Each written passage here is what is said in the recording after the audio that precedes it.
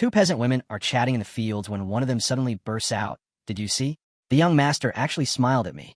The other woman, clearly doubting, responds, "I thought I imagined it." But her friend insists. I rub my eyes several times to make sure. It was really him. Meanwhile, across the field, swordsmen are practicing their skills, their blades slicing through the air in perfect harmony. The women gossip further, sharing rumors about the young master's intense training. One of them asks, "Do you think he'll make it far? He's only been training for a week, and he's still so young." Both ladies wonder what's really going on with him. Inside a room, a blonde figure gazes out the window, deep in thought. He closes his eyes, his focus sharp. Then, as if summoned by sheer will, a faint glow of mana leaks from his eyelids. A narrator's voice fills the air. He will train harder than ever before, no more allowing tragedy to repeat. The scene shifts to a figure standing in the dim light, an aura emanating from his form. Clutched tightly in his hand is a mysterious summon book. This life, it will be different, he vows to himself. This is a ruined steel guard, just 16 years old, but in his past life, he died at 33. A gust of wind howls as dilapidated houses stand as silent witnesses to a life lost. Behind a curtain, a shadow looms. The hero's voice rings out, bitter and resigned. In the end, it all happened just as it was destined to. We flash back to a memory. A man with a knife stands over a helpless Aruan, bound to a chair, staring blankly at the floor. The air is thick with despair. The scene shifts again, revealing a majestic castle perched against towering mountains. This is the Steel Guard family estate, a once mighty house that ruled the northern region of Navarre. Aruan was born here, but his life would never live up to its legacy. Under the shadow of his legendary grandfather, who was a war hero, and his powerful father, Aruan was nothing more than an ordinary third-class knight, overlooked and underestimated. Even though he had the title of lord, it was all stripped away in just 3 years. The people turned on him, laughing behind his back as they watched his family's legacy crumble. He was the dog born into a family of tigers. A count, a man who had everything handed to him, spoke the cruel truth. He's a disgrace to the Steel Guard name. The weight of those words crushed Aruan. He was nothing compared to the towering figures of his ancestors. But deep down, he had always wanted to be more than just a failure. He wanted to be a good lord, to restore his family's honor. Yet, it was all taken from him, betrayed by the very people he had trusted. The voice of the narrator darkens. His enemy, the one who had tormented him since childhood, had gone too far. They had hired an assassin to finish him off. The tension builds as Aruan's breathing quickens. The killer, closing in, finds an ominous book in the shadows, the notorious book of contracts. But something's off. The pages are empty. Aruan snaps, out of his daze, a surge of energy coursing through him. He yells, "Don't you dare touch me." With a burst of strength, he punches the assassin in the stomach, silencing the threat. The hero, spitting blood, stares at the open book in his hands, eyes widening in realization. This wasn't just any book. It was an heirloom of the Steel Guard family. A powerful artifact that, when used correctly, could bind any agreement made within its pages. If only he had understood its true potential earlier, he could have raised his family's name long ago. The killer threw the pages, sneering down at the hero. But as he turns the page, something catches his eye. A bookmark falls from the book, landing near his foot. The killer scoffs, "I don't get it. You put everything on the line for some little book. Maybe society was right about you after all." The hero's gaze sharpens as he locks onto the bookmark, a spark of hope flickering in his eyes. "Give it back," he demands, voice hoarse. "It's mine." The bookmark, a simple, sword-shaped ribbon, lies at the killer's feet, but the hero's focus is unshakable. This wasn't just any bookmark. It was the key to a long-forgotten legend, the item that granted wishes. He remembers the seller's words clearly, echoing in his mind. This is a very expensive item. It will fulfill one wish. But as the hero recalls the moment, doubt creeps in. A wish granted? No, it couldn't be. It was all a lie, a trick. He had been so desperate, so eager to regain his status, that he had clung to this absurd hope. How pathetic he had been, thinking this flimsy bookmark could turn his life around. He laughs bitterly, thinking, "Is there anyone more unlucky than me?" Just then, his thoughts are interrupted. The killer pours a red liquid from a bottle into his mouth, and the hero, still bound to the chair, feels a strange warmth spreading through his body. His head clears, and the pain subsides. He blinks, confused, and asks, "Why? Why did you give me this?" The killer, unbothered, calmly arranges a set of torturing instruments on the table in front of him. "My client," he says coldly, "want to play with you a little longer. You're not going to die just yet." The hero grips a scalpel with shaking hands, his voice dark. "Tell your client, this is his last gift." His teeth grind together as rage floods through him. How many times can one person be humiliated? His entire life was taken from him, his family destroyed, and now they wanted to end his life as well. Laughing in despair, the hero scoffs. So this is how the last descendant of Steelguard will die. The killer, for the first time, looks taken aback. Have you lost your mind? He asks. I understand it's hard to stay sane when you're being tortured, but you've really gone off the deep end. Blood splatters around the room as the killer continues his cruel work. The hero grits his teeth, whispering to himself, if only I hadn't been so stupid. If only I hadn't been deceived. The killer, relentless, forces him to drink more potions. One by one, the bottles pile up, each empty vial a symbol of his agony. The hero, exhausted and broken, drifts in and out of consciousness. If I had just one more chance, he thinks, his eyes hollow, staring out through the gap in the window. A single tear falls down his cheek, and in that moment of hopelessness, he thinks only one thing. If only I could turn back time. Then, something miraculous happens. The bookmark, which he thought was lost forever, reappears in front of him. It hovers, gently floating closer. A notification flashes in his mind. A man, desperate, and at his lowest, but still holding on to the faintest hope. The notification echoes in the hero's mind. The person who has received this notification meets the requirements. Your wish will be fulfilled. Please state your final wish. Sitting motionless in the chair, the hero remains silent, his mind numb and broken. Despair hangs in the air like a suffocating weight. A system malfunction begins. The subject cannot form any guesses. The system analyzes the despair.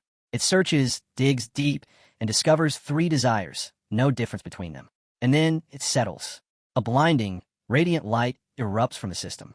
When the light fades, the hero finds himself lying in a clean bed, his body whole and healed. His surroundings are unfamiliar, luxurious, spacious, and bright. He stares out the window, eyes widening as the view reveals the mountains in the distance, bathed in the soft glow of a sunny autumn day. This is my room, he thinks, panic starting to rise in his chest.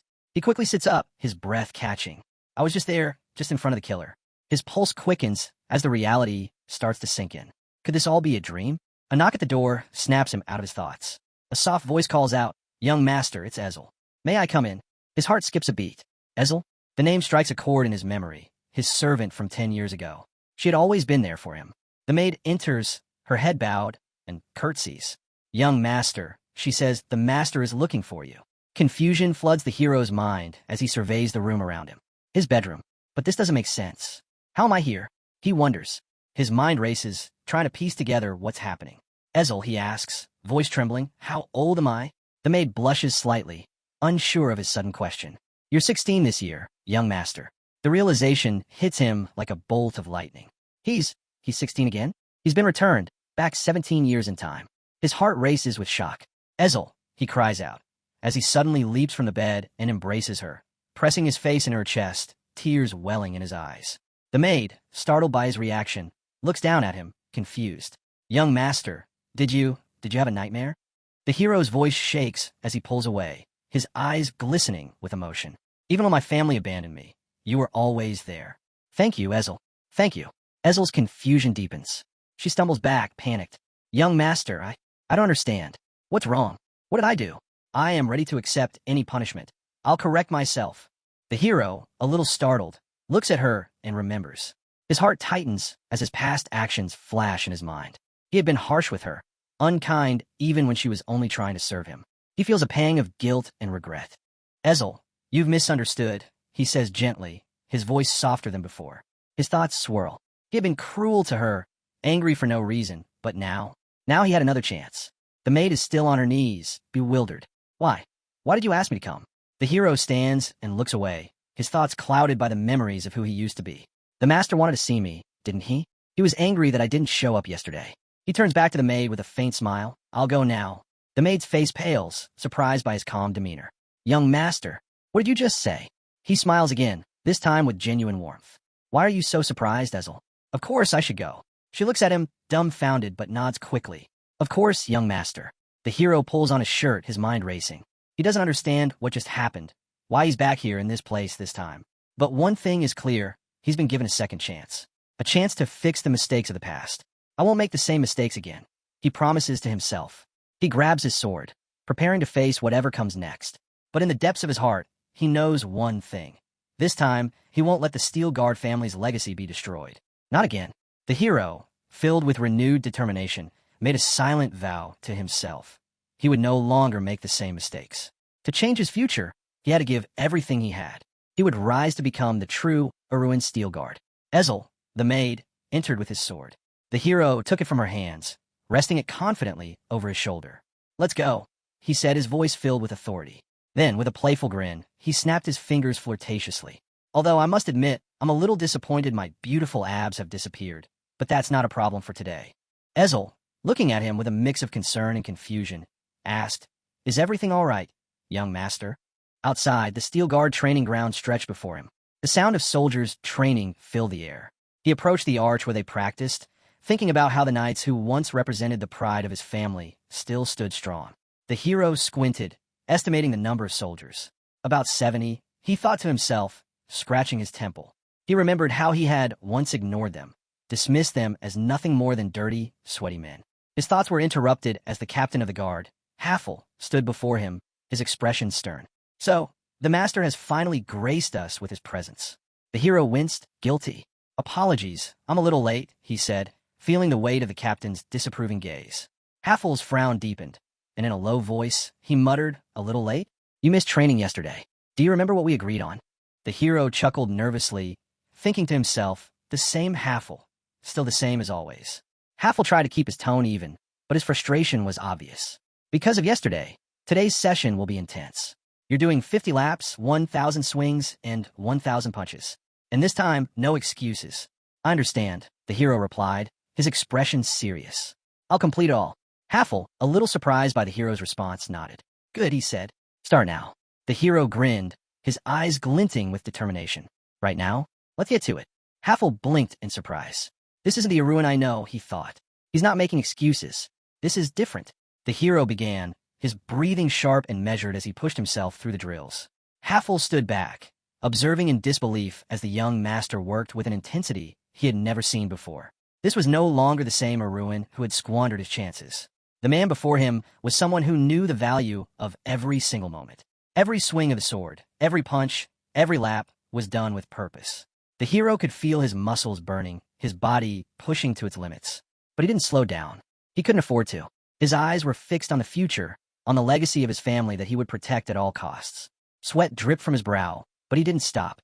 Not even when the sun blazed down, when his breath grew shallow, when the pain threatened to overwhelm him. At the 1,000th swing, he threw his sword to the ground, collapsing to the ground, chest heaving. He lay there for a moment, feeling the exhaustion settle in his bones. "I did it," he thought. "For the first time, I completed everything. It was tough, but it was worth it." As he lay there, catching his breath, he thought about his strengths and weaknesses. There was still much to improve, but this was only the beginning. His focus would be endurance next. Suddenly, the system pinged. A notification popped up in front of him, startling him. "New user detected. Would you like to start interdimensional trade?" The hero's eyes widened in confusion and shock. "What is this?" He wondered, his mind racing. "What the hell is interdimensional trade?" "Young master." Haffel's voice snapped him out of his thoughts. "Are you all right?" The hero, still in a daze, looked up at the captain. His heart was racing. "What has happened?" The hero turned to Haffel, a puzzled look on his face. "Did you not see that floating thing?" he asked, his tone a bit incredulous. Haffel, confused, stared back. "What are you talking about? What kind of thing?" The hero blinked in disbelief. "You really didn't see it?" he asked again. Haffel shrugged, thinking it must be a result of overexertion. Probably just the effects of overwork, he mused. As Haffel placed a hand on the hero's shoulder, the protagonist thought to himself, "Only I can see it." The sensation of something unusual hanging in the air lingered. The captain, still grasping the young master, looked around, wondering why it was floating here and not inside the book. As if summoned, the book appeared before them. The hero's eyes widened. "So this is the transaction with dimensions," he thought. But when he looked closely at the book, it seemed like just an ordinary one. Why does it look like this now? Suddenly, he was snapped back to reality. "Mr. Urin," the captain called sharply. Haffel, noticing nothing unusual, looked at the young master with a mix of concern and confusion. "Are you all right? You've been saying strange things. Maybe we should take you to a doctor." The hero, however, simply shook his head. "I'm fine," he replied, brushing off the captain's hand from his shoulder. Smiling softly, he added, "I'm not who I was before." Haffel, caught off guard, stared at the hero in disbelief. This sudden change, could it be the blood of the Steel Guard? He wondered, trying to make sense of the transformation. The hero, now standing tall, looked toward Haffel and said, "Since I've finished, I'm heading out. Haffel bowed sharply. Understood, young master. Rest well. The hero thought to himself, he's not lying, but this feels too real to just be a hallucination.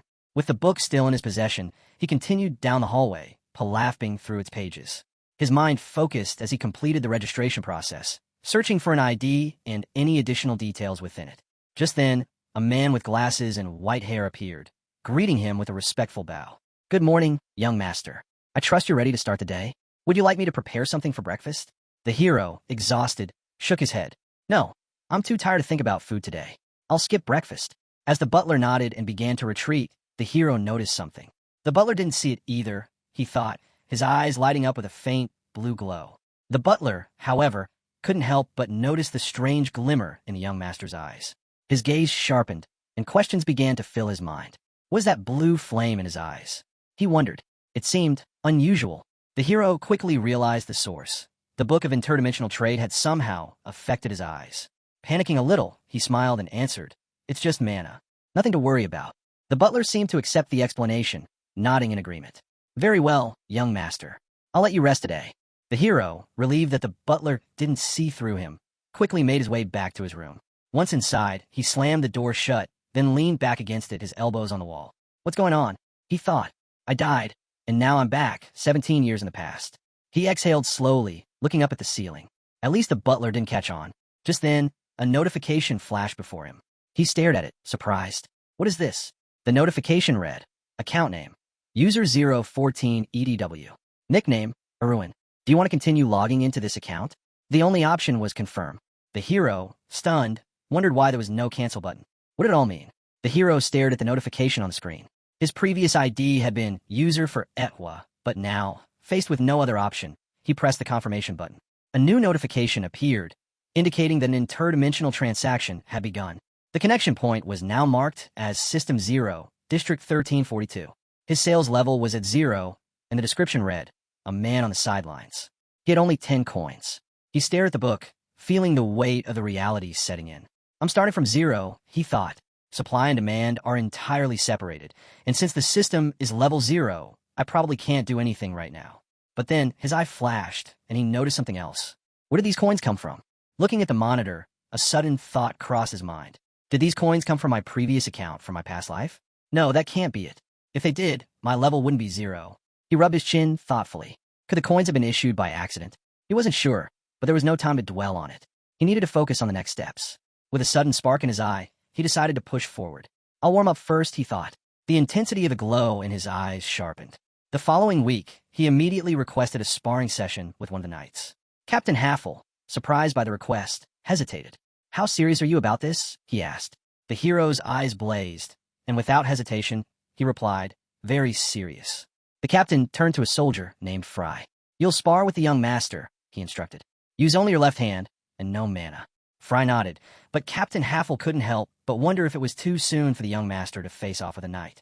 He's been training a lot lately, but this could be too much, Haffel thought. The hero, however, was not pleased with the restrictions. Fighting a level 6 knight with only one hand. What a blow to my pride, he thought with a tense smile. I'll make sure to fight at full strength. He ignored the captain's orders and prepared for battle. Fry, surprised by the young master's determination, gripped his sword. With a sudden shout, the battle began. The hero lunged at high speed, almost catching Fry off guard with a near-miss strike.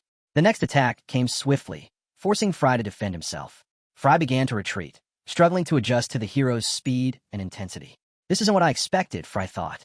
The boy's technique, it's far better than I thought. This isn't the young master I remember. The knights, watching from the sidelines, couldn't believe what they were seeing.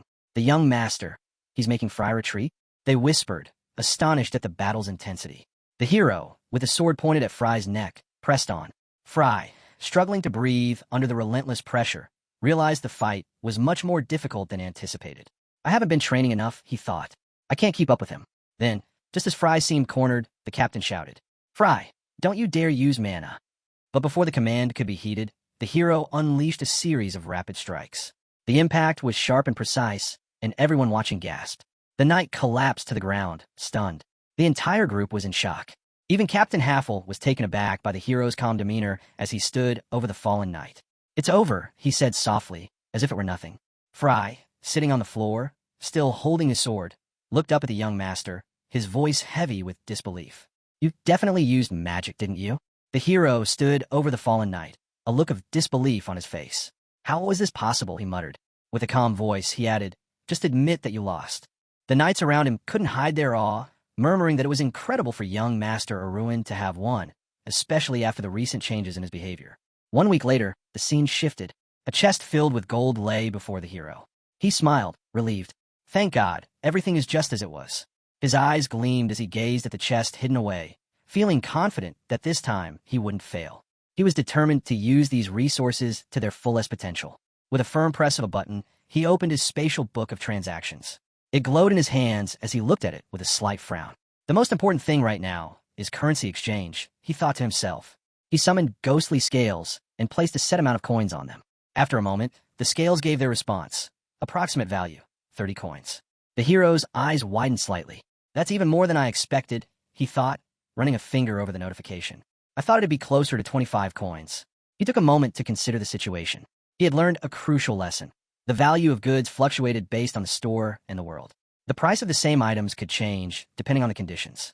His mind raced as he realized that the only way to profit from the spatial book was to buy cheap goods and sell them at higher prices. He looked at the scales again, comparing the weight of crystals and gold. His expression became more focused. The exchange center isn't filled with fools, he thought. They've probably placed restrictions and tax fees on certain items. With his hands folded thoughtfully, he reflected on what he knew. To raise the rating of his transactions, he would need to improve his achievements. But the dilemma was clear. The higher his rating, the harder it would be to obtain high-performance goods. And in the zero system, it was almost impossible to get top-tier items. The hero's eyes then caught an offer from monocrystals. This was exactly what he needed to quickly replenish his mana. He opened a chat with the merchant, whose name was Home. Hello, the hero typed. Do you sell monocrystals? Yes, Home replied. And the crystals I sell are of very high quality. The hero's attention shifted to the screen. He noticed that Home's nickname was glowing red. He raised his finger to the screen and thought for a moment. It seems this is some kind of user status. After scanning the profile, he returned to the conversation. Let's find out the price, he thought. How much for one crystal, he asked. Home quickly responded. The low-grade ones cost 5 coins each. The average ones are 20 coins each. The hero raised an eyebrow. Is this a normal price? Yes, the merchant replied. It's a fair price. Some sellers are asking for much more, but there aren't many crystals for sale at the moment. I need you to decide quickly. The hero's eyes narrowed as a new notification popped up. The average price for a low-grade monocrystal is 3 coins. The hero glanced at the information window and saw that the price for medium-grade monocrystals was listed as 12 coins, while low-grade crystals were common in the market. However, something didn't sit right with him. He grew angrier as he realized that the seller's claim of a normal price was far from true. This is fraud, he said, his voice tightening with fury. The merchant calmly replied that his prices were the lowest on the market and asked for proof of the alleged fraud. The hero stared at the dialogue, knowing full well that the proof lay within the book in his hands. Taking a deep breath, the hero tried to steady himself, his finger tapping his chin as he considered his next move. He knew the system's information was accurate. With a more composed tone, he addressed the seller. So, you want to be considered an unreliable seller? He asked. When a merchant remained silent, the hero wasted no time. I'll have to report you, he said coldly. For a long moment, the merchant didn't respond. Then, finally, his tone softened. Please, let's not do this. You're a smart buyer. I didn't intend to deceive you. He lowered his head, speaking sadly about how his profits had dwindled due to a minor strike. I paid them what they asked for, but now, I'm almost out of stock. I didn't mean to lie. The hero's gaze shifted to the signature below the merchant's profile. It read, earned 980 coins. The transaction report stated that he was a merciless mine owner, and the hero could see through the lies clearly now. His frustration flared again. So this scoundrel is lying again, he thought. The hero sent a sharp message. It's clear you're still lying. How did you think I wouldn't notice? But before he could finish, the merchant sent another message, asking the hero to forget everything and stating that he wasn't going to make any more transactions with him. The merchant quickly followed with an offer. I'll reduce the price by half. Just don't report me. The hero paused for a moment, then smirked. Should I push for more? He thought, his mind already calculating his next move. With a knowing smile, the hero began negotiating. 2 low and medium-grade monocrystals for 25 coins, he demanded. Soon, from monocrystals appeared in front of him. The hero examined their stats carefully. These can't be reused, he noted. Satisfied, he accepted the transaction. However, when the results of the trade came up, he noticed something odd. Deposit 22.5 coins. Wait a minute, he muttered, surprised. I gave him 25 coins. Why is the amount less than expected? He stared at the transaction details, confused. The seller's information and transaction report were nowhere to be found, and the price had dropped. The hero's eyes narrowed. What is this? He thought, realizing that the merchant was still hiding something. A thought crossed his mind. Maybe he could squeeze even more out of the seller. With a sorry smile, he typed, "If you keep selling at this price, I won't report you." The merchant, however, responded quickly, stating that the price was already a ridiculously small fee. The hero sighed, contemplating whether he should just leave it at that. But then a notification popped up on the screen, and his eyes widened. Cashback, 3 coins. The hero was taken aback by the unexpected cashback and quickly wondered if it was some VIP privilege. But then he shook his head in disbelief. That can't be right, he thought. Holding the mono crystal in his hand, he pondered whether he should absorb it now. After a brief pause, he closed his eyes, focused, and began absorbing the mana. As the energy flowed through him, he realized that the system had been truthful. Over the next few days, the hero dedicated himself to training, following his grandfather's advanced breathing technique, Breath of Steel. This method required both a powerful body and an immense amount of mana. The hero clenched the crystal tightly in his fist, sitting cross-legged in the lotus position. Although he had neither strength nor mana to start with, he recalled his past training. Through perseverance and effort, he thought, I can still master this. Slowly, his mana began to spread, and he could feel the technique working. It was a huge step forward, an accomplishment that felt like a triumph. The hero stood up with a small, confident grin. I'm getting stronger, he thought. His pride began to rise again as he realized how far he had come. The others were still in awe, wondering how the young master had pulled off such a feat. Some murmured that it wasn't a real fight, and that the knight named Fry was more of a social figure than a warrior. But the hero's pride was stung by these comments. I've been too lenient with him, he thought. It's time to show my true strength. Turning to Mihail, the hero called out, Fight me. Mihail, caught off guard, hesitated. Is that for me? He asked. The hero nodded, his expression sharp. This is the perfect chance to show them what I'm really capable of. Mihail, though, immediately grew wary. This is too much, he said, trying to back out. But before the situation could escalate further, a beautiful young woman walked up to them. Dressed in a tunic and cloak, with a maid by her side, she caught everyone's attention. Sounds fun, she said, her voice calm but confident. The group greeted her respectfully, my lady. She introduced herself as Kieran Steelguard, the eldest daughter of Levadon. The captain wanted to intervene, but she raised her hand, signaling she understood his concerns. If mana battles are too dangerous, Kieran said softly, turning to the hero, then hand-to-hand combat should be fine. The captain reluctantly agreed. The hero positioned himself in front of Mihail, feeling the tension build. Mihail's a 6th-class knight, he thought. Even in hand-to-hand combat, he should have no trouble handling this fight. In fact, Mihail's height and reach made him the clear favorite, but the hero was determined to prove everyone wrong. Just as the captain was about to speak, a loud shout rang out from the crowd.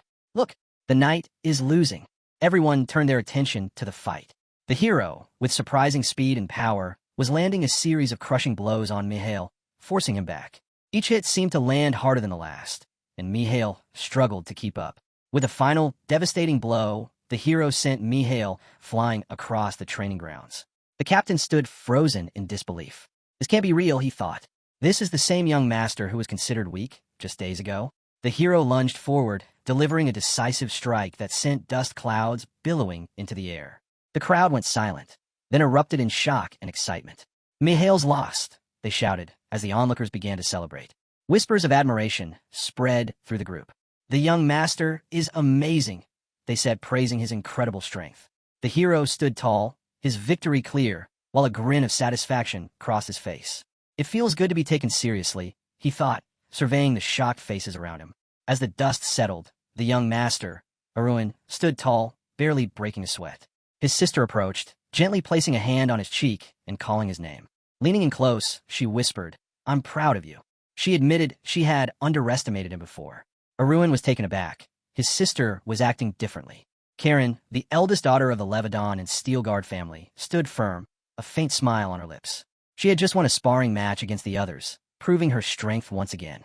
Arun recalled how their father, Levadon, had always regretted having a daughter, knowing she could never inherit the family's signature technique, the Breath of Steel, a power passed down only through the male bloodline.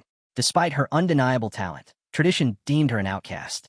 Karen's expression darkened. She lowered her gaze, the weight of her fate pressing down on her. Arun understood her pain. She knew all too well what it was like to endure constant judgment. Closing her eyes, Kieran reached out and ruffled Arun's hair. He watched her closely as she spoke. "You must have pushed yourself beyond your limits, training in secret so no one would see," she said softly, her voice tinged with regret. Kieran hesitated before continuing. "I'm sorry. As your older sister, I should have supported you, but I didn't."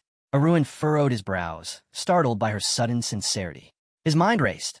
Wasn't this battle all for her approval? Without another word, Kieran turned and walked away. Arun stood next to Haffel, watching her go. In his mind, he saw her usual confident smirk, eyes sharp with understanding. Of all his siblings, Kieran was the most honest, unapologetically blunt, but deeply perceptive. She had been the first to truly see and accept his transformation. Arun closed his eyes, exhaling slowly. This was the only way. Above the castle, the night sky stretched endlessly, stars twinkling around a glowing moon. The real challenges were about to begin. Inside the grand dining hall, candlelight flickered over an elaborate feast. It was dinner time, and the long table was surrounded by family. Levadon Steelguard, the head of the household, sat at the head of the table, eyes closed as he took a slow sip of red wine. "The menu is to my liking," he remarked. Kieran met his gaze with a serious expression. "I made sure of it," she replied before shifting the conversation. "Arun will be leaving for the academy soon." Levadon opened his eyes, turning his attention to his son. "It's time," he said simply. Arun frowned slightly. He had expected this. Kieran now acknowledged his strength and was looking out for him. Levadon's sharp gaze locked onto Arun. "Kieran told me you defeated a knight in training." Arun tilted his head slightly, a small smile playing on his lips. "So my plan worked. He wouldn't let this chance slip away." "That was just the beginning," he said confidently. "There are many more knights I intend to surpass." It was only a small duel with wooden swords. Levadon chuckled, rubbing his chin in amusement. A young man seated nearby raised an eyebrow. "I heard you're only in 6th grade," he said. This was Kieran Steelguard, Levadon's eldest son, dressed in fine clothing. He rested his elbow on the table, watching Arun with an unimpressed look. "That wasn't even a real fight," Kieran scoffed. He turned to Kieran. "Isn't that right?" Kieran shot him a sharp glare, her brows knitting together. "He's only 16, she stated. "At that age, you hadn't even reached 5th class knight." Kieran's expression hardened. "I was officially recognized as a 5th class knight at 17, he corrected. Levadon, listening quietly, lowered his gaze to his glass of wine. Kieran, caught off guard, turned to his father. Levadon finally spoke. "It's impressive." Kieran stiffened. His father's words carried weight, acknowledgement that he hadn't expected. Levadon stood from the table, walking toward Arun. "Your grandfather went into battle around your age," he mused. "Is that why you've suddenly become so determined?" Stopping before his son, Levadon extended a hand. Arun stared at it, surprised. A handshake? For a moment, he hesitated. Then, with a firm grip, he grasped his father's hand, a smile forming on his lips. "I'm 16 now," he said simply. Father and son shook hands, a silent recognition passing between them. As their hands clasped, Arun suddenly realized this was no ordinary handshake. A combat handshake, a silent test of strength, where mana flowed between their palms, measuring each other's power. His eyes widened in surprise. So this is what he wants. Arun knew he had to be careful. If he revealed too much, his father might grow suspicious. But if he held back too much, he risked disappointing him. Levadon exhaled slowly, closing his eyes. When he opened them again, his expression softened. "You've grown a lot," he admitted. "I was worried my youngest son might not measure up, but now, I see I had nothing to fear." Kieran, sitting across the table, clenched his teeth, eyes burning with frustration as he watched their exchange. Levadon leaned back thoughtfully. "Come to think of it, I haven't paid you enough attention," he mused. "But now I suppose it's time I do." He turned to Arun, his gaze sharp. "Tell me, what do you want as a gift before entering the academy?" Arun blinked in surprise. A gift? He hadn't expected this. Scratching the back of his head, he forced a sheepish smile. "Well, there is something," he admitted, lowering his eyes for a moment. "But it might be too much to ask." Levadon crossed his arms, giving a small smirk. "Don't hold back. I'll listen." Arun ruffled his own hair, grinning slightly. "I didn't want to ask because I thought you'd refuse." At that moment, Kieran abruptly stood up from the table, glaring. "You have a real talent for making people uncomfortable," he scoffed. Levadon ignored him and exhaled. Then, raising a hand to his chest, he clenched it into a fist. Mana surged around him, swirling like a glowing aura. As the head of the Steel Guard family, Levadon declared, his voice steady. "I swear upon my mana, so long as it causes no harm, I will grant my son's request." Aruin's breath hitched. He's serious. Levadon lowered his hands, his gaze firm. So, what is it that you want? The grand hallway echoed with footsteps as Levadon strode forward, Aruin at his side. Behind them, Kieran followed, his expression twisted with fury. This is ridiculous, Kieran spat. He's lost his mind. Levadon remained silent, his pace steady. Kieran clenched his fists. You can't break family tradition. Only one person is allowed in there. No exceptions. Levadon finally glanced at him, his expression unreadable. The secret vault belongs to our family. When I was your age, I went there with my father. His tone darkened as he met Kieran's gaze. Are you accusing me of breaking my mana oath? Kieran stiffened. He hesitated, then sighed heavily, looking away. He had no argument against that. Levadon's voice turned cold. Go back. Aruin smirked, watching his older brother's frustration. So this is how it's done. Kieran's face twisted in rage. His younger brother was about to enter a place even he had never been allowed to step foot in. Levadon reached a large wooden door. Pulling out a key, he inserted it into the lock and turned it. The rules are simple, Levadon said. Never enter the inner vault. You may only take one thing from the outer chamber. With that, the heavy doors creaked open. Aruin's eyes gleamed as he peered inside. Finally, the vault was dimly lit, the glow from the open door casting long shadows over ancient relics and artifacts. As he stepped forward, Aruin's gaze swept the room. The spatial book of transactions. This wasn't just any book, it was the ultimate weapon. A treasure so powerful that only someone like him could wield it safely. If it fell into the wrong hands, it could bring disaster. He moved carefully between the shelves, scanning the relics. In my past life, only 2 spatial traders existed in the last 100 years, my grandfather and me. His fingers traced the air, recalling the symbols and intricate designs that only he could see. This book was different in this life, but he could still sense it. Aruin's heart pounded. It's here. His eyes narrowed. No one else could find it. No one else should. I have to take it and erase its existence from this place forever. Levadon crossed his arms, his sharp gaze locked onto his son as Aruin stepped out of the vault. Did you find what you wanted? He asked. But as his eyes fell on the item in Aruin's hands, his expression shifted to one of surprise. Aruin stood there, smiling slightly, holding up a golden figurine, a statue of a hero. Levadon's brows furrowed as he examined the small sculpture. It was a depiction of Layskin Hero Award, a monument created to honor the defense of Navarro against the Empire. Not just any trinket. This was one of only 1,000, making it far more valuable than ordinary gold figures. Levadon sighed heavily, narrowing his eyes. A momentary impulse. He's blinded by greed. You told me you were going to Vigo for gold, Levadon remarked, his voice laced with skepticism. Aruin pursed his lips before flashing an awkward smile. He already knows what I'm thinking. Standing before his father, Aruin shifted his gaze and spoke calmly. Right now, this is the most valuable thing to me, he explained. With it, even after buying a sword or mana crystals, I'd still have money left over. Levadon's expression remained unreadable as he studied his son. Do as you wish, he finally said. Buy it, sell it, it's up to you. But don't let this distract you from your training. Aruin hesitated for a moment, then spoke with quiet determination.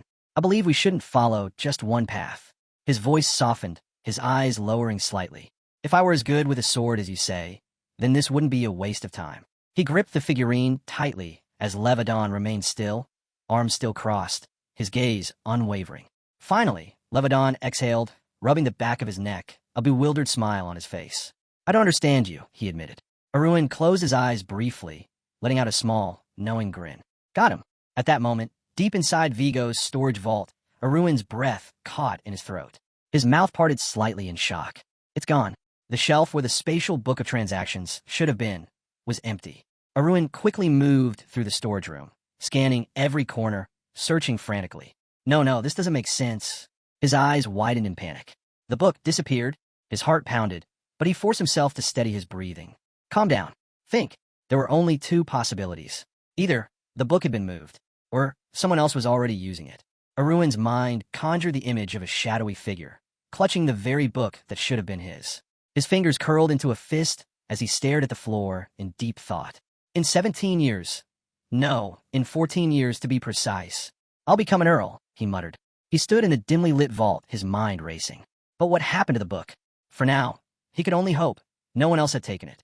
With a sigh, Aruin turned his attention back to the golden figurine in his hand, absent-mindedly running his thumb over its surface. He leaned his head against his palm, deep in thought. The book isn't here. That alone is a major discovery. But in the rush of it all, He had chosen the hero figurine instead. And then, a notification flashed before his eyes. Automatic transaction completed. Blue windows appeared in front of him, listing details. I have Providence item gold. Sale limit reached. Trades requested for next rank. Price subsidy activated. Up to 50% of your coins will be supported. Negative balance applied. You received 106.5 coins from a sleeping student. You received 205 coins. Discount coupon activated. Total coins, 36,275.5. Aruin's lips curled into a slight smile. Well, this has its perks. His mind flashed back to a previous notification. Urgent adjustment. Effect applied. Cashback. Plus 3 coins received. His eyes widened in surprise as faint blue flames flickered in his iris. Urgent adjustment? He had seen something like this before. VIP privileges. Aruin stood by the window, stretching his arms out, shaking his head in disbelief. Then, turning slightly, he smirked, eyes glinting with curiosity. He raised a single finger and hovered it over the floating blue icon on the book. This is impossible, he muttered. With a deep breath, he pressed it. If nothing happens, then it isn't real. The moment his finger connected, his eyes snapped open, and what he saw made his breath hitch. A glowing card materialized before Aruin, displaying an array of powerful skills: daily attendance check, inventory expansion, flow rate promotion, profile, and more. The sight made his breath hitch. This can't be real. His wide eyes flickered between the skills. Every single benefit was at its maximum level. Aruin's fingers twitched. He reached out instinctively, but then hesitated. His mind reeled, trying to process what he was seeing. Was this some kind of trick? His gaze returned to the spatial book of transactions. He swallowed hard, his pulse quickening. This is insane, he whispered under his breath. Taking an involuntary step back, he stared at the book like it was something beyond comprehension. How is this even possible? Then, another realization hit him. The amount I got from the currency exchange was higher than expected. Memories of his past transactions flashed in his mind. The moment he placed his coins on the scale. Skill activated. 0 commission. All payments have a 0% fee. His exchange with the merchant. Skill activated. Eye of Providence. Provides insight into partner transactions. The trading process. Skill activated. Flow rate. Displays real-time transaction prices and quantities. Aruin recalled watching the numbers suddenly change before his eyes. 22.5 extra coins had appeared out of nowhere. And then, another unexpected benefit. Skill activated. Enjoying excess. 10% discount applied. Skill activated. Urgent adjustment. 15% coin refund applied. More notifications flooded in. Urgent adjustment.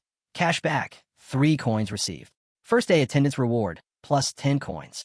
His expression twisted in disbelief. Even the very first 10 coins I started with got boosted by these perks. A beat of silence filled the room. Then, Aruin burst into laughter. With a triumphant yell, he jumped up and down, his fists pumping in the air like a child who had just struck gold. This is ridiculous, he shouted gleefully, his excitement impossible to contain. He spun around, waving his arms and kicking his legs, overwhelmed by pure joy. Placing both hands on his cheeks, he grinned ear to ear, beaming. This is it. This is exactly what I needed. Then, his expression darkened. Now, I can finally begin my revenge. His fingers tightened around the golden figurine, his gaze sharpening. I have everything I need. Carefully, he placed the hero figurine onto the system's transaction scales. Let's see what this thing is really worth. A notification flashed. Approximate price, 115 coins. Aruin's eyes twitched. His lips curled downward. 115 coins. His fingers curled into a tight fist as a wave of irritation rolled through him. Are they trying to scam me? He knew the real price. The figurine's actual value ranged between 140 and 150 coins. His burning blue eye flared. Not happening, he muttered. VIP flow rate privilege activated. A new notification appeared. Average market price, 150 coins. Transaction quantity, in excess. Aruin's anger spiked. They were trying to cheat me out of 40 coins. That's nearly 400 gold. Clutching the figurine to his chest, his jaw clenched. His irritation was boiling over. But then he forced himself to exhale. Even though it pissed him off, this was still an insanely profitable deal. With a deep sigh, he accepted the transaction. The tension drained from his shoulders as he collapsed onto his bed, arms spread wide. His body sank into the mattress, exhaustion and satisfaction settling in at the same time. His eyes drifted toward the spatial book of transactions. Interdimensional trading, all while lying comfortably in bed. A slow smirk played on his lips. This book really is a cheat code. But then, a sudden shockwave of realization hit him. His body jerked upright, hands gripping his knees as his eyes snapped toward the book. His mind reeled. Wait, no. It didn't just get into my hands. His pupils dilated. The spatial book of transactions is inside my eye. His breath caught in his throat. This was beyond any expectation, and it was perfect. A notification appeared. Transaction complete. Golden figurine sold. 150 coins received from Moss. Current balance, 425.5 coins. Another window followed. I have Providence activated. 2 glowing scales materialized, listing commodity characteristics, gold class transactions. Arun leaned forward, resting his face against his palm, a smirk creeping onto his lips. That was fast. His fingers tapped against the side of his face as he thought. Next product. A spark of excitement flared in his eyes. Mana crystals. A new notification popped up. Searching for merchant. High quality, low-cost mana crystals. A name appeared.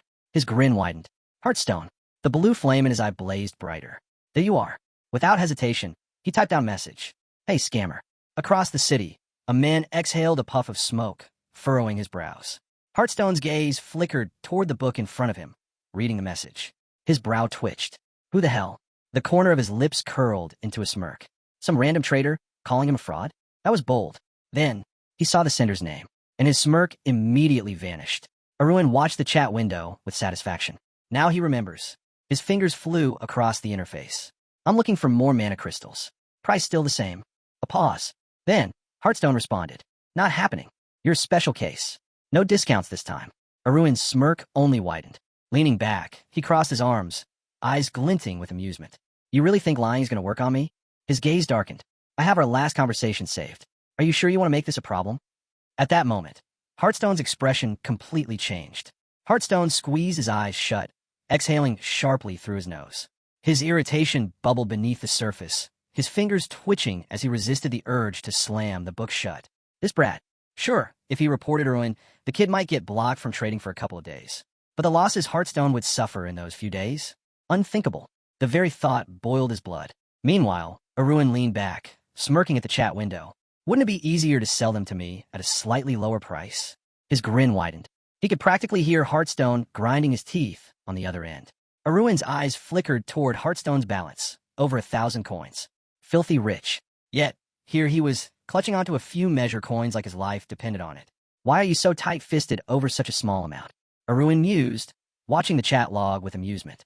Heartstone sighed, his shoulders slumping. This kid is messing with me. Fine. Heartstone muttered, rubbing his temples. How much do you want to buy? A notification popped up. Arun stroked his chin thoughtfully, glancing at the transaction records. His earnings were stacking up nicely. He had bought medium-level mana crystals for 10 coins and low-level ones for 2.5. And now, he was reselling them for 12 and 3 coins, respectively. Pure profit. Arun yawned, stretching his arms overhead. These are the basics of trade: buy low, sell high. Easy money. Meanwhile, in Heartstone's room, crash. A golden hook slammed against the wall with a loud clang. Heartstone shot up from his chair, his teeth grinding.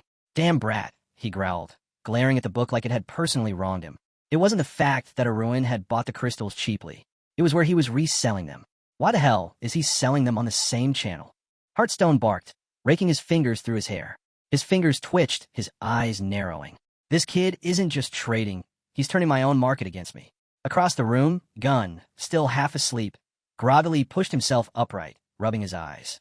His gaze landed on the book, blinking at the sheer number of unread messages. The hell's going on? He muttered. Back in Arun's room, he opened Heartstone's chat window. A flurry of angry, half-censored curses greeted him. Arun simply chuckled, his lips curling into a smug smirk. 3 years of trading experience in my past life, he mused. After all the scams I've been through, I've learned a thing or two. His fingers hovered over the book. Now, how should I handle this? Heartstone's frustration hit a peak. He furrowed his brows, baring his teeth. His anger flared. This damn kid. His fingers flew across the book. But before he could send another furious response, Arun's message popped up first. You have no right to be angry at me. Heartstone's fingers froze. His eyebrows shot up, mouth slightly agape. What? What the hell does that mean? He wasn't expecting this kind of response. He was pissed because Arun was blatantly ripping him off. How did he suddenly become the one at fault? Arun leaned forward, his eyes glinting with amusement. Oh, I've barely even started. His smirk sharpened. A bolt of excitement shot through him, like a lightning strike straight to his head. Heartstone grimaced. His nervous chuckle escaped before he could stop it. This kid is actually insane. The way Arun was acting, it was unnerving. Heartstone stared at the chat window, watching in disbelief as Arun continued typing. Enough, Hearthstone barked, rubbing his forehead. Just stop acting like a lunatic already. He sighed heavily. This kid has a few screws loose. Arun, grinning from ear to ear, stretched out a single finger, letting it hover over the successful transaction notification. He pressed it with mock innocence. A new message popped up from Hearthstone. You've gone too far. Arun simply leaned back and laughed. Oh, Hearthstone, we're just getting started. Arun furrowed his brows as he stared at the chat log. What's his problem? Hearthstone was furious that Arun had resold the mana crystals at a higher price. But so what? It wasn't like Arun had promised not to resell them. There were no conditions, no contracts. It was just business. His expression darkened slightly. This is only happening because Hearthstone was overcharging to begin with. On the other side of the conversation, Hearthstone crossed his arms and turned his head away from the chat window, grumbling in frustration. Arun smirked. Oh, so now you're sulking? Still, he wasn't done. You want to make another deal. Hearthstone, still visibly irritated, responded curtly. Not selling at that price anymore. Do whatever you want. Report me if you feel like it. Arun's eyes narrowed. He's really upset. Leaning back, hands behind his head, Arun let out a slow breath. This was salvageable. Money is a religion for people like Hearthstone. A matter of faith. And right now, he was testing that faith. Typing smoothly, Arun sent another message. A big shot like you turning down easy profit? That doesn't sound right. Hearthstone hesitated. Arun's grin widened. Hook, line, and sinker. Come on, he added. Just play along for now. You'll see soon enough, this is bigger than a little grudge. He watched the screen, waiting. Then, that makes sense. Arun's smirk deepened. He knew it. Hearthstone, as much as he hated to admit it, was someone who never ignored profit when it was right in front of him. Now it was time to negotiate. Arun checked his balance. Current coins, 455. VIP support activated. 30% bonus applied. Total available, 675 coins. More than enough. He glanced at the chat log. I'll take 50 medium-level crystals and 19 low-level ones. Hearthstone's response was immediate. I don't have that many. Arun's fingers hovered over the screen. Perfect. I was talking about your mine, wasn't I? For a second, the chat went silent. Then, Hearthstone's message popped up. Crystals don't just appear out of nowhere, you know. Arun chuckled, shaking his head. He's rattled. I'll take everything you have then.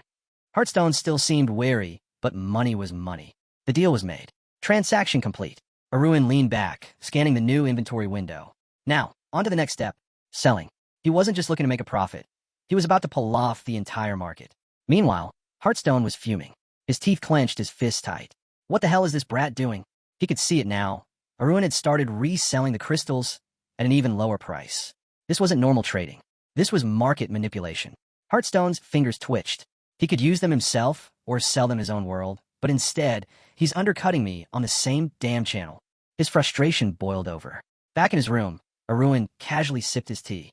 The warmth spread through him as he placed the cup down onto the soft cushion beside him. From a regulatory merchant's perspective, Hearthstone's frustration makes sense. But Arun wasn't a regular merchant. A VIP privilege window popped up. His eyes glimmered with satisfaction. For someone with VIP benefits, the rules were different. Even if he lowered the price by 25%, he'd still make a profit. His fingers hovered over the glowing transaction window, drinking in the sight of his latest scheme falling into place. He exhaled. Then, with a deliberate motion, he reached out and sealed the deal. The protagonist's skill absorption rate surged, the system alerting him that it would now be much faster. He stood poised in a fighter's stance as he marveled at his progress. He had advanced to System 1. For him, this meant that even the lowest-level personnel and servants could now rival knights in strength. But there was something unsettling about this world, the world of Murim, as it was called. He shook his head, unable to grasp the strange communication methods they used. Suddenly, a card appeared in front of him, revealing that he lacked the artistic tools to fully understand the situation. Above it, some mocking comments scrolled by, criticizing his inability to comprehend spatial trading. The protagonist stared at the card, his mouth slightly agape. Was this really necessary? His confusion wasn't unfounded, as even Arun, who was with him, found it predictable. A new window popped up, showing a skill related to absorption. The side effects of absorption were now reduced to 80%, but the absorption rate had skyrocketed to 300%. The protagonist studied the window, a thoughtful expression crossing his face as he rubbed his chin. He was caught off guard. What had triggered this sudden change? What did he need to do to unlock these new privileges? Arun, sensing his doubt, suggested using the Eye of Insight. The protagonist's red eye flashed with an otherworldly glow as he activated the skill, staring at the window. But nothing happened. He shut his eyes tiredly, pinching the bridge of his nose in frustration. This was all part of some setup, he thought. The exchange center employees were no help at all. Arun, too, was disappointed, pointing out that they should have at least explained where these privileges came from, or at the very least, allowed him to use the eye of insight on the information. The protagonist collapsed onto a nearby sofa, resting his hands on his legs as he gazed at a scroll that had appeared in front of him. Guess we'll have to figure out on our own, he muttered, his attention caught by a new notification. Several pop-up windows appeared, announcing a range of events like a week of special sales, VIP promotions, and discounts for professional growth. The protagonist raised his hand to wave away the flood of notifications. What was all this? Why so many at once? He couldn't help but grin, his finger tapping against his lips as he thought about the strange situation. Arun raised an eyebrow, noticing something peculiar. If you look closely, he mused, this doesn't add up. Arun's expression shifted to one of disbelief. Even if the sale was special, given the high market prices at the exchange center, the discounts wouldn't matter much. The protagonist chuckled, his lips curling into a sorry grin. It's fine. With all my privileges maxed out, the lack of commission on transactions doesn't bother me. As if on cue, a red envelope icon appeared before him, drawing his attention. Arun pondered aloud, wondering if this was a way to pay for participation in the event. When he opened it, a message greeted him, a congratulatory note celebrating his transition to System 1. Along with it came 3 gift coupons for use at the exchange center. The protagonist blinked in surprise. What's this? More customer service junk? Arun was more optimistic, hoping they wouldn't just send him snacks as a reward. But to his surprise, the gift wasn't what he expected. Inside the envelope, there were several items. An ancient formation diagram, 3 years of spiritual energy, rapid martial arts development for both body and sword skills, and 500 coins. It seemed that System 1 had much more to offer than he realized. The protagonist's eyes widened in surprise as he extended his hand toward the objects in front of him. What was all this about? He opened his mouth slightly, confused, and a red scroll materialized above his head. A notification flashed, announcing the activation of the sponge skill, followed by its characteristics. Another notification quickly popped up, confirming the takeover was complete. He closed his eyes, pressing his hand to his face, a twinge of pain running through him. Arun, startled, opened his eyes wide, his mouth slightly ajar in shock. So, the body and sword skills actually got absorbed, he exclaimed. The protagonist grinned, his expression turning insidious as he examined the items he'd received. He held up the Mona crystals and the item he had just claimed, his gaze thoughtful. In this world, martial arts rely on mana as fuel, he noted, but in System 1, it's spiritual energy. He presented a blue and gold silhouette of a person in a meditative pose. Arun, taking in the sight, couldn't help but comment, if someone were to ask where martial arts are the best, my answer would be System 1, without a doubt. The protagonist imagined Laziken wielding a golden sword, using his mysterious blade technique. Arun observed this, thinking to himself, that strange out-of-world sword skill from Laziken. I'm guessing it came from the martial arts world. He added, the martial arts in both systems share similarities. They're both rooted in the forces of nature. But mana is more raw, while spiritual energy is a refined, higher form of it. The protagonist sank into a meditative position, a golden aura surrounding him. He reflected, although the rapid development of my body and sword skills is compatible with a monolord, I still need to open my meridians and veins. With a deep breath, he closed his eyes, focusing on honing his abilities further. Arun, watching him with anticipation, noticed the red aura that started to surround the protagonist. His mouth opened slightly in awe as the protagonist's energy grew. The protagonist clutched his chest, feeling a strange sensation, and realized, producing Danteon while simultaneously learning sword techniques was proving to be even more effective than he had imagined. His eyes widened in slight shock as he looked ahead, still unsure whether there was a limit to spatial trade. Arun, ever the strategist, thought about the possibilities. As long as you have coins, you can buy anything, even abstract valuables, he mused. The protagonist, thinking about his 500 gold coins, nodded to himself. I should be careful how I spend these, he thought, weighing the options carefully. Once his preparations were complete, Arun suggested, it's time to start tracking your first target. We could begin with him, that guy. Meanwhile, deep within a dark cave, Muhyoja was engaged in a peculiar conversation. His client, clearly annoyed, requested that Muhyoja stop talking about love. Sitting cross-legged in the shadows, Muhyoja smirked and replied, think of it as love for the human race. The buyer, unfazed, insisted he needed martial arts scrolls. A sorry smile tugged at Muhyoja's lips as he held a red book in his hands. I have many things for you, Muhyoja said, his tone shifting to one of amusement. But please, refrain from such an informal tone. The buyer didn't seem to care, and Mu Hyoja sighed heavily, narrowing his eyes. Another troublesome client, it seemed. A new window popped up in front of Mu Hyoja, displaying the protagonist's information. With a grin, Mu Hyoja muttered, "This one's just a small fry from the lower system." He leaned back, resting his head on his hand. "But I shouldn't complain. People like him are exactly how I make my living." His insidious smile widened as he turned his attention back to the business at hand. Mu Hyoja bared his teeth in a malicious grin, his eyes gleaming with satisfaction. "You should be grateful," he sneered. Blood slowly dripped onto the cold stone of the cave floor. He looked at the protagonist, asking which technique he was after. The protagonist raised an eyebrow. "Balance, crouching tiger," Mu Hyoja said, "and the 3-volume techniques." The protagonist bared his teeth, smiling irritably. Arun, standing beside him, couldn't help but comment, "No matter how many times I hear this, I can never get used to his tone." The protagonist's eyes narrowed.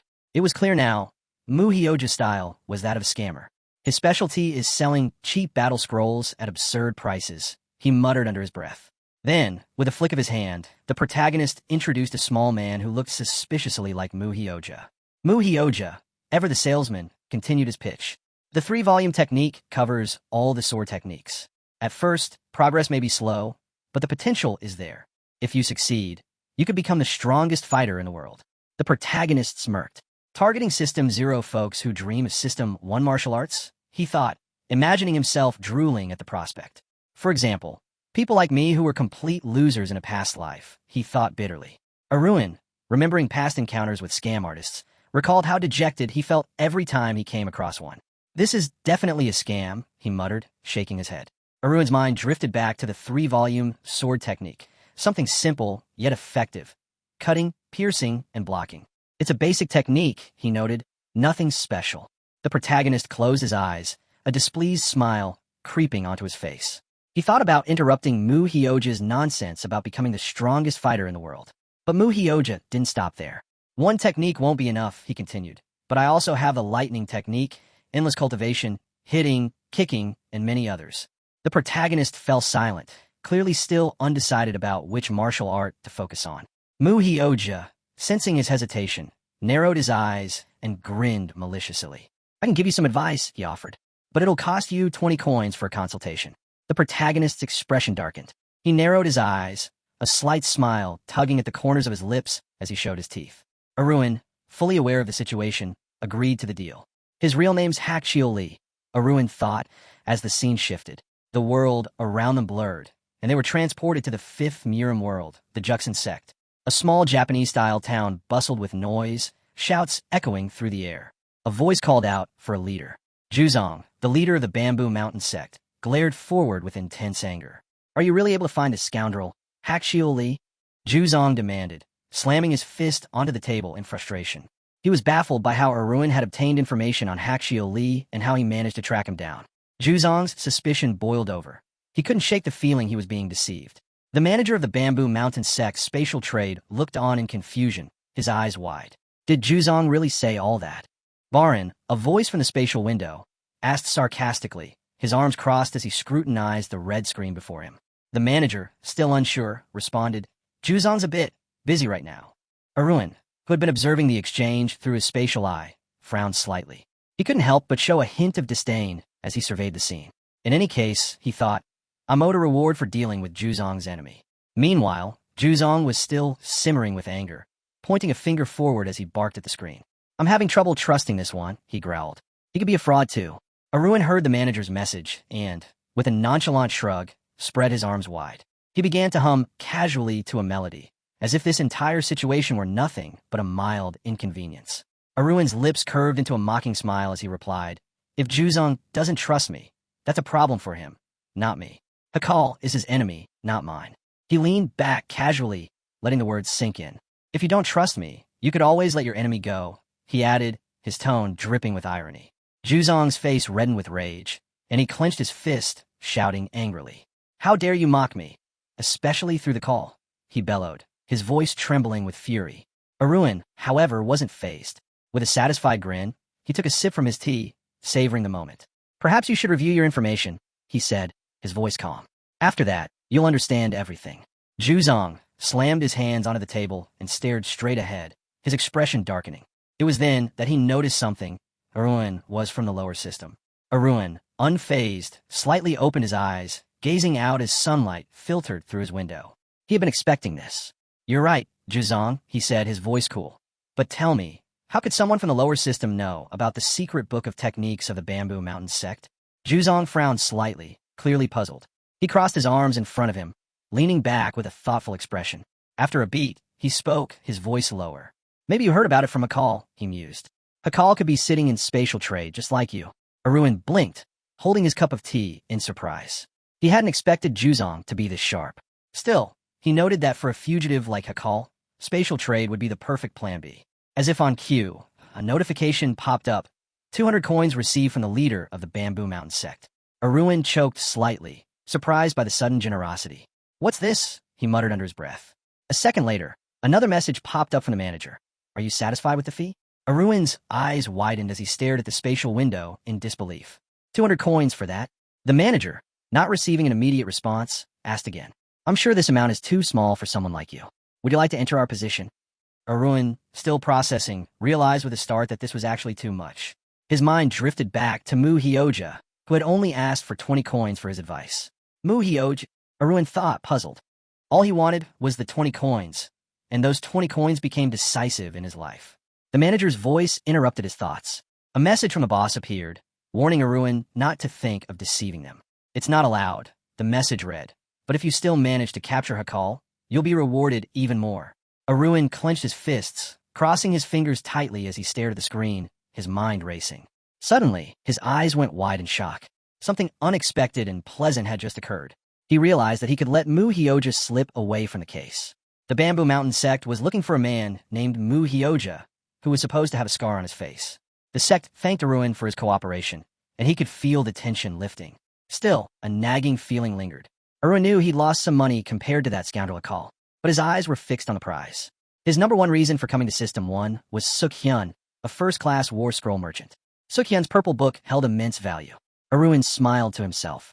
He'd found his target. Suk-hyun's collection wasn't just about martial arts.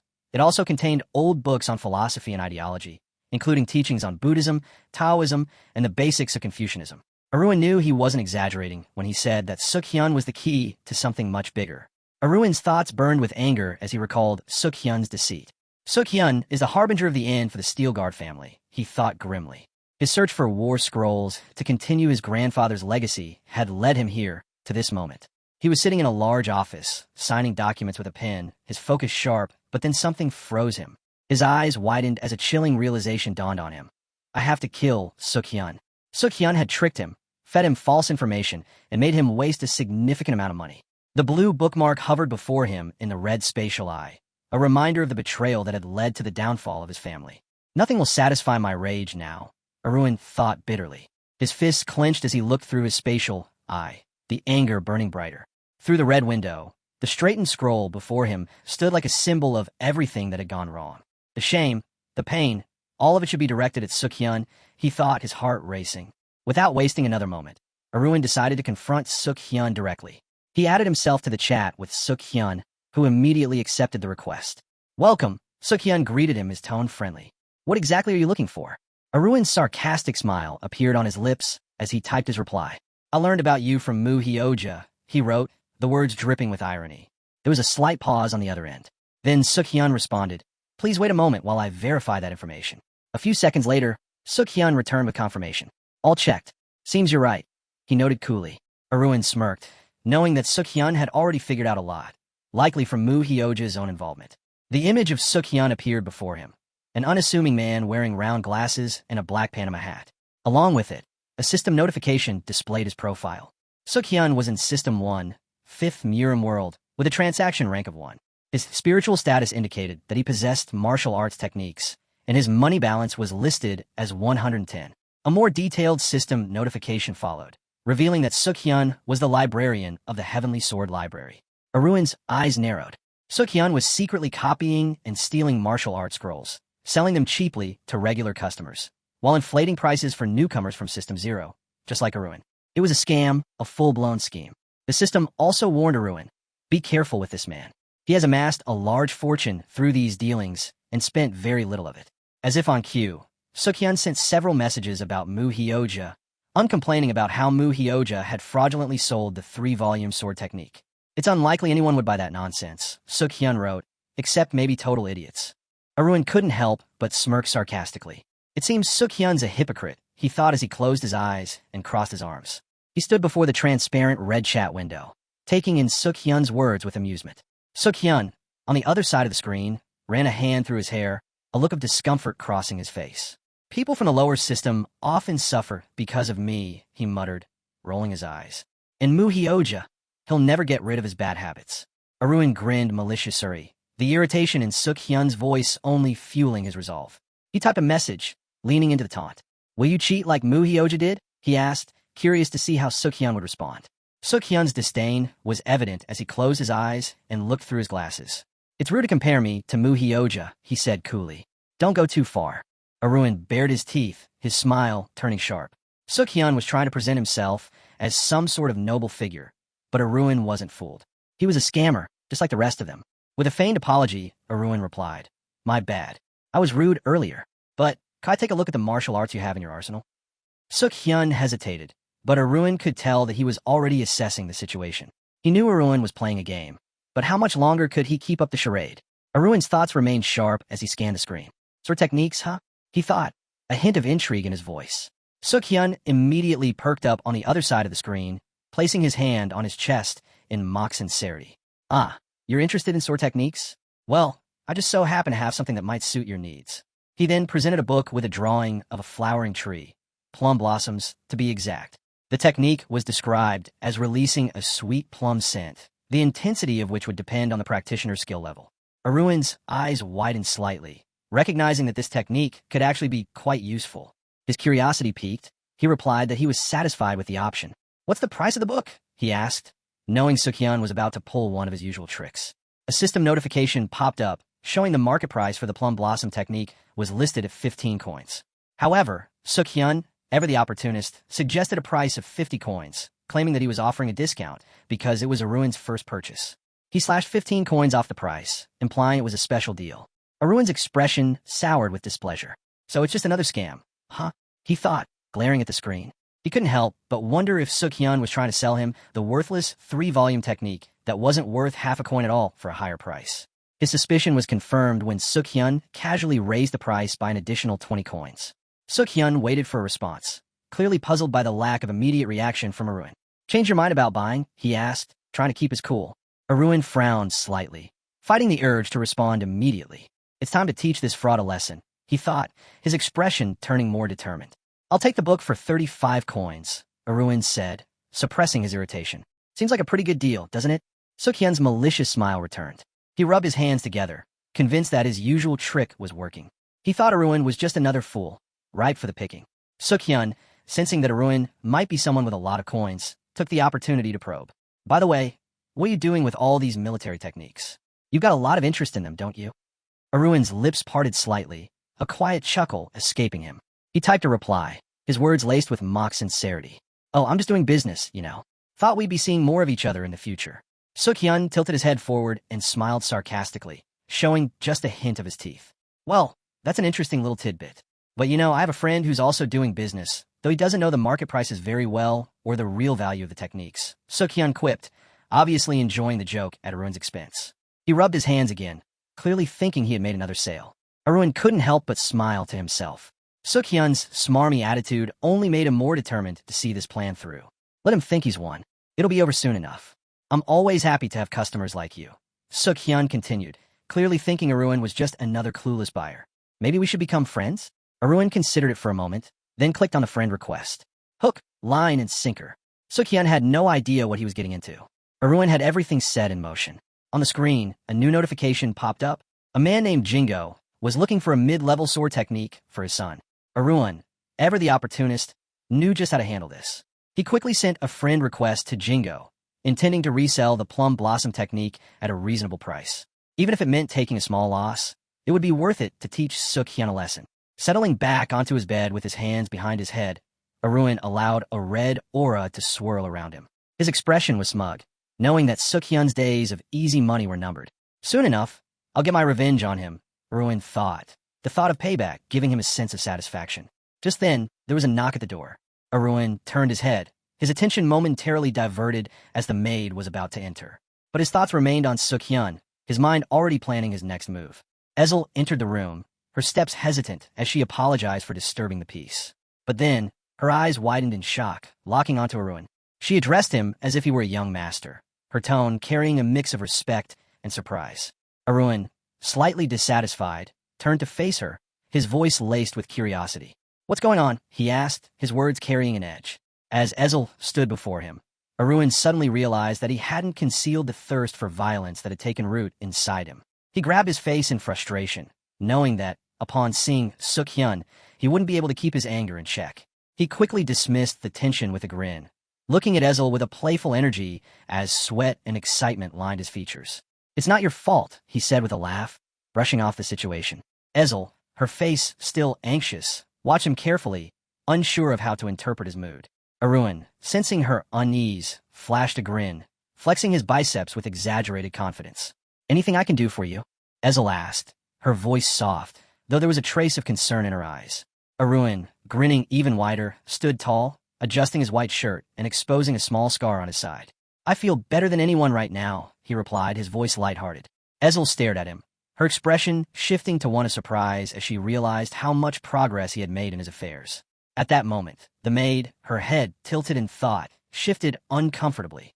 Ruin noticed the slight blush creeping up her cheeks as small yellow petals danced in the air, brushing past his face. He blinked, realizing that this was becoming a potential problem. With a smile that seemed to stretch from ear to ear, Ruin waved his hand dismissively. He couldn't help but think that Ezel might now see him differently, though, in truth, he hadn't even shown half of his capabilities. And yet, there she was, already looking at him with a mix of curiosity and awe.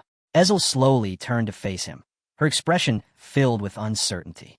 Ruin broke into a wide, confident smile, his eyes closing as he spoke. "You can ask me anything," he said, his tone relaxed. Ezel raised an eyebrow, still worried. "You remember this morning, right? With your brother Kieran?" Ruin's expression faltered, his eyes widening in realization. He sighed deeply, recalling his earlier plans with Kieran. If he wasn't mistaken, he definitely had something scheduled with his older brother. A moment later, Kieran appeared, striding closer with a sharp, irritated look. His brows were furrowed, and he was clearly in a mood. The training grounds were quiet in the early morning, and Ruin could see his older brother glaring at him from beneath his long bangs. "What brings you here?" Ruin asked, raising an eyebrow. Kieran, as always, considered himself too strong to train with the knights, preferring to train alone. He was always distant, even if it meant hitting around corners and practicing by himself. Kieran's eyes flickered with irritation as he asked, "When did this happen?" Ruin couldn't help but mock him. "Everyone knows by now. You never show up at the training grounds. You just sneak around the back and train alone," he said, the words dripping with sarcasm. Kieran's anger flared at the insult, and he bared his teeth, his face twisting into a deep frown. "What did you say?" he demanded, his voice low and threatening. Ruin smirked, looking at his older brother with an ironic smile. "I'm just joking, Kieran. But you did come here for something, right? What is it you wanted to talk about?" Kieran, still seething with anger, didn't seem to appreciate the teasing. His fists clenched tightly as he took a step forward. "You've got a lot of nerve, Ruin. I'm going to teach you a lesson right now," he growled, raising his fist, ready to strike. Ruin, caught off guard by the sudden outburst, widened his eyes in surprise. His brother was actually going to throw a punch. Ruin looked down in displeasure, avoiding his brother's blow with ease. He knew Kieran had a tendency to lose his temper quickly, but this time his brother was crossing the line. Kieran, frustrated by the sarcastic remark, swung his arms wildly, determined to take revenge for the offense. Ruin bent slightly, glaring at his older brother from under his brows, confused by the intensity of his brother's anger. Kieran turned away, still fuming, and grumbled that his younger brother had brought it upon himself. With a growl, he swung his fist toward Ruin's face. The air seemed to hum with energy as his punch approached, glowing with the bursts of aura that radiated from his fist. But Ruin wasn't fazed. He expected this. As the two fists collided in midair, Kieran's expression shifted from anger to shock. His blow landed with force, sending Ruin stumbling back, but not without resistance. Ruin, despite his surprise, managed to stay on his feet, his body bending slightly from the impact. Sweat trickled down Kieran's face as he processed what just happened. His younger brother was much stronger than he remembered, especially considering Ruin was once only a fifth-class knight. Kieran's hand shot up to his chest, and with a crackle, bolts of lightning erupted from his sleeve. His eyes narrowed with frustration as he realized he had let his guard down. He turned to Arun, glaring fiercely. "You've got some nerve," he muttered, "but now I won't hold back."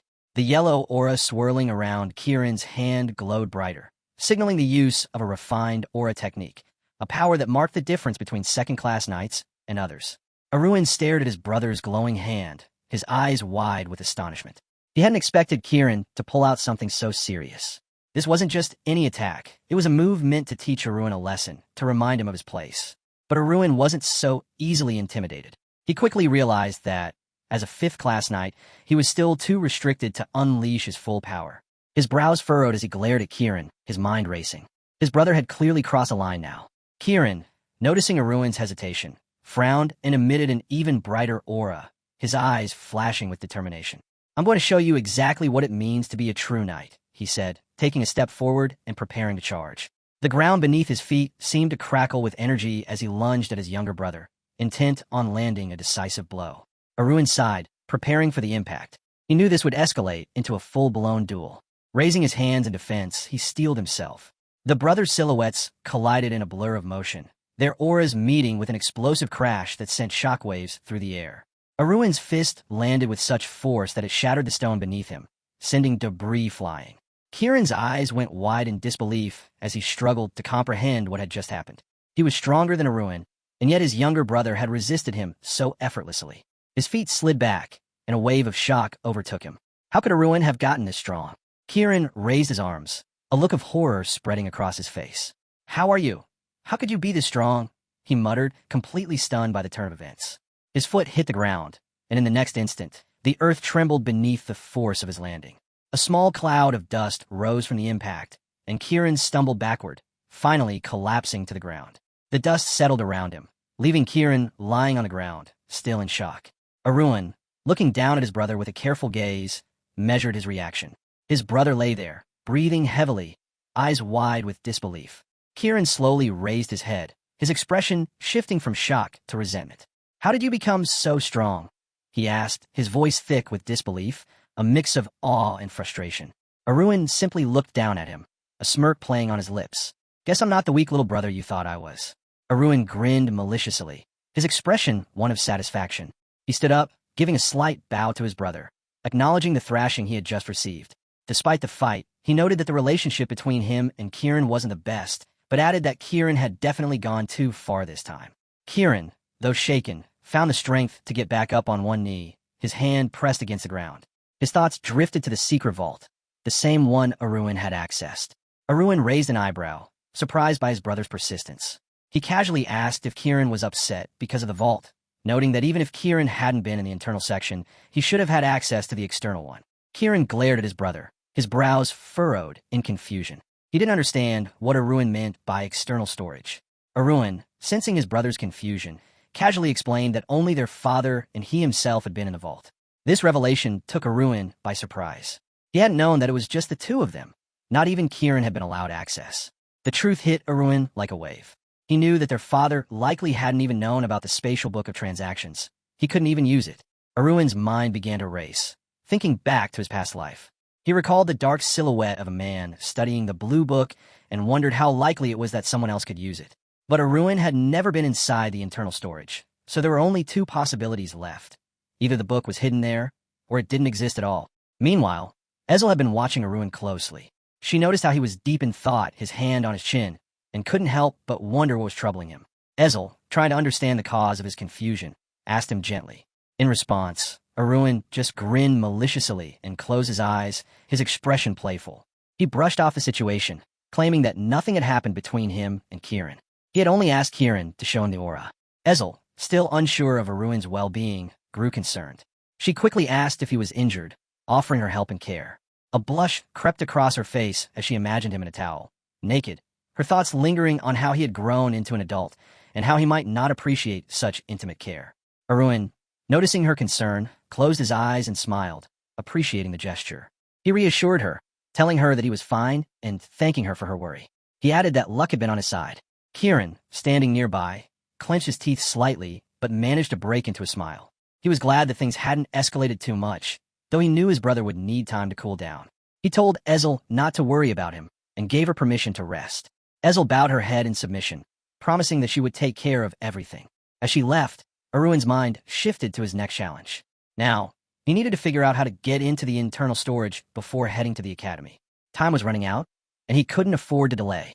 He steeled himself for what was ahead, knowing that getting access to that storage would be no easy task. Aruin's eyes widened in sudden realization as a wave of urgency hit him. The moment he had been waiting for was almost upon him. He knew it was time to use the same people he had planned to rely on, and it couldn't wait any longer. Meanwhile, in Kieran's room, frustration boiled over. He was seething with anger, his teeth gritted tightly as he replayed the incident with his brother. The humiliation of losing to Aruin had him seething in disbelief. Kieran sat at the table, his arms crossed, trying to calm the storm inside him. Opposite him stood Darren Steelguard, a girl with fiery red hair, who mirrored his stance, arms folded in disapproval. Kieran's rage was palpable as he slammed his fist onto the table. He angrily argued that Aruin must have been hiding something up his sleeves, pretending to be weak when in reality he was far more cunning. Darren looked at him, her displeasure clear. She spoke with a hint of scorn, pointing out that Kieran had disgraced himself. Kieran, not letting go of his frustration, continued to defend his claim, stating that Aruin was a scoundrel who had likely deceived them all. But Darren, with a cold look in her eyes, reminded him that they couldn't underestimate Aruin. Despite the setbacks, Aruin had been the one to fool everyone, turning what seemed like a weak lamb into a clever fox. Kieran clenched his fists, his frustration growing. He was still unwilling to fully accept that his younger brother could have outwitted him. Darren, her expression softening a little, spoke with a faint but malicious smile. She reminded Kieran that despite everything, Aruin was still a child. But Darren believed Aruin had held back, unable to tolerate Kieran's bullying any longer. She mentioned that if she were in his position, she would have waited for 10 years before retaliating. Kieran, though angry, couldn't deny the truth in her words. He noted to himself that Aruin hadn't even shown his full power. He was likely holding back. Darren, who had been pondering the situation, gave a sarcastic smile, her fingers gently tapping her chin. She thought that if Kieran was telling the truth, Aruin would still only be a strong fox, nothing more. But as Kieran stared ahead in confusion, his mind started to shift. He realized that Aruin wasn't just a fox, or even a leopard. No, Aruin was a full-fledged tiger. As the realization settled, Darren took a step closer to Kieran, placing a hand behind her back. Her expression darkened, determination flashing in her eyes. She was resolved to find out what Aruin was hiding and to figure out his next move. A malicious smile spread across her face as she promised her brother that she would handle the situation. She would get the information out of Aruin, whether he liked it or not. Elsewhere, the conversation in the interdimensional alliance of monocrystal traders took a different turn. Heartstone, a key figure in the group, noted that things couldn't continue as they were. Stone Henry, another member, agreed, voicing his frustration with the newcomer, Aruin, who had quickly become a problem. In just 2 days, Aruin had taken control of the market, and it was causing unrest. A trader named Mona was quick to chime in, pointing out that Aruin had been dominating the market and causing trouble with his actions. Stone Henry's anger grew, his words sharp as he condemned Aruin for trading at a loss. Heartstone, frowning deeply, told the group to cut the bickering. They needed to stop fighting among themselves and focus on the real problem, Aruin. He reminded them that their common enemy was the same, Aruin, and all of them needed to unite against him. The tone in the chat shifted, and the avatars of the traders aligned. Heartstone, with authority, stressed that internal divisions would lead to failure. He urged them all to come together and deal with their shared enemy. Just One, another member, agreed wholeheartedly with Heartstone's assessment, noting that Aruin's rise had caused deep divisions among his own forces. His slaves had turned against him, and they were no longer united under his rule. The traders were now more resolved than ever to confront Aruin and put an end to his disruption. The traders, furious that they hadn't received the money they had earned, began to ask why they had gathered in the first place. Heartstone glared forward, his irritation growing. He told them there was no point in sitting idle, allowing Aruin to do whatever he wanted. It was time to take action. He suggested they devise a plan to catch this audacious newcomer. As the conversation unfolded, a notification appeared. The price of medium-grade monocrystals had dropped from 11 coins to 10. Another alert followed, announcing that the price of low-grade crystals had also fallen from 2.5 coins to 2 coins. The table was set with cups of tea and pieces of cake, but Aruin, sitting across from the treats, paid little attention. He noted the sharp price drops with a furrowed brow, realizing the response was faster than he had anticipated. He added 2 sugar cubes into his tea, watching them dissolve. Arun knew that he had been selling monocrystals at 1 coin below the market price. And this was the exact reason the merchants had started lowering their prices in retaliation. It was the beginning of destructive competition. Arun sipped his tea, eyes closed, feeling content. He wasn't bothered by the drops in price, since his VIP privileges allowed him to make a profit no matter what happened. His mind shifted, and he accessed his inventory. It appeared as a brick-walled room with his items neatly stored. He had 12 low-grade monocrystals and 22 medium-grade ones. The inventory had a level 1 notification with 32 spaces available out of 1,000. The door to his damp, basement-like inventory opened in his mind, and he realized he should focus on increasing the level of his storage. Glancing at the yellow spatial cube on the table, he considered how he could manage his resources better. He had 1.2 coins and briefly thought about selling medium-grade stones at a lower price. However, he quickly realized that dropping the price below 2 coins would result in a loss, so he decided to stop selling for now. Arun lifted his teacup, looking out thoughtfully. The drop in price was faster than he expected, but he was confident he could handle it. With a small sigh, he set the cup down, picked up the fork next to his plate, and began to cut into the cake. He then thought about other matters he should focus on and decided it was time to move on to System 1. The piece of cake was split in two, but his thoughts were far from the dessert. As he ate, he remembered Sukhyun, someone he still needed to get revenge on from his past life. His red eye glowed with anger as he looked down, knowing that he owed Sukhyun everything. He had to take everything from him, one way or another. Meanwhile, Ginseng, the worker at the Heavenly Sword Library, was communicating through a magical yellow spatial window. Holding a golden scroll, Ginseng asked Arun if he was looking for mid-level sword techniques. He offered a catalog for Arun to browse, explaining that techniques grew stronger over time. He also asked if Arun had the time to familiarize himself with the products. Arun looked out at the window and examined the list of sword techniques. His gaze shifted with a tinge of disbelief. The techniques offered were expensive and didn't seem impressive. He quickly realized that gaining access to the affiliate market was no simple feat despite the catalog's contents. He felt disappointed with what was available. Perplexed, Arun turned back to Ginseng through the spatial window, his voice steady but firm. He asked if there were any more expensive and stronger techniques available. The request hung in air as Ginseng regarded him with a curious expression, ready to respond.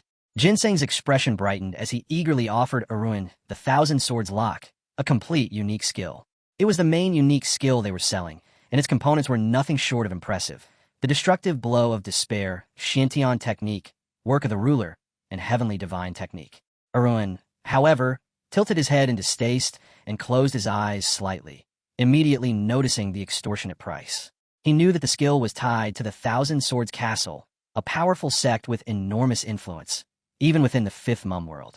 The castle, with its vast size, was far superior to the Bamboo Mountain sect. Moreover, the complete unique skill was a martial art passed down solely within the Thousand Sword Castle. The protagonist rubbed his chin thoughtfully. He was puzzled, and before making a decision, he felt the need to clarify something with Ginseng. The librarian, clearly excited, eagerly asked what he needed clarification on. Meanwhile, far from the conversation, Sakan was also busy. Communicating through a small spatial window, he looked at the golden scroll in his hands. He greeted his old customer with enthusiasm, noting how he was eager to see him again. Sakan was pleased that Arun had found the techniques he needed and glanced at the scroll, which displayed the 8-Cloud Dragon martial arts and the Green Cloud and Scarlet Dawn techniques. Arun's red eye gleamed with satisfaction as he looked at the two techniques, pleased with how quickly Sakan had obtained them. Sakan raised an eyebrow, clearly pleased with the progress, and continued to speak through the glowing window. He mentioned that his team had worked tirelessly, making sure to never leave their customers waiting. Sakan then asked if his good customer needed anything else. Arun sat back comfortably on a large, plush sofa, reflecting on his dealings with Hafiel, the wealthy man he worked for. Hafiel was a fan of martial arts, but he was difficult to satisfy, especially with intermediate-level techniques. Arun explained how Hafiel was desperate for something more advanced, which led him to seek help from Sakan. Sakan, his voice filled with malicious joy, assured him they would definitely help. Arun smirked sarcastically, looking away and tapping his chin. He had bigger plans in mind. He intended to surprise Hafiel. This wasn't just about satisfying his boss. It was about showing him something truly remarkable. Sakan's eyes widened in disbelief as he tried to process Arun's request. He asked, cautious sorry, what exactly the buyer meant by something more. Arun, without hesitation, replied that he was considering completing the Thousand Swords Lock unique skill. Sakan sighed heavily, his voice laced with frustration as he told Arun to wait a moment. Sitting in his dark, cluttered library among towering shelves of books, he knew that fulfilling such a request would be incredibly challenging. Still, he explained that Arun had misunderstood. Martial arts from the 3 and 4 worlds of the Murim system were also valuable, and he would attempt to find something that met Arun's expectations. Arun's expression twisted into one of contempt as he recognized the bait he had laid was now being taken. Sakan, now sweating, murmured that he would try to find the right technique. He knew it would be risky, but was confident that, if careful, he could succeed without drawing the attention of Ginseng. The protagonist's frown deepened. Sakan was taking a gamble with his reputation, and Arun could already sense that things were starting to unfold exactly as he intended. Sakan, seeing the deposit of 200 coins, was immediately struck by the impressive sum. He adjusted his glasses, surprised at the amount, and responded that he would contact Arun in 5 days. Holding the book with a sense of secrecy, he glanced around the dark library, ensuring that the head librarian, Ginseng, was nowhere in sight. Sakan knew that as long as he avoided being caught, nothing would go wrong. Earlier, Arun had contacted Ginseng through the spatial window, seeking clarification. He looked through the red window and asked, what would happen if someone sold a completed unique skill somewhere else? Ginseng laughed loudly in response, dismissing the notion. He ironically remarked that only a madman would dare steal a martial skill from the library of heavenly swords. He continued his conversation with Arun, oblivious to Sakan, who was hiding behind a shelf, overhearing their exchange. Ginseng confidently stated that if anyone attempted to steal a book, they would be better off dead. Arun's malicious smile grew wider as he realized that the first step in trapping Sakan had already been set. However, he still had to gather the 1,000 coins Sakan promised for the book. Arun sighed and stretched, unbothered by the situation. He knew he still had his daily reward, and in 5 days, he'd have everything he needed. The scene shifted to the front garden of a 2-story house, bathed in clear sunlight. Arun sat on a bench in the park, relaxed and carefree. He poked at the blue spatial screen, browsing the catalog of items, noticing that the price of medium-grade mono crystals continued to drop. Arun decided to enter a chat with the seller of Mono Plus crystals, hoping to buy medium-grade crystals in bulk. The seller quickly responded, asking about the quantity Arun needed, but just as quickly, the tone shifted. Arun sensed something was off, and the conversation abruptly ended. Confused, he frowned slightly, not understanding why. Soon, several angry messages flooded his inbox from various merchants, all displeased with his recent actions. They accused him of deceiving ordinary people and showing no humanity or compassion. Arun stared at the stream of furious messages, unsure of what had caused such a reaction. The hostility was stronger than he had anticipated, and he realized it could potentially complicate his plans. Just as the tension grew, Arun's attention was drawn to a conversation between his sister, Darren, and the maid, Ezel. Darren stood opposite the maid, her expression full of anger. She ordered Ezel to confess everything, and Arun watched in astonishment as the exchange unfolded. Without warning, Darren slapped Ezel with all her might. Arun watched in shock as the maid's face was struck, her eyes filled with sadness and frustration, a clear mark from the blow left on her cheek. The scene was heavy with emotion, and Arun couldn't help but feel a mix of surprise and confusion at the violence that had erupted before him. Darren stared at the maid, her arrogance radiating from every movement. The maid's hand was still raised, unable to pull it back to its original position after Darren's earlier slap. The stark contrast between the 2 daughters of the Steel Guard family was evident in the way they stood, their backs to each other, Kieran embodying warmth and compassion, while Darren exuded coldness and cruelty. It was no surprise that the servants feared her. Darren's gaze was sharp and full of contempt as she addressed the maid, her arms crossed, her tone bitter. The maid, trembling, responded quickly, claiming ignorance. She didn't know anything, so there was nothing to ask. But Darren wasn't satisfied with that answer. With a harsh tone, she repeated her question, demanding to know what her brother, Arun, was hiding. Tears streaked down Ezel's face, caught in a whirlwind of confusion. She clutched her cheek, looking at Darren with a helpless expression. I'm just an ordinary maid who takes care of young Master Arun. I don't know what his plans are. She stammered, her voice quivering. Darren's patience snapped, and she swung her hand at Ezel again, ready to strike. But before the blow could land, Ezel raised her hands in defense, bracing for impact. Suddenly, a voice interrupted. Arun stepped into the clearing. His presence stopped both Darren and the maid in their tracks, their attention shifting to him. Arun walked confidently toward them, his eyes locking with Darren's. Step away from Ezel, he ordered firmly. Darren's lips curled into a mocking grin as she shot a look of disdain toward her brother. Ah, dear little brother, what brings you here? She teased, her voice dripping with sarcasm. Arun narrowed his gaze but held his composure, a hint of tension in his posture. He studied Darren for a moment, his eyes flicking to Ezel and then back to his sister. "I'm curious," he said, his tone laced with irony. "What exactly are you trying to do with my maid?" Darren's eyes narrowed as she turned her attention back to Ezel. With a sneer, she remarked, "You're trying to protect her? Since when did you care so much about a servant?" Her words were venomous, but Arun didn't flinch. He stared back at her coldly, his voice unwavering. "Leave her alone." The arrogance in Darren's gaze deepened, and she smirked as she tilted her head. "Don't interfere," she shot back. "I'm only teaching her how to do her job correctly. You should be grateful for that." She raised her hand again, this time to strike Ezel more forcefully. "I'm doing you a favor," she sneered. The maid, wide-eyed and terrified, braced herself for the hit, squeezing her eyes shut. The sound of Darren's hand moving toward her face filled the air, but suddenly, freeze, her hand stopped mid-air. Ezel opened her eyes in confusion, anxiety flooding her expression. Arun had grabbed his sister's hand, halting the blow before it could land. His eyes locked with Darren's, and his voice was cold. "If you have any issues with my maid, talk to me directly." Darren's face twisted in frustration, but Arun's grip on her hand remained firm.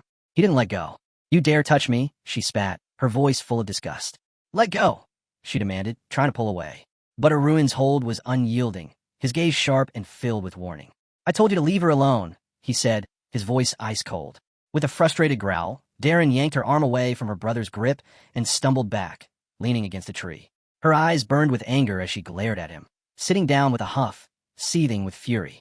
Arun stood tall, his presence unshaken, as he made sure to protect his maid, no matter the cost. Darren couldn't comprehend what was happening. Her brother's actions had crossed a line. With a mixture of anger and disbelief, she glared at him, demanding to know whether the maid, Ezel, meant something to him. Arun met his sister's gaze with a cold, arrogant expression. "Stay away from my people," he warned, his voice dripping with contempt. He then added that Darren should apologize to Ezel before things got any worse. Ezel stood frozen, shocked by the entire scene unfolding before her. Darren's reaction was equally startling. She sat on the ground and began striking her own face in frustration. Ezel, unable to understand why, asked in confusion, "Why are you doing this to yourself?" Darren sneered at her, clearly angry, and spat. "Don't act so high and mighty. Your father would definitely not be pleased if you came running to him uncomplaining like this, as though something had happened to you." Arun observed his sister's behavior, his concern evident as he let out a heavy sigh. Darren, her face drained from exhaustion, looked up at him. "So, what do you think of this?" she asked, her voice tinged with irritation.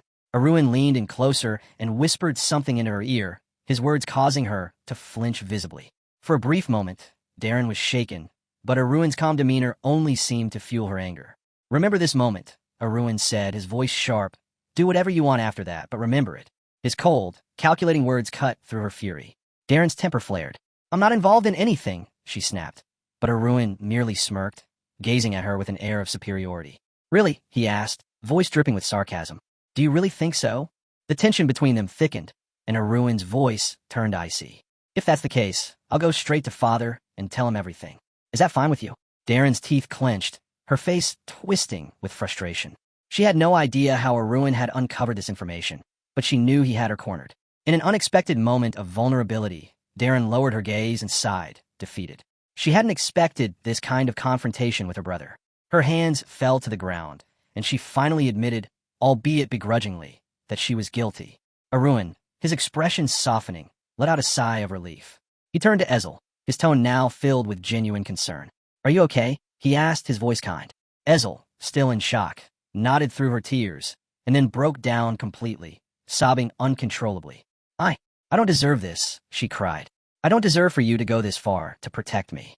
Hearing her words, something inside Arun snapped. His fists clenched, a dark anger clouding his features. "You're one of mine," he growled, his voice low and dangerous. "I don't care who dares to touch my people. I will protect them, even if it's the Emperor himself."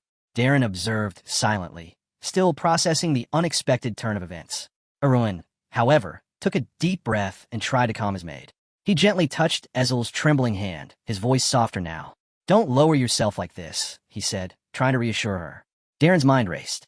How could he have known about the compromising evidence? It made no sense. Could the information have come from someone else? Could someone have betrayed her? Her frustration only deepened, but she still couldn't wrap her mind around it. A few days later, far from the tense scene with her brother, the interdimensional alliance of monocrystal merchants continued to spiral into chaos. Hearthstone, the leader of the faction, lit a cigar, the smoke curling around him as he turned his head with irritation. The split among his own men seemed impossible to fix. The chat of the crystal traders was filled with frustrated messages about the newcomer, Arun, who was selling his crystals at ridiculously low prices, causing chaos and threatening to destroy the network of established traders. Hearthstone rubbed his forehead, his mind spinning.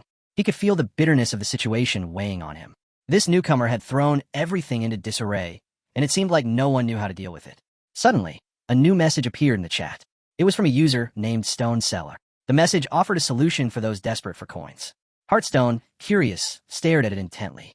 He frowned, puzzled, as he noticed the name Stone Seller didn't quite ring any bells. Was this person always part of their chat? A notification popped up, revealing that Stone Seller had a level 1 transaction rank and was listed as an expert merchant. Hearthstone's eyes widened in recognition. The name seemed oddly familiar, and the expertise level indicated vast experience. But what really stood out was the message. Having 10 coins now would be more valuable than having 100 in the future. As Hearthstone pondered the meaning, he took a slow drag from his pipe, realizing the Stone Seller's words hit home. This person was no fool. They knew the game. Hearthstone murmured to himself that he, too, sometimes made quick trades when desperate for coins. The Stone Seller, in his typical black silhouette, shot a knowing glance ahead, his demeanor one of quiet contempt. He understood that because of suppliers like Arun, there were no longer any clear rules, and that could only lead to disaster. Hearthstone looked up at the blue spatial window and scanned through the chat. The Stone Seller's message appeared again. Choose 2 options. First, buy everything before anyone else does. Hearthstone frowned sharply, realizing the impossible nature of this choice. What's the second option? He asked. With a wicked grin, the Stone Seller replied, lower the price of Mona crystals even further. Hearthstone's eyes widened in horror as he realized what that meant. The Merchant Alliance began slashing the prices of their crystals, and within moments, the crystals were gone. The general chat erupted in panic, buyers scrambling to gather money to purchase everything at the lowered price. Meanwhile, Arun lay in his bed, a subtle smile crossing his face as he glanced at the notifications popping up before him. Through his magical red eye, he saw the price of medium-grade Mona crystals fall from 6 coins to just 5.5. Yawning, Arun covered himself with a hand, thinking to himself that a war for the lowest price was now inevitable. Demand was soaring, and he was about to get busier than ever. Back in Hearthstone's world, rage boiled inside him. He clenched his fists, his mind racing. He had expected that dropping the price of the crystals would yield some positive results, but he wasn't feeling any relief. EXP Lazkin, he demanded to the Stone Seller. This price drop should have worked. Why isn't anything changing? The Stone Seller, unfazed, sarcastically replied, I don't remember saying anything about good results, did I? I said that if you wanted to stop someone from buying crystals, you need to lower the price. Well, now you're seeing what happens. Hearthstone, sweating, grabbed his head in frustration. He glared at the blue spatial window, feeling the weight of defeat pressing down on him. He knew the truth. Nothing had changed. The newcomer, Arun, was still selling at his ridiculous prices, unaffected by their strategies. He realized, with a sinking feeling, that the Stone Seller's words had now become irrelevant. The newcomer's tactics were proving too effective. The Stone Seller, ever calm, spoke again, this time with a hint of finality. Think what you want of me, but you're the ones who will let the newcomer win. If that happens, well, your whole gang of crystal traders will be irrelevant. Hearthstone's anger flared. His fist clenched tight, and he raised one in the air, a spark of determination flashing in his eyes. This wasn't over. Not yet. Fuming with rage, he screamed, insisting they would never lose to that guy. The Stone Seller gritted his teeth as he heard this, a surge of frustration rippling through him. The black silhouette of the Stone Seller smirked coldly, confident that he had a secret plan to handle this arrogant newcomer. Meanwhile, the mysterious Stone Seller continued his quiet conversation with the Overlord, fully convinced that his grip on the situation was slipping away. The gray-haired man, confused, couldn't make sense of it. This newcomer wasn't even showing the slightest sign of weakness. As they continued to exchange messages, the Stone Seller recalled the sequence of moves, the folding of 1 coin, followed by 2, each more daring than the last. Frustration boiled over when he saw a message about the newbie matching their prices, and the gray-haired man thoughtfully rubbed his chin. His contact then dropped a bombshell. The Overlord was probably running out of options. The gray-haired man couldn't understand how they could know that. Wasn't the newcomer the type to keep his cards hidden until the last moment? As he scanned through the messages, a puzzled look crossed his face. Why was the newcomer suddenly losing money? The unknown seller smiled knowingly as he typed that the overlord was most likely plotting to dominate the entire market for monocrystals. The gray-haired man exhaled sharply, dismissing the idea as impossible. After all, there were limits to sales. But the reply he received made him pause. The mysterious man suggested that the newcomer might hire assistants to sell for him or even form an alliance to bypass those sales limits. Suddenly, the gray-haired man sat up straighter, a flicker of realization crossing his mind. The unknown seller had just explained exactly how he had taken control of the market in a similar manner by increasing the number of sellers under his command. This expanded influence allowed him to dictate prices with ease. The gray-haired man felt a bead of sweat form on his brow. The conversation now felt too close to home. Was this exactly what he planned to do? He smiled and put a finger to his lips, as if lost in thought, when a mysterious contact praised his strategy. At that moment, the gray-haired man finally admitted to himself that perhaps this plan wasn't so bad after all. Crossing his arms confidently, he nodded to himself. Yes, this was exactly what he had intended all along. Meanwhile, the blonde seller's fury reached a boiling point. His eye blazed with fire as he repeated the man's words, barely able to contain his anger. He quickly shifted focus, scanning the stone seller's profile. In that instant, it dawned on him. The man had just wanted to be called boss. The blonde seller, identified under the earthly number 1342, received a system notification, informing him that he had reached the maximum level of information symmetry. His gaze then dropped to the red screen in front of him. What started as a simple curiosity about the alliance was now spiraling into something bigger. Now, he could modify user information, toggling it between public or private, thanks to his new VIP privileges. As he reflected on the newfound power he now wielded, he realized these privileges granted him control over much more than he had ever imagined. It was a level of authority that users from lower-tier systems couldn't even fathom. Holding his chin, he considered the implications. These privileges gave him the kind of power that could change everything. Information is power, especially in the world of trading, and the blonde man now fully understood why those who controlled it wielded such immense influence. He'd been a member of the Alliance from the start, though he hadn't been particularly active in the group. A sorry grin tugged at his lips as he recalled his own plans, creating competitors who would ultimately feed him profits. In this cutthroat game, he knew there were only two types of people: those who couldn't survive without quick gains, and those desperate enough to believe they were doomed to fail together. A picture of Run popped up on his screen. The leader of the Alliance had chosen to reveal his strength to him first, and it was clear the game was about to get serious. A sharp focus settled on the screen in front of him. He had a plan. Once Run revealed his limits, the Alliance would strike. To make sure everything went smoothly, he needed to reach a solid agreement with him. Meanwhile, the blonde couldn't help but think that the gray-haired man was dwelling on something predictable. Hearthstone, on the other hand, had an ideal strategy in mind, one that involved eliminating Run, taking the lead in the monocrystal industry, and controlling the market price. As soon as the Alliance had secured its dominance, they would dispose of any sellers daring to challenge them. The thought made a smug smile play across his lips. Everything was falling into place. Meanwhile, Run was certain that the ordinary members of the Alliance hadn't figured out anything yet. He glanced at the diagram in front of him, realizing that, despite the competition barely beginning, some had already taken defensive positions. A man, sitting with arms crossed, surrounded by a pile of monocrystals, knew that people were already plotting to use a third party to seize all the crystals for themselves. The blonde placed a hand thoughtfully on his face. He knew now wasn't the time to act. He would hold onto the crystals and sell them at a higher price when a moment was right. The plan was simple: relax and wait for the opportune moment. Meanwhile, in her room, Darren sat hunched over the table, feeling a heavy weight in her mind.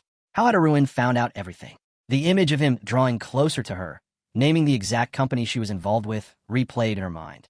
Just as she was spiraling in confusion, a knock at the door interrupted her thoughts.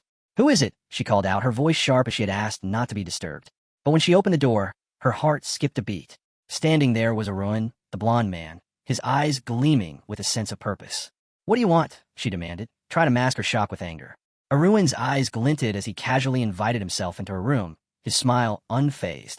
"I think it's time we talk about the Damien Company," he said, his voice smooth, yet with an undeniable edge. Darren's face twisted in distaste, but she couldn't refuse. With a sigh, she stepped aside, inviting him in. Arun wasted no time. "Damien is a fairly reliable company, I've heard," he said casually. "They provide houses with everything you need." Darren froze. He knew where this conversation was going.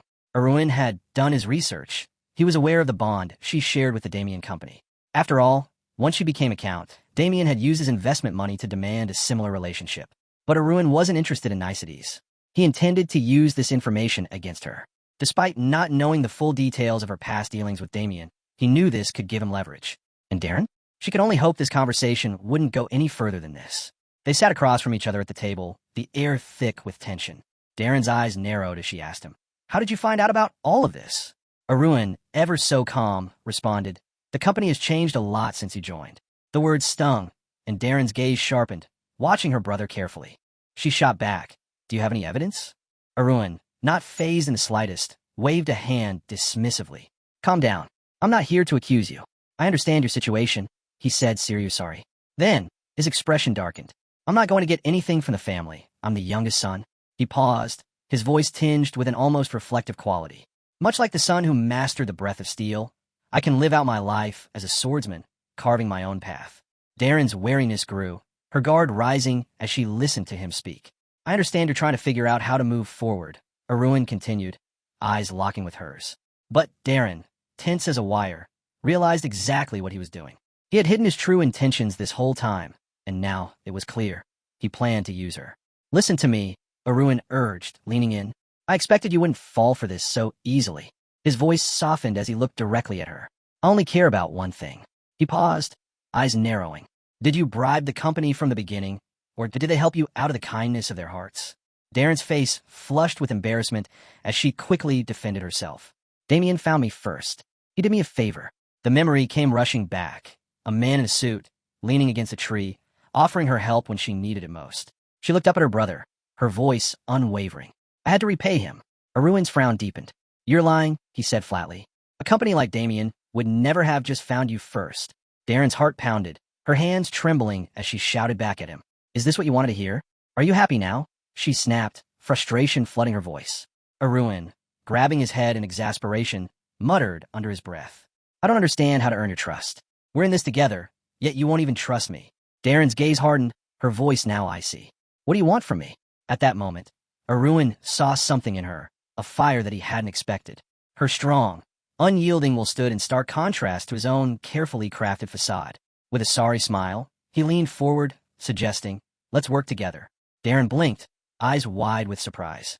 The idea caught her off guard, but Arun was watching her closely, calculating her every reaction. He knew this would be hard for her to refuse, and he was right. Outside, the sky shifted to a breathtaking, iridescent sunset as Darren followed her brother out of the room. She promised she would fill him in later. As he walked away, she stood in silence, watching him carefully, unsure of what she had just agreed to. Arun, on the other hand, knew exactly what he had just set in motion. He had lied through every word, and yet the deal was sealed. He didn't care that the truth was buried in his web of manipulation for now. Darren was his key, and he would use her to get what he wanted. As the red-haired girl watched him leave, her mind raced with doubt. She was too proud to admit it, but she had fallen into his trap. Arun, however, had already moved on. He understood that for now, he was forced to work alongside her, to see where this partnership would take them. Meanwhile, Darren's mind burned with a red-hot fury. She would be watching Hearthstone closely. He had seen the profiles of the other players, and now the next step was to keep a sharp eye on everything around him. A sudden ping interrupted his thoughts. A message had appeared. His gaze dropped to the screen. It was from the Bamboo Mountain sect. A system sign appeared, confirming he had received 800 coins. Arun scrolled further down the screen, his eyes catching a message from Lee. "I'll never be able to fully thank you for everything." With a furrowed brow, Arun realized he'd been caught in something deeper than he anticipated. In the decorated box that accompanied the message was a bamboo life tablet, a gift from Lee. What did this mean? Arun's mind raced as he tried to piece together the larger picture. This was only the beginning. The main character, Arun, believed that the users of the spatial transaction book were sitting on a gold mine. As he watched Hearthstone's price drop by 4 coins, a faint halo appeared around his head, signaling his growing realization. He was convinced this price reduction was a direct result of the ongoing bloody war between him and the Alliance. Hearthstone, the man in the robe, was visibly deflated as he learned that only 5 medium-quality monocrystals could be purchased per day. Arun, ever the strategist, thought deeply about this. He knew that Hearthstone had a plan in motion, one aimed at minimizing his losses. But Arun couldn't understand why Hearthstone had chosen to slash the price by 4 coins. His hand reached up to his face as he recalled the advantage of information asymmetry. "I just need to change my nickname," he mused, his thoughts sharp. With this small alteration, he could bypass the limits and buy as many crystals as he wanted. Alone in his darkened room, Arun calculated his next move. He estimated he could pay about 3 coins per mono crystal, and with 480 medium-quality crystals in his inventory, plus 10 bamboo life tablets, his fortune was growing. A smile spread across his face as he realized he could easily acquire another 500 crystals. With that, Arun set to work, buying crystals from Hearthstone. But despite his growing wealth, he knew this madness had to stop. He was already too rich, and yet, he couldn't resist taking advantage of the situation. Later that night, the Damien mansion was surrounded by guards. An unfamiliar man, cloaked in a raincoat, approached the guard at the entrance. The guard raised a hand to stop him, but the man, his face marred by scars, gave a menacing look and informed him that he needed to speak with the manager. Sweat beaded on the guard's forehead as the tension grew. Just then, another guard passed by, recognizing the scar man. With a smile, the guard stepped aside. "We've been waiting for you," he said, bowing slightly. "Miss Darren is expecting you inside." The man, now identified as Yulaf, was quickly escorted into the mansion. Inside, Darren, holding a mug in her hand, was taken aback when they announced Yulaf's arrival.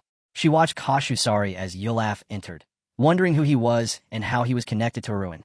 He was the man Arun had promised would come, a serious seller, one she could trust. But Darren couldn't shake the feeling of doubt. Was he truly someone who could be trusted with monocrystals? Yulaf, unfazed, sat down at the table beside her. "How much are you willing to pay for these?" he asked, eyeing the sample crystal with a scrutinizing gaze. Darren's eyes narrowed as she examined him, still unsure of his intentions. Yulaf, noticing her hesitation, looked back at her with a calm, almost knowing expression. Just then, Yulaf pulled out a massive bag of monocrystals. He had expected this reaction from Damien. The negotiation was about to begin. Meanwhile, Arun, still focused on his strategy, couldn't help but feel pleased. He had saved a considerable amount of coins by avoiding the expensive affiliate market. Holding 2 monocrystals in his hands, he decided it was time to put on his human skin mask and change his voice. With the disguise in place, no one would recognize him. Behind him, huge bags of monocrystals piled up, a testament to his success. Arun carefully pillared through a book, his finger touching the screen as he placed an order for 5 voice-changing pills. He needed every advantage he could get. Back in Damien's office, Arun was focused on his goal. "I'll finish this within 30 minutes, he thought, his determination unwavering. The clock was ticking, and the pieces were falling into place for his master plan. Damien carefully held the monocrystal in his hand, admiring its impeccable quality. Yulaf, however, demanded 100 gold coins for it. Damien hesitated, feeling the price was too steep. "I can offer you 90 gold, he said, trying to bargain. "No other company would give you more than that." Yulaf remained silent for a moment, his expression turning angry. He stood up, his patience clearly running thin. "If you don't understand the value of this product, we can't do business," he said firmly. As he placed a cloak over Darren's shoulders, his tone grew sharper. "I thought we were having a serious discussion. You claim to trade with nobles, yet you don't seem to know quality when you see it." Darren, however, caught Arun's subtle hint and responded coolly. "Perhaps you should speak with another company." Yulaf froze, his expression darkening. The mention of another company seemed to strike a nerve. Suddenly, the tension in the room thickened as Yulaf's anger flared. He slammed his fist onto the table. "Fine, but if you don't come to your senses, I'm leaving." Damien panicked, quickly urging them not to leave. Wait, he said, scrambling. "I'll pay the 100 gold, just don't go." Yulaf, with a sorry grin, accepted the 100 gold, calling him persistent but adding, "We're not here for charity." Darren, however, wasn't satisfied. 120 gold, she demanded, her eyes fixed on the scarred man. Damien's face turned pale. The pressure of the deal was weighing down on him. He glared at Yulaf, his voice trembling. "Are you deaf? I said 120 gold per crystal." Sweat dripped down Damien's forehead as he realized that even at that price, he wouldn't make any profit. Yulaf turned to his companion behind him, his calm demeanor unwavering. "I know the real prices," he muttered under his breath, his words heavy with threat. The tension reached its peak, and Damien, at a loss, retreated behind his desk. He invited them to sit again, his voice strained as he began to think through his next move. After a long pause, he sighed, "All right, 120 gold for each crystal, but I need time to think about it." Yulaf raised his hand again, his voice cool. "I'm not here to waste time." Damien, reluctantly, agreed to the deal, though Darren was left confused by the sharp price hike. "Why 120 gold?" she wondered aloud, her eyes narrowing in suspicion. Standing next to Yulaf, she was still unsure of his strategy. A small part of her believed he had no plan at all. Damien rubbed the back of his neck nervously, then spoke again, his voice growing more desperate. "All right, I'll raise the price to 130 gold, he said, trying to salvage some dignity. But for this kind of quality, I can't go any higher. Yulaf's gaze sharpened. And what's left for me? He asked coldly. You'll only have 10 gold left after this. Is this a joke? Damien dropped his gaze, unable to meet Yulaf's eyes. I just need to make enough to cover the cost of labor, he mumbled, still hoping to at least break even. At that moment, Yulaf threw a massive bag onto the table with a heavy thud, surprising everyone in the room. Damien stared at it in disbelief. Yulaf leaned forward, his voice low and dangerous. You've underestimated me, he said, eyes narrowing. So what do you think? What's in the bag? He raised 3 fingers. I have 300 crystals, Yulaf declared, his voice unwavering. Damien's face went pale, and his mind raced. 300 crystals. This was a rare opportunity. He knew the price of monocrystals was dictated by their availability, and it was practically impossible to get a large supply unless you had connections or the right timing. The realization hit him hard. This was a once-in-a-lifetime deal, and he could not afford to let it slip away. Sweat beaded on his forehead as he calculated the potential profit, knowing that no matter how much money he threw at it, if the crystals weren't in stock, they would remain out of reach. Damien observed the bag of monocrystals intently, his mind weighed down by the situation. It no longer mattered to him whether he lost the negotiations. He had already decided that this deal was important for the company. Stretching his arms wide, he declared, "This is a beneficial deal for us." He placed his hands firmly on the table and admitted that he hadn't expected much from Yulaf, but the man had completely changed his perception. Yulaf smiled faintly, acknowledging, "I know the market well, even though I don't have many connections. But I don't recall hearing about a merchant like myself before." The scarred man narrowed his eyes, his expression hardening. He leaned forward and asked, "Do you find it odd that someone you've never heard of or seen is selling such high-quality crystals?" Damien quickly denied any suspicion, insisting, "I can't doubt someone Miss Darren recommended." He glanced at Yulaf, who was leaning casually with his arms crossed. "Is there more to know about you?" he asked, genuinely curious. Yulaf glanced at Darren, irritation flashing in his eyes. He had hoped she would step in, but instead, Darren remained silent. Damien's attention shifted back to her, noticing her more intense gaze. He remarked, "You seem more interested in him than I am." Yulaf sighed heavily, clearly uncomfortable with the questioning. "We don't need to know more about me," he said, his unease growing. The scarred man, however, was relentless, pressing him further. Yulaf's tension was palpable as he clenched his teeth and deliberately coughed. With his voice beginning to waver, Yulaf quickly popped a pill into his mouth to steady himself. His expression remained dissatisfied as he took the medicine, trying to mask his discomfort. The scarred man, noticing this, shouted loudly, causing Darren to look at him with concern. "Are you okay?" she asked, her worry evident. Yulaf covered his mouth with his hand, apologizing. "Apologies," he said, his voice now strained. "I've been ill and need the medicine." Damien, who had been silently observing, stood up from his chair, quickly commenting that it must be difficult for the seller to stand for so long under these conditions. He said he'd pay immediately. Yulaf exhaled a breath of relief, glad to avoid any more difficult questions. He was able to slip by without revealing anything more. Darren watched him closely, still trying to understand his true intentions. As they left the mansion, Darren looked over at Yulaf, her tone softening. "I'm glad we're finally alone," she said, but there was something in her voice that suggested she was still uneasy. Yulaf followed her, though he was now visibly uncomfortable. Darren, speaking as though the deal had been a success, remarked, "You acted like we were together because of this deal. But how do you know my younger brother?" Yulaf gave a curt reply. "It's none of your business." But Darren wasn't satisfied, and she looked at him, sorry. "I deserve to know," she insisted. Yulaf, lowering his head slightly, asked, "Do you think Damien is just some corner store owner? Why do you think he acquired monocrystals of unknown origin?" Darren raised her head proudly, confident in her answer. "Because of my guarantee, they were purchased." Yulaf looked at her, mouth agape, clearly confused by her unwavering confidence.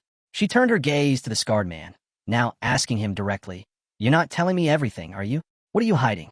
I'm worried the company will blame me if something goes wrong." Yulaf stood frozen, still staring at her in disbelief. Her words were sharp and insightful, and her behavior left him feeling awkward and exposed. A bead of sweat slid down his face as Darren pressed on.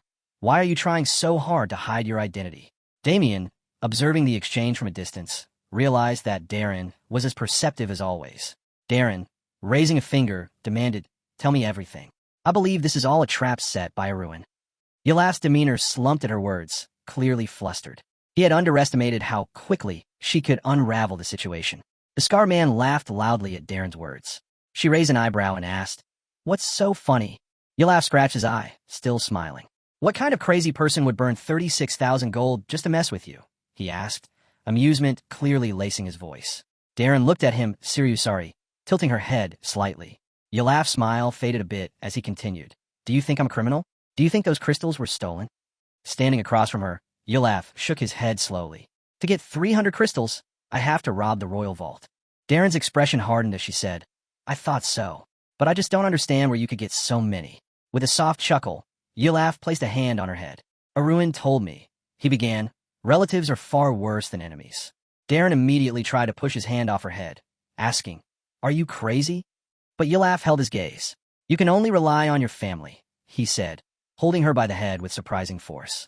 "Get along with your brother," he advised her, before turning away and walking off. Darren stood still, frozen for a moment, her mind racing. "Wait in the carriage," Yulaf called over his shoulder. She continued to stare at him, confused, as he walked off. She adjusted her hair, still processing everything that had just happened.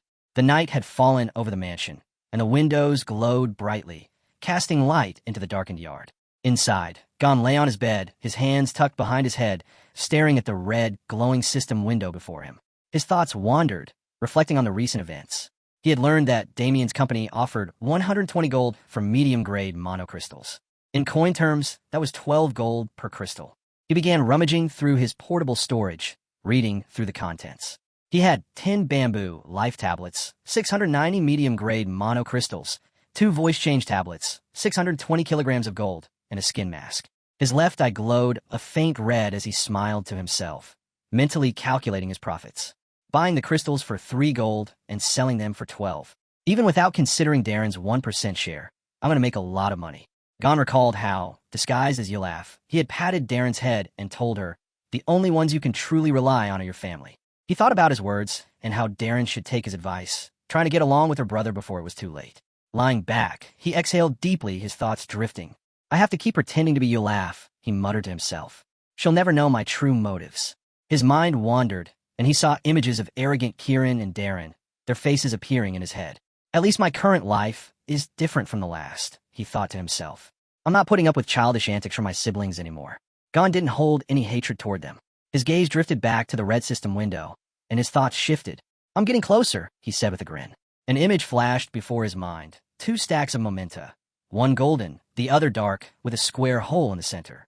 Gon thought back to Arun's explanation about currency. On the continent of Jan, gold mementa were the primary currency, while in the world of Murim, they used gold pieces. Arun had even described a mountain of gold coins and bars, stating that gold was a rare metal often used as currency. Suddenly, 2 notifications popped up on his screen.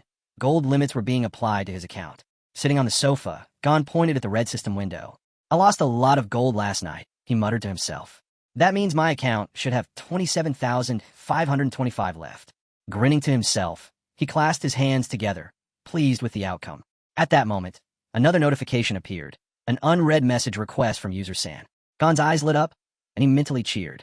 His finger hovered over the screen as he prepared to accept the request. But then, he hesitated. He thought, not enough time has passed. If I accept too quickly, I'll seem desperate. Lowering his hand to his knee, he sighed. He needed to act naturally. Squinting his eyes, he began to count down from 3 to 1, slowly pressing his finger against the screen to accept the request. The conversation started almost immediately.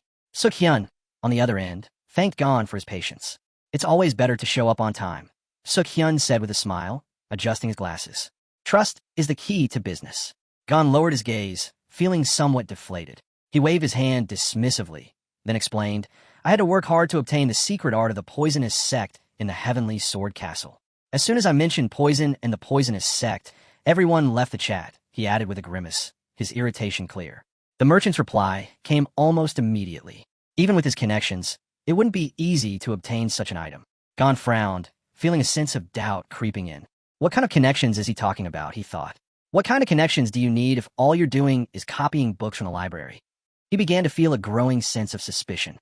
This doesn't feel right, he mused. I'm being deceived. The blonde propped his chin on his hand, a malicious smile creeping across his face as he fought to suppress his gratitude. He asked, "Did you get it done?" Suk-hyun replied with confidence, "I'll show you everything now." A notification popped up, and Gon read the description of the book Cultivation of Chaos. As he imagined the dark, imposing figure of a fighter in his mind, he learned that unlike the celestial cultivation technique, which everyone at the heavenly sword castle could master, only a select few could practice the chaos cultivation technique. He read further, discovering that this technique not only contained the laws of nature, but also the laws of the universe. Leaning back in his seat, Gon smiled contentedly. Judging by the description, I've gotten the right book, he thought, closing his eyes in satisfaction. Hale will definitely be pleased. Meanwhile, Suk-hyun was gesturing wildly with his hands, demanding something in return. The blonde raised an eyebrow in surprise and asked, "What do you want me to give you?" Suk-hyun's expression shifted, and he sent a message, stating that he would be completely honest with him. The amount of 2,500 coins still doesn't correspond to the value of the chaos cultivation, he wrote. Gon read the message, and Suk-hyun continued with a smug expression on his face, saying that in official stores, the book would cost 2,000 coins at a premium, and it couldn't be resold. He emphasized that the value of the chaos cultivation technique far exceeded that of the heavenly cultivation technique. Gon's eyes narrowed as he read further. The market price of the book was approximately 5,000 coins. He thought, finally it begins. The blonde crossed his arms and smiled grimly, mentally noting, this merchant creates worry in his customers, only to sell the goods at an inflated price. He couldn't help but think back to his previous life, where he'd been on the receiving end of this trick countless times. Suk-hyun then added that he was, apparently, in a difficult situation. Gon ran his hands through his hair, sinking into the chair, and replied that if he didn't become an expert soon, he'd get caught. He asked, "Can you help me?" Suk-hyun's grin widened, his eyes gleaming. "Of course. Human life always comes first," he said, his voice dripping with satisfaction. "You can trust me. I'll provide everything you need to become an expert."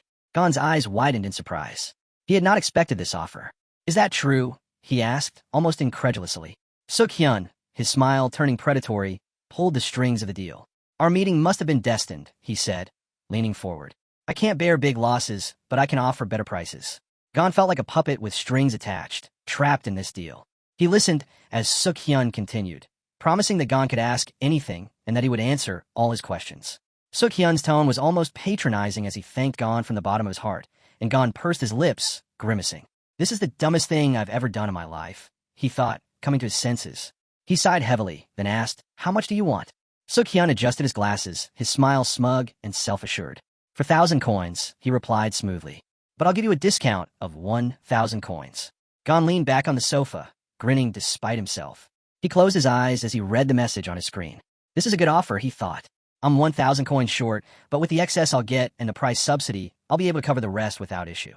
He opened his mouth wide and waved his hand dismissively, saying that in this case, he owed him 3,800 coins since the last time he had given him 200. Upon hearing this, the merchant's smile grew slightly as he began waving his hands in protest. "That's not the case," he insisted, adding that this seemed to be the user's first major transaction in the system.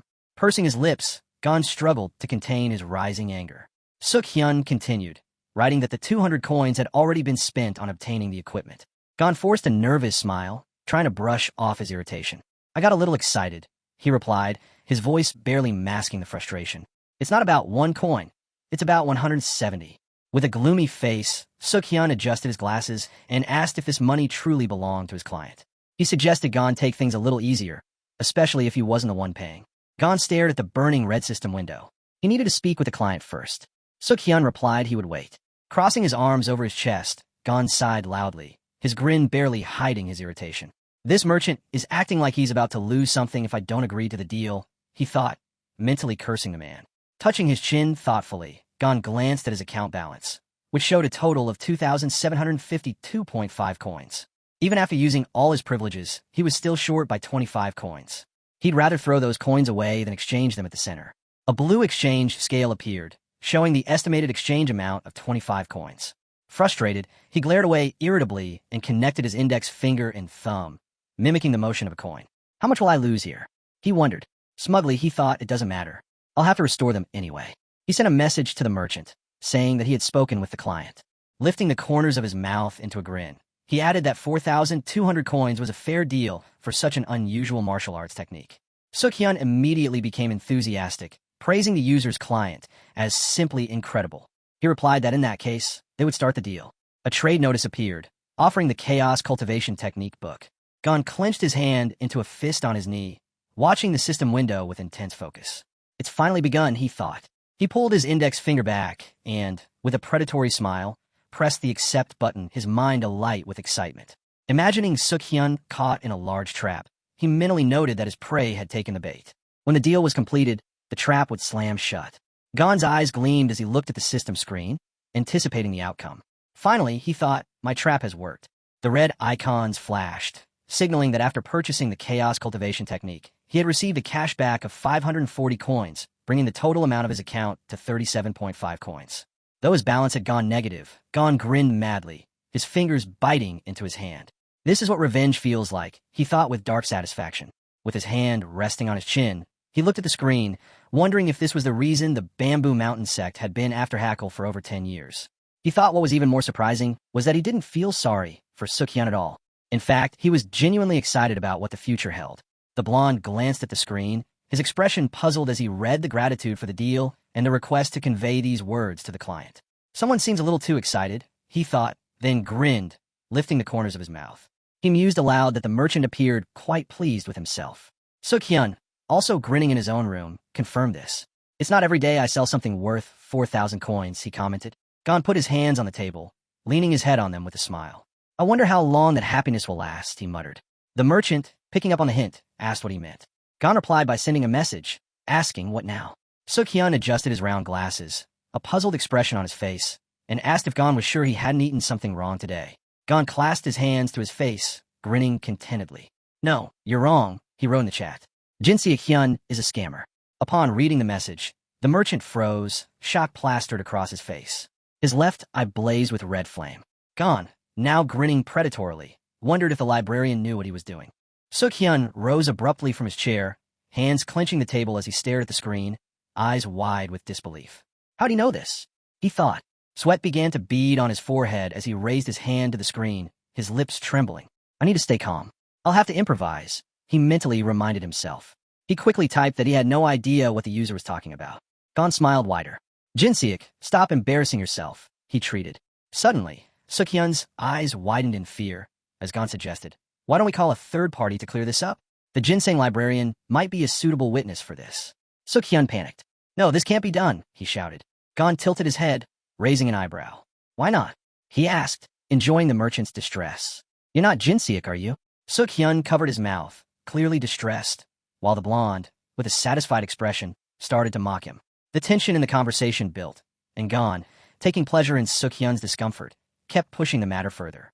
Suk-hyun finally broke, exhaling heavily and responding, I am Jinseok. Gon smirked, still smiling. You would have been caught sooner or later, anyway. In his room, Suk-hyun pictured a huge, menacing figure looming over him, arms crossed, a dark presence. He wondered who this person could be. Was he a wealthy martial artist with a hobby of dealing in high-stakes transactions? Was this whole deal a trap? He began scanning through Gon's profile information. An ordinary user from System 0. Suk-hyun thought, his eyes widening in realization. His fear mounted as he confirmed that his suspicion was true. The system did indeed list Gon's background under System 0. Suk-hyun's lips pressed tightly together as he clenched his fist. He recalled the thief who had stolen martial arts techniques from the library, and now, with the blonde's nickname, Gon, it all started to make sense. The merchant looked at the golden system screen, a sense of unease creeping over him. Gon had never said that he was involved in spatial trading, and this book transaction had been so well hidden, there were no official records. Standing at his desk, Suk-hyun couldn't help but wonder how the brat from the lower system had managed to pull this off. Aruin smiled contentedly, his expression thoughtful as he prepared to lay down a few rules. He leaned forward, eyes gleaming, and advised the merchant to be careful with his next moves. The moment those rules were broken, Aruin warned, Suk-hyun would become the main enemy of the Castle of Swords. The merchant froze, fear creeping across his face. Baring his white teeth, Aruin grinned widely as a new idea struck him. Adjusting his glasses with a casual flick of his middle finger, he commented that Aruin himself would also become their enemy. Then, he scoffed, asking if the blonde really thought such threats would work on him. Suk-hyun jerked in surprise when he saw the response message. Aruin had expected that reaction. Exactly what I thought, he mentally noted, exhaling noisily. With a sorry smile, he leaned back, unbothered. It doesn't matter to me how big the Castle of Swords is, he said. They won't be able to move between systems. Suk-hyun's eyes widened in disbelief. What about the suspension of the deal? He asked, his voice filled with indignation. You think it'll be that easy to back out? Sitting back on the sofa, Arun smiled even more contentedly, waving his hand dismissively. You really think so? He muttered darkly. Soon, you'll start to feel guilty. What if I return the equipment immediately and report to the library that they have a corrupt employee? Suk-hyun shot back, trying to intimidate Arun. Horror flashed in the merchant's eyes as he froze, unable to respond. The blonde's predatory grin grew wider as he looked at the screen, his confidence unshaken. With the right people, you need to act decisively, he said, eyes gleaming with malice. I've heard that in the Sky Sword Castle, thieves who steal completed skills are treated like criminals. Suk-hyun trembled in fear, his body frozen in a silent scream as the message continued. It's a pity, considering how much time they'll waste on you. Your end is already near. Looking at the screen with a satisfied smile, Arun waved his hand dismissively. I must say, you've got some courage, he observed coolly. But if it were me, I'd never go after completed unique skills. The merchant's body shook, his fear palpable as he struggled to find words. Arun smiled softly, resting his chin on his hand. This is definitely getting to him, he thought, pleased with the effect his words had. Leaning in with an insidious glint in his eyes, Arun's tone darkened. Do you want to live? Suk-hyun, trembling with fear and wide-eyed, stammered, I want to. Then don't do anything stupid, Arun replied coldly. Remember that. Standing in front of the golden screen, the merchant read the rules that Arun had sent. The first rule was simple. If you respond for more than 5 seconds, you will die. The second rule stated, if you close the dialogue, you will die. And the third rule read, if you don't do exactly what you're told, you will die. Suk-hyun twitched, a drop of sweat running down his cheek. He asked nervously, is this a game? Arun's dark, predatory gaze fixed on the screen as he flicked his fingers, showing the number 4. And if you answer disrespectfully, he said, his voice cold, you will die as well. With a predatory grin on his face, Arun gave the next order, his voice laced with authority. Return my money. Suk-hyun scratched the back of his head, looking confused. What do you mean? Arun's expression darkened in an instant, fury flashing across his face. His grin widened, transforming into something terrifying. Are you mocking me? He growled, his white eyes gleaming with rage. The tension in the room became palpable as Suk-hyun realized he was now in deeper trouble than he could imagine. Suk-hyun indignantly asked what was so hard to understand. But before the merchant could respond, Arun quickly came up with a new rule. The 5th rule, if you pretend not to understand, you will die. The merchant, startled, waved his arms in a panic, insisting that everything was clear now. Arun received a notification showing that 3,420 coins had been transferred to him. Looking puzzled, he glanced at Suk-hyun and asked, what is this? I didn't give you 3,420 coins. Suk-hyun began to flail his arms in a hurry, trying to explain that it was due to the 5% tax, which resulted in a smaller transfer. Arun's face lit up with interest, and he slapped his palm onto the table. Ah, the tax. I completely forgot about that. So the exchange center took 580 coins for themselves, leaving 4,000 coins total. Is that right? Suk-hyun froze, fear creeping across his face as he waved his hands in an attempt to deny any wrongdoings. Arun, with a sorry smile, raised a finger, his voice dark. Who will return my 580 coins, then? Suk-hyun, his face pale, muttered that he would do it. He quickly sent Arun the 580 coins. Arun looked at the screen with a satisfied smirk as his balance grew to 36,925 coins. He praised the merchant for following through. But then a thought struck him. His mouth parted in surprise, and his eyes widened. Even after the tax, there was still an extra 1,000 coins in his account. How did this happen? He wondered, checking the red system windows. It couldn't be an error. Imagining the blue holographic book in his mind, Arun was suspicious. The system must have anticipated this kind of abuse. He didn't understand why he had received privileges, but if something was off, he risked losing all his money. He thought it best to investigate later. Suk-hyun, still in the chat, asked if that was all. Arun, eyes closed, sighed, quoting his earlier statement about wages. Well, you still owe me another 200 coins for the deposit. The merchant, trembling, opened his mouth wide, explicating that he had already spent money to bribe the guards and secure the equipment. Arun read the message with a raised eyebrow, asking, Are you insane? Suk-hyun, his face pale, quickly pulled back in fear. That's not what I meant, he stammered. He hurriedly sent the remaining 200 coins to Arun. Arun sat back with a pleased grin, watching as Suk-hyun sent another 100 coins, followed by 135 coins. The blonde was content as he observed the merchant's dwindling balance. Is there anything else you need? Suk-hyun finally asked, defeated, with only 215 coins left in his account. Arun, sitting on the sofa, took a moment to look over Suk-hyun's characteristics. He casually remarked, You still owe me for the time I spent on you. Then, I'll let you go. The merchant's eyes widened in shock when he read the next message. You owe me another 215 coins, and that's it. Confused, Suk-hyun stared at the screen, wondering how Aruin knew exactly how much he had left. Then, his mind raced, and his jaw dropped when he realized, was Aruin a VIP? Aruin raised a finger, placed it on his lips, and winked. Quiet now, he said with a smile. Suk-hyun sat, stunned, mouth agape, trying to comprehend why a VIP would do such a thing. He's on a completely different level than me, the merchant thought with a sweaty, frightened face. He stammered, asking Aruin what he wanted from him. With an arrogant grin, Aruin replied, I'm repaying an old debt. Suk-hyun, shuddering, exhaled shakily. Do you really not understand the seriousness of the situation? Aruin's eyes flashed with madness as he leaned over the merchant, his voice eerie and low. You have no right to question me. The merchant trembled, his body tense as his veins bulged from fear. He slammed his hands on the table, finally asking, What do you want from me now? There are no more coins left. Aruin stood and moved toward the screen, waving his hand dismissively. Don't lie, he said coldly. You've accumulated mountains of coins by deceiving people. What happened to them? Suk-hyun hesitated, but Aruin's grimace grew more irritated. Finally, the merchant admitted that he had spent it all on alcohol, gambling, and his 2 wives. Aruin, with a scowl, asked if he was really telling the truth. Suk-hyun, embarrassed, apologized, his face a mix of confusion and regret. I'm sure you have something else, Aruin noted, his voice full of suspicion. Something besides coins. The merchant waved his hand, dismissing the idea, saying he could make more money by selling martial arts techniques. The merchant claimed that by selling his martial arts books, he could easily earn 1,000 coins. Aruin grinned, satisfied, but his smile was tinged with a hint of pity. Sorry, he thought, I'll have to take these off your hands, but I can always get more. He considered not selling everything, perhaps only enough to last a month. With a deep sigh, Aruin leaned his head on his palm and looked away, his voice curious. What books are we talking about? The merchant clarified, explicating that he meant his martial arts techniques, internal energy techniques, cultivation methods, and body illumination skills.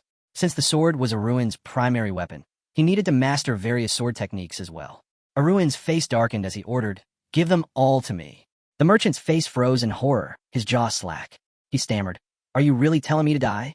Aruin grinned, his voice low as he rested his chin on his palm. That's not how they die, he replied, his eyes glowing red as he stared at the screen. Should I talk to the librarian about this? Suk-hyun, trembling, asked in fear. What's more important, your life or your martial arts? I'll give you 10 seconds to decide, Aruin added coldly, his gaze fixed. As Suk-hyun sat frozen in terror, Aruin thought about the warriors in the fog, always questioning whether those living in System 1 were truly alive or simply died with their martial arts. He received a notification from Suk-hyun, listing the techniques he had.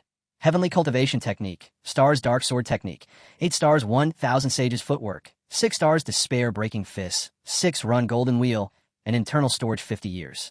Aruin, resting his chin on his palm, smirked softly. This revelation only confirmed that the merchant had nothing left of value, except his life. Aruin's gaze grew colder as he turned away from the screen, thinking that the merchant had no more useful techniques. Suk-hyun, in despair, slammed his forehead on the table and read Aruin's message. The merchant looked up with tear-filled eyes, his face crumpled in defeat. Aruin's cold voice asked, Do you really have no basics left? Suk-hyun, choking back tears, indignantly shot back. What difference does it make to you? He begged Aruin to leave him alone, stating that he had nothing left. No money, no martial arts. And now, with the commission, his balance was negative. Aruin, with a small smirk, advised him to stop being dramatic. He glanced at Suk-hyun's status information, thinking that this was the type of person who could easily get out of any situation. It was better to check himself, so he opened several pop-ups showing Suk-hyun's information. The final line of the notification read, Spiritual status, one who has nothing left. Balance, -800. Aruin paused, stunned by the result. Meanwhile, Suk-hyun continued to sob, and Aruin's smile grew as he ruffled the merchant's hair. You really have nothing left, do you? Looking at the screen, Aruin grinned wide. I won't report you for now. You should keep doing what you're doing, he said casually. Suk-hyun's face went pale. Didn't you promise to leave me alone? He asked, confused.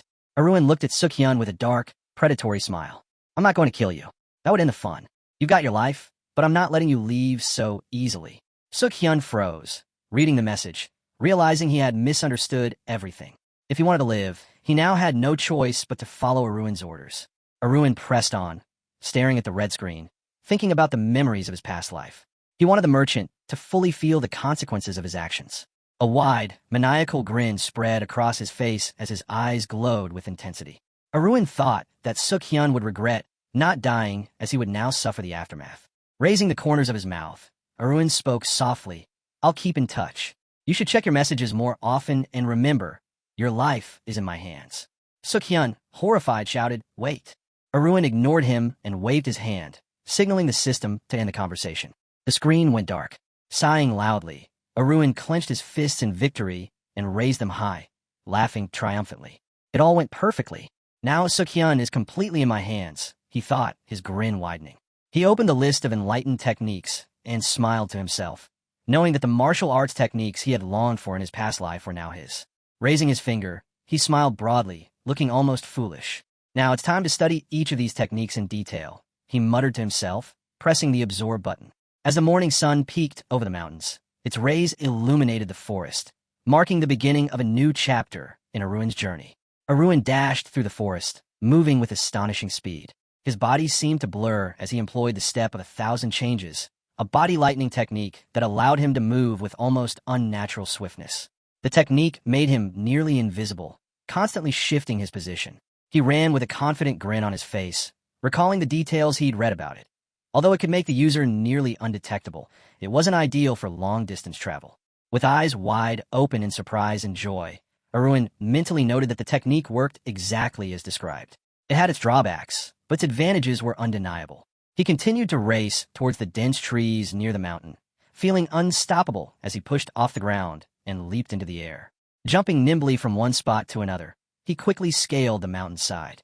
With a final burst of energy, he pushed off from the summit, extending his arms and soaring through the air like a bird. From his vantage point high above, he could see the endless expanse of the forest stretching below him. In the distance, a city was visible. As he descended, a wide grin spread across his face. This feeling was extraordinary. It was as if he had truly become a bird, free to glide above the earth. When he landed, he touched his chin with a thoughtful expression. The technique had been worth the effort, he decided, as he recalled the terrifying feeling of relying on his special privilege while absorbing the skill. He had been certain he would die when he first learned it, his body consumed by the power. Arun shook his head, remembering how he'd sat on his knees, his mouth agape and his eyes burning, surrounded by a red aura as the pages of a book seemed to turn on their own above his head. Without the privilege of the sponge-like absorption ability in his mind, he would have been left with nothing but a melted brain. Drawing his sword from its sheath, Arun sighed in satisfaction. He had sufficiently tested the body lightning technique. Swinging the long blade, blue lights sparkled around it as he mentally noted the starting position of the Dark Heavens technique, which was executed in a peaceful, wave-like motion. He swung the sword repeatedly, each strike powerful and sharp. As he focused, energy began to concentrate in the hilt, and the blade of his sword shone with a bright blue light. Arun smirked contentedly, and with a swift motion, he released a massive burst of water from the blade. He mused to himself, recalling the secret technique that had turned the Laziken steel guard into a legendary force, the mysterious blade. It was believed to have disappeared after the death of its master, but now, Arun had brought it back to life. A massive wave of water surged forward, heading straight for the towering trees. Frozen in place, he watched the water as it crashed over the forest, leaving a trail of destruction in its wake. The technique was a formidable display of power. Arun stood silently, contemplating his next move. But as he stood there, still gripping the sword, steam began to rise around him, and a stern image of his grandfather appeared in his mind. Folding his hands on the hilt of the sword, Arun thought back to his homeland, to the land of the Steel Guard, where the skill had been perfected. As the massive wave continued to spread, flooding the mountains and trees, Arun stared at the scene before him, his eyes wide with shock. He had clearly overdone it this time. Ahead of him, there was a mountain of debris. The blonde frowned, realizing who was likely responsible for this. Hafiel, a first-class knight, whose style it was to leave destruction in his wake. Arun's thoughts shifted to the battle between swords. How a sword imbued with blue light could effortlessly cut through a blade of purple light. His chi sword, in comparison, seemed insignificant, its aura nothing more than a pale imitation of true power.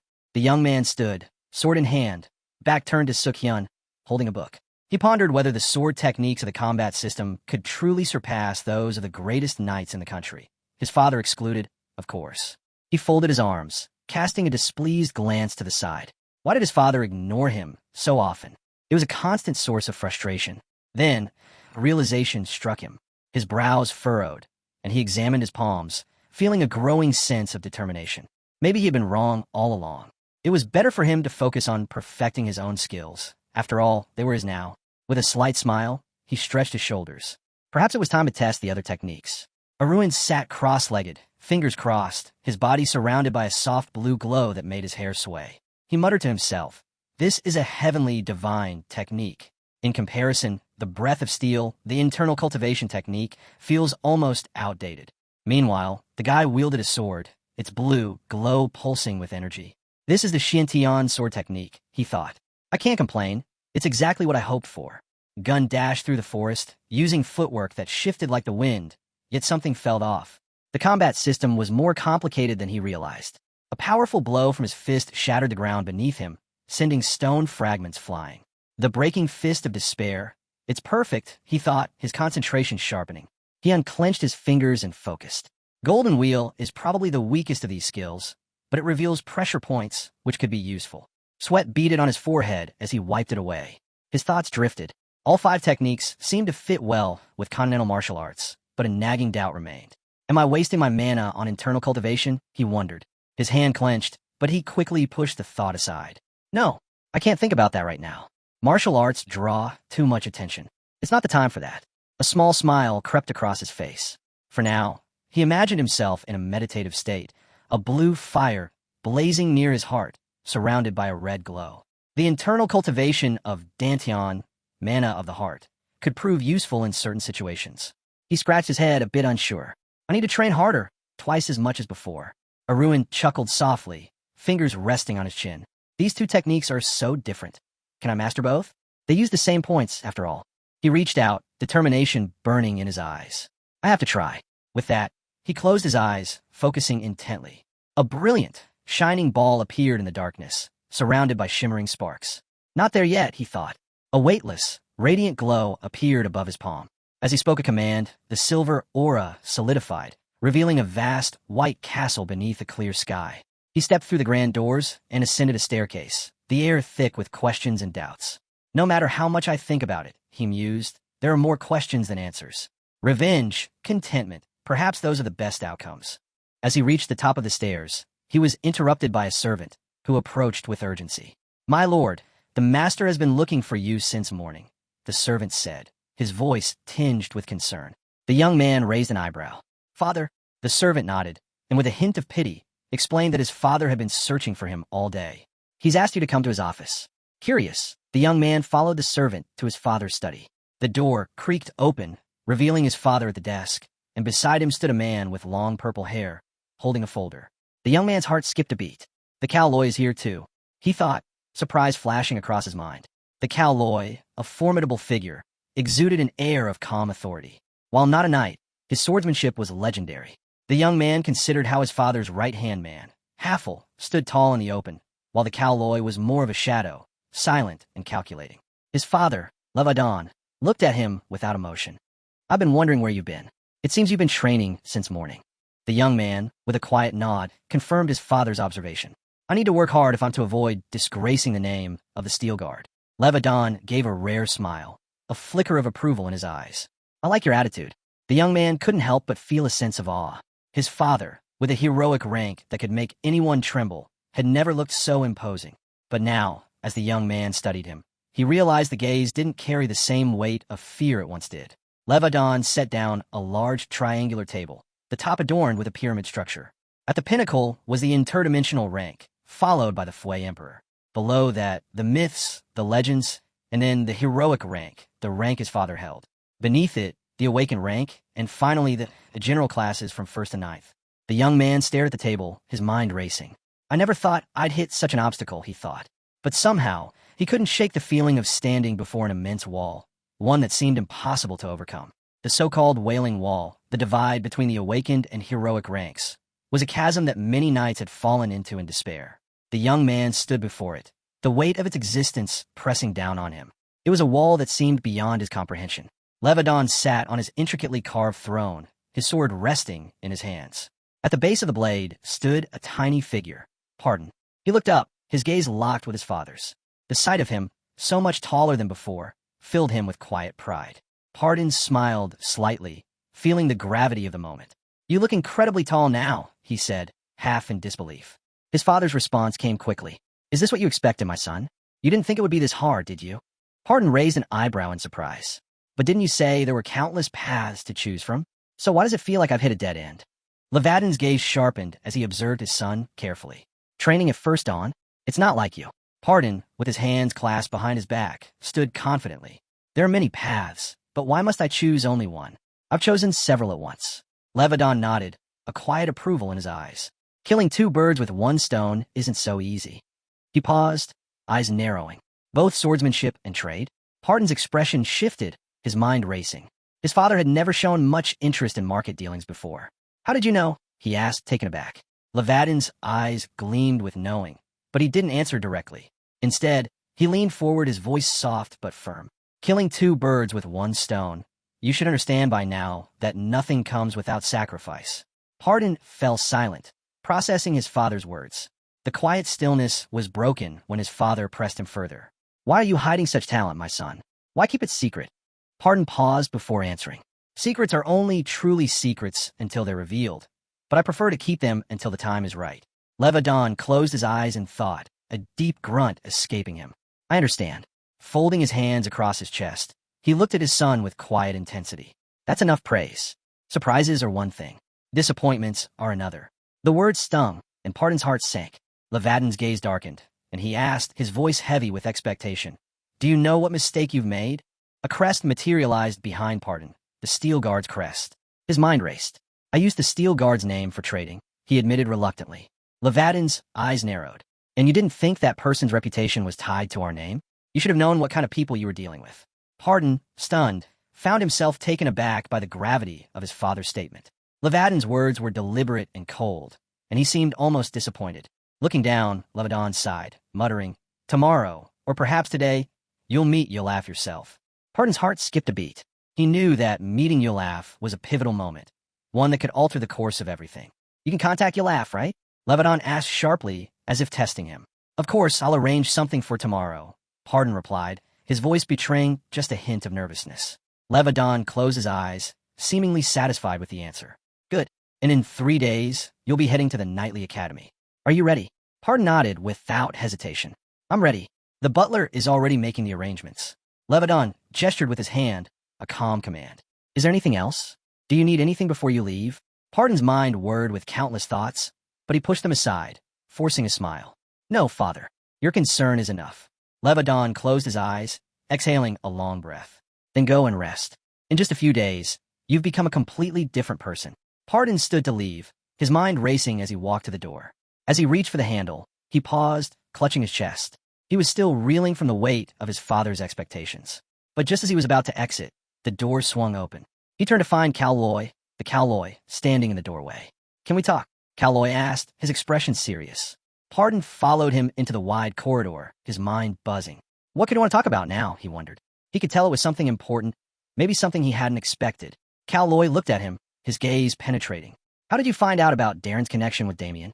Pardon's heart skipped. So that's what this is about, he thought. He'd known this conversation was coming. Someone had ratted him out to his father, and now Cowloy was fishing for answers. Turning his eyes away, Pardon replied coolly, "I figured it out myself." Cowloy blinked, clearly surprised. "What? You guessed." Pardon shrugged nonchalantly. If something significant happens around their level of power, it's always a big client. Merchants will do anything to secure deals. I simply threw a bait, and your sister took it. Cowloy's expression shifted into one of realization. So that's how it happened. Pardon gave him a small smile. "Is there anything else you want to ask, Cowloy?" Cowloy, taken aback by his nonchalance, closed his eyes and nodded. "That will be all." With that, Pardon turned and walked away, his thoughts still swirling. "Now, I need to contact Yolaf." He moved down the corridor, stealing a glance back at Cowloy. The Cowloy was still standing there, watching him, but Pardon couldn't help but wonder what he was truly thinking. The blonde paused. A small problem had arisen, one that needed to be dealt with quickly. As he walked down the corridor, his mind was set. There was something he needed to do, something for the academy, and something for his family. It was risky, but this was the path he had to follow. As he moved forward, he thought, you never know what might come next, so it's better to start making moves now. His system window popped up, displaying the affiliate market. The data on internal cultivation for the year caught his attention.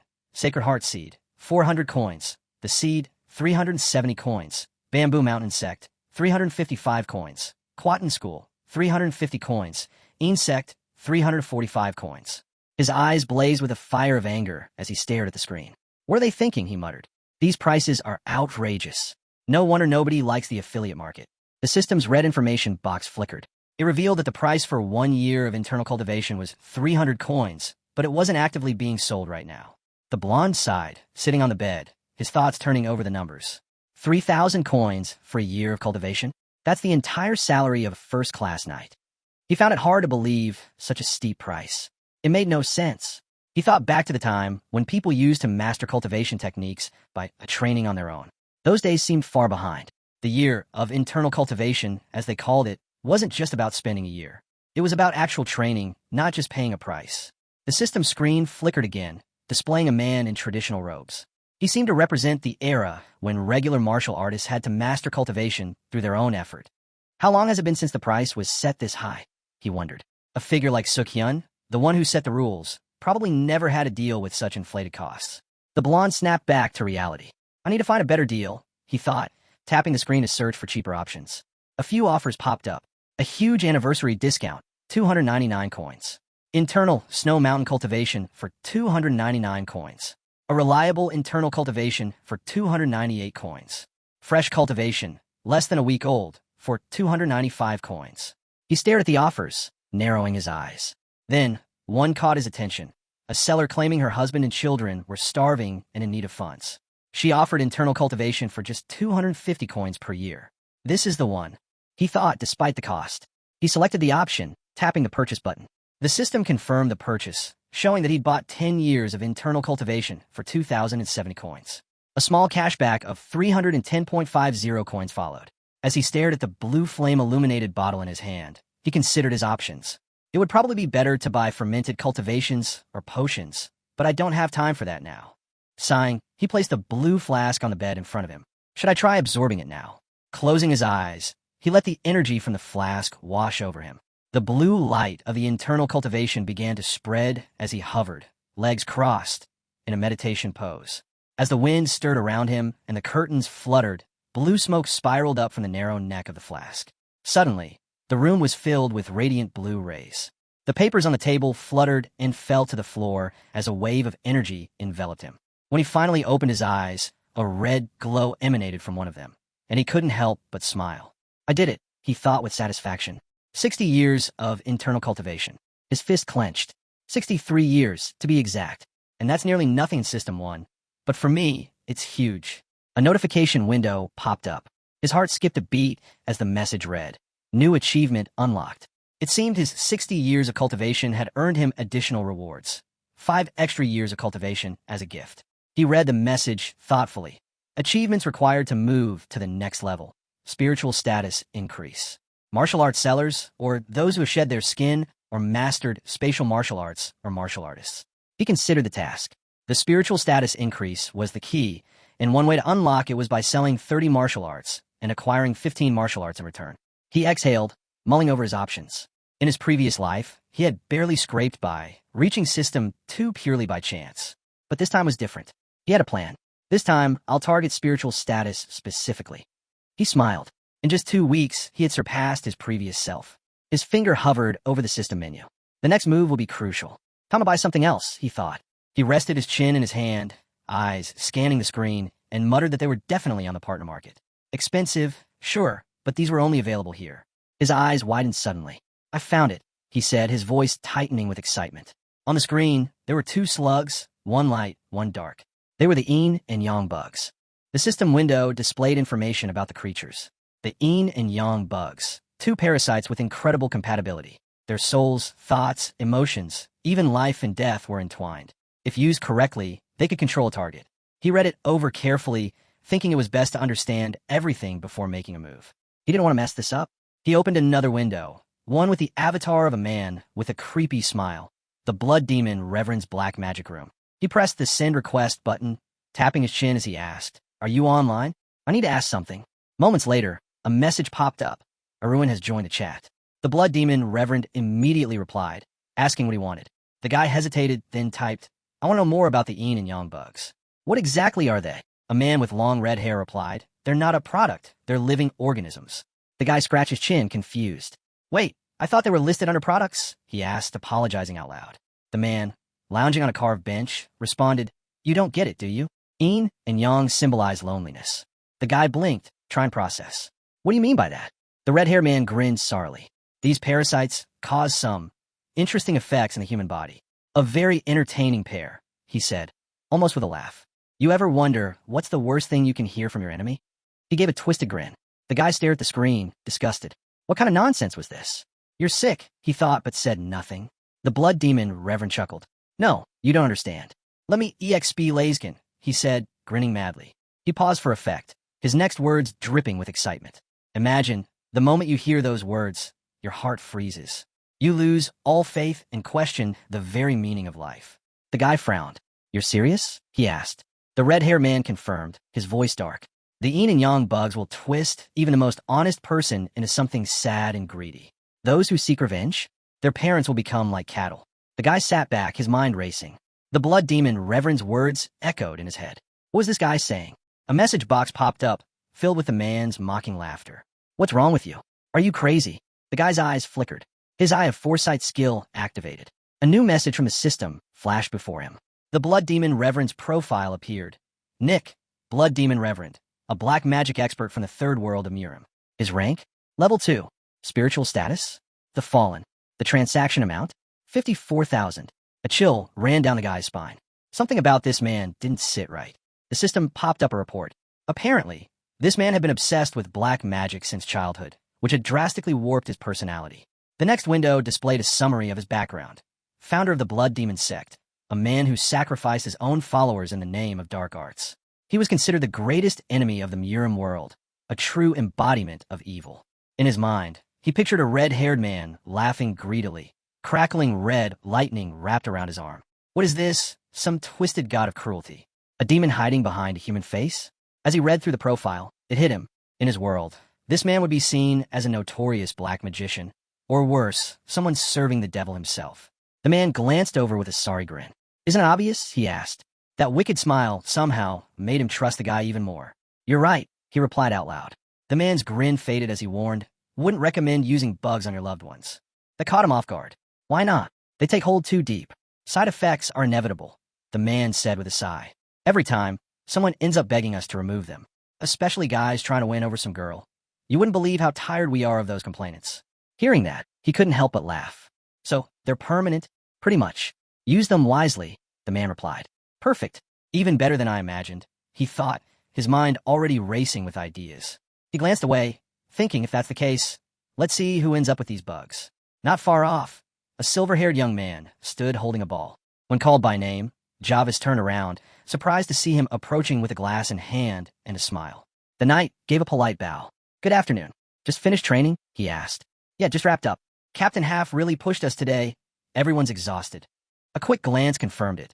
Several knights slumped on the steps, barely moving. But you, he said, grinning, don't even look winded. No wonder you're the ace of the knights. Jarvis smiled. You're too kind. Handing over the glass, he said, here, you must be thirsty after all that. Jarvis blinked in surprise as he accepted it. Thank you, but why? They'd barely spoken before, yet here was the Lord's son himself, offering him a drink. With a polite nod, Jarvis thought, no point causing trouble with him. Peering into the glass, Jarvis frowned. The liquid inside was dark gray and unsettling. What even is this? Should I drink it? Looking up, he met his gaze, bright, wide-eyed, smiling like he just handed over treasure. Why does it feel so suffocating? Jarvis thought. I can't exactly say no, can I? Suppressing his doubts, he downed the drink in one gulp. Instantly, his face twisted. That was disgusting. So, he asked eagerly, how was it? Made that just for you. With a strained smile, Jarvis forced out, really great. Feel healthier already. Fantastic, he beamed, reaching for the glass. Mind if I take that back? Of course. Thank you, Jarvis said, handing it over. Watching the empty glass, he thought, perfect. Jarvis gave him a courteous bow. Appreciate the thought. Still smiling, he asked, really? You're sure? Caught off guard, Jarvis glanced away. Sure. Then, could I ask you for a favor? He asked casually.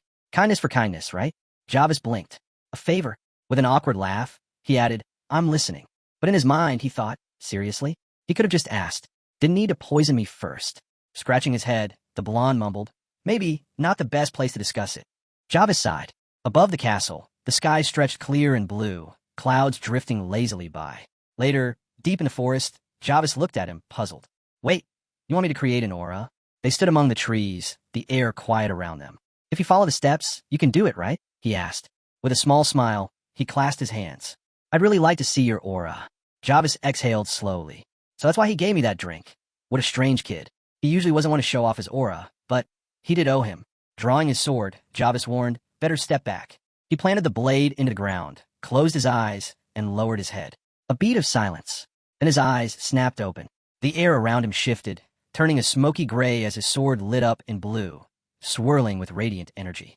Arun shielded himself with one hand as the wind picked up around them. Beside him, the young man stood with his sword drawn, and Arun couldn't help but think. This was exactly what he expected from the Ace of the Knights. He studied him carefully. Sure, the color, density, and quality of the aura couldn't hold a candle to his brother's, but still, it was nothing to scoff at. Not that he felt threatened.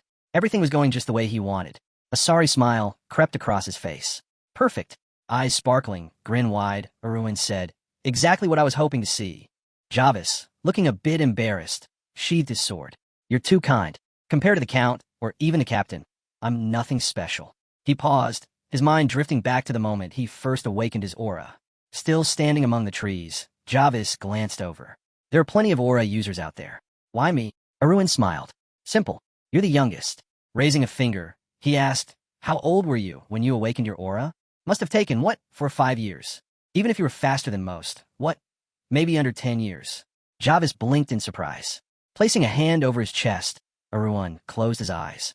That feeling of breaking through a wall, pushing past your limits, there aren't many who understand that.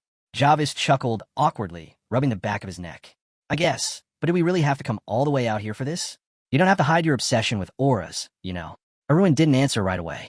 He seemed caught off guard. Jarvis smiled to himself. Maybe it's just a kid thing. They see things differently. Before he could finish the thought, Arun clapped his hands loudly. Jarvis flinched. Arun grinned. Finally got it, didn't you? He leaned in, his gaze sharp and calculating. Finally caught you, huh? Jarvis stared back, completely lost. Wait, what? What is going on? Is this even the same guy? Something shifted. That calm, harmless energy Arun had before? Gone. Facing him directly, Arun said, overcoming walls? Surpassing yourself? Please, what do you think will happen if everyone finds out about you? Jarvis blinked. What are you talking about? With a wicked grin, Arun answered, your little secret. Your personality. Jarvis glanced away. My personality? Arun's smile widened. So, how's the weather down south? The words hit like a slap. Jarvis froze. Wait, what? Are you saying I'm an Imperial spy? He laughed nervously. No, you've got the wrong idea. Spy? That's a bit much, don't you think? Arun tilted his head, amused. Why do people always react like this when the pressure's on? Staring him down, he added, relax. I didn't call you a spy. I called you Jarvis Durical. Jarvis's face drained of color. No, the mission, it's over. Frozen in place, mind spinning, Jarvis felt the weight of the trap close in. With that same unsettling smile, Arun said, see, I told you to be ashamed if word got out. Brought you out here for a reason, after all, and yet you still thought you were just dealing with some clueless kid? Jarvis clenched his jaw. This was all planned? From the start? Jarvis turned away, his voice steady. That's enough, he said. Even I have the pride of a knight. If you actually had proof, we wouldn't be standing here like this. The blonde watched him without a word, calm and unreadable. Jarvis continued. If I'd really been a spy, the Count or the Captain would have handled it by now. With a faint smile, Arun asked, so you're admitting it? No, Jarvis shot back. What I'm saying is, you're lucky I'm not. If I were, you wouldn't be walking out of this forest. Arun's gaze sharpened. Is that a threat? Jarvis shook his head. Not at all. Just saying, you got careless. Laughing it off, Arun waved a hand. Maybe. After all, only I know who you really are. His eyes lingered on Jarvis. The space between them filled with an unsettling silence. So, Arun said quietly, there's nothing stopping me from killing you right here, is there? Jarvis studied him, unable to tell if he was bluffing or just insane. Either way, it didn't matter. Turning away, Jarvis figured there was no need to drag this out. He already knew his name. That was more than enough. But before he could take a step, Arun struck. Jarvis froze. His sword came up fast, but the moment passed even faster. He blinked, stunned. Where did he go? Eyes darting around, sword ready, Jarvis tried to make sense of it. He was sure. He knew. His blade had connected. Then he felt it. Movement. Jarvis spun, just barely blocking a sudden, razor-sharp strike. Arun grinned, his expression twisted and sharp. Jarvis grit his teeth, the force of the blow sending him flying back. He landed hard, looking up, shaken. Is this Sora? His eyes locked on Arun, who now stood confidently, sword in hand, glowing with blue light that pulsed and flickered. Jarvis's heart sank. His own sword, cracked and useless. With a mocking smile, Arun taunted, Really? You got caught from behind? How exactly did you become a spy? Jarvis dropped to one knee, scowling to himself. Unbelievable. He'd never paid much attention to the youngest son of the Steel Guard. Even after the rumors about him hiding his talent, Jarvis hadn't cared. The island was packed with geniuses. One more didn't mean anything. But this was different. 16 years old, and that aura? He pictured Arun standing proud beneath the family crest, and a thought sent a chill down his spine. So the blood of Lazakin and Levadon really did awaken in him. With a scowl, Jarvis tossed his broken sword aside. This is bad. Real bad. Now wasn't the time to recover. Now was the time to survive. Clenching his fists, Jarvis forced himself to his feet. My life's on the line now. Arun watched him closely. Enough swords, he said calmly. Let's settle this with fists. With a smirk, he tossed his sword to the side. Jarvis blinked in disbelief. Is he serious? Arun held out a hand and grinned. Come on, this is getting fun. Grinding his teeth, Jarvis glanced down at his fists. No sword, just aura. How'd it come to this? Shouting, he charged forward, fists clenched tight, lightning sparking across his knuckles. Arun stood firm, exhaled slowly, then shifted into a fighting stance, his expression cool and focused. Jarvis raised his fist, bolts of electricity crackling to life. And just like that, the real fight began. Jarvis charged forward, closing the distance in an instant. His fist swung with force, lightning crackling, but Arun didn't flinch. With sharp focus, Arun activated his World Breaker ability. A blinding blue light exploded across the hills, cutting through the dust and shaking the ground. When the air finally cleared, a figure stood in the middle of the destruction. Arun, perfectly balanced in his stance, a deep crater carved beneath him from the sheer impact of his blow. Letting out a slow breath, Arun thought to himself, better than I expected. Off to the side, Jarvis coughed up blood, half buried in the dirt. He growled under his breath. What the hell? How'd he hide this much power? As Arun approached, Jarvis glared up at him, mind racing. You really gave yourself internal injuries, Arun said calmly. How's your mana core holding up? Jarvis tried to push himself upright, only to cough again. Don't force it, Arun added. This time, you're not getting out of this. Jarvis clenched his teeth, fury burning in his eyes. But one look at the figure standing over him made it clear this wasn't a fight he could win. The gap between them was obvious. Gripping his arm, Jarvis thought bitterly, this is it, it's over. Still, he managed to ask, who tipped you off? Inspector? Security agency? Which little puppy spilled it? To his surprise, Arun laughed softly. You don't seem to understand how this works. Standing over him, he continued. This island's famous for one thing, being the land of Levadon, the one who stopped the Empire. It's not some research facility. It's not a military post. So why is the information department so interested? Must have plenty of free time. He narrowed his gaze. So tell me, what exactly were you hoping to accomplish here by slipping a spy in his steel guard? Jarvis stayed quiet, a faint smirk on his lips. Arun shook his head. Look at you. They couldn't have picked someone better? If you're going to send someone into enemy territory, shouldn't you at least pick someone worth the trouble? His eyes scanned Jarvis carefully. A spy and a knight? And with aura too. This isn't some rookie. This is an A-class, maybe even S-class. If someone like him had been sent, that meant only one thing. The Empire was taking Steel Guard serious. Sorry. Sitting there in silence makes you look even more suspicious, you know, Arun said. But Jarvis just met his gaze and said nothing. You do realize, Arun continued, you're just a pawn to them. Replaceable. Do you really think the Emperor is going to care what happens to you out here? Jarvis scoffed. Doesn't matter. Even if he doesn't, so what? Arun tilted his head. That attitude's only going to make things worse for you. But Jarvis straightened up, expression hard. Do whatever you want. Rip off my nails. Break my arms. Makes no difference. Rolling his eyes, Arun waved a hand. Come on, what do you take me for? A savage? Torturing a trained spy is pointless. He glanced down at the small bottle in his hand, turning it between his fingers. So, what do we do with you now? He mused aloud.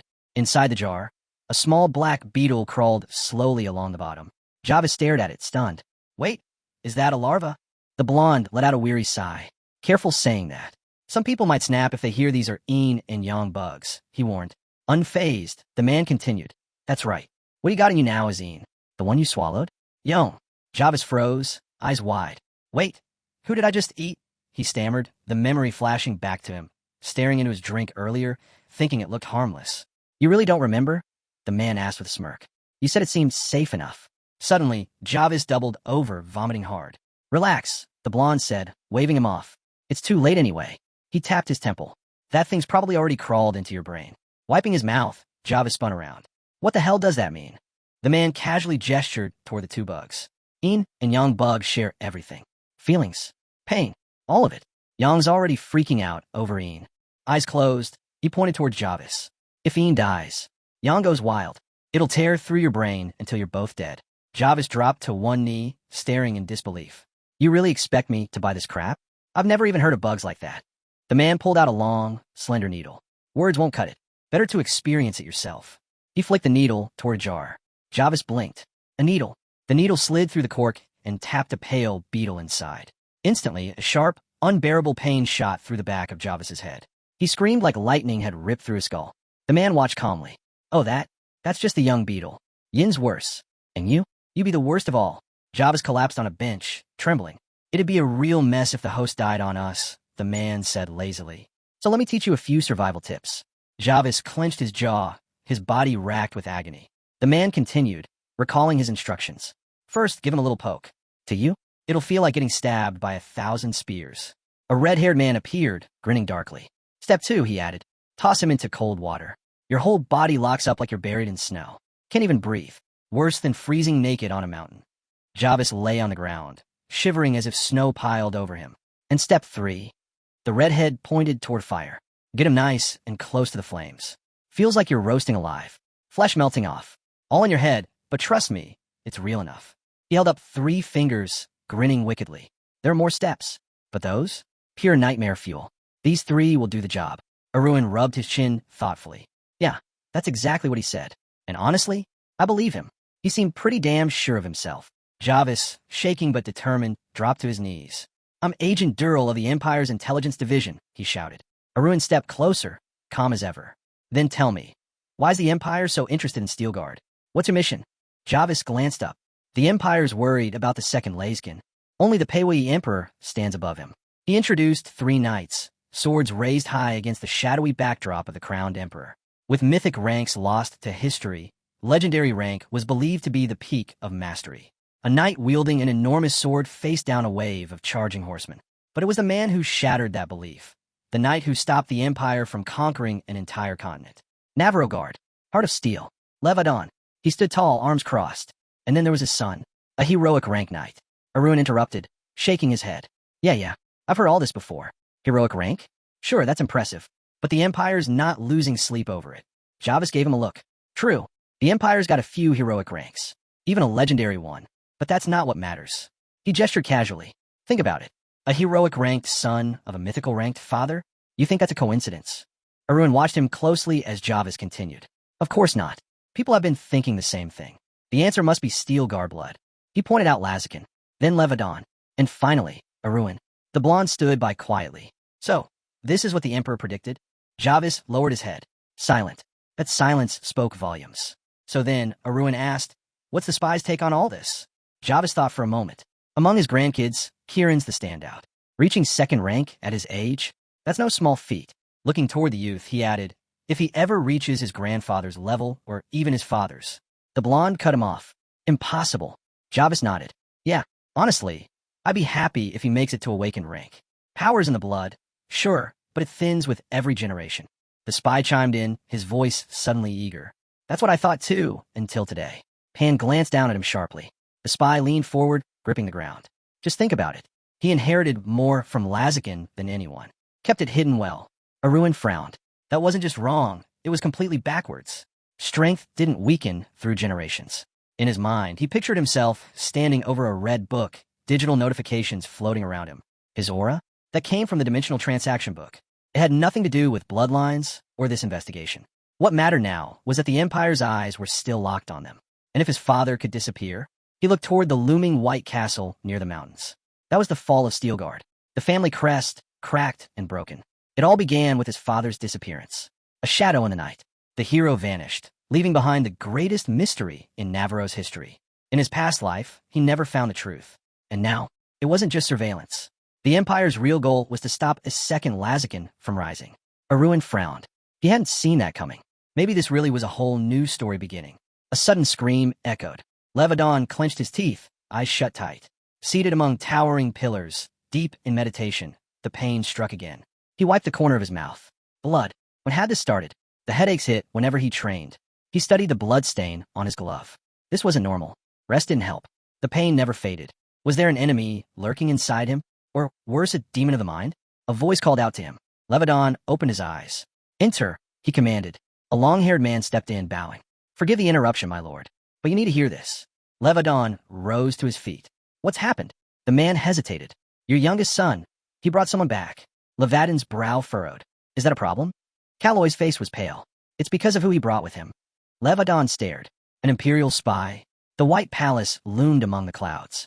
On the grand steps, the lord and his warden stood side by side. Below them knelt Aruin, draped in a white cloak. Beside him lay another man, motionless on the ground. Family members gathered, whispering in shock. Javis lay there, covered in blood. Levadon looked down and declared, he's dead. His son bowed low. I tried to save him, but it was too late. Levadon shook his head. No need to apologize. Go get treated.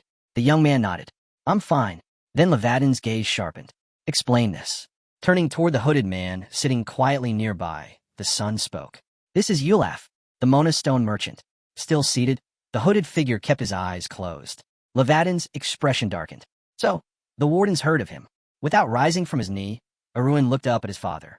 I flew to Leyte, met with Ulaf, told him everything. And then, he added, we came back together. Something fell off. One of the men whispered, strange. Why follow the merchant all the way out here for this? The young man shrugged. I used it as a chance to lure the spy somewhere quiet, then asked who he really was. He glanced over at Javis' lifeless body. After that, I drew my sword. Towering over him, the man asked, and how did you know he was a spy? Without a word, the guy handed over a folded sheet of paper. The blonde signaled to the butler, who quickly brought the envelope to Levadon. Levadon studied it in silence, humming thoughtfully as everyone around held their breath, watching closely. Finally, after a long pause, he looked up. This is my son said. I believe this knight was a spy. Kieran gasped. Wait, is that true? What's written on it? He stared at his father in shock. You didn't know? Levadon kept his gaze steady. It's some kind of code. The Imperial Information Department uses this often. I've seen it a few times. Still in disbelief, Kieran reached out. But what if it's just a copy? Levadon shot him a sharp look, and Kieran immediately went quiet. Levadon turned his attention back to the elder nearby. Doesn't seem like you want this getting back to the Empire. Kieran quickly shook his head. Of course not. The Empire's a threat that needs to be handled. Levadon's eyes narrowed. Is that truly why? Absolutely, Kieran insisted. Levadon's thoughts drifted to his eldest son as the palace grew quiet. Everyone waited, listening. In moments like this, there are always people who cling to hope, thinking things will work out, just because they always have. But leaders can't think like that. Waiting for rain just because it didn't fall today. Levadon said, that's fine if you're a pawn. But a leader prepares for drought. He fixed his gaze on Kieran. Understand? Kieran let out a breath and lowered his head. Yes, I understand. From the stairs, one of the men nodded at Aruin. Well done. Aruin shrugged. Caught it by accident, really. Kieran heard the doctor being called and clenched his teeth, anger simmering. Furrowing his brow, Kieran glared at Aruin, silently cursing him. Nearby, someone shot him a side glance. A bit much, don't you think? Later, Aruin sat on a bed, leaning back against the pillows, his face pale with shock. I knew they'd keep me here, he muttered, but still didn't expect this. He forced a small, bitter smile as the man in the white cloak commented. All this for a scratch? You're getting the full treatment. Feeling better? He asked. But Aruin's expression darkened, remembering the servant who'd brought him a tray of colorful potions, announcing, your father ordered full tests after every meal. They really were being thorough. Aruin couldn't help but think, for someone with aura, who healed far faster than a regular person, this was definitely overkill. With a slightly smug glance, Aruin looked over at the man. So, how much longer is this going to drag on? What a pathetic sight. Yilaf shot him a glance. Is it really that bad? Aruin gestured lazily. Go check the mirror yourself. The man in the white cape touched his own cheek, tugging at the skin. I was the one who said not to take it off. As he removed the mask, Javis ran a hand through his silver hair. Happy now, he muttered. Aruin pressed his hands against the blanket. Forget that. Tell me what my father said. Anything happen? The knight glanced toward Levadon. The lord only asked a few ordinary questions. Honestly, it felt like he didn't care much about Yulaf at all. Staring at the leather mask in his hands, the knight admired the craftsmanship. Can't believe even the lord fell for this. He ran his finger over the edges, and the wig figured out from the scar. When Arun asked him to take care of the mask, the knight frowned. Why? Can't you just make another? Arun smirked, eyes glinting. You think the same face of an entire nation is that easy to recreate? Javis blinked, fear creeping into his expression. What are you saying? Staring at the mask, his hands trembled. The mask slipped from his grasp and clattered to the floor. His face darkened. Wait, this is... Arun shot him a sharp look. Be careful with that. It's my lifeline. Cold sweat formed on the knight's forehead as he cast a narrow, uneasy glance at Arun. Just who is this guy? Where'd he get these kind of skills? But for now, that didn't matter. Javis turned back toward Arun. Mind if I ask you something? Arun stayed calm. Go ahead. Leaning forward, hands resting on his knees, the knight asked, Why keep hiding your abilities? Arun casually waved his hand. What's the point of showing off? I'm just a 5th grader, and people already act like I'm a problem. He met Javis' gaze. Even the sharpest chisel can only carve so much before the stone cracks. If I go all out, my class won't just break, it'll shatter. He looked straight at the man on the bed. I'm Lazakin's descendant, the Real Steel Guard. I don't think anyone would argue if I revealed everything. A silence filled the room as Arun and Javis locked eyes. Arun narrowed his gaze and muttered under his breath, Stop acting like a fool. Javis froze, totally thrown off. Still glaring, Arun asked, Or did you want me turning into some walking billboard, screaming for the Empire's attention? Waving his hand dismissively, Javis stammered, And no, that's not what I meant. Arun scoffed, squeezing the jar with the larvae between his fingers. Still don't get it? You're already in my hands. A pale slug slid slowly along the bottom of the jar. Sweat trickled down Javis' face as he stared. Arun pointed at the jar with a grin. Want to take it from me? Javis' face turned ashen. He scowled. You really think I'd fall for your tricks twice? That's not it, he muttered. I shouldn't have even asked. Reluctantly, he held out a document with both hands. When Arun asked if he'd written the report, Javis nodded. Exactly as you instructed. Arun unfolded the paper and began reading. The special agent report detailed Steel Guard's current state. Levadon and the clan showed no major changes, with Levadon suspected of hiding his rank. Kieran was listed as a regular Class 2 fighter with the potential for Class 1. There was also mention of a young man with dark gray hair, Jason Steelguard, in his 34th year, now studying his body. And as for Arun, the report flatly declared he showed no signs of progress. A complete non-entity. Arun sat on the bed, holding the paper in his hands, pausing on the next line. The communications manager, Gilbert, had died from unknown causes. Security levels were now heightened. Javis noticed Arun's reaction. That's not bad, right? Arun glanced away, his expression faintly disappointed.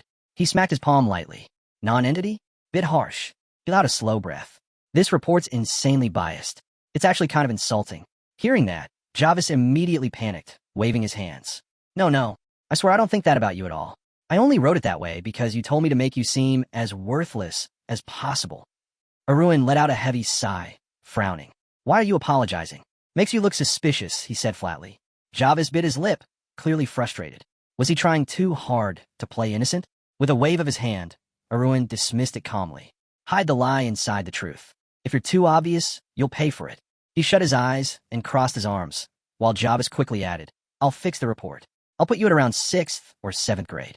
Arun opened his eyes and shot him a look. And how exactly are you contacting them without a communications manager? Javis met his gaze. I know someone over at Acadio. Arun rubbed his chin, thinking aloud. Looks like we're going on a trip soon. Then, closing his eyes, he added, Go on. Just try not to get caught. The spy nodded and rose from his chair. Arun watched him leave, following his steps with a sideways glance until the sound of footsteps faded. Arms still crossed. He turned his gaze away, wondering if Javis would make a decent double agent. The Empire's moves needed watching. Someone had to figure out what they were planning. But then, the image of that silver-haired man flashed in his mind. If Javis dared to work with the Empire again, well, there was always the bug. Killing him wouldn't be hard. A sudden noise from behind the door caught his attention. Levadon stepped in, hair tousled, and looked toward him. How are you feeling? Arun blinked wide-eyed. Father? What are you doing here? Swinging his feet to the floor, he started to rise, but Levadon gestured for him to stay put. Don't get up. I'm fine, Arun said with a grin. Levadon glanced down, his expression faintly troubled. You really okay? Waving it off, Arun kept smiling. Thanks to you. They've given me potions and everything. I feel a lot better. still smiling. He rested his hands in front of him. Levadon nodded. Good. I was starting to think I might need to delay the trip. No need, Arun assured him. You got a long journey ahead. I'm really fine. Levadon closed his eyes, quietly agreeing. Arun looked up, puzzled by the rare visit. For a moment, neither of them said a word. Arun watched his father closely, lips slightly parted. Had Levadon ever come to check on him like this in his past life? Looking at the faint wrinkles beneath his father's eyes, he realized it had never happened. They'd never had moments like this. Pressing his lips together, his expression dimmed. He still wasn't used to it. Then, with no warning, Levadon crossed his arms and sat down beside him on the bed. Arun flinched, startled. What was happening? He hadn't even done anything wrong, but it felt like he was about to get scolded. Arun cast a nervous glance at his father's calm face, unsure how to react. What was he supposed to do in a moment like this? Breaking the silence, Levadon finally spoke, his voice low as he stared at the floor. We found where the spy was hiding. Arun blinked, surprised they had moved that fast. Levadon nodded slightly. We searched through the night. Took longer than expected. Turned out he was posing as a Lehite merchant. He sighed. We'll need to tighten security. Arun glanced at his father, a quiet smile tugging at his lips. Compared to the man he remembered from his past life, this Levadon felt like a completely different person. Back then, he never seemed to notice the Empire's gaze. Now, he was fully aware. Still seated beside him, Levadon added, It's thanks to you. Arun tilted his head, confused. That's not true. Levadon looked down. Even so, you need to be careful. Just because you did something great doesn't mean I'm willing to lose my son over some spy. Arun's mind flashed with images of his father from both his past and present life. Once he had been cold, distant, and strict. But now, was this really the same man? As the thought sank in, his heart skipped. Faces of his siblings crossed his mind. He remembered the collapse of Steelguard. Everyone who was there, except his father. Hands resting on his knees, Arun quietly pieced it together. The disappearance of the hero, just 2 years from now. At the time, he'd been at the academy. The only memories he had of his father came from his childhood. Watching Levadon's serious expression, Arun realized maybe, just maybe, he'd misunderstood him all along. Levadon, arms crossed, looked straight ahead. Judging by how you've been acting, I thought everything would be fine at the capital. But still, stay alert. Arun glanced at him sadly. If anything, his father was the one who needed to be careful. Levadon turned slightly and caught his son's gaze.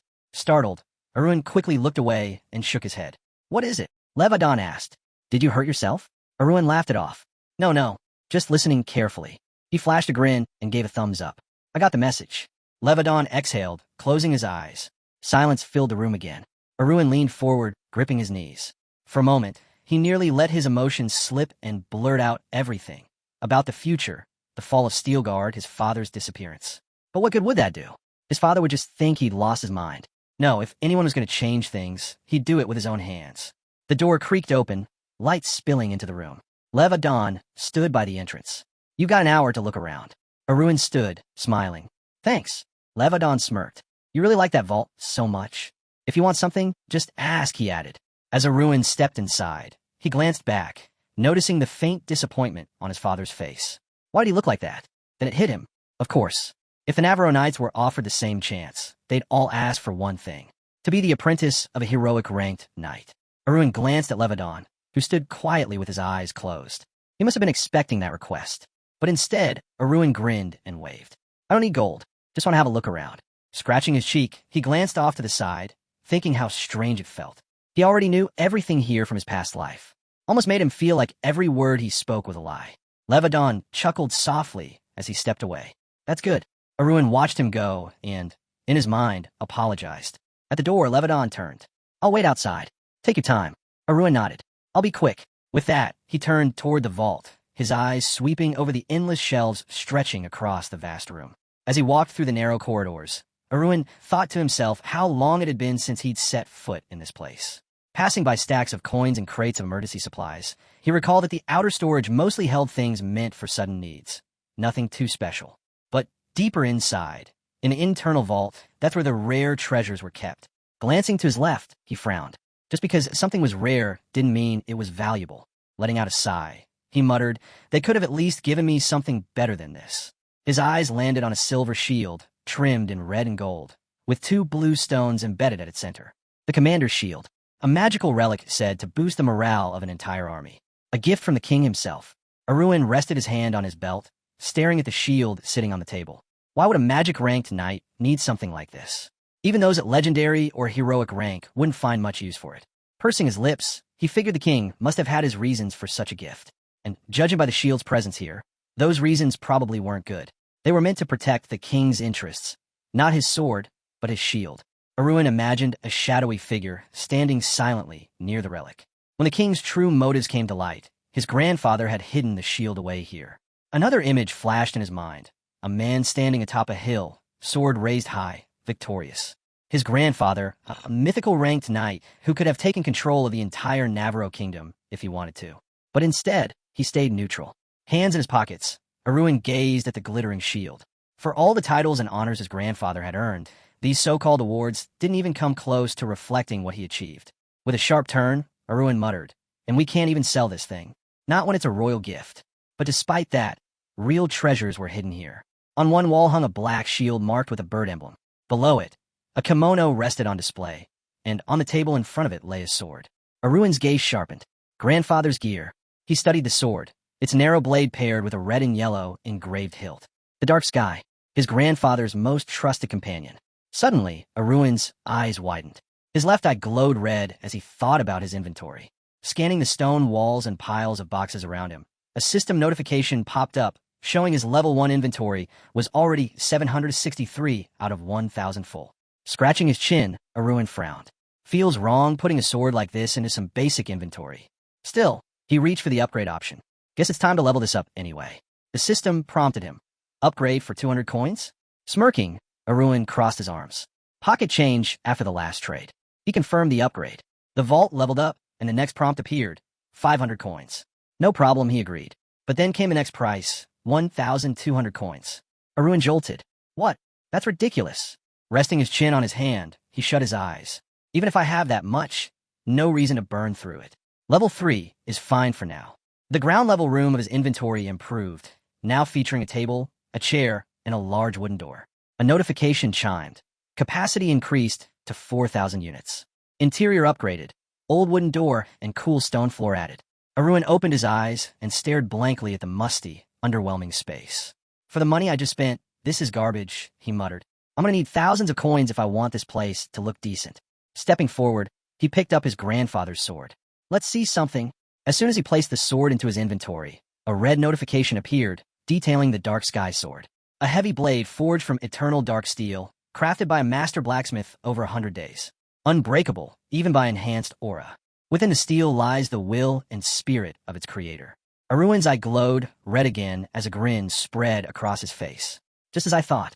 He gripped the hilt tightly, running his fingers along the blade. This is on a whole different level from the system's weapons. With a quiet chuckle, he added, Guess grandfather was a martial arts master in more ways than one. Looking at the blade, Arun smirked. So this was with grandfather since childhood. Guess that means our ancestor was involved in spatial trade from start. With a quiet chuckle, he placed the sword back on its stand, satisfied that his curiosity was finally put to rest. Closing his eyes, Arun smiled to himself, until his expression darkened and his eyes shot open. Wait, I don't have time for this, he blurted out, realizing how distracted he'd gotten. Moving quickly down the rows of towering shelves, he reminded himself why he was here in the first place. He needed to find the book of measurement transactions. It had to be here. A vivid image flashed through his mind. Countless hands reaching for the glowing red book. There could only be one spatial trader from Earth 1342. If that book ever landed in the wrong hands, especially those close to him, history could repeat itself. If the book truly existed, a faint red glow flickered around his silhouette as he clenched his jaw. He needed to find it first. Scanning the shelves, Arun rubbed his chin. Is it really here somewhere? Hands on his hips, he narrowed his eyes. The book wasn't anywhere in sight. He moved forward slowly, peering through each row. Maybe it's hidden, somewhere unusual. Dropping into a squat, he checked the lower cabinets, searching every corner. If I remember right, in my past life. Sliding down to the floor, he looked under one of the shelves. Still nothing, he muttered. But then his eyes widened. What's that? Gritting his teeth, he stretched his arm under the cabinet, straining to reach whatever was tucked deep inside. Just a little more. With a heavy exhale, he finally sat back, holding his find in his hands. It wasn't a book. Arun froze, staring at the black egg resting in his palms, glinting faintly under the light with white reflections. An ostrich egg? No, it felt more like metal. Resting his chin on his hand, elbow on his knee, he frowned. Definitely not what I'm looking for. Lowering the egg back down, he shoved it under the shelf. Better to leave it where I found it. Brushing off his clothes, he stood. Either way, this only confirmed it. The book of transactions wasn't in the internal storage. With a smug grin, he thought to himself, of course. Only I have it. Hands resting on his belt, he shifted his focus. Now, the real question was how he'd ended up back in the past, and how he started interacting with the spatial exchange system to begin with. Looking ahead, his gaze darkened. Since his return, only one explanation had come to mind. A single image appeared, a deep blue, violet-carved bookmark with a delicate tassel dangling from the end. The bookmark of wish. Arun remembered sitting in that chair, his shirt drenched in blood, wondering what it was he wished for before he died. The image of his wounded, slumped figure flashed through his mind. The pain had been unbearable, the memory hazy. But if he had to guess, he was sure he wished for another chance. Maybe he'd even wished to monopolize spatial trade. Resting his chin on his hand, Arun thought about the bookmark. It only granted one wish. But if that were the case, why did the pieces of his memory not add up? He pressed his lips together, closing his eyes to think it over. After a while, he sighed and tapped the back of his ear. Doesn't matter. I'm not going to figure it out now. It was clear. The book wasn't here. With a faint smile, he rubbed the back of his neck. Would have been a disaster if I just left it sitting around without realizing. Shrugging off the thought, he figured he'd grab something else before leaving. As he strolled through the vault, scanning the shelves, he kept thinking over what was worth taking. No reason to limit himself. Stopping in front of his grandfather's sword, Dark Sky, he crossed his arms and tilted his head. Should I really take this? A few seconds passed before he shook his head, waving his hands. Nah, that's overkill. Looking around, he pictured the different artifacts stored here. Stuff that used to seem incredible now just felt unnecessary.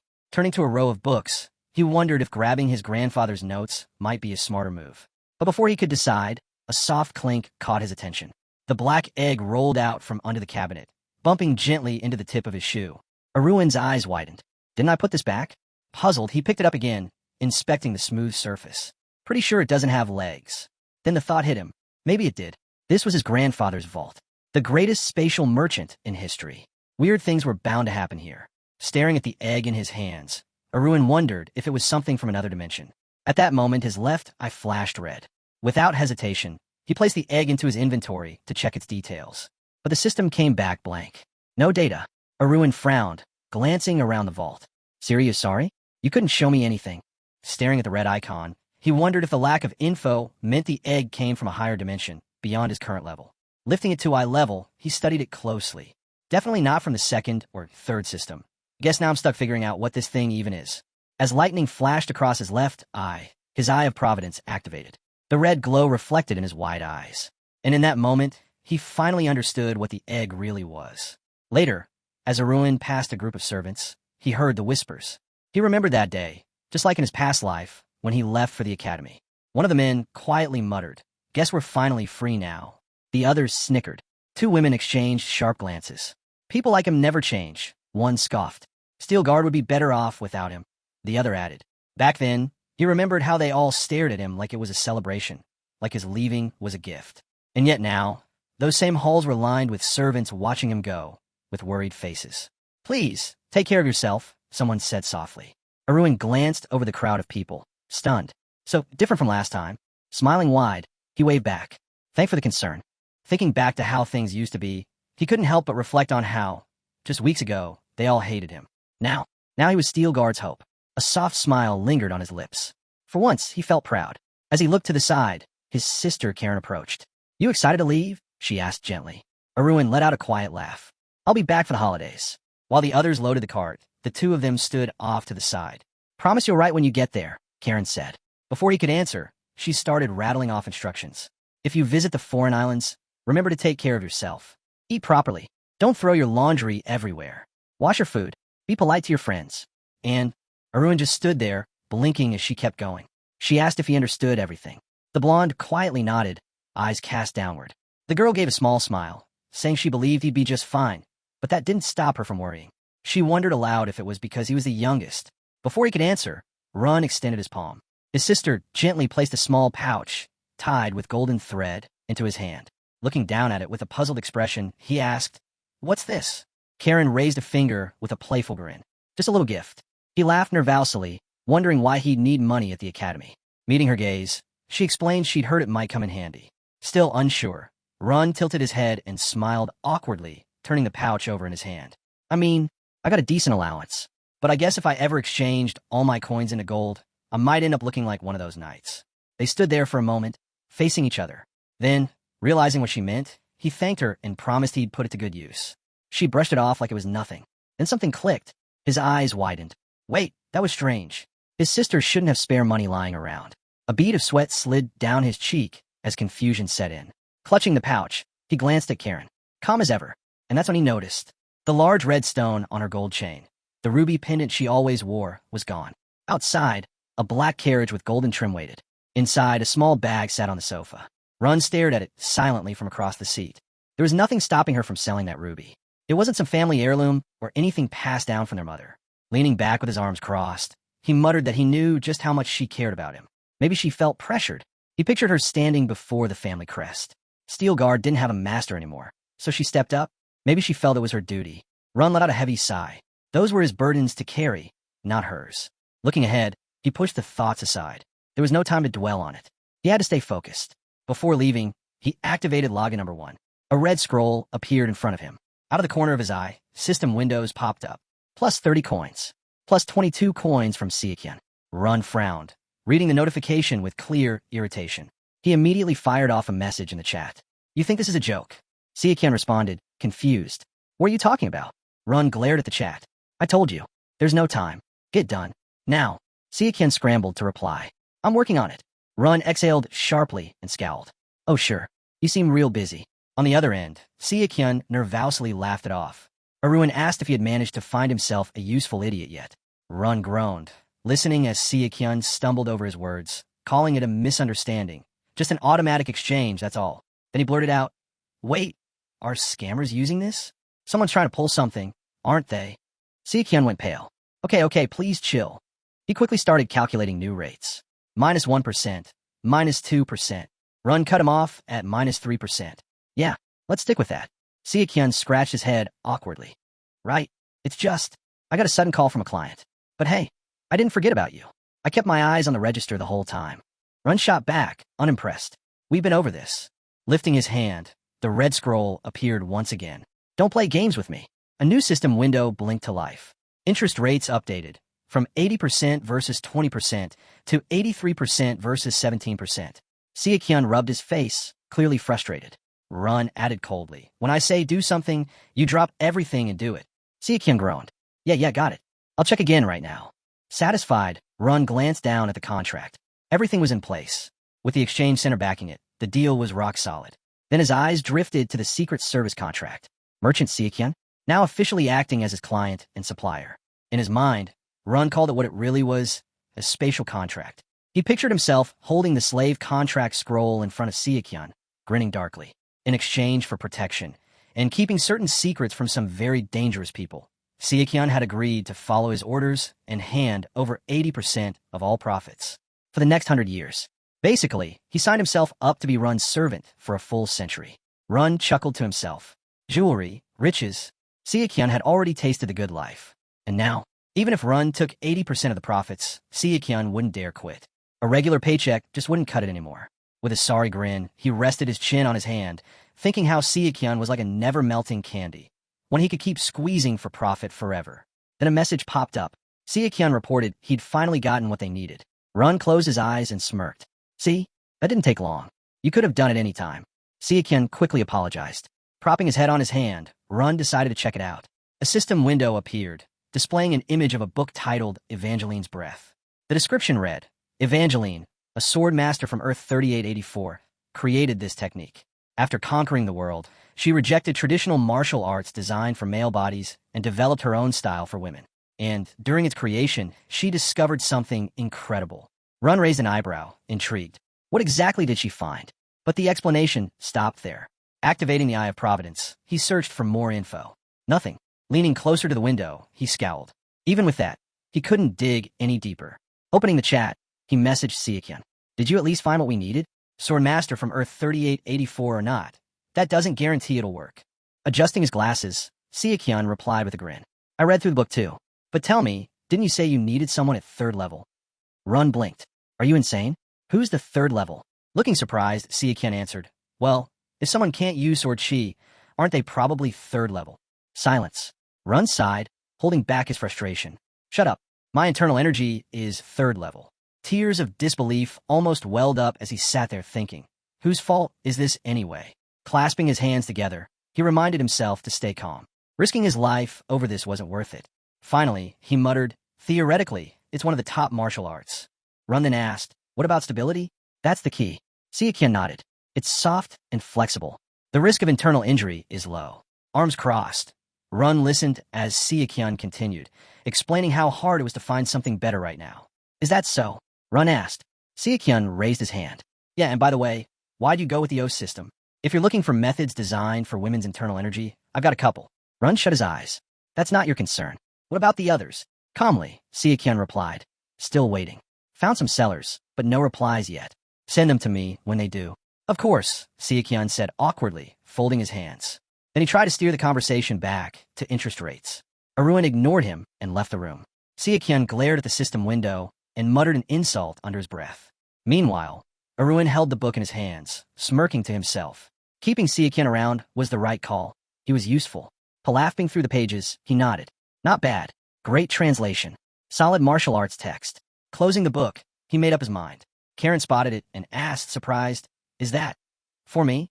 Standing across from her, Arun held the book out. I figured it'd be more useful to you. She blinked. You bought this for me? You really didn't have to. With a soft smile, he replied, it might seem random now, but trust me. There's a reason I'm giving it to you. And what's that? She asked. You'll understand once you read it. Just please give it a try. Kieran smiled warmly, closing her eyes. I will. Thank you. Watching her, Arun thought to himself that she had real talent, probably even more than he ever did. He imagined Kieran clad in armor, sword in hand. If she mastered Iron Breath, maybe Steel Guard wouldn't fall. But becoming a special knight wasn't exactly easy. Kieran stood quietly, gazing ahead. Arun, watching her, felt certain of one thing. His sister wouldn't waste her potential. And when the time came, whether it was martial arts, supreme mana stones, or anything else, he could give her everything. But for now, it wasn't the right moment. Smiling to himself, he clapped his hands together, then suddenly remembered something important. Turning to the crowd, he locked eyes with Kieran. She looked at him puzzled.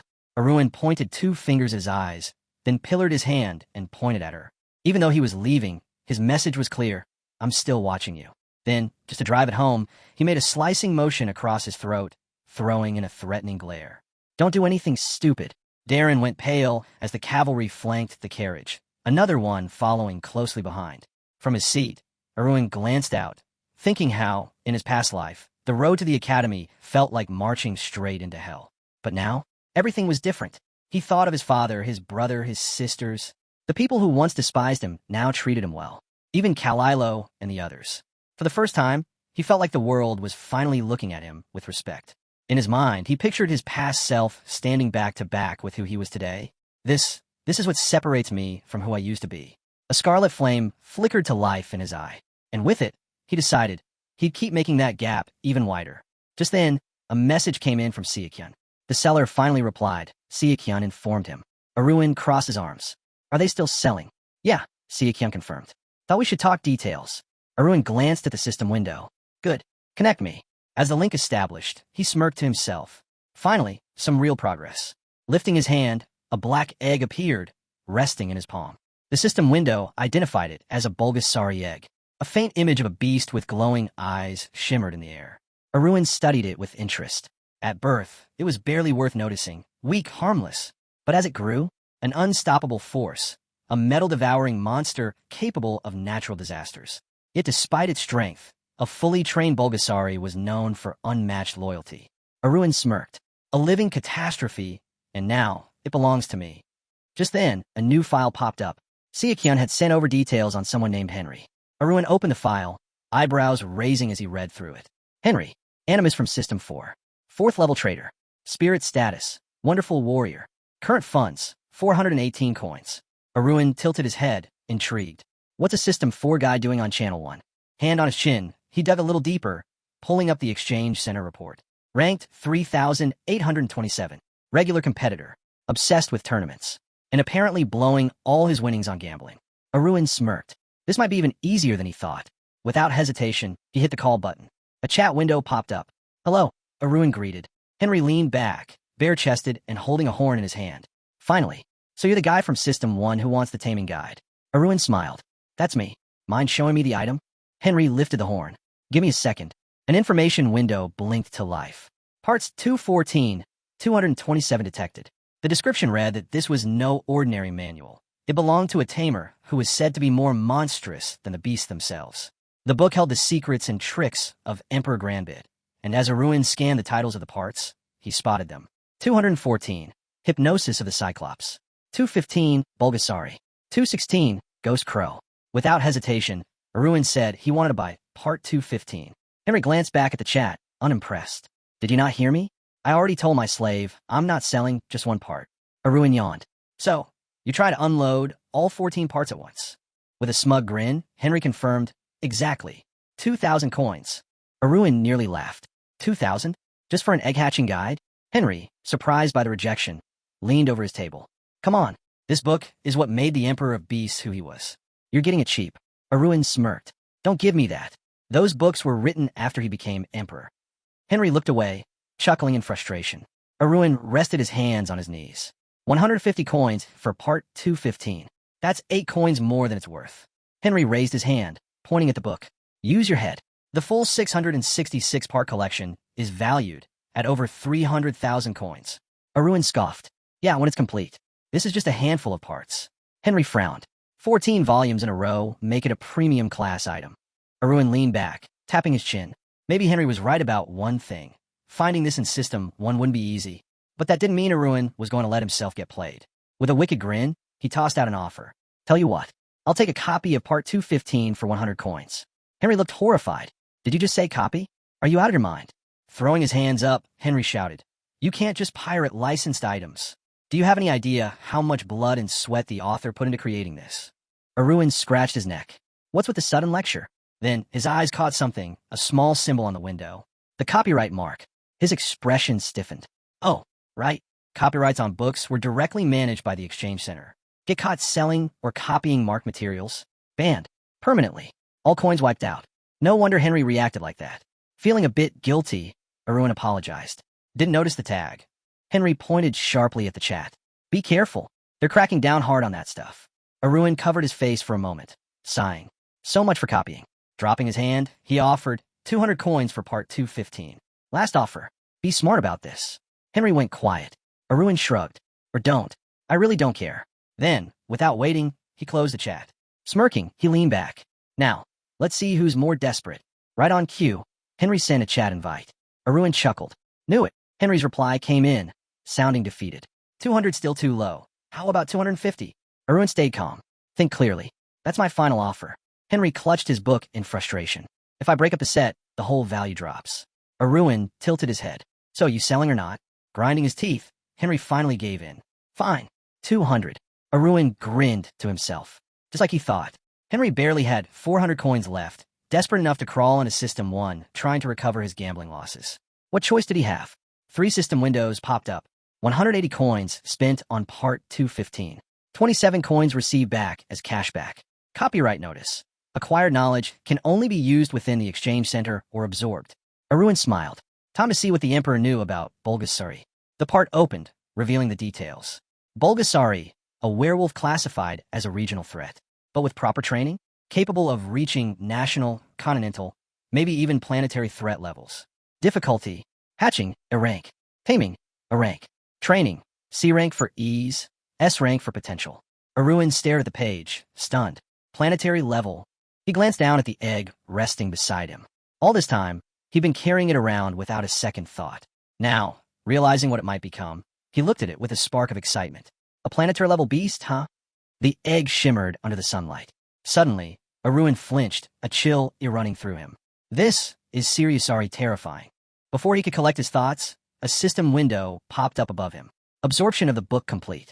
Looking over the notifications, Arun thought to himself, yeah, they didn't call him the Emperor of Beasts for nothing. This knowledge is worth every coin. A small smile tugged at his lips. And this? Hatching the egg is only the beginning. Daytime and nighttime methods, completely different. And for someone in System 1, raising a Bulgasari would be next to impossible. Staring at the egg, he pictured DNA strands twisting together. Since Bulgasari was an incomplete creature, it couldn't hatch on its own. It needed genetic material from another organism, saliva, mucus, blood, anything like that. Arun imagined a massive iceberg floating in the dark. From the start, it's all about potential. The stronger the genetic material, the more powerful the Bulgasari would become. Hand over his mouth, Arun repeated it in his mind. What I need is a beast with a strong body. Then it hit him. Beast. Images of creatures flashed through his mind. Beasts existed even in systems 0 and 1. Though here, people usually call them spirits. He opened the store with a grin. Nothing goes to waste. They're all for sale anyway. Skimming the descriptions, he muttered to himself, human, earthly, heavenly, and celestial. But what do I even pick? Then a thought crossed his mind, and he smirked. Actually, he knew just the person to ask. Opening the chat, Arun messaged Siakyan. You know much about beast materials? Yeah, Siakyan replied. Why? What do you need? Arun hesitated, then asked, almost nervously, you don't think I'm about to make you tame a beast without any cultivation, do you? Siakyan let out a sigh of relief. Good. For a second there, I thought you lost your mind. Leaning closer, Arun pressed on. So how much do you actually know? Siakyan shrugged. Enough to get by. Arun sent over a file. Take a look. Tell me what you think. Evaluate it how? Siakyan asked. Combat power, Arun answered. High healing ability doesn't mean high strength. Siakyan opened the file and whistled. Wow, you got a good list here.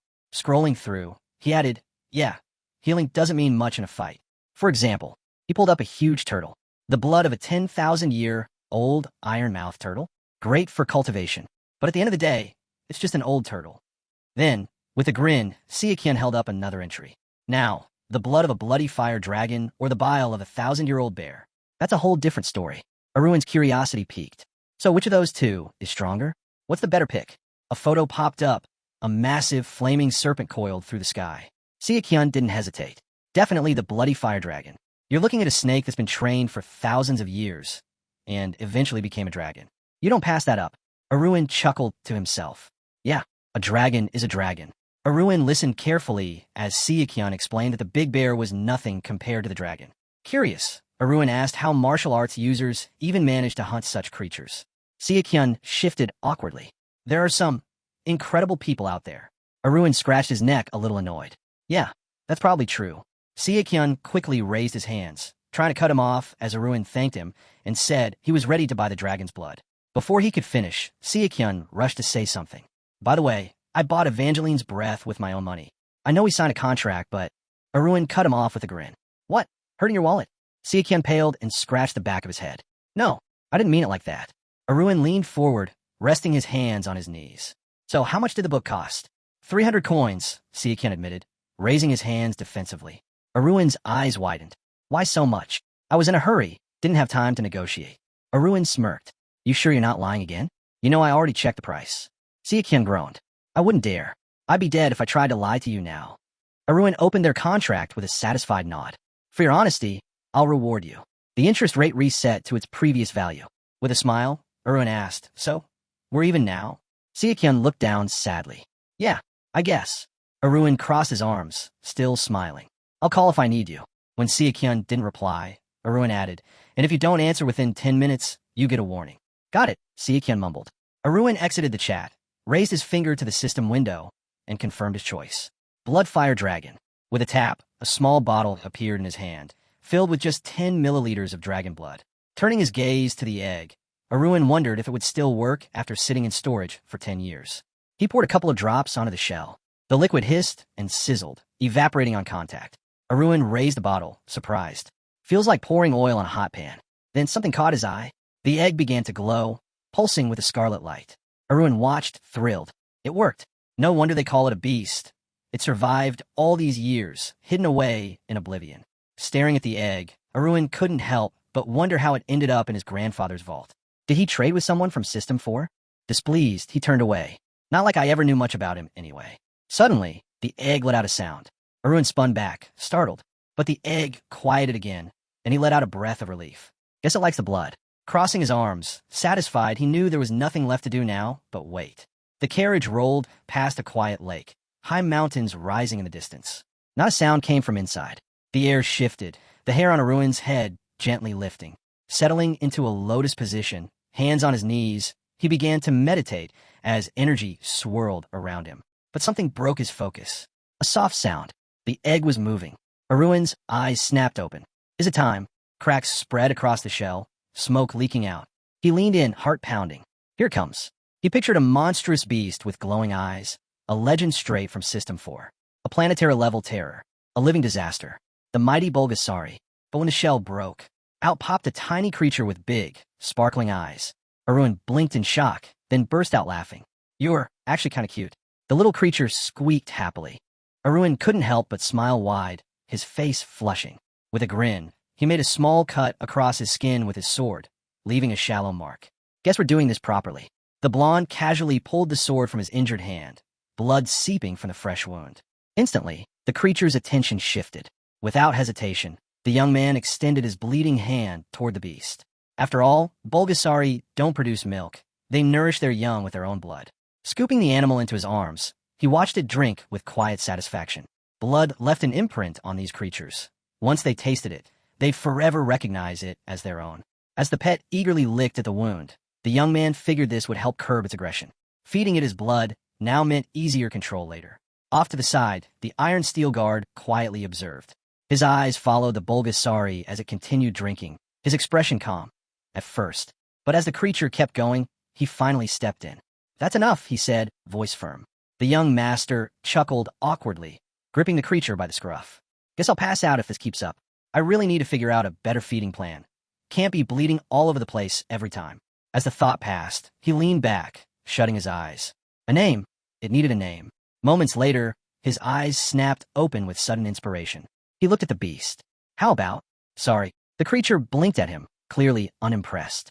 With a displeased squeak, it left the name hanging in the air. The young man tilted his head. What? You don't like it? Nearby, Javis pointed at the young master's hand. What happened to you? The blonde lifted his bandaged arm with a shrug. Nothing serious. Javis frowned. Nothing serious? You're bleeding. Still unfazed, the young man replied. Got bored on the carriage. Ended up cutting myself messing around with the sword. An awkward pause filled the space. Javis allowed a sigh. Yeah, right. After what you pulled earlier. There's no way I'm buying that. The young master smirked to himself. Maybe I should put a little more effort into lying.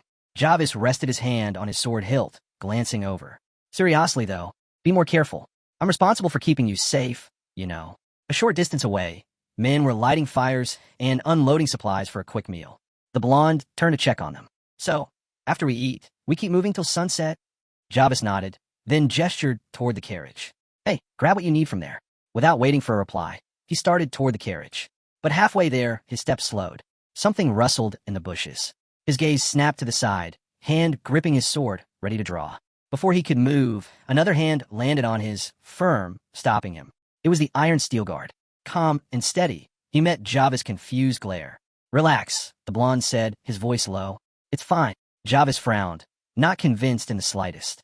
Whatever the blonde thought was fine, he definitely wasn't seeing it. A sudden rustle from the bushes caught the man's attention. Before he could react, Sari leapt into his arms, instantly drawing everyone's gaze. The little creature settled comfortably, clearly pleased with itself. Watching with curiosity, the servant tilted his head. What is that thing? A weasel. The blonde rested his good hand atop the pet's head. It's mine, he said simply. Facing him, the green-haired servant raised a brow. Since when do you have a pet? Long enough, the blonde replied, feigning disappointment. And here I thought you were paying attention to me. He shot Javis a sarcastic look. Tell me, were you even watching us? Caught off guard, Javis froze, unable to answer. The young man glanced at Sari, who was nuzzling against him. Go on. Say hello, he encouraged, introducing the pet to the servant. Sari's eyes sparkled as it looked over at Javis. The sight made the usually gruff man soften. Blushing, he stretched out a hand, hoping to pet the creature. Seeing the chance, the blonde smirked, curious to see how this would play out.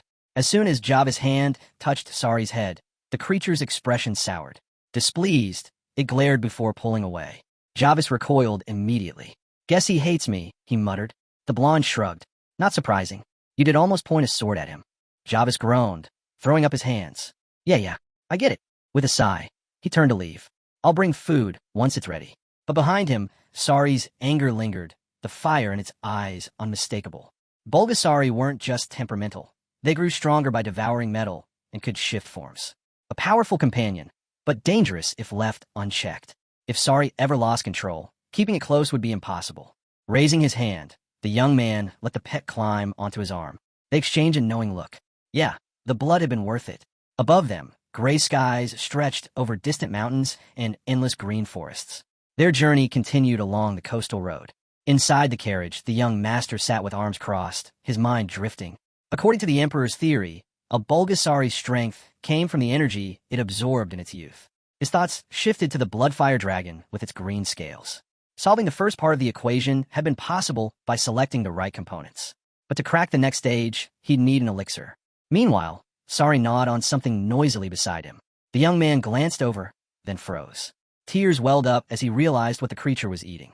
That was my bamboo life pill, he thought bitterly. The same one given to him by the mountain bamboo sect leader. The one worth 150 coins. The one he'd been saving. Dropping his head into his hand, he sighed. Back to square one. With only 53 days left before the mana crystal, he needed to pick his next product carefully. His mind raced through the possibilities. Balance was everything. Whatever he chose had to sell high and fast. The answer hit him. His eyes snapped open, and he shot to his feet. I've got it. This time, the product would involve internal cultivation, a rare commodity, always in demand, and worth a fortune. Rubbing his chin thoughtfully, he watched the numbers on his panel rise, the red board flashing confirmation of the exchange and his growing profits. Perfect, he mused. Buy for 250, sell for more, and pocket the difference. In his mind, coins rained from the sky. He pictured himself laughing, arms wide as gold poured down. Thousands, maybe even tens of thousands. But reality struck when the red board lit up again, this time with restrictions. Sales locked for 500 days. A full year. Groaning, he looked away. So much for easy riches.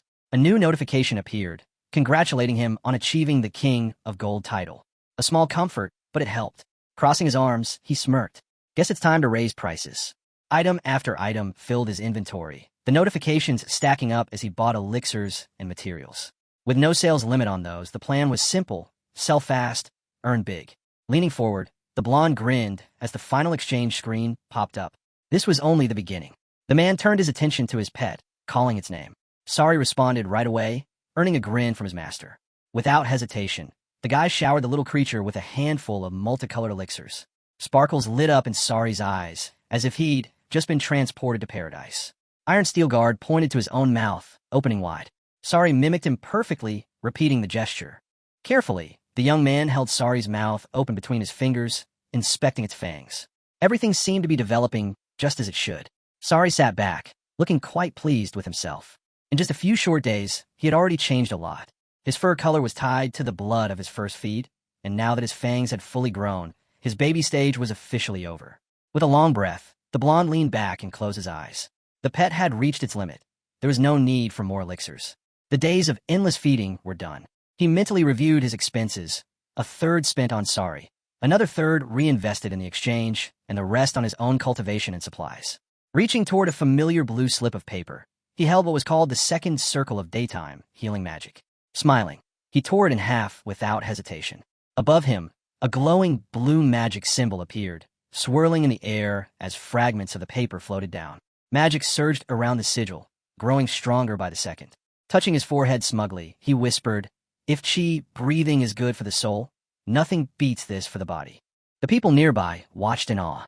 Someone raised a glass of alcohol, reminiscing that the young master was once known as the social star Navarro.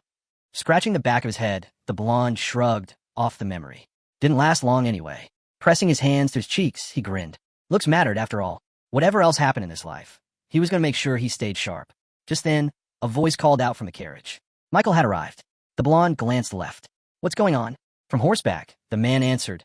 Half a day left to our destination. Jarvis wanted to know if you'd like to rest. The blonde shook his head. No need.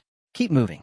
We'll rest when we arrive. Peering out the carriage window, he watched the sun dipping toward the horizon. Time had flown while he was busy trading. Without wasting a moment, he reopened his book, ready to continue. As the sun's last light bathed the city of Acadio, the group finally arrived. Before them stood a lavish 3-story mansion, leaving the others in awe. Standing beside Jarvis, the blonde admired the sight. Bit much for us, isn't it? Jarvis asked quietly. The young man turned to him. This? Please. We earned this. Before Jarvis could mention a hotel, the blonde cut him off. Rest first. Look after everyone. While the others chatted, Jarvis hesitated. While my family think. Without missing a beat, the blonde tossed him a coin pouch. Take care of them. Get everyone cleaned up. Jarvis opened the pouch, eyes wide. 200? This is more than enough. The blonde gave him a knowing smile. Consider it gratitude. Let them enjoy themselves too. We're not here to play around.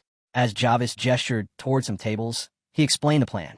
Left a mark near the castle walls. We'll know if anyone tries something. The blonde folded his arms. Good. Then we wait. Nightfall draped the city, and the group wasted no time celebrating. Mugs clashed together, laughter filled the air, and the feast began. Away from the chaos, the main group sat quietly, observing. But it wasn't long before the others tried dragging Jarvis into the party. Come on, try the local drinks, someone urged. Jarvis held up a glass of water, declining politely. But the group wasn't taking no for an answer. Meanwhile, the blonde watched from his seat.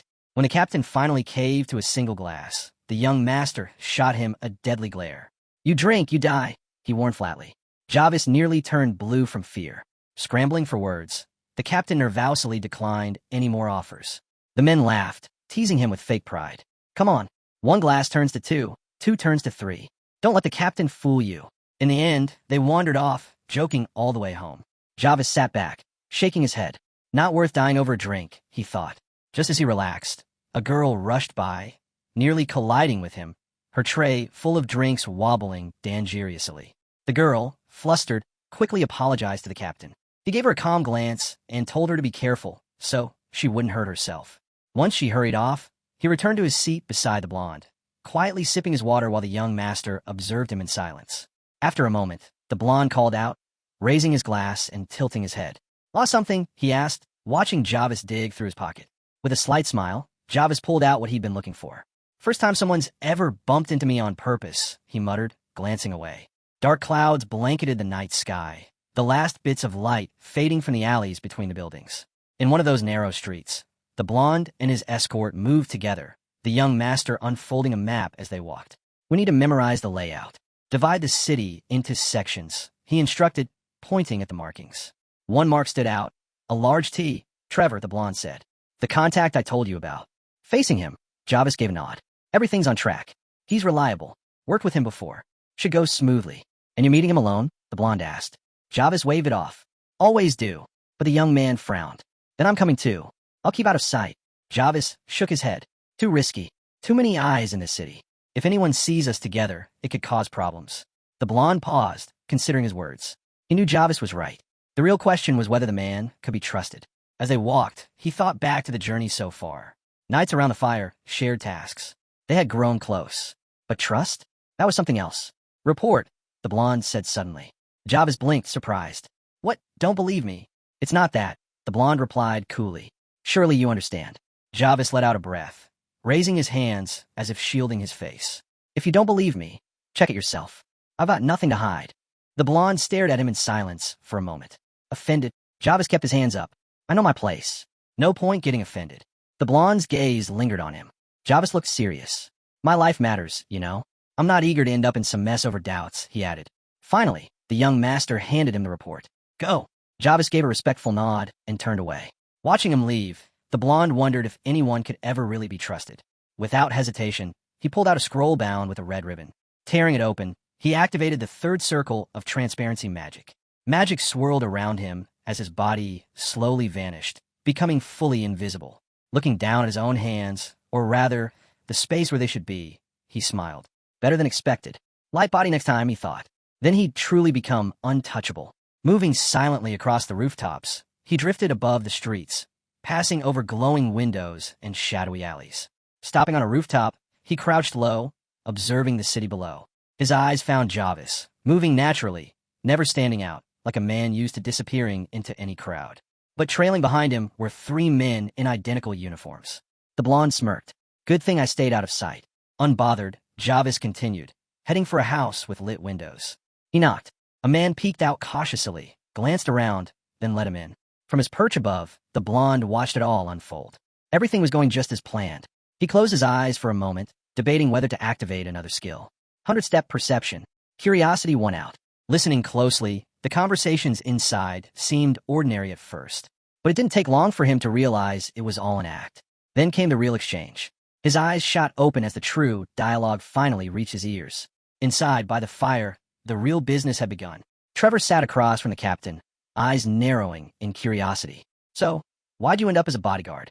Without missing a beat, Jarvis delivered the news. Gilbert's dead. The room fell silent. Trevor's eyes widened. What? How? Jarvis kept his tone steady. What do you think? Illness? Accident? Trevor rubbed his forehead, then dropped his hand. And you? You all right? Closing his eyes briefly, Jarvis nodded.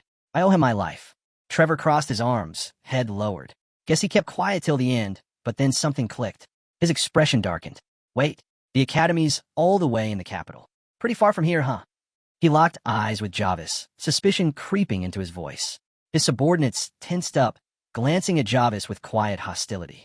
Hidden above them, the blonde watching from the rooftop felt the tension spike. Jarvis, though, stayed perfectly calm. What? You having fun with these questions? He asked, eyes narrowing. Trevor and his men exchanged glances, confused by the sudden shift. But then Trevor cracked a grin, laughing loudly. Relax. Just a joke, all right? No need to get worked up. Waving his hands, he flashed an easy smile. Sorry about Gilbert. But hey, that's just how life goes. Overhead, the blonde let out a slow breath, resting his chin on his hand. So far, so good. Trevor's mood seemed genuine enough. Leaning on the table, Trevor turned back to Jarvis. So how'd you manage to get here? Anyone onto you? Jarvis shrugged. Used the kid. Paid a visit to Acadio. Made it work. On the rooftop, the blonde grimaced. Seriously? Could you make it sound any dumber? Trevor chuckled. Well, what can you do? Jarvis placed a folded sheet on the table. Here. This needs encrypting and sent to the Empire. The man with burgundy hair gave a lazy smile. Anything else? Nope. Jarvis replied without looking back. With that, he turned and headed toward the door. Watching from above, the blonde thought to himself, so that's the life of a spy. Nothing but business, no time for anything else. As Jarvis disappeared into the night, the blonde nodded to himself. Passed the test. Nice work. But just as he shifted to leave, a voice from below froze him in place. Strange, isn't it? The agent lives, and the messenger dies. The blonde's heart skipped a beat. Don't tell me this is about to fall apart. Trevor glanced back at his assistant. What are you getting at? You think Jarvis switched sides? The man shrugged. Hey, anything's possible. Plus, wasn't he demoted? Jarvis' defense came immediately. That's not the kind of guy to turn on us. Another chimed in. He'd rather die than drag his family into trouble. But the assistant scoffed. You never really know people. Trevor shot him a glare. What? You got a problem with him now? Something else you're not telling me. The assistant fumbled, rubbing the back of his neck. Trevor waved him off. Enough. Get back to work. Up on the roof, the blonde kept his eyes on Jarvis as he disappeared into the shadows. In the end, it's not up to us. Whatever happens next, that's for the higher-ups. With the night fully settled over the city, the blonde finally deactivated his spell. His body glowed faintly red before becoming visible again. Looking down at his hand, he smirked. Invisibility and 100-step perception, worth every coin. As he strolled down the stone road, his mind already drifted to future plans. Definitely using those again. But then loud voices broke through the quiet. Don't you people understand how hierarchy works? Someone shouted angrily. Shut up, another bark back. The blonde stopped, frowning toward the noise. A fight? At this hour? Spotting a crowd gathering in the shadows, he sighed. Really? In the middle of the night? A group of furious men stood with clenched fists, shouting angrily and demanding how a mere barren knight dared to challenge them. In the middle of it, a dark-haired knight, surrounded by his comrades, scoffed and motioned toward his opponent. Complain to the Marquis if you want. I just serve him, he sneered. From his spot above, the blonde's eyes widened slightly. His men, they were clearly drunk. Another group of men shouted back, irritated. Enough of your nonsense already. But the knight leading the group folded his arms and shot back. I'm not finished. If it weren't for Steelguard, your precious Marquis wouldn't even exist. Those words made the blonde stiffen. His lips parted as the realization hit. Marquis Albret. As the name echoed in his mind, his expression darkened, the shock running deep. One of the opposing men bared his teeth, fists trembling with rage. You think I can talk to northerners like you? You're insane. He lunged forward, shouting that he'd show the village slave what real dignity meant. The knight didn't back down. With furrowed brows, he rushed forward, yelling for his men to defend the honor of Steelguard. In an instant, the two sides clashed, fists flying. Suddenly, a sharp voice cut through the chaos. What exactly is going on here? Everyone froze. Heads turned toward a man in a crisp blue uniform and red cape, a sword resting on his belt. One of the men gasped. It's the second captain. Up on the rooftop, the blonde's hands trembled as his eyes locked onto the man. His breath caught, memories flooding back, blood, pain, and that room filled with torture devices. Bound to a chair, drenched in his own blood, he'd thought it was the end. And now, standing behind the second captain, was the very person responsible. Albret, the young man with shoulder-length, ash-colored hair, stood with his usual indifferent expression.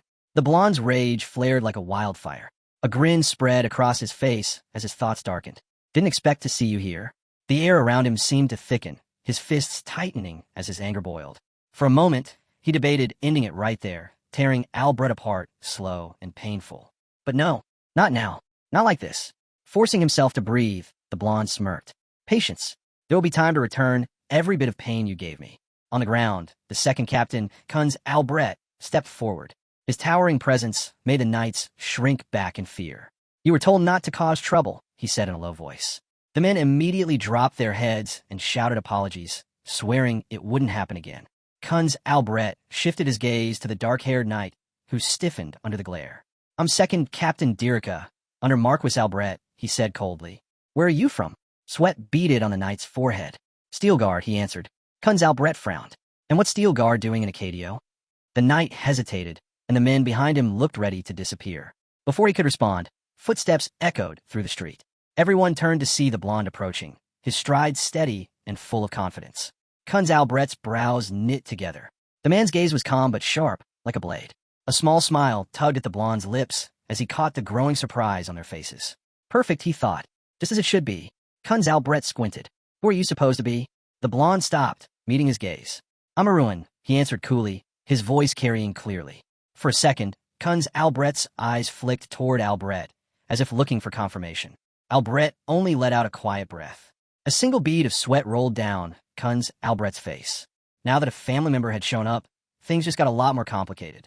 Looking back at the blonde, Dirica asked, So, are you the one they say you are? The blonde's grin widened. Yes, I am. Standing among his knights, the blonde glanced toward the commotion and spoke up. I overheard someone asking why Steelguard is here, he said casually. Is there a reason we can't be in Acadio? The man on the other side looked startled, stammering. And no, that's not what I meant. Arun shrugged, closing his eyes and spreading his arms. We're just passing through on our way to the academy. Thought I'd take a look at Navarro's second city. Then, without warning, his gaze sharpened as he turned toward the second captain. But what about you? Why is Albret here? Gyo, standing in front of his master, stepped in with a respectful bow. Same reason. Just passing through. He lowered his head and added softly, and I'd like to apologize for any earlier trouble. Albret, overhearing this, scoffed and shot Gyo a glare. Apologize? For what? They started it, he snapped, jabbing his finger towards Steelguard. Kunz Albret watched from the side, uneasy. He knew Steelguard wasn't a group that could be pushed around with titles alone. Crossing them meant there'd be consequences. Glancing at the sky, Kunz Albret cleared his throat. It's getting late. Maybe we wrap this up and head back. But Arun raised a brow, unimpressed. Why should we leave? Kunz Albret glanced at Albret, who stood with his hands on his hips, looking just as irritated. Albret huffed. Maybe it's best we continue this tomorrow. Arun waved his hand dismissively. No need to wait. His voice dropped into a colder tone. But before we go any further, do any of you even know what happened here? Albret sighed, brushing him off. Doesn't matter. Baron or not, you're beneath a Marquis. At those words, the Steel Guard knights stiffened. Arun chuckled softly, closing his eyes for a moment. So, what you're saying is, because your title is higher, you're automatically right? Albret grinned. Finally, you understand. Guess I have to spell everything out for Northerners. Arun's smile widened, his tone turning playful. You're full of nonsense. Albret's face flushed red with anger. He pointed sharply at Arun. Take that back. Now, apologize. Gyo, still calm, spoke quietly. We'd apologize if we were actually wrong. Arun turned his attention to one of the Marquis's men. You, what happened here? The man glanced nervously between the two sides, sweat beading down his face. After a pause, he lifted his hand and admitted, It started with Steelguard. They shouted first. Then the fight broke out. Albret immediately jumped forward, demanding, You heard that. Now kneel and apologize. But Arun held up a hand. Calm down. You're not a kid anymore. Let's hear from both sides. He turned to one of his own men, Mihail. Is that true? Mihail lowered his head. Yes, but they mocked us first. Arun's eyes narrowed. Mocked you how? Mihail clenched his fists, recalling the words. They asked how much longer we'd ride on Layskin's glory. Said we acted too proud, like we were more important than we are. Lowering his head further, Mihail added, I apologize for the disturbance, but I'm not sorry for standing up to that. Then louder he declared, if we just sat there and took it, we wouldn't deserve to call ourselves Steelguard. Arun stayed quiet, his lips pressed into a thin line.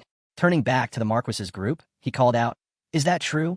The man stammered, waving his hands. Well, not exactly. I mean, Kunz Albret whipped his head around, glaring at the man in disbelief. One idiot, he thought, grinding his teeth. Arun sighed, his expression darkening. So it's true after all. Mihail looked up, surprised as Arun met his gaze. Lift your head, Arun said. You did well. The knights looked at him with quiet pride, their master's words lifting their spirits. With a smirk, Arun threw his cloak back over his shoulder. As someone who carries the heart of steel, the Marquis's squad watched him closely, their eyes wide. Albret and Kunz Albret stood frozen, unsure of what was coming next, standing firm among his knights. The blonde's expression turned cold and resolute. Without hesitation, he pulled back his cloak to reveal the black crest of the steel guard on his shoulder. I can't ignore what just happened, he declared, his voice steady and clear. He proudly tapped the emblem. Steel Guard has always protected Navarro. We protect it now, and we'll keep protecting it. Behind him, his knights straightened, holding their heads high as their lord spoke. And for those who mock us, Arun's gaze hardened as he looked straight at the stunned Kunz Albret and the scowling Albret. We'll make sure they remember us, in blood, if necessary. With his piercing stare locked on them, Arun asked, So, do you still think we're nothing? The Marquis's men shifted uncomfortably, glancing at each other with unease. Albret's expression darkened, his glare fixed on Arun. Kunz Albret furrowed his brow, glancing between his master and the blonde. Is this guy really just a kid? He wondered. At first, he thought Arun was just throwing around his family's name. But now, watching him stand his ground with such ease and presence, Kunz Albret couldn't deny it. This really is Steel Guard blood. The air turned tense and silent. Albret clenched his teeth, frustration written all over his face. Kunz Albret, realizing where this was headed, acted fast. Without warning, Kunz Albret spun around and punched one of his own knights straight in the face, sending him crashing to the ground. Everyone froze. Then another knight hit the dirt, and another. In a matter of moments, Kunz Albret had knocked out his own men, leaving them groaning on the ground as the rest watched in shock. Without even looking back, Kunz Albret spoke sharply. Great job ruining Albret's name. The beaten knights struggled to kneel, clutching their bruised faces. Forgive us, they cried, bowing their heads low. Still glaring, Kunz Albret snapped, Don't apologize to me. Tell the young master you embarrassed him. The terrified knights turned their attention to Albret, immediately lowering their heads and shouting apologies. Arun watched the scene unfold with narrowed eyes. So he wasn't bluffing after all, he thought. He could see what Kunz Albret was doing, turning the whole situation into a petty squabble between knights, smoothing things over without dragging Albret's name deeper into the mud. It was smart, clean, effective. Arun studied Kunz Albret's composed face. He's retreating without losing face. Clever. Durin, standing quietly nearby, stared at Kunz Albret's back. Definitely someone to keep an eye on. Albret, red-faced and fuming, suddenly spun on his heel. I'm going to bed, he snapped, storming off in irritation. Arun's lips curled into a Sylvia grin. He wasn't sure if he'd gained anything from this, but seeing Albret sulk like that was reward enough. Then, just as Albret was marching away, Arun called out, I'd accept your apology, by the way. Albret froze in his tracks. Slowly, his furious face twisted back toward Arun, veins bulging at his temple. Arun met his glare with a satisfied, confident smile. With an angry grunt, Albret turned back around and stormed off again. Everyone quietly watched him leave. A moment later, Kunz Albret lowered his head and Wordle Sylvia followed, his men trailing behind. Right then, Javis finally arrived, glancing around at the tense faces. Whoa, what's going on here? He asked, giving an awkward smile. Did I miss something funny? He flinched as everyone immediately turned their irritated glares toward him. Raising a hand, Javis stammered, sorry? Not sure for what, but sorry. As the city settled, under a bright blue sky, Albret sat at a table, picking at his meal with clear annoyance. Cutting a piece of meat, he glanced over at Kunz Albret. That brat, wasn't he supposed to be the worst of the worst? Kunz Albret, standing beside him, nodded slightly. That's what they say. Compared to his father, the sons of Steel Guard are nothing special. The youngest can't even match his brothers. Or so the rumors go. Albret scoffed, waving his fork mid-bite. Rumors, huh? Feels like they've been overhyping his sharp tongue, just because we haven't seen his sword yet. Kunz Albret stayed silent, head slightly lowered, eyes closed. He wasn't so sure anymore. Albert shot him a sideways glance, clearly unimpressed. Why'd you have the knights apologize like that? He asked. Without even bothering to open his eyes, Dirica answered coolly. Backing off was the smart move. Besides, some people are still terrified of Steel Guard. Albert froze, a bead of sweat trailing down his cheek. Dirica kept going, warning that dragging things out any longer might end up angering the Lord. Albert rubbed his chin thoughtfully, then ordered the second captain to keep an eye on Dirica. Sure, we had no choice but to retreat, he admitted, but I made sure he paid for yesterday's humiliation. One of the men waved his hand dismissively, turning to Dirica with an irritated glare. Come to think of it, I haven't seen a single steel guard rat around. Where they run off to? A man standing to the side, his hand resting on his sword, answered. They left early this morning. I suggested we travel together since we're all heading to the capital, but they refused, so they couldn't risk being late. Albert's eyebrows shot up. And why exactly were you making decisions no one asked you to? He snapped. Sounds like you wanted them gone. The second captain stayed calm. There's nothing unusual about boosting our defenses. Protecting the Marquis is the top priority. Albert leaned back, feeling unsettled. That's way too arrogant. With that, he set his utensils down. I'm done. Lost my appetite. Nightfall blanketed the city. The Marquis was sound asleep, snoring loudly, limbs sprawled across the bed. Nearby, 2 large windows stood bare, without curtains. A faint creak echoed as one shutter quietly swung open. Still snoring with his mouth wide open, Albert stirred awake, only to feel an invisible grip clamping down on his face. Panic surged through him as muffled sounds escaped his throat. A hand held him down, and then he saw him. Arun hovered over Albert like a shadow, his expression wild, his eyes glowing an eerie yellow. He raised a finger to his lips, signaling for silence. Albert grabbed at Arun's hand, trying to figure out what he was even doing here. His mind raced. How was he this strong? Arun's lips twisted into a grin. Just figuring out the best way to get my revenge. Leaning closer in the dark room, he added in a cold voice, I wanted to wake you up, so you could watch yourself fall apart. Albert stared back, his heart pounding. Arun's grin widened. You get what I'm saying, right? His eyes burned into Albert's, never blinking. When I saw you that night, I almost changed my mind.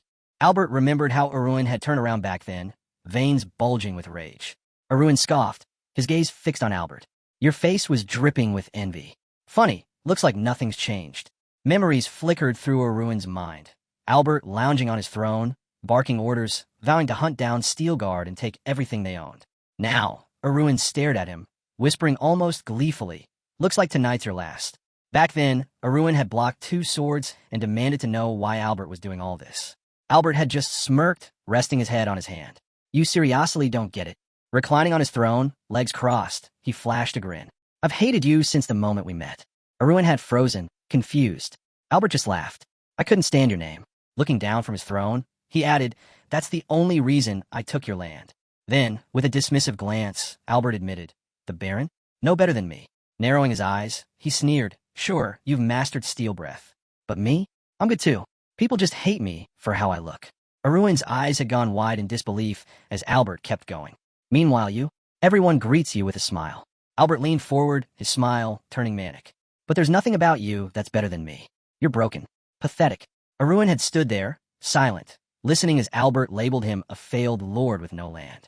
Albert, basking in his own arrogance, spread his arms wide. But me? I'm the great Marquis of Albert. Staring Arun down, he whispered, and I finally won. Now, crammed into this dark room, Arun sat on Albert's bed, his hand pressed firmly over Albert's mouth. Albert thrashed, muffled noises filling the space as he desperately tried to figure out what this madman wanted. Arun's cold, wide eyes never left his. And in that moment, Albert knew. This wasn't a threat. The Baron was dead serious. Albert's trembling hands clutched the intruder's wrist, desperate and shaking. But the blonde only grinned, satisfied, as he slowly lifted his hand from Albert's face. Gasping for air, Albert threw his head back, opened his mouth wide, and shouted, Dirica, help! But nothing came out. Frozen in shock, a bead of sweat slid down his cheek as he struggled to understand what had just happened. Arun gave a casual wave. Pressure points, he explained with a smirk. Hit the right spot, and your voice? Gone. Won't come back till I decide. Albert's lips quivered, his wide, panicked eyes filled with bursting red veins. He couldn't speak, couldn't even scream. Still seated on the bed, Albert stared at him, dumbfounded. Arun's grin stretched wider, his gaze taking on that same unsettling madness. Shame, really. I'd love to hang that terrified face of yours in a frame. Albert shuddered. His mind raced. Guards were stationed right outside, and Dirica was just next door. How? Arun's sudden idea snapped into place. Albert's eyes darted to the blanket.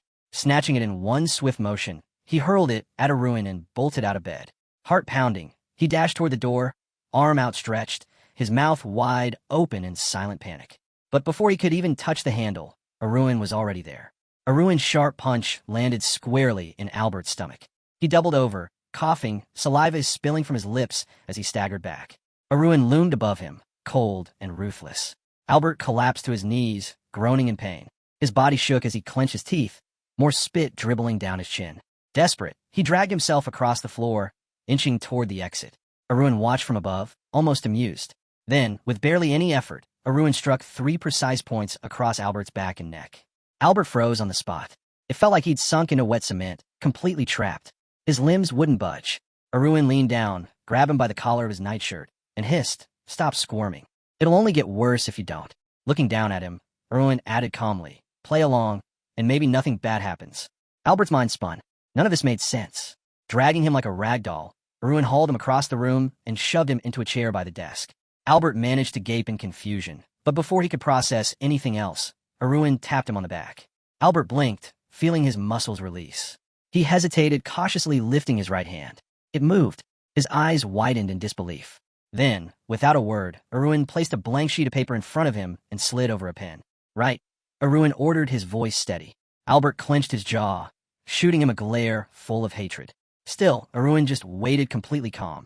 Albert sat there, unmoving, hands resting flat on the table. Did this lunatic really think he'd obey? Albert knew the truth. If he obeyed, death was waiting right after. Their eyes locked, both faces dark and heavy with unspoken threats. Then, with a swift motion, the blonde sword sliced through the air. Albert didn't even have time to react. He stared blankly as scarlet droplets splattered beside him. Aruin stood tall, his blade dripping with fresh blood. And in the middle of the room, a severed hand hit the floor. Albert blinked, struggling to process what just happened. Slowly, his gaze shifted. There it was, his own hand, lying lifeless on the ground. A scream tore from his throat, raw and silent. Aruin loomed over him again, voice low and cold. "Pick up the pen." Albert collapsed, clutching his severed arm, his body shaking as silent cries ripped through him. Looking down without a hint of sympathy, Aruin scolded, "I told you not to make this difficult. Why are you still testing me?" Tears streamed down Albert's face as he glared upward, pure hatred burning in his swollen, red eyes.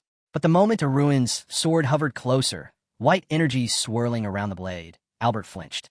His breath hitched. Was that an aura? The glowing blade pressed nearer, and Albert panicked as Aruin raised it again, ready to take his right foot next. Albert shot his remaining hand up in surrender, face pale and pathetic, silently begging for a chance. Aruin stepped back, letting him scramble up from the floor. Dragging a chair over, Albert sank into it, his trembling fingers wrapping around the pen. Bending over the blank page, he dared to ask, "W? What do you want me to write?" Aruin lowered his sword, eyeing him indifferently. "Don't get blood on the paper." Albert swallowed hard. "If even one drop lands," Aruin added coldly, "your head's next." Sweat poured down Albert's face as he nodded weakly.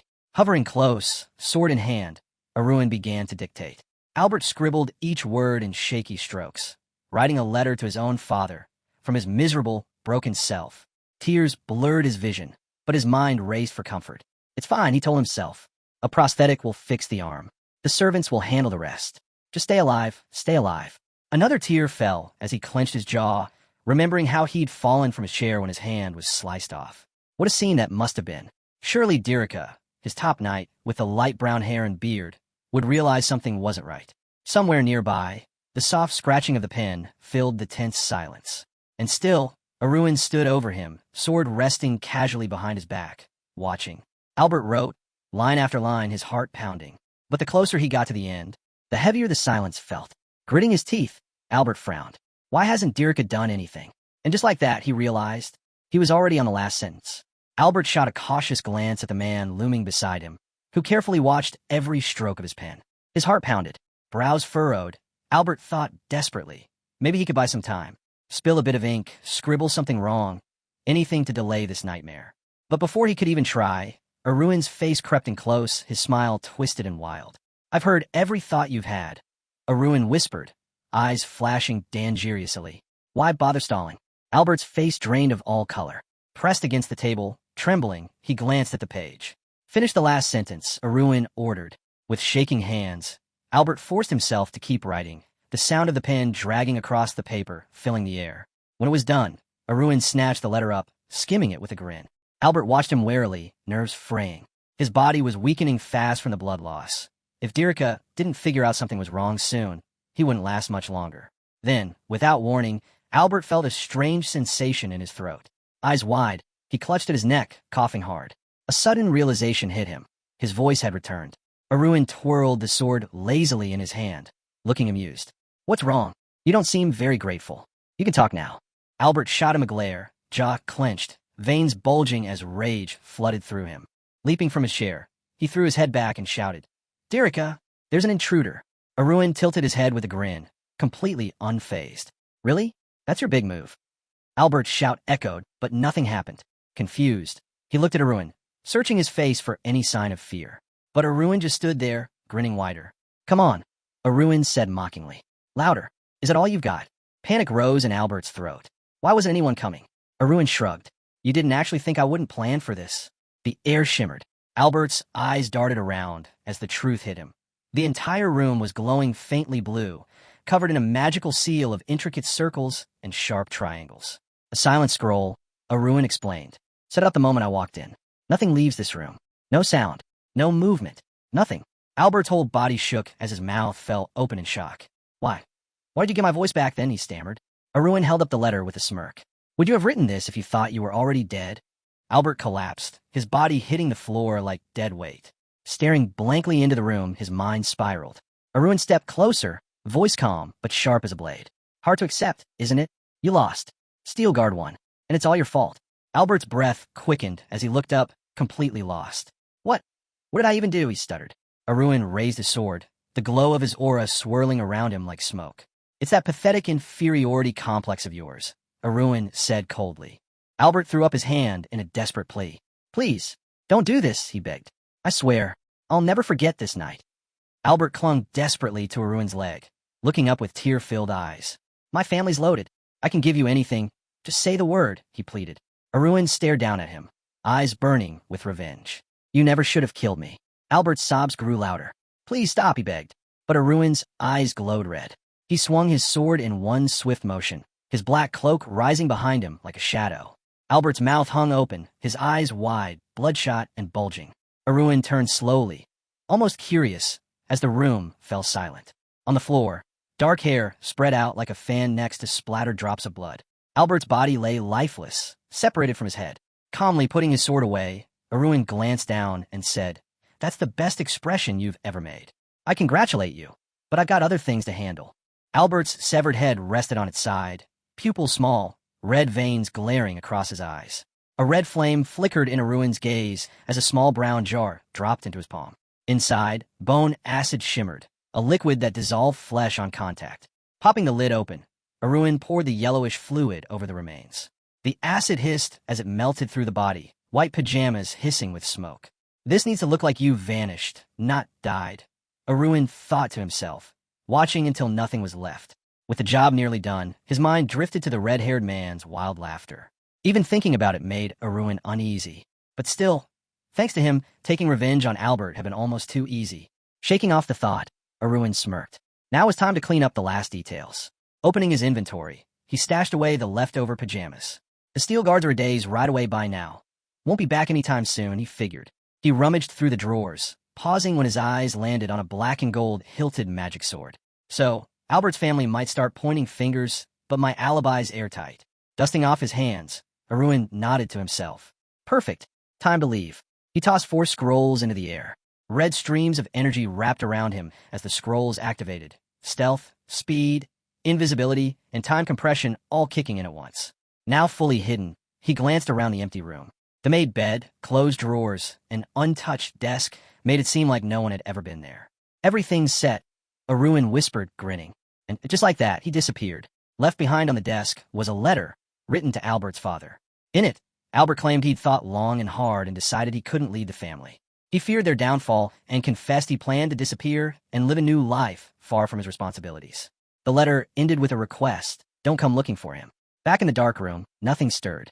Meanwhile, beneath the bright sun, a luxurious black and gold carriage rolled through the trees, red flags fluttering as it passed. Inside, a peach-colored cat meowed softly, sensing the tension. Arun lay sprawled on the sofa, exhausted. Across from him, Sari sat quietly, her gaze low. Arun tilted his head, disappointment heavy on his mind. Revenge, it's done, he thought. Shouldn't I feel something? Instead of satisfaction, there was only emptiness. His mind flashed back to the terror on Albert's severed face. Sure, it felt good, joyful even, but right after came the weight of it all. Would it have felt different if he dragged it out? Made Albert suffer just like he'd suffered? Stretching out across the seat, Erwin shook his head. No, this was the moment. I couldn't have asked for better.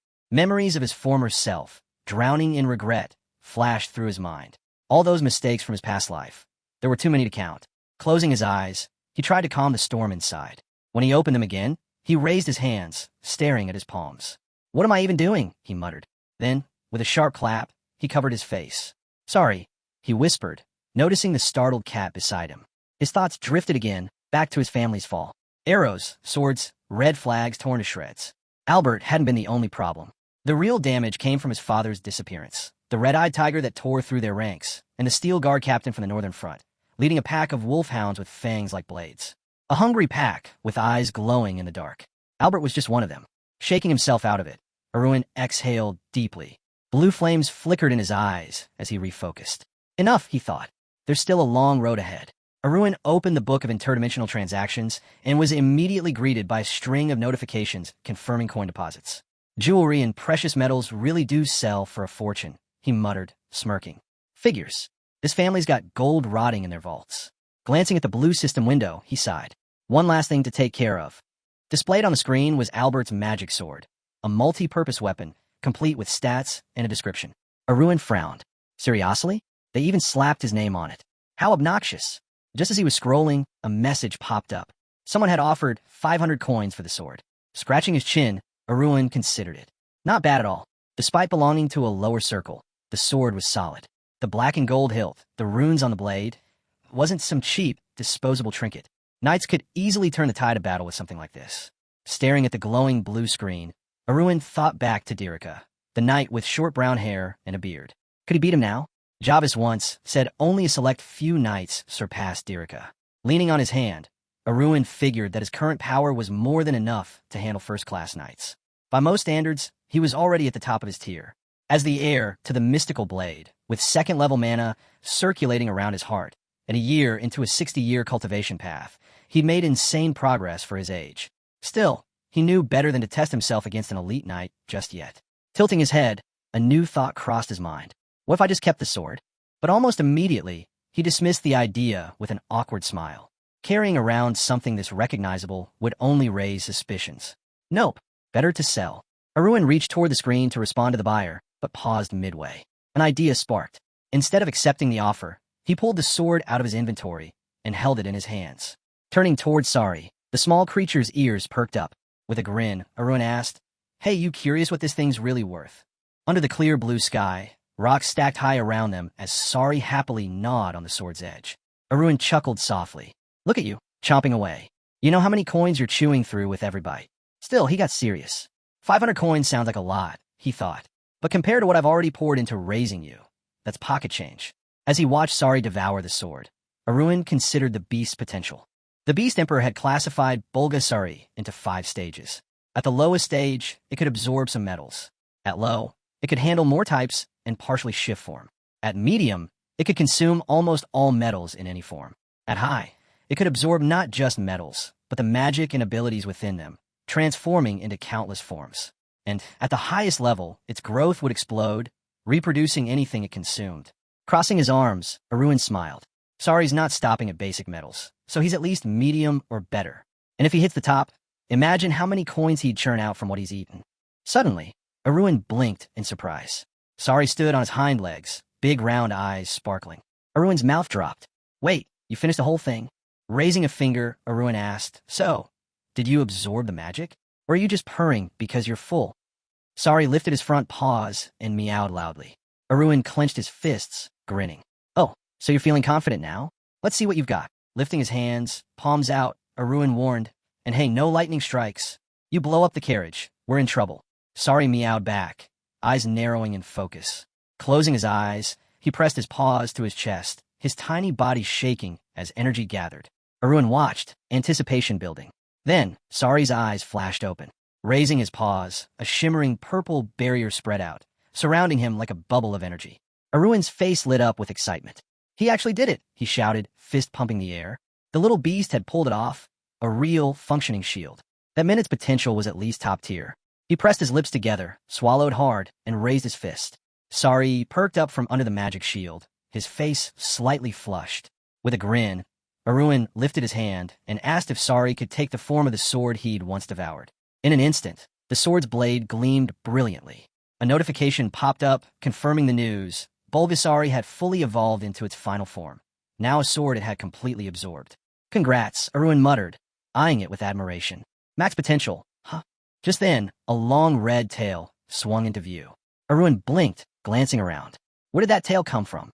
Lying before him, the sword looked normal, except for the red tail replacing its hilt. Confused, he stared. And then, as if on cue, a small red creature appeared on the carriage seat beside him. Startled, Arun looked from the pet to the tail and back, puzzled by the connection. With a chuckle, he raised his hand to his mouth and complimented the beast. Nicely done, he said, holding up a single finger. First time pulling this off, huh? Maybe you'll nail it on the next try. Determined, the creature clenched its tiny paws into fists. In a blink, the sword, with its signature red tail, appeared once again on the seat. Arun balled his fists. All right, still only your second attempt. Don't sweat it. The tail flicked back into sight. Arun's smile started to strain. All right, okay, one more time. Let's really try this. Once again, sword. Once again, tail. Eyes wide, Arun sighed. This is seriously the last time. The beast morphed again, sword form intact, tail still present. Then, looking as confused as ever, the creature glanced back at him, clearly just as lost. Bulgasari shared the same expression. Arun stared. What level even is this? Higher than high. They both just sat there, silently facing each other, neither one understanding what was happening.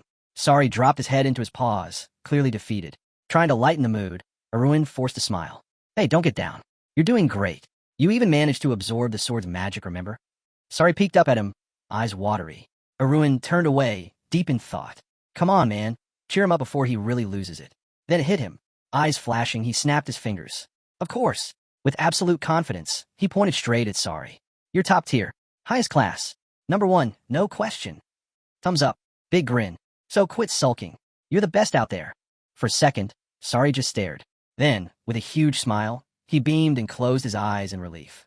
Arun struck a dramatic pose. Come on, let's see that smile. Show the world who's number one. Sari copied his stance perfectly. Finally, Arun felt like he could breathe again. He'd honestly been terrified the whole thing might fall apart. Thinking back to the dark egg he'd picked, he remembered rejecting everything else in that secret vault just to choose Sari. Sure, the Eye of Providence had helped guide him, but in reality, it had been a total gamble. Now, seeing the little beast spinning happily on the seat, he figured the bet had paid off. Maybe the painting wasn't perfect, but it still turned out pretty damn good. With fiery red eyes, Arun looked ahead. Things feel different now, and that's a good sign. A system alert popped up, current coin balance, 10,083. He smirked. 5 digits already. That was no small feat at this stage. If it's going this well, he muttered, why stop now?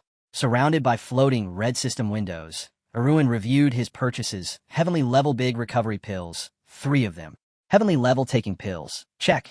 Human-looking snow ginseng, got it. Skipping earth-level stuff entirely and diving straight into the heavenly tier. Now, that was progress. No need to hesitate. He tapped the download button.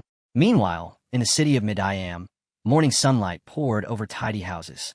At a lively tavern, a sign with a beer mug and cutlery swung gently in a breeze. Inside, people cloaked in travel gear filled the tables. One man leaned in. The force route's brutal, but we're nearly at the capital gate. Across from him, a dark-haired man nodded. Work hard now, and it'll pay off later. True that, the guy with the beer mug agreed. Then the dark-haired one asked, hey, what's the young master been up to? He holed up in his room the second we got here. A man at the next table chimed in. Probably nervous. Tomorrow's the big day at Thero's place. The brunette scoffed. Seriously? The other gestured. Think about it. Didn't you notice how tense he looked? The squad at the table kept the conversation going, laughing as they mentioned how, despite looking wise beyond his years, the young master still seemed hung up on the academy. Honestly, it makes sense, one of them nodded. It's an academy after all. Someone chimed in. But with his abilities, does he really need to worry about something like that? Hares and the brunette sitting beside him shook their heads at the same time. Nah, not a chance. They glanced at each other in surprise. Wait, why do you say that? The brunette asked, raising an eyebrow.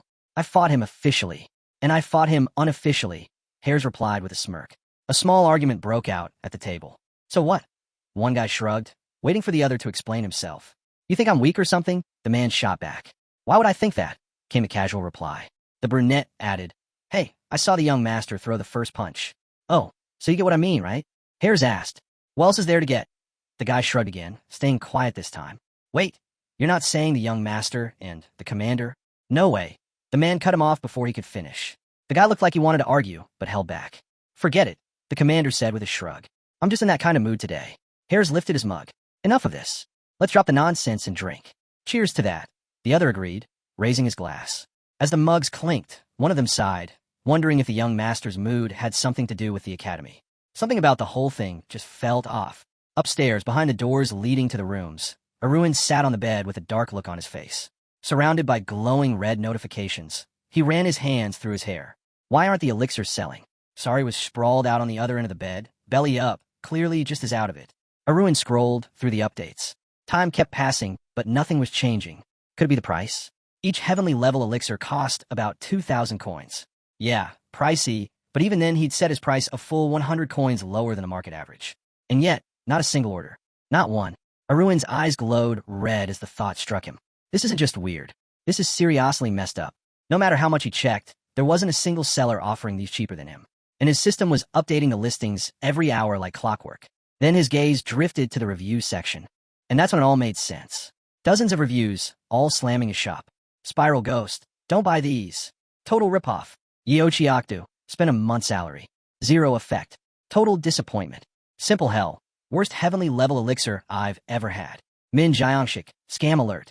Liquor maniac. Absolutely trash quality. Ham Taegil. Sellers of fraud. Arun stared at the screen, jaw clenched. What the hell? I haven't sold a single one. How are they leaving reviews? He rubbed his chin, piecing it together. He'd heard about stuff like this before. Groups trying to sway public opinion with fake reviews. Images of smug, laughing figures flashed through his mind. Part-time haters. Curious, he checked out the reviewers' profiles. Sure enough, Spiral Ghost, employee at Tayson Medicine Center. Yeo Chiakdu, pharmacist at Chonggang Medicine Center. Min Jiangshik, administrator at Great Bear Medicine Center. Ham Taegil, Taoist from Chongjin Temple.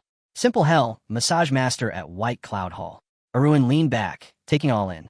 Every single one of them was connected to major, first-level affiliate stores. As if picturing them all lined up, glaring at him, he realized exactly what was happening. The 5 top elixir producers from across Myram had decided to gang up on him. Arun ran a hand down his face. Why now? It wasn't like he'd only just started selling elixirs. He'd been doing this for a while, and no one cared before. Did I cross some invisible line? Scratching his cheek, he figured it out. Up until now, he'd only sold smaller stuff, wages, deposits, nothing major. So they left him alone. But the moment some little nobody started selling heavenly level goods, yeah, that couldn't slide. In his mind, he pictured greedy hands reaching out from all directions, trying to crush him before he became a real threat. Arun scratched the back of his head, laughing under his breath. This is new. I've never been this pissed before. Sure, they acted all high and mighty on the surface, but behind the scenes? They were throwing dirt like anyone else, trying to shut him down before he could get off the ground. Classic. The system flashed a new update. Current coin balance, minus 2,379. Arun grinned wickedly, clasping his hands together. All right then, he muttered. Challenge accepted. If they wanted to throw filth his way, he'd gladly mix up the dirtiest slop he could find and toss it right back at them. With a wide, slightly unhinged smile, he thought darkly, they'd definitely messed with the wrong guy this time. Meanwhile, the sun lit up the red buildings of the medicine centers. Inside, chaos broke out. What is wrong with this lunatic? He actually dared to complain about us? Shouted the man from Tayson Medicine Center. Across from him, a man in a traditional suit from Chonggang Medical Center threw up his hands. Forget the noise. Tell me what we're doing about it, instead of wasting time. It's like we've been bitten by a mad dog, muttered the man from Chongjin Taoist Temple, holding out his palm as if to stop the argument. Didn't I tell you not to provoke him? It was becoming obvious. They'd hired part-time trolls to ruin Arun's business. The system chat window blinked to life. Tayson Medicine Center messaged Chonggang. You're not pinning this on me, are you? We all agreed on this together. Chonggang replied. Hey, I wasn't expecting anyone to actually complain. Over in the corner, a bald man from Great Bear Medicine Center sighed, resting his head on his hand. Doesn't matter to me. I'm in. The man from White Cloud Hall sighed deeply. Same here, but this isn't what we originally agreed on. Voices started rising. How could this even happen? One of them snapped. We've already gone this far. We better figure out how to clean this up. A man in a blue suit growled. What's wrong with you people? If we fight now, nobody wins. We've got an MK meeting coming up. We need a plan fast. I'll handle that punk myself, someone declared, slamming a fist on the table. The rest of you just follow my lead. I'll show that nobody from the lower system exactly how things work around here. Suddenly, the group chat lit up. Tayson Medicine Center, White Cloud Hall, Chongjin Taoist Temple, Great Bear Medicine Center, Chonggang Medical Center, all have joined the chat. Messages poured in. Why is he wasting everyone's time? Why bother with some nobody? He actually called us together? What's he planning? Arun lounged on his bed, arms folded, smirking as he watched them pile into the chat. Someone finally asked, all right, we're all here. So what exactly are you trying to do? You gonna take responsibility for calling us out, kid? Arun's grin widened. Kid? Who says I'm younger than you? That immediately set one of them off. How dare you talk to me like that? I'm 67. How old are you? Arun looked away and sighed. Wow, that's your flex? Your age? Seriously? The old man exploded. Another scoffed. What do you expect from someone in the lower system? Total lack of manners. Guy's probably too broke to know any better, another added gloomily. Someone else muttered. What a mess. This is just pathetic. Arun shook his head with a quiet chuckle. Oh, I see how it is. All of you ganging up on me at once? How touching. Then, without warning, he activated a command. A crossed-out speaker symbol appeared on the chat. Complete silence mode activated. Everyone froze as the chat locked down.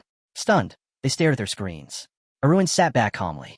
Huh, so this is part of the Mio AM system's controls. A new window appeared. A pink-haired man with long ears materialized among the system panels. I'm the Mio AM channel master, he announced. We're here today to address the accusations raised by a certain individual at the Arun Exchange. His gaze swept over the group. This meeting is for formal discussion only. Sarcasm, insults, or profanity will not be tolerated. One of the old men winced but stayed quiet. Arun smiled faintly. The channel master added, and if silence mode is triggered again, any violators will lose their right to speak. Are we clear? Silence mode lifted. The bullhorn icon flashed, and the chat resumed. Yes, understood. We got it. Let's get this over with. We're busy people. The channel master asked if anyone wanted to respond to the accusations. Tayson Medicine Center was first to speak. I'll say this much. We did use part-time workers. The man scowled, waving his hand. But come on. I've heard this complaint 100 times. I'm sick of it. Arun exhaled slowly. Typical. Jumping over their own heads, and then crying when they get burned. If your goods were really high quality, Taysan sneered, would you have ratings like that? Look, things work differently here in the first system. Quality is everything.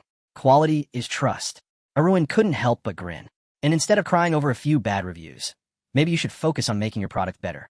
This is what a real merchant looks like, Arun said with a grin as a new file popped up in the chat, titled Transaction Records from Arun. The others stared at him, surprised. Still smiling, Arun invited them to take a look. The sales history was crystal clear. No heavenly level elixirs had been sold.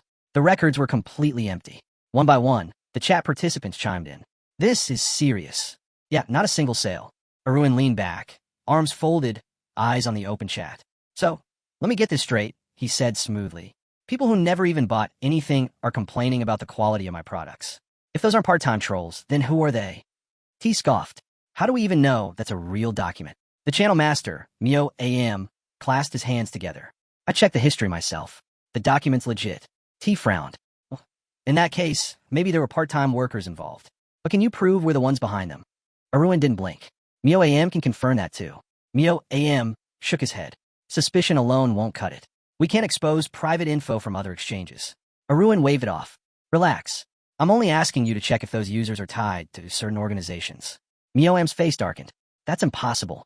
Customer data is protected. That's non-negotiable. Donon sneered. So what now? We just sit back and do nothing? Let these guys keep piling on fake reviews. Mio AM shrugged. Hey, I just run the channel. Justice isn't really in my job description. The rival merchants exchanged smug looks, satisfied with how things were going. Arun pictured cracks splintering through the air around him. So that's how it is, he thought angrily. The channel master's playing along with them. They're all in on this. It wasn't just random businesses competing. This was a full-blown cartel. Arun pictured it all. Everyone around the table, stacks of gold and priceless loot in front of them. Deals being made with grins and handshakes. Mio AM had the partner stores wrapped around his finger. They gave him perks, and he made sure nothing ever rocked the boat. Arun jabbed a finger into his chest, frustrated. Even knowing how the game's rigged, I still expected someone to play straight. What a joke. In the group chat, Mio AM spoke up. Anyone got anything else? Nope. All good. Busy here. Let's finish up. Mio AM gave a small smile. All right then, we're done. Hold on, Arun cut in. You're really ending it like this? No follow-up? No proof? Mio AM looked unimpressed. Yeah? So what if you're suspicious? Arun's grin turned sharp. And what if I got evidence? The room fell dead quiet. Tae-san scoffed. Seriously? What kind of stunt are you trying to pull now? Drop the act. Arun didn't say a word. He dropped a file into the chat. Take a look, he said coolly. After this, let's see if you still have the nerve to talk down to me. Everyone moved closer to their screens. Even Mio AM went still the moment he saw the file's title. Arun spoke like it was nothing.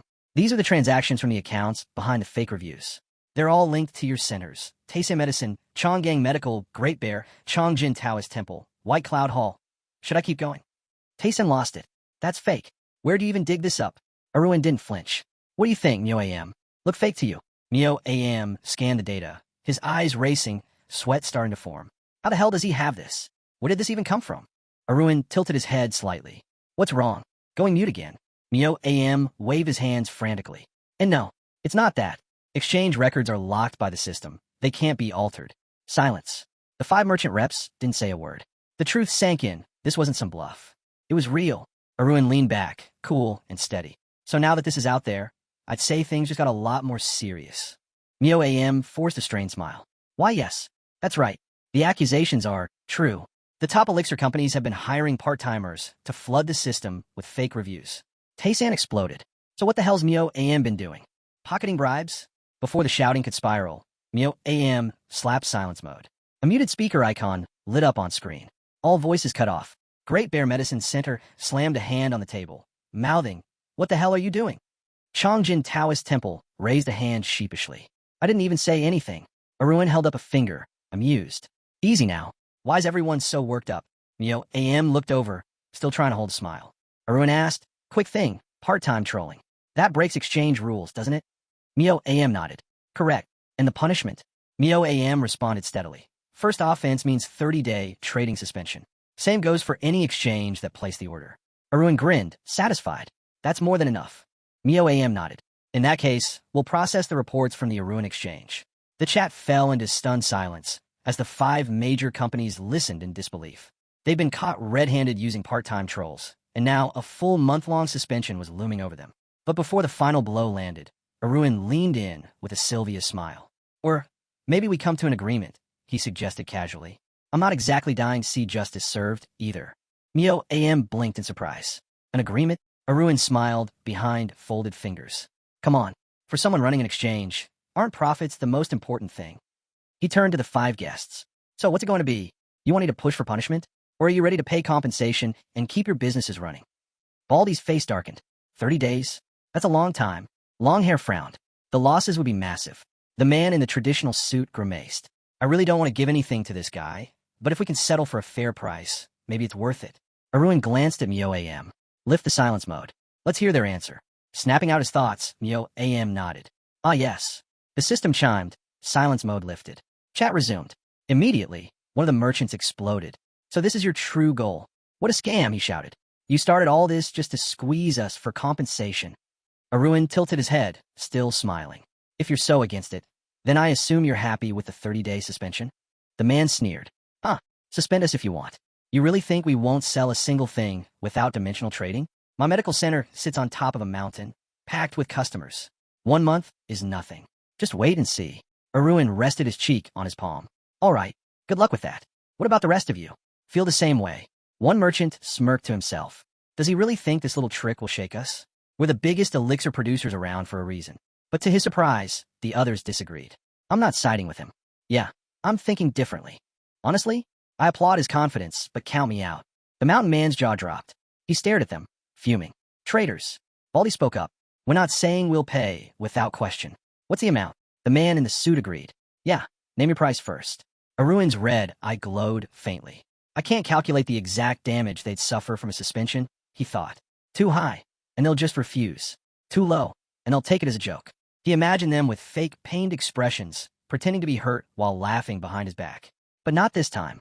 Not over his dead body. Leaning into the chat, Arun's smile turned sharp. You got all wrong, he said. It's not about losing elixir sales. The real damage? You trashed my name. You smeared me as a seller of garbage goods. And that's what really pisses me off. His smile widened. If I just let this slide, I won't be able to sleep at night. Someone's getting punished. One of the merchants typed. So what are you planning? You change your tune pretty fast. Arun tapped his fingers together thoughtfully. Every company's monthly income is different. There's no sense in setting one fixed price. Then he smirked. Here's how we'll settle this. I'll forgive only 3 companies. The other 2? Full punishment. The chat lit up. What? Wait. One of us already refused.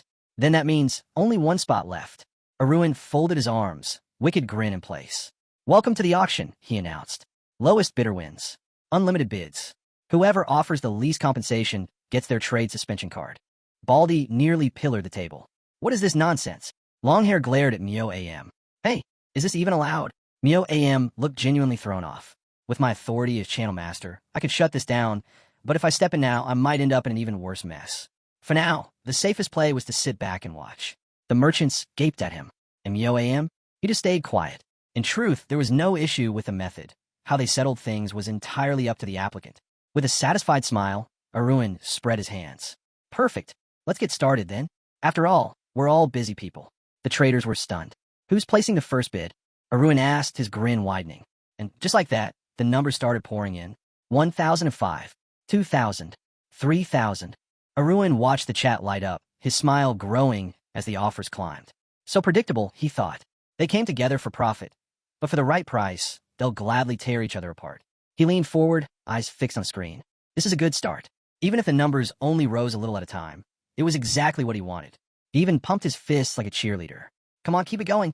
8,000. Mustache Man shouted. 8,500. Longhair added. 8,800, barked the Taoist. 9,000. Baldy chimed in, clearly not wanting to be left behind. Arun chuckled, watching the bid stack higher and higher. They're getting close to the real losses they'd face from a full suspension. And the climb continued. 9,200. 9,250. 9,300. 9,350. Then silence. Arun's grin faltered for a second. Did they just stop? Is that it? The Taoist scowled and blurted out. 9,360. One of the others pointed at him. If you're going to push it, might as well hit 10,000. Longhair groaned. If we go that high, we're all dead. Just stop already. The Taoist shot back. Suspend my activities? Are you out of your mind? Absolutely not. Baldy snorted. Aren't you a Taoist? What's with the greed? Shouldn't you be living the simple life? Mustache Man jumped in. Seriously. No possessions, no attachments, right? The Taoist snapped. Oh, please. If wealth is so terrible, hand yours over. Name one merchant who isn't greedy. Chaos erupted. You're a scammer. You're a quack doctor filling your belly on the backs of believers. Arun scratched his cheek, a bit thrown off. Wow, first time I've heard them swear like this. These guys are really something. Still, he smirked. The cracks are showing. And once cracks appear in a cartel, it's only a matter of time before it all falls apart. And sure enough, the fighting only escalated. The Taoist jabbed a finger at the others. Fine, 10,000. Satisfied now, the doctor gawked. You're trying to kill us all. Baldy sighed. 10,010. Can't fall behind now. Longhair whipped around. Why would you even raise it again? The doctor rubbed his temples. This is madness. Complete insanity. I'm out. Forget it. I'll just take the 1-month suspension. Not worth it. Mio AM, watching it all unfold, nodded.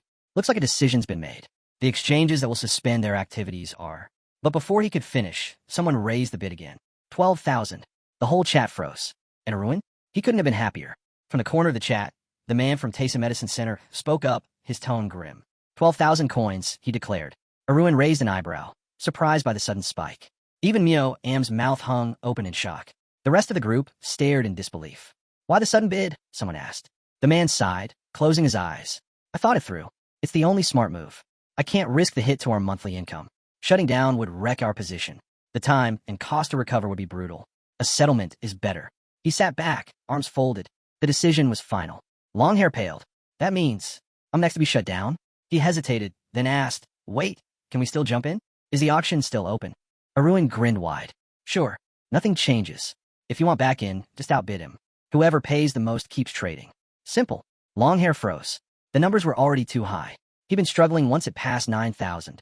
But now, over 12,000? That was madness. Arun clapped his hands together. Looks like we have our result. Mio AM quickly stepped in. In that case, I hereby announce a 30-day suspension for White Cloud Hall and Chonggang Medical Center. The losing merchants groaned, clearly devastated. All channels will block your trades for the next month. Mio AM continued. and I suggest you be extra careful moving forward. Penalties stack up fast. The system pinged. White Cloud Hall and Chongqing Medical Center have left the chat. Arun smiled, glancing at the others. Well, looks like the ones who needed to leave are gone. The rest of you, time to pay up, right? The Taoist exhaled slowly, eyes shut. 10,000 coins received from Chongjin Taoist Temple. Baldy groaned, pinching the bridge of his nose. 11,000 coins received from Great Bear Medicine Center. T-Medicine Center glared daggers through the screen. 12,000 coins received from Tayson Medicine Center. He clenched his jaw. You made a huge mistake today, Arun. I won't forget this. Arun shrugged. As you wish. Leaning forward, he added with a smirk. But hey, since we're all being honest, here's a little free advice. Instead of wasting time on cheap tricks, maybe try improving your products. Then, with a laugh, he added, wasn't it you who said this is how real merchants behave? T turned red with rage, fists clenched tight. One by one, the remaining participants left the chat, leaving Arun alone. He let out a satisfied breath. Ran off fast enough. Bet that taste of defeat's gonna linger. He tapped the red window in front of him. Time to log off, too. But just before he could, Mioim's voice cut through. Arun, got a minute? Arun paused, surprised. What's this about? Then his thoughts darkened. Wait, could it be? Did he figure something out? Mio-M images flashed in his mind. A red book, forbidden knowledge, the unsettling idea that even transferring coins legally might not protect him here. He glanced toward the system notifications. Mio-AM, master of Channel 1 system. No extra details. His eye of insight couldn't peek beyond that. Meanwhile, his own profile was locked tight behind the information asymmetry shield. Still, Arun stayed on guard. If this is about that report, I'd better tread carefully. He gestured toward the screen. I'm listening. Mio-AM closed his eyes. You know, you're kind of looking down on me, aren't you? Arun smiled lightly. I'm just doing what's convenient. Mio-AM opened his eyes. All right, then I'll get straight to the point. Arun leaned forward, interested. Go ahead. With an awkward chuckle, Mio-AM clapped his hands. So, you're the inspector, right? Arun blinked. Wait, what? It was impossible to play dumb now. Mio-AM had figured it out. With an embarrassed smile, the channel master went on. Look, I've been considerate of the exchanges entering local markets. Just try to keep things smooth. Even if I took a little something on the side, it's not like one guy can eat that much, right? Arun listened, half amused as Mio-AM awkwardly explained himself, laughing nervously the whole time. And, you get where I'm going with this, right? Mio-AM added, his grin forced. Arun sat in silence, putting the pieces together. Auditor, manager, report, boss. His eyes widened slightly. Is that what this is? He smirked. Oh, I get it now. You're scared. The trap had snapped shut. Well, you had to hand it to the channel masters. At least they had good taste. After all, what he was smelling now wasn't trouble. It was pure opportunity. Sitting cross-legged on the bed, Arun grinned to himself. A crisis is just opportunity in disguise, right? Honestly, he couldn't think of a more fitting phrase for the moment. The image of those 5 furious traders flashed through his mind. He'd gone head-to-head with the biggest manufacturers in the first system and came out on top. Meanwhile, Mio-AM sat there looking awkward, hands folded neatly. Arun smirked. The guy actually thinks I'm some kind of inspector. Should I even bother filing a complaint? He swung his legs off the bed, deep in thought. The VIP privileges he'd unlocked felt like hitting the jackpot. The system window reminded him. Maximum level privileges activated. Inventory expansion. Flow recognition. Promotion support. Master price discounts. Zero commission. Endless perks stacked up like treasures. And yet, there was always that lingering thought in the back of his mind. What if they take it all away? Would filing some petty complaint make someone upstairs second-guess, giving him this power? The thought gnawed at him. But with a grin, Arun leaned back, hands behind his head. Refusing honey just because you're scared of bees? Stupid. The system pinged again. Current balance, 29,631 coins. Not bad at all. He cleared his debts, and now he was just shy of 30,000. He pictured his family crest and chests overflowing with gold. Crazy to make a steel guard's yearly earnings in a single night. Scooping up the rewards like honey, he couldn't help but smile wide. Then, jolting upright, his eyes sparkled. Easy money like this. Maybe I should try my luck again? The carriage rumbled along through the trees. Arun sitting inside with his arms folded, scrolling through a flood of messages. Of course, he sighed, swiping them away. I post one ad about buying internal cultivation techniques, and they all pile in with garbage. Resting his head on his hand, he groaned. Maybe I should have changed my profile to first system before asking. Who's going to take me seriously with zero system plastered on my info? With a huff, he dismissed the notifications. Forget this. Better to search on my own. He folded his arms and brought up a search window. First-class sellers only. Price cap, at 10,000 coins. His red eyes scanned the results. Just because I got cash doesn't mean I'm throwing it around. In his mind, he pictured himself draped in a long cloak, walking alone. Truth is, things had gotten a little tricky lately. Even though he could still absorb energy, something was off. His combat strength wasn't improving like before. Clenching his teeth, red rays flared between his fingers. Saturation phase. His cultivation had maxed out what his current 8-star celestial technique could handle. Arun imagined standing atop a mountain, looking out at peaks even taller than his own. Sure, he could boost his level and expand his internal power, but scaling that wall wasn't something you just brute force. One step at a time, slowly, steadily, like walking through darkness, leaving faint footprints behind. Yeah, it felt just like back in the days before measurement transactions. He pictured an hourglass full of shimmering gold dust. Measurement transactions save time, a beautiful shortcut, as long as your wallet was fat enough. Looking over the list of techniques, his eyes landed on a few. 8-star Psychic Northern Lights Technique. 7-star Blood Magic Technique. 7-star Spiritual Yang Technique. I've got a decent shortlist, he muttered. But better double-check with an expert. He sent the document to Suk-hyun for review. Moments later, Suk-hyun's reply popped up. Good picks. High-level techniques, too, he said, raising a finger in his profile image. But ditch the magic one. Arun frowned. Why? Extraction, Suk-hyun replied. Internal standardization policy. The more tainted the energy, the greater the loss during purification. Suk-hyun shrugged. But that's not the only reason. The bigger problem is what it does to you. Absorbing magic power drains your capabilities. Arun crossed his arms, deep in thought. So, the deeper I dive into magic, the harder it gets to keep up with martial arts. Exactly, Suk-hyun confirmed. In Arun's mind, he pictured a single drop of black ink swirling in clear water. Once the purity's gone, good luck cleaning it up. Pointing his finger, Suk-hyun spoke seriously. Times have changed. With interdimensional trade open, we're not limited like before. These days, anyone can learn and master martial arts. Arun nodded thoughtfully, picturing the long-haired warriors of old. Yeah, with all the options now, is there really any point in chasing techniques that come with obvious weaknesses? The same doubt crept in. Suk-hyun kept going, waving his arms. And don't forget, using magic drains your mana. It's a dead end when it comes to pushing your achievements higher. Arun leaned back in the carriage, absorbing it all. So, if I want to aim higher, I should stick to pure martial arts. With that, he opened the red system window, scrolling through his options. All right, no more magic techniques, he decided. His gaze landed on Psychic 8 Stars, a martial art that extracted spiritual energy from a body. Out. Then he pictured golden lightning crackling from his sword. Sure, it sounded fun to blast someone with lightning instead of iron. But if some random knight started throwing around lightning strikes, the whole continent would be on high alert. Even magical swordsmen didn't get away with that for long. Besides, seeing an 8-star martial art on a 7-star page? Yeah, the ceiling was way too low. Now only 2 remained. Northern Lights Technique. The forgotten secret of an ancient clan. Spiritual Yang Technique. Focused on extreme mental clarity. Smiling, Arun skimmed the details and decided. I'll take Spiritual Yang. Suk-hyun blinked in shock. Wait, what? Arun looked up. What's the problem? With a sheepish grin, Suk-hyun gestured with his hands. Nothing really. Just that if it were me, I'd have gone the other way. Oh yeah. Arun raised a brow. And why's that? The Northern Lights Technique is pure martial arts at its finest. Way beyond what any heavenly cultivation technique can offer. Arun waved his hand, surprised. You're saying it's better than heavenly techniques? Absolutely, Suk-hyun replied.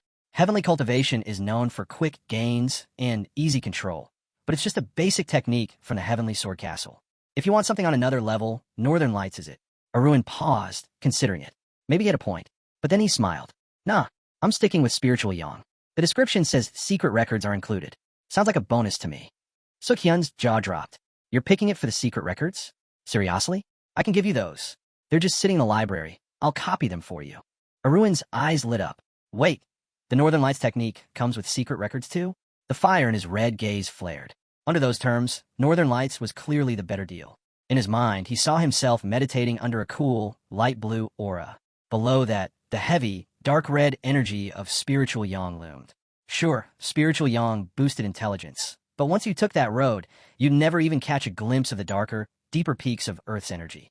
If both techniques cost the same, the choice was obvious. Go with the one that gave him more in the long run. Still, something about Suk-hyun's sudden enthusiasm fell off. Why was this guy trying so hard to sway him? Arun narrowed his eyes. Hey, what's your deal? Why are you pushing Northern Lights so hard? Suk-hyun froze. What? Me? Nothing. Arun wasn't buying it.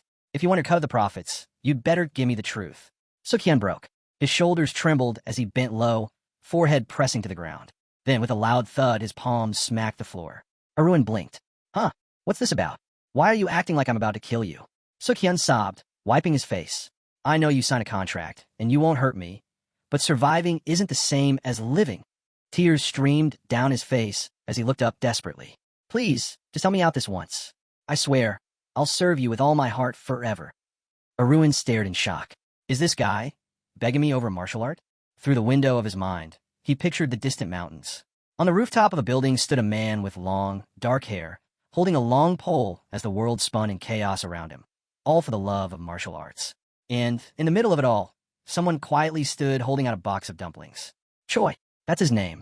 Next to him, Kim steps forward holding out a plate, quietly asking for coins. The boys dash around, faces flushed, while an old man with a hunchback shuffles by. No one here is ordinary. Even the weakest among them carry at least one or two minor talents. They stand ready, each one like a predator waiting for the right moment. Over by the corner, the dumpling seller balances stacks of boxes in both hands without breaking a sweat. Meanwhile, Sukhyun sits off to the side, completely drained. His mind drifts, wondering what life must be like for a first-class warrior who's been reduced to nothing more than a novice in a place like this. But honestly, he doesn't need to wonder. The answer is clear enough without anyone saying a word. Suddenly, the man with glasses breaks the tension. He practically transforms into a chihuahua, bursting into tears. I've got no excuses left, he wails. One wrong move, and my wife's gonna kill me. Seated calmly, the hero rests his chin on his hand. He sizes up the situation easily. Looking down, he mutters, if I extract now, my status takes a hit. Why should I accept that loss? Across from him, the man in the cap plops down onto the floor and nods in agreement. That's when the hero opens his book, flapping through the pages until he lands on the Northern Lights technique. It's similar to celestial cultivation. He explains, same path, same purpose. There might be some losses at first, sure, but they'll pay for themselves in no time. Sukhyun sighs. If I hand over the secret records, the Lord's power will skyrocket even higher. The gentleman listens carefully, and yeah, the logic checks out. But somehow, this all feels way too heavy for what should be a simple deal. There's no reason to just fall in line behind this guy. The hero slides his hand out to the side, thinking a little risk never hurt anyone. Meanwhile, the man with glasses is convinced the hero has no clue what's really going on inside his head. But then, the hero leans in, his confidence growing. I've known you longer than you realize, he says. The man in the cap blinks in shock. The hero smirks. Feeling a bit uneasy now? It's not so easy to act untouchable when someone from a lower system sees through you, is it? The man is rattled. The Lord's face lights up with a wild, fiery grin. Sukhyun's just been waiting for you to slip, he says. The man in the cap slumps even further, mumbling under his breath. What's that? The hero asks, pretending not to hear. The man quickly waves it off. No, you're mistaken. I never crossed the line. I know exactly what happens to people who do. The hero raises an eyebrow. Just checking. But from the looks of it, the man's telling the truth. There's been a misunderstanding, the man insists. I'm serious. Completely sincere. The hero lets out a small sigh. Exactly the answer I expected, he says. But don't worry. I'll act like I didn't hear anything. That mercy alone nearly crushes the man. Thank you, he whispers. The hero leans back, lost in thought. Then it clicks. With a sharp gaze, he lays out his idea. If this is an exchange, he says, there's no room for emotions. Let's keep it strictly business. Stick to the basics, the hero said flatly. The man, his face pale, hesitated. What exactly are you getting at? The hero casually brushed his hand to the side, sitting up straighter. Think about it. If the celestial cultivation technique costs 8 stars, that's around 5 minutes, maybe 6,000 coins. He tilted his head. Shouldn't we start by talking price? Feeling more energized, he raised a finger in the air. So, if you're looking to get back your internal energy cultivation technique, bring me an offer that's actually worth my time. I'll give you 1 day. Sukhyun blinked in shock. 1 day. The hero, striking a proud pose, smirked. What else did you expect? You claim to be loyal to the Lord, didn't you? The scene shifts. Before us stands the Albert family estate. Inside, Derek kneels before a grand table. A gray-haired man sits back in his chair, his fingers heavy with rings. For a long moment, he says nothing. Finally, he speaks. Why did he run away from home? Looking down, the brunette replies quietly. Perhaps he was too proud. I'm not sure the young master made the right choice leaving. The head of the family taps the table, his gaze sharp. I saw the letter. It's clearly in my son's handwriting. Still staring at the floor, the servant shakes his head. Even so, Just because it's his handwriting doesn't mean we can trust what it says. Darian narrows his eyes. You think he's been threatened? The servant swallows hard but stays silent, sweat gathering at his brow. The head leans on his fist. Greedy. My eldest was too greedy. Took everything for himself and tossed the rest aside. That's not what I meant, the servant mumbles. He bows even lower. If he really ran away, there would have been signs. Some kind of trace. But no one saw him leave. None of the servants noticed him preparing for a trip that day. The Marquis slowly moves his fist from his chin. Then what? Someone helped him? Or worse, kidnapped him? But then Darian lifts his gaze, his voice darker. Or maybe, someone seeking revenge. At that, Darian freezes, his eyes widening. Revenge? What are you talking about? The servant lowers his head further, bracing himself. From the side, we see them both. The servant speaks carefully. 4 days ago, at the arcade, a vase shattered. Someone yelled if our men even had brains, or if they were just for decoration. The Marquis's rage flares instantly. I understand now, he roars. No wonder our knights are called a useless pack of fools. Having no pride, if they wanted to pick a fight, why involve the steel guard of all people? The servant bows his head, ashamed. Forgive us. But the head of the house shoots to his feet, finger pointing, his fury reaching its peak. Why am I even paying that pathetic knight squad? He shouts. If they think someone is worth our attention, then fine. It's time they stay out of it and leave him be. In a fit of rage, the Marquis kicked over a vase filled with scrolls. If we keep dragging this out, it's only going to get worse, he shouted, hurling objects across the room. Breathing heavily, he finally dropped onto the table, muttering curses under his breath. Without even looking at his servant, he asked, so, the younger steel guard, is he still full of surprises? The servant, still hiding his face, nodded. Yes, completely different from what the reports said. Then, hesitating, he nervously presented the steel guard family crest. Honestly, he might be the true successor to Leyskin. The Marquis's face twisted with sarcasm. A heart of steel protecting the Navarro. Huh? If we hadn't kept up the supply, that heart would have stopped beating long ago. He stepped closer to the family's coat of arms and scoffed. And who do we have to thank for that? The servant gave a quick nod. Darian leaned back, thoughtful. Still, odd that steel guard showed up in KDO. Strange timing. Then, turning away, he added, I might have gone too far saying it was revenge. They don't really have a reason to target us. Dirica, still kneeling, spoke quietly. That's true, but the whole situation feels off. A memory flickered of the moment the protagonist cast a cold glare. Maybe it wasn't even their knights who provoked him. But the second he left, the young master vanished. The servant recalled, standing near the gate, watching the Murim. Something about it all felt connected. The Marquis's gaze sharpened. There's more to this. I'm sure of it. He studied his servant. You look haunted. The servant straightened, a spark of resolve in his eyes. Raising a hand, the Marquis ordered, investigate. Do whatever it takes to find my son. Then he added sternly, but don't make any reckless moves. Our enemy is Steelguard, after all. With deadly seriousness, the knight nodded. Understood. I'll stake my life on it. The scene shifts to a city tucked high in the mountains, its architecture reminiscent of ancient China. Down narrow alleys, a man sprints, gasping for breath. Around the corner he goes, thoughts racing. This is insane. Absolutely insane. What am I even doing? Panic floods his face, the man with glasses clutching his chest as he runs. It's already gone too far. There's no turning back now, he thinks, his heart pounding. But still, he pushes forward. This is it. This is the right move. Meanwhile, the hero sits quietly, practicing his smile. A perfect grin. 32 teeth. Covering his mouth with his hand, he thinks, don't laugh. Just hold it in. But it's no use. The more he thinks about it, the harder it is to stay serious. Moments later, a notification arrives. He's obtained the Lost Soul's Celestial Sword Technique, a legendary secret from Skyball Castle. Before him stands a man with long hair, towel draped over his shoulders. We're drilling in the fifth world now, the hero muses. This martial art ranks among the top 3 sword techniques. An ascension-level skill, holding the secrets to ultimate mastery. Anyone who perfects it would stand shoulder to shoulder with the great sword masters. Trying to stifle his grin, the hero marvels. The #1 official technique, the one that made Heavenly Sword Castle what it is today, he thinks. And now, it's his. He can't help but smile. In his hands is the martial art of ball control, a technique so well known in Murim's fifth world that even babies recognize it. Across from him, the man in the cap scowls in disbelief. I risked my life for this, he says bitterly. The hero raises a hand. Not bad. I price it at about 5,000 coins. The seller box. What? Are you kidding? This is rare. You won't find it anywhere else. The hero rubs his chin, thinking. Fair point. Stuff like this doesn't just show up. If you get the chance to own something like this, he thought, you pay whatever it takes. Later, as they ride in the carriage, the hero looked over, intrigued. You really went all out. You've proven your loyalty, he said. Leaning his chin on his hand, the hero added, the celestial cultivation technique's been extracted. I'll hand it over once I get the Northern Lights technique. Kieran, clearly excited, replied, I'm hoping to finish by tomorrow night. The hero, delighted, agreed. Good. Let me know as soon as it's done. Then came a new notification. User has left the session. The hero chuckled to himself. Seems like someone's eager to make reckless moves, he thought. Totally different from the careful process of reworking the chaos cultivation technique. Lowering his head slightly, he whispered, well, that's done. A fresh set of purchase notifications popped up before him.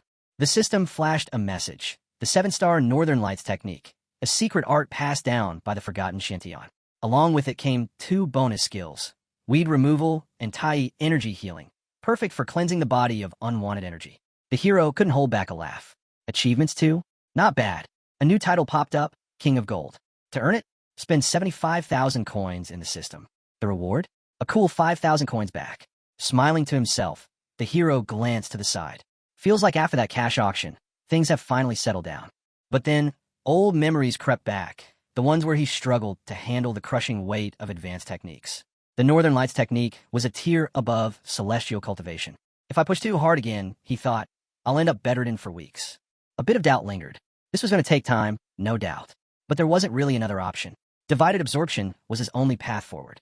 With a sigh, the hero admitted to himself, I still don't know the method for cultivating internal strength. The energy in my lower abdomen is just dead weight right now. For now, he'd have to rely on the mana in his heart, and hope a few quiet days would help. A voice broke his thoughts. Sir, we're almost there. It was Michael. The hero perked up. Got it. How much longer? Huge castles and sprawling estates started appearing on the horizon. We'll be in Theros soon, the knight reported. Leaning back in his carriage, the hero gave orders. Sir Davis and I will head straight to the academy. You and your squad, get some rest at the inn. The knight nodded. Understood. With a grin, the hero raised his finger dramatically and said, let's wrap this up.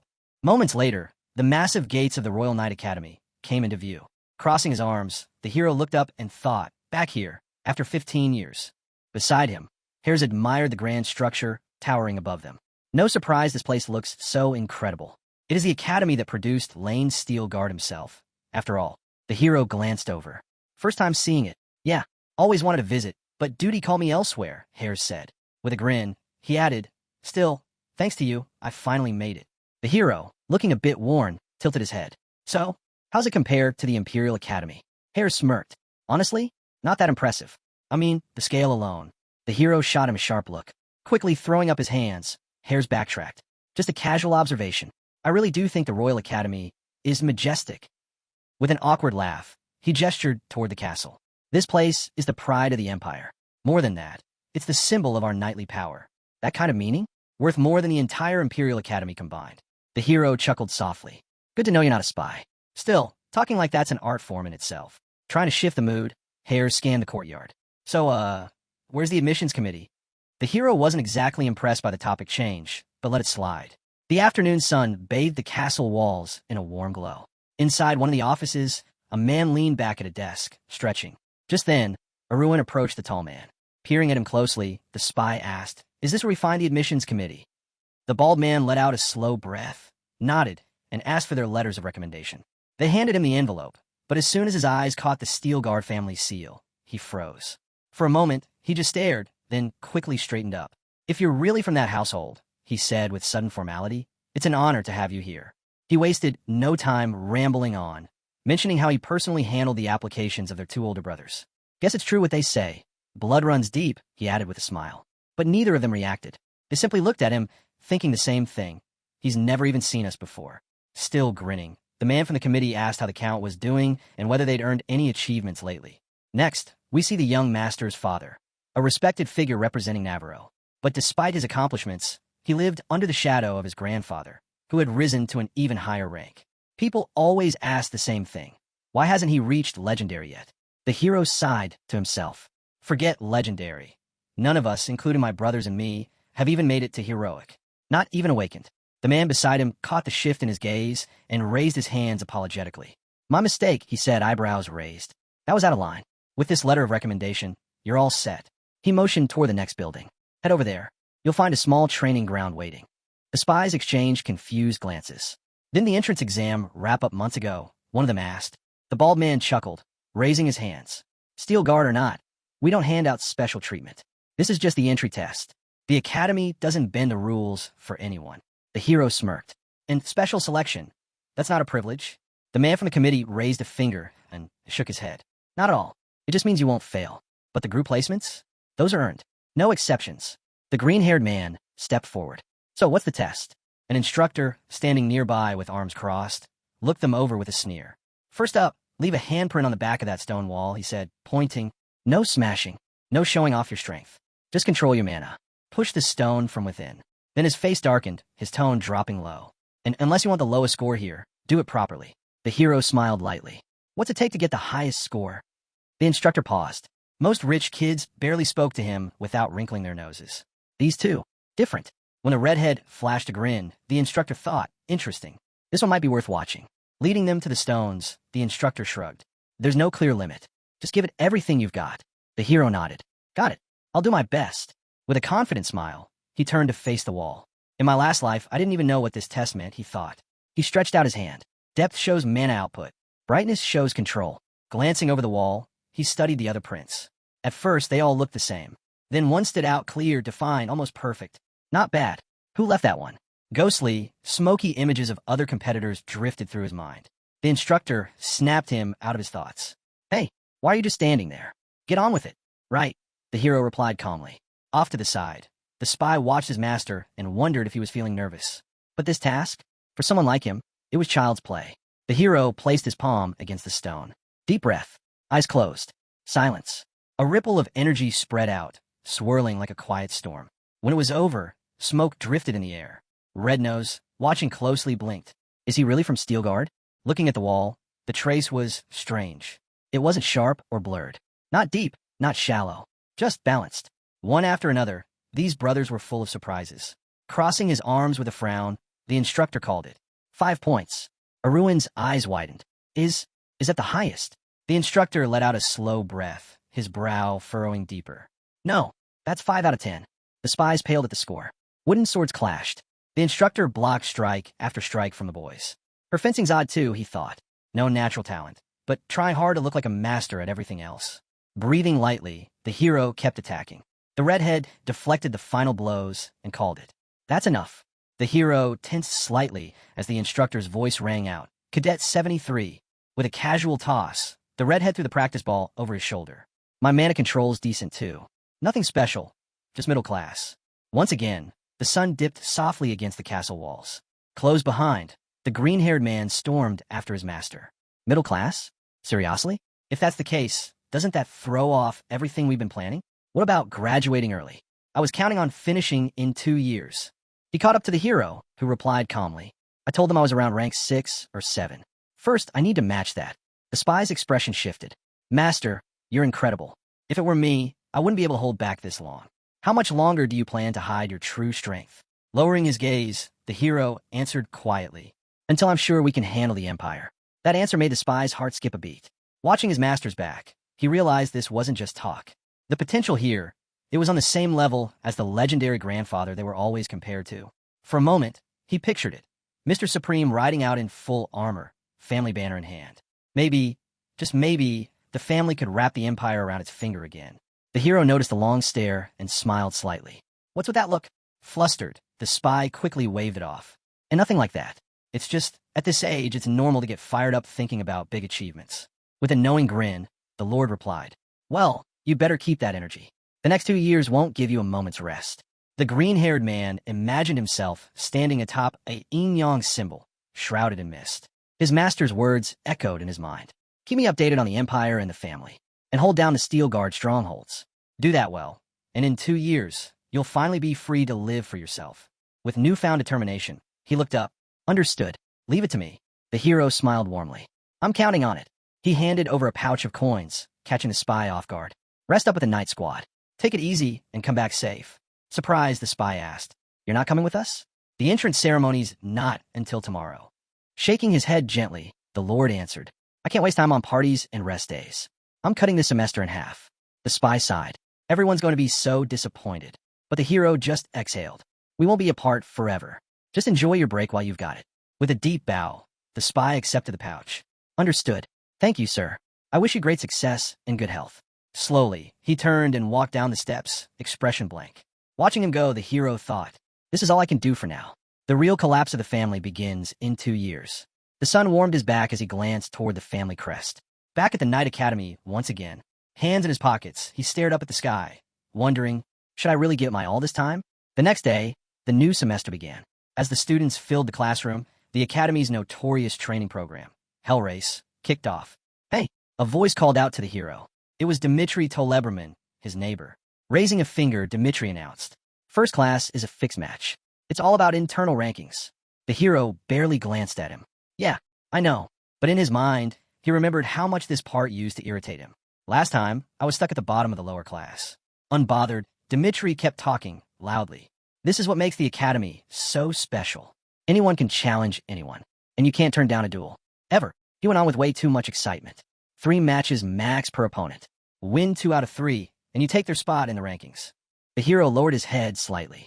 This guy, no matter how hard I try, I can't remember anything important about him. He's just background noise.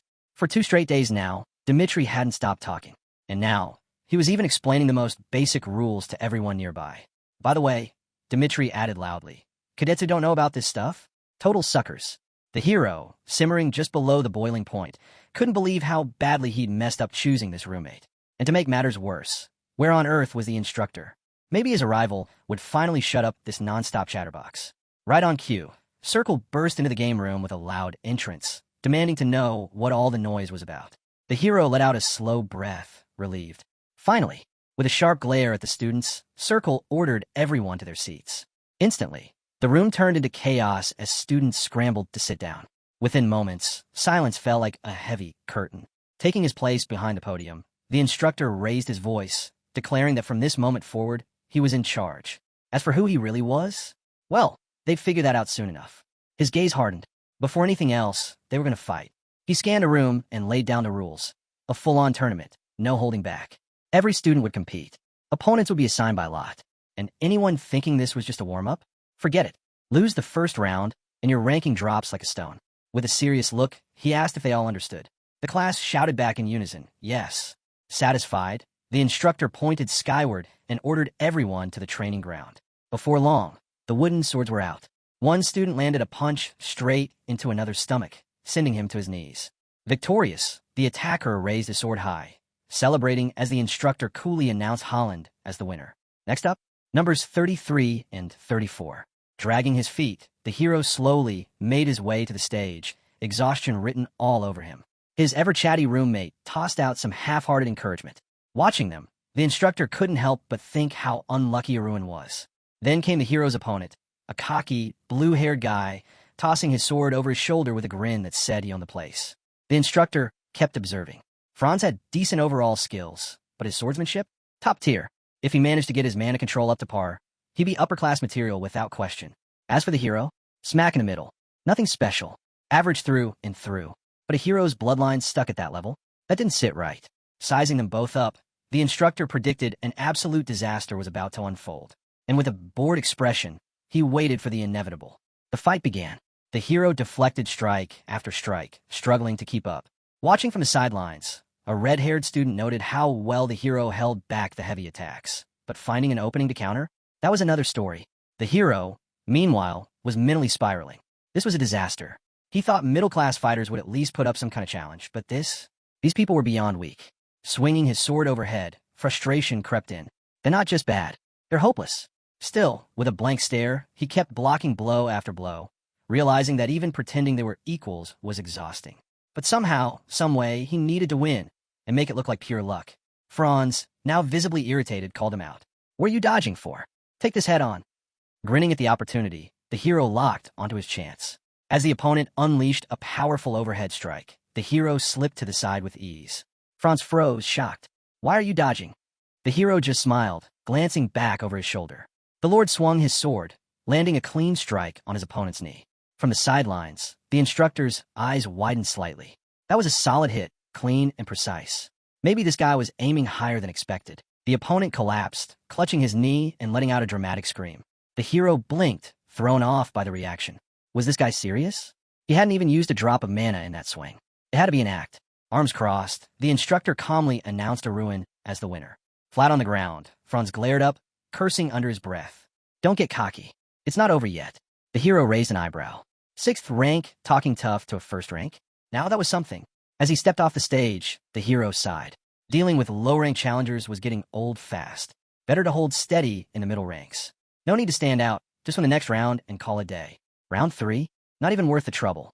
Turning back to the stage, he wondered who was up next. The next match was set. Varan Darius versus Dmitry Toleberman.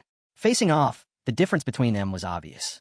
Varan, the taller redhead, practically towered over Dmitry. From the start, the outcome was clear.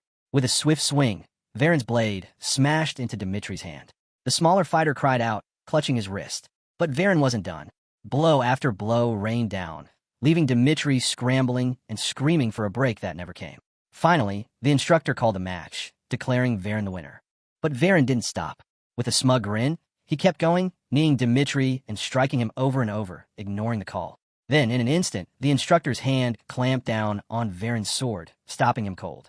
Lowering his gaze, clearly annoyed, the instructor asked if this was some kind of joke.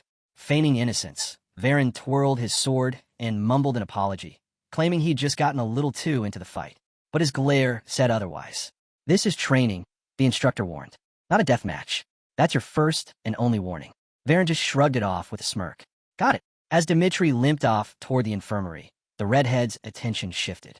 He spotted the hero watching quietly from the sidelines. Strutting over, Varan clapped a hand on the hero's shoulder. Relax. I won't mess up that pretty face too bad, he said with a wicked grin. One hit and you're done. The hero didn't respond, just stared back without a word. Laughing to himself, Varan walked off, making sure everyone heard him. Look at that. He's already scared stiff. From the corner of his eye, the hero noticed his beaten roommate glancing his way. He looked back, then turned away sharply. For a brief moment, memories he thought he'd buried surfaced. His own past self, just as weak, just as helpless. Standing there in silence, the hero watched Varan laughing with his friends. This wasn't about his roommate anymore. No, this was something else. A smirk tugged at the corner of his mouth. Yeah, someone like Varan deserved a proper wake-up call. The second round kicked off with the redhead squaring off against the young master. Without wasting a second, Varan lunged forward, unleashing a barrage of wild swings. But the hero sidestepped them all with ease. Smirking, the hero waited for his opening. And the moment it came, he struck clean through the gap in Varan's defense. Varan scowled, grinding his teeth.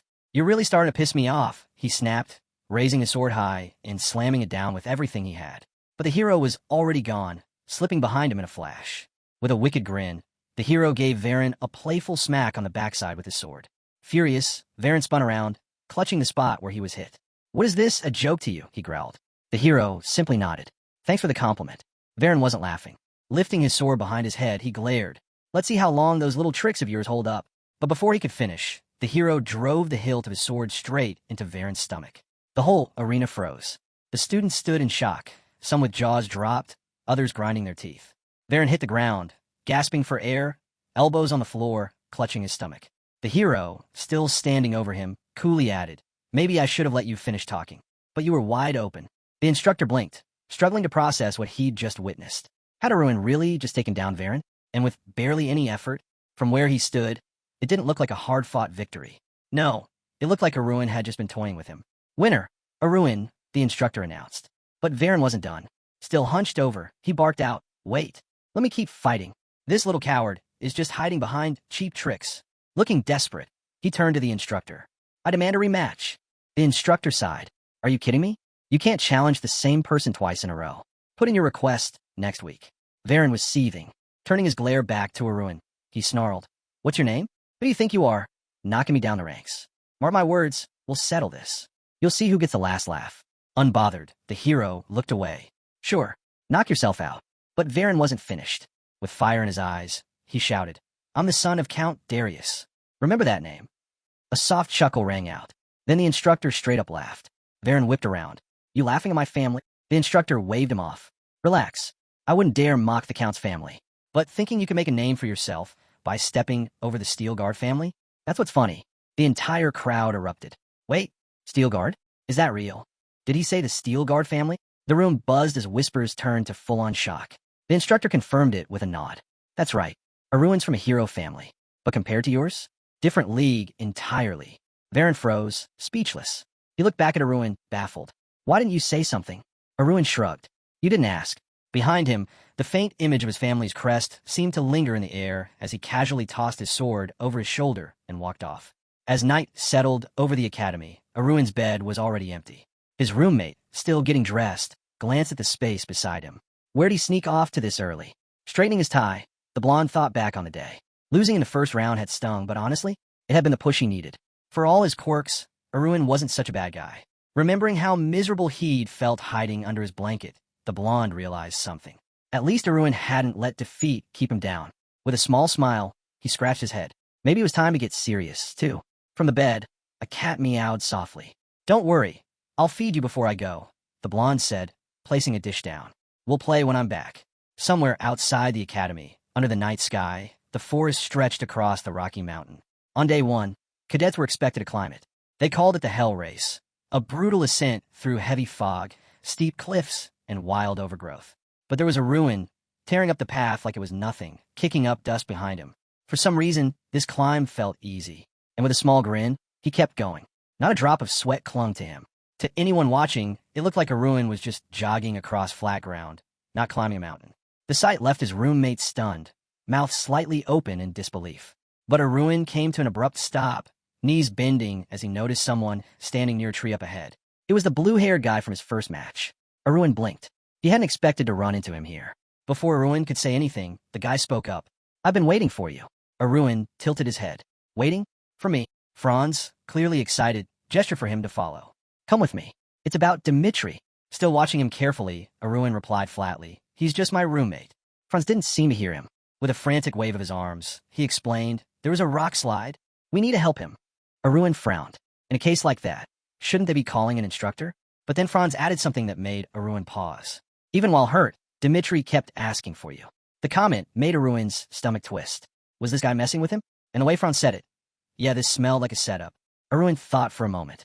If he turned down the request, it'd just create more problems. These guys wouldn't let it go. With the sky darkening to deep purple, Arun decided it was better to deal with this now.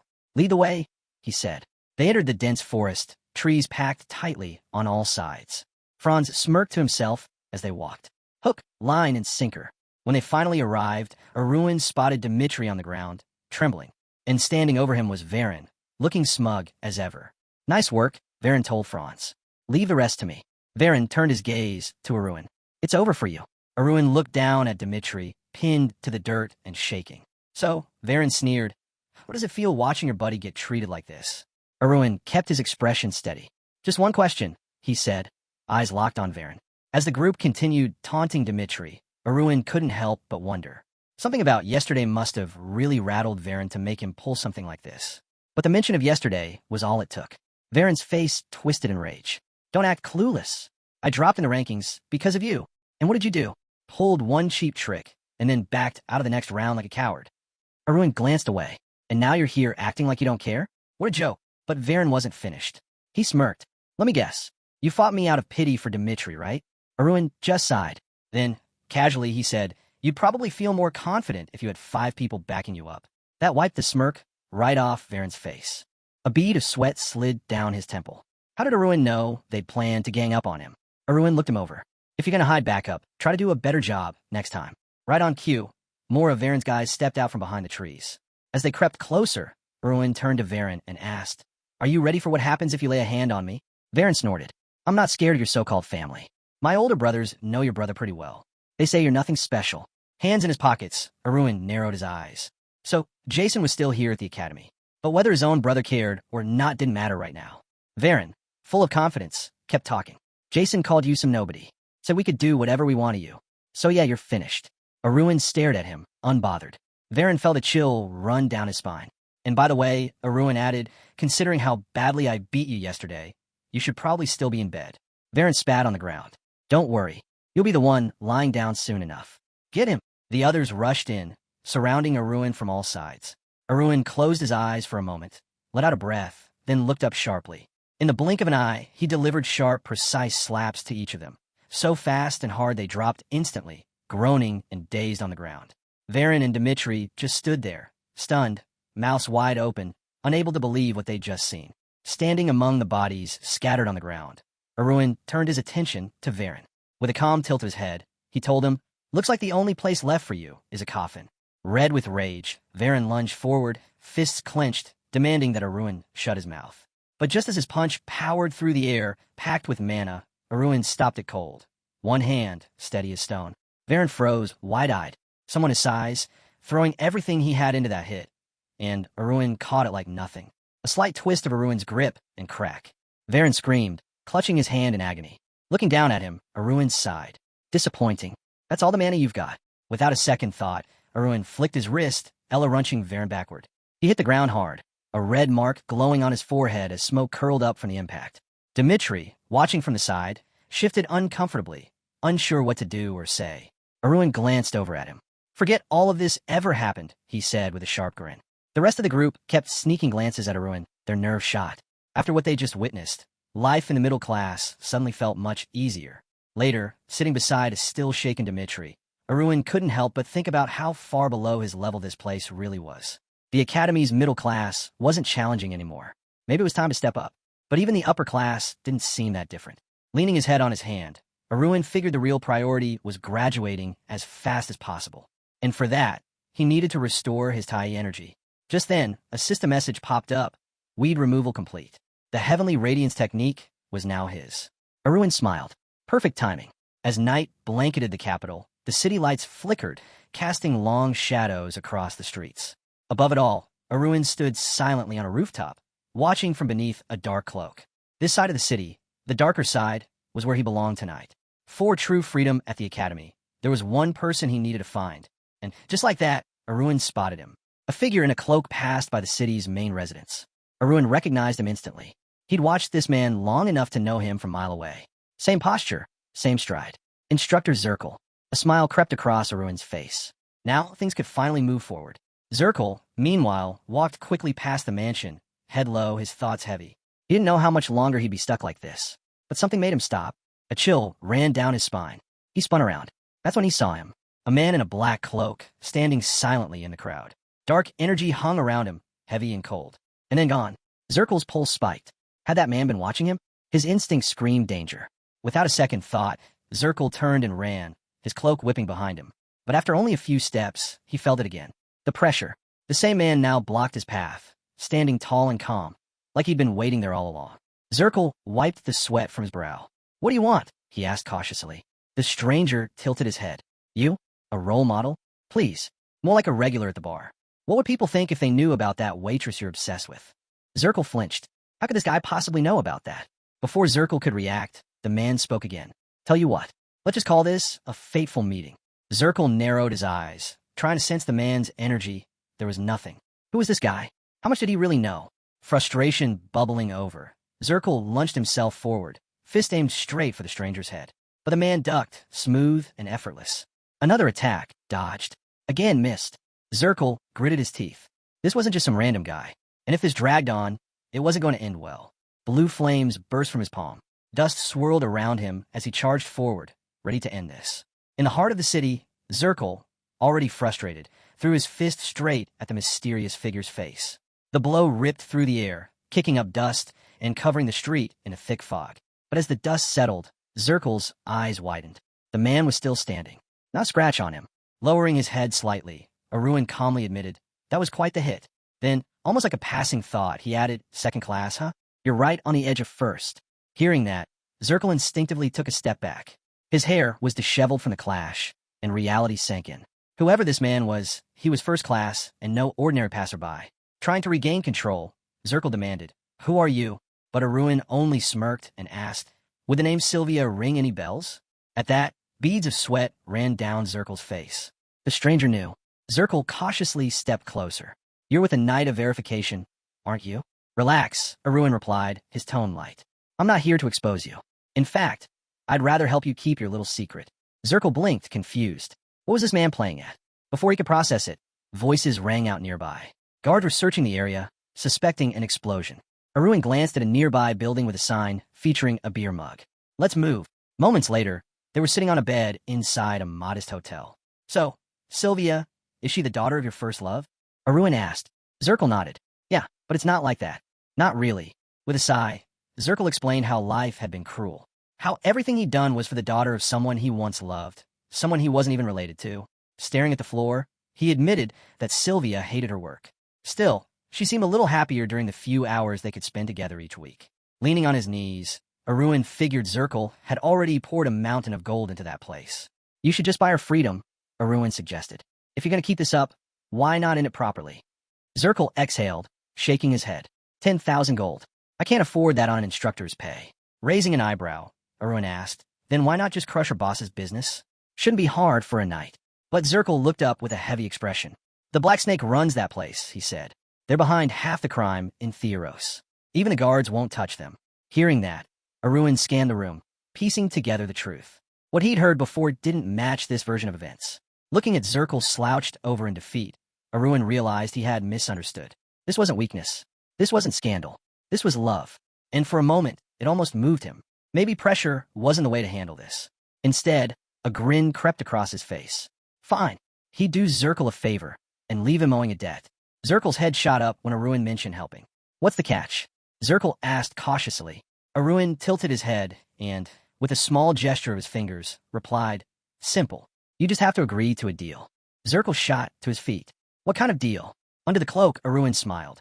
Ever heard of someone named Arun? Zirkle's face paled. Sweat rolled down his cheek. That's my cadet. Realization hit him hard. This man was connected to the Steel Guard. Maybe even sent by the Levadon master himself.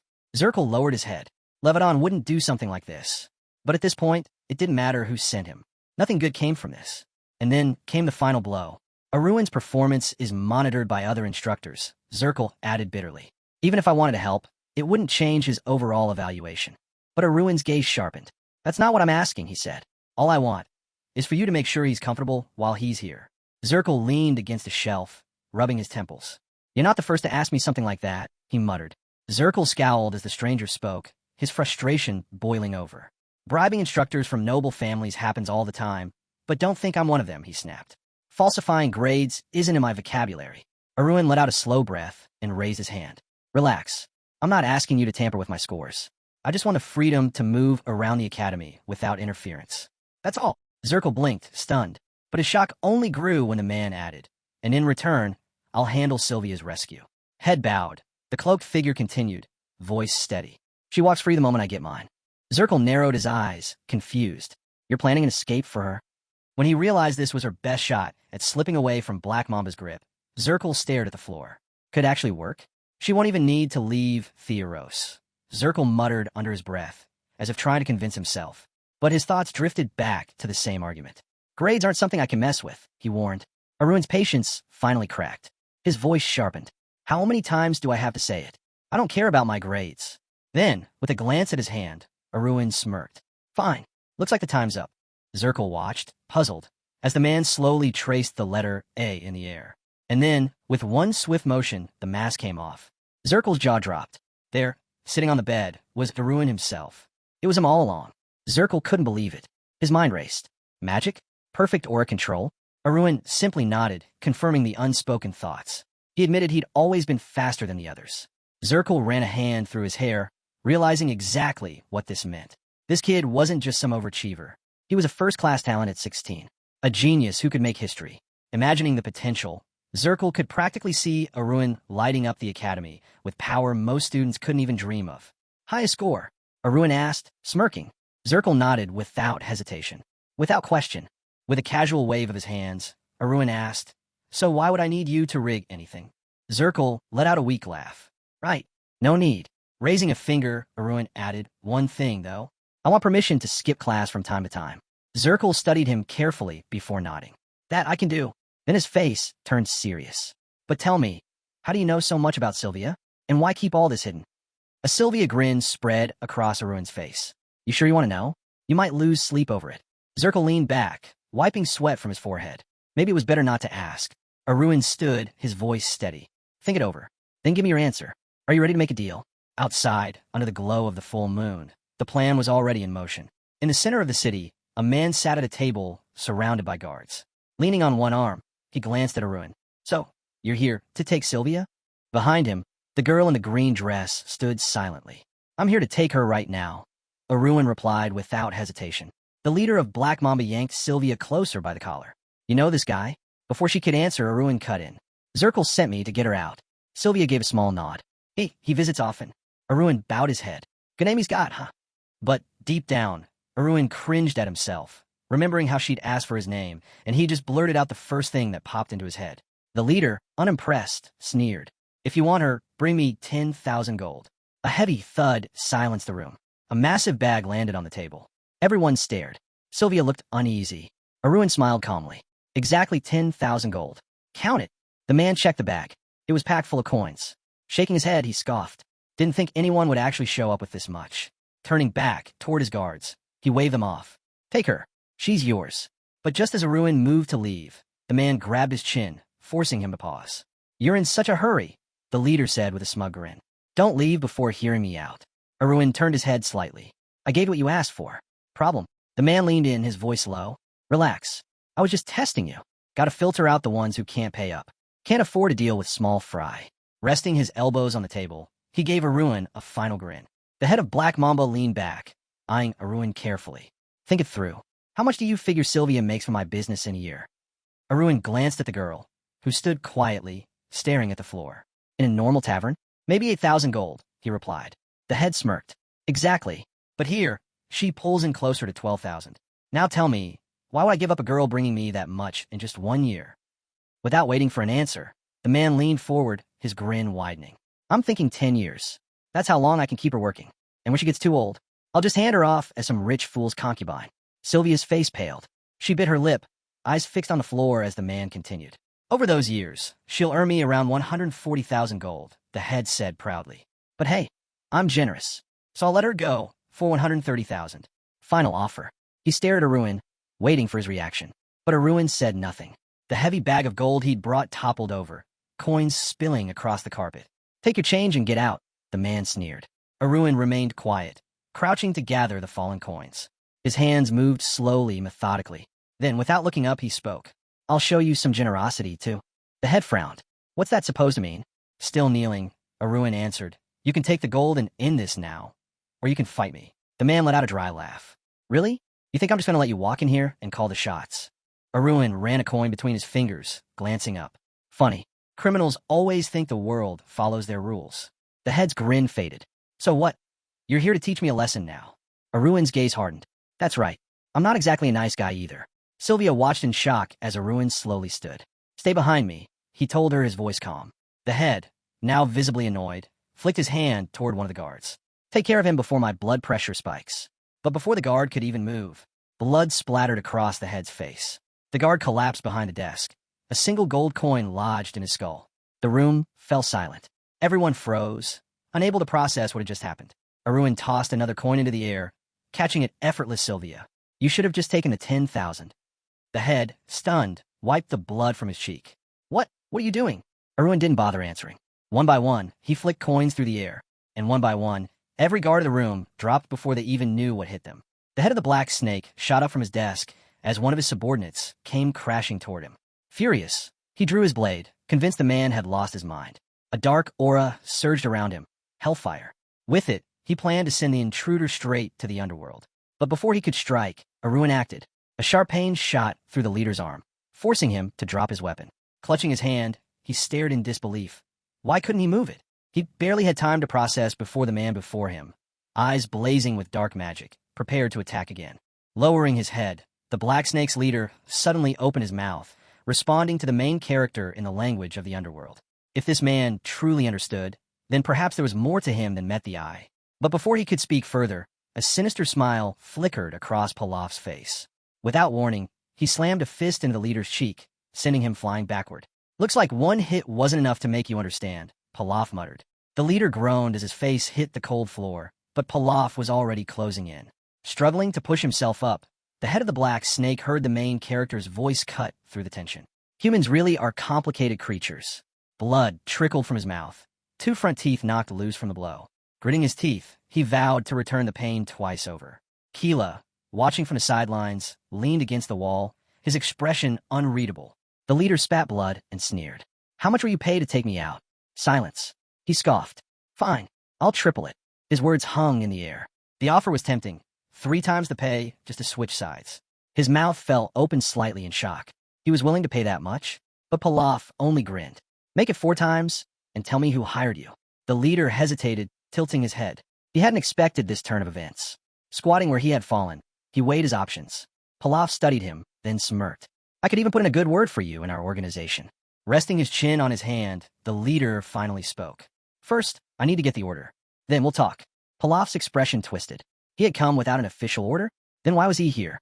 Realization dawned on the Black Snake's leader. His eyes widened in shock as the protagonist reminded him of his true reason for being there, Sylvia. The main character loomed over him. You should have taken the chance when you had it, Pilaf warned. A dangerous glow filled his eyes, one turning completely red. He stepped forward to stop the man, but suddenly blood sprayed across the office. Sylvia stood frozen by the door, her lips parted in shock. Pilaf barely acknowledged the crimson streaks marking the walls. The leader turned to the blonde girl, his glare enough to silence whatever words she had been about to say. I'm sorry you had to witness something this brutal, the protagonist said, glancing at her. But after hearing his words, I couldn't hold back. Sylvia, blue eyes wide with confusion, tilted her head. Who are you? She stood among the lifeless bodies of the guards, still unable to comprehend how he had done all this alone. One man, against them all. The fear in the leader's face was unmistakable. Sylvia's breath caught as he stammered out. Oh, you're the one sent by Zirkle? Pilaf extended a hand toward her, offering a smile. I came to give you freedom. The 2-story mansion stood under the moonlit sky, its windows glowing softly in the night. Inside, a wooden table overflowed with gold coins, spilling across its surface in a shimmering pile. The employee's breath hitched to the sheer amount of wealth before him. A man in a black cloak stood nearby. I want to rent the entire top floor, he stated calmly. And bring dinner, just for the girl. The employee's face lit up. Of course. I'll take care of everything. No one, not even a mouse, will get through to you. With that assurance, the main character and the girl ascended to the top floor. Stopping at her door, he spoke gently. I'll be in the room across from you. Get some rest. Sylvia, standing in the doorway, gave a small nod. Good night, Pilaf. Left alone in the corridor, Pilaf's thoughts drifted back. He had erased all traces of their presence, using dissolving acid before they left, ensuring no one could track them. At least for tonight, they were safe. His gaze lingered on the girl's door for a moment before turning away. Inside his room, Arun removed his mask, setting it carefully on the bed. Meanwhile, in her own space, the blonde sat in a lotus position, focusing on the Zyral aura. Using the bottom-up method, she channeled Tai energy into the gold coins, just as Arun had done earlier. It was the same technique that had allowed him to move undetected, using the 1,000-dimensional footwork to reach the mansion unnoticed. As Arun released his skills freely, a realization struck him. He had been missing a crucial foundation in his understanding of the Northern Lights technique. Sitting in deep concentration, he pondered over the connection between the heavenly cultivation technique and the Northern Lights. Both techniques shared the same origins, yet the celestial cultivation method had a key principle that the Northern Lights lacked. His task was clear. He needed to bridge the gap between them. Morning sunlight filtered through the windows, illuminating the hotel room. Arun remained in the same position, eyes shut in deep meditation. As his understanding fell into place, he let out a slow breath. A slight smile crossed his lips. Finally, all the scattered pieces had come together. Rising to his feet, he reached for his blade. With steady hands, he cleared the space around him before planting the seed of the Northern Lights technique, which held the power of 7 stars. His head lowered in surprise as the sword in his grip began to glow, a brilliant blue flame flickering along the edge. Everything he had worked toward had finally taken shape. In his hands, he now held the only superior rank of humanity, a level that the founding emperor had achieved at 17 years and 89 days. But Arun had surpassed even that. He had reached this rank at just 16 years and 225 days, setting a new immortal record. He tightened his grip around the sword, lightning crackling from its core. A notification window materialized before him. Lightning sword, a weapon crafted with a lightning-struck wooden hilt and a wrought iron blade. Embedded with a natural lightning core, it radiates energy even at rest. Strengthens further when infused with inner strength. Arun's eyes gleamed as he examined the blade. No unnecessary embellishments, just raw, refined power. A true magical weapon. Another notification window appeared. Purchase complete. Lightning sword, white heavy checkmark. Cast iron ghost bullets, X20, white heavy checkmark. Empty domination, secret records, white heavy checkmark. Distortion technique, 5 stars, white heavy check mark. A smirk tugged at Aruin's lips. This was only the beginning. Aruin chuckled to himself. It's been a while since I shopped like this, he mused, watching the red notification windows flicker before him. Tossing the sword lightly in his hands, he scanned the details. The cast iron ghost bullets, a power source for sorcery. The path of domination, a set of exalted laws tailored for those at the awakening rank. Then, a new window appeared, detailing the distortion technique, a skill that fine-tunes the muscles and bones of the face using internal Tai energy, allowing the user to take on any desired appearance. Aruin sighed. Impulse purchase, he admitted, spreading his arms with an awkward smile. Looking away, he let out a small chuckle. Still might come in handy. Changing my face manually is a pain. With that rationalized, he rolled his shoulder, stretching his arm while smirking sarcastically. Might as well put this new ability to the test. Meanwhile, in her dimly lit room, Sylvia sat on the bed, staring blankly ahead. Sunlight filtered through the window, casting a soft glow over her, but her mind was elsewhere. She barely noticed the sound at the door until it repeated. "It's me," came a familiar voice from the other side. Sylvia hesitated before finally opening the door, only to freeze in horror. A young man with blue hair stood before her. Her eyes widened in shock. Who is this? Her breath caught as panic set in. Without thinking, she tried to slam the door shut. The stranger reacted quickly, wedging his foot into the doorway. He gritted his teeth as a sharp pain shot up his leg, his narrowed eyes reflecting a hint of frustration. "It's me, Pilaf," he said, his voice firm but slightly strained. Still bewildered, Sylvia glanced down at his foot, then back at his face. The young man pointed to himself, his expression softening just slightly. "This is my real face," he explained. "Last time, I used transformation magic. I couldn't risk being recognized." Sylvia's brows furrowed. Slowly, her breathing steadied. I thought you were one of the red snakes," she admitted, looking away in embarrassment. She let out a deep sigh, her exhaustion finally showing. Pilaf studied her for a moment before speaking. "You look tired. Did you sleep at all?" Sylvia shook her head. "I couldn't. I was too anxious." Pilaf leaned against the doorway, one hand on the knob, the other holding a wooden bucket. Without a word, he extended it toward her. Sylvia blinked in surprise. "What's this?" "Take it." She hesitated before cautiously accepting the bucket. Inside, she found a brush, scissors, and a comb, accessories meant for grooming in disguise. "You can't walk around the city looking like this," Pilaf stated simply. Sylvia's lips parted slightly as she stared at the items in her hands. She looked up at him, confusion still lingering in her eyes. "But you said no one should come near you." Pilaf smirked. "I told that to the owner of this place, not you." As Sylvia processed his words, Pilaf stepped behind her, carefully fastening a pendant around her neck. Almost instantly, her hair began to shift, its length and color transforming before her eyes. Zirkle, watching the change unfold, blinked in astonishment, his mouth opening slightly in silent bewilderment. Their escape had only just begun. As the group stared at him, Zirkle blinked in confusion, glancing around the room. He hesitated, then quickly bowed his head. "Sorry, I must be in the wrong room." Sylvia let out a soft laugh, closing her eyes as she tucked a strand of hair behind her ear. "It's really me, Zirkle," she assured him. Zirkle's eyes widened in disbelief. He took a step back, taking in Sylvia's transformed appearance. This didn't look like the girl he knew. It felt as if he were looking at a completely different person. Sylvia placed a hand on her hip, tilting her head slightly. "I just died and cut my hair, that's all." A small smile played on her lips as she flicked a strand to the side. Still stunned, Zirkle struggled to reconcile what he was seeing. His expression remained frozen in shock. Pilaf chuckled. "That's just the magic of disguise." Sylvia's fingers brushed against the pendant around her neck. She held it up slightly, her curiosity piqued. Pilaf nodded. "That pendant is a magical artifact. With it, you won't have to worry about being tracked by the black snake." Zirkle remained silent, still trying to process everything. Where had Pilaf even gotten something like this? Had he also changed his own appearance? Suddenly, a strange movement beneath Zirkle's shirt caught their attention. Pilaf and Sylvia stared, puzzled, as something beneath the fabric wriggled furiously. The lump grew more pronounced, pressing outward. Then rip!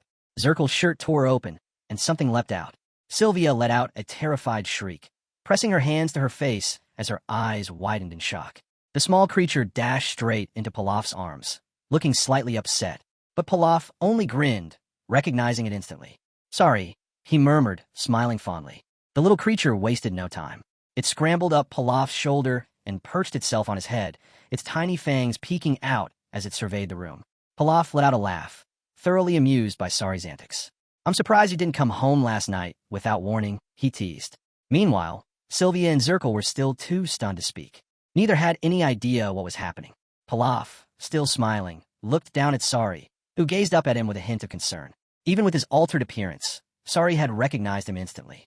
Sylvia, finally recovering from her shock, leaned in slightly, eyes filled with curiosity. Who is this? Pilaf chuckled. Sari, say hello. This is Sylvia.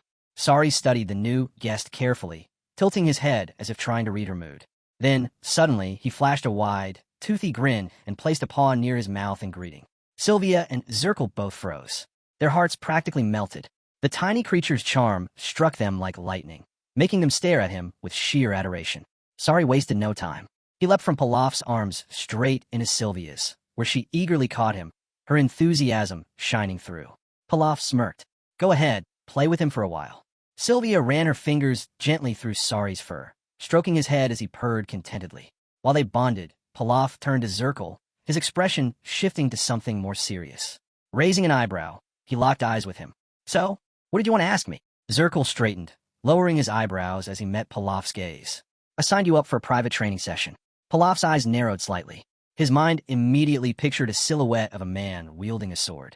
The training is held in a specialized facility, one designed for prodigies, Zirkle explained. Pilaf studied him for a moment, his brows furrowing slightly. He considered the opportunity carefully. This could serve as a convenient excuse for a number of things. How long? Pilaf asked, his voice measured. Zirkle hesitated for a second before raising his hand slightly. His mouth opened, and he glanced at Pilaf, preparing to answer. Zirkle looked at the protagonist and finally answered. Until the next full moon. Pilaf's eyebrows lifted slightly. That's soon. Zirkle raised his hands, his own eyes widening. The number of days the middle class can access training at one time is pretty limited. But, according to the rules, class training can be taken up to 3 times. Pilaf exhaled sharply, lowering his eyebrows in frustration. Tisish, nothing we can do about that. He crossed his arms, already considering other options. After a brief pause, he turned and began walking toward the closet nearby. For now, we'll work with what we've got, he said, motioning for Zirkle to make an exact calculation.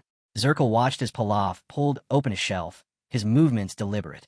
Then, just as Zirkle's curiosity peaked, Pilaf suddenly turned to glance over his shoulder, his lips curling into a Sylvia grin. Meanwhile, Sylvia sat comfortably on the sofa, absent-mindedly stroking Sari's chin as he purred in contentment. With a firm pull, Pilaf yanked out a massive bag filled with gold coins and dropped it in front of her. This is your share, he said casually. Sylvia's jaw nearly hit the floor. What?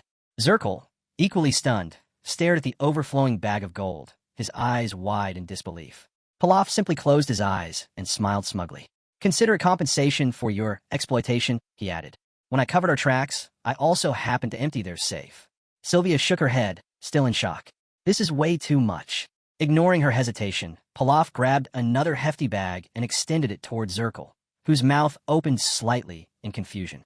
I can't accept this, Zirkle muttered. Pilaf's grin widened maliciously. Think of it as getting back every single coin you ever spent at the Black Snake's establishments. Zirkle hesitated before finally taking the bag, feeling its weight in his hands. Even now, he struggled to process everything. The chains that had once bound him, the burdens he thought he would carry for a lifetime, had been shattered in just 24 hours. His fingers clenched slightly around the bag as his expression turned serious. After a long pause, he finally spoke. I will repay you by any means necessary. Then, without hesitation, Zirkle bowed deeply before Pilaf, closing his eyes in solemn gratitude. No matter what it takes. Pilaf's smirk softened into a satisfied smile. I look forward to working together, then. Turning away, he shifted his gaze towards Sylvia, who was still seated with Sari curled in her lap. What about you, Sylvia? He asked. Any thoughts on what you'll do next? Sylvia looked up at him, her brows slightly raised. Honestly, this all happened so suddenly, I haven't even had time to think about it. Pilaf narrowed his eyes slightly, glancing off to the side with a smirk. Then, looking back at her, he raised his hand with a confident smile. Why not help me out for a while? Sylvia blinked. Pilaf placed a hand on his hip, tilting his head slightly. I'm offering you a job, officially. Let's do some business together. In the distance, at an unknown location, a pair of men stood in front of an empty wall safe, their expressions grim. One of them clicked his tongue in frustration. Damn it, I had a feeling something was off. He must have pushed back the bribe payment, because he planned to pull a stunt like this. The second man clenched his fists, his face dark with anger. The game had changed. One of the men admitted that, to some extent, he could understand Kamazan. After all, after defeating his older brother and absorbing the boss, Kamazan often had no choice but to resort to blackmail and robbery. Meanwhile, a man with spiky hair was staring intently at a broken safe, his expression serious. This was VES from the Black Snake. VES stated firmly that Hybe wasn't the one who broke into the safe. Another man with short hair, clearly displeased, furrowed his brows. It was Titan, also from the Black Snake. He scoffed at VES, accusing him of acting all reasonable again. But one glance was enough to tell. Someone had grabbed all the gold and left behind half a destroyed safe door. VES pointed out that the safe wasn't open with a key. The door had been completely smashed through. Titan's eyes widened as he smacked a fist into his palm. Then, it could be one of my subordinates, he suggested. VES slid his hands into his trouser pockets, studying the wreckage while Titan stroked his chin in thought. Is there anyone among your men who could slice through iron this precisely? VES asked, his gaze sharpening. A flicker of anger crossed V's face as he narrowed his eyes at the ruined safe. There was no doubt in his mind. An aura had been present here. Turning away, he cast a sideways glance while Titan watched him closely. But why would someone with that kind of power rob Hybe? Titan questioned.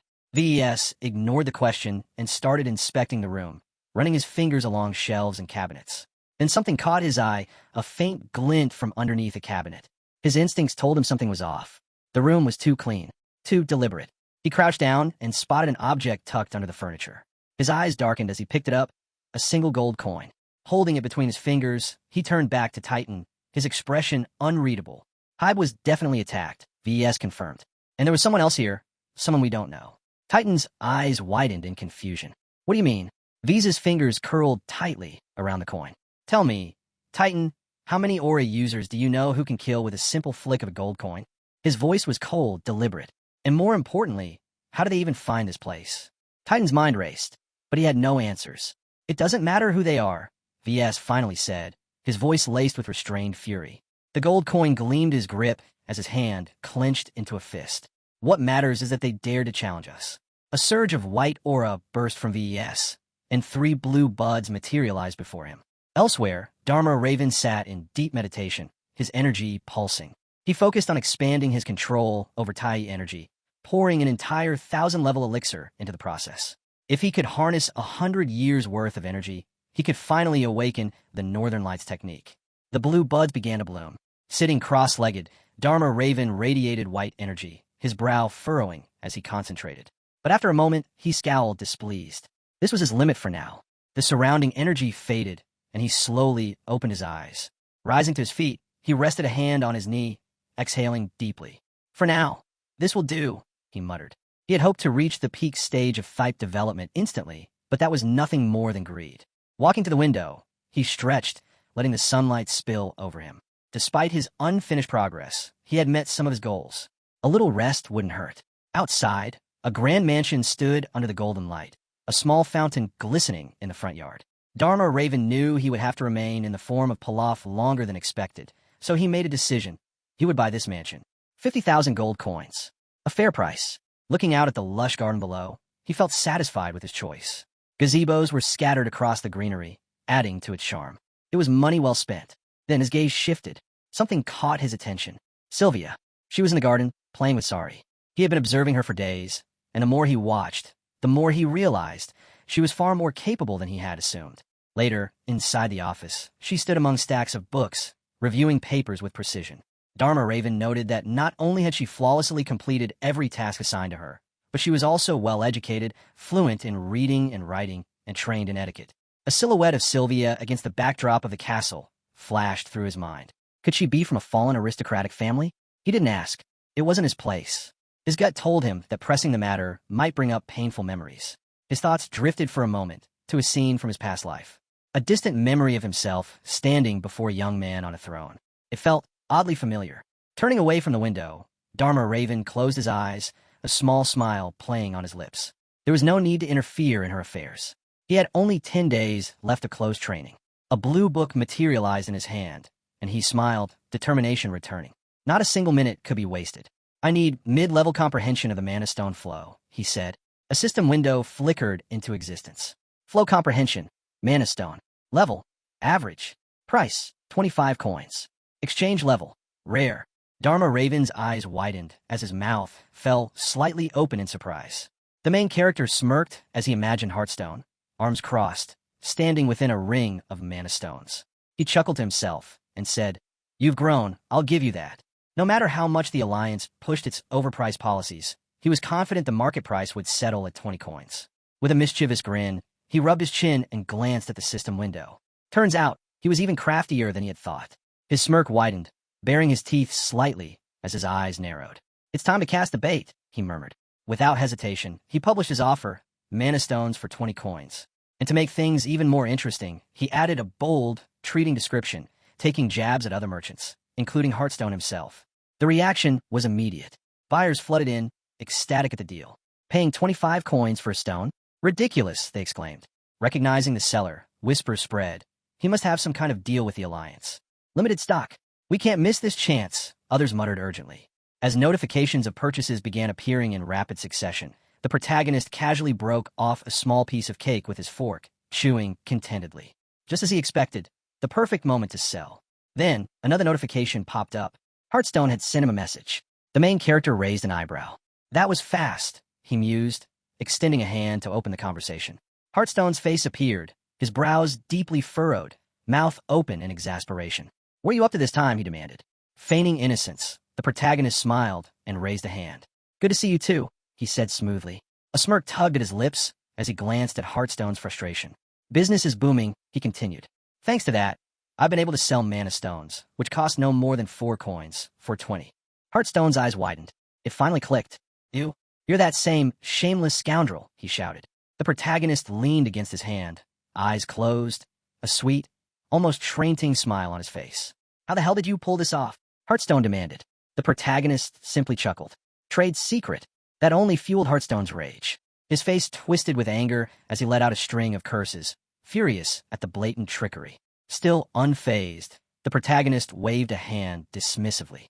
"Relax, I'm not here to fight. No grudges, no bad blood." Then he raised a single finger, his smile turning Sylvia.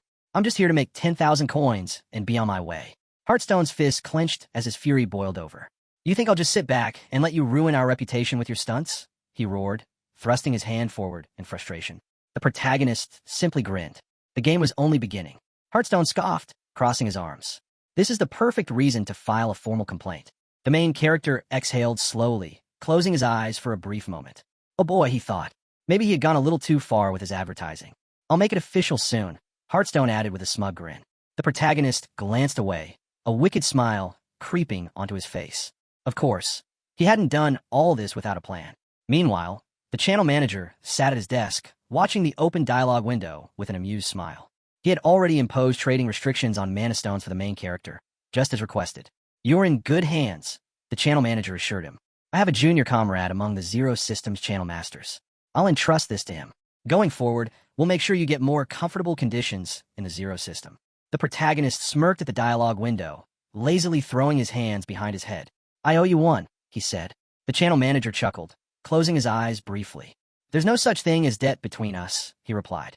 "If you keep saying that, I might start feeling hurt." He then opened his eyes, smiling in mild confusion. Ever heard the saying, "A greeting deserves a response"? Lying on his bed, arms folded behind his head, the protagonist chuckled. "Yeah, that sounds about right. I don't doubt it one bit." The channel manager nodded. "From now on, you can always count on me." That memory faded, and the protagonist's eyes sharpened. Raising his hand, he clenched it into a fist, a Sylvia grin tugging at his lips. "Good luck, Hearthstone. You're going to need it." With that, he shifted his gaze back to the system window, rubbing his chin thoughtfully. "Now, what kind of gift should I send him?" Just as he was mulling over ideas, a new message notification popped up. His brows arched slightly. Was it the official protest already? But no. The sender? Jade-faced golden dragon. Go Gumuhui. The message was brief. "I'd like to speak with you for a moment. I have an offer for a part-time job." The protagonist blinked, taken aback. A part-time job? His first thought was that this must be a direct approach from one of the 5 major elixir manufacturers. He narrowed his eyes, focusing on the message. "I have Providence. Activate." As the ability triggered, his pupils glowed faintly, scanning through the details. His eyes widened slightly, lips parting in mild shock. Who is this guy? Jade-faced golden dragon, Go Gumuhui, a name that carried weight. An influential man whose origins were a complete mystery to him. In his mind, The protagonist envisioned a battle-hardened warrior standing with a sword in hand, exuding an aura of power and authority. He smirked slightly. Then, a transaction report summary appeared.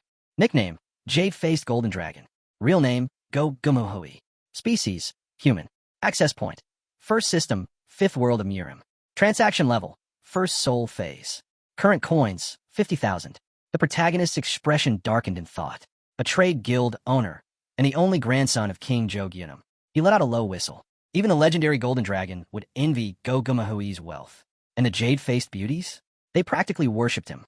Beauty and riches combined. The protagonist muttered with a smirk. But his amusement was short-lived. His expression turned serious. If even a figure like him is taking an interest, then things might be getting far more complicated than I anticipated. The protagonist scanned the report, his eyes widening slightly in surprise. Even with just a brief summary, Dharma Raven could tell. The person in question was truly exceptional. Arun studied the document thoughtfully, resting his fingers against his lips. It was clear that his parents' revenge had some connection to part-time workers. Just then, a message came in from Jianwei. He mentioned a dispute over the hourly rate and hinted at sending another note soon, promising that the final terms would be favorable for the protagonist. Arun furrowed his brows, staring at the proposal. Something about the way Jianwei was handling this felt unnecessarily vague. But even without all the details, Arun could already tell. This was a man who lived without regrets. A smirk crept onto his face as he made up his mind. If Jianwei wanted to play games, he would play along. Night had fallen, the sky outside stretching dark and endless over the mansion, speckled with stars. Inside, Arun stood in the middle of his room, a cup of tea in hand. For hours had passed since he received the note. He had taken his time. There was no rush. Now, he could finally respond. Summoning the system window, he scanned the interface with a focused gaze before logging in. Without delay, he sent a message to Jianwei, casually mentioning that he had just checked his mail and was curious about the reason for contact. Almost instantly, Jianwei replied. Arun's grip tightened slightly on the cup, so he really was in a hurry. On the other side, Jianwei hesitated, raising his hands slightly as if unsure how to proceed. Arun wasted no time. He asked directly, what did Jianwei hear about the part-time job? Jianwei hesitated again, his response coming with an apology. He admitted that he had rushed into this without much preparation, asking for understanding. Arun set his cup down on the saucer, his expression unreadable as he continued reading. Then, Jianwei revealed a key piece of information. He had heard about a recent conflict with an elixir merchant. Apparently, the head of the Great Mountain Healthcare Center had been seriously offended. Arun's lips curled into an amused smile. So, they were well acquainted with the head of the center. He casually remarked that Young must have had quite the loose tongue. Unable to handle things alone, he had dragged Arun into the situation. Jianwei, caught off guard, quickly clarified. He and the head of Yang had only crossed paths a couple of times and were nothing more than acquaintances. This story had simply spread from person to person until it landed in his hands.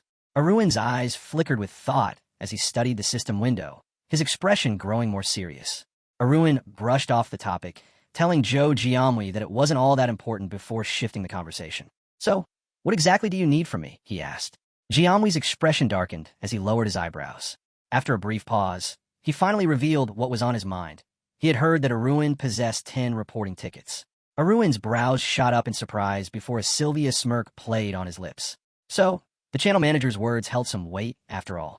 He hadn't expected anyone to believe such nonsense. Looking away, he rested his chin on his hand, an amused grin creeping across his face as he recalled the image of the channel manager. If he played along with that so-called legend, he had nothing to lose. His gaze narrowed, amusement flickering in his eyes as he decided to stir the pot a little more. Jianwei exhaled in relief, his eyes widening slightly. Meanwhile, Arun turned his attention back to him. And how exactly did you find out about this? He asked. I never mentioned it to anyone. Jianwei hesitated, but he couldn't deny that Arun had a point. He let out a short chuckle.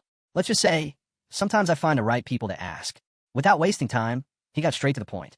So, do you still have those 10 tickets? Arun studied Jianwei's reaction, a faint smile tugging at his lips before he finally answered. I had them, but I already used them. Jianwei's expression fell instantly. His shoulders slumped, and for a moment, he simply stared at the screen in disbelief. I see, he muttered. Well, I suppose there's nothing to be done about it. Despite his obvious disappointment, he still thanked Arun for taking the time to listen, knowing he had a busy schedule. Jianwei let out a tired sigh, rubbing his temple as he covered one eye, still struggling to process the situation. But before he could dwell on it, Arun added, I never said I had 10 tickets, but I do still have the right to submit reports. His arms crossed over his chest as he watched Jianwei's reaction closely. Immediately, Jianwei snapped to attention. How many do you have left? Arun responded casually, 5. I used the other 5 to track down some part-time workers. Jianwei's eyes widened slightly as he read the message, then narrowed with suspicion. Are you being serious? There's no reason for me to lie, Arun replied smoothly. For a moment, Jianwei was silent. Then, without warning, he let out a low chuckle, which quickly grew into full-blown laughter. His mouth curled into a wicked grin, his teeth flashing as his entire body shook with laughter. Arun's eyes widened slightly. What was with this reaction? Jianwei was practically radiating bloodlust. As the laughter echoed through the chat, Jianwei's grin stretched wider, his eyes shutting for a moment as he took in the sheer excitement of it all. Finally, he said, voice thick with emotion, at long last, I have my chance. Those scoundrels, they'll burn in hell where they belong. Even heaven has turned against them. Arun stared at the screen, bewildered. Just moments ago, he had been speaking with a calm and composed man. Now, it was as if he was facing a bloodthirsty demon. Then, as if realizing how far he had gone, Jianwei suddenly stiffened. His fingers hovered over the keyboard before he quickly composed himself. Apologies, he typed, his tone much more controlled. I got a little carried away. Arun exhaled, shaking his head slightly. It's fine, he replied. I've met all kinds of people. Just then, Jianwei sent over a visual, 3 shadowy figures standing under a sky streaked with lightning. A sense of deep-seated hatred radiated from the image.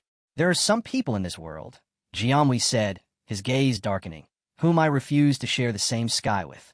His brows furrowed as he looked at the chat, his expression filled with raw determination. The ones who killed my parents. A heavy silence followed. Jianwei clenched his fists. I've lived my entire life with nothing but the thought of revenge, he admitted. And now, finally, I see a glimmer of hope. Arun placed a hand over his chest, his gaze fixed on the dialogue. It was clear now, Jianwei wanted the right to submit reports, meaning his enemies were those involved in the exchange. Jianwei furrowed his brows, his lips parting slightly in frustration. There's one person I suspect the most, he admitted. Arun raised an eyebrow, a faint smile tugging at his lips as he processed the information. Jianwei, catching his reaction, nodded slightly in understanding. I see where you're coming from, Arun said after a moment, but I can't hand over my right to submit reports. Jianwei exhaled, but didn't push back. That's fine, he replied. As long as I get the contents of those reports, that's enough. Arun leaned forward slightly, pressing his fingers to his chin as he considered the proposal. Then Jianwei made his offer. I want to buy 5 of them, for 50,000 coins. Arun's brows lowered, his lips pressing into a thin line as he weighed the deal. The way Jianwei spoke, calm, unwavering, made one thing clear. He wasn't just from an ordinary rich family. A thought crossed Arun's mind, the image of the mighty Gyunum, a man rumored to be a legend in the world of trade. He had never heard of Jianwei in his previous life, which only meant one thing. There was no record of him on the exchange. That meant he wasn't actively engaged in transactions. A slow, sarcastic smile formed on Arun's lips. From the way Jianwei had casually offered 50,000 coins, it was obvious that was his entire balance. And he must have believed that sum was more than enough. Time to make his move. Arun's response appeared on the screen. Is that all you can offer? Jianwei blinked in surprise, raising a hand slightly, his mouth parting in disbelief. Meanwhile, Arun grinned wickedly. 50,000 coins, Jianwei repeated, his tone firmer this time. That's more than 200 gold. That kind of wealth would last 3 generations. He narrowed his eyes. I also know you made 30,000 coins just by using the report 5 times. I'd say my offer is more than fair. Arun let out a quiet chuckle, baring his teeth in a wide smirk as he raised his palm. You think I only made 30,000? He said, amusement dripping from his words. Let me correct you. The notification window flickered in the dimly lit room as deep night settled outside. The actual amount I earned from 5 tickets, Arun continued, was precisely 332,010 coins. And that's just the surface of it. Jianwei froze. Arun's voice remained casual as he leaned back. By forcing 2 of the top 5 elixir companies to halt operations for an entire month, I strengthened my position in the elixir market. If you factor in the earnings that came from that shift, let's just say 30,000 coins barely scratches the surface. His smirk deepened, his brows knitting together slightly as he added. Of course, I can't say it was solely thanks to the report, but its existence gave me the leverage I needed. Jianwei's eyes widened, his mouth opening slightly in shock. Arun's voice dropped lower. Depending on who uses the report, its value changes drastically. A sudden image flashed through his mind. Himself, gripping his sword, eyes burning with rage. "I know the weight of revenge," he said, his voice carrying an edge of something unspoken. There are emotions that words can't express. His head tilted slightly, his gaze darkening as he stared at the screen. Then he asked the question that made Jianwei freeze in place. "Is revenge really worth only 50,000 coins?" A wicked smile spread across Aruin's face, his eyes glinting with amusement. Across from him, Jianwei sat frozen, horror flickering in his gaze as Aruin's words hit him like a blow. If that's the case, Aruin mused, his tone deceptively light, then all that talk about dedicating your life to revenge was just a lie? Jianwei's expression twisted with fury. His teeth clenched, his brows furrowed, and he pressed a hand to his chest as if steadying himself. "That's not true," he snapped. "I've been waiting for this day, longer than you could ever imagine." A slow, satisfied smirk tugged at Aruin's lips. "That's exactly the reaction I was expecting, but he still needs a little more prodding." Suddenly, like a bolt of lightning striking his mind, a sensation of unease surged through Aruin. His smirk faded instantly. He turned sharply toward the window, his gaze growing serious. The night outside was dark and still, but something felt off. Without hesitation, he cut the conversation short. "We'll continue this later. I have something urgent to take care of." Jianwei blinked, startled by the abrupt shift. "Wait." But before he could say another word, Aruin swiped his hand across the dialogue window, closing it instantly. With a flick of his wrist, a sword wreathed in crackling blue lightning materialized in his grasp. His sharp gaze swept outside. The energy in the air had shifted. Something was coming.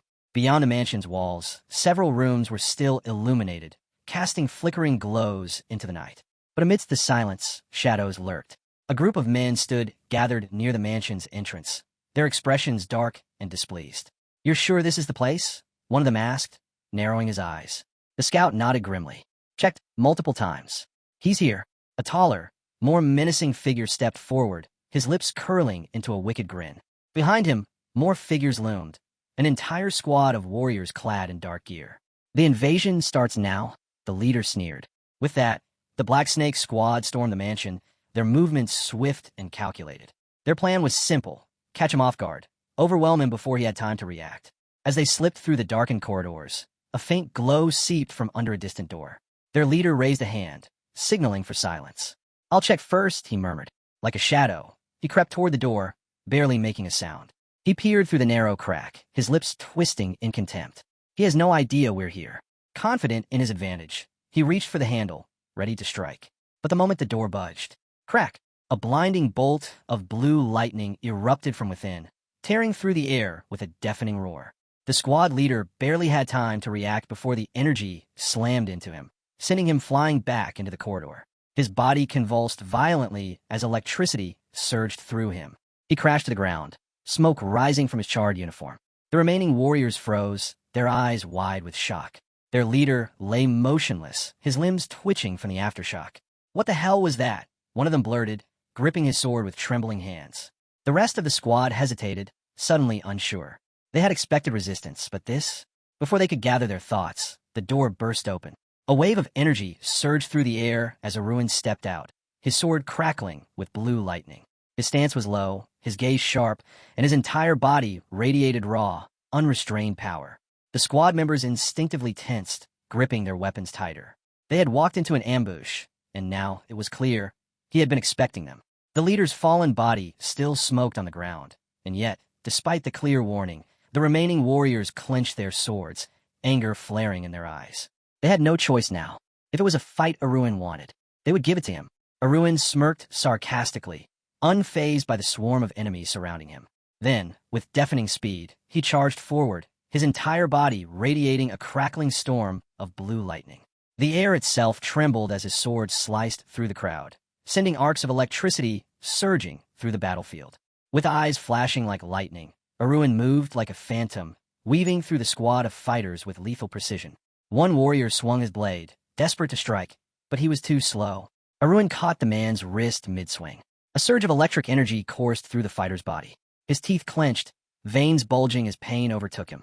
The sword slipped from his grasp, clattering to the ground as his muscles locked up in agony. A scream tore from his throat as the lightning ravaged him, his body convulsing violently. Smoke curled from his scorched uniform, his lifeless eyes staring upward as his body went limp. Aruin scoffed, looking down at him with utter contempt.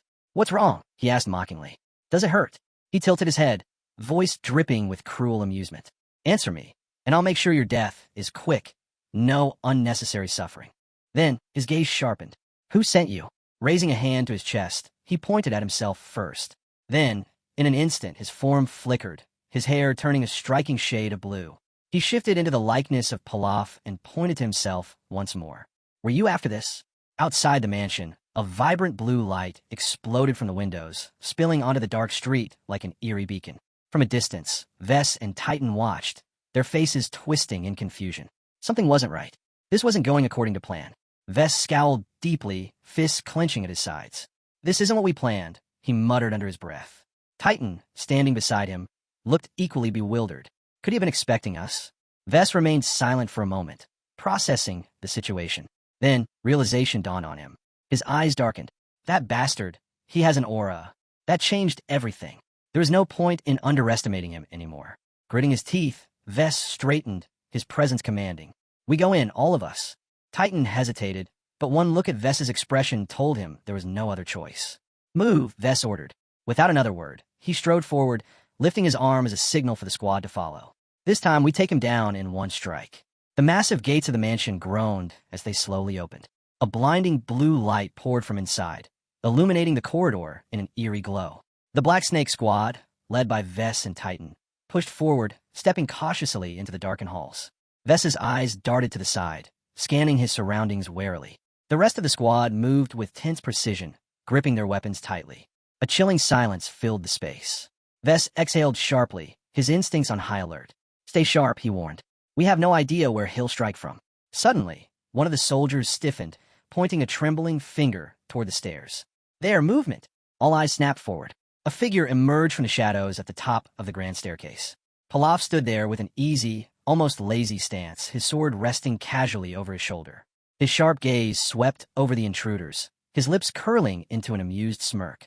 Well, he drawled, his voice laced with mockery. "That's a lot of people to take on, just one man." His smirk widened. "And here I was, wondering why you'd bother with such a direct assault. It makes even less sense now." Titan's eyes widened as he stared up at him. His voice came out in a confused whisper. "Who are you?" Pilaf chuckled, placing one hand on his belt as he leaned slightly to one side, his sword still balanced over his shoulder. "Oh," he mused, feigning innocence. "Hearing something like that, anyone would think I was the one sneaking into someone else's house." His eyes darkened with a dangerous glint. "Not the other way around." Vess frowned slightly, his gaze locked onto Pilaf. His voice was sharp, demanding, "Did you kill Hape?" Pilaf studied his uninvited guess carefully before responding, his tone indifferent. "So that guy was called Big Brother Hape, huh?" Vess's expression darkened, his jaw tightening. "So it's confirmed." The leader of the Black Snake squad clenched his fists before pointing his sword straight at Pilaf. His voice rang through the hall. "Take him down." The order was instant. The squad lunged forward, their blades gleaming under the flickering blue light. But Pilaf remained unfazed, casually unsheathing his sword as a smirk played on his lips. "You're impatient," he remarked, his voice carrying an amused edge. "Fine, we'll skip the introductions." Titan moved first, launching himself high into the air, his massive sword slicing downward in a brutal arc. Pilaf, still wearing his usual careless expression, sidestepped effortless Sylvia, dodging the strike within human speed. The force of Titan's missed attack shattered part of the stairs, sending debris flying. As the battle raged across the stairway, Pilaf's eyes flashed with intrigue. Not bad, he thought, watching Titan's movements. A shame someone with this level of skill is wasting it on a criminal organization instead of something worthwhile. Before he could reflect further, two more fighters flanked him from behind, their swords slashing toward him in perfect sync. Pilaf reacted instantly. He lifted his leg, twisting his body midair as both blades sliced through the space he had just occupied. His counterattack was swift. Drawing his sword, he let loose a surge of electric energy, sending a cascade of blue lightning straight into his attackers. Sparks erupted as the fighters staggered back, their bodies convulsing under the sharp, electrified blows. They barely had time to react before they collapsed to the ground, their limbs twitching from the residual shock. Titan, seeing his allies fall, grit his teeth and raised his sword defensively, using it as a shield against the lightning crackling around Pilaf. His eyes burned with bloodlust, refusing to back down. Meanwhile, Vess watched from below, his expression a mask of anger and disbelief. He's toying with them. His frustration mounted as he took in the scene. The warriors he brought were elite. Not only that, but Titan, the leader of their advanced division, was fighting at full force. And yet, they were losing. To one man. Vess's fingers tightened around a parchment scroll in his hand. He did not want to use it. Not yet. But at this rate, lifting his hand to his face, he let out a sharp whistle. The sound cut through the battlefield. Titan's body tensed. His head snapped toward Vess, confusion flickering in his gaze. The remaining fighters, bloodied and exhausted, stiffened in alarm. They knew that signal. The leader of the Black Snake squad grinned darkly. He tore the glowing parchment in half. Pilaf's eyes widened slightly. He hadn't expected this. Vess stood in the center of the room, his aura shifting. A brilliant blue glow surged from his hands, forming a large, intricate magic circle in front of him. The symbols within the circle pulsed with energy. Pilaf's muscles tensed. Magic. Raising his arms outward, Vess activated his spell. Ice Blast. A surge of frost erupted from the circle, sending jagged shards of blue energy hurtling toward Pilaf. Pilaf's expression darkened. He could feel the sheer force of the attack. The shards hurtled toward him at terrifying speed, aiming to pierce and freeze everything in their path. Move! Vess barked. His squad scattered.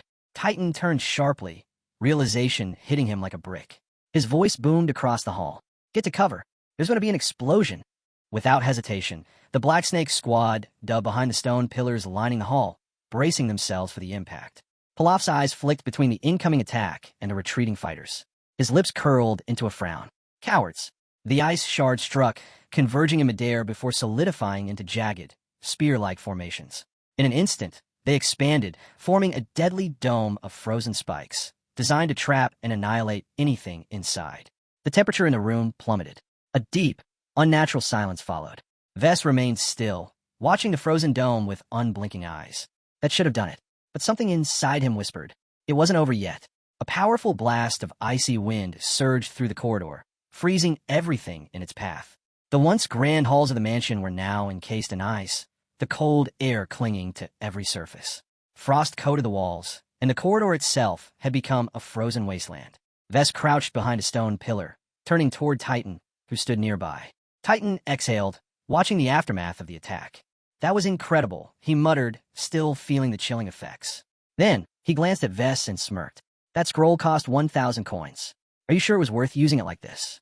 Vess tilted his head slightly, a sarcastic smile tugging at his lips. Of course it's a pity, he admitted. That kind of large-scale magic should have been used on an actual battlefield. His expression darkened. But when facing an enemy with an aura, we can't afford to hold back. Just as he finished speaking, a cold shiver ran down his spine. Something was wrong. His thoughts froze as a voice cut through the icy silence. Well, Pilaf's tired voice echoed, his silhouette barely visible through the freezing mist. Are you guys planning to cover the cost of repairs? The mist cleared slightly, revealing Pilaf standing amid the destruction, his body releasing faint trails of icy steam. His expression was unimpressed. If anything, he looked annoyed. Titan whipped around, eyes wide in shock. What? Vess's breath hitched, his own gaze locked onto their enemy. How? That attack should have obliterated everything in its radius. The frozen mansion was proof of its devastating power. Pilaf had been at the very center of the explosion. There was no way he should still be standing. Yet there he was, mocking them. A slow grin spread across Pilaf's face as a faint blue aura flickered around him. TSK. I knew my aura's upper limit was high, he mused, but blocking magic and self-defense at the same time? Not bad. Then, he reached up and ruffled his bangs. His fingers ran through the strands before pausing. His hair was slightly frozen. His eyes narrowed in irritation. Damn. He sighed, shaking his head. So, I couldn't nullify all the cold energy, huh? He lifted his hand, noting how the ice had clung to part of his shirt and hair. For a moment, he simply stared at it. Then, his face twisted in rage. A loud, furious scream erupted from him, his voice shaking the very walls of the mansion. Do you have any idea how much time I spend taking care of my hair? Lightning exploded around him, crackling wildly as his fury surged. His entire body radiated a deadly, electric blue glow, and the sheer force of his anger sent shockwaves through the frozen corridor. With a sudden burst of power, Pilaf shot into the air, his sword crackling with energy. The moment he raised it, bolts of electricity tore through the mansion, illuminating the night in blinding flashes. Titan and Vess stood frozen in place, their mouths agape. Is he seriously mad about his hair? Titan whispered in disbelief. The Black Snake squad was stunned. Out of all the things that could have enraged him, this was what pushed him over the edge. Not the ambush, not the ice magic, his hair. But before anyone could react, a torrent of lightning descended upon them. Boom! The entire mansion trembled as devastating energy engulfed the battlefield. Titan and Vess barely had time to scream before they were consumed by the onslaught. When the dust settled, the two lay sprawled across the frozen floor, smoke rising from their bodies. Their scorched forms twitched slightly, their expressions frozen in pure shock. Pilaf landed gracefully, exhaling sharply as he surveyed the aftermath. His long bangs fell over his eyes, shadowing his face. His sword still hummed with residual electricity. His gaze flicked downward. Vess and Titan lay lifeless at his feet, their bodies unmoving. Pilaf clicked his tongue. If I hadn't held back, I would have taken the entire mansion down with him. His expression turned unreadable as he glanced at the remains of the Black Snake Squad. Bodies littered the frozen floor, their numbers significantly reduced. And yet, there aren't as many corpses as there should be. Pilaf's eyes narrowed slightly. Some of them escaped. His sharp gaze darted to the far end of the corridor, an open door. Instantly, his instincts flared. Without hesitation, he turned and rushed toward it. If they're still here, they're hiding in that room. And he wasn't about to let them get away. Pilaf burst into the room, his body angled for an attack, sword at the ready. But the moment he landed, his eyes widened in shock. The massive chamber was littered with bodies. The remaining warriors dead. Pilaf's grip on his sword tightened as he took in the scene. These weren't his kills. He scanned the lifeless corpses, his gaze quickly honing in on the most disturbing detail. Each warrior had a gaping hole in their chest. A cold sweat formed on his brow. This wasn't done by a sword. His mind raced. Who could have done this? Before he could process further, a noise echoed from the far end of the corridor. Clack! The distinct sound of hooves. Pilaf snapped his head toward the source of the sound. There, in the dimly lit hallway, stood a shadowy figure. A unicorn. Immediately, his senses went on high alert.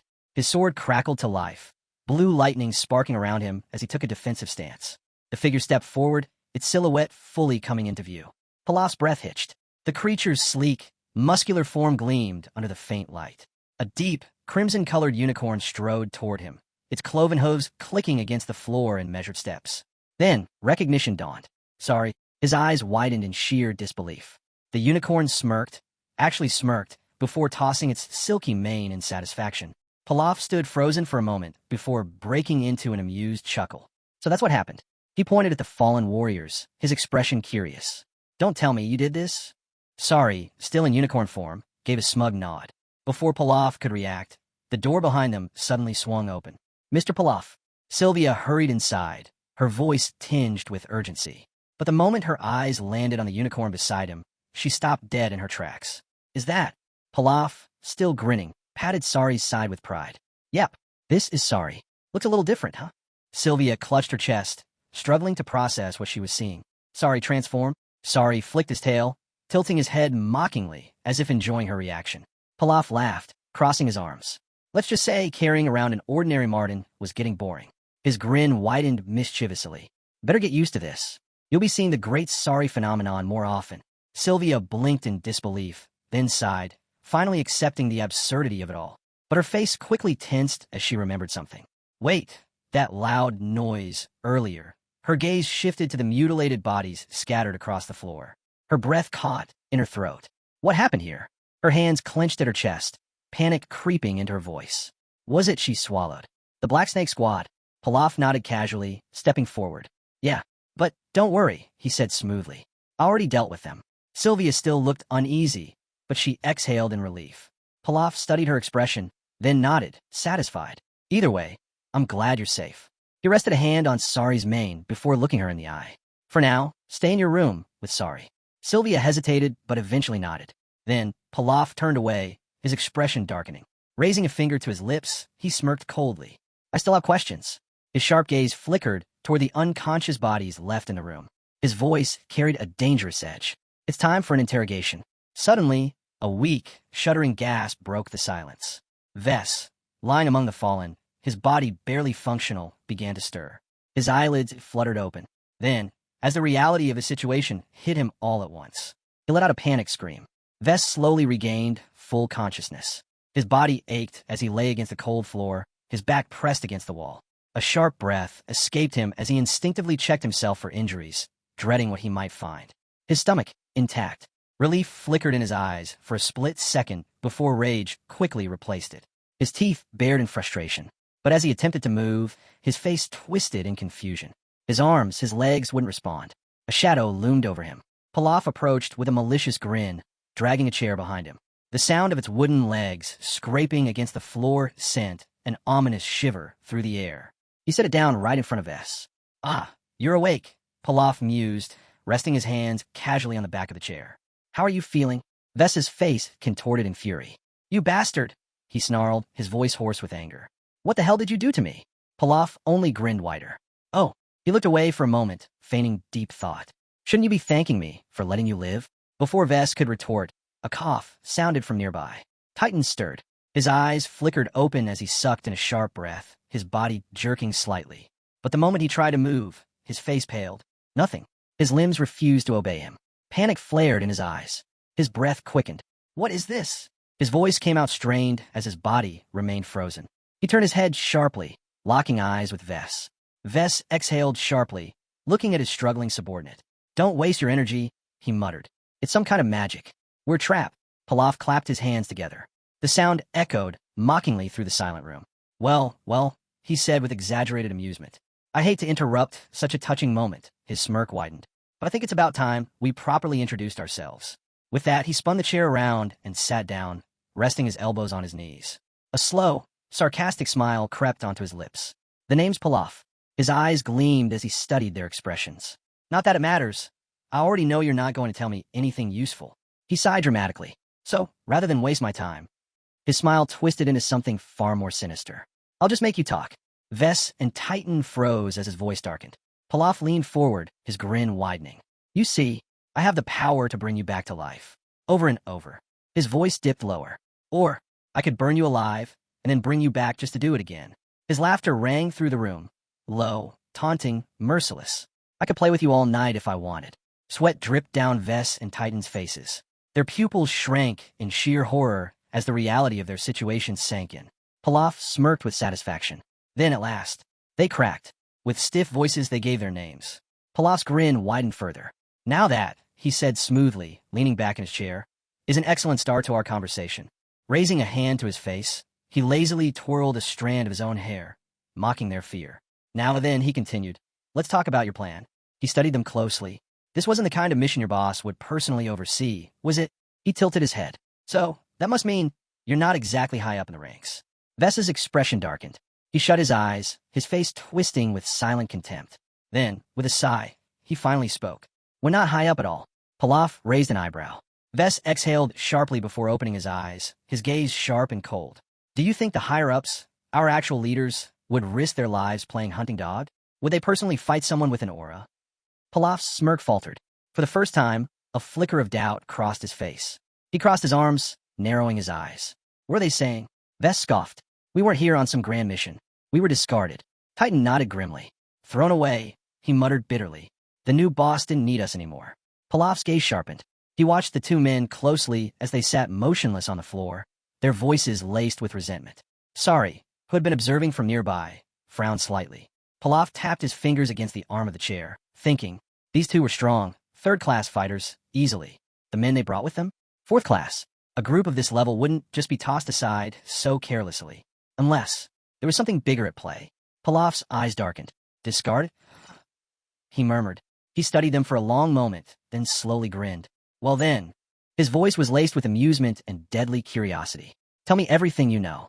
Pilaf raised a hand in front of him, his tone dripping with sarcasm as he remarked that, by this logic, their organization should have at least been recognized as a royal order of knighthood. VS lowered his head, a wave of frustration washing over him, and admitted that, if Pilaf's theory was correct, at least they had an explanation for how they ended up in this mess. Intrigued, Pilaf listened as VS laid it all out. Kamazan, their boss, was nothing more than a scheming lowlife. He had a habit of throwing talented people into impossible situations just because they didn't align with his agenda. As Pilaf settled into his chair, something clicked in his mind. His eyes lit up with understanding. So, this Kamazan guy was their new boss? He leaned forward, curiosity sparking in his voice, and asked if they were at odds with him because they had chosen the wrong side. Titan hesitated for a moment before confirming that. More or less, that was exactly the case. Pilaf's expression darkened. He shot them a look of pure disdain and laid out the harsh truth. These guys were nothing but pawns. If they won, great. If they lost, no one would shed a tear. He leaned back in his chair, watching them carefully as he continued. Their so-called boss, Kamazan, would benefit whether they died or returned victorious with the stolen money. Either way, they were just pieces on a board, easily sacrificed. Spreading his fingers in the air, Pilaf studied them, his curiosity only growing. Then, he cut to the chase. How had they managed to track him down? VES shut his eyes, organizing his thoughts before explaining. When everyone had pinned the murder on other organizations, he had noticed a small but crucial detail. On that very day, one of the waitresses had vanished. Keeping his eyes closed, he continued. If someone had taken the girl and escaped, there were only two logical possibilities. Either they had left the capital together, or they were hiding nearby. As VES pieced together his deductions, Pilaf listened intently. The moment VES mentioned scouting possible escape routes and even real estate transactions, Pilaf's mind clicked. So, they had traced everything back to this mansion? His gaze sharpened as he leaned in slightly. They were talking about Sylvia, weren't they? But how had they been able to recognize her? Without opening his eyes, VES answered. Even if someone changed their appearance and voice, it was nearly impossible to erase ingrained habits and mannerisms. Sylvia had been a key figure in their establishment. He had spent enough time observing her know. Pilaf's fingers idly brushed against his chin as he studied VES with newfound respect. This guy was no ordinary thug. He was meticulous, sharp, far too insightful for someone in the criminal underworld. His gaze flickered toward VES, who seemed uncertain, then to Titan, who looked uneasy. It became clear. One of them was the brains, the strategist who planned everything. The other? Pure muscle, the one who tore through obstacles. Not a bad duo. A Sylvia, almost mischievous glint flashed in Pilaf's eyes as he regarded them. These two, they could be useful. The tension in the room thickened as Pilaf's silhouette loomed over them. He settled back into his chair, now fully in control. Well, he mused, drawing out the moment. I've got all the answers I need. His gaze darkened as he leaned forward slightly, relishing the sight of VES and Titan frozen in place. The question now was simple. What to do with them? Pilaf leaned back, his tone casual yet cold. Killing them, he said, would be the simplest and most logical choice. V's face darkened. Offended, he shot back, demanding to know what their deaths would even accomplish. Keela, watching them with a smirk, responded with mocking amusement. At the very least, it would bring him some peace of mind. Not that it truly mattered. He knew full well that eliminating them wouldn't get him any compensation for the damage done to his mansion. Titan's expression hardened as he imagined the reach of his organization, the shadowy emblem of a black snake looming in his mind. His voice was firm as he reminded Pilaf that, outcasts or not, their group wouldn't turn a blind eye to this. Their network stretched across the entire capital. There wasn't a single place that wouldn't support them. VES tilted his head slightly, his sharp gaze locking onto Pilaf. Are you ready to handle the consequences of provoking the Black Snake organization? He asked, his voice steady. Pilaf's fingers brushed against his chin as he mulled over V's words. They had a point. While their organization didn't pose a major threat to him personally, ignoring the potential fallout wasn't a risk he was eager to take.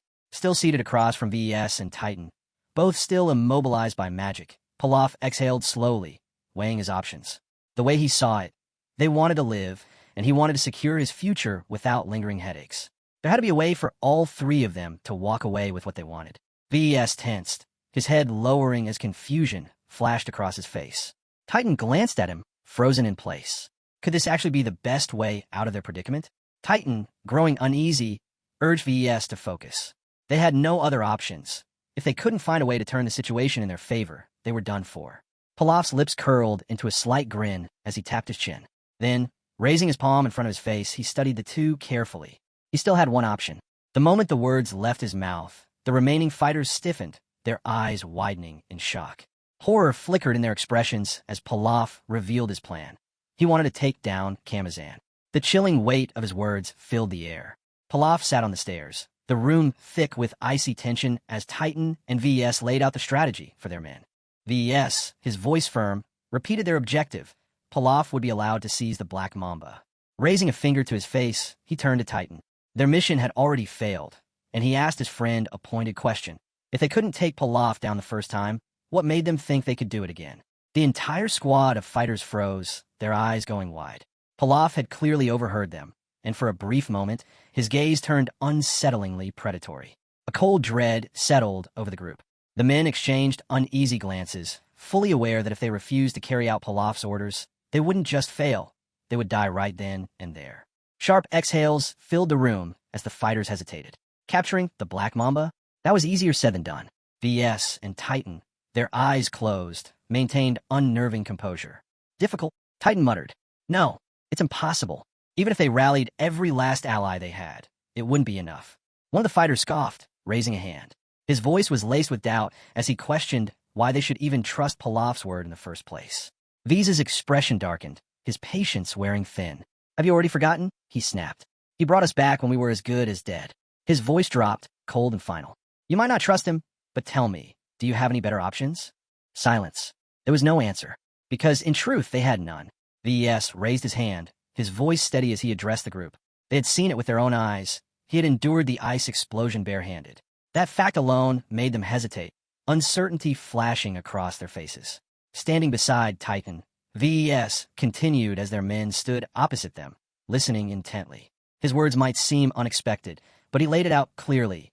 Pilaf was the first to offer them a real opportunity. And if they turn it down now, there wouldn't be another chance.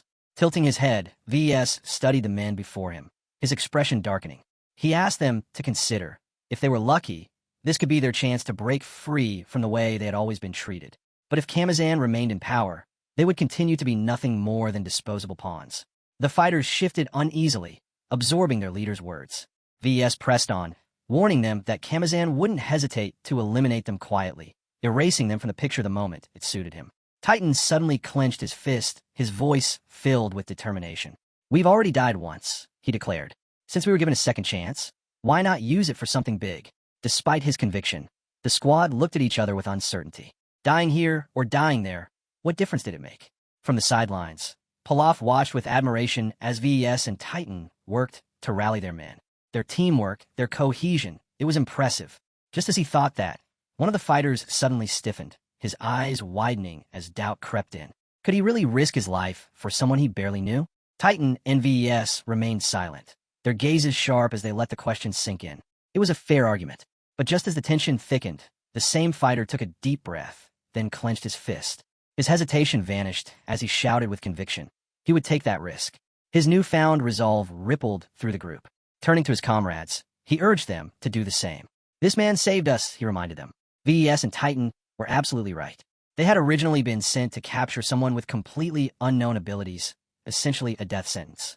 So what was the real difference here? Another fighter, looking at the situation from a different angle, spoke up. They were the key players in this operation. As long as they were standing, Kamazan's so-called rule was meaningless. He could only be a leader if they allowed him to be. Inspired by their own words, the squad erupted in agreement. Their determination surged as they faced VES and Titan, their decision clear. Pilaf, still watching from the sidelines, observed the shift in energy. Then, as the squad settled into their decision, VES turned back to him. Their gazes met, and after a brief moment of silence, VES gave him a slow, firm nod. Pilaf's expression lit up with excitement. Raising his hand, he declared, "Tonight, the boss of Kamazan, ruler of Theros, will be replaced." That night, darkness blanketed the city. Inside his lavish palace, Kamazan swirled a glass of wine in his hand, taking a slow sip. His eyes flickered with confusion when news reached him. Pilaf had been captured. Beside him, his white-haired assistant paled, his voice urgent as he confirmed the report. Pilaf was being held on the first floor of their very own palace. Kamazan's grip tightened around his glass. His lips curled into a sneer as the realization settled in. The squad he had thrown into a hopeless situation, those lowly, insignificant cockroaches, had actually turned against him. These men, they should have been crushed. They should have been long gone. And yet, they were still here, defying fate. Kamazan swirled the wine in his glass, his gaze fixed on his assistant. "What's the condition of that Pilaf guy?" he asked lazily. His assistant smirked. "He's on the verge of death," he replied, clearly satisfied. "A bloody mess." Kamazan narrowed his eyes. If VES and Titan, two men he had cast out, had managed to capture this so-called owner of an aura, then Pilaf must have been no stronger than a mere third-rank fighter. That made him nothing more than an insect. He set his wine down, his voice turning sharp. "Chain him up. Restraints, handcuffs, bind him so tight he won't be able to breathe. Then bring him to me." His assistant bowed slightly. "Understood. I'll take a few skilled men with me, just in case." "Do it," Kamazan said dismissively, raising his glass once more as his assistant turned and left the room. Taking a slow sip, Kamazan gazed off to the side, his arrogance palpable. No matter how things played out, these fools would all end up dead. If Pilaf had been caught so easily, then he was nothing but a weakling. The clanking of iron echoed through the dimly lit corridor. Pilaf, shackled and drained, trudged forward. His wrists were bound tightly in thick chains, and exhaustion weighed down his every step. Flanking him on either side, Titan and VES escorted their captive straight into the office of their detestable boss. Inside, Kamazan sat comfortably behind his grand desk, his eyes filled with smug satisfaction as he took in the sight before him. His fighters stood around the room, their gazes locked onto the new arrival. His assistant stood nearby, watching closely. Kamazan's lips curled slightly. "I don't recognize your face," he said, tilting his head. "Where exactly do you come from?" Silence lingered for a moment before Pilaf, standing between the two formidable fighters, let out a small sigh. His face was weary, but his voice remained steady as he said his name. Kamazan's expression darkened in an instant. His voice turned sharp, demanding, "Where is the stolen money?" Pilaf, still bound in iron, raised his tired gaze and exhaled. "You shouldn't consider that money yours," he stated calmly. "It belongs to Hape." A cold tension filled the room. Then, with a defiant glint in his eye, Pilaf smirked and added, "So, until he comes to collect it, it's still mine." Kamazan's jaw clenched. His glare turned lethal. "You're a delusional fool," he spat. Lifting a hand, he gestured toward the insignia of the Black Snake organization behind him. His voice rang with authority. "That money belongs to this organization, and this organization belongs to me." Titan and VES stood still, unmoving beside Pilaf. Kamazan's gaze flicked to VES, his voice laced with suspicion. "VES, where's the money you were supposed to bring?" VES gave a single, slow shake of his head. Kamazan's face twisted with rage. "What the hell is that supposed to mean?" he snapped. "Why are you shaking your head like some lunatic?" His patience snapped. He slammed his palm against the desk, the sharp sound echoing through the room. "Stand at attention, VES. Speak properly when addressing your boss." A small grin played on V's lips. His voice was casual, almost mocking. "I never do anything pointless," he mused. "And there's no point in having a conversation with a corpse."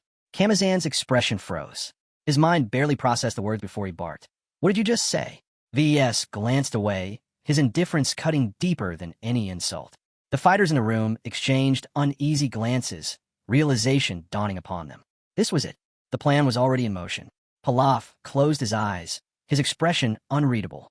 VES stood firm, his gaze shifting ever so slightly as he silently acknowledged the inevitable. No one in this room was leaving alive. Despite his battered appearance, Pilaf smirked. "That's great news," he muttered. Then, in an instant, his entire body pulsed with raw magical energy. With a swift motion, he shattered the handcuffs, binding his wrists. The heavy chains followed, snapping apart like brittle twigs. As he stepped forward, unbound and completely free, his gaze darkened with contempt. Around the room, the fighters stood frozen, their jaws slack with shock. How had he broken free so easily? Kamazan, still seated, stiffened as a cold sweat ran down his back. His fingers tightened around his wine glass, his mind racing. Pilaf's eyes locked onto him, his aura surging with murderous intent. "If you want to live," he growled, "get out. Now." The warning was for VES and Titan. Then, all hell broke loose. With a powerful swing, Pilaf lashed out with the broken chain still dangling from his wrist. It cut through the air like a blade, tearing a brown-haired man clean in half. Blood sprayed violently across the room. Another man barely had time to react before he was struck down, his body crumpling in a pool of red. A dark-haired fighter let out a tortured scream as the chain slashed deep into his chest. Pilaf moved like a storm. The blonde fighter wielded the chain Mercil Sylvia, striking down enemies left and right. With a sharp pull, he sent it whipping through the air, cutting through flesh and bone. Bodies collapsed around him. No one had a chance to fight back. A sharp gasp cut through the chaos. Kamazan's eyes widened in disbelief. A man with a bandaged left eye watched the massacre unfold, his instincts screaming that something was very wrong. From the start, he had sensed something off about this aura. But now, seeing the destruction, his stomach twisted with unease. Without hesitation, he lunged at Pilaf from behind, dagger in hand. Pilaf's eyes flickered with alarm. Kamazan, watching from a distance, grinned wickedly. This was his chance. But Pilaf was faster. Just as the blade neared his back, he dodged, spinning out of reach. His gaze locked onto the chains, still wrapped around his arm. The next second, they were around his attacker's neck. The man gasped, his hands clawing desperately at the metal constricting his throat. Pilaf's smile turned eerie, almost deranged. He watched the man's frantic struggle with a twisted amusement. "You know," he murmured, tightening the chains, "thanks to you, I'll be able to absorb the Black Mamba." Kamazan's face drained of color. Breathless, he stammered, "W8. Pilaf didn't listen. With a sharp tug, the chain snapped tighter. A final, choked gurgle left the man's lips before he went still. Silence. The two men still standing in the room, VS and Titan, stood in stunned disbelief. Pilaf exhaled slowly, wiping blood from his face as he surveyed the room of corpses around him. His expression remained calm, almost indifferent. Then, as if sensing something, he turned his gaze toward the entrance. "Come in," he called out. A presence hesitated outside before stepping in. Pilaf tossed aside a bloody towel and leaned forward. "What's the situation downstairs?" The new arrival swallowed before answering. "Everyone still loyal to Kamazan has been taken care of. The rest, the undecided ones, we've got them locked up." Pilaf nodded approvingly. "Good. Finish everything before sunset." His subordinate hesitated but nodded quickly. "Understood." Pilaf leaned forward, resting an elbow on his knee, his mind already moving to the next step. Brel's gambling establishments, the trade association, and the smuggling network, he mused aloud. None of them matter much. One of his men hesitated before speaking. "The smuggling network is still sticking to the previous boss," he admitted. "But Titan used to be one of them. If he speaks to them, we might be able to sway them to our side." Pilaf stroked his chin, considering the possibility. "And the trade association?" His subordinate shifted uncomfortably. "They never liked Kamazan." A slow smirk formed on Pilaf's lips. "Perfect. The unreasonable demand for repayment had dragged on for too long." "That's already been handled," the young man said with a smirk. "Half of them are already on our side." Despite the reassurance, one of his subordinates gestured anxiously. "Our biggest issue isn't gathering support. It's justifying our actions. Without that, this will be seen as outright treason." Pilaf let out a sarcastic chuckle. "Justification? That's easy. We make one up." Leaning back in a chair, he stretched his arms over his head, completely at ease. "Spread the word. Kamazan was the one behind Hape's murder. He hired the owner of the aura to do his dirty work, and we uncovered the truth during our investigation." He dropped his hands casually. "Let them draw their swords over it." His subordinate blinked in surprise before nodding. "That actually makes sense. If we go with this, we can get Brel on our side." Pilaf's smile widened. "Exactly. And once that happens, the gambling dens will be isolated. They'll have no choice but to wave the white flag." A muscular, dark-haired man raised a hand hesitantly. "But do you really think the other organizations will buy that story?" Pilaf shot him a sharp glance. "Tell me, how do you think I was caught?" The subordinate hesitated. "That's right," Pilaf continued, his voice edged with amusement. "Rumors. I bet someone's already out there spreading false stories, pinning the blame on me for what happened in Brel. So why wouldn't our story be just as believable?" Murmurs of realization rippled through the group. He had a point. Pilaf stood, his expression confident. "You too," he said, pointing at two men. "You'll take the lead in negotiating with the other organizations." Stepping forward, he placed a firm hand on one man's shoulder. "Use this opportunity wisely. Shape public opinion in the crime-ridden districts. The people want a villain to blame. Give them one." His voice was steady, but his eyes gleamed with intent. The men exchanged glances before grinning. "We'll make it happen."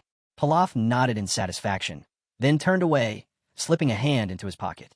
"I'll be waiting for your report at the mansion." With that, he strolled off, drying his damp hair with a towel as he headed toward his quarters. As he walked, he couldn't help but wonder what kind of riot had erupted in the dead of night. Regardless, it didn't matter. He had secured the Black Mamba. Now, it was time to move on to the next step. Reaching for the book, he used it to check for any updates from the Golden Dragon. He sent a simple message. "Can we talk?" The response came almost instantly. Pilaf's brow lifted in surprise. That fast. He hadn't expected such urgency.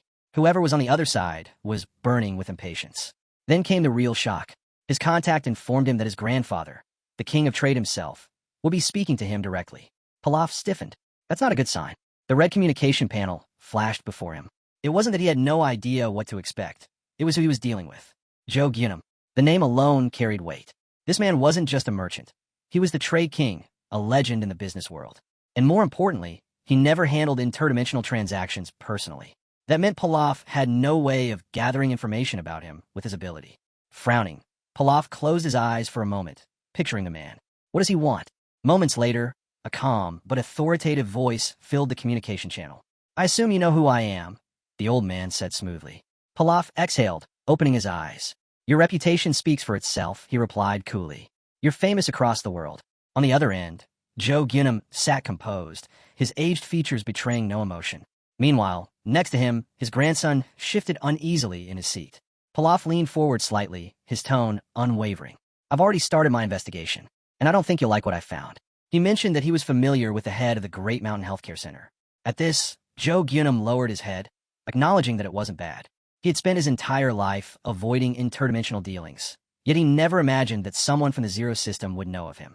Seated with his hands resting on his knees, he listened as his grandson stood at the control panel, calling him a trader, an expert in both buying and selling. From his perspective, the young man's request seemed outrageous. The blonde-haired youth leaned over in his chair, scanning the messages on the screen. It stated that when factoring in the 32,000 coins he earned from resolving the conflict, his total balance exceeded 50,000 coins. The young man confirmed this with a nod. Joe Gyunum narrowed his eyes slightly and explained that heavenly-level elixirs were expensive because their production costs were no small matter. He then asked if the young man had truly earned 20,000 gold coins in such a short time. Watching him closely, he emphasized the difficulty of amassing such wealth. Even the head of the Great Mountain couldn't do it so easily. His grandson tensed slightly as Joe Gyunum continued. Even though he had no experience with interdimensional trade, he could tell that the young man had gone too far. Meanwhile, the blonde froze, staring at his balance. 52,131 coins. He had accounted for everything perfectly, leaving no room for argument. The old man let out a slow breath when the youth pointed out that he had underestimated the value of 5 tickets. He admitted his mistake. The long-haired brunette glanced at the floor, deep in thought. His grandfather, however, was more intrigued by something else. His grandson's belief that the cost of revenge was only 50,000 coins. Touching his chin, the young man mused, "You're right. How can I even put a price on avenging my parents?" Joe Gyunum clenched his fist, his response cold and decisive. "I'm a merchant. Even revenge must be calculated as a transaction. And for 50,000 coins, I'd say the price is fair." The young man sat at the table, lost in thought. His grandfather was difficult to anger and always assessed situations with a clear mind. But this time, the blonde smirked. The so-called king of trade had made a miscalculation. Excitement flickered in his eyes as he invited him to a game of chess. Sitting back calmly, the young man, also a merchant, studied his grandfather. Perhaps the old man saw 50,000 coins as a reasonable amount, but to him, it was a mere starting point. He needed to make the king of trade see it from his perspective, one he wouldn't regret. Joe Gyunum eyed him warily. "Regret? And what exactly might I regret?" The blonde intertwined his fingers, recalling an old saying, "Children bury their parents in the ground, but parents bury their children in their hearts." He then asked, "If my revenge fails, how will you spend the rest of your years?" His voice was steady as he declared, "A merchant must take revenge as a merchant." Can you truly find solace in those words? Joe Gyunum's expression stiffened. His grandson's words struck deeper than expected, leaving him momentarily speechless. The young man smiled, victorious. With the arrival of the king of trade into the conversation, one thing had become clear. This wasn't just about him. Revenge wasn't an individual pursuit. It was the unfulfilled wish of an entire family. And in the end, the ones who would regret it wouldn't be him. Joe Gyunum closed his eyes, lost in thought, while the young man confidently wrote his message. He was the only one who could provide what they needed. Despite his reluctance, the old man finally asked what his terms were. The young man clenched his fist, a victorious smile playing on his lips. He had pushed just hard enough to turn the tide in his favor. All it took was persistence. Folding his hands together like a strategist planning his next move, he knew this wasn't about wealth or possessions. His true aim was trust. Joe Gyunum stroked his beard, studying the blonde-haired youth. At first glance, he had seemed like just another profit-hungry merchant. But now, curiosity kept him listening, even as the young man continued to push for more. Turning to his grandson, he instructed him to relay his words. The grandson nodded and listened intently as Joe Gyunum dictated. "The Gold Trade Association does not engage in dimensional trade. I will not establish a new business just for the sake of report tickets. That is my decision." Closing his eyes, Joe Gyunum considered the situation. This stock trader is far too greedy. He had already been offered a heavenly level deal. Why couldn't he just be satisfied with that? Instead, he had the audacity to propose an exclusive trading contract with the Gold Association. If they entered the dimensional trade, it would send shockwaves through the entire market. He imagined mountains of gold coins raining down, realizing just how ambitious this young man was. He wanted to be the sole intermediary, profiting from every transaction. It was an outrageous display of boldness. His grandson observed him carefully before speaking again.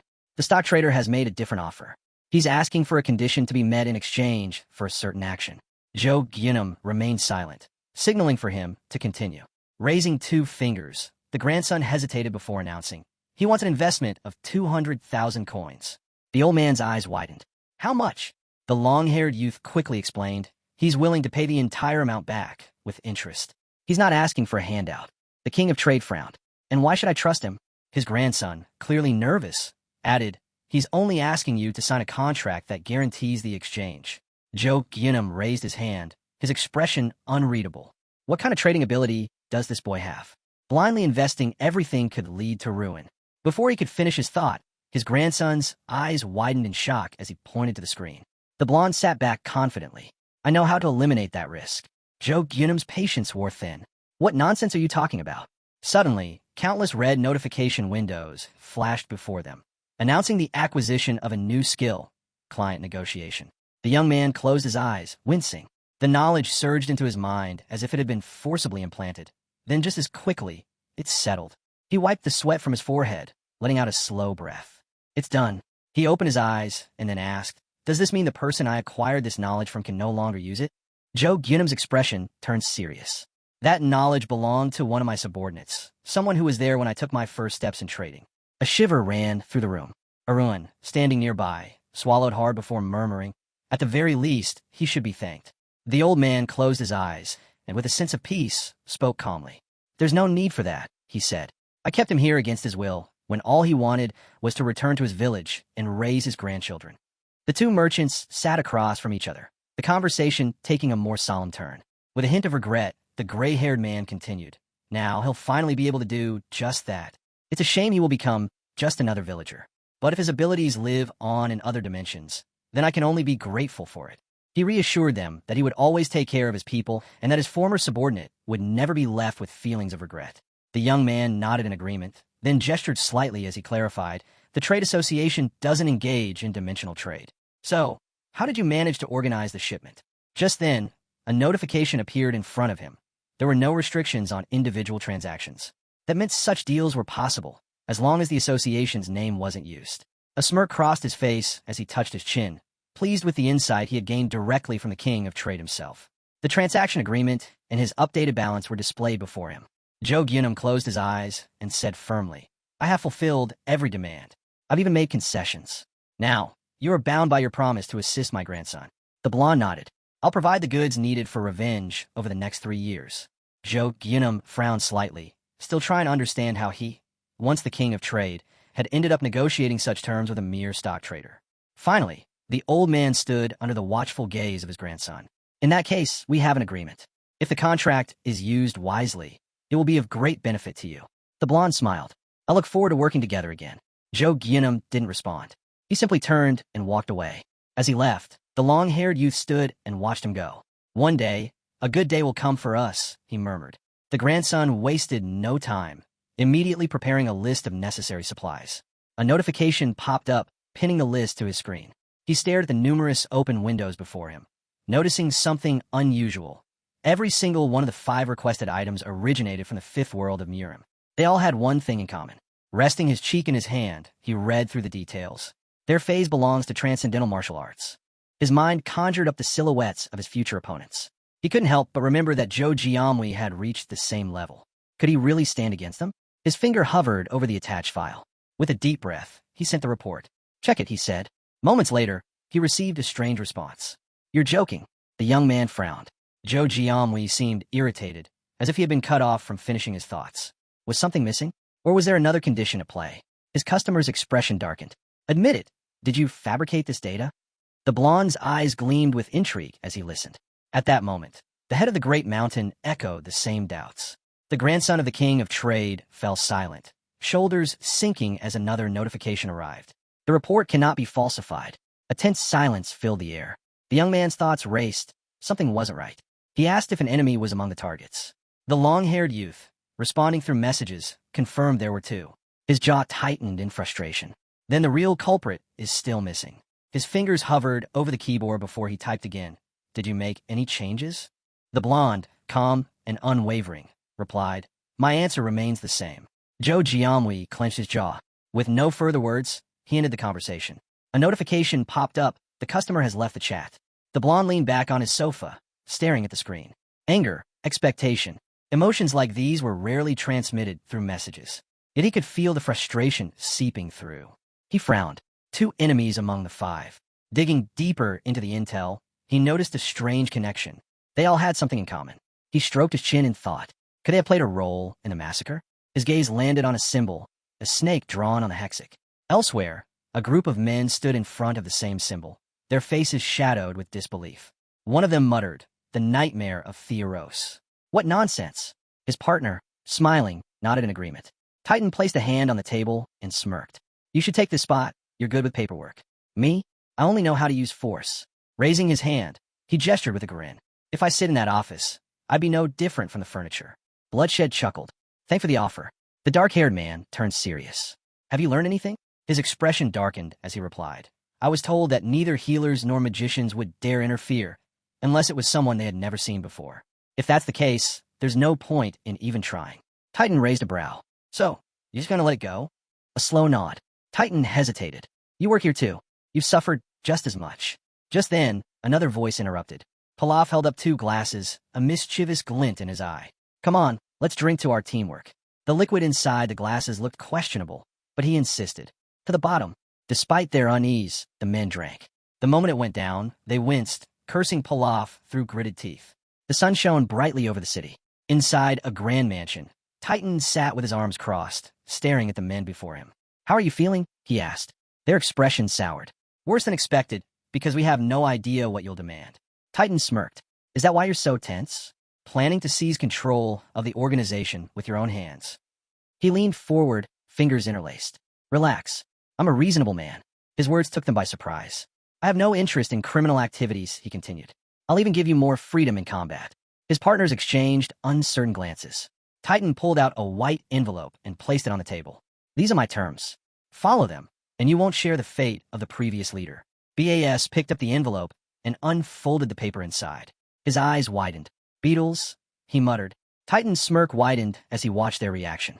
Then came the next set of terms. His identity would remain undisclosed, and he would receive a percentage of the organization's profits. They stiffened, reading between the lines.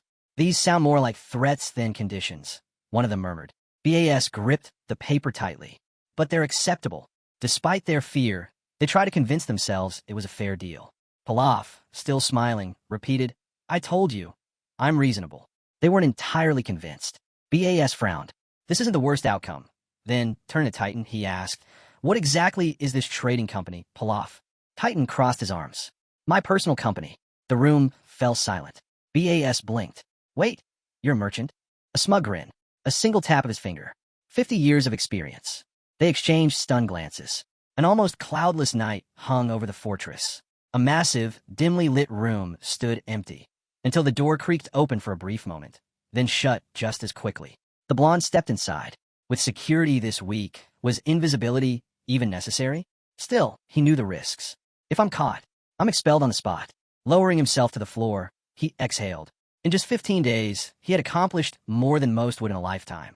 His eyes drifted shut. Superior rank. He recalled the king of trade, the deal they had made. His trading company, now fully under his control. BAS, now leading the Black Mamba in his place. Sitting in the darkness, he reflected on it all. Even amid all this, he hadn't abandoned his studies. The possibilities, they're endless. A small smile crept onto his face. Dimensional trade exists to reshape reality itself. Feeling more confident than ever, he made up his mind. It was time to request another closed training session. Circle let out a breath of relief when he saw him return. You're right on time, he said. The young man met his gaze with a knowing smile. I was planning to visit you anyway. Just as he was about to bring up the closed training session, he was interrupted. There's a serious problem. The blonde turned, surprised. What is it? Zeril spread his arms. A prosecutor from the Knights Corps is here. He wants to speak with you. His expression shifted from confusion to shock. What? He turned to his coach for an explanation. The man's face was tense. I told him to come back another time, he admitted. Any idea what this could be about? The blonde shook his head. None. The coach stroked his chin, deep in thought. This isn't about something minor, his eyes darkened as he added. And he didn't come alone. The young man's breath hitched. Who? Then came the name. Dirika. His face turned serious in an instant. He knew exactly what this meant. In a dimly lit dungeon corridor, 2 guards stood at the entrance of a holding room. Inside, the blonde sat alone at a wooden table, a candle flickering in the darkness. He tapped his fingers against the surface, deep in thought. They have no grounds to arrest me. There's no evidence, no real accusation. Still, his gut told him something was off. He scowled. If I can't prove my alibi, this could get messy. The heavy door creaked open. A man stepped inside, his boots echoing against the stone floor. Arun Lutz. The blonde looked up. That's me. The man gave a short nod. Genitz, commander of the Knight's Corps. Arun's brows furrowed. May I ask why? Genitz cut him off. Don't be alarmed. I just have a few questions. He pulled out a chair and sat across from him, clasping his fingers together in a way that made it clear. This wasn't a casual chat. Shall we begin? The candlelight flickered between them. Genitz leaned forward. We still haven't found him. Arun's eyes narrowed. Found who? A pause. Then realization struck. Genit's reaction confirmed it. He was surprised that Arun genuinely didn't know. Arun leaned back, gaze sharp. Arun disappeared? The commander exhaled, rubbing his temples. Yes, the steel guard left yesterday, and between midnight and dawn, he vanished. Genit's piercing blue eyes locked onto him. Don't you find it strange? He's been missing from the academy for some time now. Arun frowned. We were in different classes. I never interacted with him. The dungeon's silence stretched between them. The candle on the table flickered, casting long shadows against the stone walls. Genitz watched him carefully. Arun shrugged. He always did as he pleased. I assumed he returned to Albert's residence. The commander hummed, eyes closing briefly as if processing his words. Across the room, Arun watched with confusion, unable to piece together what was happening. Genitz finally pushed back from the table. That's all for now. Arun's brows knitted together. That was it. Then why bring him all the way here? He expected more. As if reading his mind, Genitz lifted a hand. You're not free to go just yet. Arun tensed. There's someone else who wants to speak with you. Genitz turned toward the door. At that exact moment, it creaked open. Arun's sharp gaze fixated on the man stepping inside. Dirika. So, the real interrogation begins now. The bearded knight entered, his expression hard as stone. He studied Arun for a moment before speaking. It's been a long time. Arun noted the tension in his face, drawn, tired. Genitz leaned against the wall, silently observing. Dirika finally spoke. Under these circumstances, that was unavoidable. The knight moved closer, eyes locked onto Arun's. Why did you do it? Arun's eyes widened. No build-up? No formalities? Just straight to the accusation? He kept his voice level. What exactly are you talking about? Dirika exhaled sharply. Young Master Run vanished without a trace. Arun's jaw tightened. The day before, Dirika continued. There was a fight between the knights. Arun lowered his gaze as Dirika's voice rose in frustration. Don't you think it's a little too convenient? So that's their angle. Dirika crossed his arms. You were there. That alone is enough to make you suspicious. A heavy silence fell. Dirika's expression shifted, as if recalling something he had replayed in his mind thousands of times. At first, I thought he left on his own. But if that were the case, we would have found him. His voice dropped. It's been over a month. Genitz, still leaning against the wall, said nothing. Dirika pressed on. If this was a kidnapping for ransom, we would have received demands by now. But we haven't. The dungeon's dim light flickered against the knight's sharp features as he leaned over the table. This wasn't an escape. It wasn't a kidnapping. There are no traces, no demands. His voice hardened. When all impossible possibilities are erased, only the truth remains. His eyes bore into Arun's. And I believe you had both the motive and the opportunity to make him disappear. Genitz observed the dissatisfied knight before glancing at the young man before him. Arun Lutz, the son of a noble accountant and a descendant of a hero. Show him respect, Genitz instructed. The knight tensed before begrudgingly offering an apology. Arun turned to the commander, his gaze sharp. Does Dirika even have the authority to interrogate me? He's not a prosecutor. Genitz met his eyes and replied calmly. He's here on Dorian's request. I ask that you be understanding. Arun shifted his gaze to Dirika, who looked back at the commander. Genitz then addressed the blonde directly. If you have any objections, we can end this here. Arun shook his head. No, I'm curious as well. With that, he raised his hand and spoke. Then tell me, what's my motive? He leaned forward. We live in a world where people get killed just for looking at someone the wrong way. His eyes narrowed at Dirika. Do you have anything beyond speculation? Any evidence at all? Dirika's expression darkened. The night the young master disappeared, the Steel Guard security detachment stopped in a village, a mere day's travel from the academy. Lifting his gloved hand, he continued. Everything pointed to Run heading there, no matter the circumstances. Arun exhaled. That's because sleeping out in the open is uncomfortable. Simple as that. Genitz, standing behind Dirika, smirked slightly. He's not wrong. Sleeping on the ground is miserable. Even I'd choose a bed if I had the option. Dirika frowned, but didn't argue. Fine, let's move on. He crossed his arms. The villagers confirmed the security detachment stayed there from night until morning. Genitz's gaze hardened. That alone isn't enough to convict anyone. There are too many similar cases. Dirika nodded, but added, there was a crucial inconsistency in their testimonies. Turning to Rin, he said, one of the squad members used a private room and never left until dawn. His gaze settled on Arun. Eyewitnesses claim it was you. Arun hunched slightly, lowering his head. He came prepared. For a brief second, he considered applauding him. But even with this, wasn't enough to pin anything on him. Janet's, leaning against the wall, finally spoke. Let's say Run returned to the academy, then disappeared again. What then? Dirika turned to him. That's exactly what happened. The commander sighed, crossing his arms. Run was a middle-class cadet. Even he wouldn't have been able to pull this off alone. Janet's sharp gaze met Dirika's. You tested this theory, didn't you? Dirika nodded, barely managed to replicate it. The commander turned away, rubbing his temples. So it's possible, but you still don't know how he bypassed the guards. Dirika frowned. The academy's outer walls are low. If someone planned it right, getting in and out unnoticed after midnight wouldn't be difficult. Janet's closed his eyes. Then you're saying Run even managed to fool Khan's subordinates? Dirika gave him a pointed look. That's my belief. Janet's exhaled, shaking his head. Dirika, you're chasing speculation. He straightened. Take a break. You're getting too caught up in this. Dirika stood, turning to Arun. Why didn't you just ask for a favor? Arun raised a brow. What? Dirika shoved the table aside, his eyes burning with suspicion. I need to check something. Sitting back down, he stared Arun down. You're hiding something? Arun looked at him, unimpressed. Hiding what exactly? Dirika's eyes flickered with intensity. You're 16, yet there's no way you're just a regular cadet. Arun remained silent. The knight's brows furrowed. Ever since our first meeting, I could feel something from you. Janet's expression hardened. Dirika's voice grew sharper. You should be at first rank. Janet's breath hitched. Is he really accusing Arun of that? To him, Dirika's accusations against the Steel Guard family were already ridiculous. But now this? Blue eyes flickered toward the knight. Janet sighed, finally speaking. This could turn into a conflict between noble houses. Dirika remained unfazed. Janet's tone turned colder. Mana isn't something you can just place into another body. At that moment, Arun stood and bowed slightly before the commander. Then check me. Janet's and Dirika both froze. But first, Arun continued, lifting his gaze. Let's get one thing clear. His voice sharpened. You've insulted me by accusing me of being involved in Khan's disappearance. Dirika clenched his fists. Arun locked eyes with him. What will you do if you find out I had nothing to do with it? Dirika scoffed. Then do what you want. A grin spread across Arun's face. Then let's get this over with. The two men held their gaze, neither backing down. Dirika activated his ability. For a tense moment, silence filled the room. Then, slowly, the knight's expression changed. His shoulders drooped slightly. He let out a breath and stepped back. Arun watched him closely. Dirika ran a hand through his hair. He's fourth rank. A heavy silence settled over the room. Janet's exhaled. Then that settles it. Dirika said nothing. He only clenched his fists in frustration. Arun simply smirked. Checkmate.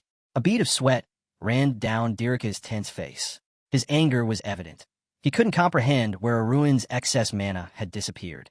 Meanwhile, Arun watched as Dirika's eyes widened in shock. You'll never find it, Arun stated calmly. Not unless you understand the existence of the first system and the martial arts techniques unique to it. Dirika's gaze locked onto him, but Arun remained unfazed. His rank 1 mana was hidden, sealed within specific blood vessels, existing in a space beyond ordinary perception. He stood before the knight with quiet confidence. The 100-year-old internal energy, Thype, stored in the lower abdomen. It's nothing compared to the mana of the heart.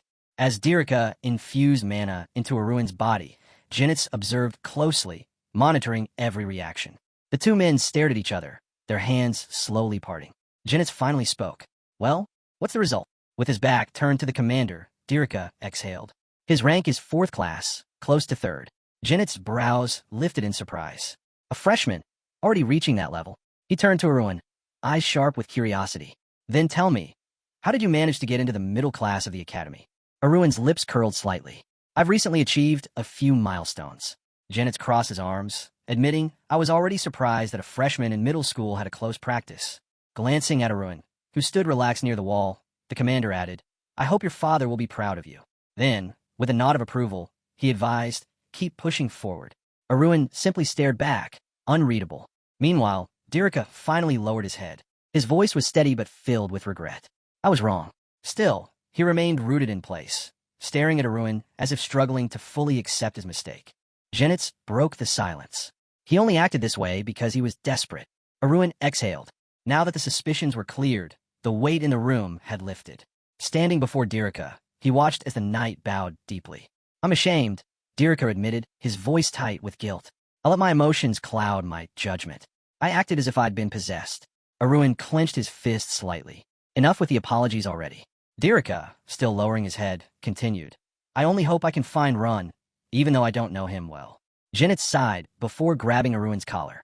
"Well then, time for you to get to class."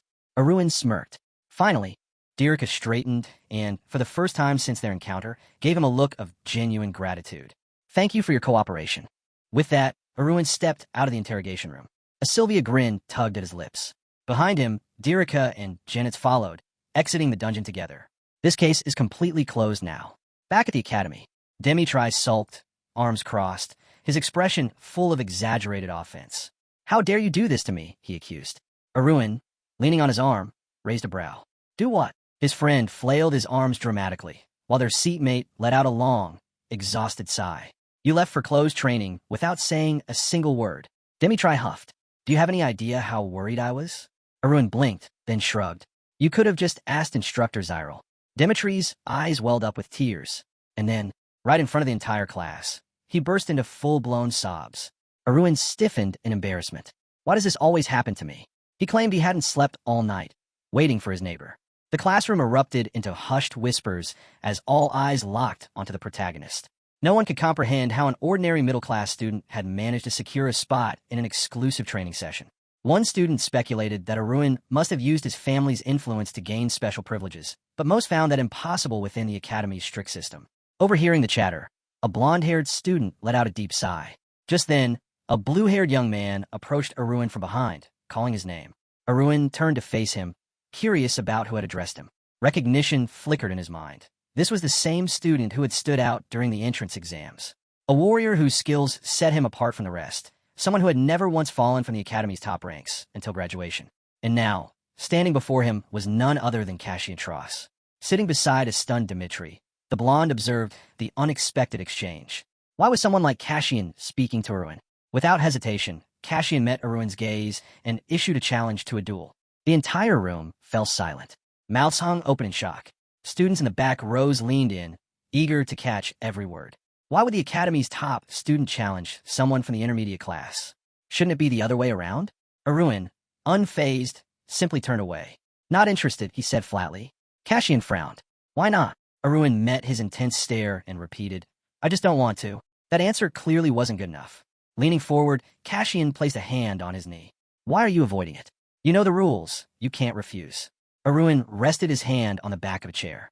That rule exists to prevent the top-ranking students from obsessing over their position. Cassian lowered his head slightly before responding. "I have just as much right to use that rule." Arun scoffed. That rule wasn't meant to feed someone's ego or justify crushing others in battle. He gestured dismissively. "Why don't you challenge someone on your level instead?" At that moment, the classroom door opened, and the duel instructor stepped inside. "I've already approved the match," he announced. Arun exhaled heavily. He had no say in the matter now. The decision had already been made for him.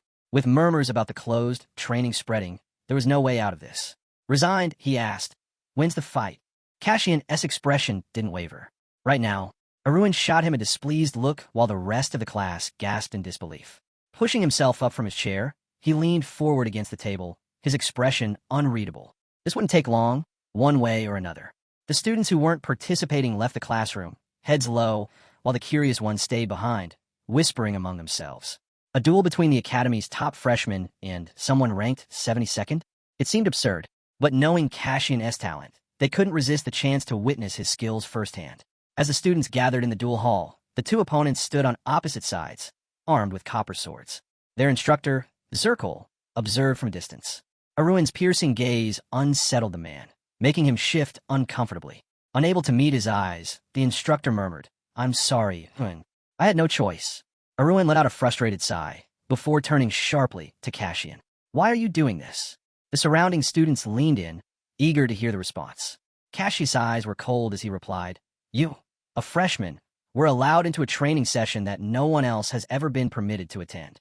Arun's gaze remained steady as Cassian continued. "You set an impossible record. It's been just a week since you entered the academy, yet you were granted something that even I was denied." For the first time, a flicker of realization crossed Arun's mind. Was that the reason? Did Cassian feel that his rightful place had been stolen? Cassian's fists clenched, his hand trembling with barely restrained frustration. That's not it, he muttered, as if denying an accusation Arun hadn't voiced. I just want to know how someone like you got into that training session. Lifting his sword, Arun smirked. That's your argument? He shook his head. Training room assignments are based on potential, not rank. Cassian hesitated for a brief moment before regaining his composure. Arun continued. And thanks to that special training, I broke through the barrier that was holding me back. That's its purpose, isn't it? Cassian remained silent. Arun's tone was steady. Do you really think you should be first in everything just because you enter the academy with the highest grades? Silence fell over the duel hall as the match was about to begin. Cassian's frown deepened. He didn't understand what this blonde guy was talking about.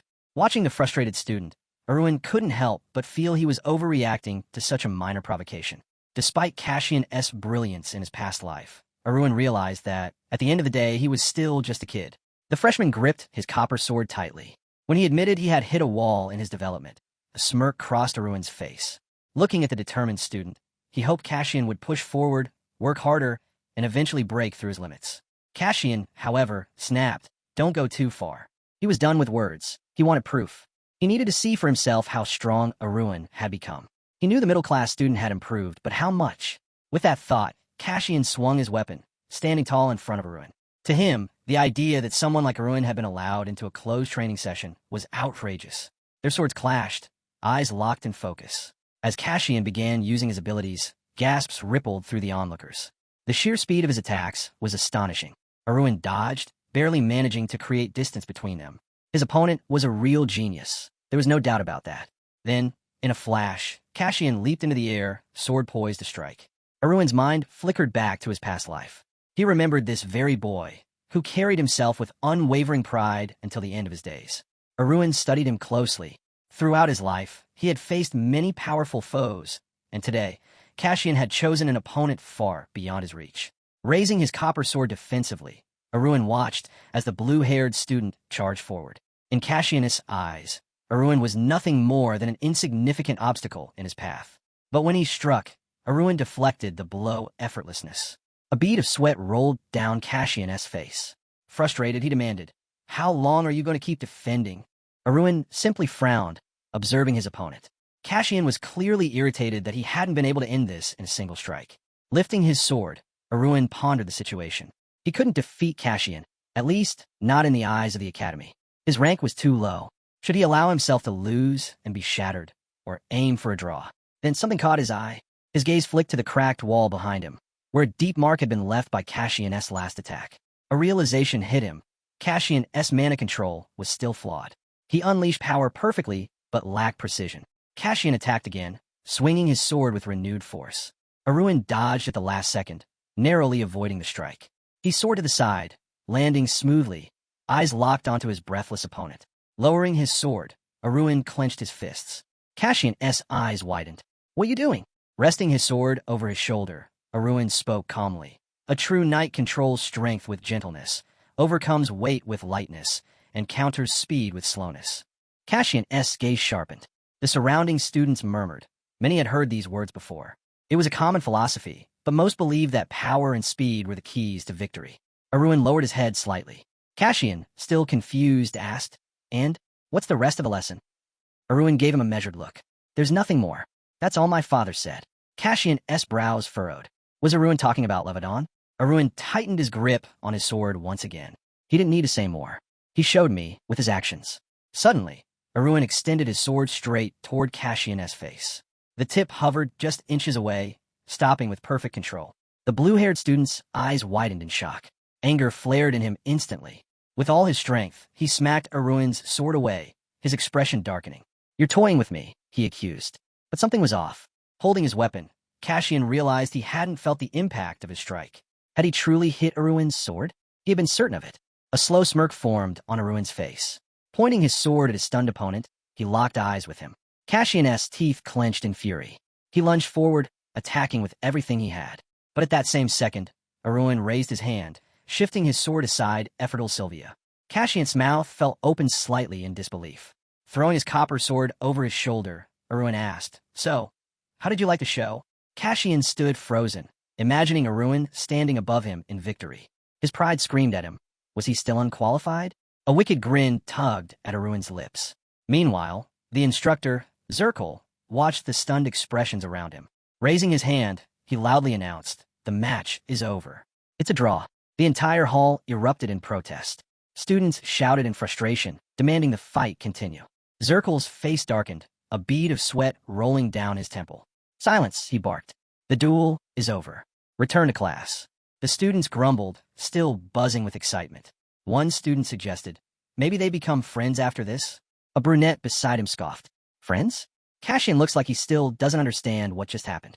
As the students slowly exited the hall, Cassian remained in place, his head lowered, shoulders tense. Arun deserved that closed training session. His fight against the academy's top freshman had ended in a draw, and that was proof enough. The instructor approached Cassian, who stood motionless, lost in thought.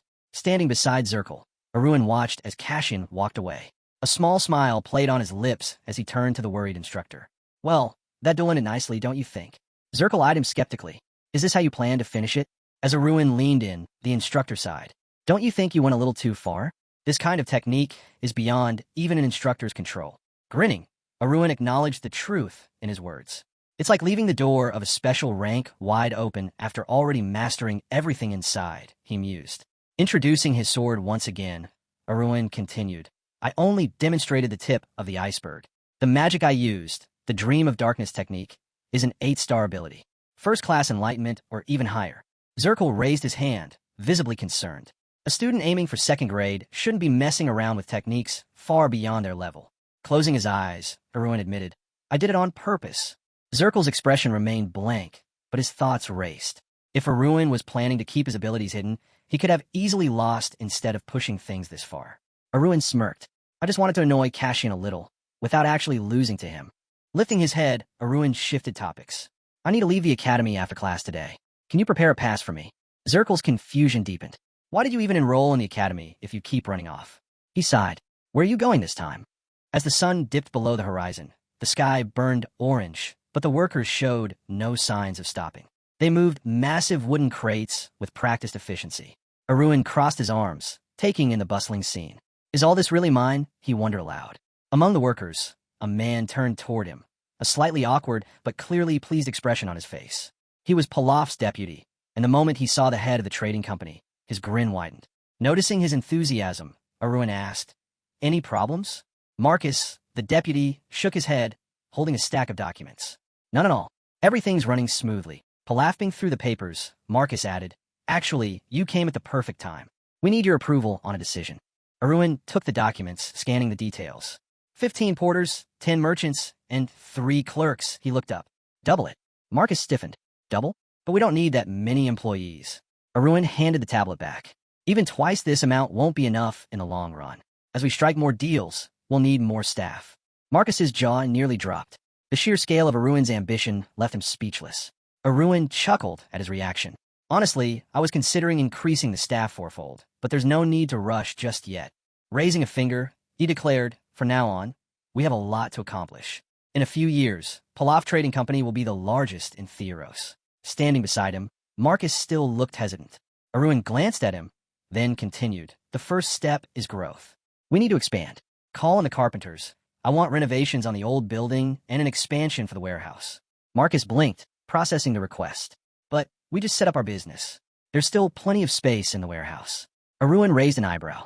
"Didn't you just tell me about your long-term plans?" Marcus flinched, recalling their earlier conversation. "You mean the scaling strategy?" "Exactly." Arun gestured toward the crates. "How do you think customers will see us if we're operating out of a rundown building?" He turned back to Marcus. "Don't cut corners trying to save money.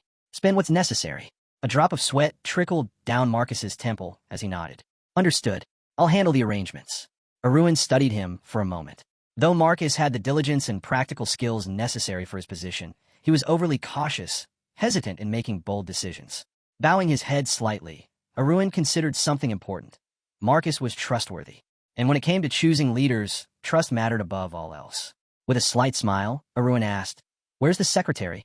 The office desk was buried under stacks of books, documents scattered in every direction. A knock on the door echoed through the room. A young woman peeked out from behind the towering books, her eyes lighting up when she saw who it was. Standing in the doorway, Arun smirked. Any complaints? The secretary and her ever-present cat were both clearly thrilled at his visit. At that very moment, Sari leaped into Arun's arms, her red fur brushing against his chest as she purred excitedly. The cat licked his face without hesitation, making Arun chuckle. We were only apart for a day, he reminded her. Noticing the secretary's slightly flustered expression, Arun turned his attention to her. Have I given you too much work? He asked. You've had to handle all the accounting and keep an eye on Sari. Touching her chin thoughtfully, the secretary shook her head. Not all. I'm happy to help. Under your leadership, everything has been easy to manage. Arun absent-mindedly stroked the cat, now perched on his arm, his expression pleased. You're handling things even better than I expected, he admitted. But let me know immediately if any problems come up. The secretary nodded before giving him an update. The workshop order has been completed. That caught Arun off guard. Already? That was fast. With a small smile, the secretary added, the order was personally picked up this afternoon and taken to the backyard. Arun raised an eyebrow.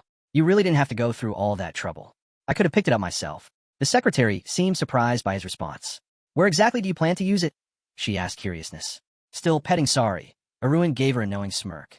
I ordered it for a cat. Out in the backyard, a luxurious carriage stood in the open air, its craftsmanship exquisite. Holding the delighted cat in his arms, Arun grinned. Now you can enjoy exclusive meals, made just for you. Sari's eyes sparkled as she blushed in excitement before immediately leaping out of his grasp. She rushed toward the carriage, her tail swishing as she took in the sight of her new possession. Watching her, Arun chuckled. I suppose this is what would happen if a person saw a carriage made entirely of sweets. He leaned against a bench, amused. She won't eat it in one go. It's way too big. Settling down, Arun's expression turned thoughtful. By now, there should be some kind of update. It was time to check the mail. His eyes gleamed red as he accessed the system. A translucent red screen flickered to life in front of him. New system update. Partner store management menu unlocked. Arun smirked. So, it actually worked. This store was more than just an asset. It had a variety of functions that made it the perfect place to invest the coins he had earned from the King of Trade. Compared to this, the money he had poured into Pilaf Trading Company felt like mere pocket change. Another red system screen popped up. Entry fee. 1 million coins required. The amount was staggering, but Arun didn't hesitate. It's worth every coin. His mind flashed to Mio-Am, the slightly awkward yet incredibly skilled channel master. She was an invaluable connection, one he planned to take full advantage of while he still could. Turning his gaze back to the screen, Arun considered his next step. First things first, the store name. Currently, it was called All Kinds of Miram Goods, a place where customers could buy anything they needed in one stop. Resting his chin in his hand, Arun frowned. That's a bit too flashy, isn't it? He spread his arms out in amusement. Well, it does match my concept. But then, leaning forward, he recalled something crucial. Partner stores are specialized. With a limited number of available slots, he couldn't afford to be careless. Arun scoffed, finding it a bit over the top that the man spread his arms so dramatically, considering his current situation. As he mulled it over, the protagonist recalled that partner stores typically focus on one specialized field due to space limitations. However, he knew those niches were already crowded with first system representatives. Tapping his chin, he realized he couldn't sell high-quality products in bulk through some clever loophole. After all, he wasn't a manufacturer, just an intermediary. But as he envisioned himself surrounded by stacks of money, an idea took root. Instead of specializing, his store's biggest advantage would be variety. While scanning his warehouse through the system, Arun noted that many products weren't in stock yet. He felt uneasy about calling it an organization or store when his inventory was still so limited. Determined to fix this, he sent out an invitation for a meeting and decided that his first priority was replenishing his stock of martial arts records. Just as the message was sent, a reply popped up. Kieran, practically glowing with excitement, reported that things were going great. Thanks to the protagonist's help, he had slowly started gathering and accumulating internal energy. Arun, however, was unimpressed. He waved off Kieran's enthusiasm, stating bluntly that he wasn't interested in that. His concern was the security of the library, which had recently been reinforced. Standing in his office, Kieran grinned. He explained that security had been tightened so much that even taking a single volume was a challenge now, and he expected this level of protection to continue for some time. Resting his chin on his hand, Arun mused about providing Kieran with a reliable business partner. Kieran, puzzled, asked what he meant, but Arun only smirked. There was no reason to explain further. After all, with the security so tight, there wasn't much Kieran could do about it. But instead of being discouraged, Kieran burst into laughter. He reminded Arun that just because security was tight didn't mean it was impenetrable. After all, he was still a living legend, a man who had survived, risking his life at the Heavenly Sword Castle. Sitting on a bench, Arun narrowed his eyes. Kieran was talking too much. Without wasting time, he asked if there was a way to bypass security. Kieran's eyes widened as Arun made an offer, 3,000 coins a month. At that moment, Kieran realized that in just 1 year, he could recover half of his past internal energy. He clenched his fists, excitement surging through him. Looking straight at Arun, he asked who his business partner would be. Arun, seated in front of the glowing red system screen, gave a simple answer, his partner's store. Kieran's face lit up with joy. This wasn't just some passing opportunity. This was real money, money that wouldn't just disappear into thin air. Eagerly, he asked for the store's name. Arun folded his arms, a satisfied smirk on his lips. All kinds of Miram goods. Arun's store. Hearing this, Kieran's face flushed with embarrassment. He shifted uncomfortably before letting out a chuckle. Arun's expression darkened. Laugh, and I'll end you. Clearing his throat, Kieran turned serious. He warned Arun that opening a partner store wasn't that simple. He'd have to pass an extremely rigorous test first. Arun lowered his gaze for a moment, then shrugged. I'll handle it. Without missing a beat, he told Kieran to prepare martial arts tapes priced at 10% below the average market cost. A bead of sweat rolled down Kieran's face. That was a huge discount. That's a bit much, he muttered. I'd barely make any profit. Arun arched a brow. Is the problem that you have too many recordings left, or not enough? With a confident smirk, Arun remarked that among the stock traders eager to strike a deal, he had deliberately chosen the dumbest one. Perfect for his plan. After all, he believed it was far better to sell goods quickly at a discount than to sit around waiting for some miracle. Kieran's eyes widened as he listened. He had to admit, the logic made sense. Volume mattered more than individual profit margins. Leaning on his knees, Arun instructed Kieran to prepare the martial arts notes. Now that everything was settled, Kieran nodded, saying he'd handle it. Without hesitation, Arun pressed the button to end the call. A grin spread across his face. Understanding the martial arts records had been a major step forward. Folding his arms, he decided it was time to replenish the rest of his stock. As night fell over the academy, Arun made his way down the wooden stairs, a small smile lingering on his lips. The trip had been short, but undeniably productive. A yellow notification window flickered before him, proudly displaying all kinds of Miram goods, Arun's store, selling all kinds of items. Buy elixirs here, magic stones there, martial arts records on this side, and weapons on the other. Aren't you tired of running around? Get everything you need in one place at the Arun store. Right after, a red notification appeared. Achievement unlocked. King of Trade. Spent 25,000 coins in the first system channel. Reward, 15,000 coins. Arun chuckled, satisfied. He had officially launched his partner store, stocked the shelves, and even strengthened key connections. Progress was coming together smoothly. Reflecting on his recent experiences, he realized that Sari's ability to transform, once a matter of doubt, had now been confirmed. A red carriage stood in the square just outside the building. Arun pointed at it in surprise. Incredible, he murmured.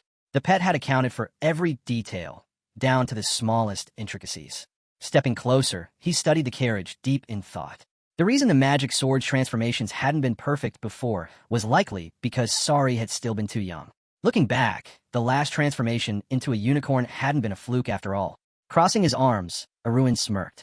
Now, he was completely convinced Sari was a Bulgasel of the highest level. Pushing open the door to his room, the blonde warrior considered the various applications of Sari's abilities. Beyond combat, there were countless possibilities. From now on, feeding Sari a variety of things could unlock even more potential. Stepping inside, Arun blinked in surprise. The room was empty. He quickly concluded that Dmitri must have gone off for training. Smiling to himself, he shut the door and sighed. Perfect timing, he muttered. He had been eager to check on the progress of the partner store. Just then, his eyes flickered red as a system message appeared. Incoming call request. Golden Dragon with the Jade Rod, Joe Giamwi. Arun raised an eyebrow. So, he finally made up his mind. Settling onto his bed, he opened the chat window.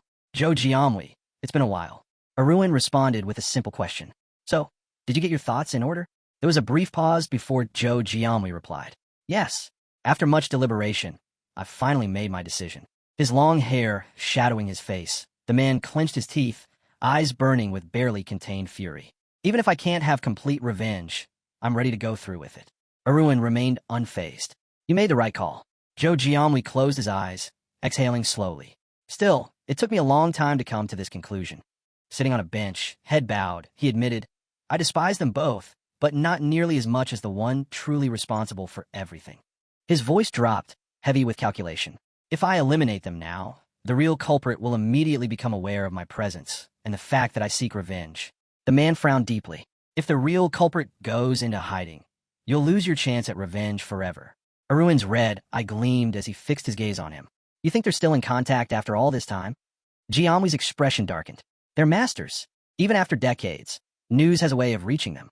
Aruin smirked, lightly tapping his chin. Makes sense. After all, they share a special bond. Accomplices in the Nanzhou bloodshed. Jianwei's eyes widened in shock. He froze, his voice barely a whisper. You know about that? The blonde responded calmly. Only in general terms. But in his mind, he recalled sending Xie to Nanzhou. It had taken a lot of effort to dig up even fragments of information about that incident. The Nanzhou bloodshed. Scattered bodies lay near the stairs. Lifeless forms sprawled across the cold stone platform, their blood staining the ground. It was one of the darkest tragedies in the history of dimensional transactions, a horrifying abuse of the system's core function, the ability to transfer internal energy. That day, hundreds of people had their energy drained completely, leaving them to die where they stood. Aruin exhaled slowly. Among those victims were Jianwei's parents. Suddenly, a notification caught his eye. Messages from Jianwei. I was planning to wait a little longer, track down the true mastermind, then take down the entire gang at once. But his next message carried a sharper edge. When I finally found them, I realized I couldn't wait any longer. Aruin could almost feel the rage radiating through the screen. Jianwei clenched his teeth, fury burning in his eyes. The moment I tracked them down, the anger consumed me. I wanted them to suffer, to feel what I felt. Aruin, still seated on the bed, nodded. You're thinking in the right direction. He reminded Jianwei of their agreement. If you need anything, I'll support you. Just reach out. A pause. Then he added with a smirk. Consider me your personal contact if you ever need to vent. Jianwei was visibly taken aback. After a moment, he bowed slightly. Thank you, truly. A system message followed shortly after. Jade-faced golden dragon. Zhou Jianwei has left the conversation. Aruin leaned back, fingers grazing his chin. Revenge, huh? Both of Jianwei's enemies were at their peak. If he struck now, retaliation would be swift. But that wasn't Aruin's problem. This was Jianwei's battle to fight. Aruin had his own role to play. He flicked open the menu in front of him, curiosity sparking in his mind. How were people reacting to his partner's store? As soon as he checked, his eyes widened. A slow, surprised grin spread across his face. Unbelievable. Opening a retail store with a diverse selection instead of specializing had caused an explosive reaction, far beyond what he had expected. Across the first system channel, voices rang out in excitement. This is insane. Everything's here, and it's actually good quality. Finally, no more running all over the place, trying to find what I need. One customer laughed in relief. And the best part? I don't have to deal with those shady sellers who try to scam you at every turn. Another, scanning the prices, blinked in shock. Wait, these prices are actually decent. A long-haired man, deep in thought, raised a finger. Well, they're a bit high, he admitted. But compared to other partner stores, they're way more reasonable. More messages flooded in. How many promotions are running right now? I still have coins left. Should I stock up? Thanks for the coupon. This store is a lifesaver. Aruin sat by the stairs, resting his head on his hand. Things were going so, well, it was almost terrifying. Scratching his cheek with a grin, Aruin muttered, At this rate, everything's going to sell out in a week. No need to worry about leftover stock. It would all be gone before that even became a concern. Sitting in front of the glowing notification window, he considered his next move. His minimum goal was to reach heroic rank and gain access to the second system of dimensional transactions. Originally, he had set a timeline of 2 years, but at this pace, he could already take the next step. Just then, footsteps echoed on the wooden stairs. Aruin's ears sharpened. That energy, it was familiar. He listened for a moment before turning slightly, a smirk forming on his lips. So we meet like this, huh? A voice followed. Still as lazy as ever, I see. The man came to a stop behind him, eyeing him critically. Why are you just sitting around at this hour? Aruin turned fully, still smiling. I should be asking you that. You sure got here fast. Only a month had passed since his enrollment in the academy, and already, so much had happened. His visitor, however, was anything but amused. Clenching his teeth, he spoke coldly. If you had just stayed quiet, we wouldn't have had to meet at all this year. Aruin stood up leisurely, shrugging. Wow, such touching brotherly affection. It almost brings me to tears. Then, tilting his head, he added, Don't you think so, big brother? Jason, the second son and third child of the Count, a fourth-class knight, stared at him with sharp eyes. His expression was unreadable as he examined Aruin. What the hell happened to you? Arun blinked. Huh? What are you talking about? Jason's frown deepened. You. I was sure you'd be stuck in the lower class, but instead, you're middle class. Even ranking 72nd? How is that possible? Arun let out a slow exhale. Is it really that shocking? Jason's expression hardened. Of course it is. We're talking about you. Arun didn't respond right away. Deep down, he knew this reaction was inevitable. Jason only remembered him as he was in their past life. With a calm voice, Arun asked, Is that why you're so on edge? Jason's brows furrowed. What the hell are you getting at? The irritation in his voice was clear, but Arun wasn't fazed. He studied Jason's tense expression, quietly piecing things together. Looking back, Jason himself had failed to meet their father's expectations. Even Kieran, who had graduated as a second-class knight, often heard regretful sighs directed at him. And Jason? He had only reached 4th rank, a fact that followed him like a shadow. Arun pictured his brother sitting alone, head bowed in frustration. In his past life, Arun had simply lacked any talent. But Jason had been completely broken the moment he realized he couldn't surpass the wall separating ordinary knights from aura masters. Jason's gaze darkened as he stared at him.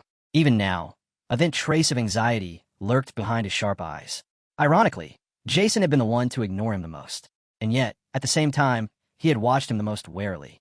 Arun imagined Jason and Kieran standing behind him.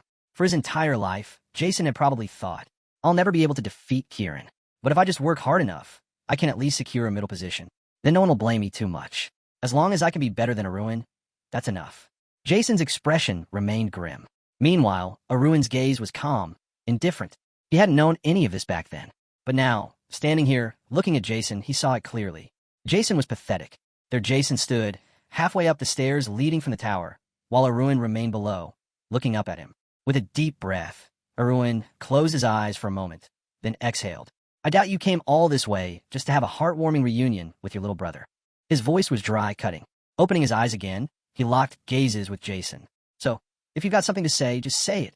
Jason remained silent, his eyes locked onto Arun in disbelief. After a moment, his expression hardened. The fight with Cassian, how did it go? Arun raised a brow. What kind of question is that? He replied casually. It was all just a matter of calculation. Jason scoffed, his voice laced with frustration. Calculation? Don't mess with me. A fight with Cassian could never end in a draw. Arun studied his brother's reaction carefully before tilting his head. You're saying you wouldn't have been able to do that? Jason clenched his jaw. That's not the point. How the hell can someone ranked 72nd fight the top-ranked first year to a draw? Arun shrugged. There's always a way. Jason narrowed his eyes.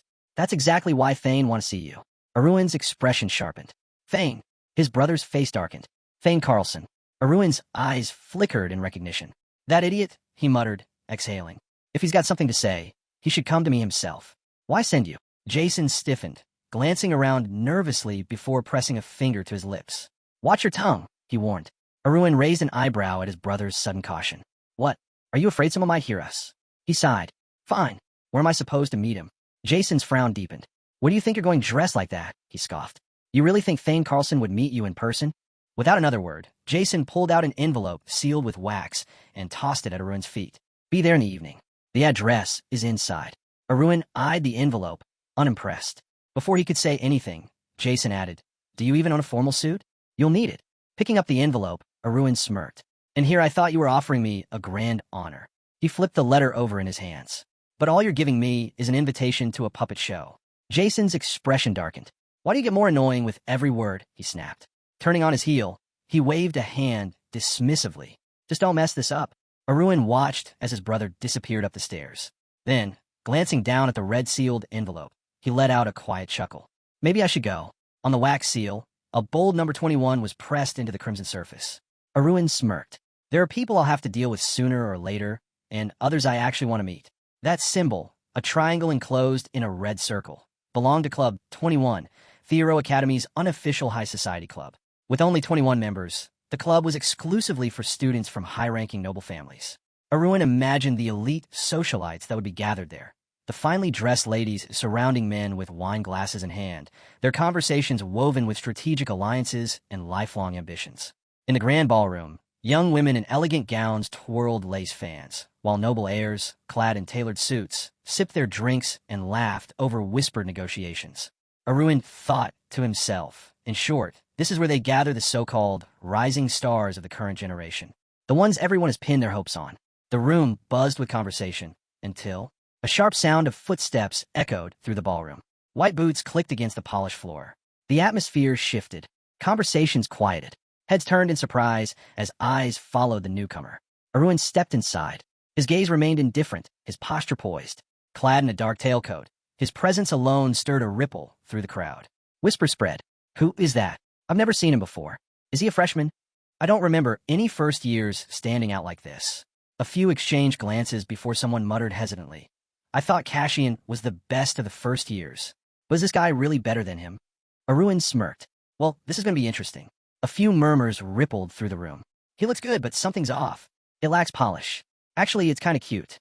Arun smirked to himself. Their reactions were only natural.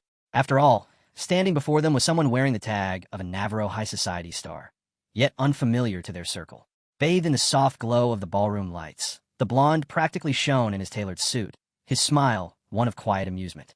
Then something caught his eye. At the far end of the room, a girl in a lavender dress stood near the corner, her posture graceful yet deliberate. As their gazes met, she flirtatiously smiled, running delicate fingers through her long, flowing hair. Arun's eyes narrowed slightly. Selena Lepevre. He had completely forgotten she was also part of Club 21. Without hesitation, he turned away. Selena's smile faltered. A flash of surprise crossed her face. Her companion scoffed. Did he just ignore you? A short-haired girl beside her crossed her arms. Disgusting. Who does he think he is? Selena's eyes darkened. He dared to humiliate her like this? Her mind raced. Does he think that just because he has a pretty face, he can get away with this? Arun, now facing away, chuckled to himself. In his past life, he had been completely captivated by Selena's beauty, blind to her true nature. But not this time. There was no benefit in getting involved with her. The smartest move was to avoid her altogether. Before he could take another step, two red-haired twins suddenly blocked his path. Arun, one of them called out. He glanced at them, and the brothers looked offended. What do you mean, Aunt? The older of the two glared at him. You must be insane if you don't know who's on top and who's on bottom. Arun instantly recognized them. Hillen and Duran Darius. Hillen, the eldest son of the Darius family, crossed his arms with a scowl. Duran, the second son, huffed in frustration. It's all because of Varen. That bastard beat me up, and now even this guy dares to ignore us. Arun took a moment to observe them closely. Varen's older brothers. Now that he looked at them, the resemblance was obvious. So Varen must have gone whining to them about getting beaten. Arun let out a slow breath, considering his options. Too many eyes in this room. Causing a scene wouldn't be ideal. The twins stared him down. He remained calm, contemplating whether he should just politely ask them to step aside. A voice cut through the tension. That's enough. The entire room fell silent. Jason. The twins turned in surprise, along with everyone else. Arun glanced at his brother. Oh, just when I was thinking about you, you show up. Hillen scoffed. What do you mean, enough? Are you protecting your so-called younger brother now? Duran smirked. Didn't you say you didn't even consider him family? What's this? Brotherly affection out of nowhere. Jason let out a deep sigh, but didn't say a word. Arun studied his brother's unreadable expression. Finally, Jason spoke cold and firm. I'm not protecting him. He's here by Thane's invitation. The twins blinked in confusion. For a moment, they hesitated. Then, exchanging glances, they backed off. Without another word, they deliberately turned away from Arun, making a show of dismissing him before disappearing into the crowd. Arun watched them leave before shifting his gaze back to his brother, who stood with his back turned. Well, he asked casually, where's Thane? Jason didn't turn. Inside. Alone. Arun exhaled, looking away briefly. What's he trying to pull?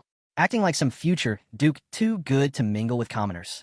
Jason whirled around, his eyes flashing with irritation. Watch your mouth, he warned.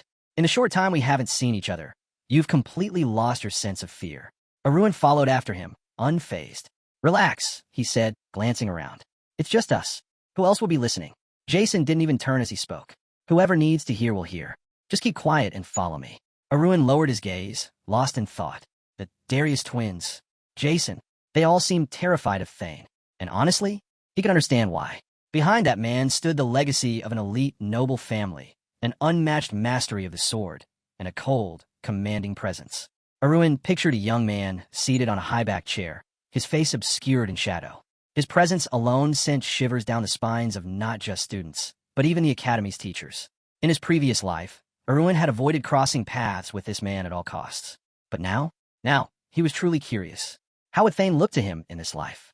Aruin followed Jason in silence, recalling that 3 nobles in Navarro Academy stood above the rest, grouped under similar monikers. The first, a tall man with brown hair draped in a white cape, Levadon, the Steel Guard. The second, a blond man in a red jacket, golden stripes on his shoulders, Dorian Albert, the Ardent Marquis. And the third, a young man with blue hair, cold and untouchable, Luther Carlson, the Cool Duke. These 3 were known as the 3 major lords of Navarro Academy. They weren't just powerful students. They embodied the might of Navarro's aristocratic elite, the kind of nobles whose influence extended beyond national borders. But among them, Luther Carlson stood at the peak. He wasn't just powerful, he was absolute. His influence spread through every corner of the academy. Aruin's eyes flickered as he spotted him. A blue-haired young man, lounging on a sofa, one leg casually propped on the back of a kneeling servant who remained perfectly still on the floor. Thane Carlson. Aruin's expression didn't change, but his eyes dipped slightly to the person beneath Luther's boot. A student, bowing low, his back used as a footrest. Luther barely acknowledged Aruin at first. Then, with half-lidded eyes, he glanced up, his lips curling into a lazy smirk. So you're finally here. Leaning back against the sofa, his gaze flickered over Aruin's figure, assessing him. Your appearance isn't bad, he murmured, but you're not tall enough. His eyes gleamed with amusement. Ah, well, you're still young. You might grow. Aruin remained calm, lips parting slightly as if in thought. Maybe. Why does this guy immediately feel the need to evaluate me? An uncomfortable silence stretched between them. Luther's smirk faltered slightly. He raised an eyebrow. What? Jason, standing beside Aruin, bared his teeth slightly, gritting his words in a whisper. Stop talking back. Aruin exhaled lightly, his indifferent gaze dropping back down, to the student still on the floor, head lowered, not daring to move. His fingers twitched slightly. A familiar sight. Again, Aruin's eyes darkened. Is their leader even sane? Luther, unfazed, allowed a quiet chuckle. I have to say, he mused, I'm quite surprised. He turned his gaze toward Jason. You've been hiding a pearl all this time, haven't you? Aruin met his gaze, expression blank. What pearl? Luther's lips curled in amusement. No sandbanks in the north. Aruin's face remained impassive. Luther chuckled, clearly entertained. You're funny. Beside them, Levadon, the Steel Guard, stiffened when his name was suddenly mentioned. Luther turned to him, smirking. You're not nervous, are you? His eyes gleamed. Now that your younger brother is looking better than you? Levadon's brow twitched in irritation. Excuse me. He jabbed a finger at himself. Him. Better than me? Luther rested an elbow on his knee, his expression mocking. If one fool calls another a fool, doesn't that just mean you should carry your little brother around as decoration? Jason's mouth fell slightly open, his eyes widening in shock. Before anyone could respond, Luther let out a tired sigh, waving his hand dismissively. Enough. This is getting tedious. His gaze dropped toward the student beneath him, as if only now remembering his existence. Without warning, he shoved his boot against the boy's back. Get lost, he ordered, voice completely devoid of emotion. I don't need a footrest anymore. The boy flinched, letting out a quiet, muffled whimper, but didn't dare protest. Aruin's eyes remained cold, his gaze locked onto the pathetic scene before him. This place really hasn't changed. Aruin watched as the servant slowly pushed himself up from the floor, his fingers briefly rubbing at his chin. The young man's pink eyes flickered toward the Baron for a moment before lowering again. With his lips pressed into a thin line, Aruin observed him silently. Hunched over, the servant hurried toward the exit, his steps stiff and quiet. Jason followed him with his gaze, but said nothing. Aruin turned his head slightly, watching the reactions of the banquet attendees. Low murmurs spread through the room. Well, thanks to the new guy showing up, at least he got let off early today. He must be relieved. Relieved? Someone scoffed. If he's willing to live his entire life as a lackey, he might as well cut out his own tongue now and save himself the suffering. Aruin's gaze darkened slightly. Luther Carlson let out a soft chuckle. You don't approve? Aruin turned his attention back to the blue-haired noble, who sat lazily on the sofa. Luther smirked. You think I'm going too far? Leaning forward slightly, he added, My way of dealing with people is like handling a footstool. Nothing more. His tone was light, but the weight behind his words was undeniable. Aruin met his gaze with an indifferent expression. To some extent, yes. Luther's smirk widened, but his eyes remained cold. And yet, he mused, reclining further into the sofa, your opinion on the matter doesn't concern me in the slightest. His voice remained calm, but there was a slight shift in the air. His gaze sharpened. But since we're talking about perspectives, Luther continued, his smirk fading, let me ask you this. His face darkened. His eyes narrowed with clear dissatisfaction. Why do you refuse to show me the proper respect? Jason, standing just behind Ruin, visibly tensed. Ruin, on the other hand, remained completely calm. Unfazed, he tilted his head slightly. Is this just the cultural standard around here? Luther blinked once. What? Rolling his eyes slightly, Ruin waved a hand. The way you and the Darius brothers behave. It seems to be a running theme. Then, his gaze grew sharper. And despite being a third-year student, you don't even show the slightest bit of courtesy to Jason, who outranks you in seniority. Luther's eyes flickered. Ruin folded his arms. So, naturally, I decided to follow that same standard. A brief silence settled over the room. Jason's face paled in horror. Luther's brow furrowed in confusion. Then, a sudden burst of laughter erupted from the sofa. Luther leaned forward, shoulders shaking as he laughed, an almost amused disbelief in his voice. Huh, so you've got a sharp tongue too? He grinned, wiping at the corner of his mouth. The more I look at you, the more useful I think you'll be. His sharp blue eyes locked onto Ruin. I just hope, Luther mused, his smile widening, that your skills are as good as your wit. Ruin said nothing, his expression unreadable. But in his head, he noted something. He's only now bringing up abilities. Is he seriously thinking about testing me? Luther raised a hand, casually gesturing toward himself. Word is, you had a duel with Kieran. Ruin didn't react. Luther gave a slight wave, as if dismissing the topic. And after that, he's been like this. Ruin's gaze flickered toward the far side of the banquet hall. Sitting alone on a small sofa, his back slightly slouched, was Kieran. His once sharp gaze was distant, his chin resting against his hand, as if staring into nothing. Luther smirked. Everyone knows about it. His voice was mocking, playful. But they're all dying to know. Ruin remained silent, watching his whispers spread through the room. Luther leaned forward slightly, lowering his voice just enough to make it sound conspiratorial. They say, maybe it was because of the colic of thrown phrases. His smirk widened. Or maybe there's another reason entirely. Ruin simply closed his eyes. Luther let out a slow, exaggerated sigh. You're all fools, he muttered. Then, with a lazy smirk, he added, winning or losing, that doesn't matter in the slightest. Ruin's eyes flickered with interest. Oh, Luther continued, leaning back against the sofa. The words of the steel-blooded count. Now, those actually hold meaning. Hearing that, Ruin's lips curled slightly. So, he took the bait after all. Did I throw out a line for a carp, only to hook a crucian instead? It seemed that Luther was more interested in this so-called secret than he let on.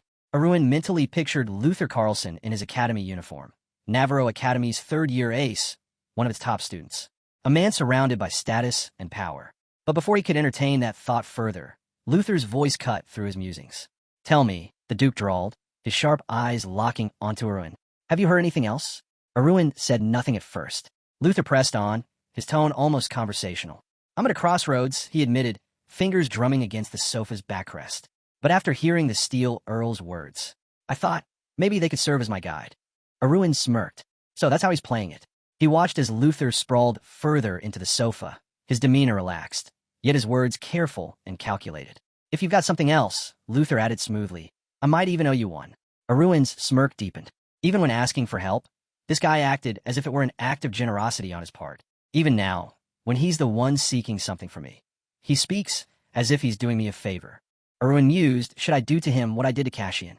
After all, mysteries always seemed more enticing when they felt just out of reach, like a labyrinth that only pulled you in deeper. Finally, Ruin spoke. There was one more thing. Luther leaned forward slightly. Go on. Ruin shifted his gaze slightly to the side, his tone measured. A knight who has reached great heights controls strength with gentleness. Luther listened intently. Ruin continued. They overcome heaviness with lightness, speed with slowness. Then, almost as an afterthought, he added, Kieran was the one who said that. With a quiet breath, he raised his hand, spreading his fingers slightly. And lastly, his voice dropped lower, the fullness within the emptiness. Luther's expression froze. A few nobles nearby exchanged glances, their brows furrowed in confusion. What does that even mean? One of them muttered. Ruin smiled, his confidence unwavering. It means, he explained, to pretend there's nothing, even when there is. To be full, yet appear empty. His gaze sharpened slightly. When you hide your true worth, you blend in better than anyone else. Jason's eyes widened slightly. Luther, for the first time, looked genuinely intrigued. He let out a quiet chuckle, nodding to himself. Huh, now it makes sense. His fingers tapped lightly against his knee. Feels like something just clicked into place. Arun exhaled slowly, shaking his head slightly. Here we go again. Luther's ego was unshakable. He probably thought he was on his way to becoming the next founding emperor just from hearing a few phrases. If enlightenment were that easy, I wouldn't have had to suffer through everything myself. Jason, still processing, finally spoke. Wait, why are you telling him something different from what you told me? Arun raised an eyebrow. Luther grinned, eyes narrowing. Oh, the third son seems to know more than the second. His voice held a teasing edge. Now tell me, who should we be excluding here? Jason visibly tensed, struggling to respond. His face darkened, his body stiff. He had no idea how to answer. Luther watched him for a moment, then laughed a low, entertained sound. Honestly, he mused, the only useful person in your family is Kieran. Jason's breath hitched. Luther leaned back, smirking slyly. Before, I was just joking when I said you should start getting nervous. He tilted his head slightly. But now, I actually mean it. The room tensed. With an amused sigh, Luther tapped his boot lightly against the floor. Well, I must say, I like you, Arun. Then, without missing a beat, but I can't let you into Club 21. Arun's gaze didn't waver. Oh, Luther leaned forward. All seats are taken. That's our symbol. We can't just add another member. His voice dropped slightly. But I'd hate to just let you walk away. Turning slightly, he glanced at Jason. What do you think? He asked smoothly. Jason stiffened. His face darkened as his gaze darted toward Arun in silent disbelief. The Duke of Thero's Academy had just offered to make room for his younger brother. Jason flailed his arms in frustration, his face twisted in disbelief. You're seriously saying this now? Luther exhaled heavily, shaking his head. A smirk played on his lips. Jason, let's be honest, you bring nothing to the table besides the big name of the Steelguard family. Jason's expression stiffened, his mouth opening slightly in shock. Luther leaned back, his smirk widening. I don't exactly need two of you around. Arun watched in silence as his older brother hesitated, clearly thrown off balance. Luther raised an eyebrow before adding nonchalantly, don't take it too hard. Thanks to Layskin Nim, you still get to enjoy the benefits of the club in peace. He shrugged. You should be grateful. Jason's body tensed, but he forced out a small, hesitant thanks. His voice was barely above a whisper. Luther turned his gaze back to Arun. Now, Baron, his eyes gleamed with something unreadable. Would you be willing to fulfill a small request of mine? Jason, desperate to keep things civil, laughed nervously, waving his hand. Of course. Anything you need. Luther's smile darkened. He slowly extended his hand toward them. I just had a thought. His voice was smooth, but carried an unmistakable edge. Why don't we have a little duel? Jason's eyes widened in horror. Wait here. Arun remained still, his expression unreadable. Luther's smirk turned predatory. He could see Jason trembling. Relax. It's just a trivial little match. His voice dropped lower, almost teasing. We'll just measure our strength a little. A simple test. Before Jason could react. Crack.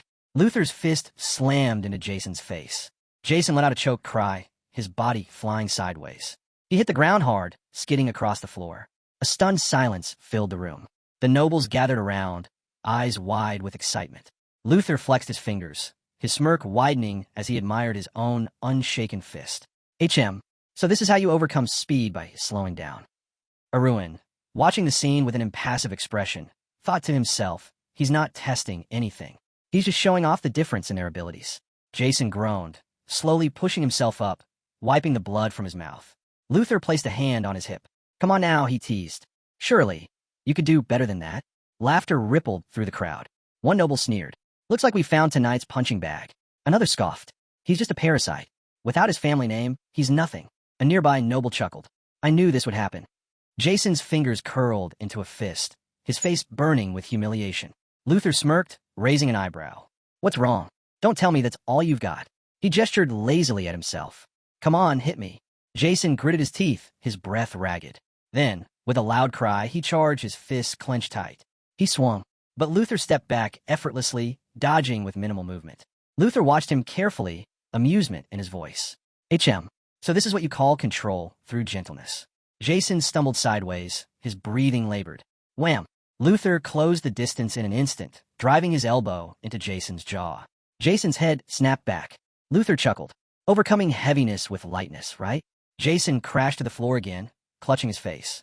He let out a shaky breath. Damn, that's harder than I thought. Crack. Luther struck him again, this time hitting his cheekbone with sharp precision. Would it be easier like this? Jason barely had time to process the pain when... Smack!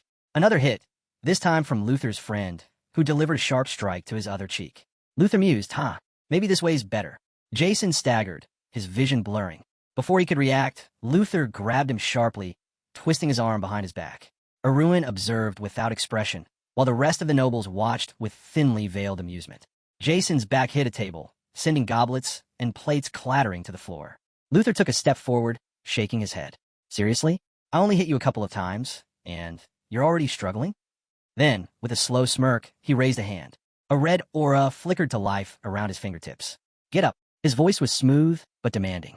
You're finally starting to understand those enlightened words, aren't you? Jason staggered to his feet, his entire body trembling. But his eyes were blazing with fury. Luther's smirk faltered slightly. Oh, then, a figure appeared between them in an instant. Arun. The entire room froze. Gasps filled the air. Luther stared at him, eyes flashing in surprise. Cassian and Selena, who had been watching from the sidelines, exchanged wide-eyed glances. The nobles whispered among themselves.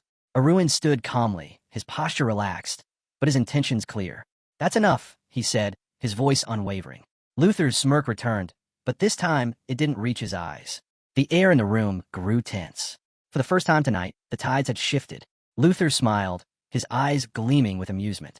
He tilted his head, staring at Arun with something between curiosity and irritation. Did you really just say that to me? Arun met his gaze with calm confidence. How could you even call this a duel? He replied smoothly. All I see is one-sided humiliation. Luther took a step closer, casually waving a hand. And isn't that part of the process? He smirked. Shouldn't one seek enlightenment step by step, without hesitation? Arun chuckled, shaking his head. If breaking past a wall was as easy as taking a few meaningless hits, even a cow could master aura. Luther's expression stiffened. His brow furrowed slightly, a wrinkle forming on the bridge of his nose. It's been a long time since anyone has spoken to me like this, he muttered, voice laced with irritation. Even with his usual air of arrogance, a trace of annoyance crept in. Lowering his head slightly, hands resting on his hips, Luther's voice dropped into a near whisper. Do you really think anyone from the Steel Guard family could pose a problem for me? Arun said nothing. Luther's sharp gaze flickered toward him. Without your grandfather's legacy, what are you? The question hung in the air. Luther turned to the nobles around him. Tell me, are you curious about the answer? A few people in the crowd chuckled knowingly. Someone scoffed. The Steel Guard? They're nothing but Northern Hillen Billies clinging to past glory. They have neither education nor skill. Arun took in their reactions, his face remaining calm. But his blood boiled. He could picture his grandfather, standing tall, sword in hand, once revered as a hero. That legacy had long since faded. His family was no longer the Steel Guard they once were. Jason, still hunched over from the blows, looked up, eyes darting toward Arun, only to see his younger brother extending a hand. Jason's breath hitched. For a moment, hesitation flickered in his eyes. His lips parted, then closed again. Slowly, Jason lowered his head. His jaw clenched. Then, he reached forward, gripping his brother's hand. Luther, standing with his hands on his belt, grinned. You're just leaving? He mocked. Jason rubbed his bruised face, but didn't respond. Arun turned slightly, his gaze steady. Do we need your permission to go? Luther let out a low chuckle. I didn't mean it like that. His smirk deepened, but his eyes sharpened. You're free to leave, he said smoothly. But remember this. His voice took on a predatory edge. I always settle my debts. Luther's piercing gaze flicked between the two brothers. And after tonight, you both owe me. Jason stiffened beside Arun. Arun, however, simply smirked. If we're talking about charity, then there's no need to repay it, he said coolly. I don't accept handouts. Luther's expression briefly faltered. His mouth parted slightly, his blue eyes darkening. Charity, he repeated, almost disbelievingly. Arun's face remained calm, but firm. His aura thickened. Didn't you get exactly what you wanted? He asked, voice unwavering. You wanted the Steel Blood Count's enlightenment, didn't you? For the first time, Luther was at a loss for words. Arun let out a slow breath, shaking his head. Even if you understand the concept, that doesn't mean you can grasp its true essence. With that, Arun turned his back on him. Jason followed without a word. Luther stood motionless, watching them go. Then, he suddenly burst into laughter. He exhaled, running a hand through his hair. Unbelievable. The nobles around him laughed along, some clapping, others whispering among themselves. One of them sneered. If they were shaking in fear, they should have just said so. But Arun and Jason didn't react. They walked straight out of the banquet hall, ignoring the jeers behind them. Jason kept his head lowered, but Arun, a wicked smirk tugged at the corner of his lips. Let them laugh now. Soon a lot will change. As they strode through the academy grounds, the cold night air wrapped around them. The darkness felt thick, the path illuminated only by the dim academy lanterns. Neither brother spoke. Finally, Jason clenched his fists, his bruised face twisting with frustration. His voice shook with anger. This is all because of you. Arun stopped, glancing over his shoulder. Jason trembled, his breath ragged. Then, his voice rose into a Kaplan shout. Because of you, I'm going to be kicked out of the club. His voice cracked. They'll make me a pariah, an outcast in my own class. His arms shook at his sides, his pride completely shattered. Arun sighed quietly, turning to fully face him. Jason. His older brother glared, waiting for his response. Arun's eyes narrowed slightly. Good. Jason's expression froze. For a moment, he looked like he hadn't heard him properly. Arun's smirk widened. This is exactly what you needed. Arun met his brother's Kaplan glare with an expression of complete indifference. Jason was shaking with rage, his fists clenched at his sides. Arun held his gaze, his voice calm. Are you really that afraid of Luther? Jason's face twisted. He suddenly leaned forward, eyes wide, his voice booming with frustration. Of course I am, he bellowed. He doesn't care about Steelguard, or anyone else. Arun studied his brother's shaking frame. Jason was panicking, but more than that, he was cornered. Arun exhaled. Then tell me this. He tilted his head slightly, his voice quieter now, more cutting. Why do you think our family ended up like this? Jason's breath caught. His expression shifted, confusion flashing across his features. What? Arun watched him closely. Jason's lips parted slightly, trying to form a response, but nothing came out. He froze completely when Arun answered for him. This happened because of us. Jason flinched. Arun's gaze sharpened. If Kieran had been in our place, he never would have been treated like this. A single bead of sweat rolled down Jason's face. He stared at Arun, unable to deny it. Arun lowered his gaze slightly, observing his brother's expression. Jason had thought the same thing. Even if he didn't say it out loud, it was written all over his face. For a moment, Jason stood frozen, his mind racing. Arun could tell he was struggling. For years, Jason had clung to excuses. He had witnessed everything, yet always found a way to justify it. But now, the reality was crushing him. Jason's lips pressed into a thin line, his face shifting from confusion to anger. His gaze hardened, disgust flashing in his eyes. Arun let out a long exhale, shaking his head slightly. He had no more patience. Stuffing his hand into his pocket, he turned away, his footsteps slow but deliberate. Jason's eyes snapped up. Wait, where are you going? Arun didn't stop. I had some doubts about this. His voice was steady, resolute. But thanks to you, I've made up my mind. Jason blinked, completely lost. What? Raising a hand in frustration, he demanded, Why are you going back? Without looking back, Arun smirked. You already know the answer. Then, he finally glanced over his shoulder, his eyes dark and piercing. No matter how much we pretend not to know each other, you're still my brother. Jason's breath caught in his throat. His entire body went rigid, his mouth opening slightly in shock. Arun's voice remained cold as he continued. But with the things you've done and the things you've said, Jason's entire body tensed as Arun's gaze bore into him. You've done more harm to the Steelguard family than anyone else. Then, without another word, Arun walked away. Jason just stood there, eyes wide, unable to move. Back at the banquet hall, two red-haired figures stepped into Arun's path. Kieran and Duran blocked his way, their expressions twisted with irritation. Why the hell are you back? Kieran sneered. Duran scoffed. Did you forget something? Arun's eyes darkened as he let out an exasperated sigh. What is with you two? He muttered. Why do you always get in my way? The twins bristled at his words, their faces twisting in anger. Do you even know who you're talking to? Kieran shouted. Luther, who had been quietly sipping his drink, glanced over with mild interest. At the mention of Steelguard, his lips curled into a smirk. Lazily, he lifted his glass. Do whatever you want with them. The Darius twins grinned. Arun, however, merely tilted his head, an amused glint in his eyes. Kieran crossed his arms. Where's Jason? Duran snorted. Didn't want to show his face after getting humiliated? Arun met their smug expressions and simply smiled. You mean, he said, he didn't tell you anything? The twins froze. For a moment, their grins faltered. Then, heard you used cheap tricks in that duel, Kieran sneered. Duran laughed. Guess you're just as pathetic as him. Arun closed his eyes, a quiet chuckle escaping his lips. When he reopened them, the mockery vanished from the twins' faces. Before they could react, thud. Kieran's body jerked violently, his breath catching in his throat. At the same time, Duran doubled over, a sharp gasp escaping him. Arun had struck them both, his fists buried deep in their stomachs. The entire banquet hall fell silent. The twins' faces paled as their bodies went rigid with shock. Their lips parted in silent screams, their bodies trembling as they collapsed to the floor. Aruin slowly retracted his fists, his expression cool and satisfied. He glanced down at them. You only ended up like this because your brother stayed quiet. Luther, who had been casually watching, finally leaned forward, his eyes narrowing slightly. Cassian and the other nobles stared in stunned silence. Then, with a calm yet sharp gaze, Aruin looked directly at the Duke. A smirk formed on his lips. How about it, Luther? His voice was smooth, unwavering. Care for a duel? Luther stood frozen, his mind struggling to process what he had just witnessed. Hillen and Duran lay motionless on the floor, their faces pale with shock, their bodies still reeling from the blows Aruin had just delivered. Luther's lips parted slightly. What? Aruin met his gaze with a calm, amused expression.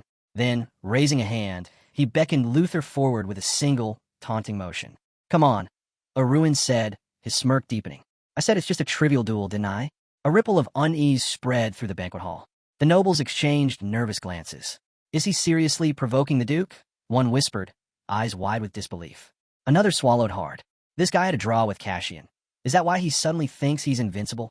But the Darius brothers are from a high noble lineage, and he just took them down with one hit each. No one could make sense of what was happening. Behind Luther, several guests stared, waiting for his reaction. If he accepted the duel, what did he gain? Nothing. But if he refused, his reputation would take a devastating hit. Luther hunched forward slightly, his jaw tightening. Then, in a low, irritated voice, he spoke. I thought you were strong, he muttered. But you're just a complete idiot. His gaze turned sharp, his pupils contracting with anger.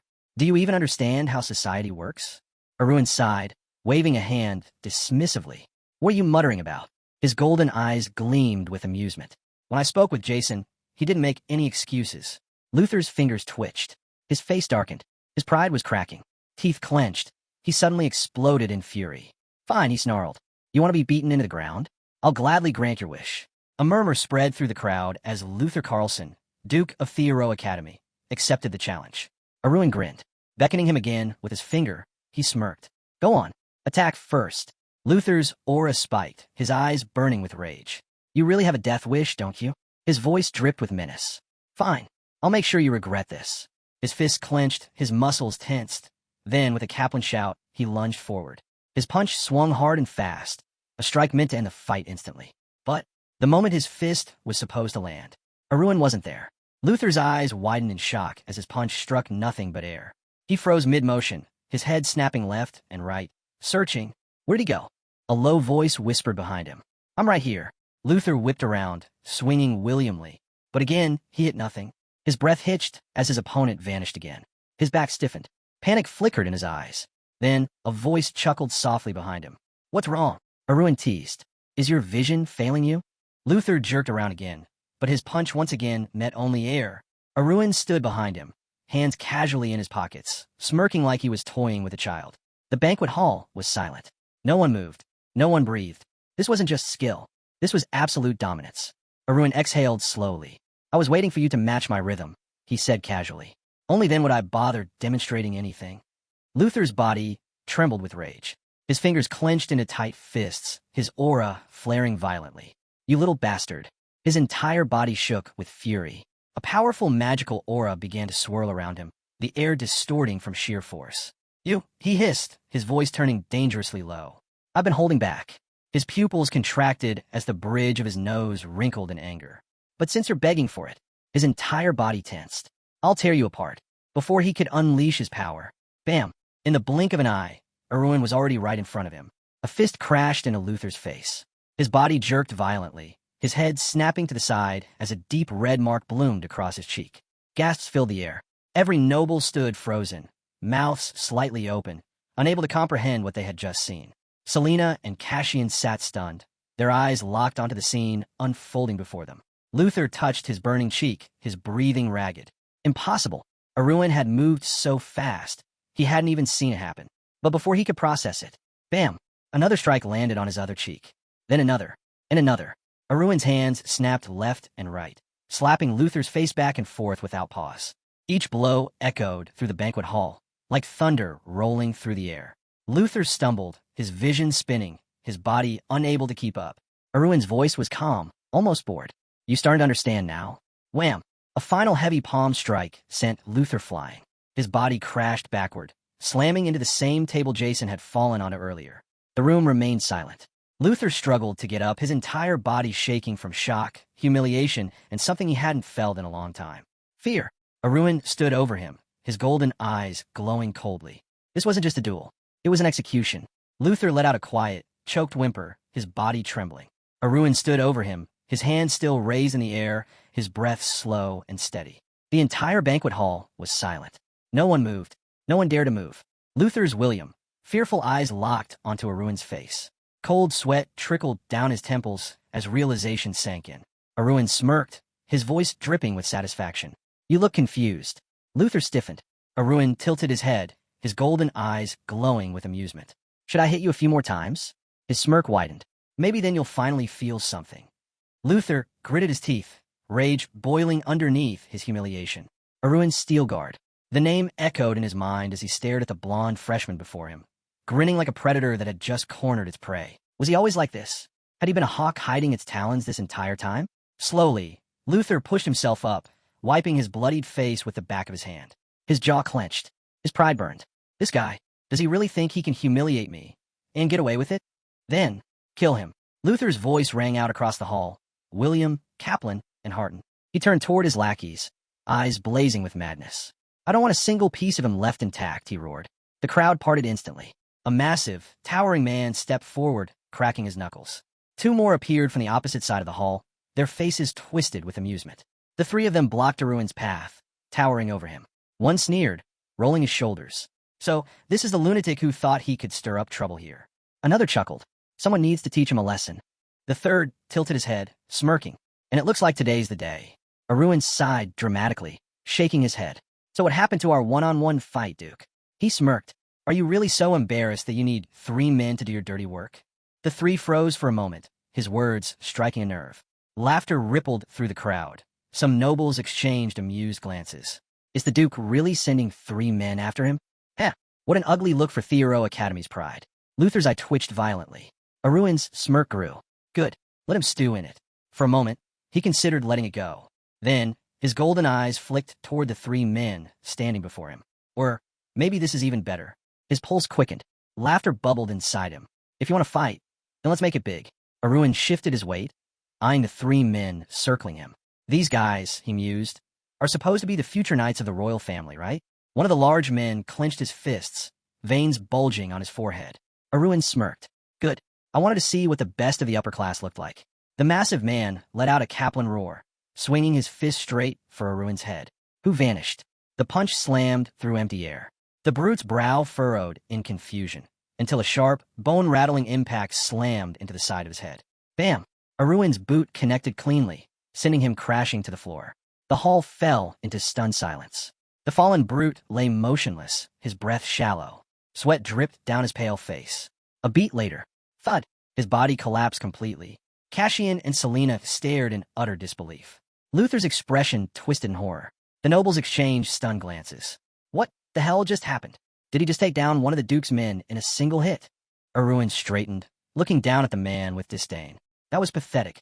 The other 2 lackeys hesitated, glancing at each other. Luther, however, was frozen in place. Arun turned to him, his expression cold and unreadable. Luther's breath hitched. He took a step back. What the hell is this guy? Then, Forrest. Luther's voice cracked with urgency as he turned sharply, shouting toward the back of the hall. The room shifted as a tall figure finally stepped forward.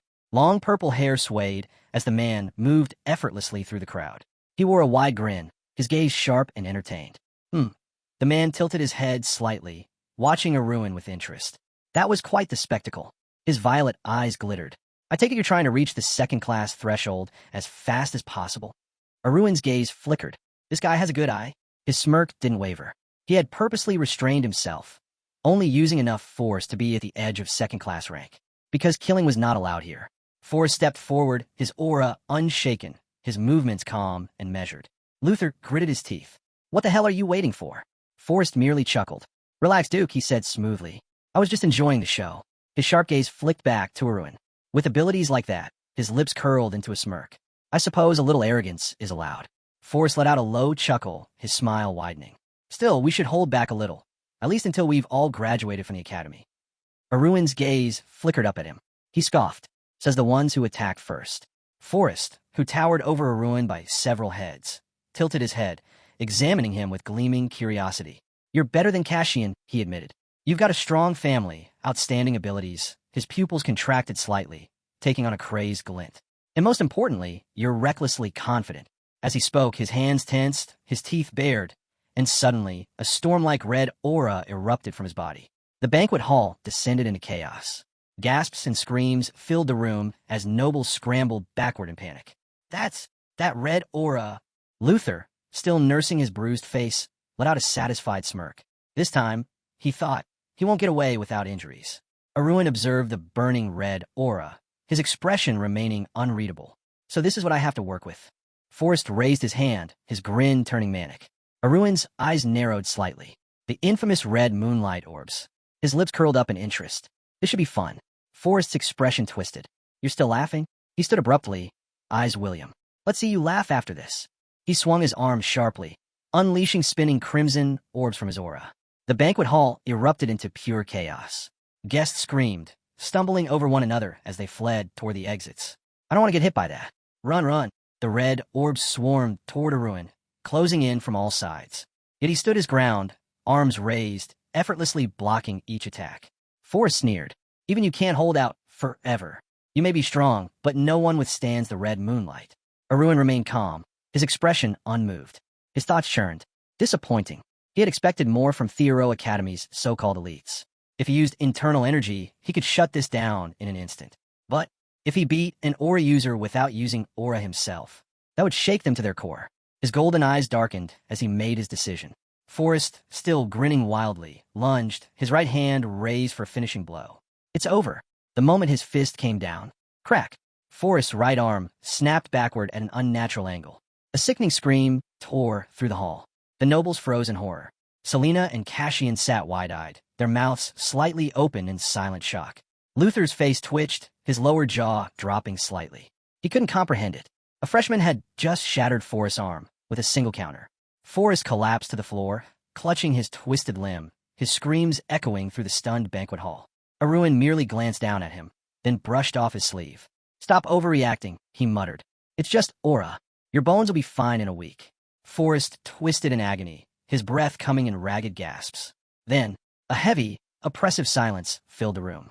Aruin turned his gaze toward the nobles still standing frozen, their expressions stricken with fear. His smirk faded. His eyes gleamed coldly, his voice dropping into a low, commanding growl. Stop staring. The entire room flinched. For a second, no one moved. Then, like a spell had been broken, all at once, the nobles averted their gazes, pretending to look anywhere but at him. Aruin exhaled slowly. Good. Then, a slow clap echoed through the hall. Luther, sitting on the edge of his chair, was clapping, his expression still twisted with disbelief. Even after watching it happen right in front of me, he admitted, grinning faintly, I still can't believe it. His eyes flickered, his voice laced with something between awe and resentment. A freshman using aura at this level. Luther let out a low, exasperated chuckle. Truly incredible. Luther continued clapping, his eyes gleaming with enthusiasm as he looked at Aruin. Well, he mused. If someone like you can defeat Forrest, then perhaps the Steel Guard family still has some firepower left after all. Aruin shot him a narrow glance. Why are you suddenly talking to me like that?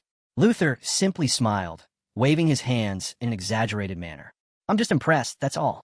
Then, lowering his voice slightly, he added, let's end this pointless psychological war, shall we? He extended his open palm toward Aruin, his grin widening.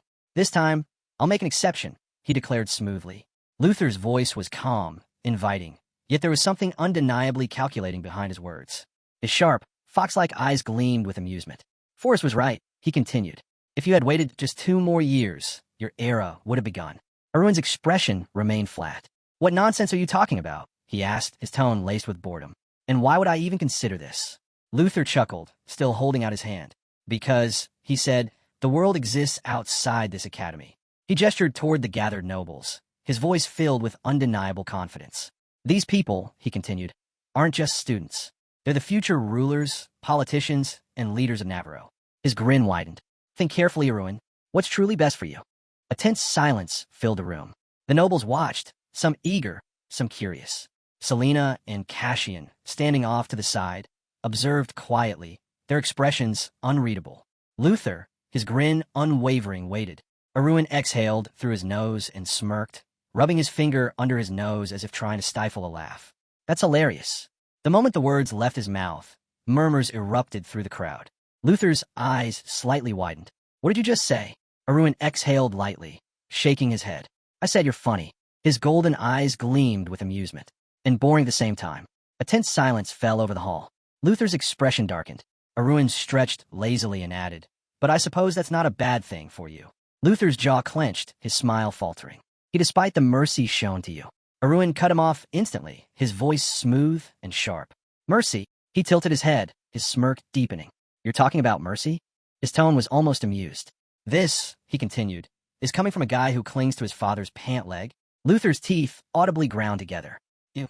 Arun smiled pleasantly, but his golden eyes gleamed coldly. You must have nothing else to boast about besides your position and your family name. Luther's aura flared violently. With a sudden snarl, he reached into his coat, and a knife flashed in his grip. The banquet hall gasped in shock. Some nobles stood frozen, their mouths slightly open. Luther's voice trembled with fury. Shut your damn mouth. And then he lunged. The blade swung toward Arun's throat. But before it could land, Arun didn't move. Instead, his fingers twitched, and in an instant, the knife flew from Luther's grip.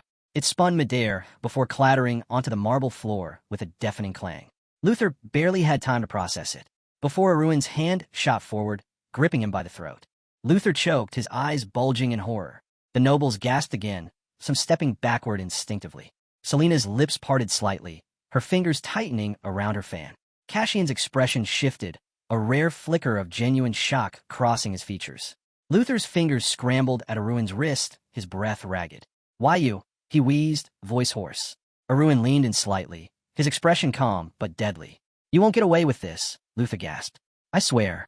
Arun's grip tightened slightly, cutting him off. His voice dropped to a low whisper. You've always thought you were special, haven't you? Luther's pupils dilated in alarm. Arun lowered his voice even further, so only Luther could hear. But to me, he tilted his head. You're nothing more than a pathetic fool. Luther's face contorted, his pride cracking before everyone's eyes. Arun finally released him, letting him fall several feet away onto the ground. Luther landed hard, his body slumping against the cold floor. And then he stopped moving. His body lay limp, completely unconscious. A heavy silence filled the hall. Every noble stood frozen, their expressions filled with disbelief. Selena was speechless. Cassian's mouth had slightly parted, as if unable to form words. Arun dusted off his sleeve, utterly unfazed. Thane, in a calm and steady voice, he spoke. You built a fortress called Club 21. He turned his gaze to the remaining nobles, his golden eyes piercing. But at the end of the day, he said, your fortress is nothing more than a sandcastle. Luther's fingers twitched slightly, his unconscious mind barely registering the words. The nobles stared at Arun in shock. Arun slowly turned away, stepping over Luther's motionless body. And just like that, the era of Theoro Academy had changed. Arun turned his gaze toward the crowd, his expression cold and unwavering. You all, he said, his voice cutting through the silence. Don't make the mistake of causing me problems. The banquet guests immediately looked away, their faces pale, their bodies rigid with tension. But Arun wasn't done. His golden eyes gleamed dangerously as he took a step closer, his presence looming over them like a predator circling its prey. I'm waiting for an answer. A ripple of fear spread through the room. Some nobles stammered incoherently, their voices barely above a whisper. Others glanced at the floor, too afraid to speak at all. We won't, someone mumbled weakly. Arun let the silence hang for a moment, his piercing gaze sweeping over the trembling crowd. Cassian sat frozen, his expression unreadable. Selena, watching from the sidelines, let out a soft chuckle, a small smile playing on her lips. Without another word, Arun exhaled and turned, slowly stepping away from the crowd. Outside, the academy grounds were bathed in the warm glow of lanterns. The towering buildings stood tall against the night sky, their windows flickering with light. Arun pushed open the heavy doors and strode forward, his thoughts elsewhere. Thane! His eyes flickered toward a familiar figure in the distance. Jason. His older brother was walking away, his posture rigid, his pace uneven. Arun narrowed his eyes. Jason hesitated, his shoulders tensing, as if he could feel Arun's gaze on him. Thane, slowly, He turned back, his expression uncertain. There was a thin mumbling in the air, barely audible. Arun tilted his head. Are you really going to pretend you didn't see anything? Jason flinched. Arun took a step forward, his eyes locking onto him. Even though we both know the truth. Jason's lips parted slightly, his breath uneven.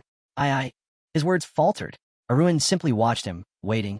A tense silence stretched between them. Thane, Jason lowered his head slightly, his fists clenching at his sides.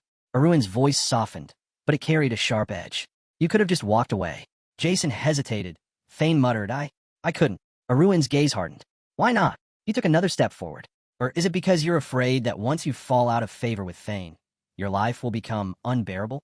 Jason flinched again, looking away. Arun let out a quiet sigh, shaking his head. So, getting beaten down wasn't enough?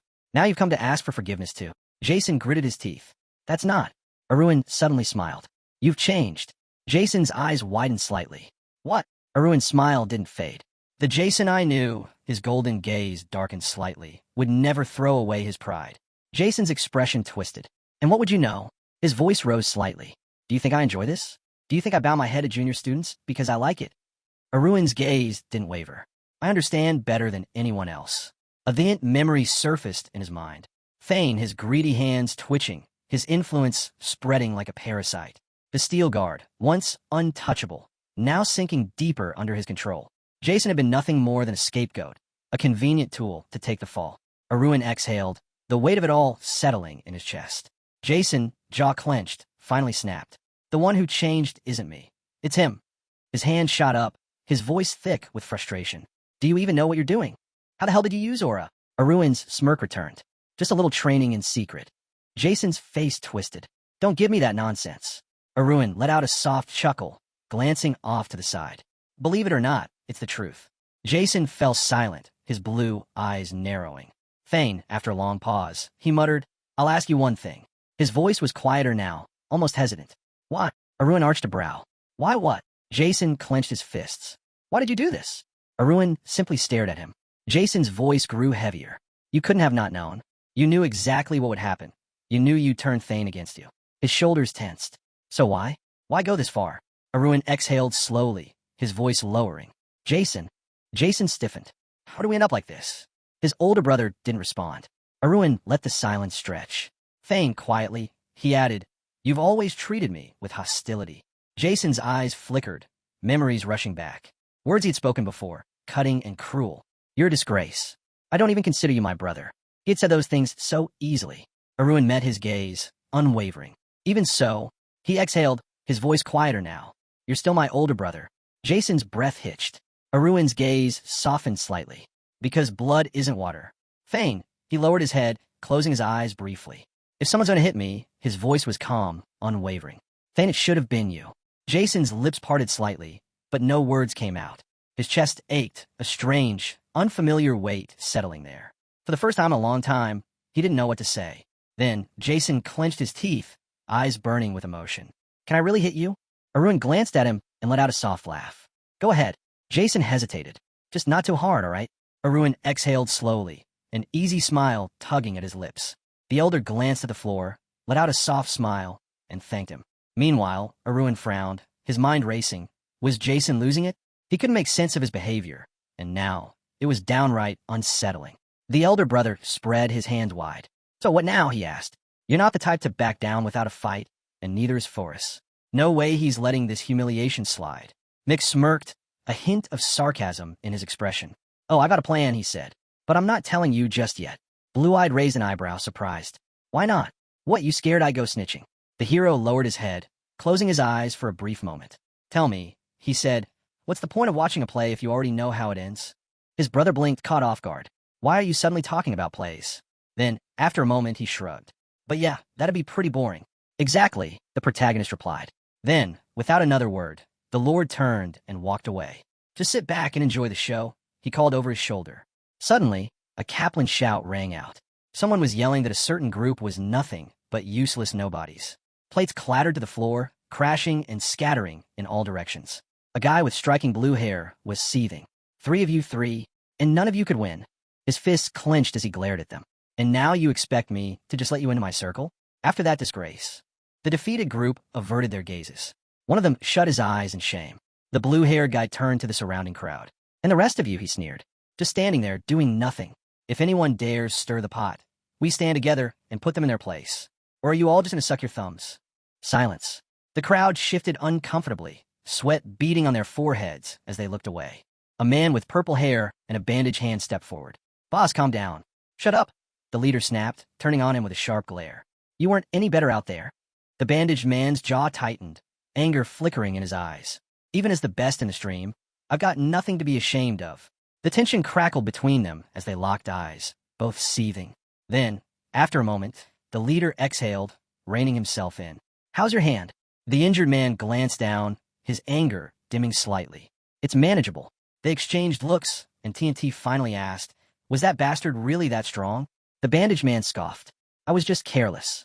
TNT shook his head. Carelessness is a weakness, too. Violet frowned, his brows knitting together. That guy, he has an aura, a strong one. He kept it hidden the whole time. Even with that flawless attack, he's only at the early stages of second grade. But next time, I'll take him down. The leader studied him for a moment. Good, he said, because if you don't, we'll have no choice but to call in the senior students, and that would be humiliating. Then, turning back to the crowd, he pointed a firm finger. You all know what happened here. But let's be clear, no one says a word. He held up a treasure in his hand, his grip tight. If word gets out, I will find out who talked. Mark my words. The hero watched from afar, taking in every word. They were making sure no one would speak, not to friends, family, or even distant relatives. This was a matter to be handled within their own circle. Arun, resting his chin on his hand, smirked to himself. All because of their pride, he mused. And yet, everything is playing out exactly as I planned. From a rooftop's edge, he observed the building below, his mind working. For now, they would all keep their mouths shut. That much was certain. There was nothing to worry about for now. Then, shifting his gaze, he thought it's time. Time to move forward. Time to face the real purpose of this visit, the 21 clubs. The scene changed. Simple four-story houses lined the streets, some windows glowing faintly in the night. A man stood beneath one of the buildings, shrouded in a long coat. He trembled, gripping a knife in his hands. A tear slid down his cheek before he choked back a sob, pointing the blade toward himself. But just as he was about to act, a voice cut through the silence. He wanted to make a bet. A boy with short, cropped blue hair turned at the voice. His eyes widened as he recognized the hero standing there. The protagonist offered a slight smile, crossing his arms. You won't be able to do it, he said confidently. The boy, trembling, stared at him in shock. You were just here a moment ago. Before he could finish, the protagonist interrupted, stepping forward. Steelguard, he introduced himself smoothly. Do you remember me? Hugh hesitated, the name striking a chord. Steelguard, he muttered.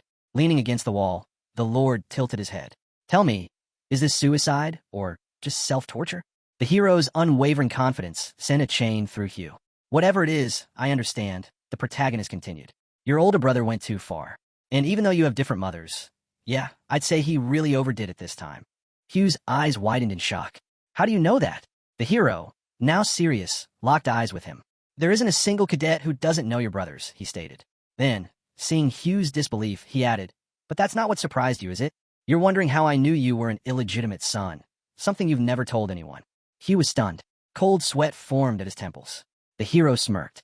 Don't worry, I won't say a word. But inside, he thought of course I knew. It's all thanks to my knowledge of the future. Hugh shivered slightly, but remained silent, his thoughts racing. The hero extended his hand.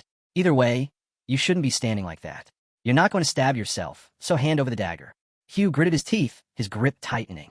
Then, in one swift motion, he raised the dagger high above his head, aiming for his own stomach. His eyes squeezed shut, but before the blade could land, a firm hand caught his wrist. Hugh's eyes snapped open in shock. In an instant, the protagonist had closed the distance, gripping his arm tightly. A small smile played on his lips. Honestly, I'm a little surprised, the hero admitted. I didn't think you'd actually go through with it. Hugh, slightly irritated, jerked his arm. Let go. Chief Junior Steelguard lowered his gaze slightly, peering up at Hugh from beneath his brows. Your older brother is too strong, he said. That's a problem. But you being too weak? That's a problem too. Wouldn't it be better if things were balanced? Hugh blinked, startled. What are you talking about? The two locked eyes, silence stretching between them. The hero exhaled. Just looking at you. I can tell. You've got a temper, he said. Hugh lowered his head slightly. Let me go. The hero's grip remained firm. And if I do, you'll just try again, won't you? He tilted his head. Tell me, if I release your hand, Will you try to cut yourself again? Hugh clenched his jaw, his glare sharp. But the hero only met his gaze with a calm, steady look. The tension slowly eased. Hugh's shoulders relaxed just slightly. Then, in a low voice, he muttered, "I won't." The protagonist nodded. He let go. Hugh lowered his eyes to the dagger's reflection. His own tear-streaked face stared back at him. His breath hitched, and before he knew it, the knife slipped from his fingers, clattering to the ground. His hands clenched into fists. His shoulders shook. Then, in a broken voice, he sobbed, "I don't want to die." The Lord watched him carefully. "Then live," he said simply. "No need to cry so much over it." But Hugh's tears only flowed harder. "Even if I live, I'll be no different from a dead man," he choked out. The protagonist frowned slightly, uncertain. That bastard Thane really is a piece of work, he thought. He's an expert at breaking people. Hugh didn't look up. He remained hunched over, trapped in his own misery. The hero sighed, thinking, if I want to fix this, I got my work cut out for me. Still, he studied the boy. "Your family. They probably treat you more kindly, don't they?" Hugh flinched but turned his head slightly. "My father never belittled me," he admitted quietly. The protagonist gave him a knowing look. "Sounds like something the Duke would do," he mused. "Cold to everyone equally, so no one can claim favoritism." The Lord shoved his hands into his pockets. "Is that why you hate him so much?" Hugh hesitated before mumbling, "Maybe." But then, his expression darkened. "Back at the Carlson residence, I had to keep my head down. But when we got to the academy, things changed. A cruel memory surfaced, the image of his older brother towering over him, forcing him to the ground. The younger brother humiliated, the older one ruling like a king. A kingdom of his own," Hugh muttered. "And I'm the prisoner." The protagonist studied him. "Ever thought of running away?" Hugh lowered his gaze, silent. Then, finally, he whispered, "I'd have done it already, if I were considered a person." A weight settled over him. He felt the crushing reality of everything. His brother's torment, the way people pointed fingers at him, as if he were less than human. "And my father," Hugh muttered. "He'll abandon me too." The hero exhaled. "So, that's why Thane torments you," he muttered. "He already knows everything." Hugh's face was hollow with realization. He said nothing, only nodding slightly. The protagonist watched him for a long moment. Then, with certainty, he said, "You're too young to die." Hugh's head snapped up, eyes wide. "What?" The Lord smirked slightly and gave him a thumbs up. "Since we've met," he said, "I'll help you." The descendant of Steelguard met his gaze and called him by name. Then, with unwavering certainty, he declared, "I'll make you the head of the Carlson house." The word struck the failed suicide like a bolt of lightning. He stood frozen, staring at the hero in disbelief. "What?" he whispered, his voice unsteady. As they faced each other, Hugh's mind raced. "What exactly are you trying to help me with?" he asked, his voice laced with doubt. The protagonist remained calm. "I meant what I said." Hugh swallowed hard, cold sweat trickling down his back. "Stop talking nonsense," he muttered, taking slow steps backward. His voice was firm, but his hands trembled. "Even if you're serious, so what? Your words are nothing but fantasy." And yet, just as he was about to turn and leave, he suddenly stopped. A pause. "Thane," slowly, he turned back around. "Thank you," he said quietly, "for saving me." A beat passed before he added, "I'll repay this debt. I swear it."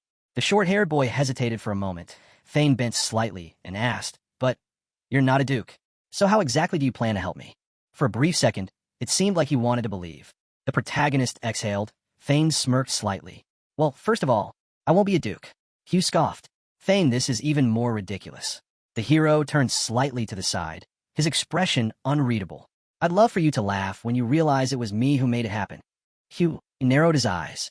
"What are you even talking about?" The protagonist didn't answer. Instead, he turned and began walking away. "You wouldn't believe me if I told you," he said over his shoulder. "So find out for yourself. Look into what happened while you were gone." Hugh stood there, frozen. The hero continued down the dimly lit street, his voice drifting back. "Find me when you're ready." Hugh remained rooted in place, watching the fading silhouette. His mind was a storm of confusion, disbelief, and curiosity. Whether he liked it or not, he had no choice. He would become a duke. A vision flashed in his mind. Years from now, sitting on a throne, addressing a hall of nobles. He thought of Thane, of his inevitable fate. In a few years, the man would die from an incurable disease. And, when that happened, he would have to step up and take over the Carlson family. The protagonist, now smiling slightly, mused to himself. "All I need to do is give things a little push." A grand castle loomed in the night, lights flickering in some of its windows. Inside the dormitory, most students were fast asleep, but one was still awake. Lying on his bed, arms folded behind his head, the hero stared at the ceiling. His thoughts spun endlessly. Club 21's entire purpose is to forge bonds with cadets destined for greatness. The more he thought about it, the more tempting the idea became. But then his glint smile faded slightly. Still, the chances of success aren't even 50%. That was unacceptable. He sat up, eyes sharp with determination. I need to be more selective. Not just Hugh. There are plenty of other students with the potential to rise. He imagined them, one by one. People who, despite their current standings, were destined for greatness. The future Duke. A failed nobody who would one day control a magic tower. A man who would become a legendary official. They were scattered, waiting to be gathered, waiting for someone to recognize their potential. The hero exhaled, standing up. I've been too careless about this academy. The trading company he was building, his growing influence in the underworld, it was all helpful, but the cadets here aren't just students. They're the future of the nation itself. A vision formed in his mind. A group of talented individuals standing by the academy's walls. I need to collect these diamonds and make them mine. A sly grin crept onto his face. He glanced to the side, already planning his next move. But first, I need to make my name known. The next morning, golden sunlight washed over the academy. Students bustled through the halls, but as soon as the hero stepped inside, the atmosphere shifted. Whispers spread through the crowd. Some students turned, eyes widening. Who's that? One murmured. Another student blinked in recognition. Wait, isn't that the guy who fought Cassian? Gasps followed. The very cadets who had witnessed that battle widened their eyes as they saw him now, standing in their class. The protagonist swept his gaze over the room. He could already tell the atmosphere in the upper class was more intense. Fierce. He took a slow step forward. Immediately, he was blocked. A bald cadet, arms crossed, stared him down. What business do you have here? He demanded. You're from the middle class. Why are you here? The protagonist sighed internally. Another gatekeeper. Wherever he went, someone always felt the need to stand in his way. The bald cadet's expression hardened. I asked you a question, he barked. The protagonist, unfazed, met his eyes. What's your name? The bald man scoffed, clearly annoyed. But before he could answer, the hero smirked. Actually, forget it. Your name doesn't matter. A flicker of irritation crossed the cadet's face. Tell me, the protagonist continued. What's your ranking? The bald cadet stiffened slightly. I'm ranked 30th, he admitted. The hero chuckled, his smirk widening. Ah, so you're the weakest of the top class students. A vein popped in the bald cadet's forehead. You, unbothered, the protagonist studied him. If he's 30th, that means he's at the bottom of the top class. If I defeat him, I'll move up automatically. He almost felt bad for the guy. Almost. His eyes swept the room. Now, who's a more worthwhile target? Out of the corner of his eye, he spotted Cassian. Cassian flinched slightly under the hero's gaze. The protagonist considered it. If I take him down, I'll attract too much attention. That wasn't ideal.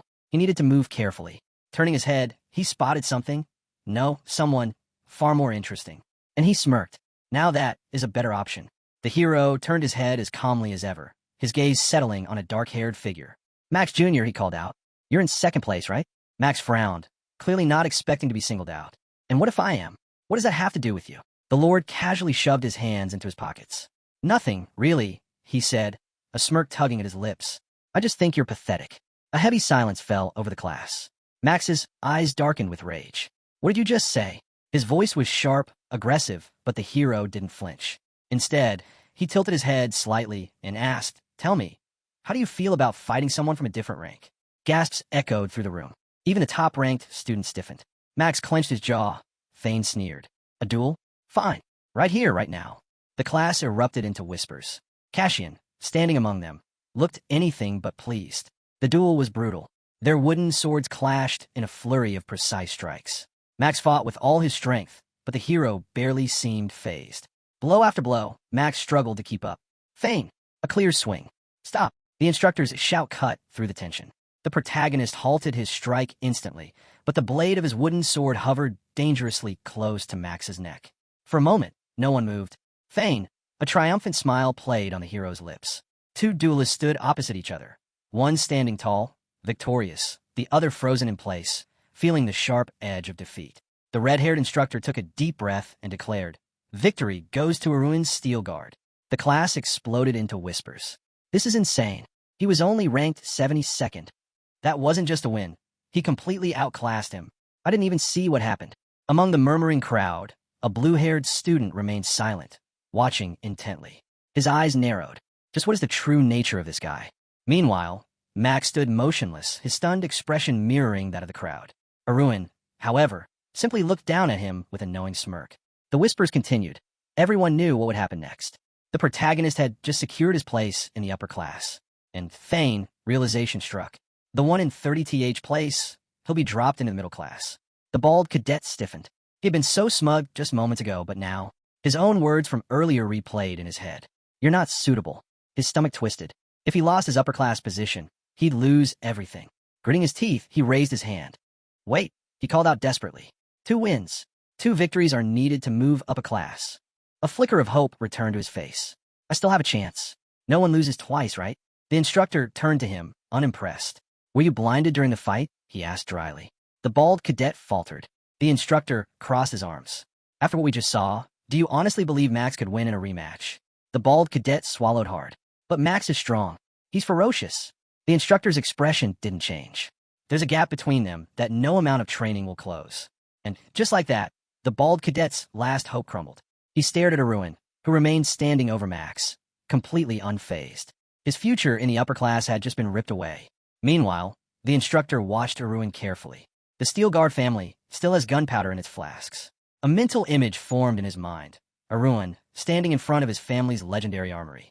So, the youngest one carries their true power. And maybe, just maybe, that was for the best. The moment Arun stepped outside, he was met with a huge crowd. He raised an eyebrow. What's with all the people? He asked. You all heard about the duel? Before he could get an answer, his attention shifted. A familiar figure leaned against a column in the distance. Phew. Arun wasted no time. He approached with a smirk.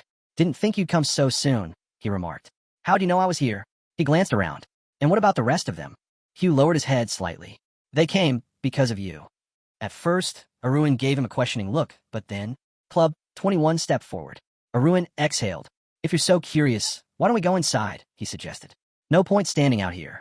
Hugh averted his gaze. They probably already knew the outcome, he muttered. Thane, leaning in slightly, he lowered his voice. I heard something, he whispered. They told me that you're the owner of an aura. Arun's eyes flickered with amusement. You figured that out pretty quickly, he said. Is that why you came looking for me? Hugh hesitated before answering. I haven't fully thought through your offer yet. Arun turned away slightly, crossing his arms. Not the best place to have this conversation, he noted. Thane, tilting his head toward a quieter area, he said, follow me. I know a spot where no one will bother us. A high wall, a staircase leading down to the water, a small pier. The two stood there, away from prying eyes. Hugh was the first to speak. I heard what happened yesterday, he said. What's your plan? Your older brother won't ignore this. Arun, looking as relaxed as ever, stretched his arm out slightly. Does that make you happy? He asked. Hugh's eyes lit up. He hesitated. Thane, a wide smile. Then he laughed. Loudly. Happy? I'm incredibly happy, he declared. He shook his head in disbelief. You even managed to grab Thane by the collar. You have no idea how much I wanted to be there. Arun blinked, momentarily caught off guard. Hugh went on, practically glowing with excitement. And you humiliated him. Ignored him. Right in front of everyone. I should have been there. Overwhelmed with gratitude, he suddenly grabbed Arun's hands, shaking them firmly. Thank you, he said earnestly. I'll never forget this. Arun raised an eyebrow. This family really is something else. He wasn't even this grateful for having his life saved. No, what mattered to him was that his brother was finally put in his place. After a moment, Hugh calmed down. His expression grew more serious. But I'd be a fool to think you've already won, he admitted. Thane is a madman. Spreading his arms slightly, he added, once he even tried to poison me. Arun's eyes sharpened. And? What happened after that? Hugh let out a bitter chuckle. Thane, looking down, he muttered. I was 5 years old at the time. The protagonist blinked in disbelief. Your older brother really has no filter, huh? He's completely insane. Thane, with a casual but piercing look, he added, so, you're still afraid of him, aren't you? Hugh hesitated before nodding. Of course I'm afraid, he admitted. But even so, I still came here to meet you. His voice was steady, but his hand trembled slightly as he stretched it forward.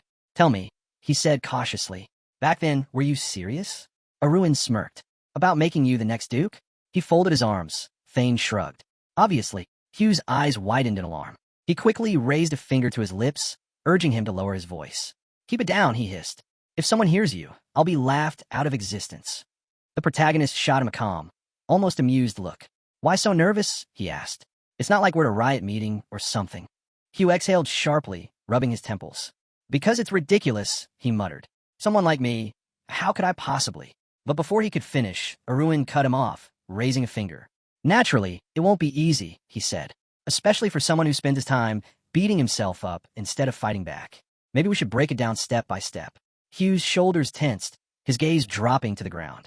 Erwin didn't hold back. First, you have no legitimacy. You're an illegitimate child. Hugh flinched. Second, your fencing skills are nowhere near your older brother's.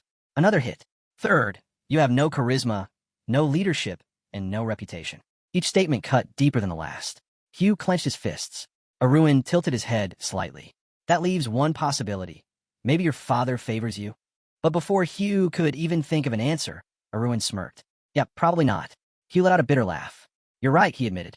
That's exactly how it is. He threw his arms out in frustration. That's why I don't understand how I'm supposed to even think about taking the Carlson title.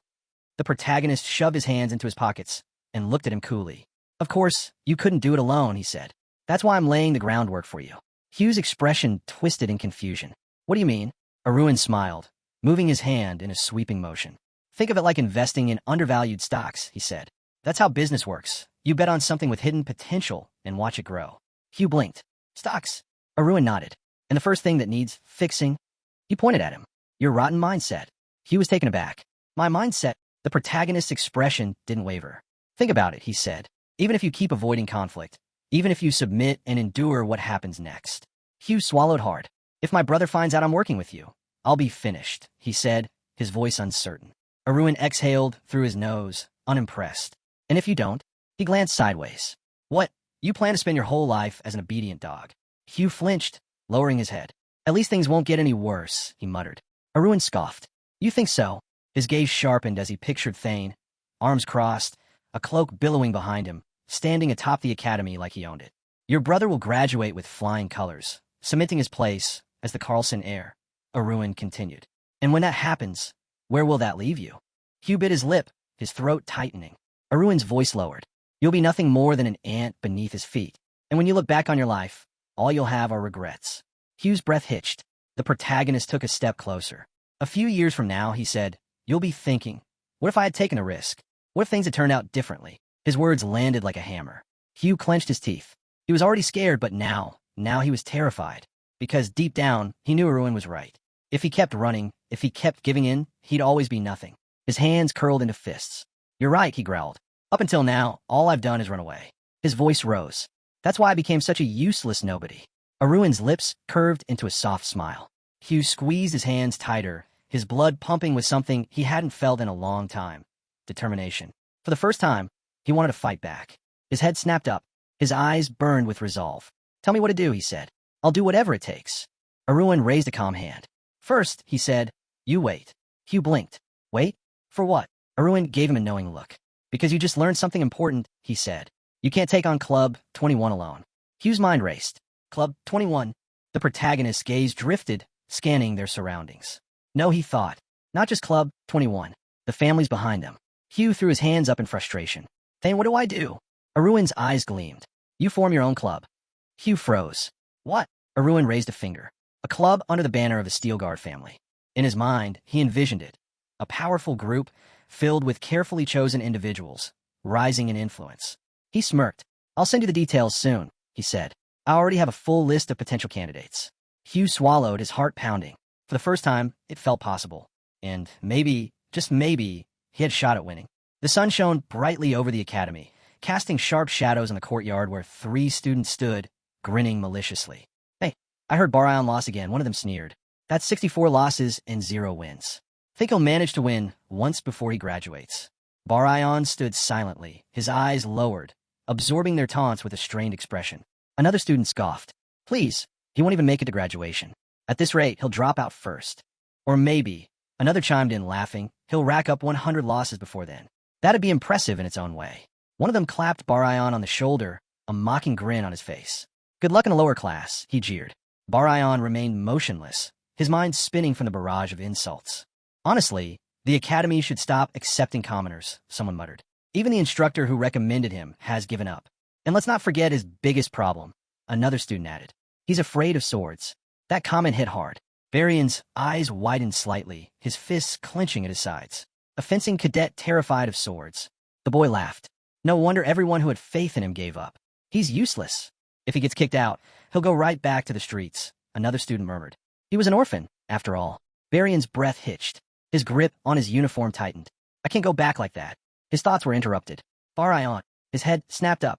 Turning around, he saw someone approaching. His gaze calm, his stride unhurried. A ruined steel guard. Behind him stood Hugh, watching silently. The protagonist smiled slightly and extended a hand. Good timing, he said. I was just looking for you. Barayon blinked, startled. His mouth opened slightly, but no words came out. He couldn't believe it. Why is he looking for me? He glanced around, half expecting some cruel joke. But Aruin's expression remained steady. Somehow, before he even realized it, Barayon found himself following him. They gathered around a table. Barayon sat among unfamiliar faces, still confused about what kind of meeting this was. At the center of the table, Aruin sat with an air of quiet confidence. Hugh glanced at the protagonist, raising a hand slightly. Is anyone else coming? He asked. Aruin shook his head. Everyone's here. Thane, his lips curled into a smirk. He studied the group in front of him. The so-called failures, the overlooked, the misfits, and thought, ugly ducklings, huh? His smirk deepened. Soon, there'll be swans that shake the entire nation. Barayon and another student, Mita, sat in tense silence, watching as the protagonist introduced them one by one. You two, Aruin said, are knights who will define the next generation. Radio, another cadet at the table, looked indifferent, arms crossed as he listened. Aruin gestured toward him. And this is the youngest mayor in history, Benjamin. The Academy will one day call him a genius. Benjamin remained silent, his expression unreadable. Across from him sat Davin, his arms folded as he stared straight ahead, his cold gaze unwavering. Aruin envisioned him atop a horse, leading troops into battle. Davin, he continued, the invincible warlord who will rewrite military strategy itself. Davin didn't react, but his presence alone was commanding. The protagonist leaned forward slightly, his gaze shifting. You, he said, locking eyes with Benjamin and Davin, are geniuses the Academy failed to recognize. Neither responded, but they listened. Then, Aruin turned to another student, a smirk playing on his lips.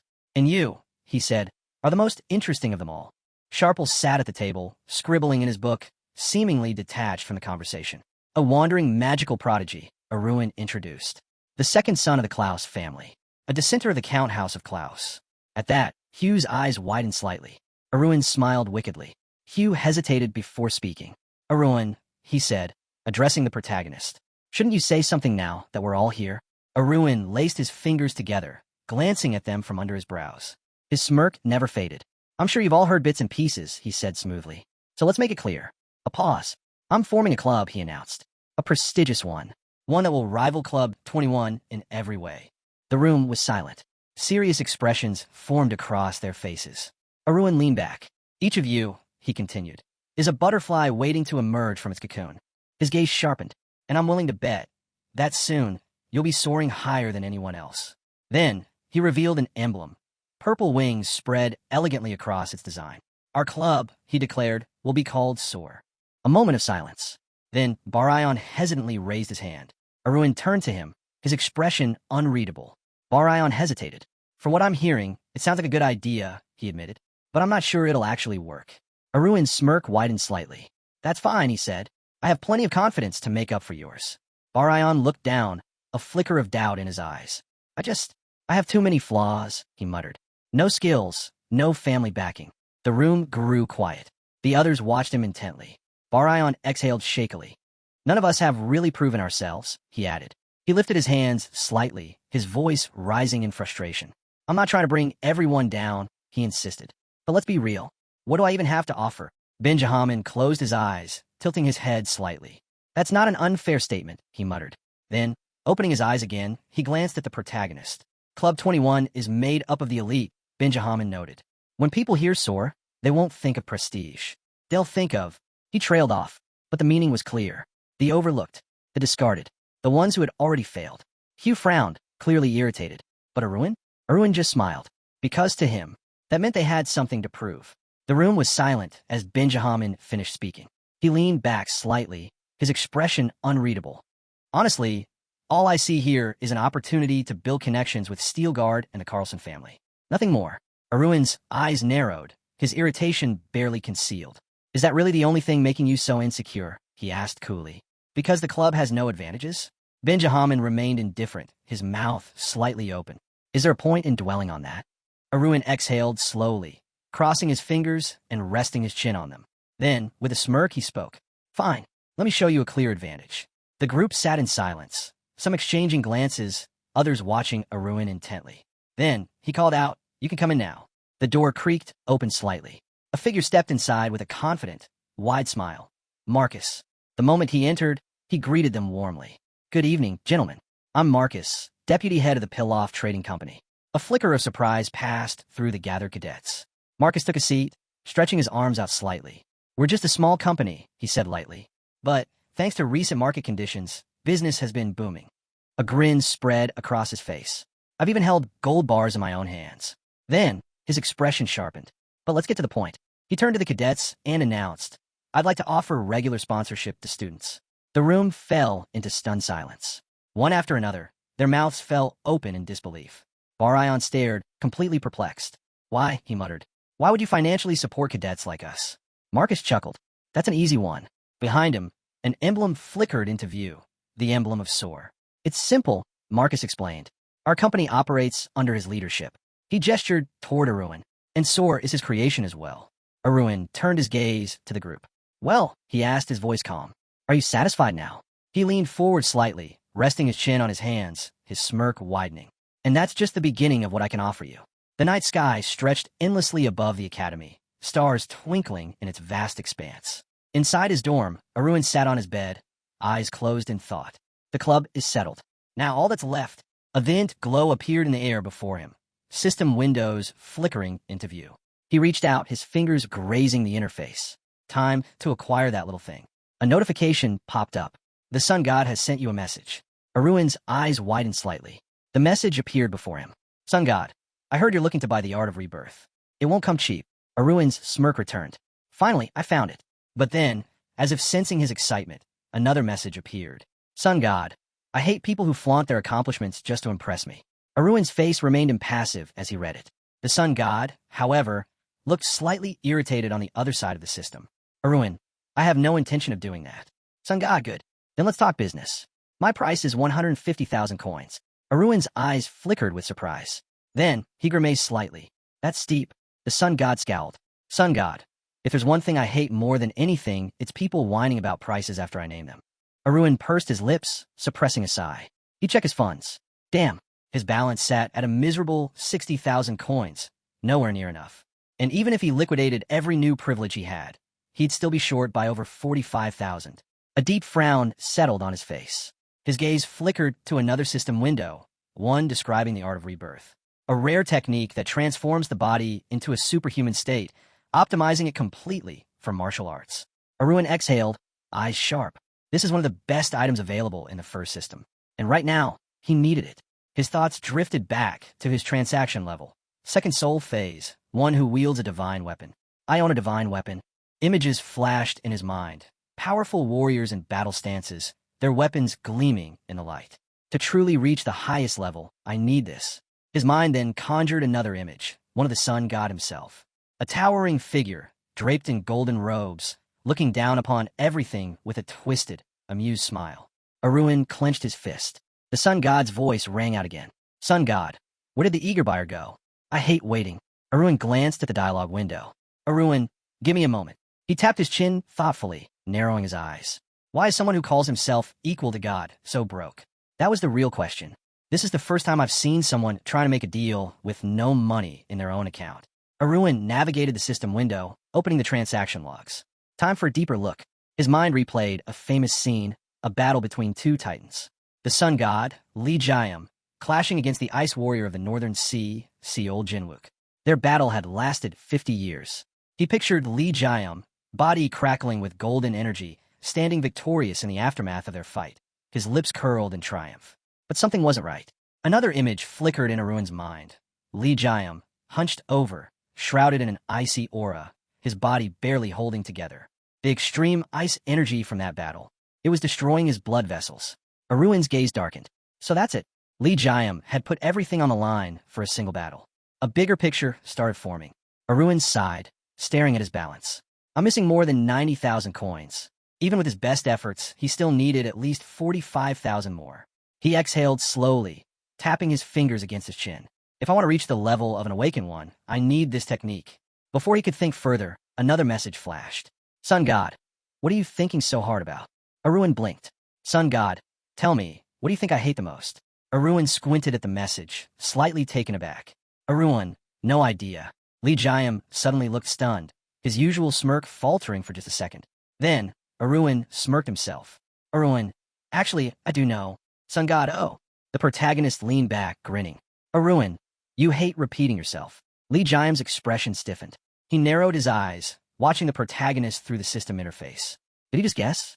Or did he actually know? Arun, still smirking, raised a single hand. And with an almost sarcastic edge to his voice, he asked, tell me, Sun God, do you also hate it when people hit back? At number 5, bullseye. Jiam tilted his head slightly, eyes fixed on the dialogue window. He didn't waste words.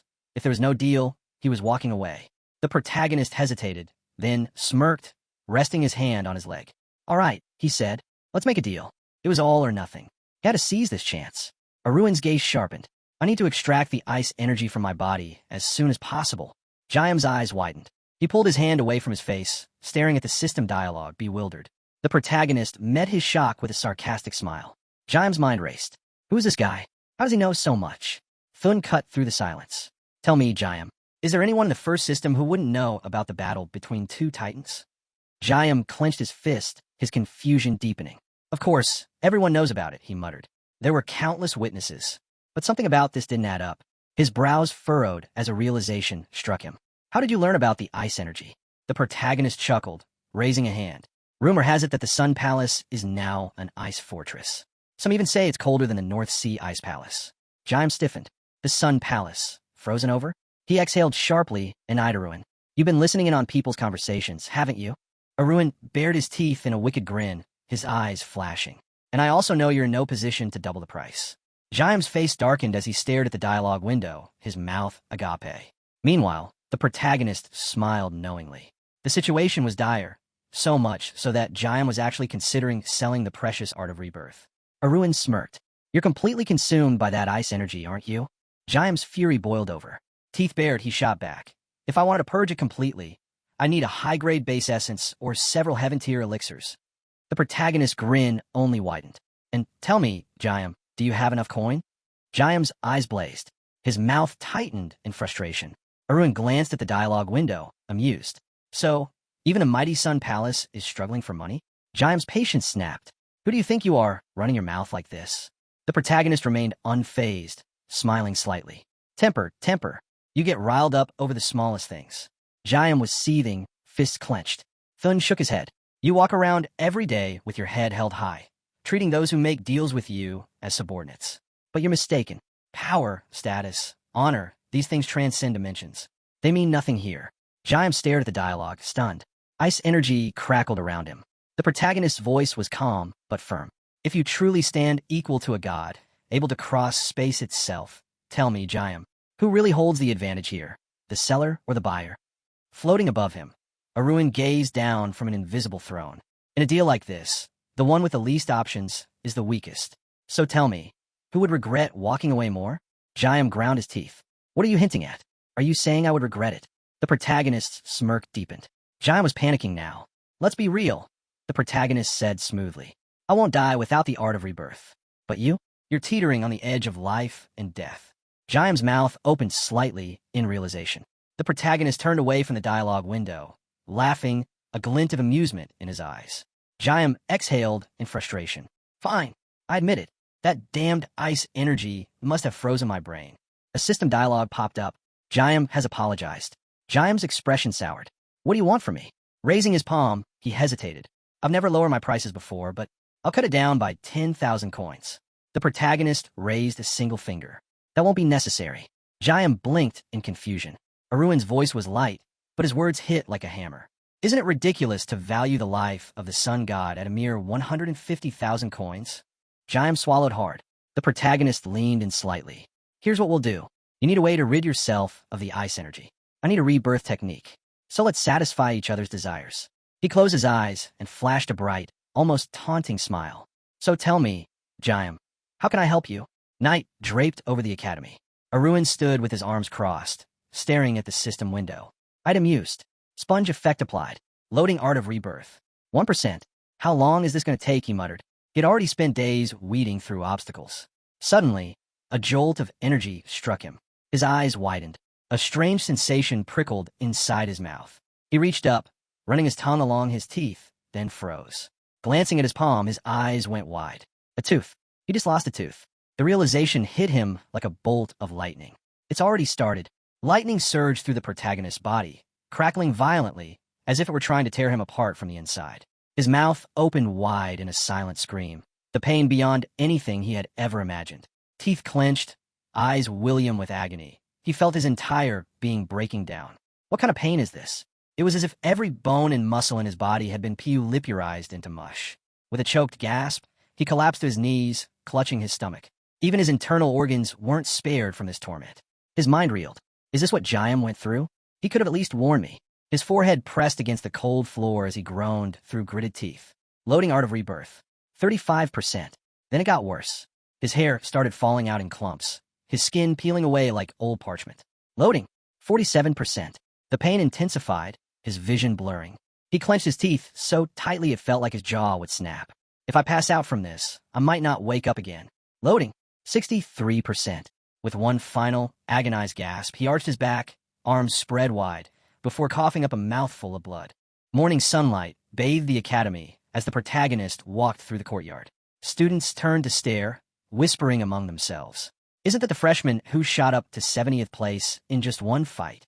He looks different. There was no mistaking it. He had changed. The energy radiating from him now was completely different from before. He strode forward, eyes closed, a satisfied smirk on his lips as he soaked in their reactions. Some cadets gaped openly. It's like he's an entirely new person. He opened his eyes, hands buried casually in his pockets, and grinned to himself. Of course it's different. Even I feel like I'm in a brand new body. Flashes of his relentless training flickered through his mind. His sword slicing through the air, every stance sharpened to perfection. Last night, he had pushed himself to the limit, testing his newfound strength. Now he understood. So this is how natural geniuses see the world. Before, it took 10 times the effort to achieve 10 times the impact. Now, one move, 10 times the effect. The efficiency was mind-blowing, a 20-fold increase. He exhaled, shaking his head slightly. If I had been born with this body, everything would have been so much easier. But fate had never been kind to him. A malicious grin tugged at his lips. At least now, those so-called geniuses will finally know what it feels like to be on the losing side. The sky stretched clear and blue above the mansion. Inside his room, the protagonist sat cross-legged on the sofa, bathed in a soft blue aura. Eyes closed, he took a slow, deep breath, then exhaled, feeling a rush of relief. He had done it. Achievement unlocked. Internal cultivation absorption, 120 years. Reward, plus 10 years of internal cultivation. A contented smile played on his lips as he read the system notification. With this, he had finally cleared the last requirement to rank up in transaction actions. Rank increased. You have reached level 2. New access, second system channel unlocked. His eyes flickered with intrigue. A new channel? But even as excitement bubbled up, a bitter thought crossed his mind. The first system had already been full of struggles. What kind of nightmares awaited him in the second? His brows knitted together as another notification popped up. New privilege unlocked. VIP perk. Heart tone. The protagonist's eyes narrowed slightly. Heart tone allows you to perceive the psychological state of anyone you speak to. All their hidden thoughts and intentions will be revealed. His lips curled in amusement. Another overpowered privilege, like reading minds.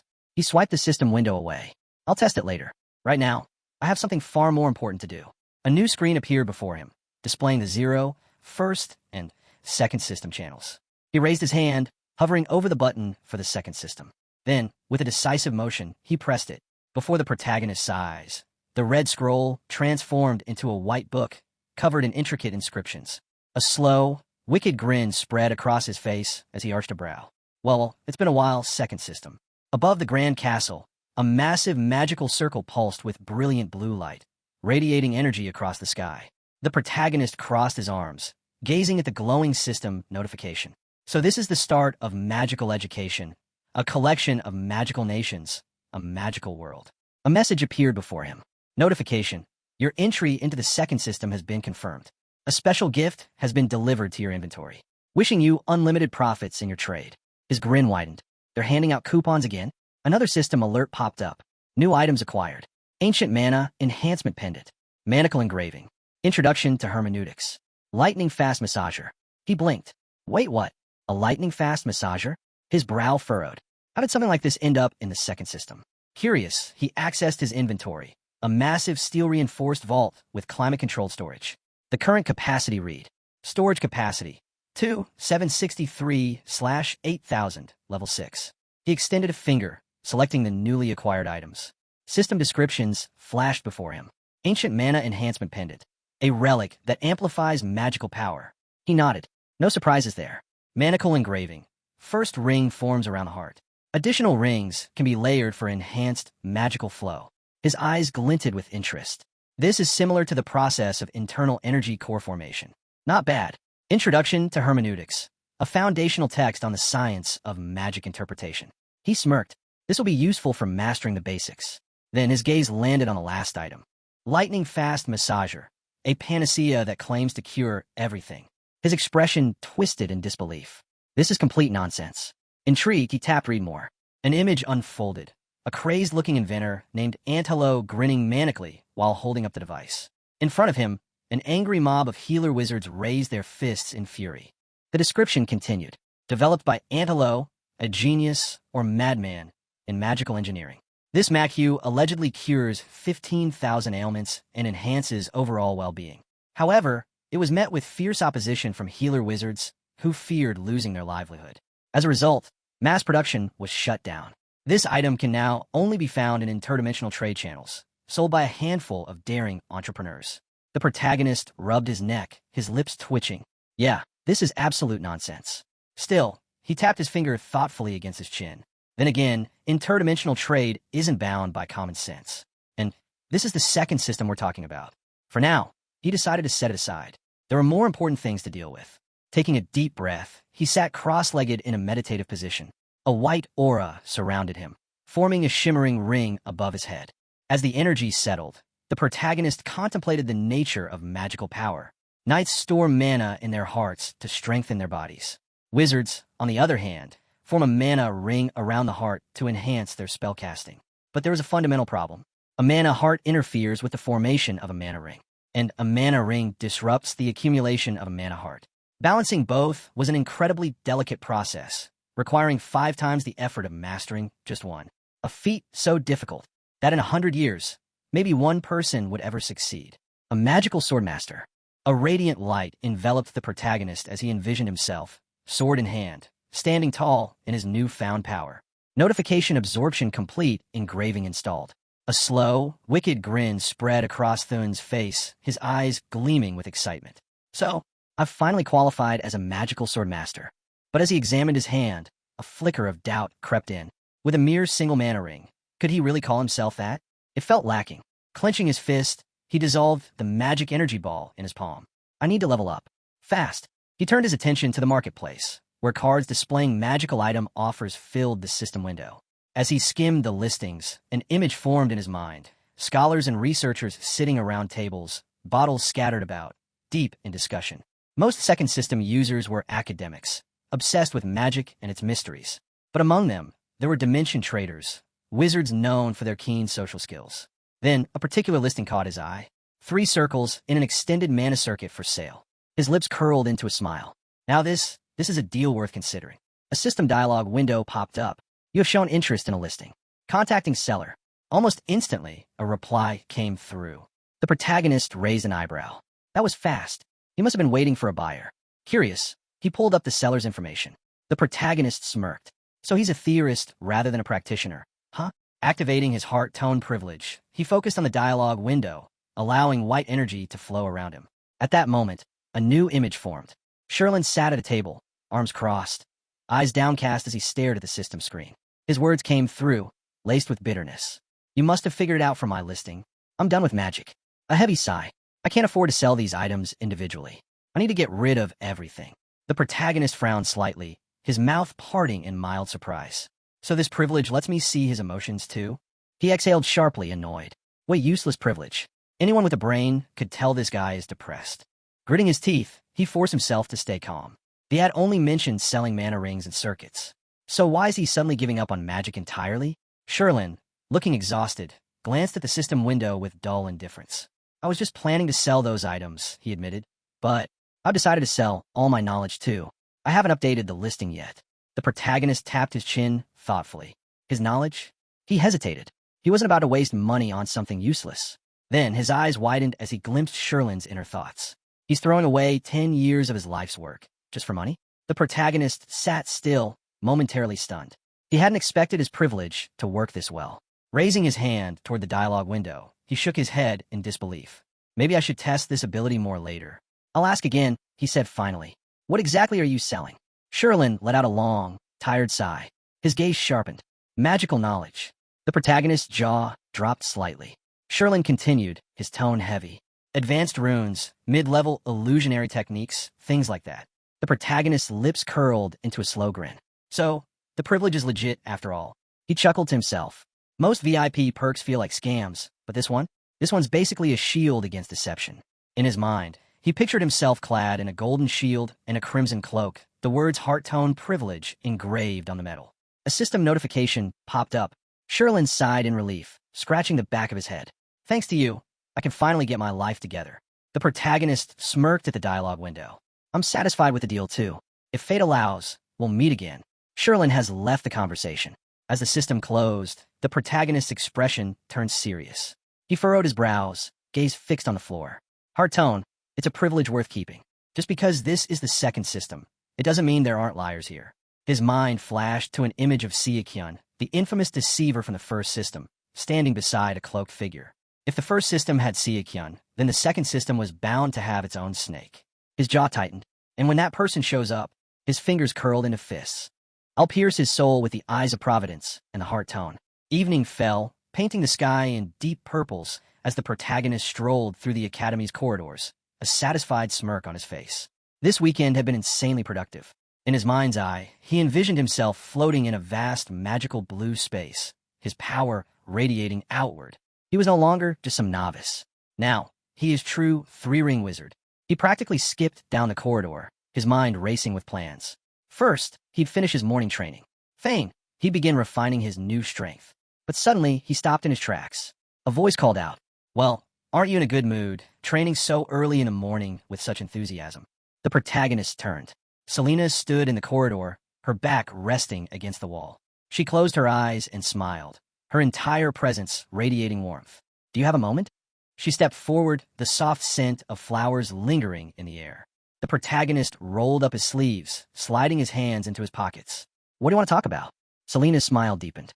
"Anything." The way she trembled slightly with excitement. The way she shone against the backdrop of blooming flowers. Something was off. The protagonist narrowed his eyes. She had been waiting for him. He exhaled sharply, tilting his head. Today she was acting too perfect. Neat. Radiant. Controlled. No one could guess what was on her mind. A wry smirk tugged at his lips. "So, is this the fashionable way to start a conversation now?" Selena tilted her head, explaining a delicate hand on her chest, her expression unreadable. She blinked at him, feigning innocence. "What do you mean?" Selena tilted her head, pretending not to understand. "What do you mean?" The protagonist's eyes glinted with amusement as he slowly pronounced her full name. Selena Lepure. Her expression wavered. A slow, sarcastic smile spread across his lips. "I'm talking about your true nature." The moment the words left his mouth, Selena's entire demeanor shifted. Her playful mask cracked, and for a split second, she looked at him with pure, unfiltered anticipation, as if she was eager to see how much he had figured out. The protagonist let out an ironic chuckle. "Guess I might be losing my touch." Selena grabbed her head dramatically and laughed, but it was sharp, mocking. "I never expected an ordinary freshman to catch on so quickly," she admitted. "So, tell me, how exactly did you figure out?" The protagonist didn't answer right away. How could I not know? In his past life, he had fallen into her trap. An image of Selena flashed through his mind. Stunning, elegant, exuding pure feminine charm. She was like a drug, impossible to resist. A flawless pedigree, beauty beyond compare, and formidable talent as a knight. But beneath it all, she was calculating. A master at manipulating hearts. He had spent years ensnared in her web, desperately trying to break free. It had been the most shameful chapter of his life. Selena, sensing his silence, smirked. "Oh, no answer." She covered her mouth and let out a low, mocking chuckle. "I get it. You don't even know yourself." The protagonist remained still, hands in his pockets, staring at her with cold indifference. Selena crossed her arms and pointed a playful finger at him. "Maybe it's because we're alike." When he didn't react, she pressed on. "No. Fame, tell me, What are you planning to do with all those hidden talents of yours? Her words rolled off like honey, but the protagonist wasn't biting. She wasn't here just for idle chatter. Did Thane send you to investigate my club? He asked, voice calm. Selena grinned. If Thane wanted to know something, he'd handle it himself. I wouldn't follow his orders. She stepped closer, her arms still crossed. I came for something else. The protagonist's eyes narrowed as she boldly closed the distance between them. I wanted to take my time getting to know you, she admitted, her lips curling mischievously. But let's be honest, why waste time? Her fingertips brushed his shoulder. Why don't we skip the games and just start dating? The protagonist turned away without hesitation. His contempt was evident.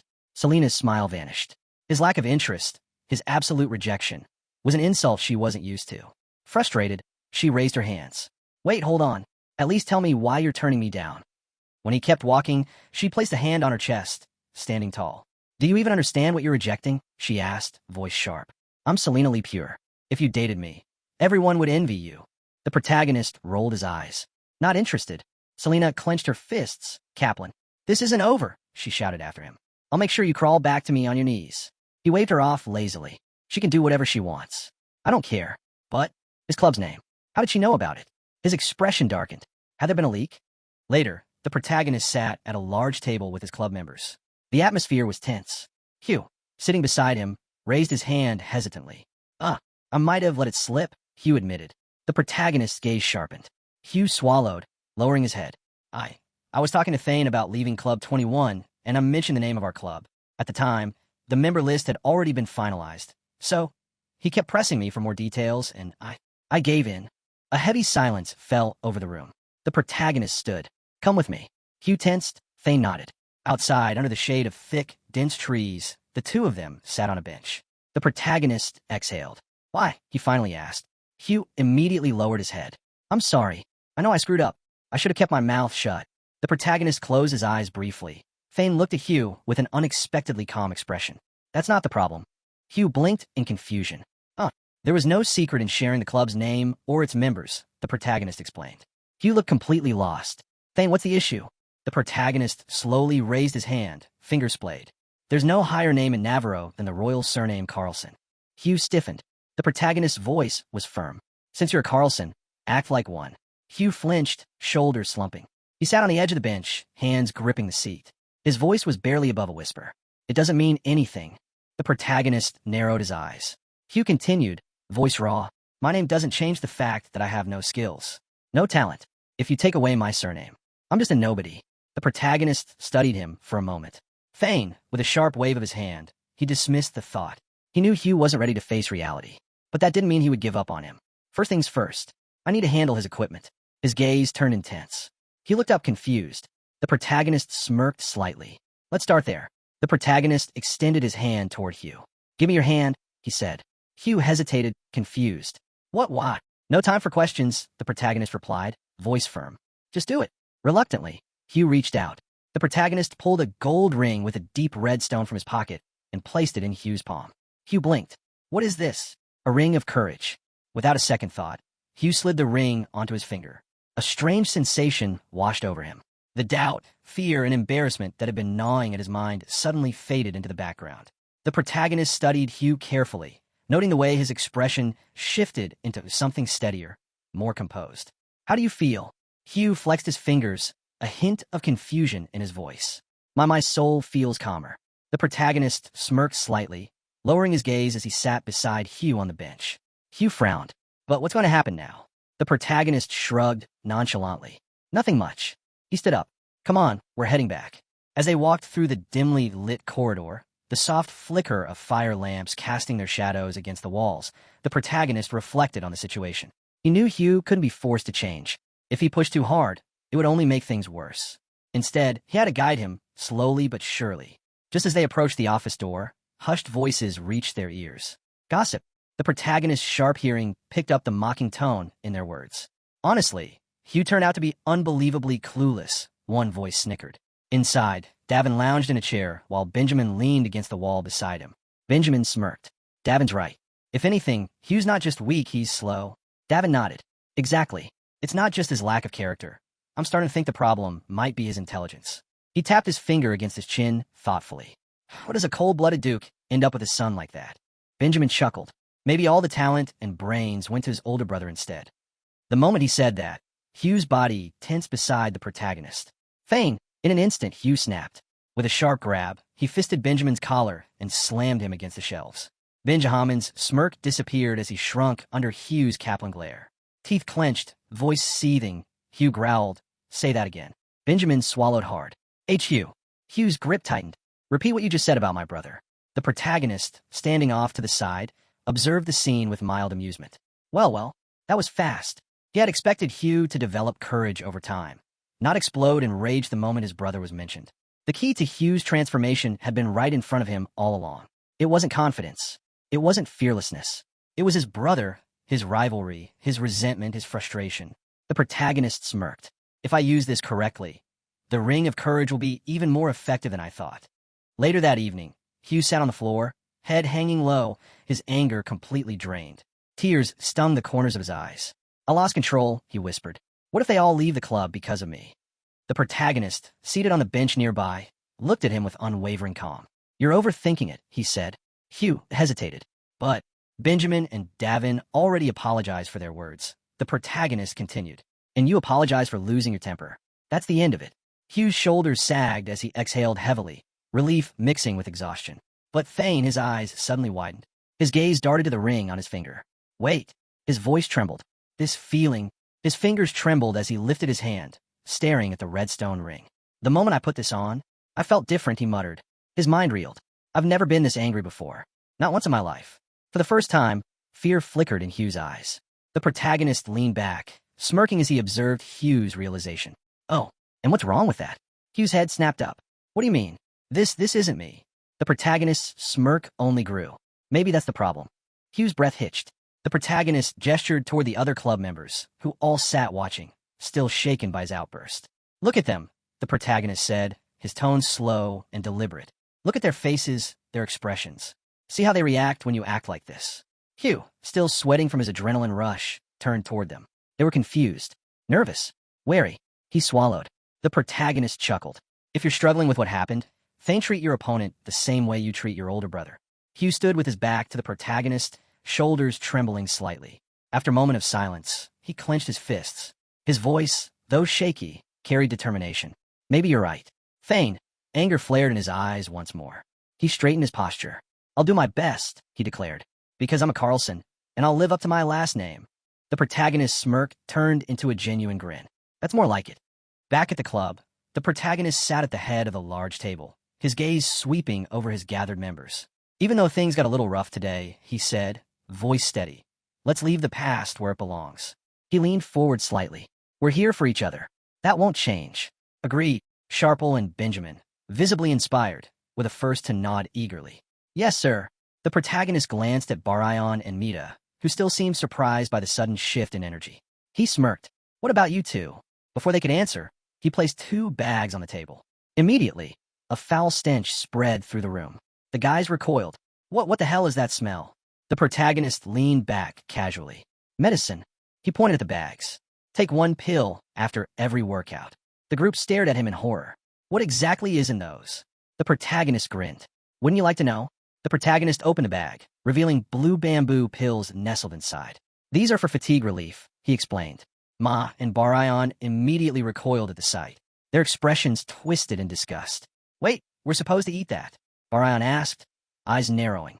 The protagonist rolled his eyes. "Obviously. Just take it. It's good for your body." Reluctantly, they picked up the pills, examining them like they might bite back. Meanwhile, the protagonist turned to Benjamin and Davin. Without a word, he tossed 2 small tokens onto the table. The 2 guys looked down and instantly froze. Their eyes widened in shock as they snatched the tokens off the table. "These are passes to the Royal Library?" Davin exclaimed, gripping his token tightly. Benjamin stammered.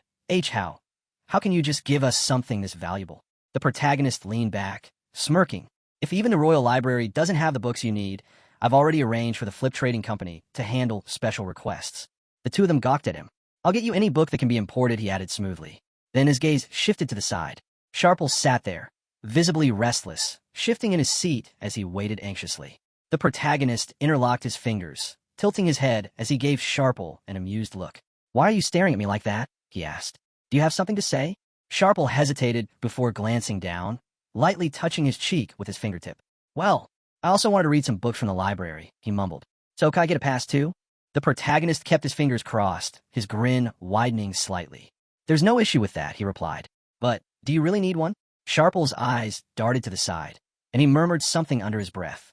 The 14th Magic Tower. The protagonist's smirk deepened. Oh, don't worry about that, he said cheerfully.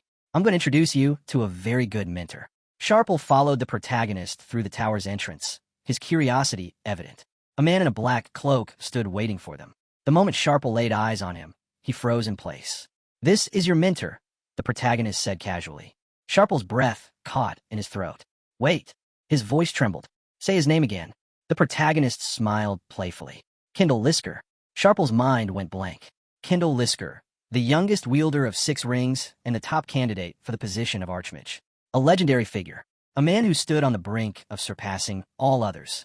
For a moment, the world around him faded, and in his mind, he saw Kendall standing tall against a backdrop of swirling magic circles in a vast dark void. This can't be real. Meanwhile, Kendall, seemingly unfazed, lifted a single hand, and with a flick of his fingers, a small white teapot floated into the air. Steam curled upward as the pot tilted on its own, pouring hot tea into a delicate porcelain cup. Kendall's sharp gaze landed on the two of them. You're joking, he said flatly. The protagonist simply smiled, enjoying the moment. Kendall took a slow sip of his tea. Then, he glanced at Sharple again, his expression unreadable. A direct descendant of the Klaus family wants to study magic, he muttered, more to himself than anyone else. Sharple frowned. And what's so strange about that? Kendall raised a single hand, his brows lifting slightly. How could it be anything else? He replied coolly.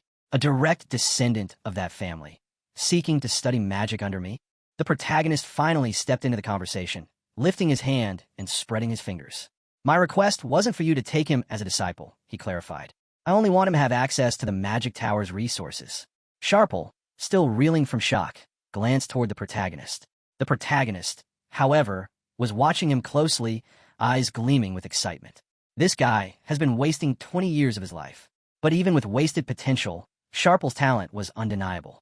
If he started training properly, if he had the right environment, he could achieve something unbelievable. He could become the youngest Archmage in history.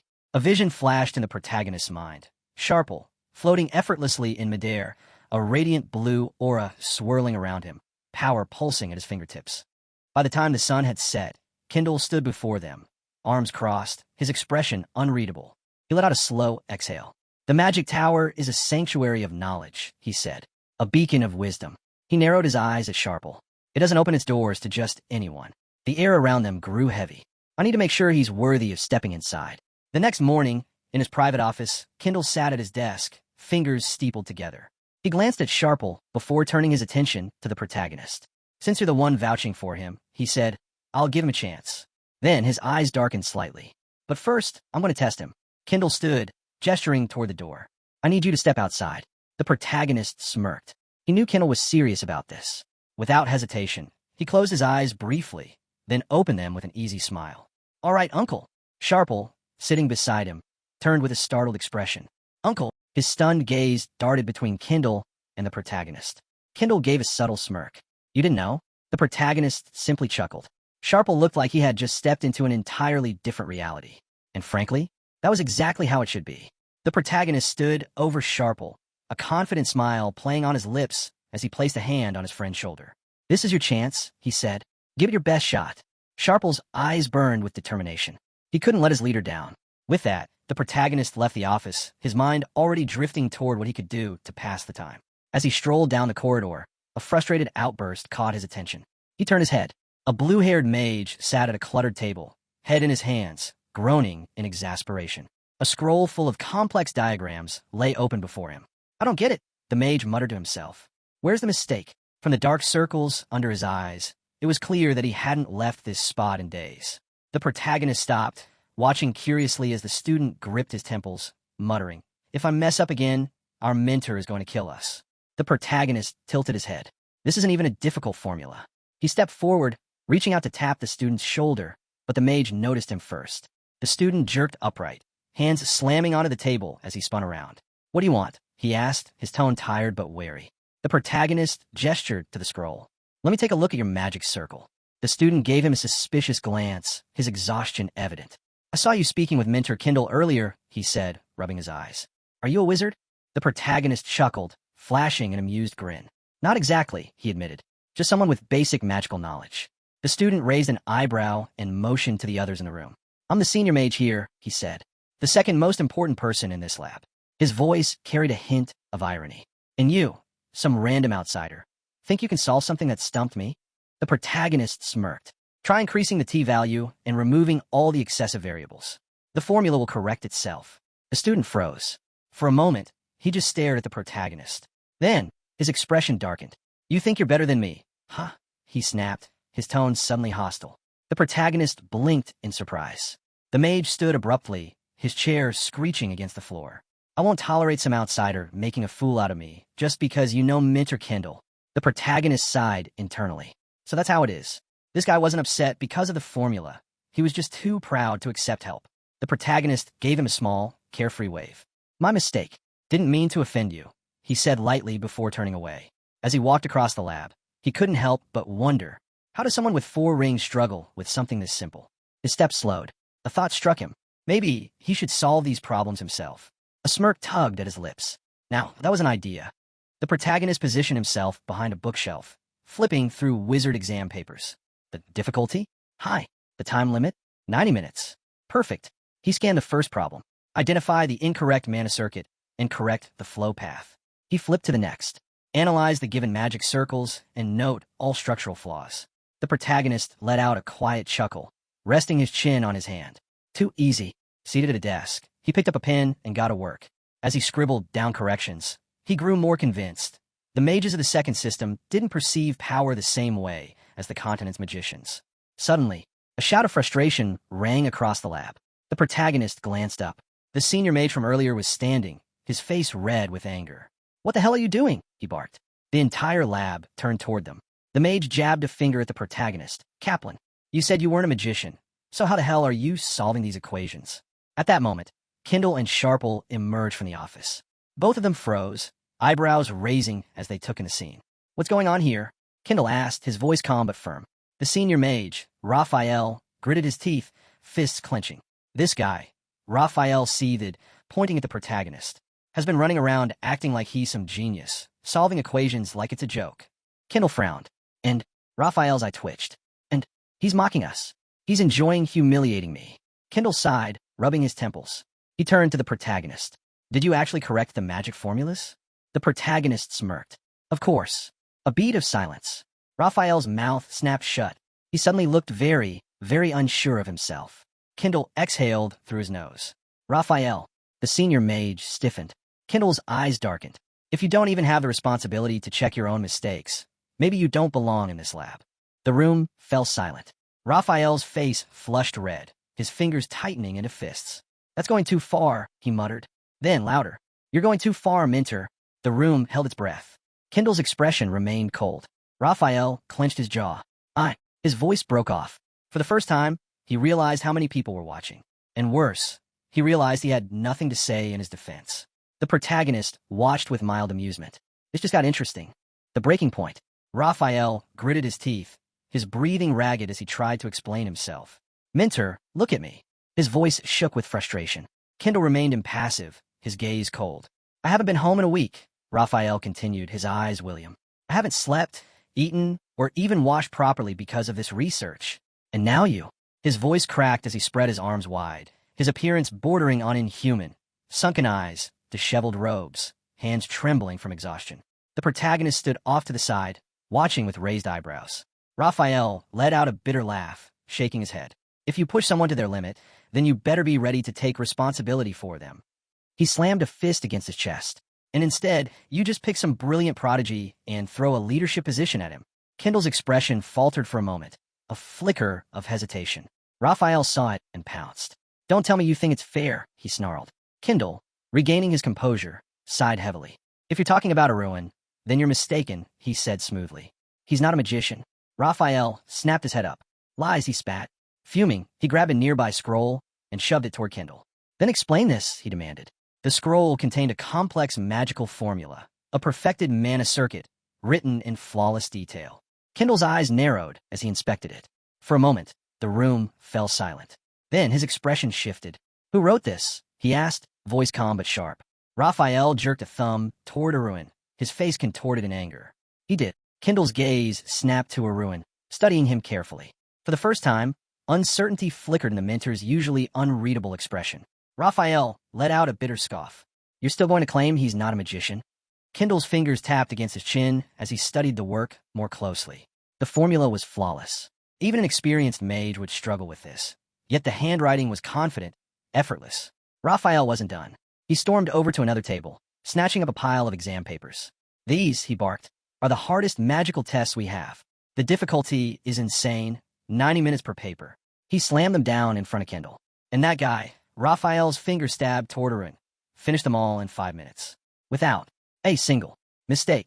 Kendall inhaled deeply, then exhaled slowly. He turned to Raphael. "Do you know Arun's surname?" Raphael's anger faltered. "What?" Kendall's voice was dangerously calm. "The Steel Guard clan," he said simply. Raphael stiffened. His mind raced as he tried to recall. And then it hit him. His eyes went wide in horror. The Steel Heart bloodline. Images flashed in his mind. The head of the Steel Guard family, sword in hand, a man whose very presence crushed lesser warriors. Raphael felt his stomach drop. He turned back toward Arun in utter disbelief. Kendall's expression remained unreadable. "Well," he asked. Raphael stood paralyzed, his hands clenched into fists. He had no response. Kendall's gaze hardened. "Now tell me," he said coldly. "Do you still need more proof?"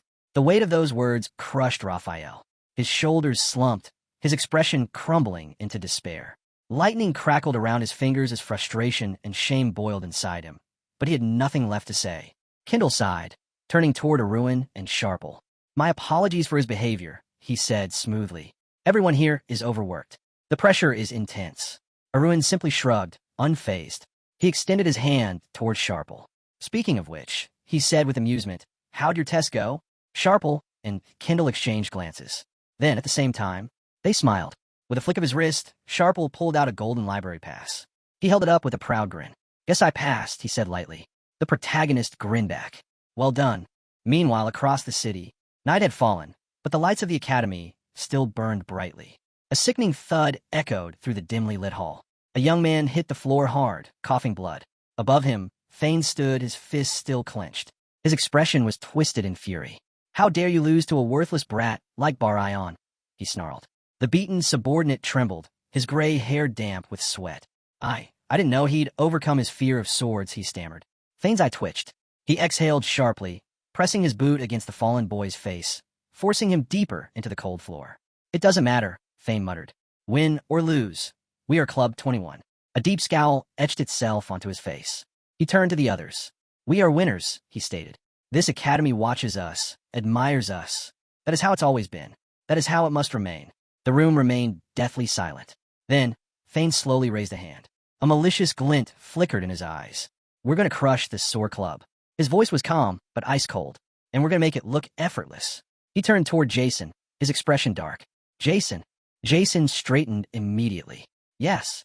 I want you to challenge them to a series of fights." Thane's lips curled into a savage grin. "And make sure we get an unconditional victory." The city streets, midnight. Beneath the stone arches of a quiet bridge, Jason waited.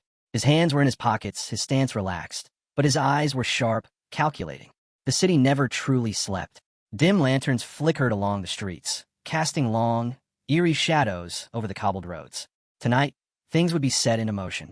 Jason smirked to himself. "Let's see how Sword Club handles this. A brotherhood on opposing sides." Jason sighed deeply, closing his eyes as he crossed his arms. "Are you seriously sighing like that?" Arun's teasing voice snapped him out of his thoughts. Jason's eyes snapped open, caught off guard. Still keeping his arms crossed, he turned to his younger brother. "And what if I am?" Arun leaned against the bridge wall, watching him with that ever-present smirk. "Have things been rough for you lately?" he asked casually. Jason let out a dry chuckle. "Stupid question. Of course it's been rough." He glanced sideways, a shadow passing over his face. "Before, people just didn't treat me with much warmth," Jason admitted. "But now, they look at me like I'm some spy." Arun studied his brother, remaining silent for a moment. Then, with an amused tilt of his head, he said, "Everything's going according to plan." Jason let out a short huff of laughter, his sarcastic smile returning. "That's so." Then his smirk faded. "They've challenged our club to a series of fights," Jason said, finally cutting to the point. He hesitated, then turned to his brother. Are you sure about this? I mean, are you really fine with it? His voice was quieter this time, carrying something almost like concern. He wasn't just asking about the club. He was asking about him. Arun's gaze softened for a split second. Jason, he said, you're right. About everything. Jason exhaled through his nose, glancing at the ground. Then I guess there's nothing to worry about. Arun pushed himself off the bridge wall.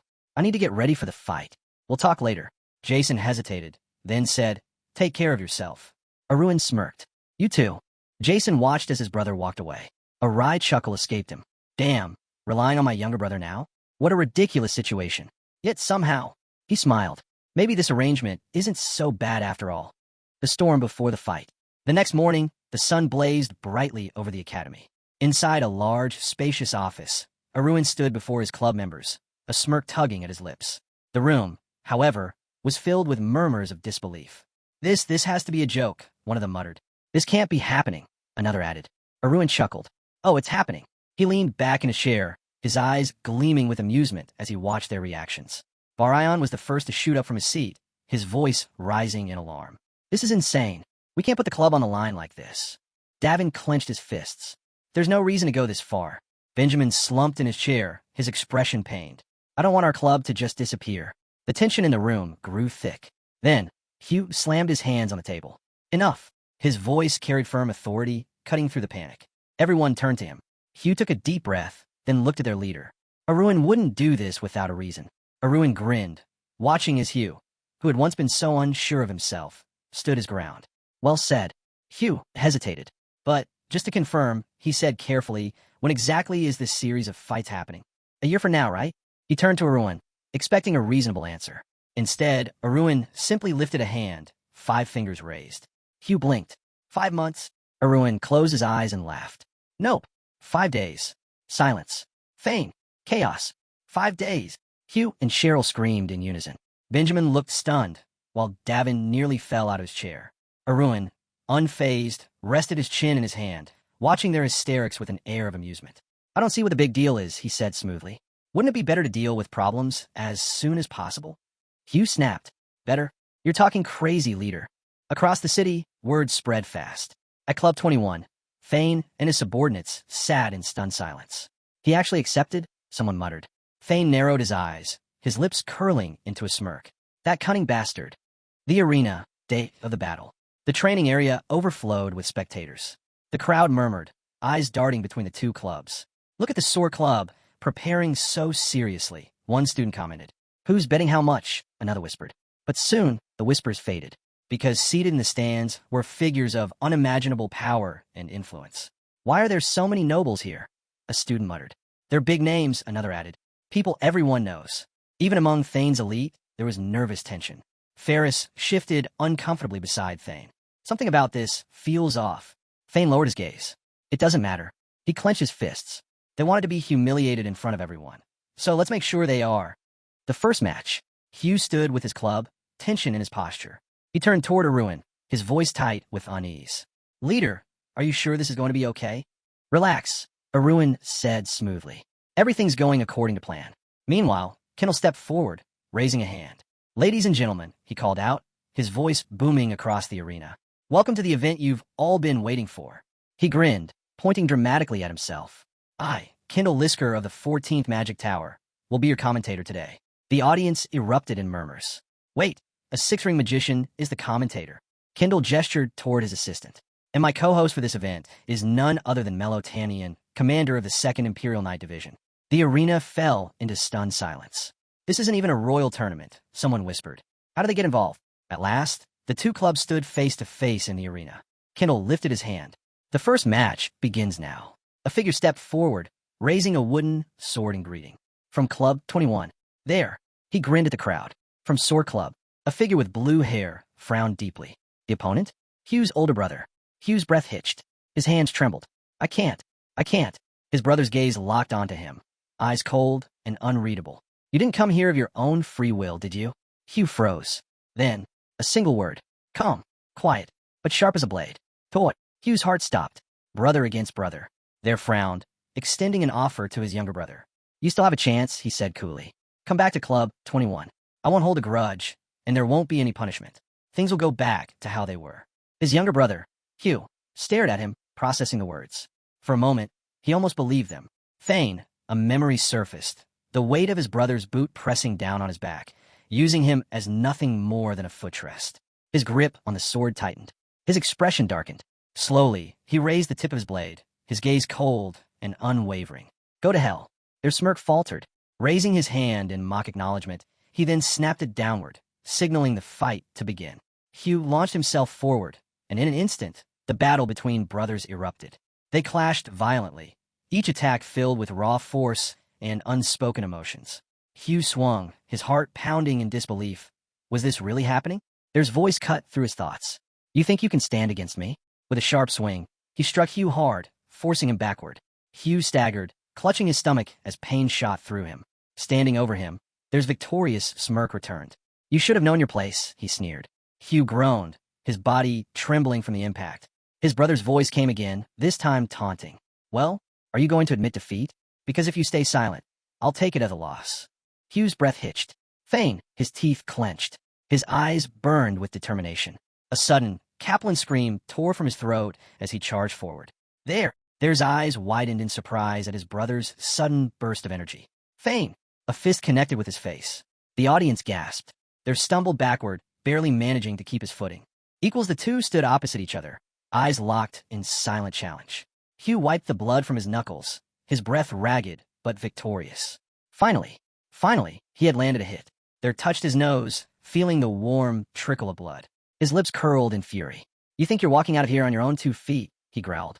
But before he could retaliate, Hugh raised his hand. I forfeit. The arena fell silent. The instructor stiffened. What? His expression froze in shock. You what? He repeated. But the instructor had no choice but to grant the request. Hugh turned away, leaving the arena with a satisfied smirk. There stood there, bleeding, humiliated, confused.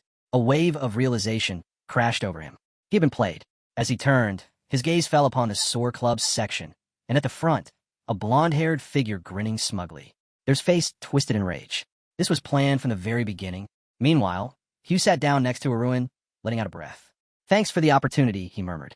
Arun simply smirked. There's no need to thank me, he said. You were the one who decided to break free. With a snap of his fingers, Arun turned to the others. Next match. Let's go. The 4th match begins. As the next fighter stepped forward, the sunlight glared off the arena floor.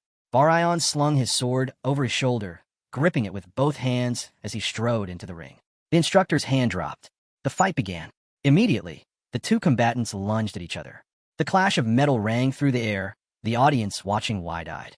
This is insane, one of the commentators muttered. This feels like the first fight of the day, not the 4th. Swords collided with force, neither side giving an inch. Mita, watching from the stands, narrowed his eyes. This is ridiculous, he murmured. Sure, a second year can improve, but this much? There's no way. In the ring, they were struggling to keep up.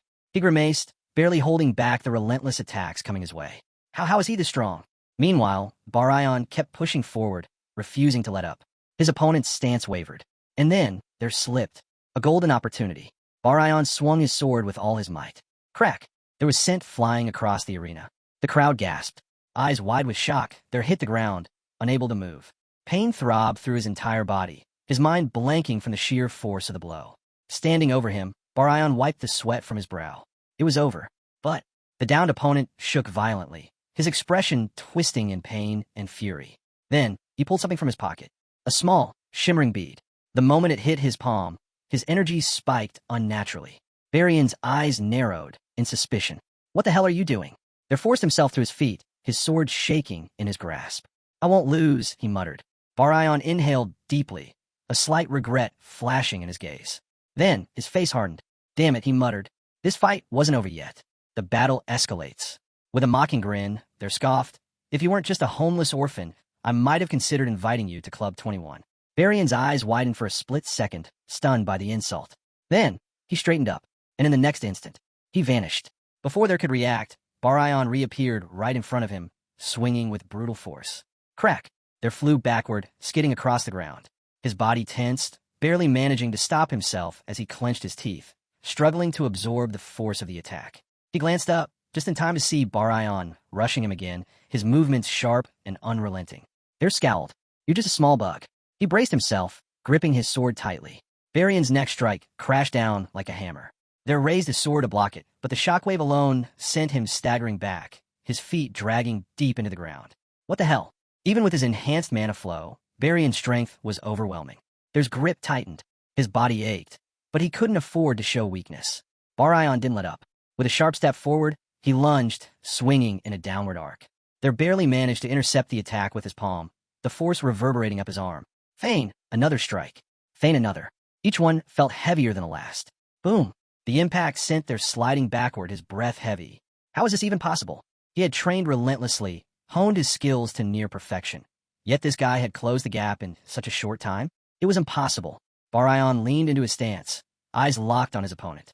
Feign, with one final step forward, he swung with everything he had. Slam! There coughed up blood, his body collapsing onto one knee. The audience gasped. A suffocating silence fell over the arena. There forced himself up, legs shaking beneath him. He refused to fall. Across the arena, Aruin sat watching, his smirk barely hidden. Barayan had endured months of training, pushing himself to the absolute limit. And now it showed. Even Club 21's members stared in disbelief. A white aura radiated from Barayan, its intensity growing stronger by the second. The spectators murmured in confusion and awe. What is that? Their face drained of color. Barayan, despite his injuries, his exhaustion, still stood, unshaken. They staggered forward, eyes burning with frustration and disbelief. He barely managed a few more steps. Feign! He collapsed. The crowd erupted into chaos. Mita shot up from his seat. Instructors, get him to the healers now. The medical team rushed into the arena, carefully planing there on a stretcher. Behind them, a sea of spectators watched in stunned silence. Their eyes fluttered open just slightly, and the first thing he saw was the blonde-haired leader of the takeoff club, grinning, mocking him. No way. Realization hit him like a freight train. This was a setup from the start. The final match approaches. As the medical team cleared the field, a figure stepped into the arena. The leader of Takeoff Club. He and Aruin locked eyes. One, filled with anger and frustration. The other, calm, amused. His voice dripped with sarcasm as he growled.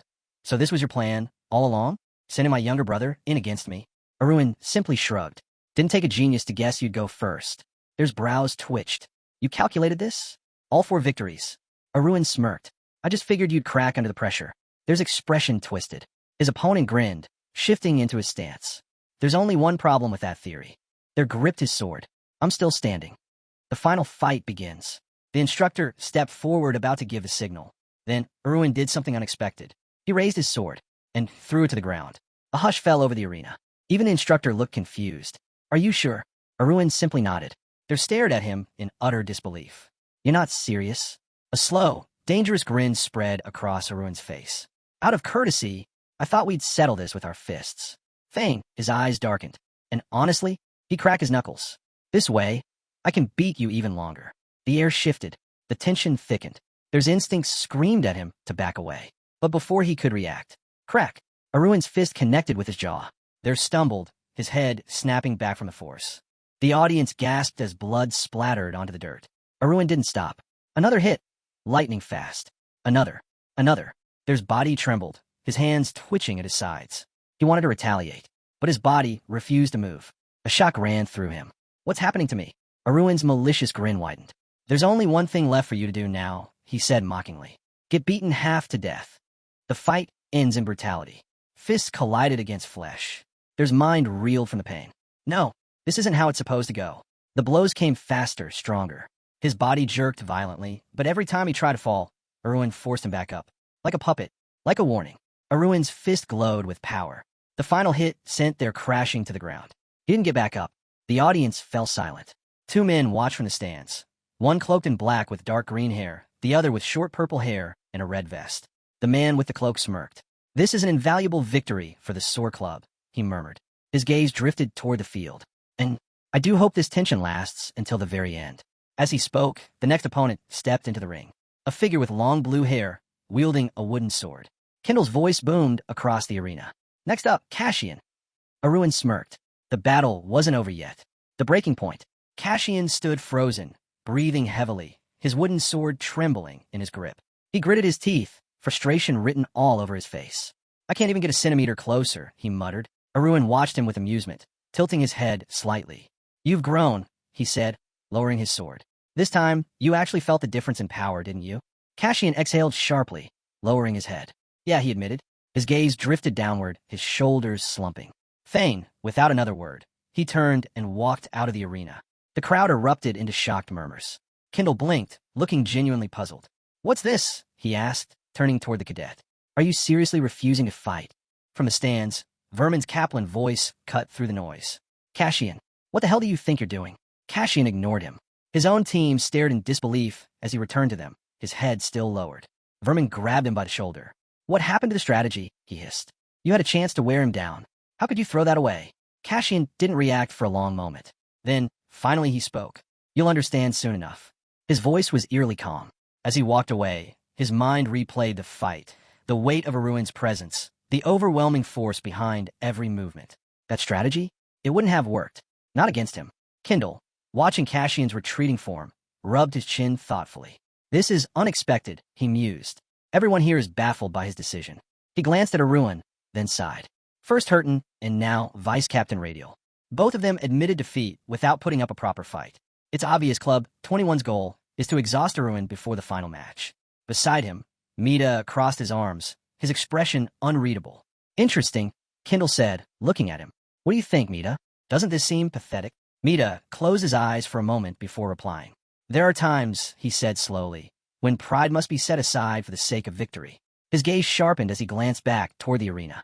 But, he added, whether or not this method actually works is another story. Kendall frowned. What are you saying?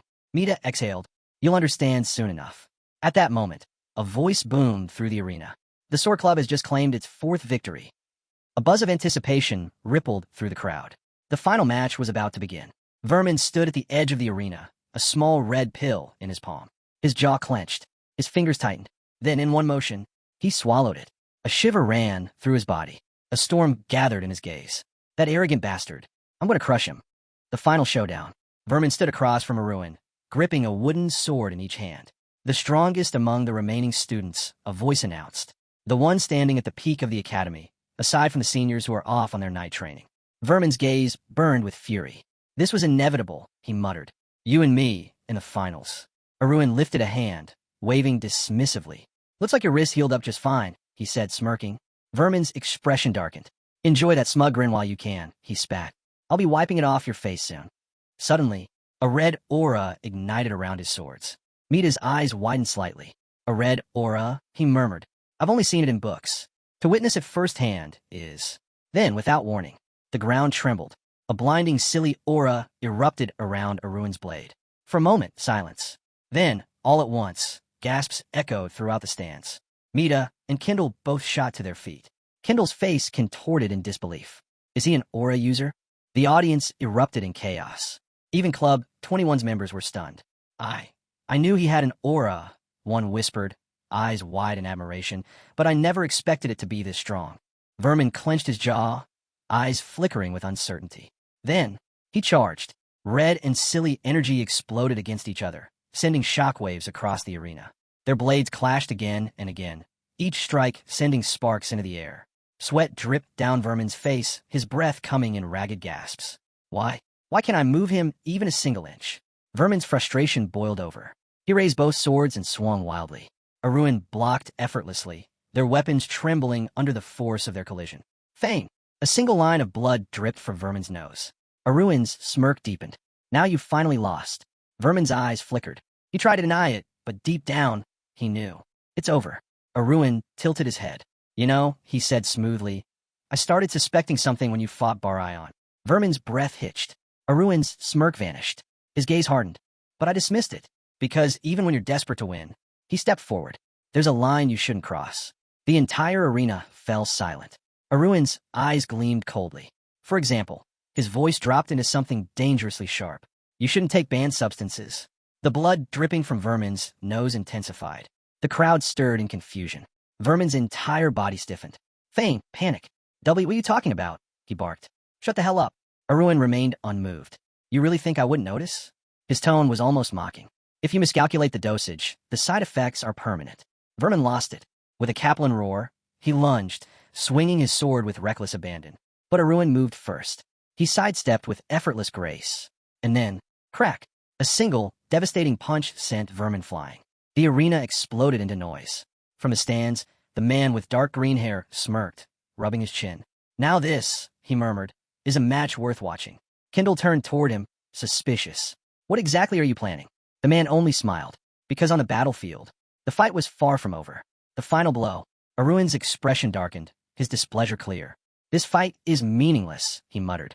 With a casual wave of his hand, Vermin was sent flying backward. Landing roughly, Vermin gritted his blood-stained teeth, struggling to steady himself. Above him, a silly streak cut through the air. Vermin's eyes widened in fear as Arun descended from above, his blade glowing with blinding intensity. A cold, merciless voice followed. You need to learn to admit when you've lost. Then, boom, a violent explosion rocked the arena. A thick cloud of smoke engulfed the battlefield, swallowing both fighters whole. The spectators gasped, shielding their faces from the debris. Kendall cleared his throat, trying to regain composure, while Mita stood, unmoving, arms crossed, watching the arena with keen interest. Then, the dust began to settle. Kendall's jaw dropped. The crowd fell into stunned silence. There, lying motionless on the ground, was Vermin, eyes rolled back, blood streaking down his face. And standing above him, smoke curling around his form, was Arun, his sword still radiating a silly aura. Kendall stuttered. I think we have our winner. The realization hit the crowd all at once. Then, thunderous cheers erupted. Fists punched the air, voices shouted in triumph. The nobles in the stands, dressed in their regal suits, grinned in approval, raising their glasses in celebration. Sir Club did it. They're unstoppable. On the battlefield, Arun barely reacted, his eyes locked onto Vermin's unconscious form. The moment Kendall officially declared his victory, his club rushed forward. Barayon threw an arm around him, his laughter ringing through the air. The entire Soar Club gathered, cheering, congratulating, celebrating. As they did, a solemn voice echoed across the arena. The Soar Club is now the official winner of the series of fights. The aftermath. Later, in a quiet room, Arun stood in front of Vermin, who sat slumped on a bed, his injuries still fresh. Planing a hand over his chest, Arun spoke. Club 21 is officially disbanded. Vermin's fingers curled into fists, but he remained silent. No member is allowed to join any other private organization within the Academy, Arun continued. And any acts of retaliation against the Soar Club are strictly forbidden. His voice lowered slightly, his tone firm. As proof of my authority, I swear on my mana as a witness to uphold these conditions. A soft glow pulsed around him, sealing the oath.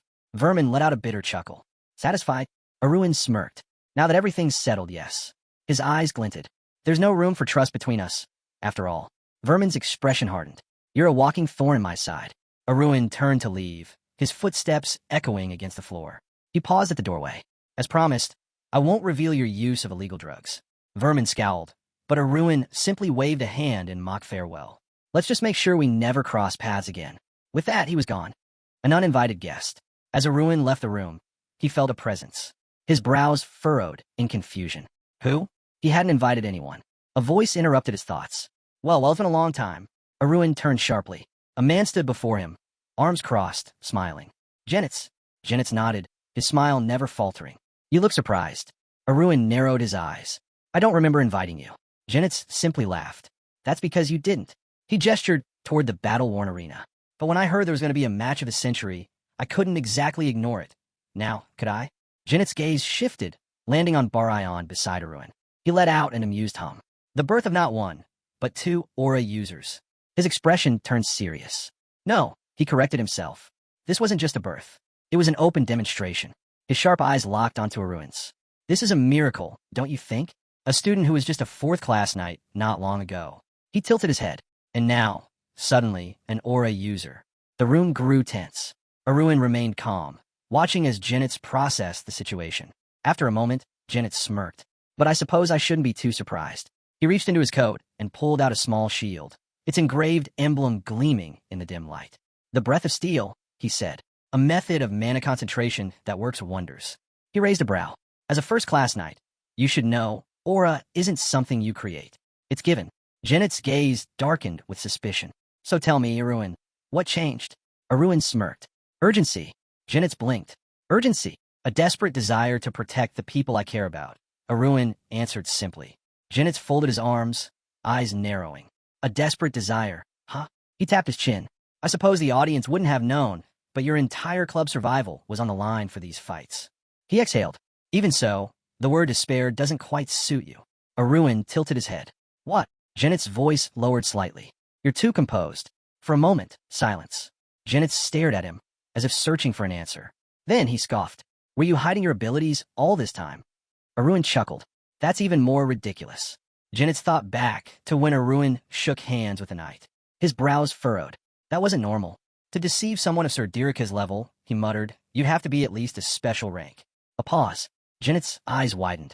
No. If he reached a special rank at this age, then he would have broken the record of the founding emperor himself. Arun smirked. Guess what you're thinking? He lifted a hand, fingers flexing slightly. But I'm only class 2. Janet's exhaled, shaking his head. That doesn't change how suspicious all of this looks. He studied Arun carefully. A 4th-class knight suddenly becoming an aura user. And you didn't invite me to the fights? Arun lifted a brow. Come on, he said smoothly. Everyone knows how busy the prosecutor's nightly detachment is. He grinned. And you, Janet's, are its commander. He shrugged. I didn't want to bother you over something so trivial. Janet's expression didn't change. Then, he lifted a single finger. Even the way you phrase things sounds suspicious. Arun simply laughed. At that moment, Kendall stormed into the room. There you are. Janet's turned, his smirk returning. Well, it seems I'm popular today. An unexpected arrival. Janet's let out a satisfied breath, stretching his arms. I have to admit, that was an entertaining series of fights. Kendall chuckled, looking rather pleased. I'm flattered, he said with a smirk.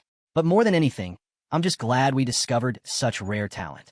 At that moment, everyone's eyes drifted toward the hooded figure standing beside Kendall. Janet's smirk faltered slightly. His gaze sharpened as he examined the cloaked figure. And who might this be? He asked, voice tinged with curiosity. Then, a pair of piercing purple eyes stared at him from beneath the hood. Janet's entire body froze. For a split second, his breath caught in his throat. Recognition flashed in his eyes.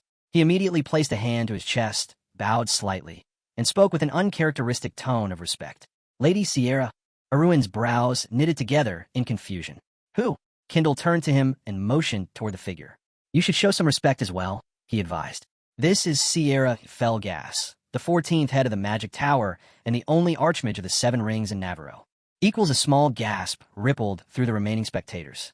Even nobles would not dare show her any disrespect. For a brief moment, Arun imagined the stories about her. A woman wrapped in blazing aura, eyes cold and merciless. The Mad Maiden of the South. Then, the hood lowered, revealing a woman with silky hair, violet eyes, and an utterly indifferent expression. Arun immediately placed a hand to his chest and bowed. It is a great honor to meet you, he said. Sierra simply crossed her arms, eyeing him with vague interest. Kendall coughed loudly, drawing attention back to himself. Janet's glanced at him, then, rather abruptly, began stepping away. Well, as much as I'd love to stay and chat, he said casually, I have some urgent business to attend to. Kendall raised an eyebrow. How convenient. Good travels, he added dryly. Janet's waved over his shoulder, but Arun wasn't about to let him go that easily. He stepped forward, watching him closely. What exactly was your business here? Janet stopped, then turned slightly, his smirk returning. Nothing too pressing, he said. Just something about a certain magic circle. At those words, Arun's eyes narrowed slightly. Kendall folded his arms. Do you remember giving Raphael advice? Arun raised an eyebrow. That's over and done with, he said dismissively. It was just a minor issue. Janet chuckled. You say that, but he raised a single gloved hand, a faintly glowing magic circle appearing on his fingertip. The study of magic circles is never a matter of chance. Arun's breath hitched slightly. Above him, a hazy image appeared, a cloaked figure with a crimson pattern wrapped around one eye. Janet's voice lowered slightly. Tell me, Arun, have you ever heard of the gift of the beautiful eye? For a brief moment, silence. A golden magic circle flashed through Arun's mind, hands forming a precise triangle, energy flowing seamlessly. A technique said to be capable of seeing the brevity and efficiency of all magic formulas. Arun's expression darkened slightly. I don't have anything like that. It's just, he thought back to his knowledge from the second system. Interdimensional trade. That's all it is. A conversation in a carriage. The wooden wheels clattered against the road as the carriage moved swiftly through the streets. Inside, Arun sat awkwardly, facing Sierra and Kendall. He let out a small sigh, glancing at the scenery outside. How'd I even end up in this carriage? He recalled their words. Let's continue this conversation somewhere quieter. And now here I am. His thoughts were interrupted when Sierra suddenly spoke. You look rather restless, she noted. Arun glanced at her. What do you mean? Sierra raised a hand to her face, studying him with a sly smile. Whenever I reveal my identity, people always look at me the same way you're looking at me right now. Arun felt a wave of relief. He quickly nodded. That's exactly what I was thinking. Inside, however, his curiosity deepened. She's over 50 years old, but she looks barely 30. Sierra chuckled, then raised a small, glowing magic circle before her. Her violet eyes gleamed with excitement. My heart hasn't fluttered like this in a long time, she admitted. Her fingers traced the runes, admiration clear in her gaze. This magic circle, it's so creative, so elegant. Then, with a mischievous smile, she reached into her cloak. She pulled out a small, red crystal. Let's test something, she said. If you can find the inefficient section in this spell, you can have this. She held up the crystal. Arun's gaze remained indifferent. I already know what that is. Sierra raised an eyebrow. Do you? Arun simply nodded. It's literally a product from my store. Of course, I know what it is. Sierra studied him. That's all. He paused. Then, deciding to amuse her, he added, well, it has a nice color. Sierra let out a soft laugh. Strange. Her fingers twirled the crystal between them. 100 out of 100 knights who see this crystal immediately burn with greed. Arun barely reacted. Why would I care? It's worth, what, 200 coins? I have over 100 of them. Still, he studied the magic circle carefully. Finally, he pointed at several areas. There, Kendall's eyes widened. Amazing. His tone held genuine shock. I only found one inaccuracy. You found 4. Sierra's expression remained unreadable. Then, she spoke calmly. There are no 4 inaccuracies. A beat of silence. Kendall blinked. What do you mean? Sierra's expression hardened slightly. There are not 4 mistakes. Her slender finger tapped against the circle. This part, though it reduces efficiency, is crucial for activation. Arun's eyes narrowed slightly. Kendall missed it. But I did too. Sierra's violet gaze bore into him. You may have talent, but you still have much to learn. She leaned back, arms crossed. Shall we continue? A battle of wits. Arun remained calm, expression unreadable. Even if that section serves a purpose, he said smoothly, its inefficiency remains unchanged. If something can be improved, there's no point in leaving it the way it is. Sierra raised her hand, and a glowing pencil appeared between her fingers. Then correct it, she said, her violet eyes gleaming with anticipation. Taking the pencil, Arun studied the circle carefully, making subtle adjustments where necessary. Continental magic theory is so outdated, he mused. And yet, there are still 7 archmages? He handed the pencil back, his expression composed. This should work better. Sierra examined the altered circle, her eyes widening slightly. Amazing. Her tone held genuine admiration. The gift of the beautiful eye is truly hidden within you. With a flick of her wrist, she tossed 2 red crystals toward Arun. He caught them instinctively, feeling a small rush of satisfaction. Saved 400 coins. Not bad. Before he could fully process it, Sierra conjured another magic circle, her anticipation only growing. She smirked. If you're such a prodigy, then improve this one too. Arun let out a short sigh, stroking the kitten on his lap. I thought we came here for a quiet conversation, he said flatly. So, what exactly do you want from me? Sierra blinked, then smiled gently. There's logic in that, she admitted. As expected, you really are gifted. Her expression grew more serious. Multiple magic circles hovered around her, swirling like celestial orbits. I have a problem, she said. One I've been working on for a long time. But I've hit a limit. Her gaze locked onto him. I need the help of someone with your talent. Then, her lips curled into a smirk. If you agree, she leaned in slightly, her voice dropping to a near whisper. I will become your guardian. Silence. For the first time, Arun was visibly stunned. Even Kendall looked startled, his hands rising awkwardly. Haha, now, he said nervously. My nephew has chosen the path of the sword. I don't think there's any need for him to change his. Sierra's expression darkened instantly. Her gaze snapped toward Kendall. And why is that? A cold, biting edge laced her tone. Because he's from the Steelguard family? She challenged. Her voice rose slightly, each word laced with undeniable authority. So, just because the people born into that family excel in fencing, they should all ignore magic? Kendall hesitated, clearly caught off guard. Sierra's eyes flashed dangerously. I don't recall blinking an eye when his father brought the entire knightly band with him, she continued. And if it had been his grandfather returning safe and sound, then maybe, just maybe, I would have been a little nervous. The air in the carriage grew heavy. Arun sat there, feeling like the atmosphere had suddenly shifted into something that felt less like a conversation and more like a kidnapping. Wait, are we actually heading to the magic tower? His mind raced. He pictured the massive, sprawling fortress, a place filled with endless mana. A wizard's paradise. A swordsman's prison. Once I set foot there, I'll never be able to leave on my own. They'll keep me locked away, working on magic formulas forever. With an awkward smile, he raised his hand. Let's all calm down, he said lightly. Sierra narrowed her eyes. The issue isn't that I dislike your offer, Arun continued smoothly, shooting a quick glance at his uncle. And my uncle wasn't completely rejecting it either. Kendall looked over at him, slightly relieved. Sierra, however, wasn't convinced. Equals, you're from the Steel Guard family, correct? She said. So then tell me, what's stopping you? Arun exhaled slowly. It's not that simple, he admitted. He imagined the family crest, the shield, the castle, the heavy burden of the name Steel Guard. Living as part of that family isn't easy, he muttered. There are high expectations, constant pressure, and even if I manage to surpass every challenge in the end, it's still just a thorny path of humiliation wrapped in the illusion of family honor. Sierra tilted her head slightly, studying him with keen interest. And, she pressed. Arun looked her straight in the eye. I won't deny it, he said. Having the Archmage of the Seven Rings as my patron would be an incredible opportunity. Sierra's lips curved slightly. But you already know, don't you? He continued. The bigger the tree, the wider its shadow. Her eyes flickered with amusement. The sunlight doesn't reach beneath it, Arun added, and grass can't grow in its shade. Sierra's smile widened. Are you saying my prestige would stifle you? For the first time, a genuine laugh left her lips. She placed a hand to her face, her violet eyes glinting with delight. Well, she mused. No matter how extraordinary you may be, you're still quite the humble one, aren't you? She sighed dramatically, then gave him a playful smirk. All right, Arun, she said smoothly. What do you want? She leaned forward slightly, resting her chin on her palm. Because let me make one thing clear. Her voice lowered. Sierra Felgas, Guardian of Navarro, does not take people under her wing for free. The tension shifted. Arun hesitated. What should he even ask for? I don't know, he admitted. I'm a noble. It's not like I'm lacking anything. He folded his arms, deep in thought. Give me some time to think about it. Sierra's expression didn't change. Then she grinned. 10 minutes. Arun stared at her. What? Sierra smiled sweetly. I'll give you 10 minutes. Arun let out a nervous chuckle.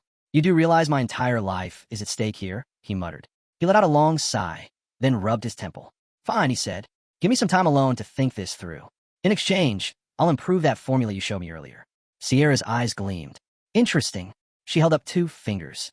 Improve it, and I'll give you 2 hours. Her lips curled into a smirk. You have my word. A desperate escape. Arun swallowed hard. I have to get away from her. The image of their battle flashed through his mind, and he knew, if it came down to it, he'd have to fight his way out. He stepped out of the carriage, exhaling slowly. Through the open window, Sierra leaned against the frame, watching him with amusement. You're a prodigy, she said. I'll be waiting for you here. Her violet eyes gleamed as she added. Choose an appropriate place to return, or else. Arun forced a casual smile, nodding. Of course, he said smoothly. A promise made to the head of the magic tower isn't something to take lightly. Sierra Smirkev. The coachman flicked the reins, but Arun moved away step by step, keeping the carriage in his peripheral vision. Only when he was far enough did he allow himself a breath of relief. He stroked his pets, flying low across the rooftops, his mind racing. I bought myself 2 hours. I have to find a way to shake off that crazy woman. On the bustling streets below, men moved wooden crates, carrying supplies for merchants. With a grin, Arun perched on a windowsill, waving down at Marcus. The man's eyes widened in shock. What the? Why are you here? Shouldn't you be? Before Marcus could finish, Arun cut in smoothly. The fights are over, he said lightly, stepping down from the ledge with his pet still in his arms. We crushed them, just like we planned. Marcus huffed, crossing his arms. You're exaggerating. Arun smirked. Don't be so modest. You did well. The man raised his hands in surprise as Arun pulled out a sealed letter, handing it to him. I need you to take care of something for me. Marcus eyed the letter. There's a carriage waiting at the crossroads near the market. Deliver this there in exactly 2 hours. Marcus frowned. And you? Arun grinned, stepping back toward the windowsill. I'll stop by later. With a carefree wave, he leaped out the window and vanished. The sun hugged brightly over the 2-story building where Arun now sat. Before him, a dream Mac rested on the table. With a sly smile, Arun leaned back, his fingers drumming against the armrest. I found her weak point. Now all I have to do is make a deal that completely shifts the situation in my favor. One by one, system windows popped up. Acquired internal energy rescuer. Spirit 20 enhancement pills. Thunderbomb X10. Lightning Strike 200 milliliters. Divine Elixir. Books on dragon studies, memory technologies, and general theory of truth. He sat on the sofa, studying the system alerts while mentally forming his next move. The challenge is set. The Terroros William Hillen S. stretched under the golden rays of the setting sun. Breathing heavily, Arun wiped sweat from his chin. Barely made it in time. The carriage still stood where he had left it. Inside, Sierra sat fuming, her hand trembling as she gripped the letter. Her violet eyes scanned the words again, her anger bubbling with every sentence. No matter how much I consider it, the path of magic is not for me. My grandfather reached the mythical rank, missing only the legendary. I thought I made it clear which path I intend to take. Sierra's grip tightened. Then, she read the next lines. No matter how powerful an archmage is, they only truly matter within the magic tower. If you disagree, then prove me wrong. I'll be waiting in the William Hillen S beyond the capital. But if you're not confident in your abilities, then feel free to return to your tower. A vein twitched in Sierra's forehead. Her aura flared violently. Her eyes narrowed sharply as she reached the final line. Oh, and since you apparently can't look over 30, maybe we should just switch to informal speech? After all, if the age gap is so small, being too polite feels a bit unnecessary. Crack! The letter crumpled in her trembling fists. That yellow-haired brat. A purple light exploded from the carriage. In an instant, she was gone. The William Hillen S. A duel begins. High above the rugged mountains, Sierra hovered in the air, scanning the area. Where are you hiding? Her Kaplan voice echoed over the Hillen S. Come out now while I'm still being nice. She scowled at the uneven landscape, muttering under her breath.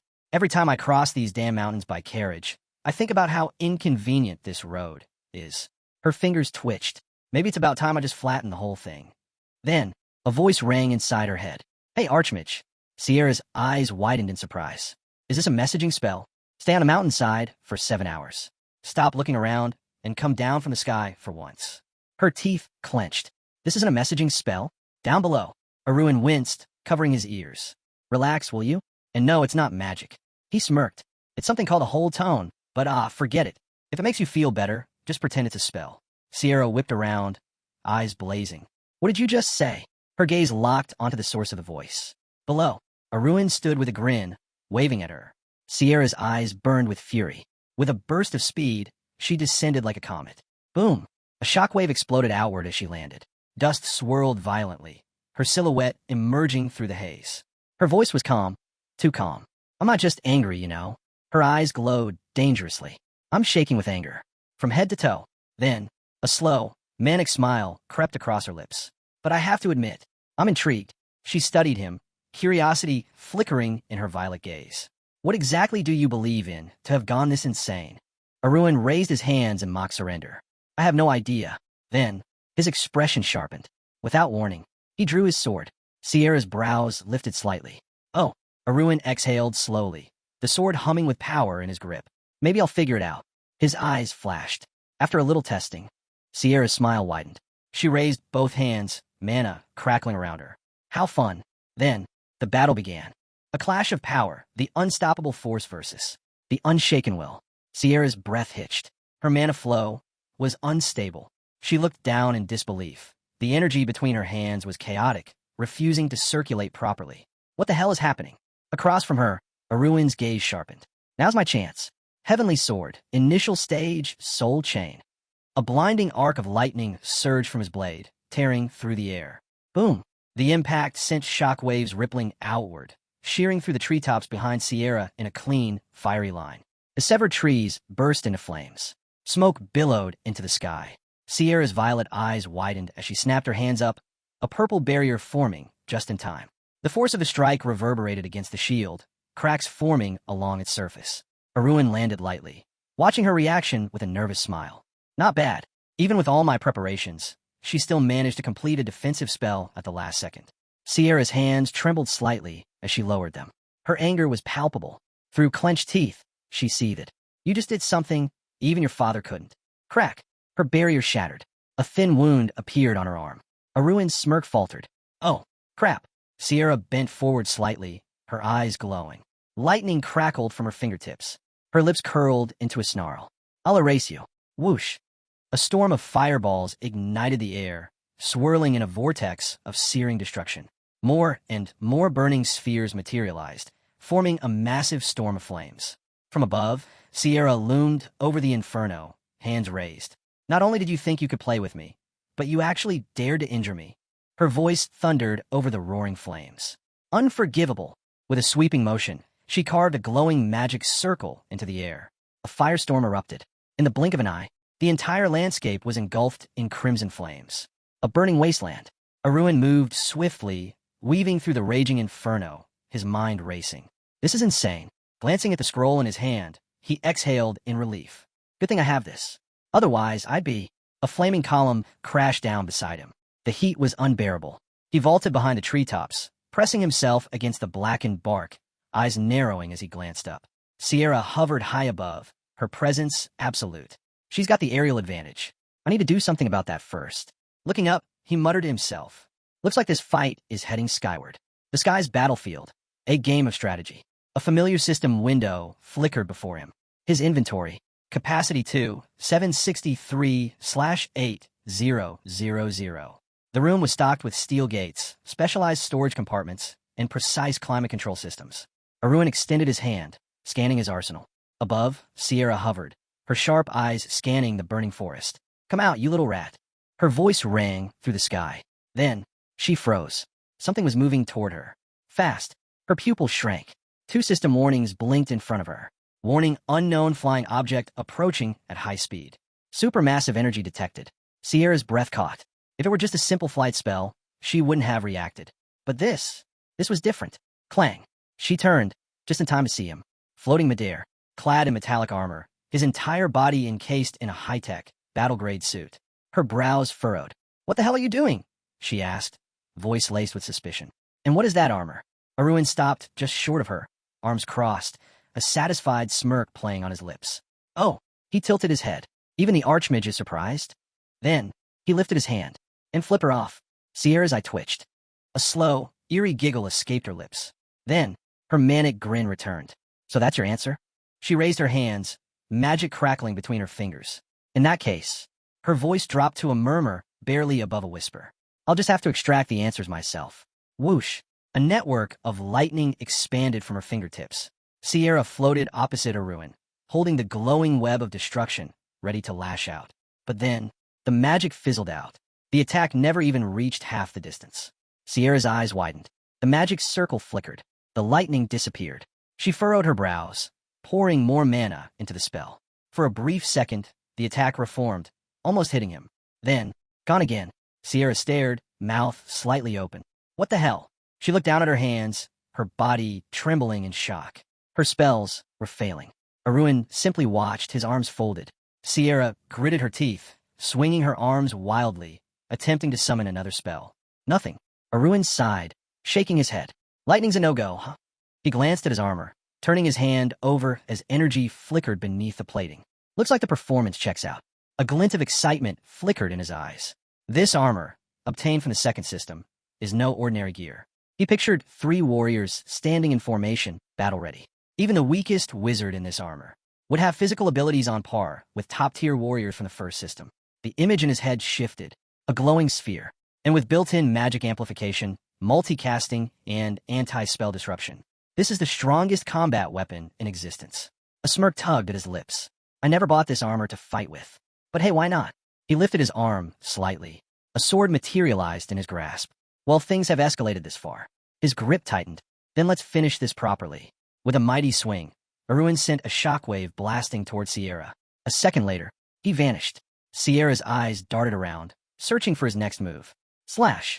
A gleam of silly streaked through the sky. She gritted her teeth, barrier up, mind racing. This isn't magic. This is something else entirely. But then, cracks formed her shield. Sierra bit her lip, forcing more mana into it. Her violet eyes narrowed in deadly focus. This, she muttered, is a curse. A mage's conviction, and a warrior's defiance. Sierra couldn't understand how things had come to this. She remembered Kendall, seated across from her, smiling knowingly as he raised a hand. I found him, he had said, the owner of the gift of the beautiful eye. At the time, her heart had pounded with excitement.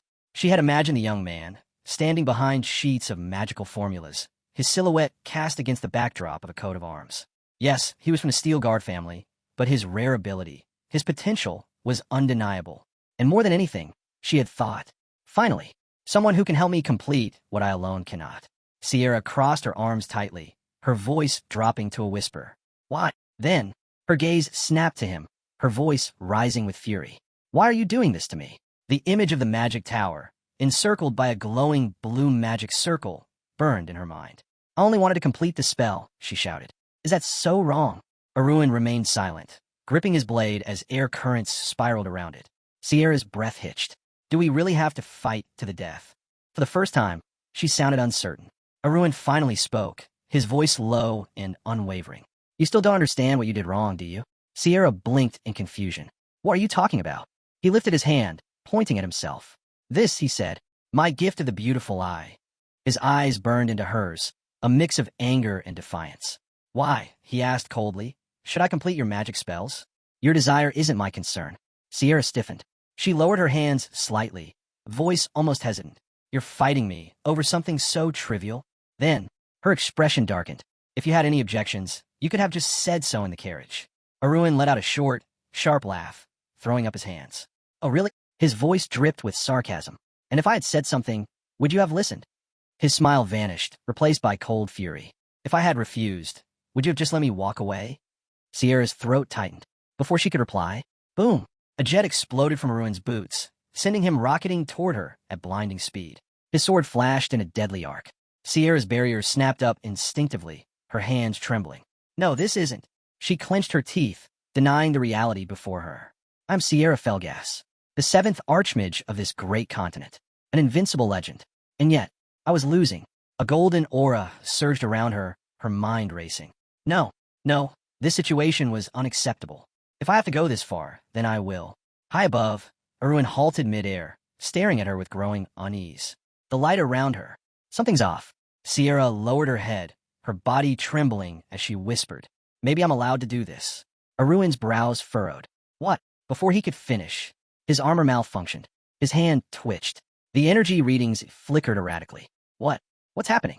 Then, a massive energy sphere shot toward him. Arun's stomach dropped. His dispel wasn't working. A free fall into the inferno. The streets of Terraros were bathed in golden light, the sun setting over the rooftops. A young woman sat at a wooden table, scribbling figures onto parchment. All sold out last week, she muttered, tapping the pen against her chin. Only 20 left in stock. She flipped through her records. Her mind drifted to Marcus. He had given her sorry before leaving. Her expression tightened with worry. Is everything okay? She whispered. She glanced over her shoulder, calling softly. Sorry. Silence. Her heart pounded. She turned fully. The pillow on the floor was empty. Sorry. The forest beyond the capital was a sea of flames. Above it, a lone figure plummeted from the sky. The fall of a warrior. Arun screamed, his eyes wide in terror. His systems were dead. His display had stopped functioning. A wave of heat slammed into him from below as he fell toward the blazing forest. The magic of the 7 rings. She used it. This wasn't supposed to happen. The dream machine had confirmed that she had been defeated before. Then why? Why didn't she use it when she fought the head of the 5th magic tower? Sweat dripped down his face, mixing with the blood on his cheek. No, this isn't right. The 14th archmage had no restrictions. Then why? Why hadn't she gone beyond the magic of the 6 rings until now? Below, the forest raged in a massive inferno. Arun's stomach twisted. If I hit the ground, I'm dead. A shadow moved in the distance. Then, a pair of glowing red eyes locked onto him. Something was coming, and fast. The guy hesitated, squeezing his eyes shut, unsure of what was about to happen.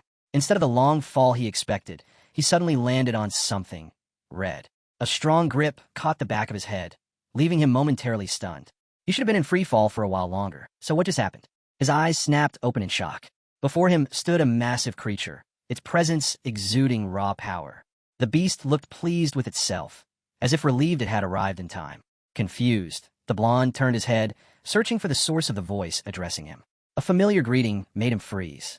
Bowing his head, he finally realized the one who had saved him was a snake. But not just any snake. This red-scaled creature, spitting fire, was enormous. Its body was covered in blood-colored scales, flickering with flames. The sight alone was enough to leave him speechless. Then it clicked. This wasn't just any creature. He knew this beast. Sitting atop the fiery serpent's head, the blonde stared at it in disbelief. Wait, is that... he muttered, still processing what he was seeing. The flames around the creature died down, and as it smiled, recognition struck him like lightning. His eyes widened. You're that cat. Arun waved his hand in bewilderment. How could things have turned out like this? You've transformed into a gigantic, fire-breathing monster, and you can talk now? The creature studied him for a moment before shrugging. I don't get it either, it admitted. I just want to sleep, and when I woke up, this happened. Images flashed in Arun's mind. His pet cat, curled up comfortably on a blue pillow, napping without a care. Who would have thought that laziness would lead to this kind of awakening? He reached out, running a hand over the massive serpent scales. Well, you sure got big, he teased. But before he could say anything else, the beast suddenly surged forward, making Arun lose his balance and fall backward. Hey, at least warn me first. Sitting firmly atop the creature's head, he focused on the situation at hand. There was no time to waste. All right, let's move. We can't just sit here talking. Commanding the serpent, Arun maneuvered skillfully, dodging an incoming strike. His sharp instincts kicked in as he realized they would have been in serious trouble if not for the protective barrier. He shot a glance at the flames surrounding his hands. Weird. Why don't I feel any heat? His companion chuckled. Because you're my master. The flames won't burn you. Arun exhaled, watching as the creature stretched, its massive form filling the entire forest. He thought back to what he knew. This wasn't just an ordinary beast. It was a creature from the trade between dimensions. That alone meant normal logic didn't apply here. Then something caught his eye, making him freeze. Standing tall before him was a woman, her clothes tattered, her presence commanding. His breath hitched. He wasn't prepared for this. And then, shock turned into disbelief. The head of the 14th tower had transformed into an elderly woman. Arun's lips curled into a grin. So that's why you're using the magic of the 7 rings. He couldn't hold back his laughter, his shoulders shaking. You just wanted to look younger, didn't you? The woman's face darkened as she snapped. Stop laughing. But Arun was already doubled over, tears streaming down his face. This is priceless, he gasped between chuckles. She huffed, clearly irritated. I had no choice. I've been under a lot of stress lately, and I couldn't maintain the restrictions on my magic. Wiping his eyes, Arun finally composed himself. All right, I get it. Anti-aging magic is serious business. But his expression turned serious as he gestured behind them. Let's continue this discussion downstairs. There's something I need to talk to you about. A flicker of flame surrounded the woman as she narrowed her eyes. If you think I'll let you walk away after seeing me like this, you're mistaken. Arun straightened, fully aware of the challenge being issued. She was prepared to fight him to the death. He called out to his beast. The fire serpent coiled around the startled Sierra, flames licking at the air as Arun clenched his fist. The Archmage's mana isn't limitless, he reminded her with a smirk. Are you sure you want to do this? A single bead of sweat rolled down the woman's face. The sky burned with the hues of sunset, and the trees around them cracked and splintered under the sheer force of the flames. Then, Arun tossed her something, a black cloak. Sierra blinked, caught off guard. What's this for? He tilted his head. Your clothes are ruined. She hesitated before wrapping the cloak around herself. Why are you suddenly being considerate? Arun smirked. Because the fight's over. Sierra studied him closely. He had almost attacked her just moments ago, yet now he seemed so relaxed. His words confirmed what she already suspected. He had no intention of exposing her secret, just as he didn't want his own abilities revealed. She exhaled, still processing everything. This was the same young man who had reached the awakened rank at an unbelievably young age. Her eyes lingered on him, realization dawning. He had awakened even earlier than the founding emperor. Did you get your abilities from Rahan? She finally asked. Arun didn't answer right away. Instead, his gaze drifted to the sleeping creature on his shoulder. His once small, lazy cat, now an enormous, fire-wielding serpent, was curled up fast asleep. With a quiet chuckle, he turned back to Sierra. Let's just say, things don't always go as expected. Realizing there were still too many unanswered questions between them, the main character suggested they lay everything out on the table. The woman frowned. What table? She asked, confused. The blonde smirked. I meant that we should talk. There's no reason to keep fighting when we're on equal footing now. He extended a hand toward her, watching her reaction closely. Al-Sari, observing the exchange, was just as surprised. Without hesitation, the blonde proposed they start negotiations. Meanwhile, inside the 14th magic tower, scattered papers covered a wooden table, their symbols glowing vently. A bearded instructor leaned against a bookshelf, eyes flickering with concern. Too much time had passed. He feared something had gone wrong. Then a voice broke his thoughts. The head has returned. His eyes widened in shock. As soon as the doors swung open, he saw Arun walking into the office with the tower's leader beside him. Relief washed over him, and he hurried forward. Master, you're finally back. The woman met his gaze with a serious expression. Has anything happened in my absence? The instructor studied her calm demeanor. Whatever had gone on, It seemed they had resolved it without issue. No, everything is fine, he assured her. But then, his eyes landed on the young man, standing behind her, a blonde with an unreadable expression. The teacher furrowed his brows. And who is this? The head didn't answer immediately. Instead, she turned the doorknob, motioning for the blonde to enter. He'll be staying here, she stated simply. The guy stepped into the room, his back pressed lightly against the doorframe. You can use this space. It has everything you need, the woman continued. Lowering her head slightly, she added, no one can reach the top floor of the tower without my permission, so you have nothing to worry about. As soon as she left, Arun reached up, peeling away the mask from his face. His features shifted effortlessly, returning to his original appearance. From beneath his cloak, Sari peeked out, staring in astonishment. You always surprise me when you do that, the girl admitted. A transformation spell, and you don't even need magic rings? Arun chuckled. The head is capable of similar tricks, he pointed out.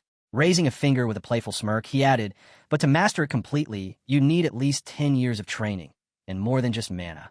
The girl huffed. Forget it. The room was dimly lit, torches flickering with a bright flame. The woman turned toward the door. You can train here as much as you like, she said before leaving him alone. Arun watched her go, a sly smile tugging at his lips. Next to his bed, a large window revealed a breathtaking view of the starry sky. He took in his surroundings, nodding in approval. Not a bad place to spend the night, he murmured. Meanwhile, Sari had already climbed onto the bed, curling up comfortably. Then, something new appeared, a glowing pink contract on the wall. Arun glanced at it, recalling their earlier negotiations. In exchange for helping Sierra with her research on reverse-aging magic, she had signed a deal with him. The agreement ensured a steady supply of magical items between the Magic Tower and his trading company. Looking at the towering structure of the 14th Magic Tower, Arun reflected on the challenges he had faced in other places, the Steel Guard Castle, the Academy. There, he had to constantly hide. But now, he finally had a place where he could focus entirely on interdimensional trade. His eyes glowed with a deep blue flame. A system prompt appeared before him. Access granted, second system unlocked. Wasting no time, Arun delved into his work, navigating the system diligently. He remembered why he had chosen closed training, to prepare for the final revenge tied to his past life. A name surfaced in his mind, a man in a green cloak. As Sari drifted into sleep, Arun's thoughts shifted. He had grown close to someone with access to rare magic armor. Now that their business relationship was stable, Arun had one goal in mind. His inventory had already reached level 6, expanding to a capacity of 8,000 units. He scrolled through the profile data, his mind calculating his next moves. I have to reach the bottom, no matter what it takes. Days later, a system message appeared. Transaction complete. Arun checked his balance. Another 10,000 gold earned from daily sales. The sheer amount of wealth at his disposal made him pause for a moment. In both the Zero and Fur systems, he had already built a solid reputation, ensuring a stable flow of transactions. But here, in the second system, he was still new, and he had only just begun. Starting from scratch wasn't easy, but one of his newly acquired statuses was proving to be incredibly useful. Holding his chin in thought, the main character assessed his progress. He was still far from reaching Shylock's level of financial mastery. A quick glance at his account balance showed 330,000 coins, the same as the last time he checked. Clicking on the trade icon, he decided to put a magic scroll up for sale. There had to be some valuable listings on the stock exchange. Just as he was scanning the offers, a notification popped up. New message received.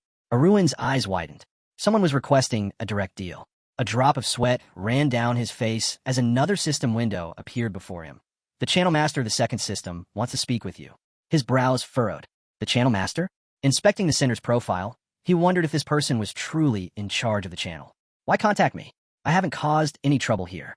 Just then, Sari crept closer, calling for his master.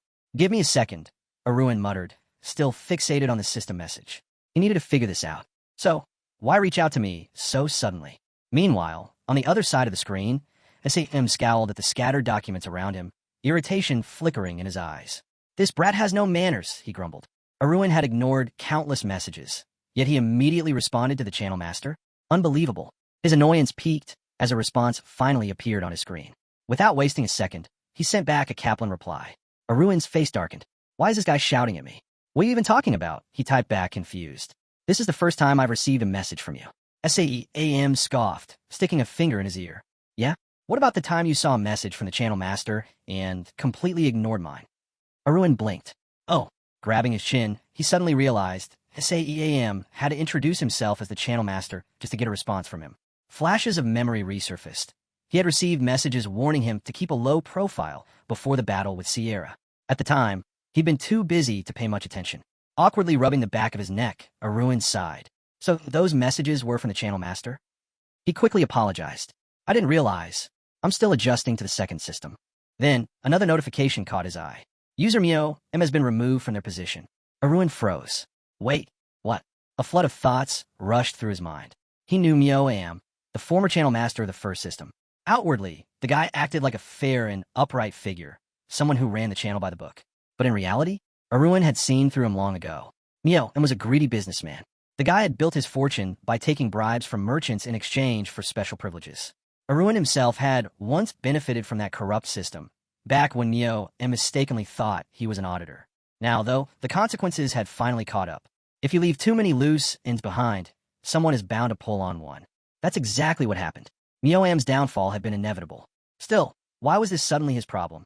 Arun couldn't understand why SAEAM was making such a fuss over it.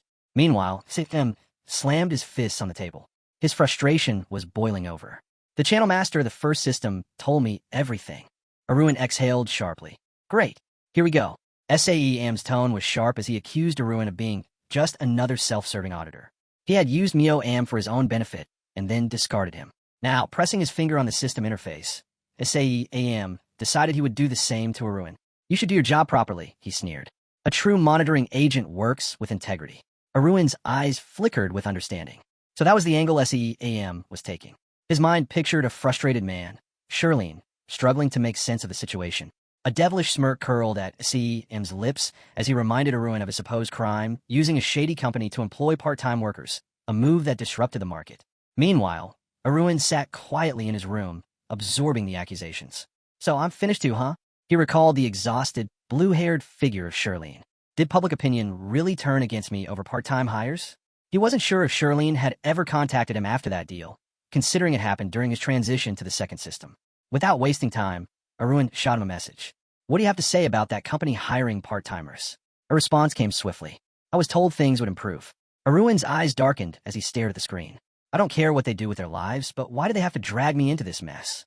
Shirlene, clearly flustered, spread his fingers in frustration. I never tried to involve you in any of my affairs. Arun studied the system display carefully. Something's off. He could sense there was more to this than Shirlene was admitting. Fine. If he wouldn't talk, Arun would find out the truth himself. Activating one of his privileges, a system window flickered to life, displaying his opponent's psychological state in real time. Arun leaned back, arms crossed. Let's see what you're really thinking. SAEAM, stroking his chin, declared that Shirlene's connection to Arun was undeniable. After all, Arun had been the one funding most of his ventures. A nearby man with a beard scoffed. Did you work part-time in the Mana Stone and magic items trade too? Shirlene hesitated, a drop of sweat trickling down his face. Yes, I helped him, he admitted. But why does SAEAM keep dragging me into this? The bearded man suddenly slammed his fists on the table, making Arun's screen flicker. So, you admit it. You use part-time workers to crush the competition. SAEAM barked. A smirk tugged at Shirlene's lips. And what if I did? Arun's eyes widened. Thanks to his ability, he could now see SAEAM's true emotions. He exhaled and activated the second effect of his privilege. Heart tone, a skill that revealed everything his target was trying to hide. The system responded immediately. All hidden motives will now be displayed. Sitting on his bed, Arun's gaze sharpened. Now, let's see what you're really up to. SAEAM was fuming. Why can't Shirlene just admit he's a fraud? He had spent years training him, molding him into something useful. And now, he was just another liability. Arun's smirk widened. So that's it. You're trying to push me into the same trap you set from Yoam. Meanwhile, SAEAM was turning blue with frustration. This brat knows. Arun's fingers danced over his system interface.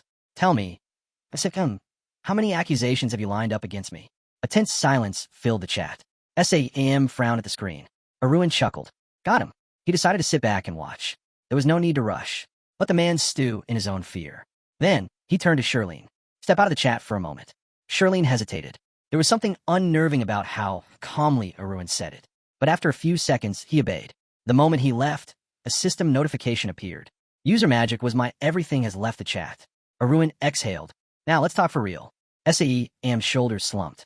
He could feel the weight of Aruin's presence pressing down on him. You wouldn't be able to explain yourself even if you had 10 mouths, Aruin taunted. Saem, sweating, raised his hands in a pleading gesture. Let's be serious here. I just want to talk. Through the open window, the bright moon cast a soft glow over the room. Aruin's mind raced. The gift I received when entering the second system. That had come from Saem. He folded his arms, narrowing his eyes. Was that a warning? A way to get me to back off? Saem awkwardly raised a finger. I only gave you that gift to win you over, he admitted, his voice filled with hesitation. Aruin raised a brow. That's what this is about. Saem let out a nervous chuckle, wiping the sweat from his forehead. Do you know how long it took me to find a lightning-fast massager you'd actually like? Aruin blinked. What? Not that you'd ever appreciate the sarcasm, Saem muttered. Aruin's expression shifted, his mind piecing together the real situation. So that's how it is. Unlike normal users, the channel master only made moves when he felt threatened. And right now, Saem was afraid. Their conversation continued, but Aruin had already figured it out. Saem wasn't looking for an ally. He was trying to cover his own tracks. Aruin leaned back, his gaze sharp. You try to take revenge from Yo and by bribing me as I enter the second system. Saem flinched. You care more about protecting yourself than any sense of loyalty, Aruin continued. His mind raced through the system records. There was a discrepancy in the reports, one that senior management had noticed. Saem frowned. Wait, are you saying the mid-level agent in the second system is already investigating? Aruin smirked. Oh, are you talking about the administrator? His fingers flew over the search bar. Let's see who this person really is. A few moments later, his expression darkened. He's not in the database. And yet, he was active in the second system. Aruin's eyes narrowed. Saem, can channel masters track users? The man hesitated. That's not his nickname anymore, he finally admitted. And it's not his real name either. Saem rubbed his temples, feeling a headache forming. A codename? A hidden identity? His mind raced. If that agent doesn't officially exist, then I have to eliminate him before he eliminates me. Meanwhile, Aruin chuckled. He could see the gears turning in Saem's head. So, Aruin said, resting his chin on his hand. Curious why I'm even having this conversation with you. Saem crossed his arms. I don't get it. Why are you helping me? Aruin got comfortable on his bed, his smirk widening. Because you're of no use to me. Aruin leaned forward, his fingers tapping lightly against his chin. Tell me, Saem, where exactly can you use an auditor whose identity is hidden? Saem's anger had been boiling over, but at that question, he paused. Aruin smirked. Relax. I need to find a way to survive too. A system notification popped up. Conversation completed. Leaning back on his bed, Aruin stretched his arms, feeling a wave of relief wash over him. That went better than expected. A slow grin spread across his face. He had redirected Saem's fury perfectly. The man's focus was now elsewhere, leaving Aruin free to move as he pleased. Not bad. Even though the attack had come out of nowhere, he had handled it well. From under the blanket, a soft, rhythmic purring could be heard. Aruin blinked. Wait. His expression stiffened. I completely forgot about sorry. Tugging the blanket open, he braced himself for what he might find. Aruin spotted a distressed cat and quickly began to explain himself, apologizing and saying he had urgent matters to handle. But the man looked frozen in place, completely stunned, when Sorry suddenly blurted out how much he despised his master for not resolving things sooner. The cat stared blankly as the blonde knelt beside him. A single tear slid down the man's cheek. He hadn't expected to hear that from Sorry. Alarmed, the cat leapt out of bed and began frantically apologizing to its master. Sorry paused, wondering if maybe he had taken things too far. Just then, the main character turned his head. The creature beside him warned that something massive and terrifying was inside the tower. The torch nearby flared with intensity. The cat clung to its master's leg as they stood before a door pulsing with mana. Aruin folded his arms, glanced up, and remembered. This room was strictly off-limits. The Archmage himself had forbidden anyone from entering. Sorry asked, is that thing behind that door? The door, slightly ajar, hummed with energy. Aruin noted that Sierra would never have left it open on purpose. The cat gripped Aruin's leg, eyes begging. Aruin admitted his mistake, and it dawned on him. This all happened because of Sorry. He imagined a furious Sierra strangling him on the spot. Turning to the cat, he warned, I already got a warning once. If this gets out, I'm toast. Cautiously approaching the door, he stretched out his hand. As he got closer, waves of raw mana wrapped around him. Smiling faintly, he peered through the gap, thinking, one quick look won't hurt, right? His pupils widened. Inside, a grand feast was laid out.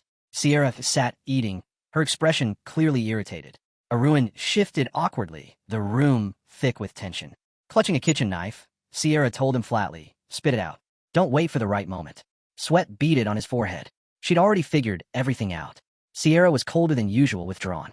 Arun suddenly leaned forward, planting his hands on the table. He held up Sari and said, "Look at this little guy. Isn't he cute? Come on, calm down." But Sierra wasn't having it. "When are you going to stop avoiding the question?" she said, bowing her head. "Just tell me, what did you see?" Still holding the cat, Arun knew there was no more dodging. "Inside that room," he began, "I saw the majestic beholder, the being behind the mana that powers the entire magic tower." She froze. "So, you saw everything. What did it say to you?" Sari clutched a glowing cube as Arun continued. "The mages have used it for centuries, and it said if I help it escape, it'll give up its forbidden power." Sierra, chewing on a piece of steak, replied calmly, "That thing is just a vessel, an artificial body that regulates mana flow." Arun pictured mana rising from the earth. Sierra went on, "Did you know all magic towers are built in dragon craters? Across the continent."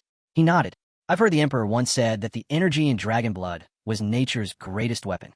The mana orb lit up, shining white. "But dragon blood's still too powerful for humans," Sierra added. "That's why the beholder exists, to remind us of our limits." Arun rested his chin in his hand, thinking. He was starting to get curious about this forbidden power. So it really is just a device that controls mana? Sierra dabbed her mouth with a napkin. Arun cautiously asked, "So you're not mad anymore?" She smirked. "I was planning to punch you." She grew serious again. Beholder's voice has magical influence. Anyone who hears it without mental protection ends up controlled. That's why every encounter ends in chaos. "But you're fine," she said, puzzled. "Why?" Sitting across from her, Arun asked softly, "Can I meet Beholder again?" Sierra narrowed her eyes. "Why? What do you plan to do?"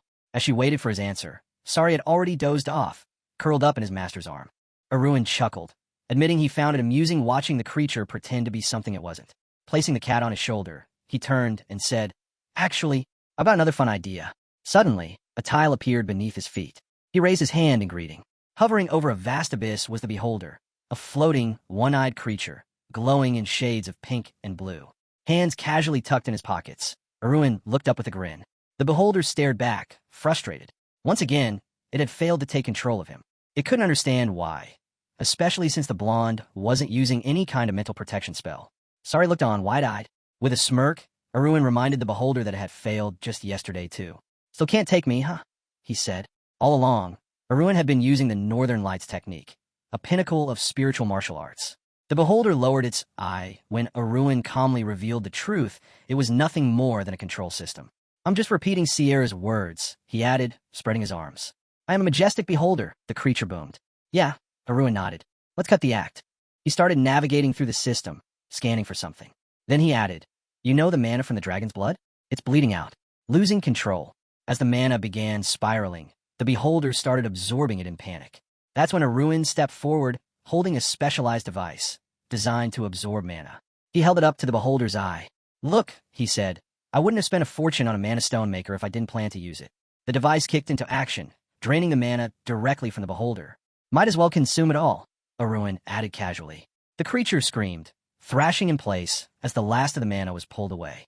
All across the room, multicolored mana stones sparkled on the table. Surveying the treasure trove, Arun figured the Beholder's reserves would be drained in no time. Sari picked up a red crystal, inspecting it with curiosity. Arun's thoughts turned to his plan. He needed three things: a hefty amount of starting capital, users to do the labor, and a channel master to oversee the entire operation. Looking around the room full of valuable mana stones, he realized something. He'd struck gold. He already had Shirlene managing a team of part-timers. And somehow, he'd even gotten Ness to help. Jackpot! A grin crept across his face. The shelves were packed with top-tier ingredients. All that remained was tying up one last loose end. He thought of the man in the green cloak. "I will get my revenge on Miriam," he muttered. Meanwhile, over in the magical empire of Lanesia, a bright sign lit up on one of the towers. Nearby, knights rushed to assist a fallen comrade, but an unknown figure in a green cloak stopped them. "Don't touch him," he commanded, clutching a book that emitted a glowing panel. "This adds up to 3 million gold a month, with interest on the unpaid balance," he said coolly. 10 years should cover it, assuming labor costs are deducted. The knights held the beaten man by his arms as he kept shouting. He couldn't believe that someone from the Empire's most powerful guild could just act however they pleased. Closing his pink book with a snap, the man declared loudly, "They're con artists. trying to swindle me.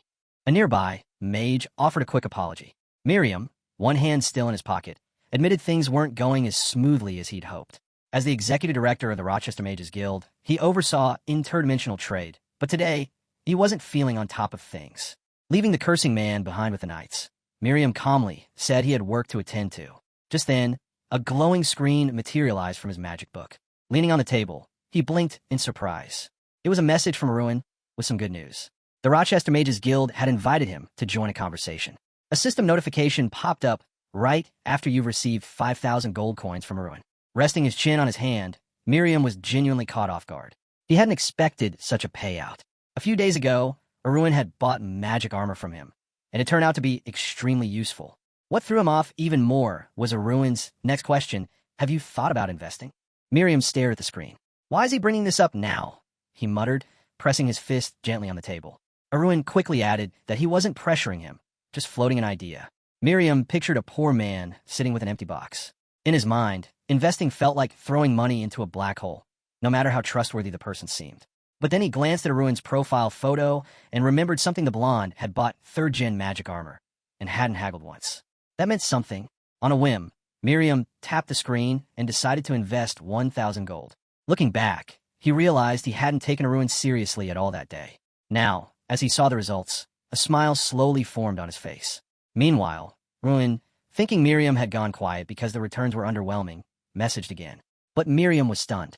His investment had grown 5 times over. Even Arun admitted he hadn't expected that outcome. Miriam was speechless. He imagined gold coins flying in circles around the tower. Then came another message. The Rochester Guild is pulling in tens of thousands of coins a day, Arun wrote. That truly shocked him. Furrowing his brow, Miriam realized, even a small amount of money becomes precious when it's your personal savings. Sure, the investment wasn't massive, but the profit was over 500%. He stared seriously at the screen. If I had known, he thought, I would have put in everything. Then he asked Arun a simple question. How much did you make? Arun replied humbly, not that much. A single drop of sweat slid down Miriam's face when the answer came, around 100,000 gold coins. Miriam, draped in his green cloak, practically deflated. But then Arun added, I barely kept any of it. I made sure to take care of my people. That last part hit Miriam differently. He frowned, thinking it through. Without the right connections, hitting a jackpot like that was impossible. Just then, Arun revealed a glowing blue mana crystal. Miriam remembered how nervous he'd been the first time he listened to Arun's explanation. Back then, Arun had told him to buy up mana stones while prices were low, then sell them off once the market bounced back. Now, holding his shin, Miriam couldn't help but admit, everything had unfolded exactly as Arun predicted. The mana stones that once sold for 30 coins were now back up to 200 gold each. Staring at the wall, Miriam tried to make sense of it all. How had Arun pulled this off? He suspected there was someone powerful backing him. Maybe the channel master himself. Tilting his head, he wondered if the mysterious figure from before had played a role. Clutching his face, he thought even harder. What if Arun is actually above the channel master? Breaking the silence, Miriam asked bluntly, why did you suggest investing to me? Arun replied without hesitation, I was just trying to raise the funds I needed. Miriam flailed his arms, visibly frustrated. You're talking like 1,000 coins is pocket change. Arun shrugged with a hint of regret. I just needed a small amount to start with. A drop of sweat slid down Miriam's face as he realized he might have overreacted. Then, a new message popped up on the screen. Arun was still speaking to him. Sitting in his office, Miriam read the message carefully. Arun wrote that he had a knack for spotting profitable investments, but he always played it safe. He added that he'd honestly be disappointed if Miriam chose not to partner with him. Clenching his fist, Miriam felt a jolt of motivation. When Arun called the first investment a test, a smile tugged at the mage's lips. Then Arun sent one more message, with a devilish grin in his profile picture. So, ready to play big? Seeing that, Miriam felt a spark ignite. He was in. Meanwhile, Arun calmly stroked Sari in his arms, pleased with how easily he'd tricked the magician. Suddenly, his screen flooded with messages, users offering mana stones. He had tanked the market price of high-grade stones by simply changing his username and using the information distortion function. Equals as Miriam stared at the screen, deep in thought, Arun recalled how he'd faked his identity as the channel master by mimicking his voice. That move alone had sealed the deal. Miriam now fully trusted him. A message from A came through. How'd it go? Arun smirked. As soon as he smelled money, Miriam agreed, without a second thought. Watching the system screen, Charlene looked uneasy. He suspected the magician was tracking them. From his point of view, Arun, as a middle manager, should have used force to crack down on shady practices. But Arun just smiled. Even watchdogs can be tempted, he said. Charlene, the blue-haired agent, turned pale when Arun casually asked, "Are you really in a position to talk about corruption when you're running an illegal part-time agency?" Charlene burst out laughing, realizing too late that maybe he should have used a silencing spell on himself back when he was selling illegal magic. Rubbing his beard, Same chimed in. "So, are we moving to phase 2? They had lured Miriam in by driving the price down. Now, pointing at the screen with 2 fingers, Arun said, "Next, we reverse it. We hike the price." He turned to Charlene. "Any ideas on how to make that happen?" A mischievous grin appeared on Charlene's face. "Watching from the sidelines is getting boring. It's our time to shine." Their plan was to spread rumors about the price spike using their network of part-time workers. Just as the strategy went into motion, a flag bearing an eagle flapped in the wind. Miriam walked confidently into the building, hands in his pockets. He was greeted by a man with a wave and a grin. "Someone's in a good mood today." The magician raised an eyebrow and asked, "Is that really how I look from the outside?" Arun nodded without hesitation. "Exactly like that." Grabbing his chin in thought, the man figured it must be related to interdimensional trade, because he was sure Miriam couldn't have risen that far based on magical talent alone. A bead of sweat ran down his tense face. Still, he was confident. The guildmaster was going to love everything he'd done. Lai crossed his arms and gave him a menacing glare. But the green-haired man already knew he was falling behind. After all, Miriam was a 7th-level magician.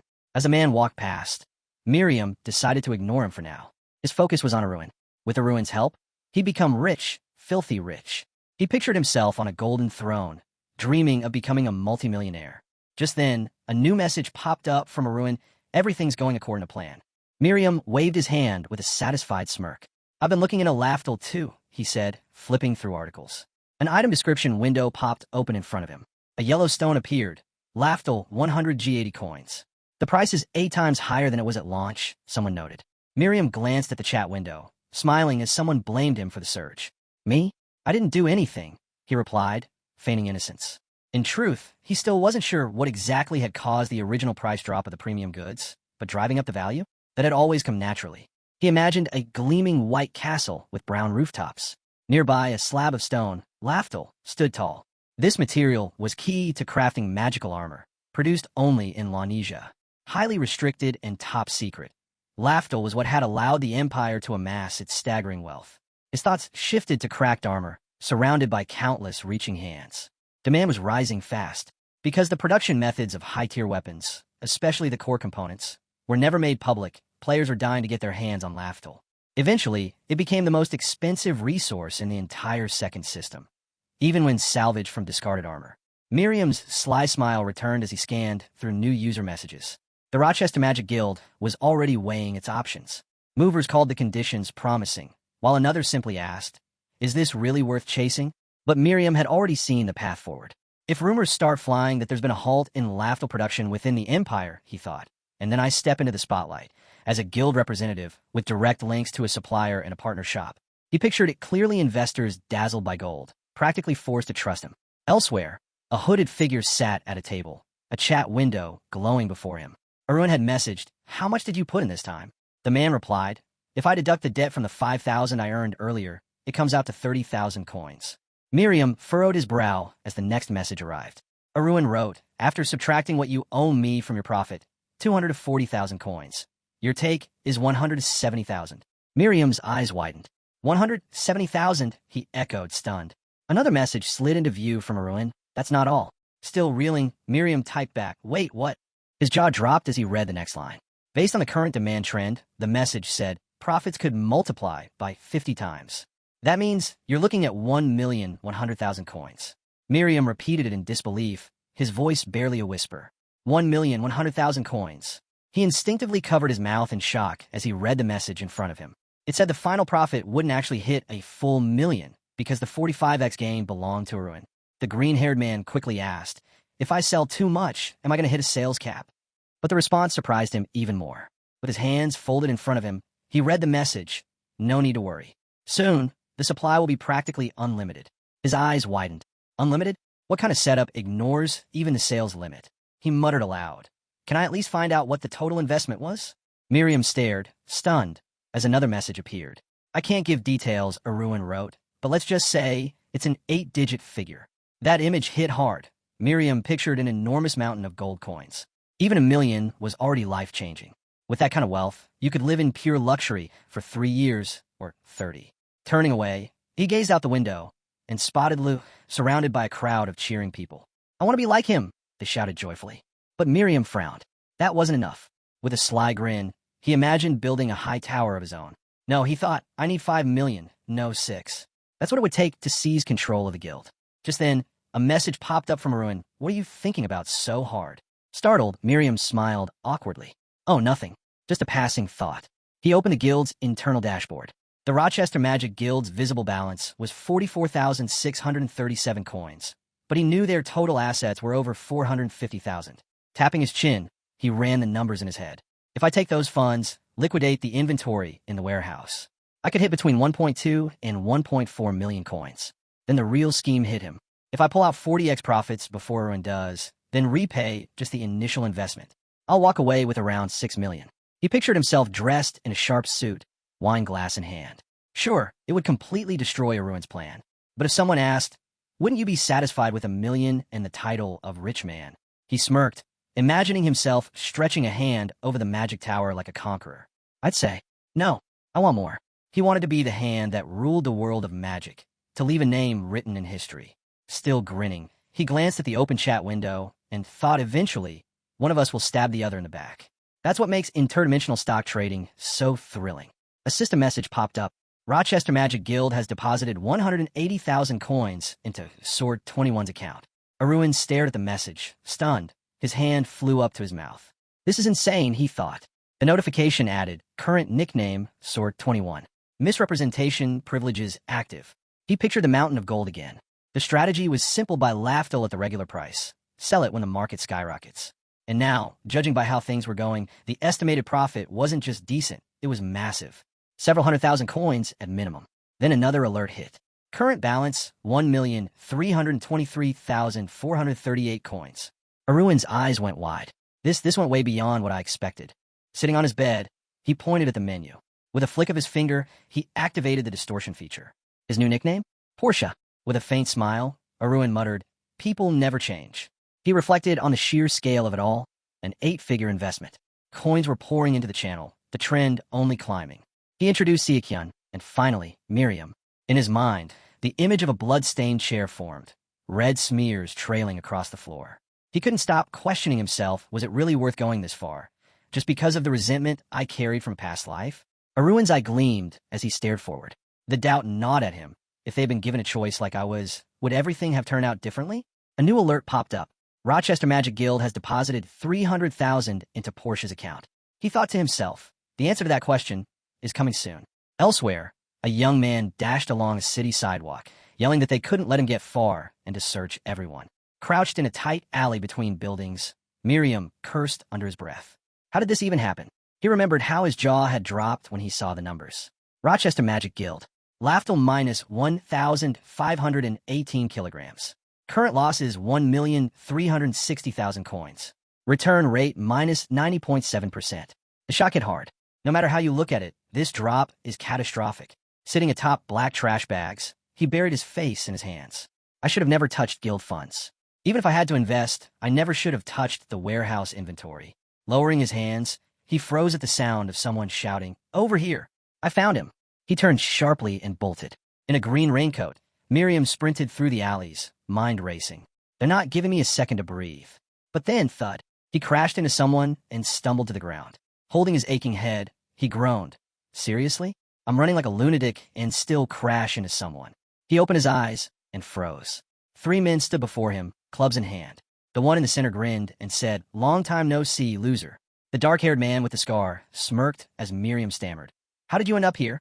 "Easy," the man replied. "We came to collect your debt for that magic armor." He stepped closer, sneering. "What other ending did you expect? Begging for money you were never meant to touch." Miriam stared in horror. They knew everything. He had lost so much and couldn't even cover 1% of the damage, even after retrieving the magic ring. Backpedaling with his arms up, he pleaded, "All right, I'll pay. I swear I'll pay. Just let me go. It's better for you if I stay alive, right?" But the thug raised an eyebrow and asked, "What makes you think that? Your debt's already been handed off to the guild." Lying on the ground, Miriam's face turned pale. The man looked down coldly. No point pretending anymore. Meanwhile, a wooden table rattled faintly. Arun stared into a round crystal ball resting on a velvet pillow, silently watching Miriam's beating play out. He muttered, "This version of him really does look like me back then." Miriam's swollen face filled the orb. He sat there, broken. Arun thought to himself, "It's over." For him, the options are clear: either die here to pay for it all, or drag out a pitiful life as a ruined beggar. He uncovered the crystal ball, pressing his palm against it, squeezing slightly. "It's ready," he thought.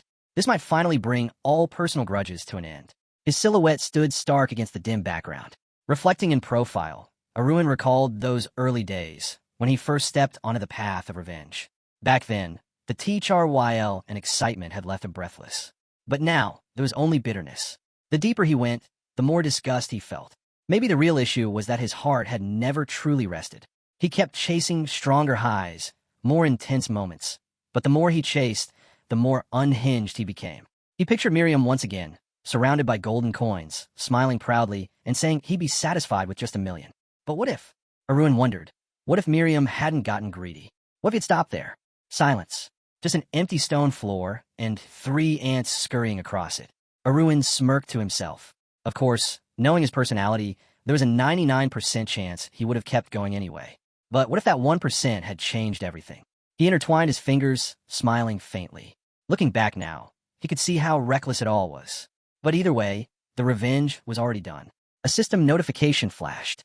Current balance, 1,713,468 coins.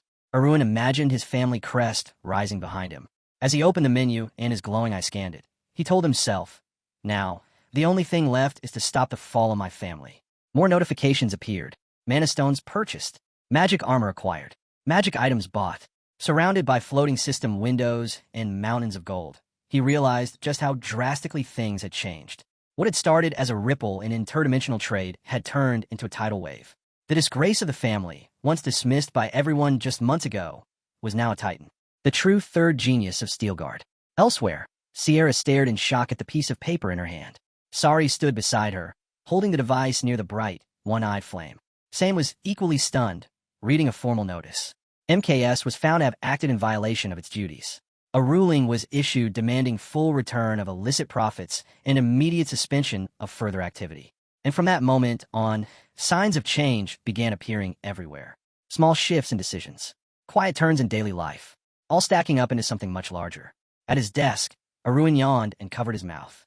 Oddly enough, despite everything, his daily life hadn't changed that drastically. He glanced across the wide auditorium of the academy. Sitting at a round table with his club members, he swung his sword casually. Later, standing alone, Arun touched his face thoughtfully. His days were filled with lectures, club training, and behind-the-scenes interdimensional trade, always hidden from prying eyes. And just like that, a year had passed since he entered the academy. Now a new school year had begun. Suddenly, intense flashes of light burst beyond the walls, like explosions. The crowd gasped, taken by surprise. By a lone piece of shattered stone, a boy sat calmly. "What is this?" someone asked. Arun smiled, resting his sword on his shoulder. "What? Did you really think there wouldn't be a twist?" Standing tall among arched stone columns, he heard the final verdict echo across the arena. The winner of the duel, Arun.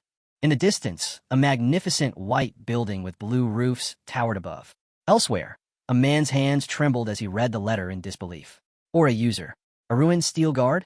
he repeated under his breath, crushing the paper in his fist.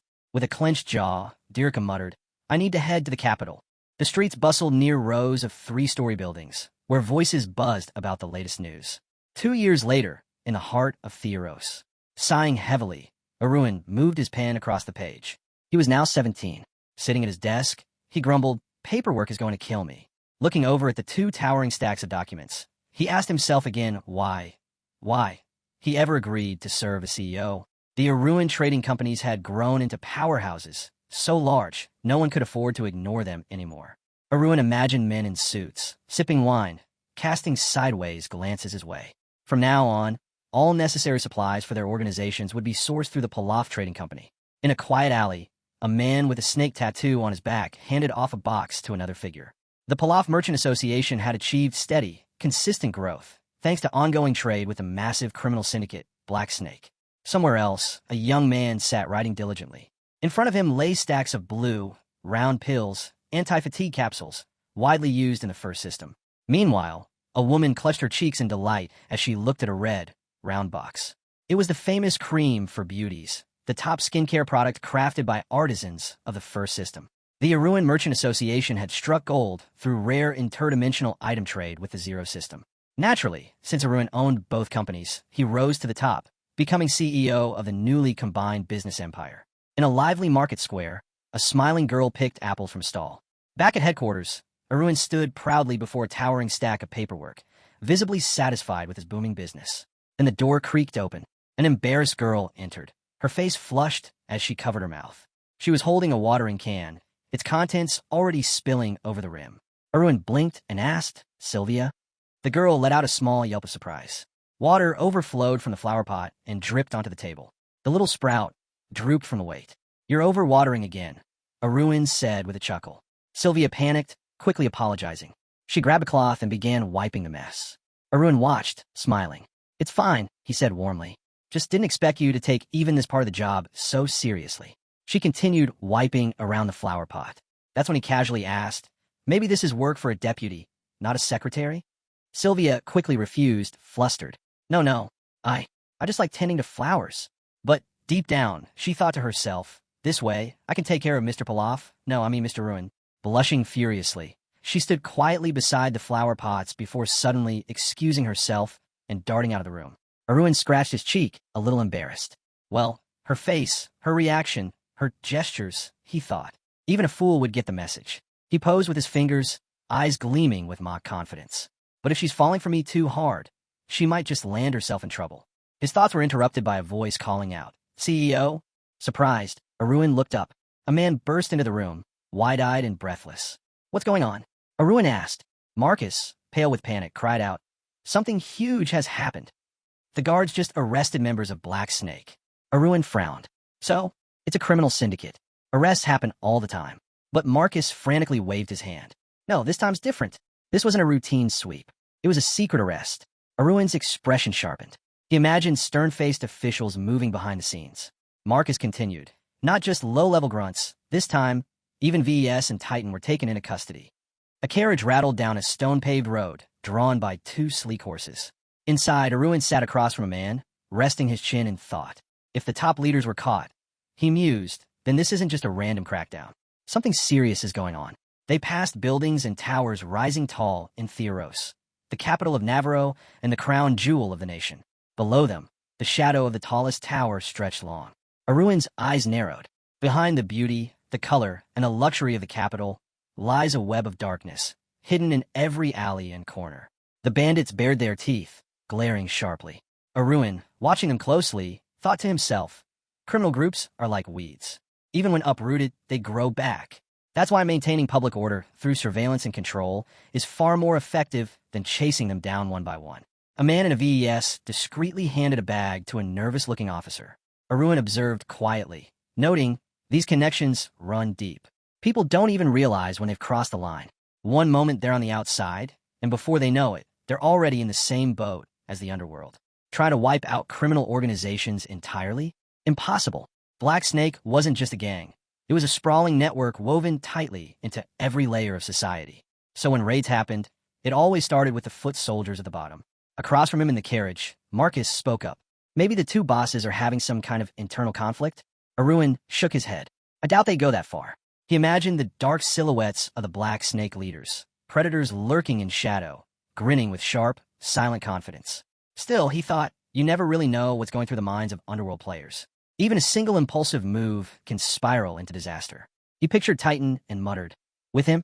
Yeah, it's possible, but not VES. He's too logical. From the beginning, Aruan had accounted for that. That's exactly why he'd made them co-leaders, balance, and control. You had the right instincts, the deputy noted. Marcus, a bit uneasy, fidgeted with his fingers and sighed.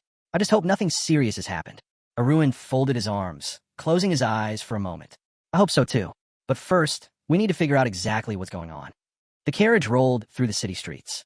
Out the window, the sky reflected in the glass as stone buildings passed by. They stopped in front of a large building engraved with the image of a scale. Two guards stood at the entrance. We're here, Aruan said. One of the men rubbed the back of his head awkwardly. I think I know someone on the inside. Marcus nodded. I know the chief of the guard.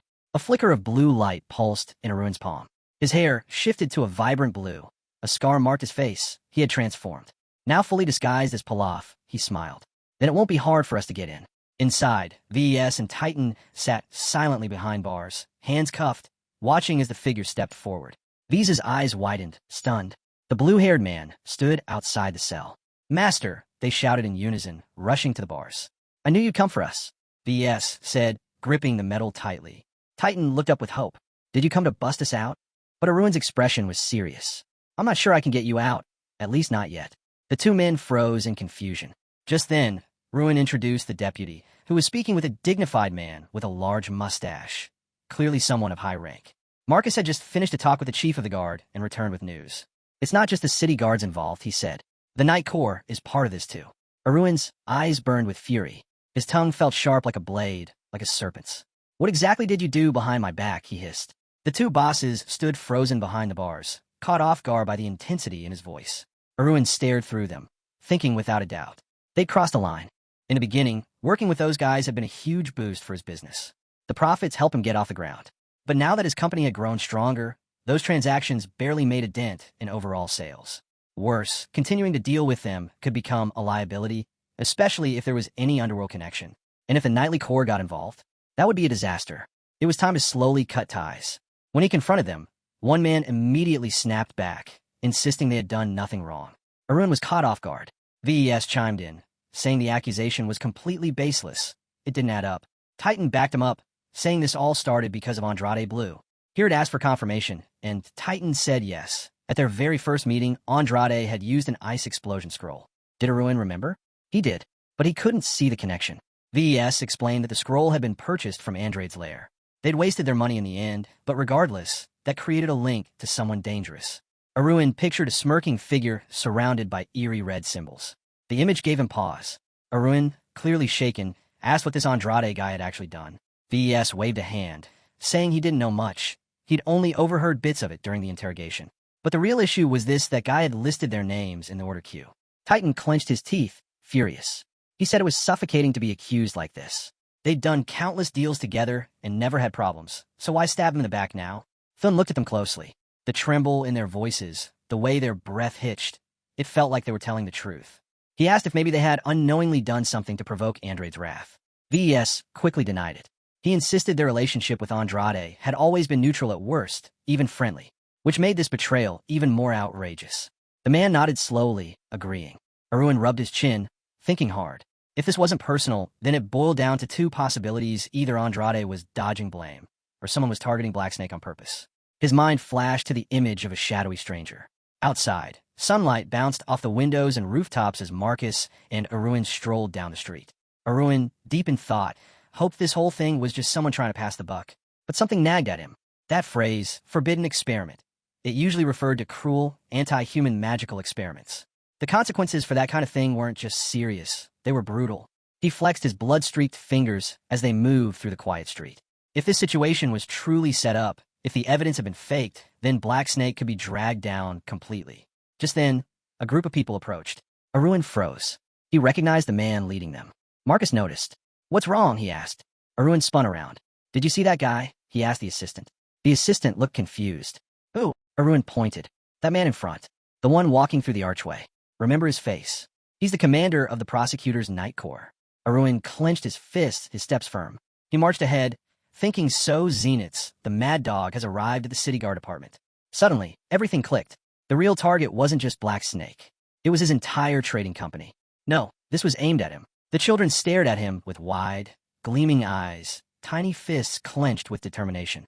The armored man stood silent, helmet hiding his face. A nun peeked from around the corner, watching the guards surrounded by a crowd of kids. So this was the slum they'd told him about, the place where Raid was hiding. He kept his gaze forward, calm. A place like this couldn't offer any real safety. And if it wasn't the guards, but the prosecutor's Night Corps involved, that changed everything.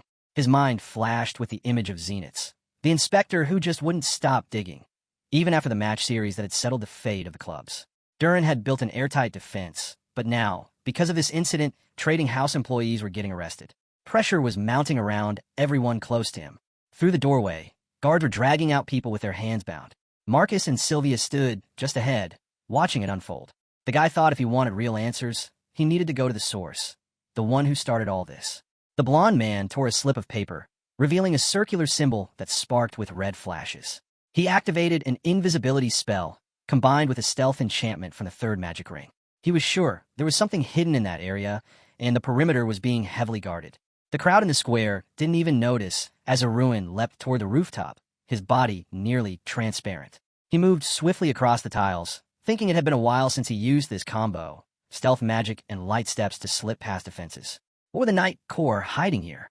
Surrounded by a reddish mist, he narrowed his eyes. He reached a building and stopped, hit by a foul, unmistakable smell. Something was seriously wrong. Pulling aside a thick curtain, the blonde stepped inside and froze. His face went pale, nose stinging. A red haze clung to the room, thick with the stench of blood. Bodies lay scattered on the floor, face down in crimson puddles. Arun clenched his jaw. He had a hunch the moment he heard the words forbidden experiment. But this was a massacre. He stepped further in. The room was filled with corpses, grotesquely mutilated. Organs were scattered beside them like trash. These weren't just magical experiments. These were human experiments. Cruel, deliberate. He looked down at the silver bracelet on his wrist, the one Sierra had given him. He needed to talk to her about this. Outside, near the buildings, he stared at the glowing pink symbol radiating from the bracelet. Just then, Sierra descended. She sighed. Why do you always drag a busy person away from her work? What do you mean, always? Arun shot back. He asked if it was really thanks to him that the reverse aging spell had been completed. The silver-haired girl in the wide hat replied, "You could have just said you missed me, you know." She wasn't just anyone. She was the head of the 14th Magic Tower. Sierra sat, perched on her hat. Arun raised an eyebrow. "What's with the hat? It doesn't suit you at all." Sierra looked away. "No matter what I try, I can't restore my natural hair color. So I hide it." "Sorry," the little creature shouted, throwing itself into Arun's arms as he smiled. Sierra curled up in the blonde's palms, nuzzling his finger affectionately.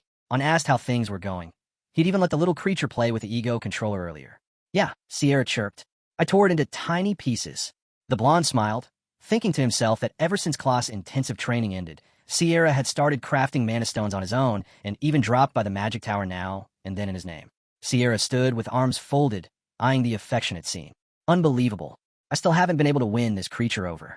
He keeps baring his teeth at me." The blonde simply shrugged. "Makes sense. There's a bond between us. Something special." With a sigh, Sierra changed the topic. "All right, what did you call me here for? And what is that smell?" He turned away, pointing ahead. "Follow me. There's something I want you to see with your beautiful eye." Sierra raised an eyebrow and covered her nose. "You brought me here to use the beautiful eye? Really?" Her eyes lit up, glowing with a bright pink shimmer. Moments later, her expression darkened. This is pure insanity." They stood in a room drenched in blood, the air heavy and foul. The man gestured around them. "So, what's your take?" "It's exactly as you thought," she said. "This isn't an experiment. It's a summoning ritual." His hand tightened near a blood pool. A chill ran down his spine. Sierra continued. "And not just any summoning. This was an attempt to call forth something twisted, something cruel." With Sierra perched on his shoulder, Duran furrowed his brow. "Then this is a devil-summoning ritual?" A vivid image flashed in his mind, a monstrous grin lurking in the shadows. Among all forbidden acts across the continent, summoning a devil stood at the top.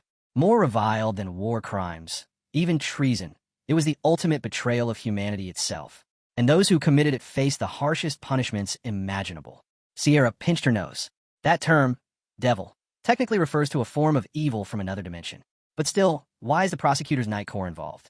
Devil summoning falls under the Magic Tower's jurisdiction. Duran looked at her sharply. "Because I think this whole case is about me. Zenith's using this incident to go after me personally." "Zenith's?" Sierra echoed. She raised her index finger as if recalling his file. "That guy may have racked up his share of enemies over the last 2 years," she said, "but he's not the type to forge evidence." Then her eyes narrowed. "Tell me honestly, have you ever tried to summon a real demon?" Duran flared up. "Why would I ever do something like that?" He paused, took a breath, and calmed down. Sierra, more relaxed now, smiled slightly and said it was all right. He wasn't surprised by her suspicion. He understood. In his mind, he pictured Zenith again, with the looming shadow of Andrade behind him. Zenith wasn't one to act without ironclad proof, which meant, somewhere out there, he must be hiding the original witness. Breaking the silence, he asked, "Can you use 7th ring magic safely now? Can you track traces of evil?" "If someone has touched true evil," Sierra said, "a mark is left behind." A kind of scent that lingers, impossible to wash off. She looked out toward the buildings. But if I cast that kind of high-level spell here, it'll draw attention immediately. Don't worry about that, came the reply. She blinked in surprise. A blazing red carriage stood beside him, its wheels wreathed in flames. He nodded toward it. It'll be enough if we raise it just outside the capital. A small stone house stood quietly. 2 guards were stationed out front. One of them let out a lazy yawn. Suddenly, his eyes widened. An intruder. They both reached for their swords, shouting in alarm. But the narrow street between the buildings was empty. One of them turned to his partner, confused. Why are you yelling? There's no one. A sharp blow cut him off mid-sentence. He collapsed. The second guard didn't last much longer. On stood behind their fallen bodies, arms outstretched. Compared to the exterior defenses, he muttered, the inside's laughably weak. Above them, a carriage floated in midair. A rope lowered from it. Clearly, these guards had no clue the real strike would come from above. From the carriage, a voice spoke. The one who performed the devil summoning ritual was inside that house. On nodded. Got it. The door creaked open. Arun stepped in. Finally, he said, we meet. A beaten man sat slumped in a chair, blindfolded and bruised. One of his swollen eyes cracked open at the sound. Who are you? He croaked. The blonde stepped forward. More important than who I am is what you've done. You're the type who brings disaster just by running your mouth. The man asked weakly, are you with Black Snake? No, Arun replied. Try again. The bow man went quiet, then slowly guessed, Steel Guard. Arun folded his arms and gave a small nod. Andrade's face twisted in disbelief. The general director of the United Trading House here? That's right, the blonde said, a faint smile on his lips. I have a lot of questions. But first, let's rough you up a bit. A lamp swayed overhead. Andrade coughed, his face contorting. Wait, just listen. I have no grudge against you. Arun raised an eyebrow. Really? Andrade looked up, panicked.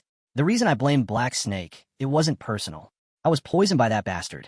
They told me if I gave false testimony, they'd hand over the antidote. I had no choice. Arun's eyes narrowed. Zenith's? A voice from behind answered, no. That was me.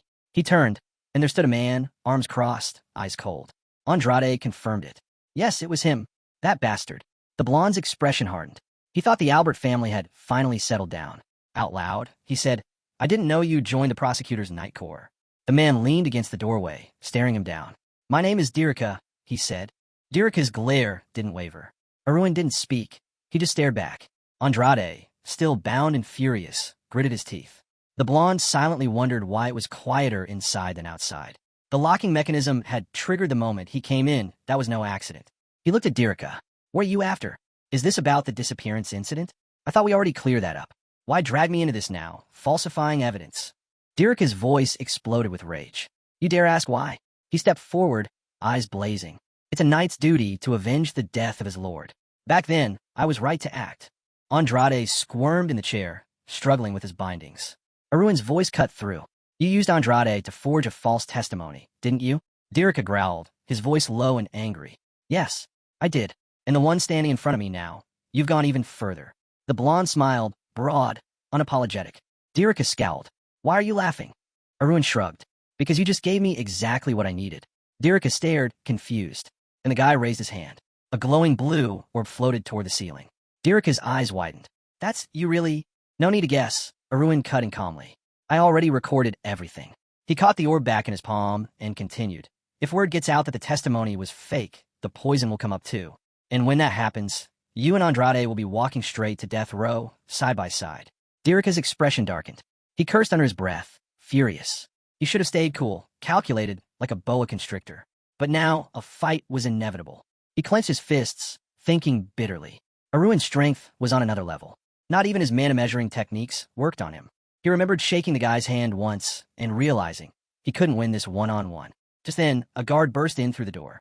What's going on? He asked, shocked. Why are the sentries outside unconscious? He was about to say more, but stopped when he heard his name called. Gayan. Arun turned, stunned. The guards outside spun around at the sound of scream.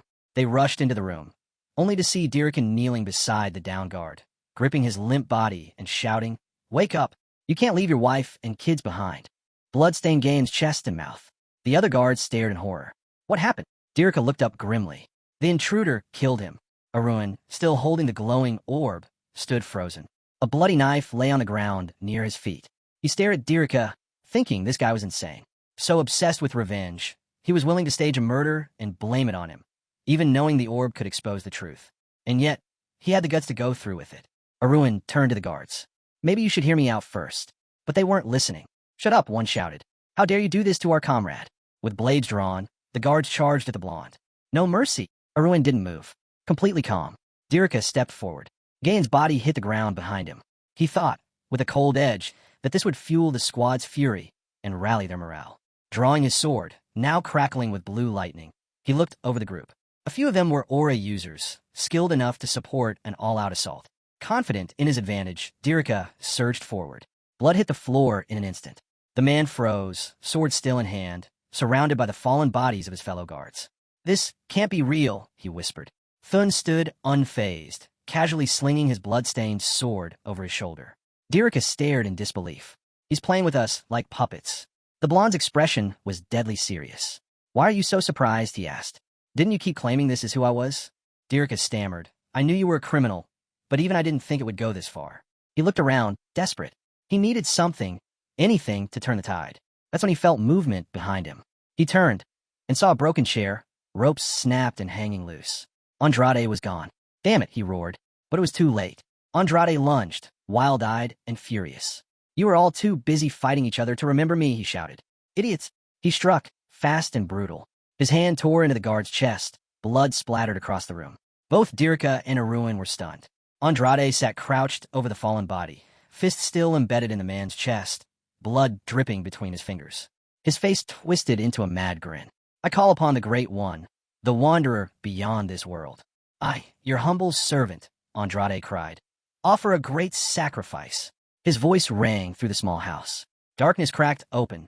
Black lightning flared, pulsing with violet light. The bodies of the man and woman began to float, caught in a swirling purple glow. More black flashes struck, lifting several others off the ground. A wave of ominous, purple-black energy surged through the air, and from it emerged black hair. A chilling laugh echoed. A monstrous figure appeared, its skin glowing purple, eyes black and soulless, teeth sharp and gleaming. Clawed fingers clenched into a fist as the demon let out a sinister chuckle.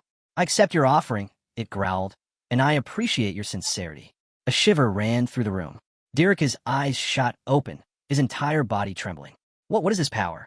Andrade stood, surrounded by a black aura tinted with a violet glow. Dirika's heart sank. No doubt about it. That's a devil.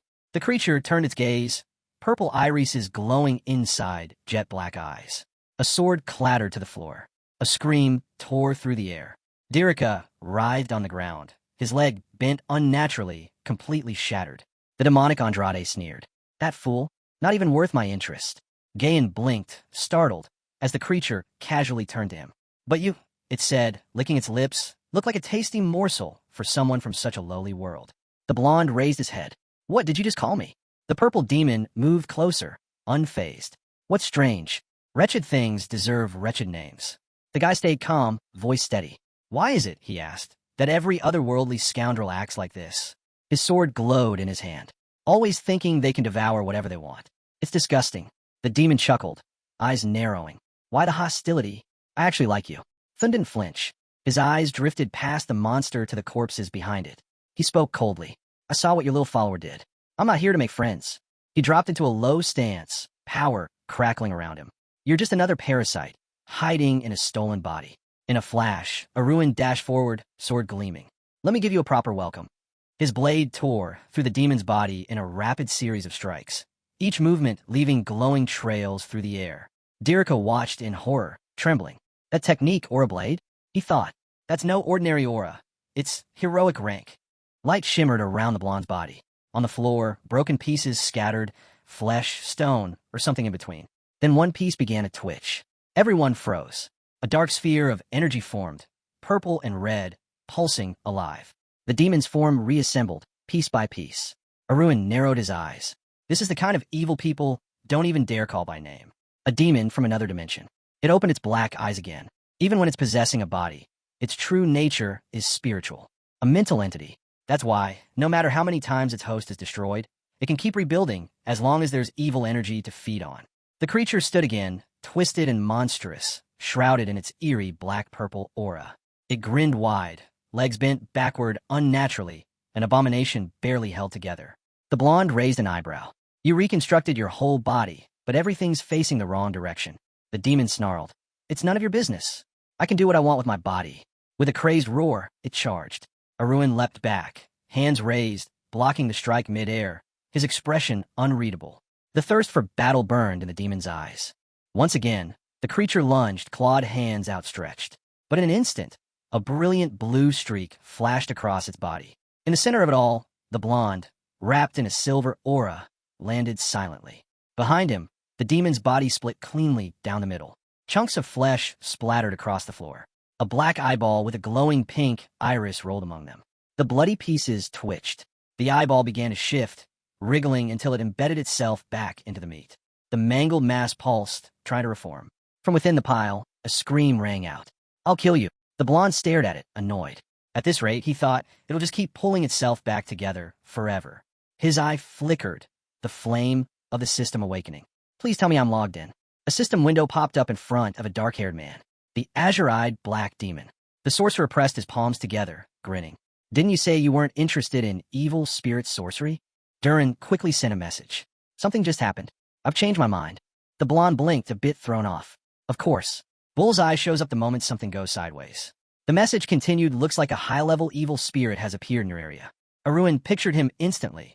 Icy blue eyes, 2 black dots beneath the left one, and a tattoo inked along his eyelid. Whenever I talk to this guy, Arun thought, it's like he's reading me. His insight cuts deep, like he sees right through me. It reminded him of using the inner thoughts privilege, though it wasn't magic. Just a feeling. But his profile, which Arun had once viewed through the eye of providence, made everything clear. Name Azure, the Black Demon. Origin Dark Magic Kingdom of Tefer. Title 8th Circle Black Mage. Specialization Evil Spirit Sorcery. Status so infamous, the entire continent trembles at his name. If he were a knight, Arun mused, he'd be ranked mythical without question. His mastery of dark magic had reached the absolute peak. Now, the screen displayed Azure again, fingers steepled, his nails painted red. He gave Arun a sly look. You didn't respond. So I was right, wasn't I? In theory, Azure continued, this should be a paid consultation, but since we've known each other for a few days, I'll give you this one for free. The blonde let out a dry chuckle. He's a lot kinder than he looks. Then Azure asked, want me to teach you how to perform exorcisms? Arun hesitated. A grotesque pile of flesh flashed through his mind, the demon's eyeball embedded in it, unblinking. I didn't think it was that strong, he admitted, but it keeps reviving.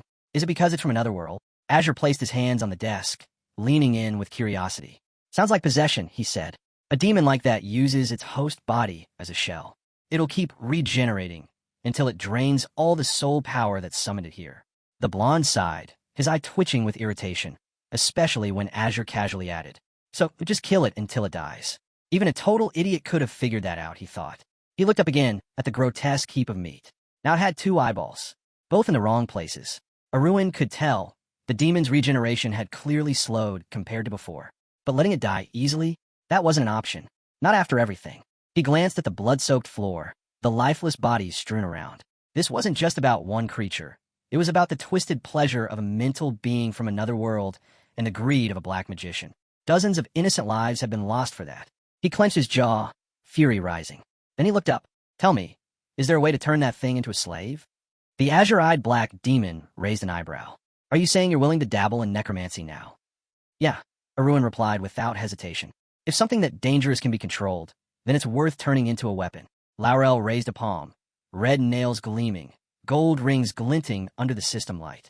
Exactly what I've been telling you from start. Why does everyone assume black magic equals evil? He sighed, then smirked. Since you're a loyal customer, and I like your line of thinking, I'll cut you a deal. A system window popped open. A glowing icon appeared, Book of Acquired Knowledge, with the ability to command evil spirits. Beside it, a second icon, soul-absorbing mirror, currently empty. Arun tapped the button. Trade complete. You're short 2,000 coins now, Laurel muttered. Then he added, if you're calm enough to make deals mid-battle, then this isn't a top-tier spirit. Just stall it while you absorb the knowledge. Arun nodded, eyes focused on the message. Absorbing knowledge. You can now command evil spirits. Good, he thought.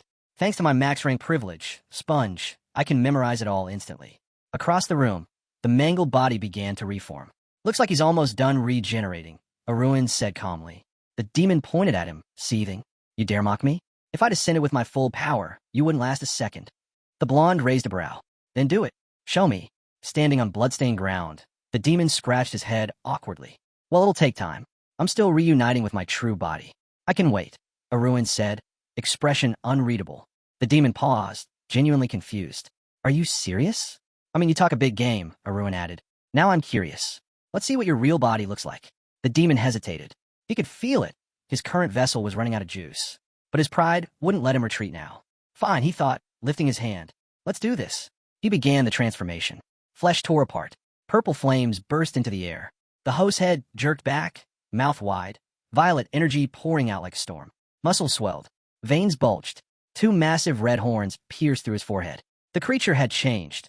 Now a towering, horned demon with pointed ears and glowing crimson eyes. You'll regret this, it roared, voice shaking the walls. You shouldn't have let me unleash my true form. But behind him, unseen, stood the blonde. Sword raised, silver aura flaring. He swung. Blue lightning erupted, soul-obliterating heavenly sword, the third technique. Glowing lines of energy exploded across the demon's body, tearing it apart mid-transformation. Roaring, the bloody demon opened his mouth full of fangs. Coward, he screamed. Attacking during a transformation wasn't part of the deal. Reaching beneath his black cloak, he grabbed hold of something. A silver bracelet inset with a purple gem. Aruin scoffed. Cowardice? That's rich, coming from a parasite who survives by stealing other people's bodies. He raised his hand, pulling a mirror from beneath his cloak. With a sharp motion, he flashed it toward the demon. A violent pulse surged through the air. The demon's form began to unravel. No. No! It shrieked, struggling as it was sucked into the mirror, its body tearing apart. Gayan watched with a grin while the last wisps of violet energy spiraled into the mirror surface. Silence followed. The blonde stood there, steady. So that's how it works, he thought. By forcing him to fully reveal his form through training and necromancy, I left him wide open for the capture. Mental entities from other dimensions, like this one, take the form of condensed violet energy. For them to manifest, they must channel their full soul force into this world, just like that demon with horns and burning red eyes had done. Once manifested, they could be completely absorbed. Inside the mirror, the demon pounded its fist against the glass, furious. This is nonsense. How could some low-world wretch use necromancy against me? Aruin stared at the imprisoned monster and gave a wicked smile. That's what happens when arrogance goes unchecked. Bam! Bam! The demon kept slamming the mirror surface. You think this is over? I'll rip the skin off your body. I'll display your corpse for your friends, your family, even your lover. Aruin ignored the threats. Whistling, he turned away. Is it just me? Or do I hear barking? A metallic hiss echoed as a space opened before him. A storage zone behind a steel sliding door. Inside was a level 8 inventory unit shelves stacked to the ceiling, a brick wall at the end with a wide window, a heated and cooled area, and a compact logistics dock for loading. He placed a mirror carefully on a wooden shelf. Perfect spot for you, he muttered. His eye flared with silver light. A system window appeared in front of him. On screen, a tiny icon of the mirror with the demon trapped inside. The text read, if you're a necromancer, this item belongs in your arsenal. Experienced necromancers can bind spirits within their mental space, but this space is limited. This mirror provides additional storage, but its true value lies in control and manifestation. A must-have for any beginner necromancer. Aruin scratched his chin. Andalusia shards? He muttered, reading on. Are those, like evil desires or something? Opening a chat window with the azure-eyed black demon, he typed L. Laurel's eyes went wide the moment he saw the next message. What's the 17th fragment of Andalusia? Wait, are you saying it actually said that? He replied instantly. Aruin raised a hand toward the screen. Why are you asking? Isn't Andalusia important in the other world? He typed again the soul power doesn't even exceed 14 units. He recalled the ominous black-purple mass of energy that had been the demon's true form. Laurel responded. The fragments aren't anything that legendary, but before Andalusia shattered, yeah, he was a pretty big deal. Then came another message. Laurel blushing in his profile image. Hey, how about selling me those fragments? Name your price. I'll pay anything. But before Aruin could answer, a new system message popped up. You have left the conversation. Elsewhere, Laurel sat still in his chair, hand to his chest, staring blankly at the screen. Shocked. Speechless. Then, a voice broke through the silence. What are you doing? Aruin turned. Sierra landed in front of him. Silver hair, pink eyes, dark cloak, and hat flowing behind her. A man's body lay on the ground nearby. Caught off guard, he asked, Wait, did you see? But Sierra looked confused. See what? He calmed down, thinking, must be the inventory's hidden function. She couldn't sense the necromancy at all. Not far away, armor and fallen knights were scattered through the forest clearing. He looked at her. So, how'd everything go? Are the knights safe? Sierra nodded. While you were fighting, Sierra crossed her arms, hands on her hips, clearly annoyed. Why'd you have to fight in here? She huffed. I've had to fly up and down non-stop just to clean up after you. Arun responded flatly. Even if we were on the outskirts, someone could have spotted you. He raised his hand, his expression turning serious. And besides, he added, even if that thing wasn't top tier, it was still dangerous enough that most people couldn't handle it. Better to send you away than have to silence any witnesses later. Sierra rested her chin on her hand, nodding. All right, that actually makes sense.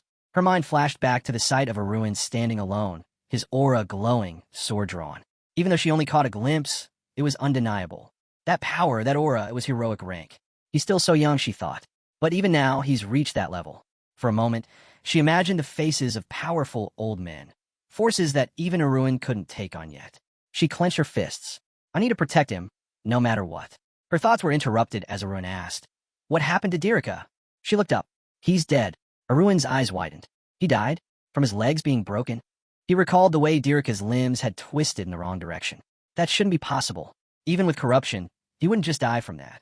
Then Arun froze, his breath caught. Something clicked in his mind. Sierra crossed her arms and looked away. He's the one who tried to trap you, she said coldly. Throwing his arms out, Arun barked. Are you out of your mind? You killed a member of the prosecutor's night corps. He knew you had heroic level power, she snapped back. You know there was no way we could let him live after that. Arun stared down at his hands in silence. She was right, and he knew it. Even if I did overreact, I knew how this would end. There was no guarantee Dirika could be controlled. In that case, eliminating him was the only option. His mind drifted to the man, short brown hair, a beard, red and blue uniform. If things had been different, if we didn't hate each other, Dirika would have still been alive. He would have stayed a proud vice-captain of the Albert Knight Order. Is this what people mean when they say revenge only breeds more revenge? He exhaled slowly. The weight sat heavy on his chest. Sierra looked at him, surprised, as he spoke softly. You were right. There was no other way. She blinked, confused. You're usually full of sarcastic jabs. What's gotten into you? But then her face turned serious. Look, I don't know everything that's going on, she said, but you don't need to worry about the fallout. The magic tower is getting involved in this now, and I'm the head of the tower. She nudged the demon's lifeless body with her foot. As far as anyone's concerned, this entire mess is the fault of some otherworldly evil. That's where all the blame goes.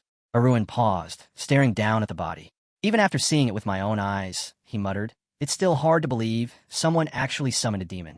Sierra glanced at him, then smiled mischievously. Well, looks like you're getting a new nickname now. Blushing slightly, she looked away. It's a bit silly, but elsewhere, at the top of the Prosecutor Night Corps headquarters, a white flag trimmed in red fluttered in the breeze.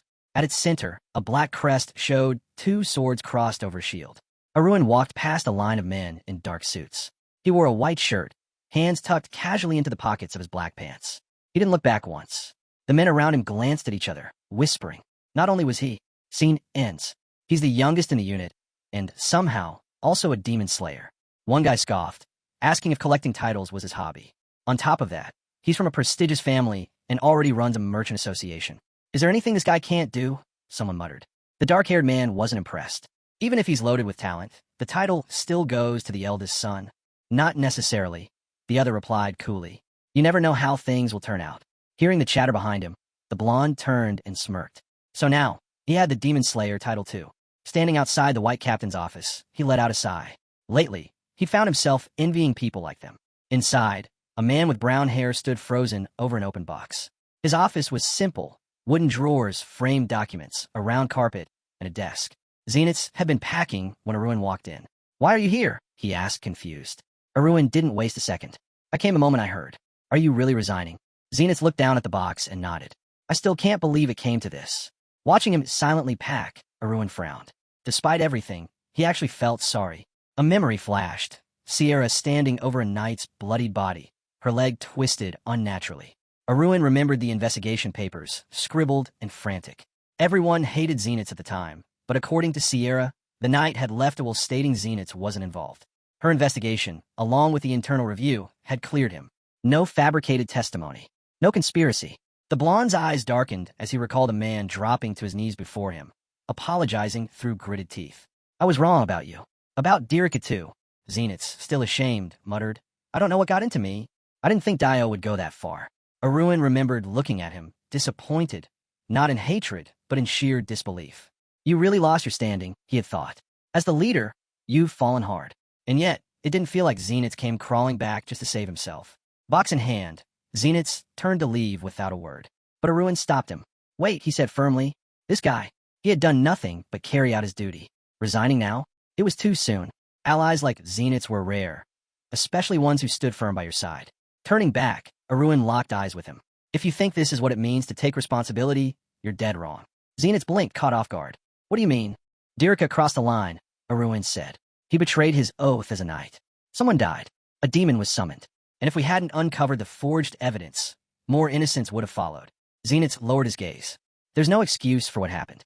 I'm just glad the video sphere wasn't made public. At least the prosecutorial Night Corps' reputation remains intact. Arms folded, Arun shot him a look. That's not praise. Let me ask you this. Are you resigning just to ease your guilt? When Zenith shook his head, Arun didn't let up. Then stop running. Take responsibility properly. Don't abandon ship just because it's sinking. Zenith stared, box still in hand. His expression was a mix of confusion and shock. I started all this, he murmured. Investigating Black Mamba, probing the trading company, trying to bring the gentleman down. He trailed off, beads of sweat forming on his brow. Looking down, he realized, with a shiver, that maybe everything had gone wrong from the very start. The whole investigation had no solid ground to begin with. But even so, just starting it had already dealt a heavy blow to Arun. No one expected things to spiral this far, turning into some twisted game of revenge. Raising a hand, Arun asked plainly, wasn't this whole thing orchestrated by Dirika alone? Then why take the fall for it? Zenith looked up, firm and unwavering. I'm no coward. If I draw a sword, I'm ready to be struck by one too.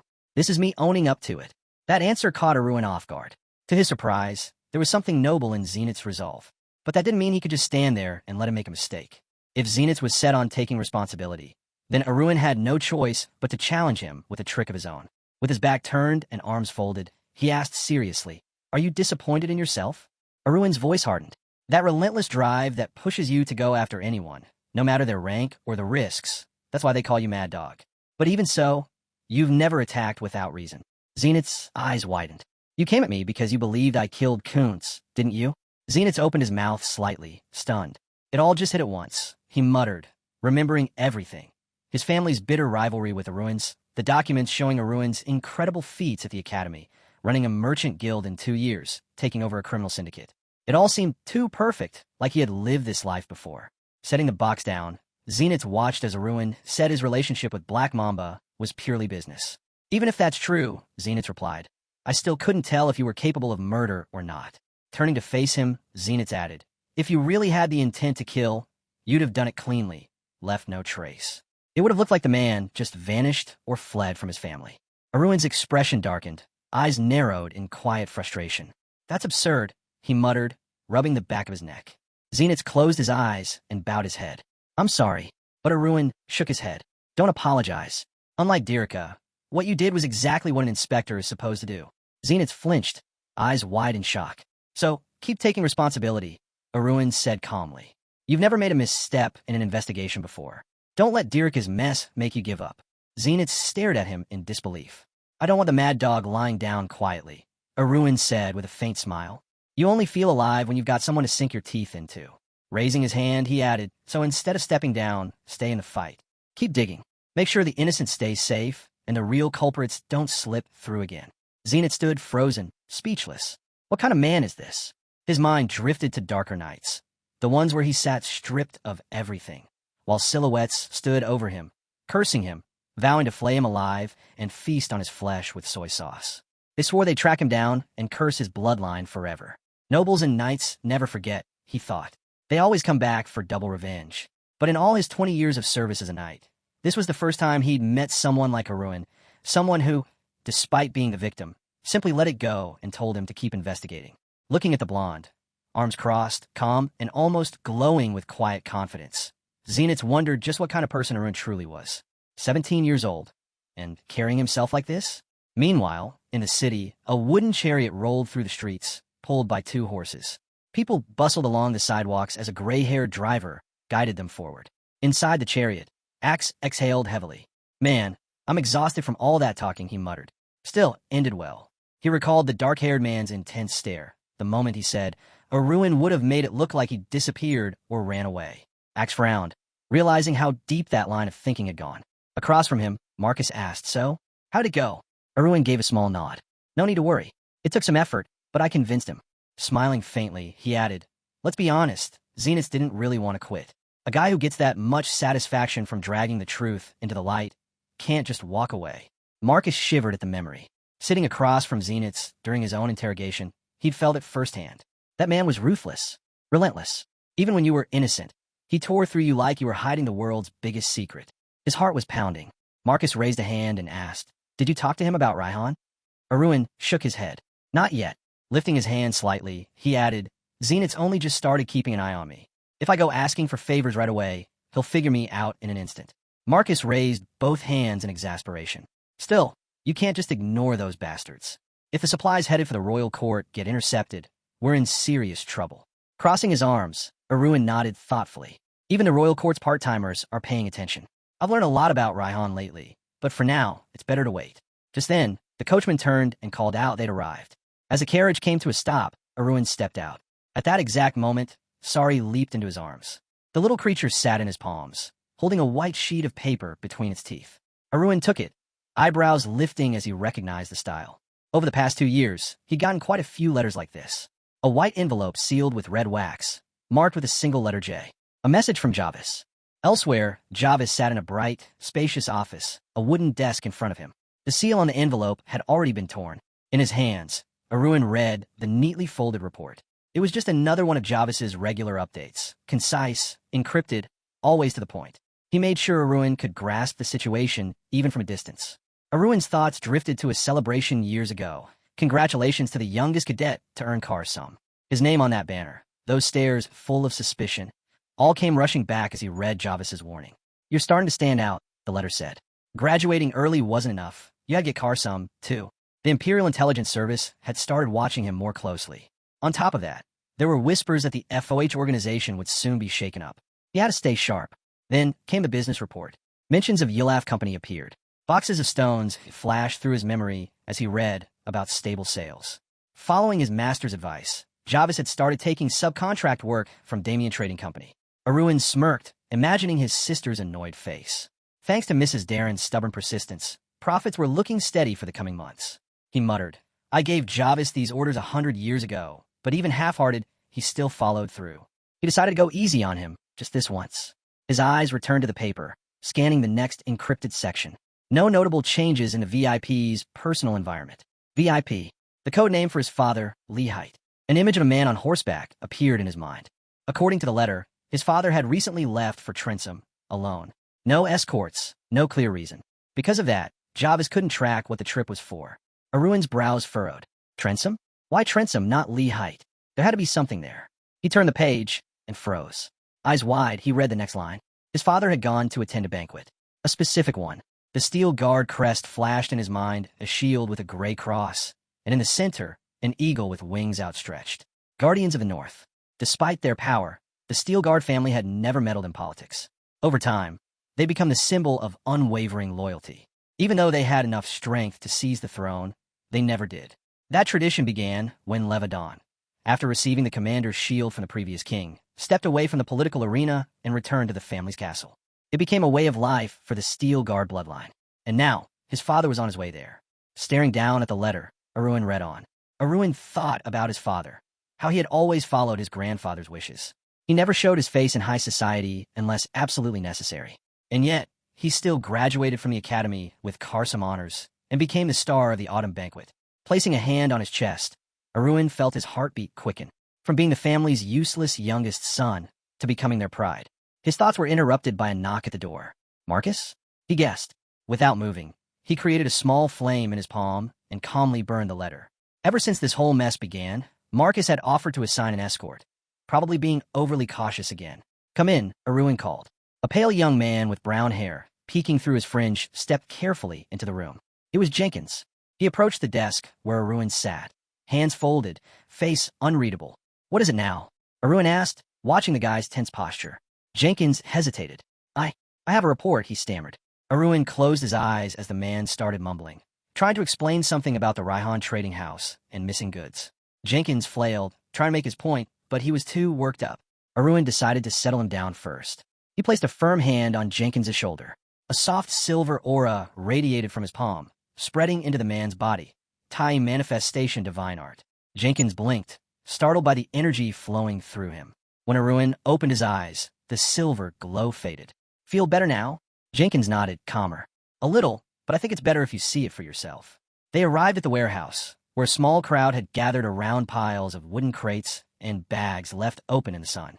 Raina, her short brown hair tucked neatly under bangs, studied a yellow object in her hand, chin resting on her fingers. Behind her, voices clashed in heated discussion. She flinched, eyes wide when someone whispered, "He's here." A girl in a white shirt and blue skirt rushed toward them. The staff quickly bowed to Marcus and the others, grateful that Arun had shown up. Pointing at the bags, one of the workers said, "That's what we're talking about." Green powder spilled from one bag, while another had yellow, round pills rolling out onto the floor. Arun frowned, scratching his chin. Something about them felt familiar. He remembered pink jars of cream, purple pills, and suddenly it hit him. These look a lot like our blue pills and beauty cream. A man in a red suit behind him raised his hands, visibly annoyed. Right? I have no words. These are green pills and some cheap knockoff cream. Turning to Jenkins, Arun asked, "Where did all this come from?" Jenkins explained, "During a routine check of trade records, we found the shipments were delivered to the wrong address." He introduced the workers who had been caught selling the items. "It looks like the Raihan Trading Company is passing these off as their new products," Jenkins continued. "But they only sell in small amounts, probably to avoid detection." Hand on his chin, Arun narrowed his eyes. "So, counterfeit goods already? These bastards dared to copy our product." From behind, someone said, "The situation isn't ideal, but maybe we shouldn't be too worried." Jenkins examined one of the green pills in his hand. "It's not that this pill doesn't do anything. It helps when you're tired. But if our blue pill is like high-altitude whole leaf tea, then this is just cheap, crushed leftovers." Raina raised her finger, still slick with cream. "Same with the moisturizer. Sure, it softens the skin, but it's nowhere near as effective as our formula." The brunette smirked. "No matter how polished they make these fakes look, they're still second-rate copies." A nearby staff member added, "The quality gap is too big. Even if they gave them away for free, no one would use them." Someone muttered, "Has Raihan completely lost its edge in business?" Despite their laughter, Arun remained still. Then he spoke, voice cold and serious. "What's so funny?" Everyone froze. "Even if it's just a cheap copy," he said, "this isn't something to laugh about." He turned to Jenkins. "How much do our blue pills sell for?" Jenkins straightened up. 2 gold and 50 silver coins per unit. "And the green ones?" "About 80 silver." Arun's gaze sharpened. "So if our product costs over 3 times more." Jenkins suddenly went pale. "Wait, this is just like—" "Yes," Arun cut in. "Just like when we tanked the potion industry." Jenkins remembered. Glass bottles filled with blue liquid. The potions Raihan Trading once specialized in. Expensive, compact, easy to transport, but ultimately flawed. They couldn't heal external injuries. And compared to the blue pill, they lost on every front: price, effectiveness, practicality. A man in a red VES turned to the director. "So what you're saying is, if fake blue pills hit the market, then they might actually push us out of the market," someone muttered. Arun didn't hesitate. "That's exactly what Raihan's after. Even if they can't shut us down completely, they're trying to create a reality where that becomes possible." The workers looked at him, confused. "Our blue pills and beauty creams are already the hottest trend among the capital's aristocrats," he said, lifting a hand. "And trends usually trickle down, from nobles to commoners." He pointed out the obvious. "Let's say I'm a middle-class man in the capital. Everyone's talking about the blue pill, but at 2 gold and 50 silver, that hurts the wallet. But these green pills," he said, tapping a bag, "only 80 silver. I could buy them without blinking. My wife and daughters? They'd go for the cheaper beauty cream." Standing before the quiet crowd, Arun continued, "We're not a merchant house just for nobles. Our clients are everyone in Navarro. All of them." His fists clenched. "And yet, they think it's fine to rip off our products and profit from our hard work." His gaze swept over the workers. "Tell me, does Raihan see us as a threat?" Marcus replied without hesitation. "Definitely. If this had dragged on any longer, they would have taken over even more supply lines." The bearded man nearby looked stunned as Arun continued. "Then the next step is obvious. We meet them face to face." As he turned to leave, he added calmly, "We're moving out now." Walking away, Arun thought to himself, there was another reason he'd started paying attention to the Raihan Trading Company lately. High above, a chariot glided through the sky, wrapped in purple magical energy. Sierra sat with eyes closed, arms extended, carefully holding a glowing purple seal in front of her. Across from her, Arun sat with his arms folded. If you scan the capital, can you find Andrade?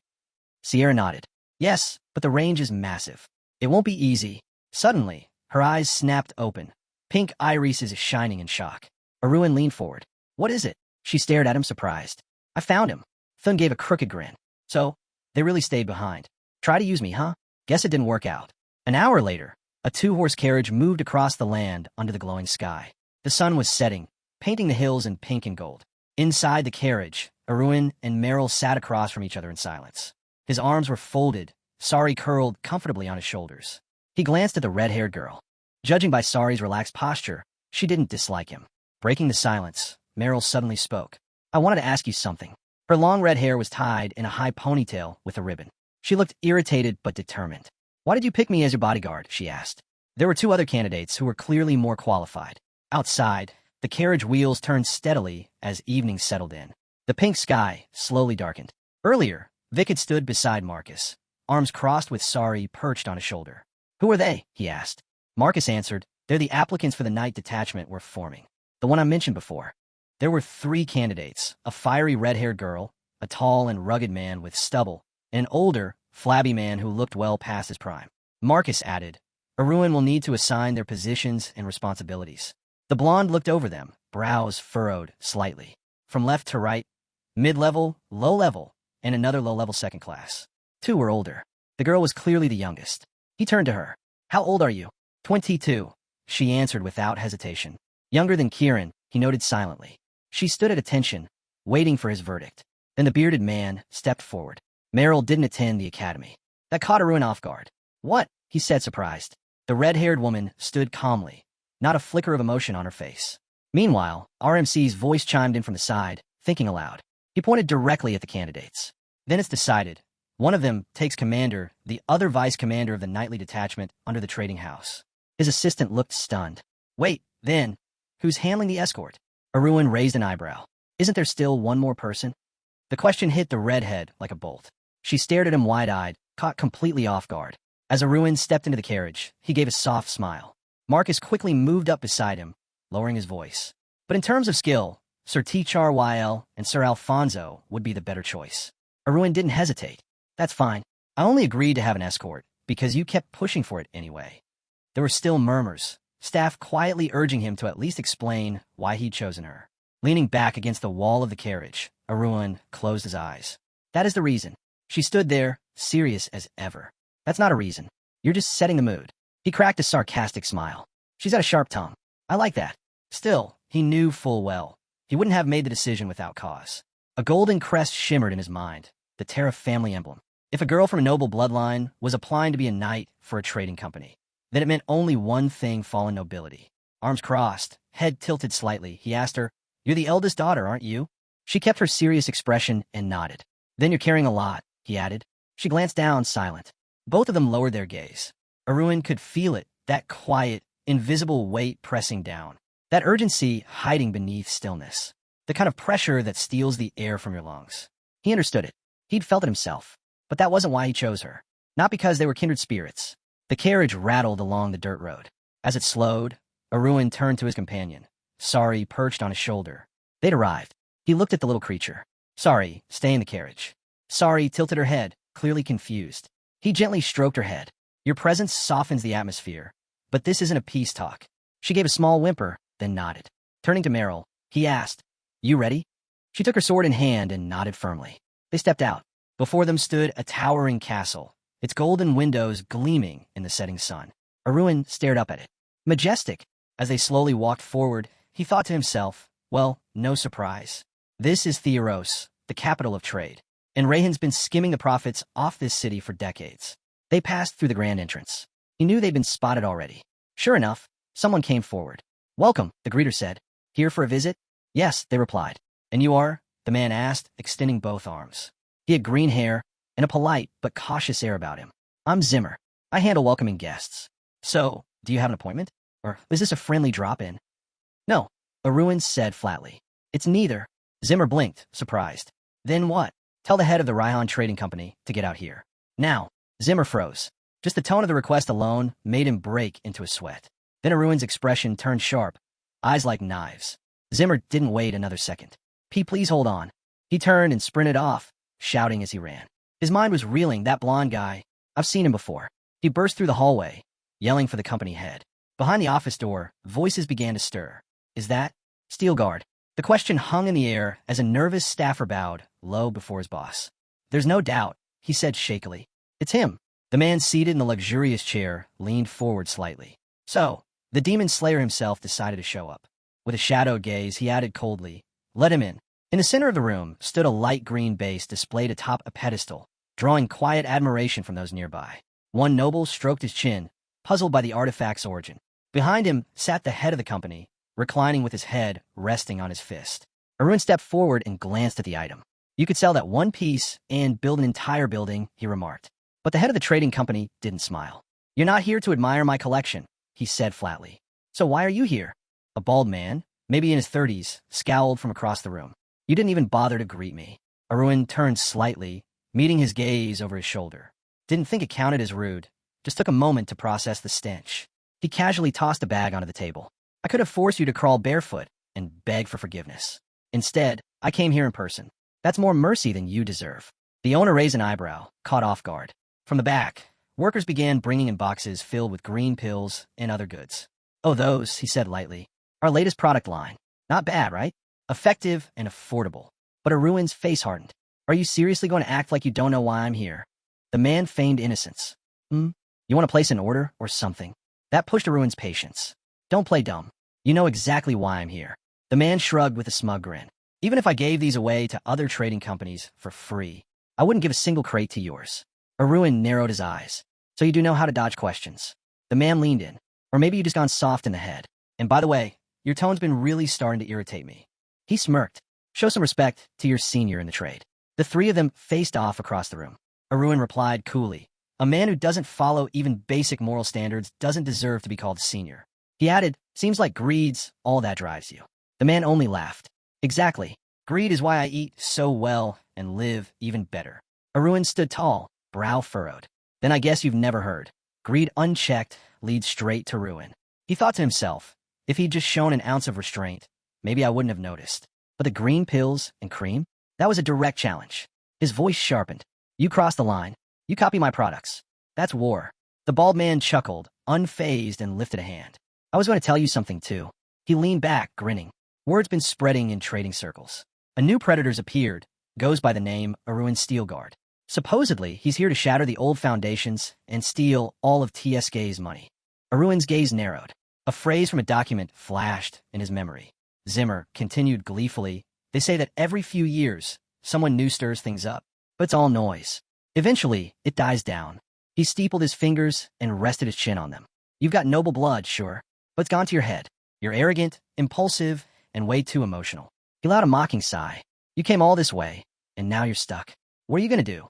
Meryl stood silently beside Arun, a deep frown on her face. The head kept going. "You're all about appearances. Brought a pretty bodyguard to look good, didn't you? But if this is the kind of man running a trading company, it'll all collapse in a couple of years." Without warning, the hero grabbed the vase by the neck. Still calm, he kept speaking. "Maybe you should just hand over all company operations to Sulphur Marcus and enjoy your unearned fortune in peace." Then he hurled the vase straight at the bald man with blinding speed. The man barely reacted in time. His head snapped to the side just before impact, the vase whizzing past his face. But the hero wasn't finished. His fist clenched tightly as the vase flew onward, now glowing with energy. The older man caught it midair, his hands trembling. A pulse of purple aura flared around him. "Are you insane?" he roared. "Do you have any idea what this costs?" The young master's eyes darkened. Literally. His pupils turned pitch black. Necromancer's eye. "I figured as much," he muttered, eyes flashing before returning to normal. He locked eyes with the man across from him. "You called me arrogant. Just another noble clinging to bloodlines," he said. "But this confidence wasn't handed to me. I earned it." He stepped forward. "And I already have ways to stop your product theft. Many." The old man clutched the vase to his cheek, visibly shaken. The hero continued, voice firm. "You said I brought a bodyguard, just for show? That I lead a trading house without understanding people." He turned, gaze sharp. "Then you know nothing about her."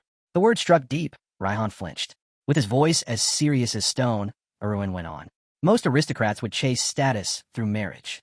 But she chose another path, one filled with thorns. She's building her own future. For herself and for her family. The red-haired woman froze, eyes wide. Then he looked at her and asked, almost softly, "Tell me, how could anyone not respect that?" Her heart skipped. "That's why he chose me?"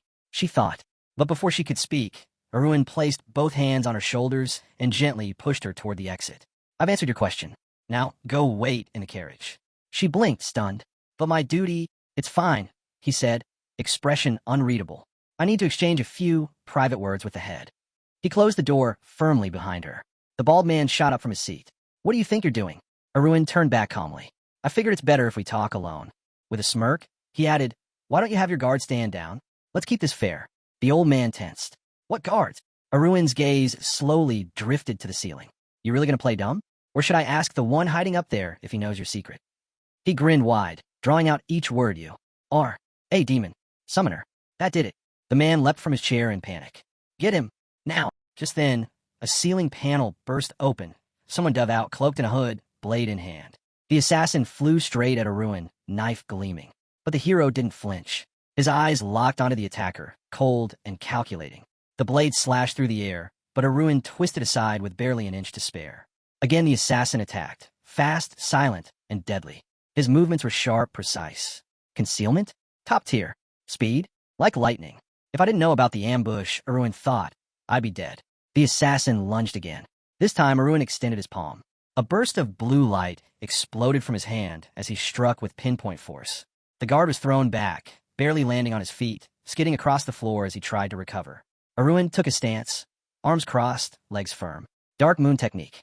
Aura wrapped around his arms like liquid shadow. Once again, he charged straight at the blonde warrior, who was already set in his stance.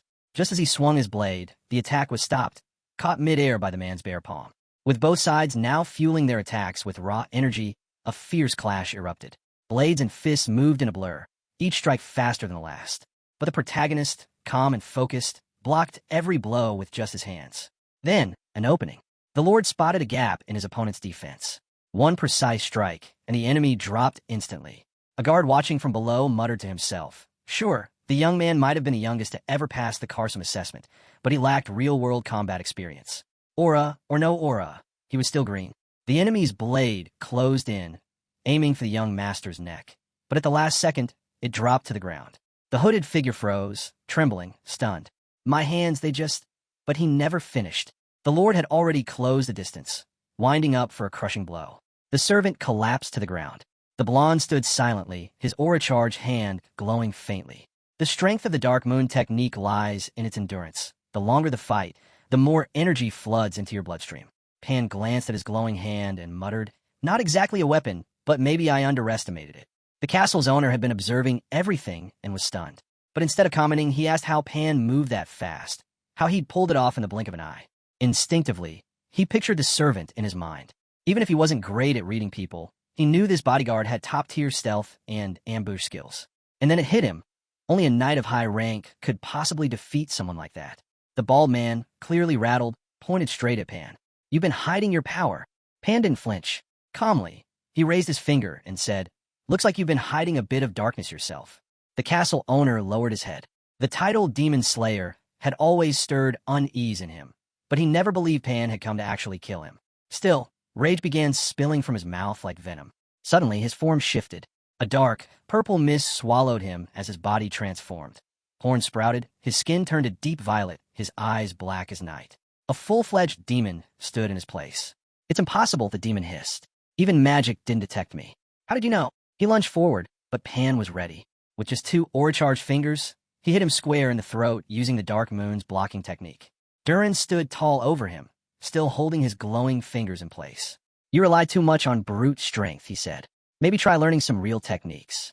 The demon dropped to his knees. Blood poured from his mouth. He looked up and spat. You think you're safe now?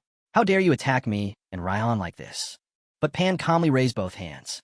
Small, orbs of energy formed between his palms. I think I'll be just fine. He unleashed a flurry of blue waves.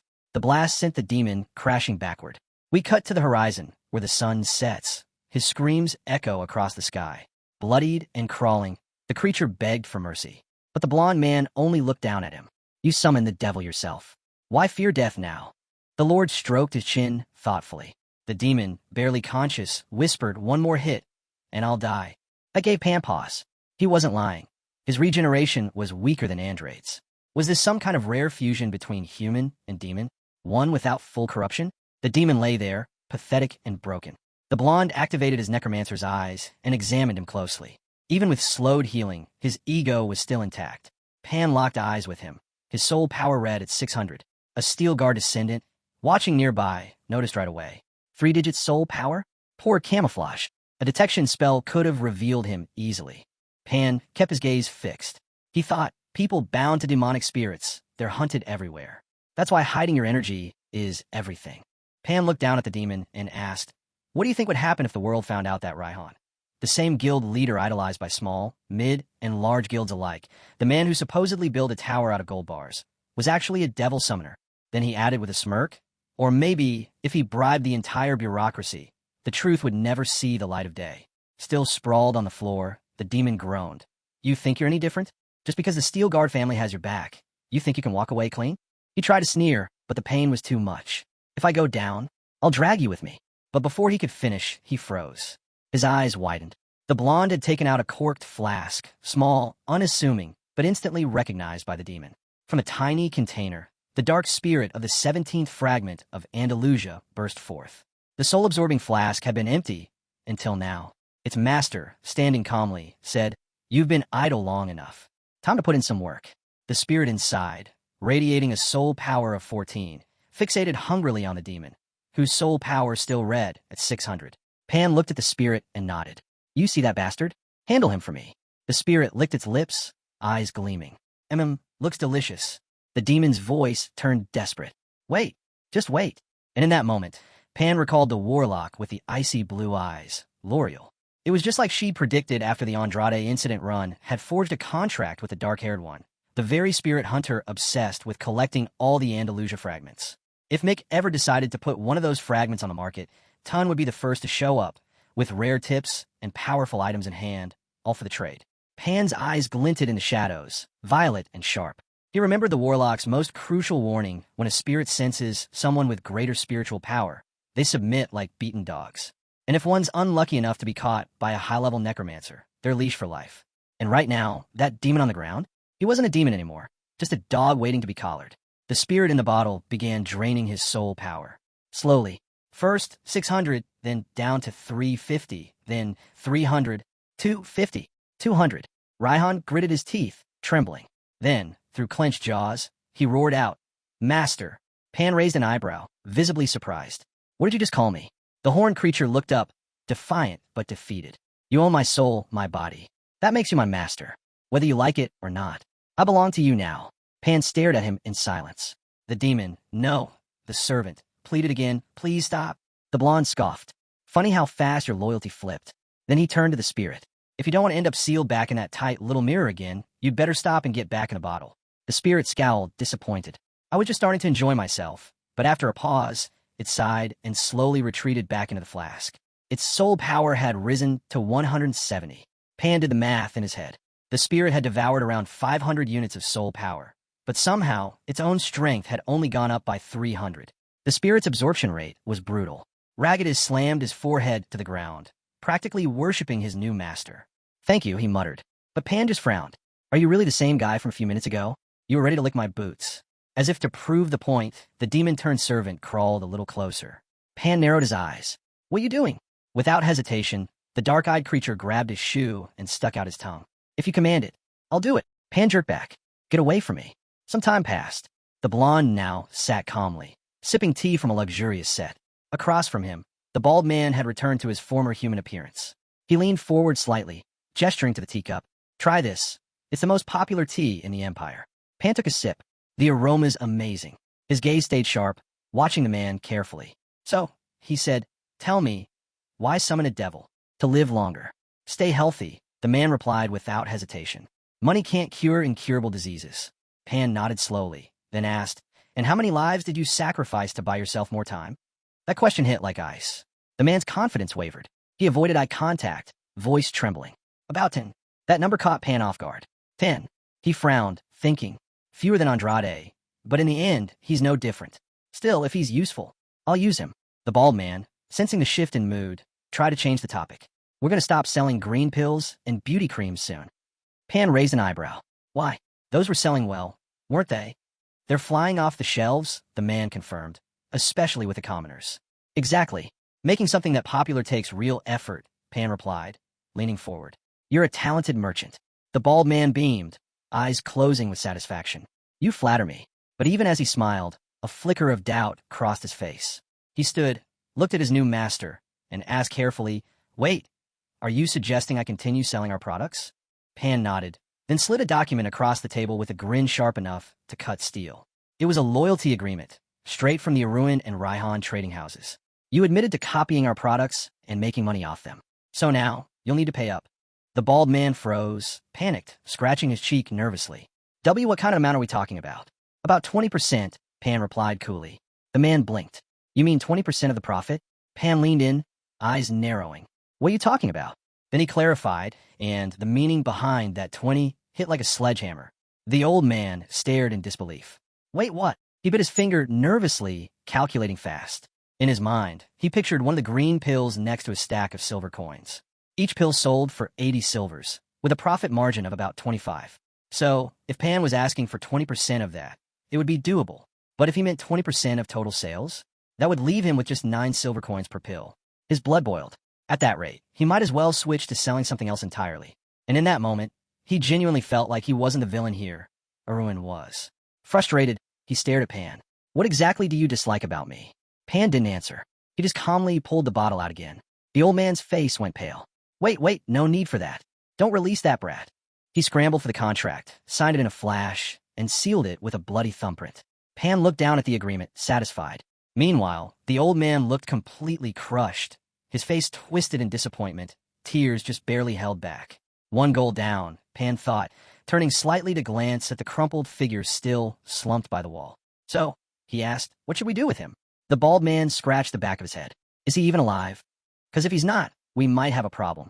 Pan nodded. He's breathing. Then why were you asking me like I care? The man shot back, then quickly backtracked. Not that I'm close with him, or anything. But Pan narrowed his eyes.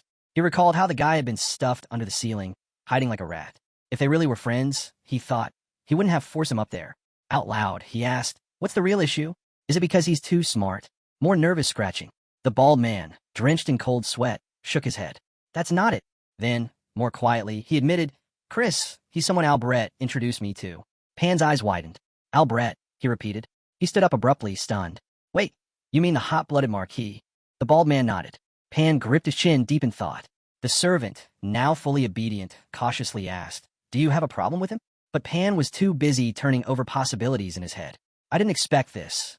Why is the Marquis of Dorian suddenly part of this mess? His thoughts drifted to what Albret looked like, and everything started connecting. The green pills, the beauty creams, the whisper campaign about counterfeit goods. After that whole ordeal, the Aruan Trading Company walked away with a fortune. No maintenance, no overhead, just pure profit. Naturally, the rumors began to swirl. Some claimed they overheard the CEO yelling at Raihan, forcing him to admit fault and repay every coin. Others believed they'd just struck a quiet deal behind the scenes. But no one ever guessed the truth. The fact that Raihan couldn't even touch the Aruan Trading Company, that alone sent shockwaves through the merchant world. Inside the company, morale was sky high. Staff members raised their fists to the sky, celebrating in unison. Behind a tall, closed wooden door, the scene was quieter. The protagonist removed the dream machine from his head, a complex magical device that allowed him to dive into dreams and extract hidden information, even from someone's subconscious. It could uncover plans, secrets, even glimpses of the future. He set the device gently on the table beside him and let out a long breath. I never expected it. The Marquis of Dorian, an investor in Raihan. Thoughts began racing through his mind. Rumors he used to brush off suddenly made sense. Claims that the Raihan trading house was actually being positioned as the successor to the powerful Albret family. And then, there it was, confirmation that a 30,000 gold coin investment had been made to back either the young Marquis Albret or Raihan himself. The Golden Demon was now emerging as a real power in the political world. With full support from the Marquis, the tides had shifted. Pan leaned back, his eyes narrowing. At first glance, it looks like they picked Raihan, but in truth, it's the Marquis pulling all the strings behind the scenes. And that wasn't all. Even Luther Carlson, one of the Empire's 3 main lords, was heading toward the capital. In a separate scene, We see him fast asleep, arms crossed, inside a slowly moving carriage. Pan muttered, I get it now, my father and Dorian's connection is clear. But there was still something nagging at him. Could he also be involved? Back in his office, surrounded by piles of books and documents, Pan grabbed his head, frustrated. Ever since the incident with Dirica, the name of her killer kept resurfacing in his mind, refusing to be forgotten. His thoughts were a tangled mess. Maybe I need a distraction? Something to take the edge off, he muttered. And just like that, he tapped into the interdimensional trade network. Advertisements from countless systems flooded his view. Some looked useful, some were suspiciously cheap, and others seemed downright impossible. Rare and bizarre items appeared in real time. And for a moment, he hovered between indecision and impulse. A notification popped up, purchase complete. The items he'd selected were far from ordinary. A deadly poison, the art of dragon poisoning, contradictions, the power of self-defense, overcoming inner cultivation, and shadowless secrecy. His eyes glowed crimson. I now possess 360 years' worth of internal Kai. He was locked in, completely focused. No distractions. He smiled slightly. This is the beauty of spatial trading, fierce haggling, unpredictable outcomes. But it's perfect when you realize you're buying twice in one move. With that kind of cultivation time stacked, even if he reached his ultimate peak and broke every known limit, he'd never be short on Kai energy again. Then came the next phase, knowledge absorption. He decided to start with martial arts. A smooth, black fabric unfurled before him. He picked it up, examining it closely. It was a combat cape. Kipo's battle cape. This wasn't just for defense. The cape could shift instantly in a void mode, transporting parts of its coverage into another dimension. Pan lifted the cape by its edge, then activated it with a single command. In that instant, the fabric shimmered and transformed, taking on the appearance of the vast, cosmic sky. Pan wasn't particularly impressed at first. The cape just looked a little darker. But then, as he opened his eyes wider and studied it more closely, something clicked. His fingers sank slightly into the fabric. He held his hand toward it again. It felt like it was being pulled into endless space. If someone attacks me while I'm wearing this, he murmured, they won't even have time to blink. He took the cape off, holding it in front of him, examining it with more appreciation now. Yeah, this is perfect. In this world, wearing magical armor often raised eyebrows. It brought too much attention. But cape like this? It flew under the radar. A subtle replacement. Effective. Smart. Too expensive for me normally, he admitted. But then again, with a balance of 5,832,513 coins sitting in his account, saving money wasn't exactly a concern anymore. Just then, a strange system notification appeared, blinking persistently. Someone was messaging him. A lot. He glanced at the feed and raised a brow. Now that's some persistence. He sighed. Honestly, if it weren't for this guy, I'd have made way more money by now. With a groan, he finally accepted the incoming call. The screen lit up. Alpha scan. The familiar face appeared and smirked. You finally picked up. Ignoring me as usual, but not today. Pan leaned back. Been busy. Alpha scan, easily recognized by his long ears, spread his arms. Busy? What could you possibly be doing? He added, your partner's store's running itself. And let's be real, it hasn't exactly been crushing sales lately. Then, with a sly tone, he continued, people are starting to say you've lost your original spark. Pan narrowed his eyes. That rumor's one I started myself. Alpha Scan chuckled. So you admit it. Pan scowled. He's always been irritating. That familiar feeling returned. Memories from 2 years ago, after the cataclysm at Laftel. He remembered receiving a letter. He'd scratched his chin, puzzled by it. Looking to buy something? He'd asked back then. The cat-like sender had simply replied, nah, nothing urgent these days. Just figure I'd share some info. Pan had sat on the edge of his bed, asking about an information exchange. But the message had turned serious. AlphaScan told him flatly. CMSAEAM had been kicked out of interdimensional trade. Pan froze. What? How? The other simply held up his clawed hand. Don't play dumb. You know exactly how. Then came the accusation. You planned it all. Price manipulation from the start. He pulled up a graph, showing the spike, then the sudden drop. A textbook manipulation play. You tugged every string. Got him banned, he said. Then, with a smirk, he added, but no one guessed your real target was the Rochester Magics Guild. That caught Pan completely off guard. He stared at the screen. Who even are you? The other man grinned, calm and proud. Let's just say, I'm someone very interested in you. Then came the list. He was the one who triggered the Monostone crisis in the Zero system. He brought 2 of the 5 main elixir guilds in the first system to a standstill. He'd personally influenced the dismissal of Miriam and Sirica. And just recently, he'd bankrupted one of the biggest guilds in operation. As he listed the guilds, Pan saw flashes of their leaders in his mind. But then the mysterious figure added, quietly but deliberately, still, The man on the other side of the screen smiled coolly. Relax. Sure, there've been a few violations here and there, but nothing serious enough to get you kicked out of interdimensional trade. So I left them out of the report. That immediately put Pan on edge. Wait, report. His eyes widened. Don't tell me. But the long-eared man cut him off, still grinning. That's right. Your guess is spot on. He placed a hand dramatically over his chest. Allow me to formally introduce myself. I'm the one behind all those rumors. The one watching from the shadows. An official auditor of interdimensional trade. Pan's brow twitched. Great. Another annoying clown shows up. But before he could say it aloud, the auditor added smugly. I bet you're thinking I'm just another pest. But hey, I'm certified in using heart tone lore too. Pan's temper flared. So he really is the real deal. And here I thought he was just pretending for some kind of petty revenge. Turns out this guy had manipulated others just to set him up. And now, an actual oversight agent was knocking on his door. What do you want? Pan asked bluntly. The man's grin widened. Relax. I'm not here to make trouble. I just wanted to offer you a job. There's a vacant position I think you'd be perfect for. Pan immediately folded his arms. Not interested. I've got enough on my plate. Why don't you go deal with your own mess? The auditor extended a hand. I'm dealing with it. That's why I need your help, with the T division. On the screen, a stack of dossiers appeared. Former CMs, 5 of them. 3 had already been permanently expelled from the trade system. Truthfully, he added, you've got talent. Pan scoffed. Talent in monitoring? The man shook his head. No, talent for causing problems. Pan's expression darkened. Arms crossed tighter, eyes sharp. Are you being sarcastic right now? Not at all. I'm serious, he replied smoothly. You've pissed off so many CMs, they've started restricting your sales. Mona stones are piling up in your warehouse.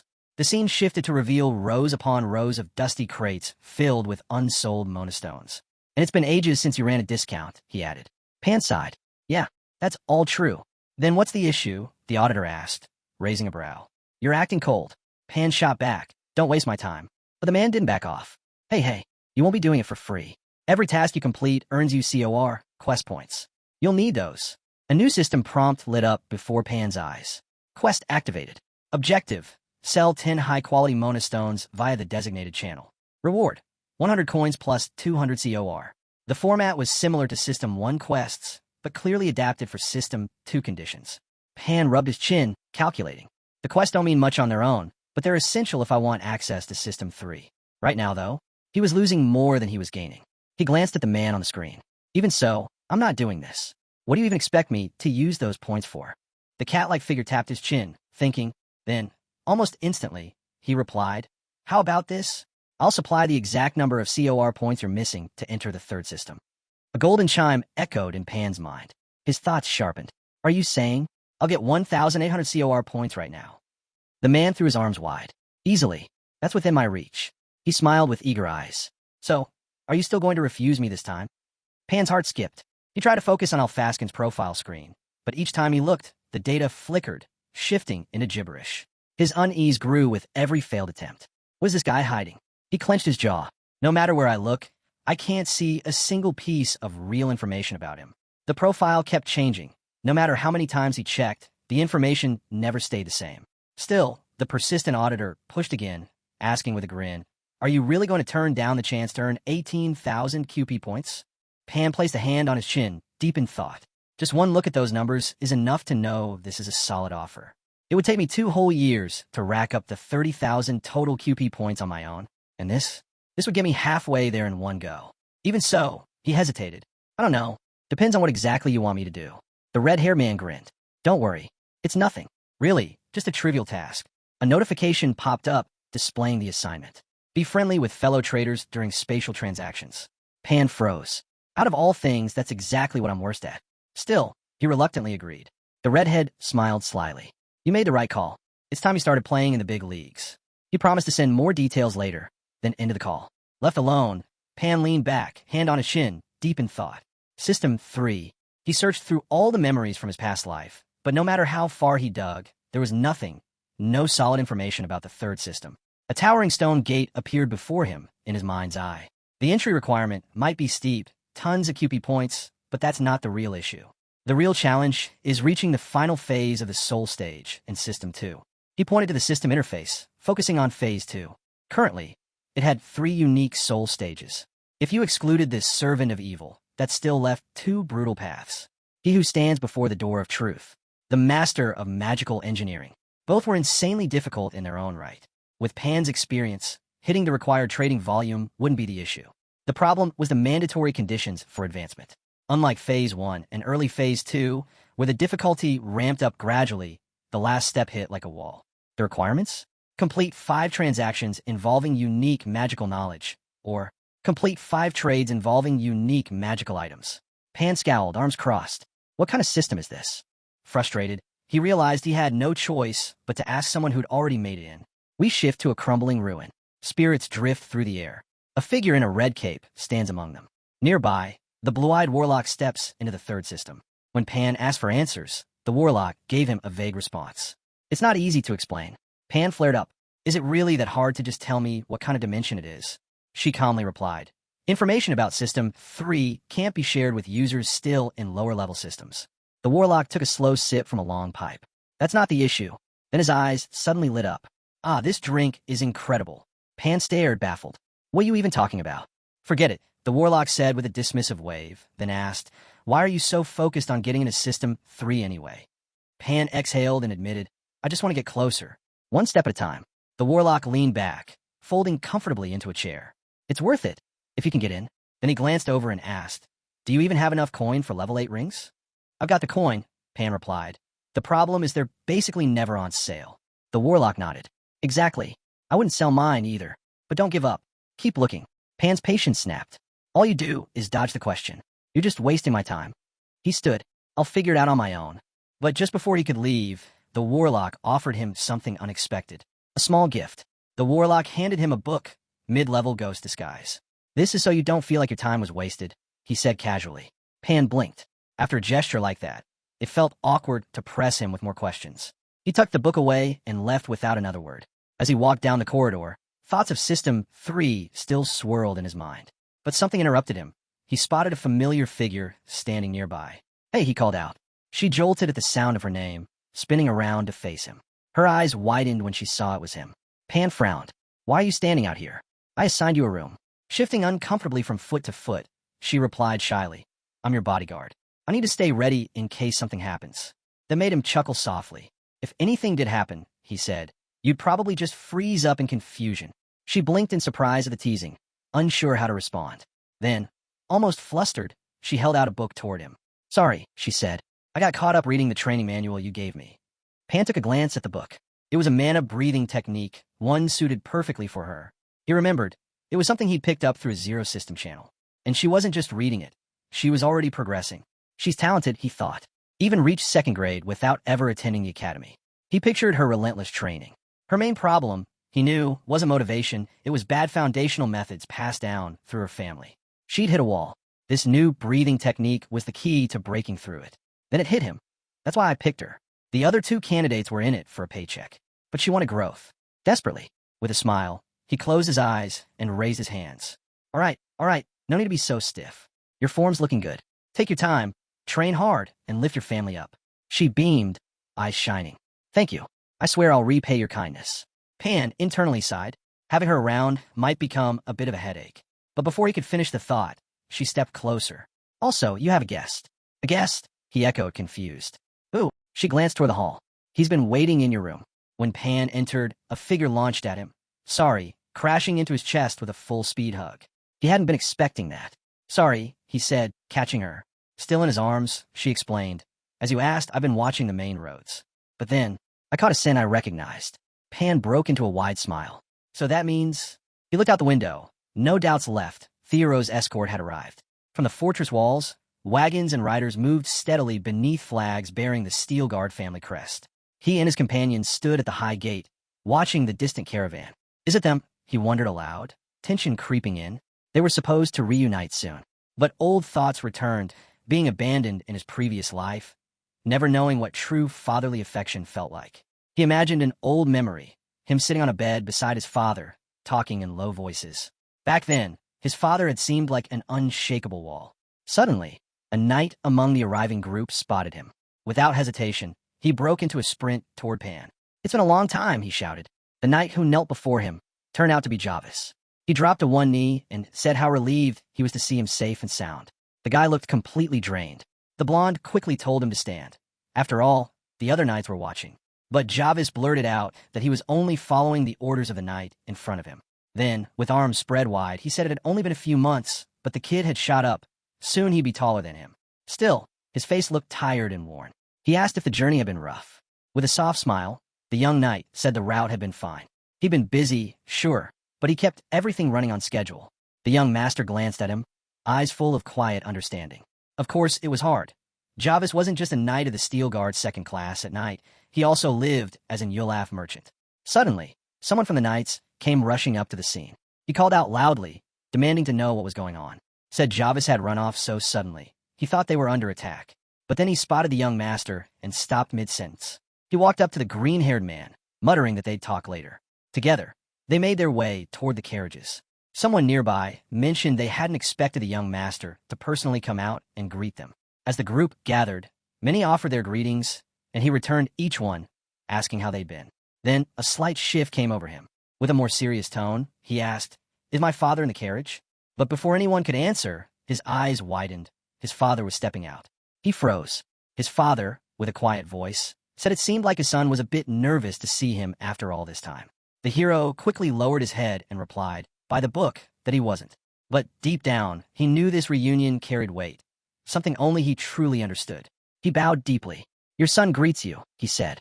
His father looked him over, then asked about the creature around his neck. Without missing a beat, the young master gave its name and explained he found the animal in the capital and decided to raise it. The elder nodded. It did seem like a clever little thing. Then, a voice rang out from the crowd. "A ruin." A girl dashed over and threw her arms around him. It was his sister, Kieran. She looked at him with sad eyes and asked if things had been lonely all this time away from home. She also congratulated him on receiving Carson. He smiled faintly. Her voice hadn't changed, still warm, still piercing. Kieran looked almost exactly the same. But then he quipped that actually, it wasn't hard at all. After all, he didn't have to listen to her nag every day. Kieran blinked, stunned, until he added it was just a joke. She rolled her eyes and turned to the little animal, scooping it up and hugging it tight. "Its fur is so soft," she said, cuddling it. Their father watched quietly, arms folded, smiling to himself. Just then, the main character turned around, noticing someone else. A girl stood by the carriage, Darren's sister. Her hair was neatly done, and she looked completely out of place. He hadn't expected her. She leaned casually against the carriage and asked, "What's with that look? Like you've seen something you'd rather not." Scratching his head, he said he was just surprised. She hated society events, banquets, receptions, all of it. So why was she here? With a serious tone, she answered, "It's not about the banquet. I came to broaden my horizons." That caught him off guard. "Broaden your horizons?" She stepped into the shade beside the carriage and said someone once told her, "You only open your eyes when you start moving to higher places." He immediately knew who she meant. He shot a glare towards someone nearby, elbowed Jarvis, and yanked him aside. Once they were out of earshot, he leaned in close and whispered sharply, "Why did you bring Darren here? What about the trade guild?" Jarvis leaned in and said quietly that all his subordinates were trustworthy, and for now, work would continue without any issues. Still, the blonde whispered back, pointing out that most of the leaders were gone. Jarvis, worn out and on edge, responded in a low voice. He didn't have a choice. He was starting to think the lady was growing suspicious. They tried to keep their conversation discreet, voices hushed. A visual flashed. Jarvis split in half, one side showing him, the other representing Yulaf. He admitted her suspicions had started to center around the idea that he might actually be a merchant. He explained that while he was away, the Scandinavian persona couldn't appear at the Steel Guard's residence. It would have made things obvious. The young master agreed. His sister wasn't the type to fall for something so shallow. Just then, Sari showed off, balancing on one hand, catching everyone's attention. But the young master continued, reflecting that maybe none of this would have happened if he hadn't come to the capital. Still, even Yulaf was now absent from the guild. The green-haired one stepped in closer and mentioned something, then asked for help. He needed the young master to assist him in pulling off a performance. Soon after, a group gathered in front of the Aruan trading house. Darren stood with arms folded, clearly annoyed, while a flustered Jarvis hovered behind her. She grumbled that she hadn't even unpacked her luggage yet, and already he was dragging her out. Jarvis quickly replied that the young master just wanted to give her a tour of the place. Turning to him with a sharp look, she asked since when he took orders from Aruan so easily. Jarvis was caught off guard. "What do you mean?" Darren remembered how, back when they first crossed paths, he'd acted odd, like something had changed. She noted that he was one of the first to run toward Aruan that day. It was strange, seeing her old friend like this. But Jarvis snapped, shouting that they weren't friends and she was talking nonsense. Watching from the window, Arun saw his sister call Javis a fool. He pressed his lips together, knowing she had no idea who Javis really was, that he was Yulaf. On the table next to him sat a leather mask and a small blue pill. A knight couldn't be in two places at once, which is why all of this had to stay hidden. He turned his head slightly, speaking to no one in particular. Anyway, everything's ready. Now I just need to make my move. Suddenly, Dorian showed up with a tall man sporting a ponytail. Arun asked why he came now.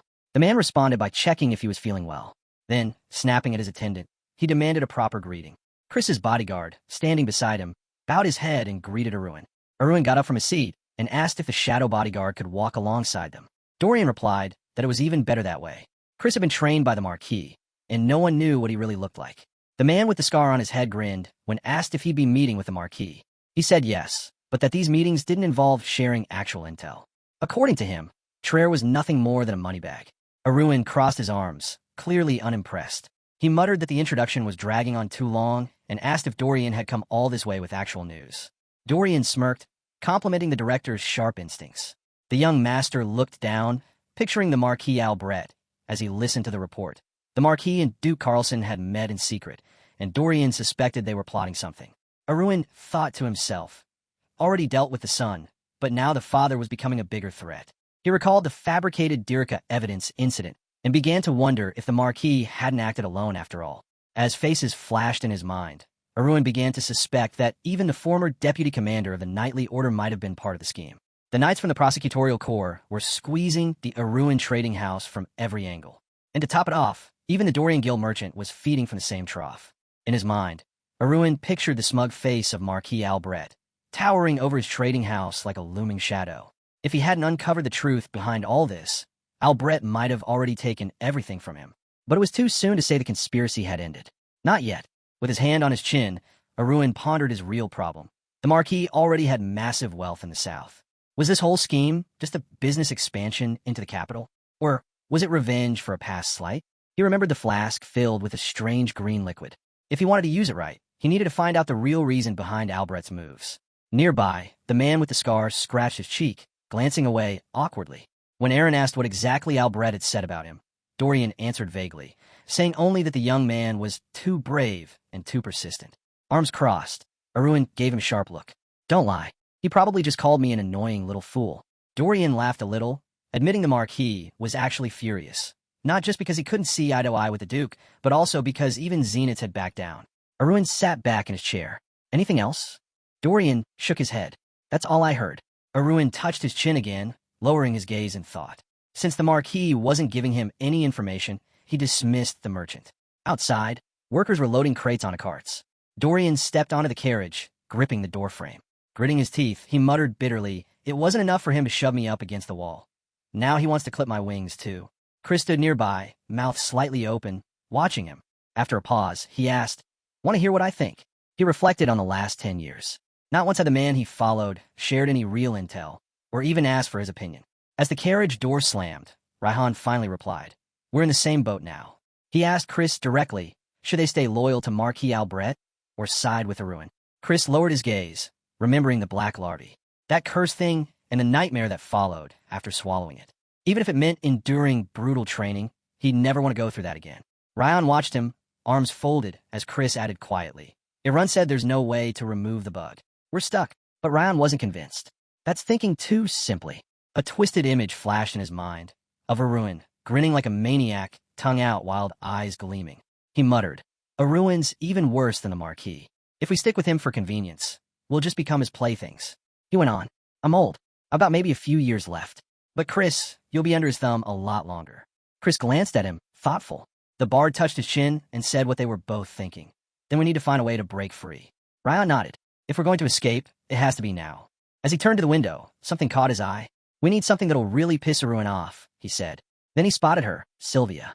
She stood nearby, scribbling notes with a calm smile on her face. He noted how beautiful she was, but something else drew his attention. A faint trace of mana. Very subtle, but there. A magician from the upper world? His eyes darkened. That couldn't be. That tribe was far too proud, far too elite, to leave someone behind here. And yet, looking at that smiling girl, a flicker of bright blue light shimmered around Sylvia, barely noticeable, unless you were looking for it. Dorian turned away from the sight, a dark grin tugging at his lips. He muttered to himself that maybe, just maybe, the heavens hadn't turned their backs on him after all. Not if something like this showed up during the attack. Chris glanced at him. You have a plan? Dorian's grin widened, eyes glinting. Oh, we're heading straight to meet with Marquis Dorian. Right now. The full moon hung high in the night sky. Arun walked through the streets, calm and confident. A small smile played on his lips as he remembered the scene he'd orchestrated, appearing as Yulaf with Javis at his side, right in front of Darren's sister. The whole performance? It worked like a charm. He looked up, recalling his sister's troubled expression and the confused look on the knight's face. There was a strange tension in the air between them, an invisible current. He wondered, was the champion thinking the same thing he was? Suddenly, a voice called out.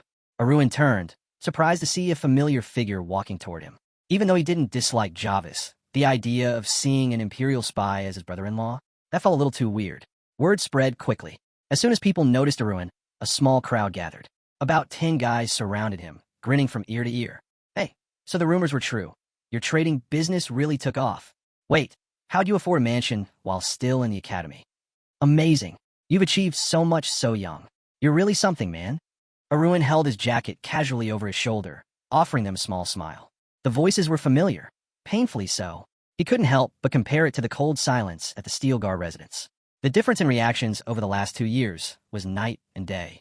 Among them, a short-haired guy with black hair, Fry, smiled at him. Arun asked where his father was. He's resting, Fry replied. Kieran's training right now. A flash of white light split the air. Kieran, her long blonde hair flying, swung her sword and cleanly sliced through a thick tree trunk. Breathing heavily, she paused, the remains of the log crashing down beside her. A familiar voice called out, asking if she was done already. I wanted to watch. Waving as he approached, Arun stepped into the training area, where chopped trunks lay scattered like fallen soldiers. Kieran turned around, surprised. I heard you were busy. He nodded. I was, but I caught your training. He added with a nod. Keep practicing like that, and you're guaranteed a second-class rank. Kieran looked a little disappointed. I was hoping to polish my skills more, to surprise you.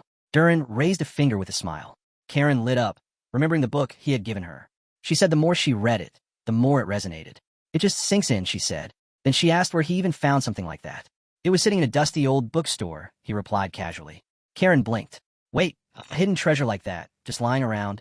She lowered her gaze with a warm smile, hugging her sword close. Arun said softly, to someone without a trained eye, even a jewel looks like just a stone. I don't know how it ended up there, but finding something truly valuable in a pile of junk? That's rare. Kieran nodded, agreeing. It's hard to judge the worth of technique at first glance. Arun's expression shifted slightly, surprised, as Kieran added something else. This one's different, it's designed for women. You even studied its nuances for me, didn't you? That caught him off guard. Optimized for women? She looked down at the purple-covered book, and Arun asked if she brought it with her. She nodded. Every time I read it, I feel something new awaken inside me. Taking the book into his hands, Arun flipped through it using advanced speed reading. His eyes widened. He muttered internally, it's real. Most martial arts were created with the male body in mind. But this one? It was crafted to enhance female strength and movement. Kieran looked up at him, surprised by the expression on his face. And Arun realized his sister had reached class 4, just by practicing on her own. Arun's eyes stayed locked on the book, flipping pages as realization dawned. This wasn't just some basic mana breathing method. It was more than wings. It was an engine. Kieran caught the look on his face and tilted her head. Why are you looking at me like that? Before he could answer, she suddenly froze, eyes wide, when he asked if she'd maybe expected help from their father.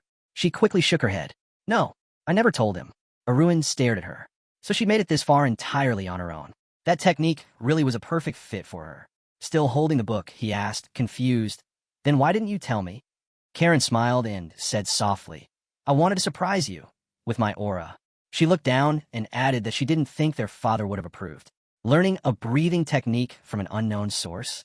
That wasn't exactly something he'd endorse. Before Arun could respond, both of them turned their heads, surprised. A voice cut in. Your thinking's off. Levidan walked up to them, arms crossed, smiling calmly. I believe you chose the right path, he said. Kieran spun to face him. You knew. I could not know, he replied. You made a bold and important decision. Her eyes widened.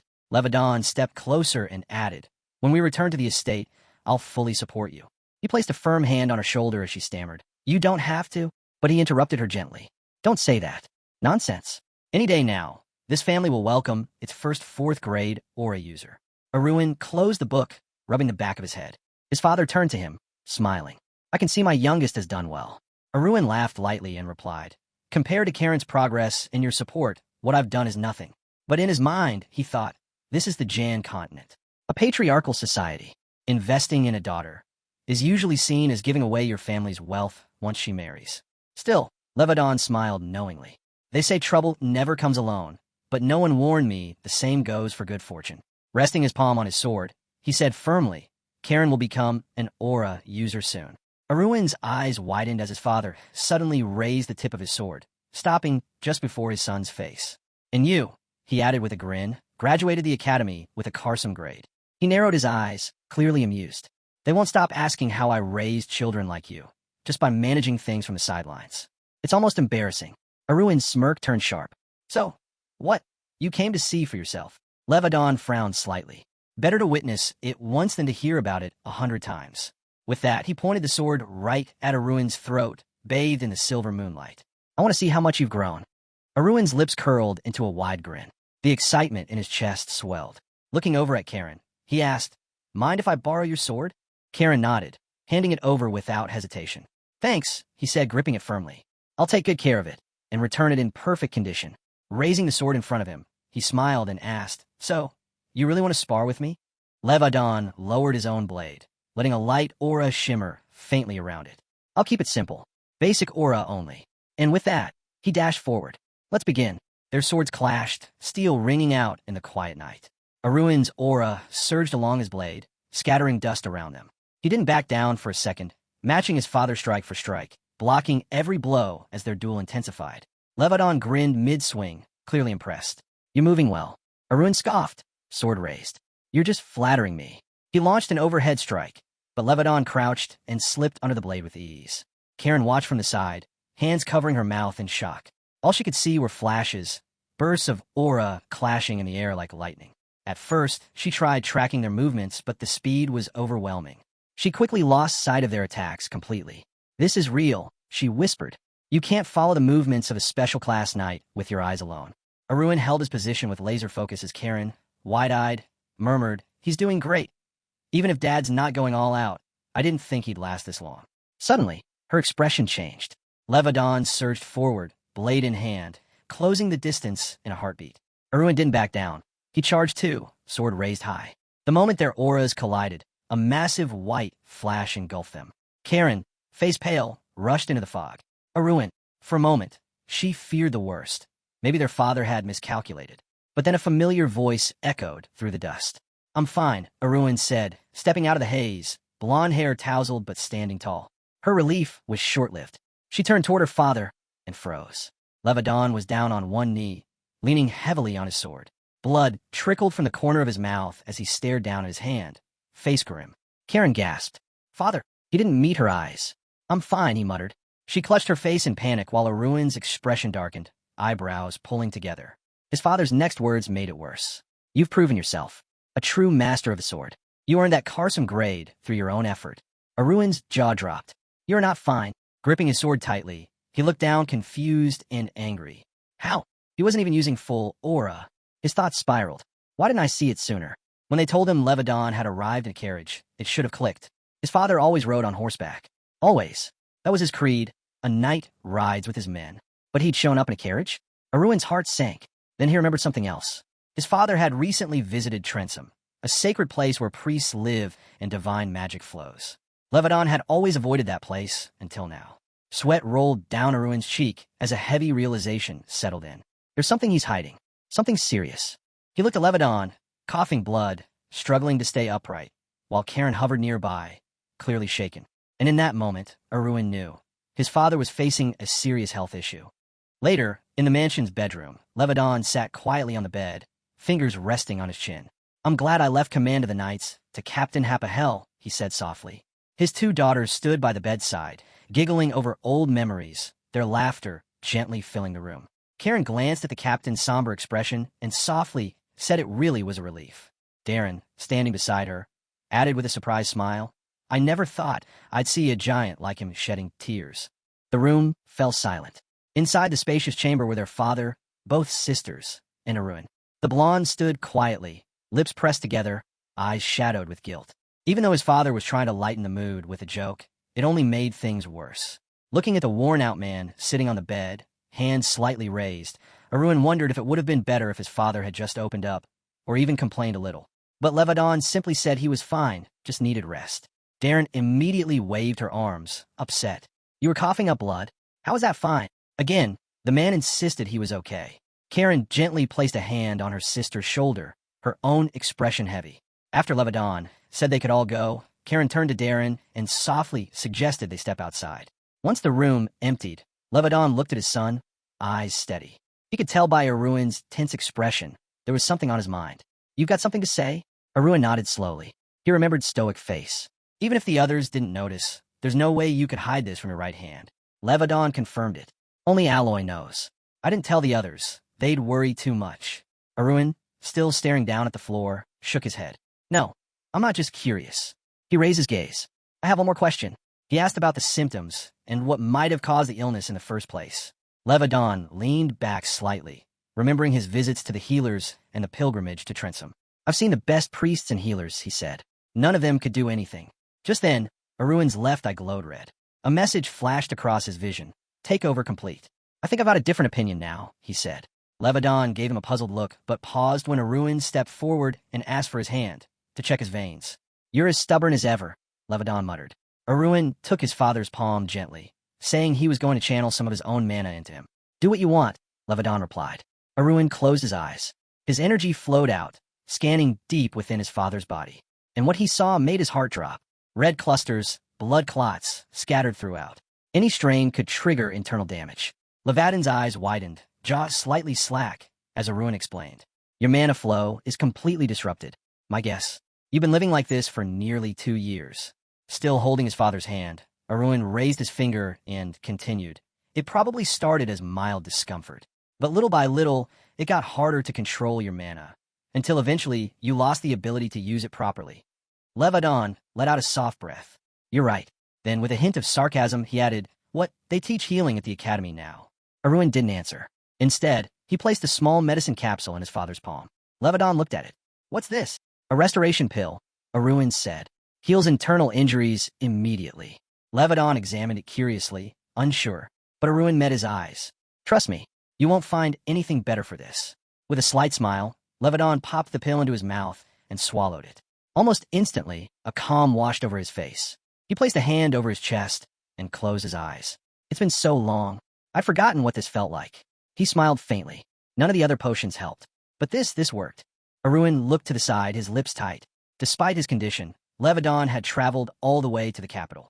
In his mind, Arun pictured his father, standing tall with arms crossed, the family crest glowing behind him like a silent vow. No matter what anyone said, Arun knew exactly who his father was. A cold-blooded count. Someone who'd long stepped away from central politics. A man who had never once left the Steelguard residence. And yet, as he recalled the warmth in his father's face while hugging Kieran, he saw something else. Even a man like that had a parent's heart, one that still burned with pride and a desire to praise his children. Faint glimmers appeared in Arun's vision, memories and emotions overlapping. In his past life, he'd never even considered it. Never imagined that beneath the stoic exterior, his father had hot blood running through his veins, just like anyone else. He lifted his hand and wiped his tears away with his sleeve.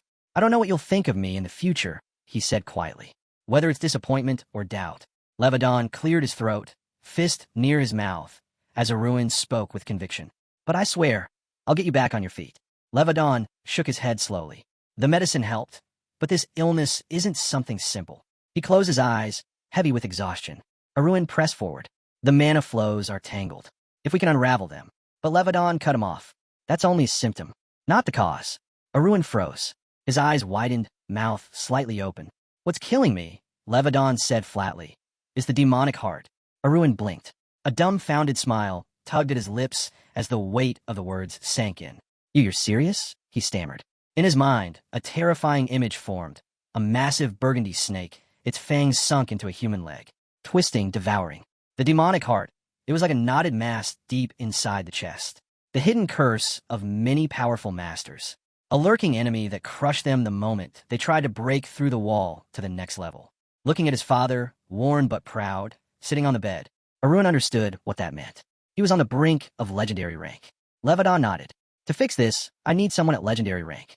With your talent, it'll take you maybe 20 years. Aruin's mouth parted in shock. 20 years? But, Levadon added, once you reach it, you'd be able to untangle the knot. Aruin's voice was steady. Then, what if I found someone who's already reached legendary rank? Could they help? Levadon's eyes dropped. If you're thinking of asking Dran, he warned, drop it now. Aruin imagined a man, tall, broad-shouldered, with silver hair, leaning casually on his sword. Dragon Lever, the only known legendary knight in Navarro. But even with his status, Aruin knew, Dragon hated the Steel Guard. Hated them with his whole soul. No one knew why. But even in his old age, the fire in him still burned hot. Aruin closed his hand into a fist and pressed it to the glowing red screen before him. Don't worry about Dran, he said. The person I'm thinking of would be more upset than he would. Levadon's brow furrowed. In your left eye, why is it glowing red? Aruin's face hardened. Because I've already decided. Levadon's lips parted slightly, eyes wide with realization. Aruin looked toward the screen. No matter what it takes, I'll heal him, even if I have to pull off an interdimensional trade. He reached his hand out. A red shimmer spread through the air, and behind him, a tall figure emerged. Flaming red hair, blazing like wildfire. Aruin smiled. This is the sun god, Li Jiam. He pointed to the red screen and looked at his father. I want you to meet him. Levadon raised an eyebrow, mouth slightly open. The sun god, on the other end, Li Jiam sat at a large desk, scratching his chin, surrounded by bookshelves that stretched to the ceiling. If you're summoning me, then it must be serious, he said. So what's going on? Aruin nervously raised the corners of his lips and began to explain, but before he could finish, a loud, furious cry echoed through Li Jiam's study. Li Jiam clenched his teeth, eyes blazing with anger. Are you kidding me? You summoned me for this. His voice thundered with disbelief as he slammed a hand against his chest. I'm speechless. You disturbed me over something like that? Arms crossed. Aruin calmly read the message on screen. Li Jiam wasn't willing to share his enlightenment. I'm not asking you to, Aruin replied. I just need a hint. Something to help raise my rank. You can manage that, right? Li Jiam's face turned red as he beat his chest again. You're crossing the line. Aruin smiled coolly and touched his index finger to his thumb, mimicking a coin. I'm not asking for free help. I'll pay. 500 coins per question. I know you've been tight on funds. The corners of Aruin's mouth pulled into a sly grin when the system chimed in. User is interested in the offer. The heart always reveals the truth, he thought. Li Jiam rubbed his chin, clearly tempted. His cheeks flushed. Finally, he smiled and closed his eyes. Since we're connected, I'll agree. For 1,000 coins per question. Aruin nodded. Deal. Levadon stared at his son, confused. What are you even doing right now? Don't look at me like that, Aruin said. I know I seem crazy from the outside, but I'm not. I made a deal. Spent 18,000 coins. Bought a 10,000-year-old ginseng and even got a 2,700 coin cashback. Later, peeking out into the hallway, Aruin spotted Meryl, standing there with Sari perched on her head. Holding the door, he called out, Meryl, whatever happens in here, no matter how long it takes, do not let anyone in. Meryl stood straight, confident. Even if it costs me my life, I won't let anyone through. She hesitated, then looked up as Sari pressed a paw to his temple like a miniature law enforcer. Aruin smiled at the sight. If he's with you, he said, you'll be fine. Then he closed the door. Hand on the handle, he stood still for a moment, lowering his gaze. His heart was heavy, but he had made all the preparations. Now, it was just a matter of time. As he raised his head, his left eye glowed red again. I'm going to bring you back, father, he thought. 3 days passed. With each one, the skies turned more transparent, the air cooler. The harvest season had arrived. Fruits dropped heavy from the trees, and golden fields were thick with ripened grain. A man stood atop a tall wooden box, holding a foaming wooden mug high above his head. To all of humanity, he shouted. Around him, the crowd raised their own drinks and cheered. It was the start of the traditional autumn feast festival. In this season, people gave thanks to the gods of earth and weather, honoring them with towering statues. Across Navarro, common folk enjoyed the festivities outdoors, laughing and drinking under the open sky. Nobles, meanwhile, celebrated indoors in tailored formal wear, sipping wine and mingling among themselves. The most elegant gathering of all took place in a massive palace, its towers capped with vivid orange rooftops. Inside, a concierge in a purple cape and cap, Chamberlain, smiled warmly as he took the hand of a guest. Everything this year has been arranged just the way you wanted, he said. The man he was speaking to? None other than Dei's Navarro, King of Navarro. With arms crossed, Dei's Navarro scan hall. Not bad, he said flatly. The concierge, clearly relieved, smiled wider as the king raised a finger and pointed toward the chandelier. That, "I like," he said. It was the only reaction the ruler gave, but it was enough. The concierge bowed deeply, thankful the king had acknowledged even that. Dayai's Navarro moved to his throne and took his seat. With a wave of his hand, he signaled. The formal reception had begun. "Understand everything," he said quietly. Inside the grand banquet hall, guests were seated at round tables arranged with careful precision, each one placed according to the guest's relation to the Navarro royal family. One man, an ordinary guest, made his way down the red carpet toward the king. Seating and introductions followed the strict hierarchy of honor, beginning with those of the lowest rank. A short man with messy dark hair and a faint mustache gave his respectful greeting to the king. Then came a count with tousled, reddish hair. He yawned, tired, covering his mouth with a gloved hand. As another guest copied the motion, he glanced sideways toward Chamberlain and asked, "When will the Earl of Steelgar be called?" Chamberlain responded calmly, "He should be next." A knight in polished armor stepped forward, resting a hand near his mouth as the king spoke, mentioning how it had already been 10 years since they'd last met. The knight called out loudly, declaring that he was next in line. Some of the younger guests in the hall let out awkward sighs. Just then, two elegantly dressed young women entered the room, draped in rich festive gowns. The knight's voice rang out again, presenting Lady Kieran and Lady Darren, daughters of the House of Steelguard. As they walked gracefully down the red carpet, quiet murmurs spread through the hall. People whispered about how Count Levedon had clearly raised not just his sons well, but his daughters too. Their poise and beauty left many stunned. Darren brushed the hem of her deep purple dress, then stepped forward and curtsied from a distance. "The daughters of the House of Steelguard greet His Majesty the King," she announced. King Dayai's Navarro rubbed his chin thoughtfully. "Only the daughters?" he asked. Karen stiffened. A bead of sweat slid down her cheek. A petitioner nearby reminded the room that Count Levedon had originally stated he would attend the banquet. The king had looked forward to seeing the three legends together again. Karen lifted her eyes. "Due to certain circumstances, our father couldn't attend." The king's expression shifted slightly. "Is it a health issue?" Chamberlain stepped in, voice firm. "Please answer honestly." Darren leaned in, whispering uneasily to Karen. "Right now, I wish we just stayed home." Karen lowered her gaze, mind racing. She hadn't expected to be questioned about her father the moment they walked in. "If I lie, it could create problems. But if I tell the truth, the whole hall will know about his condition." She clenched her jaw. "There's no way out of this," she whispered to herself. The king raised an eyebrow, rubbing his chin in thought. "He caught a cold?" The heart of steel. Looking down at them from the raised platform, King Navarro's tone was skeptical. "How could that happen?" Karen answered calmly. "Even one with a dragon's resilience isn't immune to illness. No one is." The king gave a cold stare as Karen added, "But the doctor said he should recover in just a few days." Still unimpressed, the king curled his lips faintly. The sisters smiled politely. Finally, the king gestured to his seating area. "In his place, relax and enjoy the banquet." Karen bowed slightly. "Thank you, Your Majesty, for your thoughtfulness." Just then, the large doors at the back of the hall swung open again, draped in red and gold. The Marquis of Dorian entered. Clad in a rich burgundy cape, he stood quietly against a wall, hands on his belt. His gaze swept the room. "It was said the three great lords would gather again after all these years," he murmured. Near the banquet doors, the legendary knight, Drojan, stood with a displeased look, arms crossed as he muttered, "This kind of thing isn't easy to arrange." His eyes narrowed as he looked towards Sierra, Captain Purple. "I heard you were looking forward to this. That's the only reason you're even here, right?" Sierra, silver-haired and tense, glanced away, biting her lip. She thought to herself, she had no interest in the three lords. The only thing that mattered to her now was why Arun hadn't shown up either. But her expression froze when Drojan extended a hand toward her. "Our turn's coming up," he said. "What's wrong? Letting me go first just because you're younger?" Sierra raised an eyebrow. "Are you bragging about being old?" She scoffed. "Should I give up my turn again? Like all the other times you showed up late?" Their eyes locked, sharp and full of irritation. Both bared their teeth, neither backing down. One embodied Navarro's magic, the other its sword. And they were the highest-ranking members under the title of Marquis. If Sierra went first, the court's magicians would complain. If Drojan stepped ahead, the knights would be furious. Before either could act, Duke Luther Carlson calmly stepped forward between them. "Why don't you both just go in together?" he suggested, cool and composed. Both of them turned to him, blinking in surprise. Of course, if a higher-ranking duke entered first, it would solve everything. They silently agreed and stepped onto the red carpet behind Luther as he called them to follow. Moments later, the knight at the front of the hall raised his voice to announce the arrivals.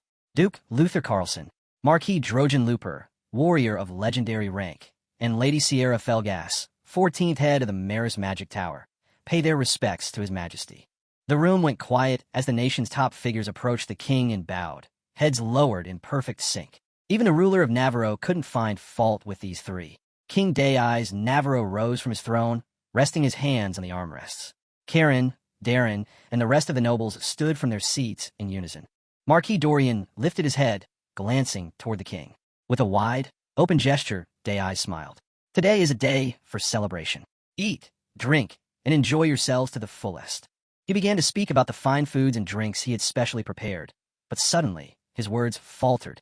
His eyes widened. Two figures entered the hall, both dressed in dignified formal suits. Count Levadon Steelguard and his youngest son, Erwin, had arrived at the banquet. Murmurs swept through the hall as all eyes turned toward them. Even the knight at the carpet paused, unsure. "They're late," he muttered, watching the two walk forward with relaxed smiles. He hesitated, then opened his mouth wide and announced in a booming voice. "Entering now, heroic ranked warrior, Count Levadon Steelguard, and his son, Erwin Steelguard." They walked calmly down the center of the banquet hall. The knight watched them, glancing toward the king's face, grim, unreadable. As expected, the knight thought. Nothing's changed. He pictured Levadon smiling, with the image of his father Lane standing proudly behind him. No matter what the king says about valuing the Steelguard, deep down, he resents them, because the people admire Levadon and his father even more than they admire the throne. And it wasn't just in the air. It was obvious. There stood Levadon, his physique still strong and lean like a warrior's. Meanwhile, the king's stomach was clearly protruding beneath his robes. Even more humiliating, Levadon had managed to stall the signs of aging through aura circulation. While the king's wrinkles grew deeper every season, Levadon remained composed, regal. Forcing a strained smile, Dayeyes Navarro finally spoke. "How's your health, Count?" Levadon raised his head, smiling brightly. With a hand to his chest, he replied with perfect grace.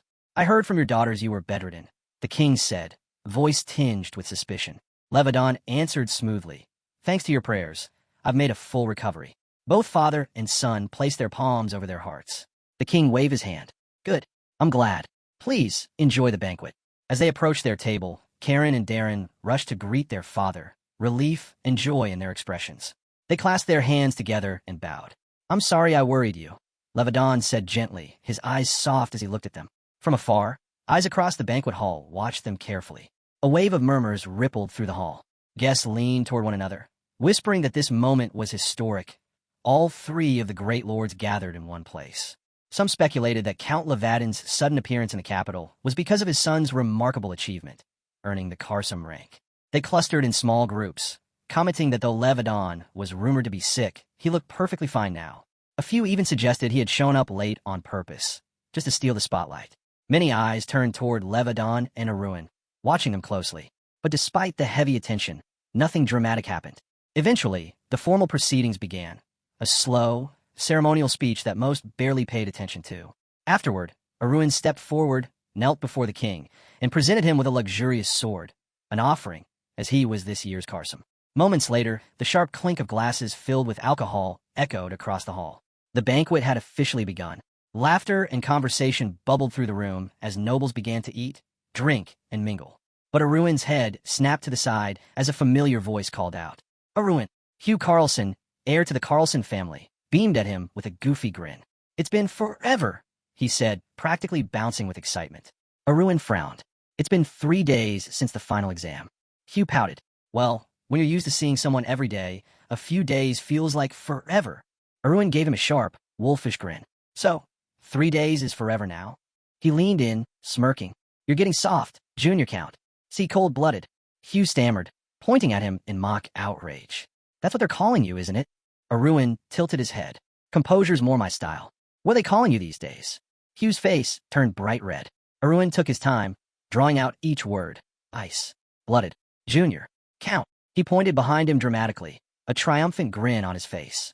"Who told you that?" Hugh blurted, voice rising as he jumped in place. At a nearby table, Sharple sat quietly, flipping through documents. The blue-haired mage looked up. "When did you even find time to talk to him?" Erwin shrugged. "I figured he came here on behalf of Uncle Kendall. But yeah, I got plenty out of him." He smiled slyly, catching the baffled look on Sharple's face. "Not only did I find out Hugh's ridiculous nickname," Erwin thought, "but I also learned something else." An image flashed through his mind, Bar Ion clashing with strength. Bar Ion held the top spot all year, and he's a strong contender to become the next graduate of Karsam. Mita, after intense training, is about to hit second class. Benjamin and Davin are deep in their own fields. Arun's thoughts return to Sharple. Despite coming from a prestigious fencing family, had chosen magic. He had become a fourth-ring mage, and was just waiting to come of age to officially join the magic tower. Arun smiled softly. Everyone's first steps in this life are better than the last. He looked back at Hugh, who was now clenching his fists in frustration. This guy, Arun thought, produced the best results, became head of the SOAR Club, and earned the title Ice-Blooded Junior Count, without even needing the Ring of Courage. Sharple suddenly paused and looked up. Arun had just asked him, "How's it going with SAR's second gen?" "They're still," Hugh hesitated, "still rough around the edges." A glowing image of a white pearl crossed Hugh's mind. "At first, I didn't understand why you picked them, but now I get it. They're hidden pearls, buried in the dirt." He smiled to himself, just like when we met 2 years ago. Scratching his chin, Hugh looked thoughtful. "Now the question is, who do I choose from this year's freshman batch?" In response to Hugh's earlier question, Arun nodded and said, "After the reception ceremony, pick out a few decent ones. Put together a list, and I'll take a look during the second stage. I'll handle weeding out the rest." He lit up with a grin. "Thanks. I owe you one."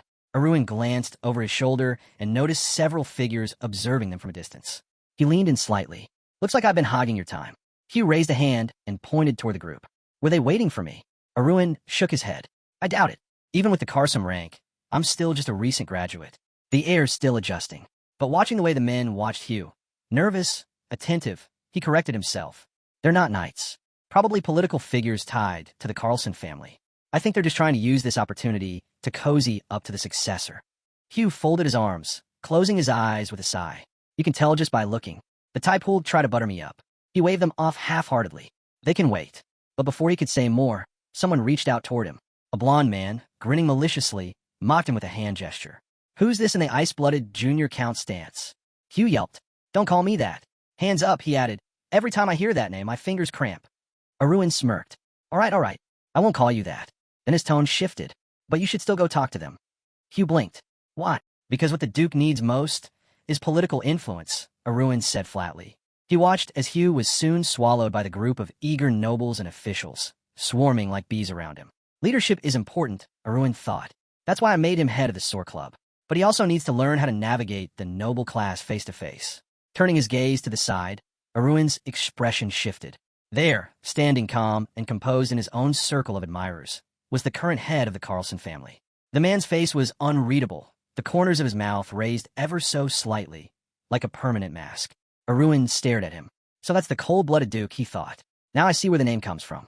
Up on the second floor of the palace banquet hall, Arun leaned casually on the railing, his eyes scanning the scene below.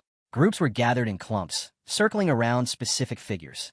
He noted that nearly everyone was focused on winning favor from nobles or royalty, more concerned with networking than actually enjoying the reception. Still, he couldn't blame them. Everyone's just doing what they can to survive in this world. His eyes shifted toward the dance floor, where a few couples twirled to the soft rhythm of string instruments. Well, not everyone forgot how to have fun, he thought. Suddenly, his left eye flashed softly, white light pulsing in his vision. A message from Alpha Scan. "Hey, are you planning to work, or what?" The red-haired figure on the other end waved an arm, clearly irritated. "I said I'd be a minute. It's been over an hour," he protested. Arun sent back a quick apology. Didn't think the formalities would drag on this long. Looking at the glowing white screen, he asked, "Did a group chat start while I was out?" Alpha Scan replied promptly. "It's important to make a solid first impression." Arun imagined Alphaskin's image in his mind. Blonde hair, arm outstretched, blue stones glittering beneath his palm. Alphaskin's next message appeared. "What I like about Mystery Run is what he did in the null system. That left a mark. It still does." Arun paused, startled. His eyes turned a blank white for a moment as he processed it. He responded with a grin. "Wasn't that just because my interference shattered both the first and second systems?" "That could have only happened with your intervention," Alphascan replied. Arun leaned on the railing, glancing over the crowd again. A new message popped up. "Anyway, let's not get caught up in chat." "Right," Arun replied. He raised his hand, and with a flick of his wrist, gave the command. "Send the invitations." A notification popped up on Arun's screen. "User, Cybernix, invites you to a chat." Seeing the name, Arun blinked, then asked aloud, "Cybernix, again?" In his mind, he pictured a dark-haired guy with sleek virtual glasses covering his eyes. "Right. The one who first added me to the armor group chat when we were still planning that capture operation." Now he's working as a monitoring agent. Erwin reached out and tapped the accept button. As he entered the chat, a message from Cybernix came in. This is the one I mentioned. Immediately, another user greeted him with a flashy system skill, but Erwin could see right through it. The system let him read the user's true intent. They saw him as nothing more than a bag of money. No interest in anything else. Erwin rubbed his chin, face puzzled. Then another message came in. Nice to meet the new lender. He frowned. Doesn't seem like I'm exactly welcome here. Why is this group so hostile? A young guy with a scar on his cheek, round glasses strapped tightly to his head, broke the tension with a wide grin. Name's Huragon, engineer. He waved at the group. Come on, Ronnie. Don't just sit there. Say hi too. A new greeting popped in from another user. Erwin leaned on the railing, gazing at the translucent chat screen. So far, only the leader seems halfway normal. From across the chat, Cybernix sent a subtle smile. He seemed to be picturing protective armor. I heard you're interested in custom magic armor, he said. You're in good hands. The skills in this group rival any major workshop. Erwin raised a brow. You sure about that? The engineers noticeably perked up. Huragon asked, half joking. Is that doubt I hear? Just cause we're not from the Empire? Another user, an elf-eared man, chimed in. We may not have the Empire's numbers, but our products won't ever go obsolete. Try them, and you'll understand. A masked man with white fox features sent a curt message. You contacted us because you already knew. If you're here just to chat, you should leave. Erwin's expression hardened. They're more on edge than I expected. They know about the Empire, probably more than I thought.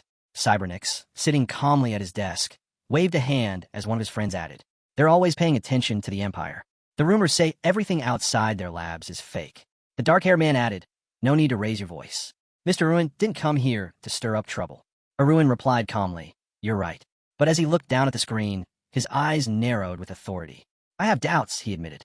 There aren't many of you. Can you even meet the standard you've set for yourselves? He pictured the thick stack of blueprints they'd sent him. Huragon's response came immediately. Did you even read the manual? I did, Erwin replied. They were excellent, especially the heavy light model. It boosted performance while cutting weight. From behind his mask, the Amokat engineer poked at his own cheek, clearly puzzled. Are you messing with us? You just said you had doubts. Erwin's left eye flashed subtly. He grinned. Alphaskin never wanted me to just close a deal with them. Images of the four engineers crossed his mind, shadowy figures full of skill and pride. And this time, Erwin wasn't here just to negotiate. He believed his mission was to reach deep into their minds, slowly closing the gap between them. In his imagination, he pictured a massive structure glowing with a flickering blue seal above it. The blonde type that he'd heard their model wasn't any worse than the Empire's. Still, he personally had only worked with models ranging from the Dispeller up to the 3rd-gen Hellfire. The guy with glasses let out a laugh, clearly amused by how much faith he had in the Empire's tech. A red-haired engineer with freckles, Ronnie Stork, tapped his fingers together, puzzled. He admitted that while the products were solid, there was room for doubt. Fagin commented that he thought the Dispeller was decent, and the Hellfire, well built. But the guy with glasses cut in, saying the price didn't match the quality. For that much money, they could easily build something better. With a broad grin, he waved off the praise and said, We're right here, after all. Fagin sat quietly, lips pressed together, chin resting on his fist, looking a little downcast. Then the blonde added that, considering how rough the environment was, the gear barely held up and still managed to sell well. The engineer looked at him, confused by the negativity. Still, he kept smiling at the screen, clearly pleased with something. Run waved his hand. When Huragon asked for his take, Run replied calmly, saying he knew these were the best engineers out there. No one else could pull off something this ambitious with such precision. A guy with 11 ears and glasses, Nemistran, stared at his screen, concerned. Then the blonde chimed into the chat, saying he needed more than just standard magic armor. What exactly do you need, then? Nemistran asked, eyes narrowing slightly. Run didn't hesitate. 4th generation. That made Huragon sit up, eyes locked on the screen, a satisfied smile creeping in. The blonde waved again. I want the 4th generation magic armor. A brown-haired man instinctively reached for his neck, worried they had a security breach. Nearby, a masked man with long hair also looked uneasy, suggesting maybe the client wanted them to design the new armor. Messages popped up in the engineer chat from the brown-haired guy and the blonde. The former asked if someone had leaked info about the 4th-gen armor. The latter denied it completely, calling the leader paranoid. He rubbed his shin thoughtfully, just as the guy with glasses warned. If this ever got out, they'd all be stripped of their positions in an instant. Then the leader threw out an idea. Ronnie instantly refused, visibly shaken. Suspicion began to rise. The guy with glasses adjusted his frames and said Ronnie was way too clueless to pull off anything like that. The blonde agreed, firmly backing Ronnie. The leader crossed his arms, staring at the chat, realizing they were right. This wasn't Ronnie's doing. The masked man raised a finger, recalling a name, Cybernix. Maybe he was the leak. But the brown-haired guy shut that theory down. He doesn't know anything. The guy with glasses agreed. That topic had never even come up around him. Then the leader, goggles in hand, simply pointed upward. He understood what the client meant. Everyone nodded in agreement in the chat. He partially covered his mouth and told the client they'd misunderstood something. But the blonde wasn't having it. He stared at the control panel and snapped that they must think he's an idiot. They scrambled to explain, saying the third gen was the final model, leaning on the railing. The main character calmly stated he was just as informed as the rest of them. The others turned to him, confused. Simply, because the Bratian material is insanely tough. The young man revealed a new type of magic armor, explaining that it had become a dominant force on the battlefield, mainly because it could be enhanced through spells. In the chat, he raised a bold question. Could armor made from counterfeit metal truly be called progress? The guy with glasses stiffened. He couldn't deny it. The young man had a point. Armor like that wasn't even officially classified as third generation. The real version hadn't been released yet. The blonde spread his arms wide, gears spinning behind him. He declared that real progress needed to be achieved in other fields as well. To prove his point, he unveiled a massive, circular magical device, an upgraded power unit, he said. The masked man touched his chin, clearly shaken. His thoughts had been heading in the same direction, though no one had seriously considered the fourth generation, until now. As this played out, someone appeared on the edge of the scene, a tall, female figure coming closer. The blonde made a few gestures, signaling that design wasn't his only goal. He was thinking beyond that. He had hoped to pitch an investment, but fed up with the chat's reaction, he prepared to leave, calling the whole exchange a waste of time. The leader tried to stop him, but it was too late. A notification appeared. He had exited the chat. Looking ahead, the young man locked eyes with the approaching figure. It was Selena, red-haired, in a black dress with a cutout design and piercing blue eyes. She crossed her arms, standing beside him. "Why are you out here alone?" she asked. He gave a simple answer. "Just thinking." She raised an eyebrow. "Really? Today's supposed to be my debut, remember?" The main character turned to her, surprised. "In high society?" Selena nodded, though she clarified it wasn't technically her first time. Looking out over the guests from the balcony, she said that high society could be fun, especially for the two of them. He pictured her completely surrounded by suitors while he stood on the sidelines. Then, calmly, he said it was worth experiencing at least once, to let go and enjoy life for a bit. Selena blinked at him, caught off guard. But then he added, "Just don't get too carried away." That made her pause. "What's that supposed to mean?" He waved a hand dismissively. "You'll understand eventually." Her expression hardened. She clenched her teeth, clearly offended. As she turned and stormed off, he stood there watching, his hands balled into fists. Did she really think I'd just let her walk away like that? Selena left, fuming. She realized he'd humiliated her again. And this time, she wouldn't just let it go. Her expression darkened as her thoughts turned sharp. Just then, another girl approached. She wore a short black dress with a cape draped over it, her blonde hair brushing her shoulders. Arms crossed, she stopped in front of him. "So, what's going on with that redhead, Selena?" she asked. She gave him a sharp look. For someone who's just an acquaintance, she sure is clingy. Glancing over at the crowd, she spotted Selena and smirked. "Looks like she's already regretting something about you. Want me to deal with it?" Then, without waiting, she launched into an enthusiastic rant about hormones and something called a spiritual connection spell. The guy just blinked, surprised, silently relieved that nothing had escalated. He stood across from the blonde girl, arms at his sides, about to respond. She asked what he was thinking. He shrugged. "Nothing in particular." She stepped closer, voice dripping with sarcasm. "Right, and here I thought you were about to pull something." The young man denied everything, casting her a disapproving glance. When she asked about the redhead, he calmly replied, "She's from the Loop, Ever family." At that, the blonde girl wrinkled her nose, clearly unimpressed. She teased that maybe he was hoping to marry into the family. His expression hardened. "I hate that family," he said flatly. The girl leaned over the balcony and pointed downward. Selena stood near a table, her elbow resting on it. Suddenly, Drojan slammed his glass down with a loud crack, leaping to his feet and shouting, drunk and furious, cursing out the main character's family. He yanked his granddaughter's hand and stormed off. Together, they strode toward the Count, who was casually chatting with guests. The knight didn't hold back. He lunged at the Count, shouting at him, unable to comprehend how he could raise his children so poorly. Drojan raised the girl's hand, revealing a raw abrasion beneath her glove. Levadin's eyes narrowed. "Did my son do this?" he asked. He tried to explain, but Drojan wasn't listening. Already boiling over, he looked ready to strike again. When the Count tried to defuse things, Drojan scowled. "Shut up. The gray-haired knight roared loud enough for the entire hall to hear. All eyes turned toward them, including the king's. The blonde girl standing nearby sensed a powerful aura building. The young man watched silently, his expression darkening. A glowing white aura began to form around the knight, rippling outward. Honora stood beside him, and Drojan muttered harshly about their bloodline.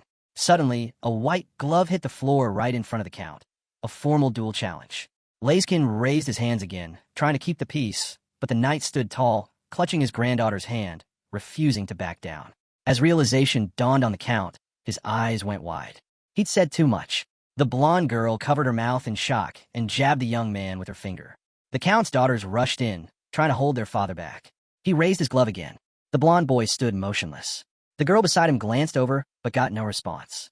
He grabbed her wrist just as she was about to leave. She turned back, confused. "Don't do anything," he said firmly. She stared at him, stunned. He repeated himself. "Stay out of this." The king stepped forward, arms crossed. Calmly, he declared that the matter should be resolved here and now. The girl gasped, whispering that the king had finally lost it. The last rays of the setting sun spilled over the palace grounds as the king added one more twist. He'd act as second for the duel. Mello rushed out of the crowd, begging them not to let a drunken misunderstanding escalate into bloodshed. He turned to Drojan. "Are you drunk?" Drojan's reply was firm. "No." Clenching his fist, he said there was no turning back now. The other side had accepted the duel. The count raised his gloved hand again, shaking off his daughters. "I won't hide behind titles or a pretense," he growled. Kendall Lisker also pushed forward, trying to reason with them. The king answered calmly, saying he'd provide protection if needed. Gasps rippled through the crowd. The girl slammed her hands against the railing. "How can you just stand there?" she snapped at the blonde. He said nothing, eyes locked on the scene below. Instead, he focused on the man and woman from the same family, realizing this could be their moment to rise. She called out to him, "Darius," but he didn't react. He looked around at the guests, noting that no one else had the courage to step in. Leaning forward on the railing, hands clasped, he smirked. "At least now I'll know who's truly on my side and who isn't." Everyone gathered in the training arena. The knight's squad stood at attention, watching closely. The count stepped into the ring, weapons in hand. His opponent followed, just as confident. They stood face to face. This duel would go down in history. On the balcony, the girl watched, tension building. "He's been out of shape for years," she murmured. Then her eyes caught something. A lion. The Marquis watched the fight unfold and came to a simple truth. A lion is still a lion, no matter the age. That's what set him apart from a count. Still, he believed it had gone far enough. But the blonde calmly insisted, "Everything's under control." The king sat before the guards and raised his hand, signaling for the duel to begin. The count shifted into position, ready to fight. Across from him, the Marquis drew his sword and, with a nod, offered the first move. Levedon gripped his blade tightly, a golden aura flaring around it. His stance radiated power. He lunged first. His sword slashed through the air toward the Marquis, who blocked the attack just in time. Drojan grinned, holding his ground. The clash had begun. Their swords collided again and again, each strike deflecting the other.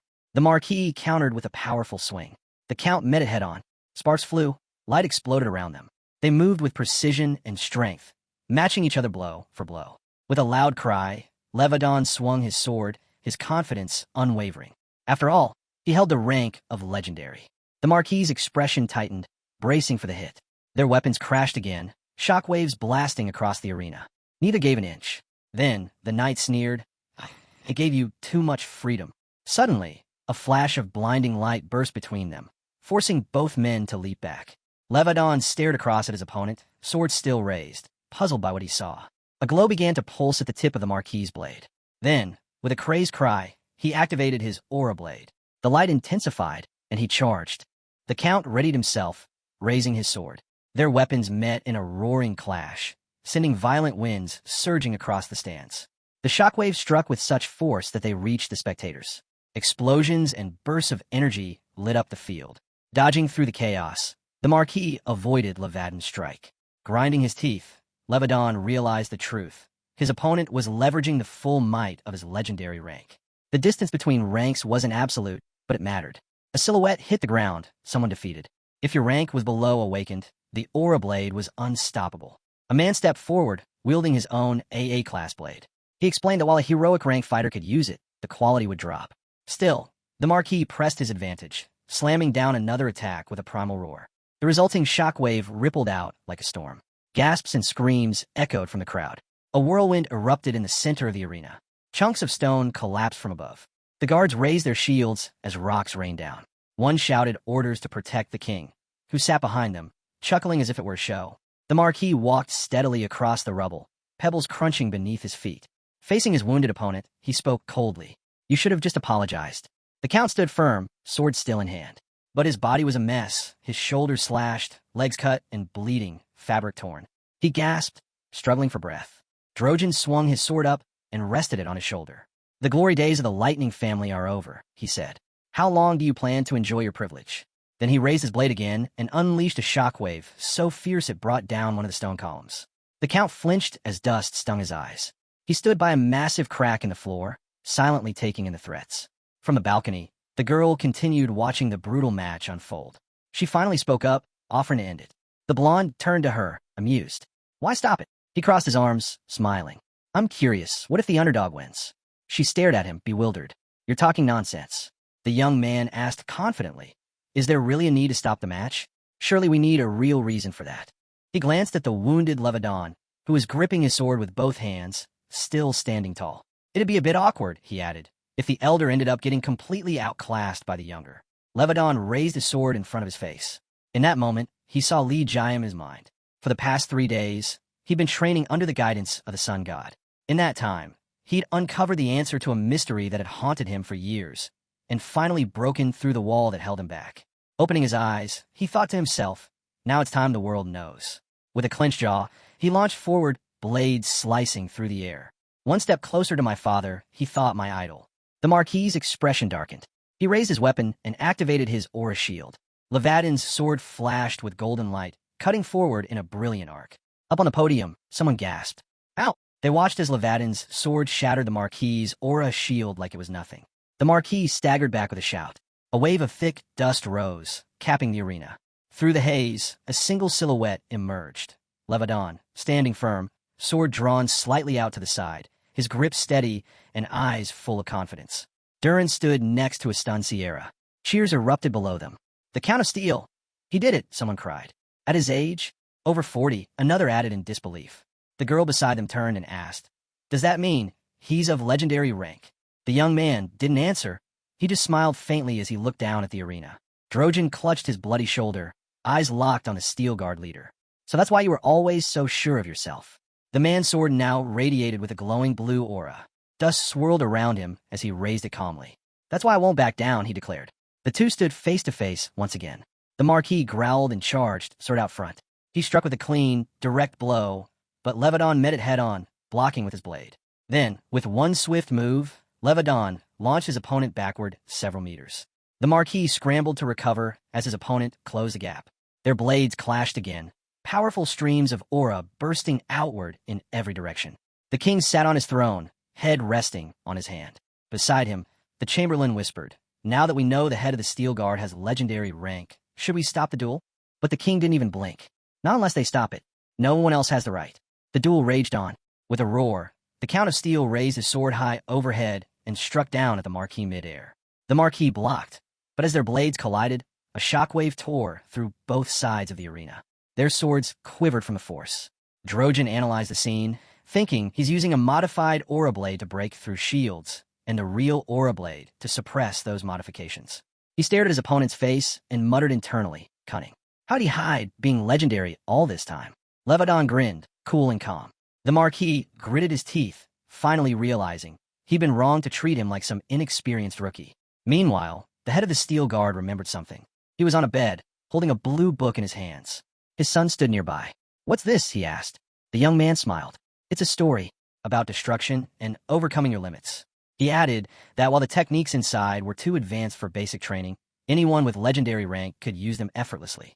Snapping back to the present, the Count struck with power and silently thanked his son. Because of you, he thought, I force a man with 10 years of legendary rank to retreat and maybe even defeat him. The Marquis Drojan's aura shield cracked, then shattered completely. He stumbled back, shocked, staring at the broken fragments. So this is the gap between us. He thought about the energy, the spirit, the youth his opponent had, things he could no longer rely on. And technically, I can't keep up either. As he skidded back across the arena floor, the truth set in. Sure, I've lived longer. But across from him, Levadon stood ready, weapon in hand, unshaken. The Marquis gritted his teeth, thinking to himself, he had way more mana reserves. Still, both men charged. Their swords swung with fury, rage in every strike. The Marquis shouted his opponent's name. Steel met steel in a brilliant clash, a blinding burst of light exploding from the point of impact. Aura surged outward as dust rose and filled the arena. The king leaned forward, trying to see through the haze. How did it end? He asked aloud. Then his eyes widened. The stands fell silent. The crowd stared in shock. The girl nearby shielded her face with both hands. The man beside her shook his head. This is insane. And there he was, Levadon, towering over the fallen Marquis. Up on the podium, someone asked in disbelief, how is that even possible? Drojan clutched his bloodied mouth, stunned. What just happened? With a calm smile, the Steel Earl pulled out a medicinal root and casually said, having a good son is truly a blessing. He thought back to the rare 10,000-year-old herb his son had given him. How powerful it was. The energy now circulating in his core surpassed even the Marquis's mana pool. Standing before his defeated opponent, Levadon silently marveled. If I can fully absorb all the knowledge I've gained, how far could I go? Then he asked the Marquis directly, are you going to continue? The man looked down, eyes filled with disbelief. When he didn't answer, Levadon said coldly, I can't hear you. Say it properly. Drojan's jaw tightened. Levadon repeated, speak clearly, loud enough for everyone to hear. The Marquis slowly placed a hand on his chest, then shouted, I've lost. You crush me completely. His voice cracked slightly. I don't have a strength to go on. Are you satisfied now? But Levadon wasn't done. He looked him in the eye and said, take back what you said earlier. Admit you were wrong. The Marquis, confused, asked, what do you mean? With a stern voice, Levadon replied, the Steel Guard family has never known cowardice. A shadow of Lane appeared behind him, his father's image watching over him. This isn't just about me, Levadon continued. It's about my father too. The Marquis clenched his teeth. His pride screamed against it, but he had no choice. I take it back, he finally muttered. Levadon closed his eyes, smiling just slightly. Drojan kept talking bitterly. What else can a loser say? The Steel Guard family, none of them are cowards. Not even the head. Levadon gave him the final nod. Thank you. Then, step by step, he walked away from the kneeling man. The Marquis glared after him, furious and humiliated. What curse, he thought. I gave it everything, and I still lost to his son. He pictured himself on his knees before the Steel Guard family crest, surrounded by drifting clouds of dust. Watching from above, Arun reflected on the end of the brutal match. In the end, victory went to my father. He made it. He became legendary. Sometime later, a girl dressed as a maid quietly passed by with a tray of food. The banquet had resumed. Kieran and Darren looked around in surprise. Behind them, Levadon stood smiling as a crowd gathered around him. People surrounded the count, offering congratulations. Their attitudes completely changed from earlier. From a balcony above, the young man stood beside Kendall. They looked down over the banquet. No matter where you look, Kendall said, they're like hyenas. They know what it means, he added. Legendary rank, and now they all want to bask in his light. The young man turned his eyes toward his father, who calmly said, if I had lost today, they would have treated me coldly. He simply nodded. That's just how they are. Then he introduced Kendall and Mello, expressing his gratitude. I appreciate both of you for stepping forward earlier and saying what needed to be said. The man chuckled and asked, and what's the point of being a good friend if it turns out we were trying to stop a duel that shouldn't have been stopped? But the young man disagreed. No, it was worth it. That situation gave me exactly what I needed. I learned who's with me and who isn't. His thoughts drifted to Sierra. He turned and asked his father, did something happen to her? She turned pale and just left. His father shook his head. No idea. Can't say for sure. Down in the crowd, Levadon stood, smiling as he exchanged words with guests. Kendall chimed in. I'm just glad your father's illness finally backed off. When I heard how bad it got, I thought. He trailed off, gesturing to his chest. Even his blood flow was deteriorating. Just then, Levadon's gaze shifted. He looked down with surprise. At one of the tables sat Albret, alone, nursing a glass of wine. Has it really been 2 years? Someone muttered. Despite his calm appearance, the Marquis still looked weighed down, his sadness lingering. Albret stood slowly, planting his hands firmly on the table. The young man watched carefully. He's nervous, he thought. He's definitely uneasy. As the Marquis approached, the young man's uncle spoke up, calling out to him. The Count of Steel turned as Albret stepped closer and offered his congratulations. It's been a while since anyone's seen you, the Count replied. Then he turned directly to the Marquis, who said, you know, the old saying was right after all. The Count raised a brow. What do you mean? Albret's voice was cold. Misfortune always follows happiness. And clearly, the Count is no exception. The Steel Count narrowed his eyes. So he didn't come to congratulate me. He came to stir up trouble. The Marquis stared him down. What exactly are you implying? Albret didn't blink. I'm saying, you raised a traitor. Did you even know that your youngest son is hiding one? Gasps rippled from the balcony. The young man's father turned toward the Marquis, stunned. What are you talking about? Albret gestured to someone nearby. I'm talking about Raina Bailey, who now goes by Sylvia. Your son's assistant. Lehite turned to the king, confused, asking, did I hear that right? A traitor? The king, arms crossed, stared at the Marquis as he repeated the accusation. The Count of Steel stepped forward toward them. Albret added, of course, capturing traitors is a job for the Royal Knights, but as a loyal subject, I couldn't just stand by. The royal advisor leaned in to speak with the king, trying to recall something. That name, it sounds familiar. Then it clicked. He remembered a blood-soaked execution, the silhouette of a demonic figure. Yes, he said grimly. That entire family was executed. Turned out they were possessed by demons and planning an uprising. Albret listened with a slight smirk. The king nodded, recalling. They were a family of prominent merchants. But the granddaughter, the head's granddaughter, was never found. It seems urgent to detain her, the king added. No need to worry, the Marquis said smoothly. The king clapped his hands together with a smile. That's good to hear. Albret followed up. My men are bringing her here now. Devarro, who had stayed quiet, finally spoke impressed. Your speed is impressive. From the balcony, the young man watched all of it unfold, concern tightening in his chest. This isn't just some interdimensional political maneuver, he thought. They're going all in. Kendall turned toward him as he approached and said quietly, you can trust me. I've got your back. The young man stepped forward slowly, his boots echoing on the red floor as he approached the center of the hall. All around him, whispers stirred among the crowd. If the accusations are true, it would be a serious blow to the Steel Guard. But if they're false, another murmured, then the Albret family is in serious trouble. Some spoke cautiously, noting that with the Steel Count now holding legendary rank, simply controlling the situation wouldn't be enough. Levadon watched his son with visible concern, turning toward him as hushed voices continued to cast doubt. At this rate, someone whispered, everything points to the Marquis telling the truth. The young man passed his father without a word and stood directly in front of the king. Then the doors creaked open. A frightened face peeked in, Sylvia. Her voice trembled. Please let me go. Two knights stepped inside and dragged her in. All eyes turned to her. Don't touch me, she pleaded. The king looked over calmly. So the other party has arrived. Without warning, the knights shoved her down to the floor. She winced, squinting from the pain, but forced herself to stand. Then she froze. Her terrified gaze moved across the room, landing on Arun, Levadon, Albret, and Devarro. The young man locked eyes with her. She spoke his name weakly, and in that moment, he noticed the bruises and scratches covering her body.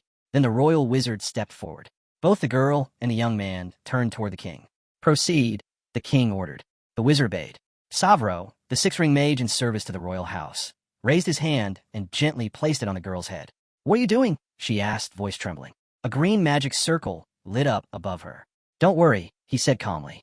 I won't harm you. The circle shimmered in the air, then slowly began to dissolve. The king raised his hand, pointing at her. After a moment, the magician said, the interrogation can begin. The king spoke.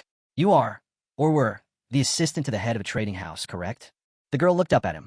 The wounds on her body faded under the magic's glow. This is common knowledge, the king said coldly. We'll skip that. His voice deepened. Let's get to the point. The girl sank to her knees. Devarro stepped forward. Are you Raina Bailey? The only surviving member of that bloodline. Suddenly, one of her eyes glowed red. Savro lifted his hand and explained, when a subject's eye turns red during this ritual, it's a sign of intense, emotional reaction. In most cases, it's taken as confirmation. The king touched his chin and looked upward, thinking deeply. But the Steel bloodline interjected, that still doesn't prove she is the girl. Then everyone turned as the Marquis stepped forward. I have a witness who can confirm her identity, he announced. Levadon clenched his jaw, casting a cold glare at the man beside him. The king nodded. Call the witness. Now, Albret turned to the magician. May I ask your help first? Savro pointed his wand at the girl. If you're asking whether a disguise spell can be undone, yes. Instantly, the pendant around Sylvia's neck trembled, lifting toward the wand as it cracked.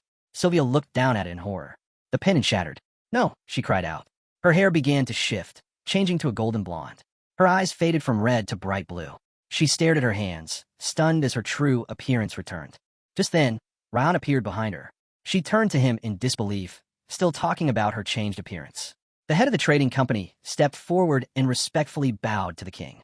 I am Raihan, of House Valtis, he introduced himself, an associate of the Bailey family. Devarro turned toward him. What do you know about this? We've had a strong business relationship for some time, Raihan replied. Savra looked at the girl. In her real form, he said coldly, she looks exactly like her mother, the traitor. She's a mirror image. Raihan sighed and rubbed his forehead in frustration. Sylvia turned to him, her eyes burning with anger. The merchant stepped forward and said solemnly, the memories of that family still linger in my mind. Who would have thought they were capable of such evil? Sylvia snapped, her voice rising. Stop it. That's nonsense. You're the enemy of my family. The king remained silent, listening carefully. The merchant continued. In every way, her appearance mirrors those who once called upon demons, those drenched in darkness. The king exhaled and nodded grimly. Then the real issue lies with the son of the Steel Earl, the one who's been hiding this traitor. Devarro opened his mouth to argue. What if he didn't know? But Albret cut him off. Even if that's true, it still counts as treason. Durin stood firm, staring straight ahead. The Marquis added, he knew. Of course he knew exactly who she was. All eyes turned to Sylvia. She cried out, didn't know. Silence, the king ordered sharply. He turned to the Marquis. Did he know or not? Albret replied calmly. During my investigation, a former underworld member told me that a girl with that name once worked in a brothel 2 years ago. He conjured an image in his mind. Sylvia, standing behind a capped man with a sword, sadness on her face. She disappeared one day. Rumor had it that an AA rank aura user wiped out the gang, looted their stash, and took her. Albret looked directly at Arun. And now, he said, that same name pops up again, this time as an assistant in a trading company. And coincidentally, someone in that same company awakened their aura 2 years ago. Sylvia stood frozen in horror. Don't you think that's a bit too convenient? Albret asked with a smirk. The king stroked his beard in thought. It all lines up a little too perfectly. His expression darkened. Answer now. The guards raised their weapons and aimed at Arun. The king stared at him. Why did you get involved with a known traitor? Devarro looked toward Arun while the young man stayed silent, deep in thought. On this continent, he recalled, even conspiring with a traitor is considered a representative crime. It falls under collective guilt. Kieran and Darren stood back to back in the crowd. Why is this happening? Kieran whispered fearfully. Darren clenched her fists. Father had just recovered. Now this. Guards surrounded the terrified girls as more whispers spread. Levadon stood frozen, his fists clenched, thoughts racing. My son, could he really be involved in this? No, this isn't coincidence. This is a trap, set by Marquis Dorain. He turned toward his son. What should I do? Arun slowly smiled, almost foolishly. His father looked at him in disbelief. Then the young man turned to Marquis. So, by your logic, if someone helps a traitor, they become one too? Marquis didn't flinch. Exactly. There's no dodging responsibility in a case like this. Arun nodded. Good. I agree with that. Everyone looked at him in shock. When it comes to treason, he said, the punishment must be absolute to serve as an example. Dorian raised an eyebrow, surprised. But, Arun added, if someone falsely accused once is dragged through it again, then the system itself becomes meaningless. That would be deception against the royal house. Albret stared. What are you saying? Arun stepped forward until he was face to face with the guards.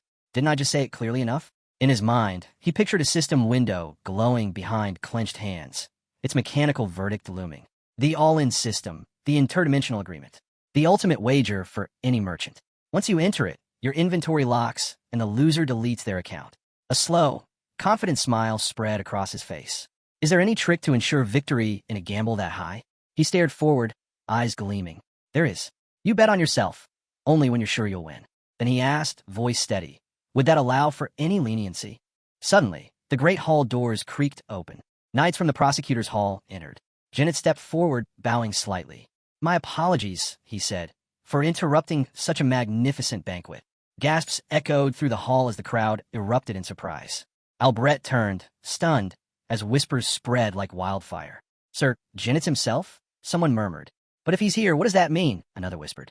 Through the stunned silence, the elite knights of the royal corps made their entrance, marching calmly past the crowd.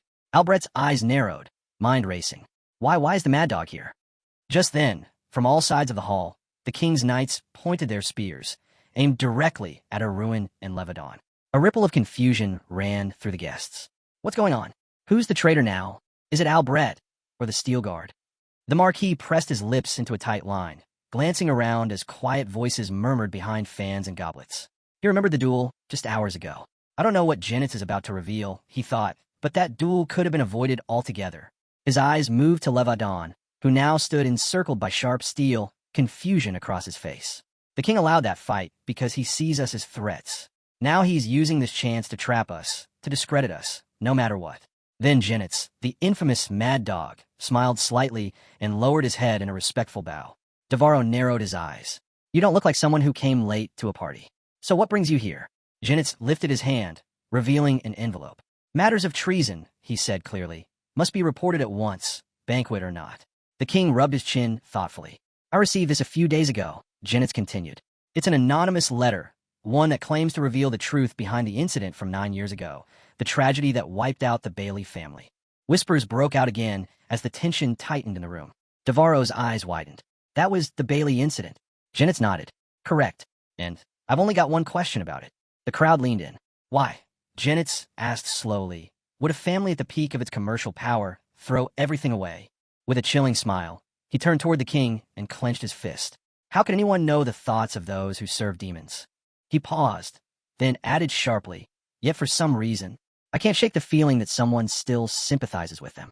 The mad dog raised his voice. Treason is absolute, unforgivable. The king looked down at the floor, brows furrowed in confusion. Janet's raised the envelope. After digging into the case, I uncovered something that completely stunned me. Devarro stepped forward. What did you find? Janet's gaze drifted toward the steel guard. Arun and Levadon still at spear point. The truth, he said. There's someone behind it all. And that person is in this room. Gasps rang out across the palace. Now Captain Knight. Shock rippled through the crowd. Wait, Janet's figured out there was a warlock involved? One man blurted out. Another exclaimed, That's incredible. Janet stood calmly in the center, a satisfied smirk on his face as the praise poured in. Of course, someone added. You wouldn't expect anything less from him. Janet cracked one eye open, quietly amused. So that's how they react? But as he looked around, his grin faded. More than a few faces in the hall were indifferent, blank, skeptical. His gaze landed on Arun, who stood expressionless, clearly unimpressed. Arun gave a lazy wave of his hand. I've already dealt with false accusations today, thanks. The king clenched his jaw and gave a dismissive wave. Still calm, Janet's turned back and asked, Then, Your Majesty, will you allow me to call a witness? He may enter, the king declared. A man stepped onto the red carpet and dropped to one knee, bowing low before the throne. I am Zirkle, he said, introducing himself to the king. His voice was quiet, his eyes fixed on the floor, lips pressed into a tight line. Devarro asked plainly, And what is your connection to the suspect? The blond young man stood silently, listening closely. Zirkle responded with a steady tone. 2 years ago, I was the instructor in charge of the class where a ruined steel guard was enrolled. Across the room, Reyna lifted her head in surprise, her gaze landing on Zirkle, sadness softening her expression. He continued, After I encountered her again by chance, she helped me a great deal. His eyes dimmed, staring down at the floor. Then quietly he added, In my youth, I once held hands with her mother. Reyna's eyes widened. She was the woman I loved. A flash of memory struck him, the cold blade of the guillotine, the moment their bond was severed. I couldn't protect her. Our love, Zirkle said, his voice trembling. Later, she was branded a traitor, sentenced to death. He recalled Reyna as a child, crying beside her mother. He clenched his fists. A man kidnapped that little girl and sold her to a brothel. He looked toward the young man. Arun heard my story and chose to help. Zirkle took a breath. If there's a crime here, if treason is the charge, then it lies with the one who kept the truth hidden all this time. The king rubbed his chin, deep in thought, as Zirkle's words settled over the room. That's how it happened, the instructor said solemnly. Devarro stepped forward. So, those were the circumstances. Sweat beaded on Zirkle's brow. His expression darkened when the king finally spoke. Even if that's all true, the king said coldly, hiding it is still betrayal. Zirkle's voice softened. I know. I am truly sorry. He looked down again, eyes filled with sorrow. For 9 years, I believed the Bailey family was wrongly condemned. He raised his hand and pointed firmly. The real criminal is him. Gasps echoed as his finger shot toward Dorian, the bald merchant standing among the crowd. Dorian staggered backward, stunned. Janet stepped forward, holding a black folder. Dorian burst out, furious. You dare accuse me without proof? Mad Dog Janet simply replied. There's proof. The king took the folder with surprise, flipping it open. This can't be real, Dorian muttered. To glance back at Zirkle, who remained silent behind him. This, Janet announced, is the ledger of the Bailey Trading Company. He paused. We believe it was lost, but it ended up in his possession. Inside were records, clear evidence of Dorian embezzling from their joint ventures. Dorian's face went pale. His mouth opened slightly, but no words came out. And here, Janet said, flipping to another page, is an official letter of protest. From the Bailey family. How did you get this? Dorian whispered. Mad Dog didn't respond right away, only smiled faintly. So he had been snooping around, Dorian realized. And I never noticed. Janet went on. At the time, your business would have collapsed, if not for the Bailey family bailing you out. In his mind, Dorian saw a younger version of himself fleeing with a bag of stolen money. Janet's voice sharpened. You gambled away investment funds, saved yourself through their generosity, and when they saw you for what you were, you made them the enemy. The king's eyes narrowed. That explains your motive. The Marquis of Albret stepped in, clearly unsettled. Let's not forget, the Bailey family worshipped demons. More murmurs swept through the hall. Janet turned to him. Even if that were true, it doesn't erase what Dorian did. The crowd watched in silence. The blond young man remained still, his expression calm. Even if more cards appear now, he thought, it's already over. We played our roles perfectly. Elsewhere, Meryl kept watch over the sealed room, Sari covering her head. For the past 3 days, Arun had worked tirelessly alongside his father, preparing for this moment. Now, standing at the door with arms crossed, he faced the only 2 people allowed inside the hidden chamber, Janet and Jarvis. Mad Dog had been the ace, the one who would tip the scales at the critical moment. And Jarvis had quietly gathered the documents, tracked the witnesses. Arun looked toward the newest arrival in the hall. He was my final move, my best preparation. And now, there's only one thing left. Hand pressed to his chest, Kendall stepped forward. He bowed slightly and addressed the king. Your Majesty, I wish to report a crime. One so severe, it cannot be overlooked. Then he turned, eyes locked on the man. Devarro stroked his chin thoughtfully. And what happened this time? Kendall stepped forward. It concerns Raihan, the same man who twisted loyalty into betrayal by falsely accusing an innocent companion. He raised his hand. A turquoise aura surged around his palm, swirling with energy. Murmurs rippled through the hall as the light extended outward, engulfing Raihan in a glowing vortex. Suddenly, Raihan let out a guttural scream. Saber, startled, pointed at Kendall and shouted, "How dare you use magic in the presence of the king?" "I beg forgiveness for the breach," Kendall replied calmly, not taking his eyes off Raihan. The magician nearby glanced sideways, confused, then froze. Raihan's body began to convulse. His skin turned a deep, unnatural purple. His limbs twisted, bulging grotesquely as they grew. In a flash, the merchant transformed into a massive, monstrous figure towering over the ballroom. Gasps and screams filled the air. Kendall's voice cut through the chaos. Demonic possession. This falls directly under the Magic Tower's jurisdiction. As the demon took full form, horror twisted the faces of Marquis Albret and Devarro. Panic broke loose. Guests shrieked and fled the hall, pushing past one another in desperation. Knights snapped to position, forming a tight circle around the stunned king. How can this be real? Devarro muttered, unable to look away. The demon, once Raihan, bared his sharp teeth, staring at his hands as curses slipped from his lips. The king stepped forward. Were you summoned by demons this whole time? Gunn calmly placed a hand behind his head, pressing it to his neck. Raihan's monstrous voice roared. If I'm a summoner, then we all die together. Arun narrowed his eyes. He's trying to take me down with him, because he has no escape left. Kendall raised his glowing palms once again. Check the boy, Devarro ordered quickly. The man stepped toward Arun and placed his palm to the young man's chest. A magic seal flared beneath his hand. The demon froze. He's clean, the magician declared. He's not a summoner. Arun looked up at Raihan with a cool grin. Raihan shouted in outrage. That test was fake. I saw myself, but Arun just stared back. All this time, I've been under a necromantic concealment skill. He remembered it clearly, a strange item from a blue-eyed warlock, one he never thought he'd actually use like this. Raihan stood paralyzed, sweat pouring down his monstrous face. Knights began to close in from every side. He tried to command them, ordering bodyguard to charge, but no one moved. Why did I ever side with Albret? It was like sinking into a swamp, and now there was no getting out. Regret filled his heart as a wave of despair crushed him. Was this it? Was this really how it ends? His life had been a web of lies, deception, and darkness. Now it was unraveling. No, he muttered. I can't die like this. From the floor, Reyna looked up. Her face was frozen in horror as the monstrous shadow loomed over her, a massive claw stretching out. Raihan charged toward her, fury overtaking him. I won't go down like this, he screamed. A brilliant white aura ignited across a sword blade. With a flash, Arun lunged forward, his blade slicing the air. In a blink, he slashed Raihan multiple times with devastating precision. Blood sprayed across the ballroom in every direction. The demon stopped mid-roar, mouth wide in a silent scream, as his eyes turned pitch black. Reina sat frozen, her dress drenched in scarlet, her expression locked in terror. At that moment, one of the knights stared at his empty hands in confusion. "Wait, where's my sword?" he asked. Arun lowered his glowing blade, white aura still blazing around it. "I want to take my time cutting him to pieces," he said flatly, casting a glance over his shoulder. But it couldn't be helped. Blood pooled behind him. He looked down at Raihan's lifeless form. "Goodbye, demon summoner." He said his final goodbye to Raihan, as blood splattered in all directions once more, triggered by someone accusing him of being a demon summoner. On the royal palace training grounds, magicians formed a wide circle, preparing the monster's body for incineration.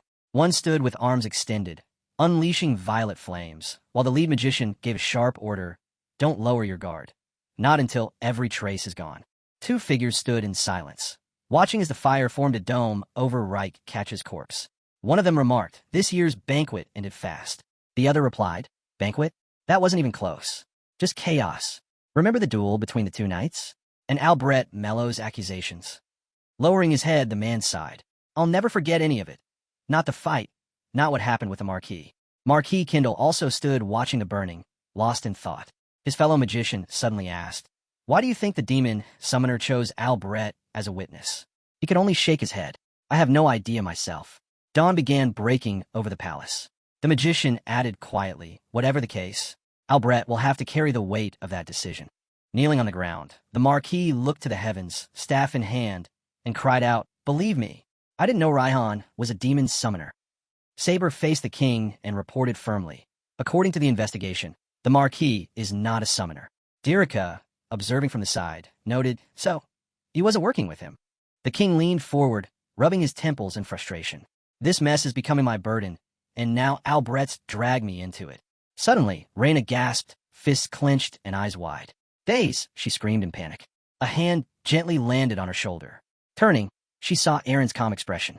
Zenith stepped forward, raising a hand. "Wait, the situation's too obvious. If Raihan and the Bailey family were both summoners, they wouldn't have been taken out so easily." The king slammed the armrest with his fist. Then, pointing to himself in disbelief, Dirika shouted, "Are you asking me to admit I destroyed an innocent family?" He rose from the throne, glaring down. "Do you mean to say the king was fooled by some merchant?" The man stammered, "That's not what I—" He clenched his fist, thoughts swirling. "Justice and truth. That's the oath of an investigator," he reminded himself. He remembered kneeling beneath the golden crest when he took that vow. "I was once a knight for just one man," Zenith thought. "If my master's honor is at stake, then I must fall back." His eyes turned to Count Steelguard's confused face. But who should step forward now? His gaze shifted toward Arun, standing beside Reina. And then, a man in a light suit calmly stepped forward. Everyone turned as Dirika's eyes widened in surprise. "It's not necessary," the man said. It was Duke Luther. The blond man glanced over his Luther past, heading toward the throne. He stopped, placed a hand on his chest, and faced the king. Dirika stepped forward, tense. "What is this supposed to mean?" The Duke replied calmly, "It's already been confirmed. Raihan was vile and deceitful, like a snake caught in a hawk's trap." Carlson spoke up. That monster plotted against his rivals to become the top merchant. But in the end, he couldn't escape the watchful eyes of the ruler. The king lowered his head, rubbing his chin in thought as he considered the suggestion. If Days moved forward with seizing all of Raihan's assets and used part of it to compensate the victims, people might remember his name with praise for generations. In his mind, the image of a deep burgundy flag bearing a golden crest flickered, his family symbol. Yes, it made sense. This could elevate the royal house's prestige to new heights. Reina, hands clasped tightly over her chest, gave a nervous smile. When the king asked how much compensation she expected, she softly answered, "Now that Monster is dead, restoring our family's honor will be enough." Still on his knees, Albrecht lifted his eyes to Dirika, who calmly stated, "Then compensation must be arranged accordingly." He turned his attention to the Marquis. "Do you understand me?" The king stared down at him with a cold, almost scornful gaze. When Marquis hesitated and asked why he was being told this, the king's voice cut in sharply. "You truly expect me to believe you didn't know Raihan was being funded by you?" Albrecht's face went pale with fear. The king continued, "You likely did it to outshine the other two lords, didn't you? So tell me, what was your next ambition?" Albrecht's voice cracked as he shouted, "That's not how it happened." Everyone around him fell into a tense silence. "I did it for my son," he cried out, the image of his child flashing in his mind. His head dropped low, shadowed with pain. Dirica responded, "We know your son disappeared 2 years ago."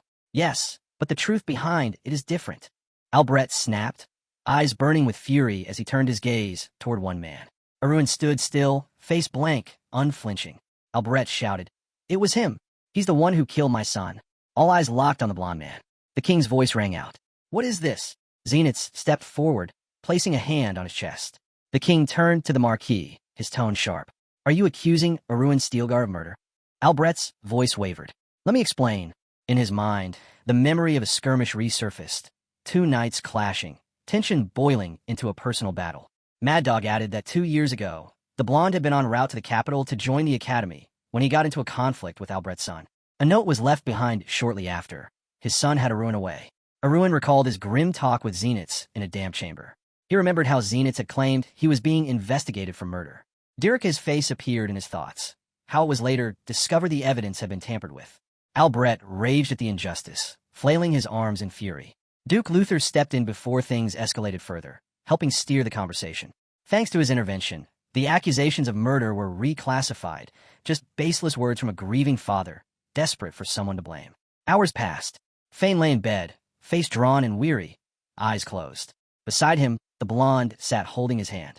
He turned his head and said quietly, "I've done all I can, but this is my limit." Luther, arms crossed, nodded slowly. With proper care, he might live another 10 years. The man thanked him. Dorian, sitting nearby, looked confused. "Didn't we already close this deal 3 days ago?" Javis followed behind a visibly annoyed Dorian, grinning.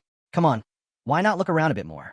Around the corner, the blonde stood silently, holding a leather mask. He watched his sister and comrade from a distance. The girl turned, asking the knight why he was acting so strangely. Arun's thoughts sharpened. Time to begin the show.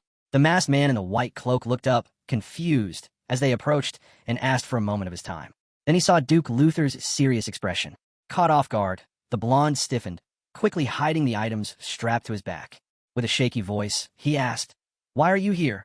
The man looked him straight in the eyes. "I have a request."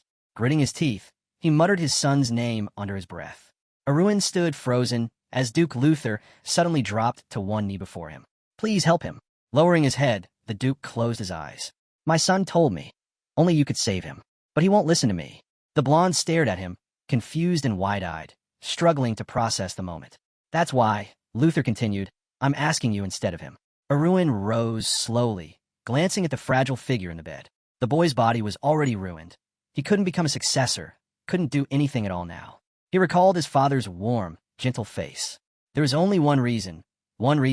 The cold, calculating Duke would go this far to save someone. His eyes narrowed, lips pressed tight. Because that was his son. Taking a seat, Arun turned to Luther. "So Albret really did all that, because he believed his son's disappearance was my fault?" The Duke gave a slow nod. "That's right." His mind drifted to the Marquis-haunted expression.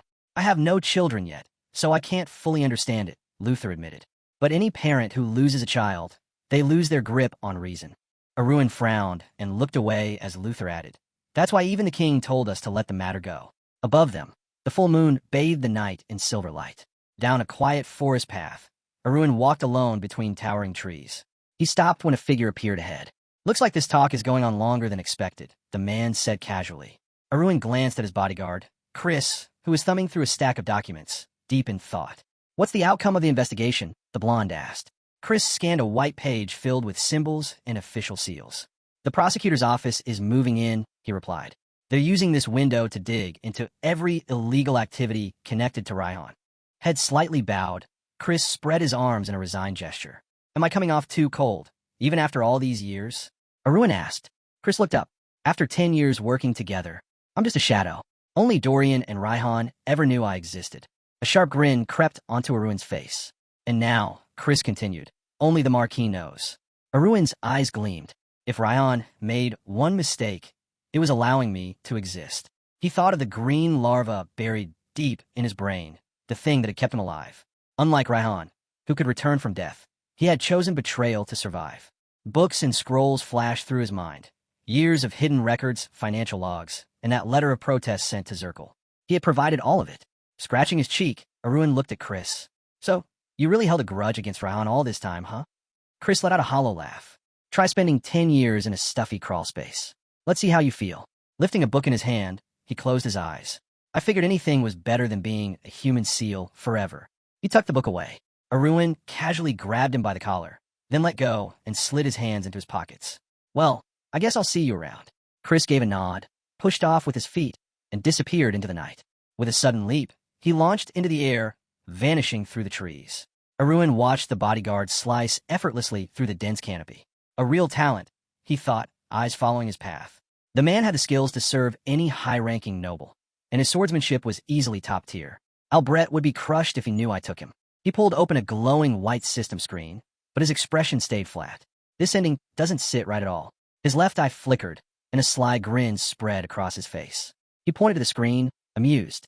No matter how much a parent fears losing their child, this is something else entirely. Under the cover of the forest night, a thought lingered in his mind. If Albrecht went this far, maybe it's because he had nothing left to lose. First time outside, downtown Theros. Arun asked, unbothered. Somewhere else, a bottle of wine smashed to the ground, red liquid splashing like blood across the floor. Commander Harbert, leader of the night detachment, stormed in with clenched fists. Albrecht stood there, already clutching a fresh bottle, face flushed and raging. Harbert grabbed him by the shoulders. That's enough. Albrecht thrashed, red-faced, barking, let go of me. But Harbert didn't budge. This isn't the time to act like this. Albrecht exploded. And why not? Why can't I act this way? His voice cracked as memories came flooding back. Kneeling before the king, losing his honor, watching Rayhan's company crumble into nothing. He struggled harder against Harbert's grip. Even you're turning your back on me now? That's not true. Harbert snapped. Suddenly, Marquis froze. His eyes widened as Harbert shouted, the young master has returned. The door burst open. Genitz! Albrecht shouted, rushing in.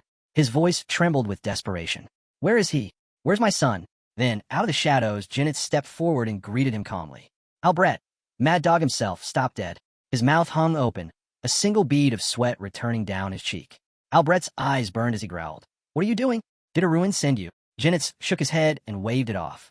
Nothing like that. I just knew how important this was.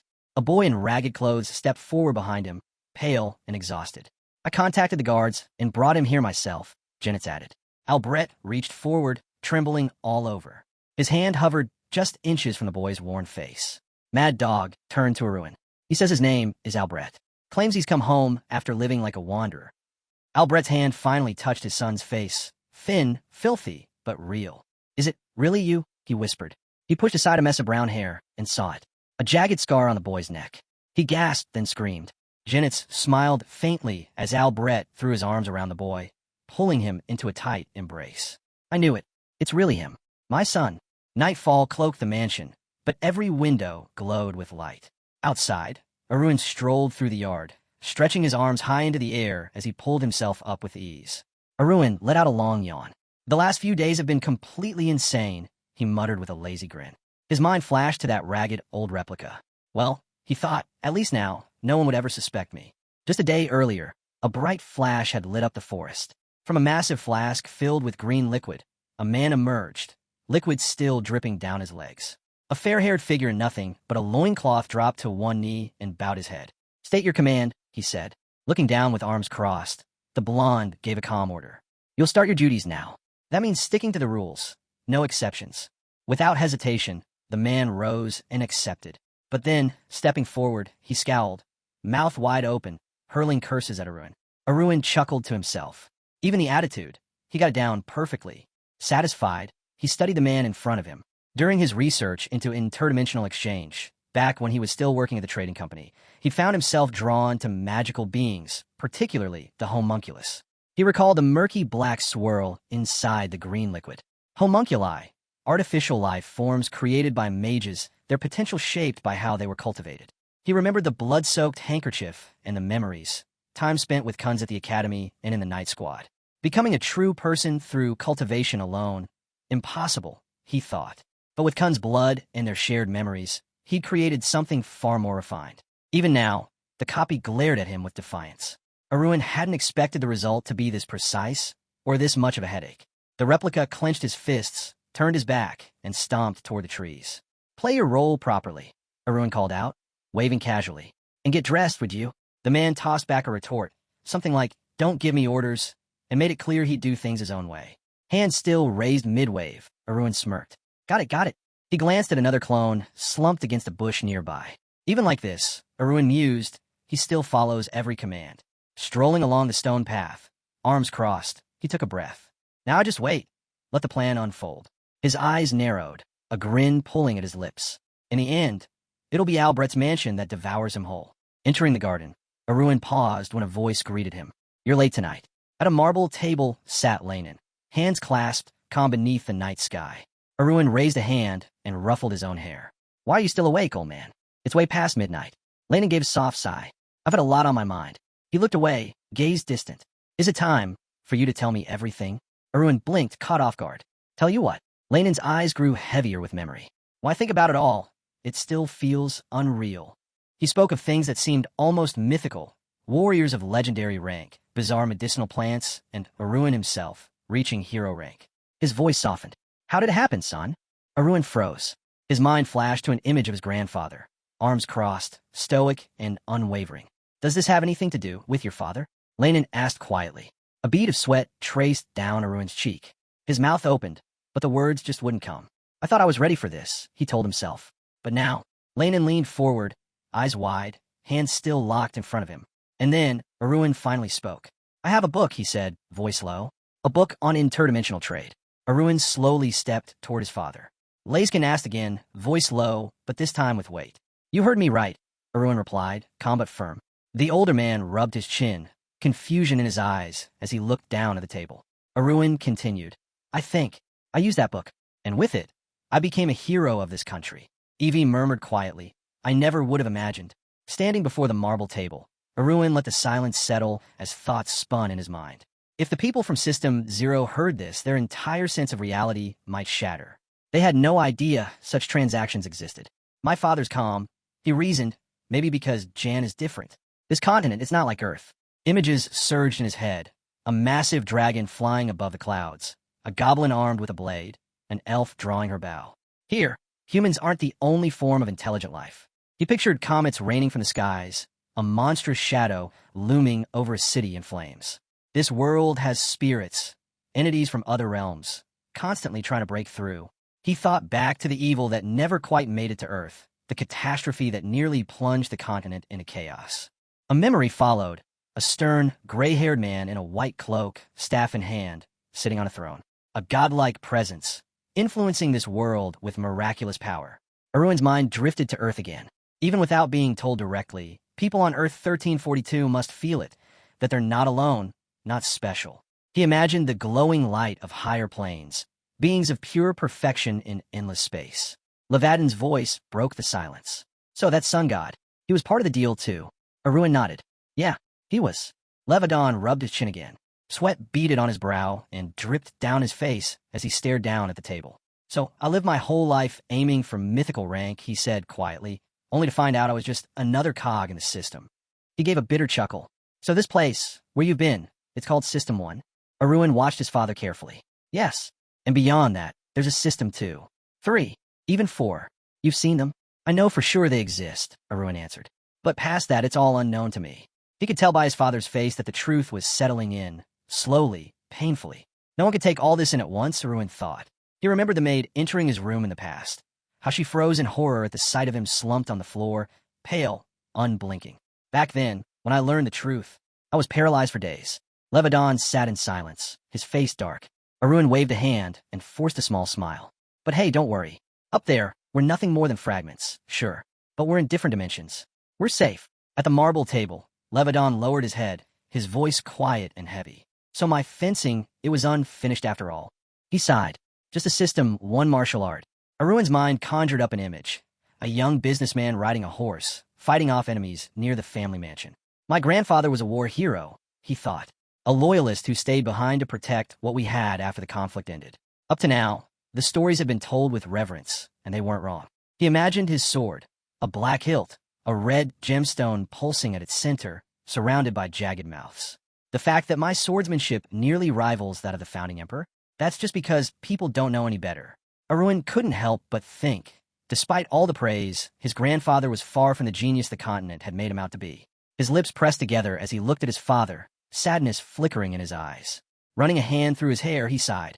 This must have been a massive blow for Levadon, he thought. Someone who idolized his grandfather like that. He didn't have the heart to say anything else. But then, Levadon's lips suddenly curled into a wide grin. His face lit up, and he burst into laughter. Huh, so that's what it was, he shouted. Arun stared at him, confused and a little concerned. Father, Levadon lowered his eyes, palm resting on his face. I tried so many times to surpass him, he said, voice tinged with old frustration. But always felt like I was staring at a wall I could never climb. That's why, he admitted, he'd chosen to stick with the martial arts he already had. But now I see it clearly, he said, eyes widening with realization. Then he looked up at Arun, a spark of clarity in his gaze. From a different perspective, he was nothing less than a true genius. Arun gave a small wave of his hand, and a glowing blue light pulsed to life. Honora's energy radiating from the object he held. In his hand appeared a radiant, shimmering blue book. With a faint smile, he said, a genius of interdimensional trade. Levadon, still seated at the marble table, echoed the words in disbelief. Interdimensional trade? Arun nodded. Yeah, remember, he came from a family of humble knights. And yet, he reached mythical rank. That alone is almost unthinkable. In his mind, he pictured Lane, standing tall and proud, a mountain of gold behind him, grand white mansions in the distance. Back then, Arun thought, I had the Steelguard legacy behind me, and I still failed when I challenged that path. But he had nothing. And still, he made it. Levadon stroked his beard in silence. Then, with a knowing look, he said, I understand now. Arun had been disheartened at first when he uncovered the truth behind fencing. But as he learned more about interdimensional trade, and how complex it was, his perspective shifted. He had started giving it the attention it deserved. Levadon gave a soft smile. In any case, thank you for being honest. It means more than you think. Arun scratched the back of his head sheepishly. He hadn't expected thanks, especially not now. And thank you for saving my life, Levadon added, voice a little quieter. Arun looked at him, surprised. Holding the glowing blue book, his single burning eye softened. He leaned forward slightly, lowering his gaze. You're welcome, he said. Outside, the night slowly faded. A fountain bubbled gently in the garden, and sunlight began creeping over the rooftops. Arun sat at a table, sipping from a white porcelain cup.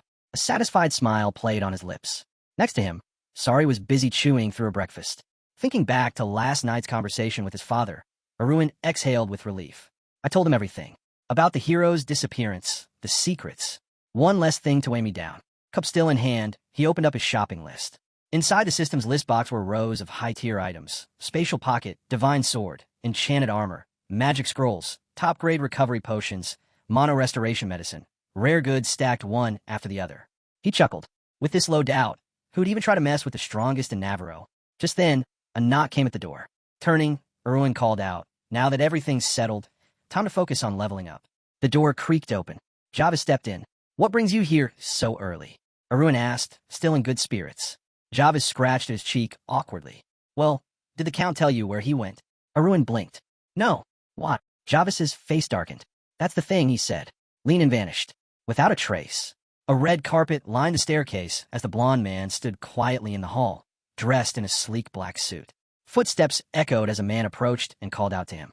Behind him, Java stood with several others, all gathered near Kendall. The brunette among them gave a report. No signs of magic, none in the Lord's room, nor anywhere else in the mansion. Another added, the forest surrounding the estate is clean too. Kendall turned to the knight beside him.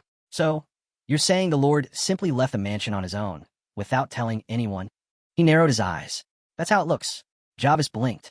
Wait, what? Seriously? The brunette chuckled and slapped him on the back hard enough to make him double over. Come on, you think something really happened? He's legendary rank now. Javis straightened up, grumbling, well, true. He'll definitely be back soon. The man beside him nodded in agreement. But Arun watched them all in silence, arms crossed, deep in thought. A legendary rank vanishing without a trace. That's not something to shrug off. The others were taking it too lightly. His gaze landed on the man still pestering the knight, playfully tugging at his ear. Maybe I'm overreacting, Arun thought. But still, he pictured the empty bed in his father's room. That uneasy feeling was creeping in again. At the same time, a small spark of hope flickered, like something just out of reach was telling him, this disappearance isn't normal. But 2 days passed, and Levadon still hadn't returned. In the quiet room, a table sat with untouched glasses and a plate full of round bread rolls. Darren stepped inside, spotting her brother sitting motionless on the bed. Kieran's worried, she said, arms crossed. She brought food herself, but you didn't even touch it. What's with this self-punishment? Arun muttered. You don't need to get involved. But thanks. She didn't back off. Stepping closer, she looked him over seriously. You're clearly not okay. You look drained. Then, with zero hesitation, she shoved a bun into his mouth and grabbed his shoulder. Listen, full to perfect son is a big leap. You should at least know your limits. Now chew. Arun struggled, glaring at her. What are you doing? You're not understanding words, so I'm using actions, she declared. Look, worry all you want, but eat first, then panic later. Grumbling, he grabbed his glass and squeezed it with annoyance. Then he let out a sigh, threw up his hands, and muttered, Fine, I ate. Happy now? She gave him a sharp look. All the buns. As he reluctantly chewed, Darren watched him closely. He's still himself, she thought. He'll bounce back. Sure enough, Erwin didn't budge from his spot until every last roll was gone. He finally wiped his mouth with his hand and stood. Darren's eyes widened in surprise. He turned to her and asked, You really thought I'd lock myself in this room and never step outside again? Flustered, she responded, No, of course not. Erwin threw on his jacket. If you did think I'd just sit here waiting until father comes back, then who do you think I am? She stared at him, caught off guard. Erwin thought to himself, It wasn't surprising. If this had happened before he chose to change, before he decided to become someone new, yeah, the Oldham would have shut everyone out, locked himself away, and drowned in anxiety. As he headed for the door, he spoke over his shoulder to Darren, who was still standing behind him. You already know I'm not who I used to be. Outside, the sky darkened with heavy clouds. Flames licked the wheels of the carriage. Sari had transformed into a red vehicle, blazing with fire. Inside, Arun flipped through a document. According to Zenith's latest investigation, he muttered, there's no record of anyone entering or leaving the fortress. No witnesses, nothing. Even Sari couldn't trace anything by scent. Crushing the page in his hand, he growled, It's happening again. He stared at the sheet, thinking of his father. This is another hero vanishing. Suddenly, Sari spoke up. There's something ahead. Dark purple fabric danced in the wind as a figure appeared on the road. Sierra stood tall, her expression firm and unmoving. Arun blinked in shock. Sierra? From the front of the flying carriage, a voice called out. Why are you here? You just left the banquet hall without saying a word. Sierra spread her arms. Stop the carriage. Now. Arun leaned out the window. What are you doing? I don't have time to stop. She didn't budge. I know everything. His eyes widened.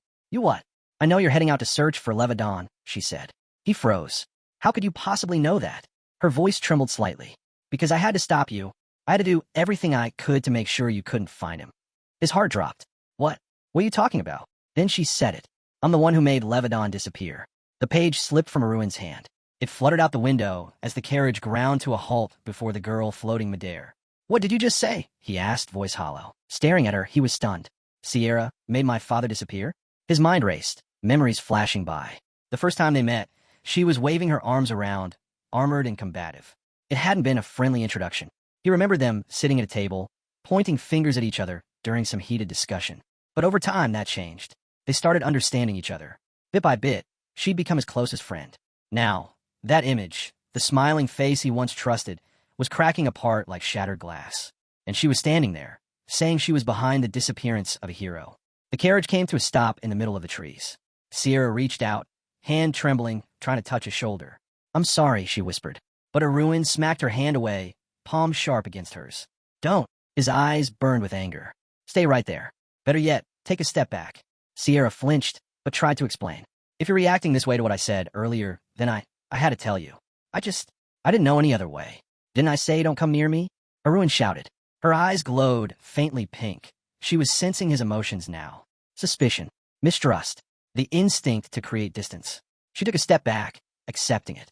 This was something she couldn't change now. He rushed her words as she tried to continue. When Levadon disappeared, well, I set everything up this way. Arun stared at her in disbelief. You're saying there's a secret society on this continent? Sierra nodded. They're called the Seven Eyes, a hidden group that unites all archmages. His brows furrowed. Archmages? So each of them has one of the 7 rings? Are they trying to take over the world or something? Sierra waved her hands quickly. No, it's not like that. Their goal isn't world domination. Then what is it? To eliminate anyone who surpasses their level of genius, she said, her voice low. She conjured images of individuals, some clad in knight's armor, others in wizard robes with staffs or books in hand. They identify promising sword and magic users across the continent. They monitor and evaluate them in real time. With a flick of her finger, A triangle appeared in the air, each tier labeled. From bottom to top, mature, higher, gifted, talented, brilliant, and at the peak, monstrous. For your information, Sierra added, you fall into the gifted tier. Second from the top. Arun stared, unblinking. If I had told the truth about you, she pointed at him, they would have ranked you as monstrous. A 17-year-old with a heroic rank and 5 rings? That's unheard of. She changed the image again. Levadon surrounded by golden sparks. Your father's classified as talented. And even at that level, he's the strongest. He made it to legendary rank. They're watching him closely to see if he can go even further. Arun crossed his arms, unimpressed. And these archmages, heads of magic towers, wielders of incredible power, they're out here organizing hit lists? He narrowed his eyes. Something feels off. This reeks of something darker. And for what? He asked coldly. Sierra hesitated. He pressed again, sharper. Is it some great secret you're not allowed to reveal? No, that's not it, she said quickly, flustered. It's about keeping balance in the world. Balance, he scoffed. Really? I know it sounds childish, she admitted, lowering her eyes. But to those old men, this is deadly serious. They've devoted everything, time, resources, power to it. Arun let out a long breath. They're good at dressing it up in grand phrases like world balance. An image formed in his mind, a ruler with a golden-framed blue crown. Superhumans do change the world, he thought. Just like the founding emperor. Just like that knight of superior rank who ended an era. He pictured Levadon, sword ablaze, and his grandfather, mythical ranked, crushing an empire's conquest with a single move. He turned to Sierra, voice steady but firm. History should never be changed by the will of just one group. I can't agree with their methods. Sierra looked down somber. I know, but because of your grandfather, our homeland didn't become a colony. Because of the founding emperor, we have the magic towers we do now. She sighed. I don't agree with him either. Why do you think I gave you the bracelet? Why do you think I made you hide my ring? Arun clenched his fist, and there it was. A black bracelet on his wrist. He remembered Sierra pressing it into his hand. So that's why he realized. Sierra closed her eyes as he asked grimly. So they saw my father as a threat. And they removed him. She nodded slowly. Yes. He was marked for exclusion. What does that even mean? His voice dropped, tense. She looked up, her face pale. It usually means death. Arun's eyes widened in shock. You're telling me they were going to kill my father? She quickly raised her hands. Not this time. He's still alive, but you must not try to find him. Not yet. He stared at her, eyes shadowed. Why? I wanted to protect him, she said softly. But he's not in my hands anymore. I couldn't do anything else. Sierra pulled out a glowing blue orb.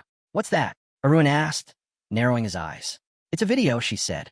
A memory crystal. I want you to see for yourself how hard I fought to protect both of you. She held it out with both hands, eyes locked on his. Arun took the crystal, and as the image inside flickered to life, he heard a voice echo from within. What do we do with Levadon? Another voice answered, sharp and cold. Isn't it obvious? Kill him. No. Sierra's voice rang out. Why not? She stammered, her voice trembling. Because I love him. Her next words barely made it out. Just lock him away in Reem. Dark silhouettes sat quietly around a glowing round table, where blue flames flickered at the center. All eyes were on her. Sierra's sudden outburst had caught their attention. What's with those looks? She asked sharply. I'm simply exercising my authority. Besides, I don't even know where he is. There's no reason to deny my request. One of the figures finally spoke. It's not that we're refusing. Just surprised, that's all. Another shadow added. You always seemed solely focused on Vimos. Looks like love can shift too. The first voice chimed back in. Vimos hasn't been the same for a long time. So, I support her. The second shook their head. I just don't get it. Why keep giving your heart to someone who'll never stand beside you? A voice suddenly shouted, silencing the room. Everyone turned toward the source. The air grew heavier. If that's how it is, the voice said coldly, then there's no place here for her. Does she accept that? Sierra looked into the memory crystal, where the conversation was being replayed. She answered quietly, yes. I accept. Back in the present, she turned to Arun. Can you see it now? Levadon is safe. He's just being held for now. There are 6 mages watching over him, she added. Using her ability, Sierra scanned Arun's emotions. Courage, resolve, fierce determination. Even she was taken aback by the intensity. He brought the crystal ball closer to his face. Because of me, my father became Seven Eyes' target. His grip tightened. He reached legendary rank on his own, Arun thought. But I stepped forward recklessly and brought this down on him. Are you really going there? Sierra asked, alarmed. He clenched his fist tighter. That's exactly why I have to fix this. Right now. In the eastern country of Kaidan, neighboring Navarro, a row of dark-roofed houses lined the streets. A man stood in front of a door labeled 302. holding a silver key. You can use this room, he said. The door slammed shut. Inside, Arun now wore a Yulaf mask and dark glasses, grinning to himself. When it's not an empire we're dealing with, infiltration is child's play. His mind flashed back to the carriage ride with Sierra. Don't go in blind, she'd warned. If the operation starts to fall apart, retreat. He had casually replied, I'll judge the situation myself. She had thrown up her hands. No, you don't get it. You're not the only one with a relic. Wait, what? He had asked. No matter how many archmages they've got, she shouted. Don't forget, Levadon is legendary rank. How could he just vanish like that? Back in the room, Arun pulled out a small gray pouch. Relics, he thought. That's what Sierra called the items obtained through interdimensional trade. And if Seven Eyes had similar items in their possession, could they have traders connected to other worlds too? If so, Arun thought grimly, it's only a matter of time before I Arun into them face to face. He was snapped from his thoughts by a loud yawn. Sari stood up, stretching lazily. You excited about our new hideout too? He asked, half joking. Holding a blue glowing crystal in his hand, Arun muttered, from now on, we're stuck doing the dull stuff ourselves. Sari gave a confused chirp. He showed the crystal to the creature. Inside, a bearded old man sat, eyes calm and unreadable. That's Demeus, Arun explained. He's part of Seven Eyes, head of the 11th Magic Tower, Archmage of the Seven Rings, and he's here, in this country. Opening a purple menu, he pointed toward the screen. We're going to watch him. Carefully. No confrontation. Got it. Sari nodded, folding its arms like its master. Arun glanced out the window, the moonlight casting shadows across the city. Wait for me, Demeus, he whispered. I'm coming. Atop a tall, stone tower, the moonlight bathed the walls in silver. Alpha Scans sat at a table, chin resting in his palm, looking thoroughly bored. A message blinked into view. Reading it, the blonde murmured, so what's the result? A brunette with a scar and glasses appeared in the projection. No doubt about it, he said confidently. The people running that workshop, fourth-generation technology users. A new message flashed. What makes you so sure? Alpha Scan, now sitting on a bed with arms crossed, smirked. They accepted my investment, and they were impressed. He leaned back. I've officially opened a window to the creation of fourth-gen armor. Arun stared at the system window, a glint flashing in his eye. Why is Alpha Scan so obsessed with fourth-generation tech? The question wouldn't leave his mind, and since he was supposed to be spying on him, Arun suspected the reason was far from noble. He smirked. Maybe it's time to toss out some bait. Typing swiftly, he messaged Alpha Scan. Since I made an investment, they told me something in confidence. Alpha Scan's avatar appeared, eyes shut, smiling calmly. In confidence, he repeated. Then his eyes opened, wide in surprise, as Arun sent over a real piece of information about fourth-gen tech. The system dinged. Alpha Scan is very surprised. Arun chuckled. He usually hides his reactions. But not this time. Got him. Alpha Scan looked at the screen with a soft laugh. Excellent. With your help, completing the task will be much easier. Another notification popped up. You received 188,000 quest points from Alpha Scan. Next trading level, 50,000/50,000. The red-haired man bid farewell, and the system announced his departure from the chat. Arun leaned back and grinned. They call him a genius, but he's so easy to read. His eyes flicked back to another message, still open, a note he had sent. Do you have a hideout ready? The other side's about to move. Stay safe. If he'd approached me with honesty from the start, Arun thought, I probably wouldn't have become a spy. A flicker of movement caught his eye. Sari stood on the other side of the window, tiny paws pressed against the glass. Arun opened it, and the little creature darted in. What's up, he asked. Sari answered quickly. Word is the enemy's going hunting soon.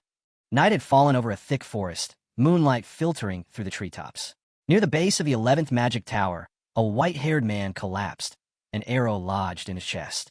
High above Demeus, tower head, Archer, Archmage, stood grinning bow in hand. But then, his expression shifted. Something caught his eye. In the distance, a majestic white horse, glowing faintly with a purple hue, stepped into view. A long, spiraled horn shimmered atop its forehead. A unicorn? Demeus gasped. No way. Eyes gleaming, he quickly notched another arrow. One of the elusive species. This kind of luck only comes once in a lifetime. He let the arrow fly, but the unicorn twisted with elegant speed. The shot glanced off its flank. His smile faltered. Their skin really is that tough, he muttered. Even if this was just a projection, an illusion, it was still nonsense. He was Demeus, and his magic should have been flawless. Suddenly, his body jerked. A blade had driven clean through his back, exiting through his stomach. He gasped, blood on his lips, clutching the wound. Spinning around, he requirement, what is this? Standing behind him was a cloaked figure. Arun calmly pulled back his hood. If you change your perspective, he said coldly, even nonsense starts to make perfect sense.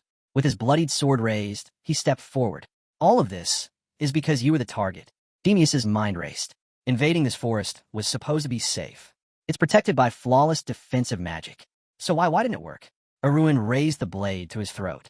Wondering why your precious barrier didn't react, he asked. Then he held up a small, glowing yellow cube. Its surface pulsed with light. Ever heard of an anti-magic field? He said. The system chimed. Golden anti-magic cube. Creates a zone where all magic is nullified. In this space, Arun continued, voice steady. Your magic is worthless. He slipped the cube into his cloak, still watching the old man writhe in pain. Demeus glared at the figure before him, face twisted in pain and fury. Who are you? And how did a relic like that end up in your hands? Arun remained calm, eyes steady. I came all this way because I wanted to talk, he said coolly. Besides, I'm sure we both have questions for each other. The old man gritted his teeth, blood still seeping through his robes. You call this a talk? You bring an anti-magic field and a sword to my gut, and one talk. It's a deal, Arun replied simply. You answer 3 questions, honestly, and I'll drop the field. Demeus narrowed his eyes. In exchange, Arun added, you'll swear on your mana. If you lie, your heart shatters. You're insane, Demeus hissed. Why would I agree to something like that? Arun stepped forward, blade lowering to his throat. Then don't. I'll end it now. Fine, the old maid shouted. I'll swear. Bright light flared as he raised a trembling hand clad in a black glove adorned with a glowing magic ring. Arun stood beside him. First question, he said, voice steady. Where's the place called Requiem? Demeus's eyes widened. How do you know about that? He winced, the oath binding him to truth. I don't know its location. Only Areldo, and a handful of the oldest in the assembly know where Requiem is. Arun studied him. No hesitation. No sign of deceit. He's telling the truth. He raised 2 fingers. Second question. I want information on the relics held by 7 Eyes. How was someone like Levadon captured so easily? Demeus flinched. Levadon. So you're for Navarro. Arun folded his arms. Did I give you permission to ask questions? Demeus coughed, then finally answered. They used a subspace creator. A glowing image appeared in Arun's mind.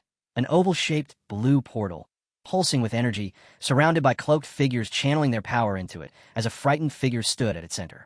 It's a relic, Demeus continued. It creates a pocket space within the existing one. Once activated, it becomes its own isolated battlefield, invisible, undetectable, no matter how violent the conflict gets. Arun's eyes narrowed, and Demeus fell back, hand braced against the ground. That's all I know. I'm not one of the inner circle. I don't have access to the rest. Understood, Arun said, voice like stone. The night grew still. And the last question? Demeus asked, stretching out his hand. Arun touched his chin, smiling. Actually, I've heard enough. He stepped back. That's all I needed. Now, you have no choice but to face me. But Demeus had other plans. A flash of orange sparked at his palm. I've got him. With the other hand pressed to his bleeding stomach, he summoned a fireball, power rippling off his glove, where a symbol burned into the ring. And then, boom, a burst of infernal flame ripped through the earth, sending chunks of dirt and flame flying into the air. Demeus grinned in triumph, palm raised, his final trick unleashed. You're a fool, Demeus growled, holding his side. Even if you damaged the magic circle, I still have protective enchantments carved into my very flesh. His tone turned grim. There won't be anything left of you but ashes. But then he fell silent. Flames erupted in front of him, swirling wildly. From within the blaze, Arun stepped forward, his cloak now fully alight. Demeus's eyes widened. What kind of magic is this? Is it another relic? Arun stood tall, calm inside the inferno, his fire-wrapped mantle flickering like it was alive. A crooked smile pulled at his lips. Good guess, he said smoothly. You're not wrong. His boots crunched forward on the scorched ground, confident, deliberate. Meanwhile, elsewhere near the tower, chaos had broken out. People scattered in panic. Their leader shouted orders, disperse. Find a teacher. An elderly man emerged from the shadows, holding his injured left arm, stepping into the commotion. Several disciples surrounded Demeus, panic etched on their faces. What happened? Their expressions twisted in horror as the truth sank in. The leader bowed his head low before the old mage, apologizing again and again. But Demeus, cold and silent, walked past them as if nothing had occurred. Train harder, he muttered. I've already figured it out. Back at the 11th magic tower, under the light of the blue moon, Arun leaned back in a chair, arms behind his head. The bloodless conquest, he said with a smirk, has already begun, and it had been far easier than he expected. He recalled standing face-to-face with Demeus, his appearance completely altered. Through the distortion technique, he had changed not just his face, but his entire skeletal structure. He'd slipped inside without a trace. Sari sat beside him, proud in his unicorn form. Arun reached over and gave him a pat. "Nice job," he said. "You nailed the transformation." In his hand, Arun now held Demeus's ring, a gleaming piece set with a vivid blue gem. The moment he touched it, the wall beside him shimmered with magic. "Expected as much," Arun said, turning toward the glowing wall. Before him stretched mountains of gold, overflowing treasure chests, piles of jewelry. The true hoard of a Magic Tower's master.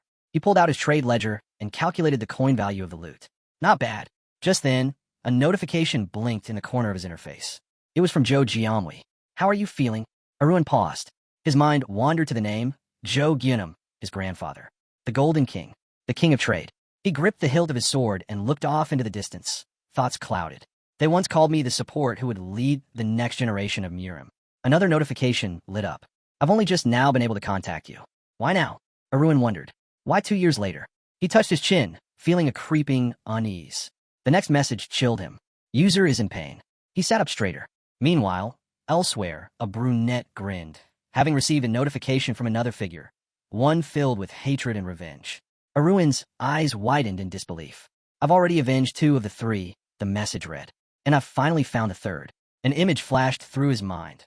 Li Han-su, storming forward, bloodied sword in hand. The demonic dragon. The black swordsman. A man who had slain thousands. The brunette continued. "My enemy is a master of the boundaries of divinity." Arun repeated the words aloud, stunned. The boundaries of divinity? A new system notice appeared before him. Achievement unlocked. Peak limit, border of divinity. The peak limit, Arun thought. A realm only reached by those who've broken past the very edge of power itself. He pictured the cinder, pale, deadly serious, fingers interlaced as if warning him to prepare. His own heart raced at the thought. If I had even half your foresight. Then another image. Joe Giamwi, his body broken. No arms. Blood pouring from his mouth. 2 fatal wounds pierced straight through him. With a distant, glassy gaze, Joe Giamwi spoke softly. "I don't have much time." Arun typed cautiously. "What happened to you?" The reply came. Joe Giamwi sat in the center of a dimly lit room, slumped in a chair. "I worked for him for 2 years," he said hoarsely, "just to find the right moment to kill him." He revealed the name. Li Han-su, the one who brought him so much pain. Joe Giamwi's voice was heavy with regret, as he admitted he had always known that Arun would take revenge. Arun's eyes narrowed, tense, staring at the notification panel. Then a new message appeared. "Do you want to make one last deal?" Without warning, a list flashed before him. An archive of martial arts techniques he had searched for endlessly. Joe Giamwi looked at the panel and declared, "I've given you everything I had." His message was short but clear. "Kill my tormentor." Arun slammed his fist down. "What the hell are you talking about? You're still alive. I'll send you a teleport scroll and a potion right now." His anger turned white-hot as he read the next line. Joe's clan, wiped out. Gone.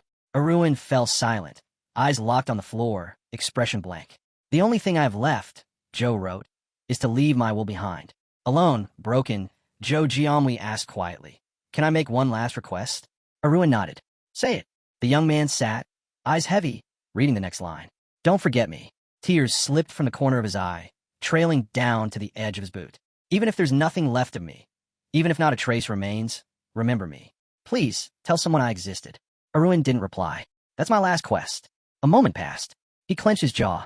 A lord shouldn't show affection like this, he told himself, especially not to someone from another system. Still, his hand shook.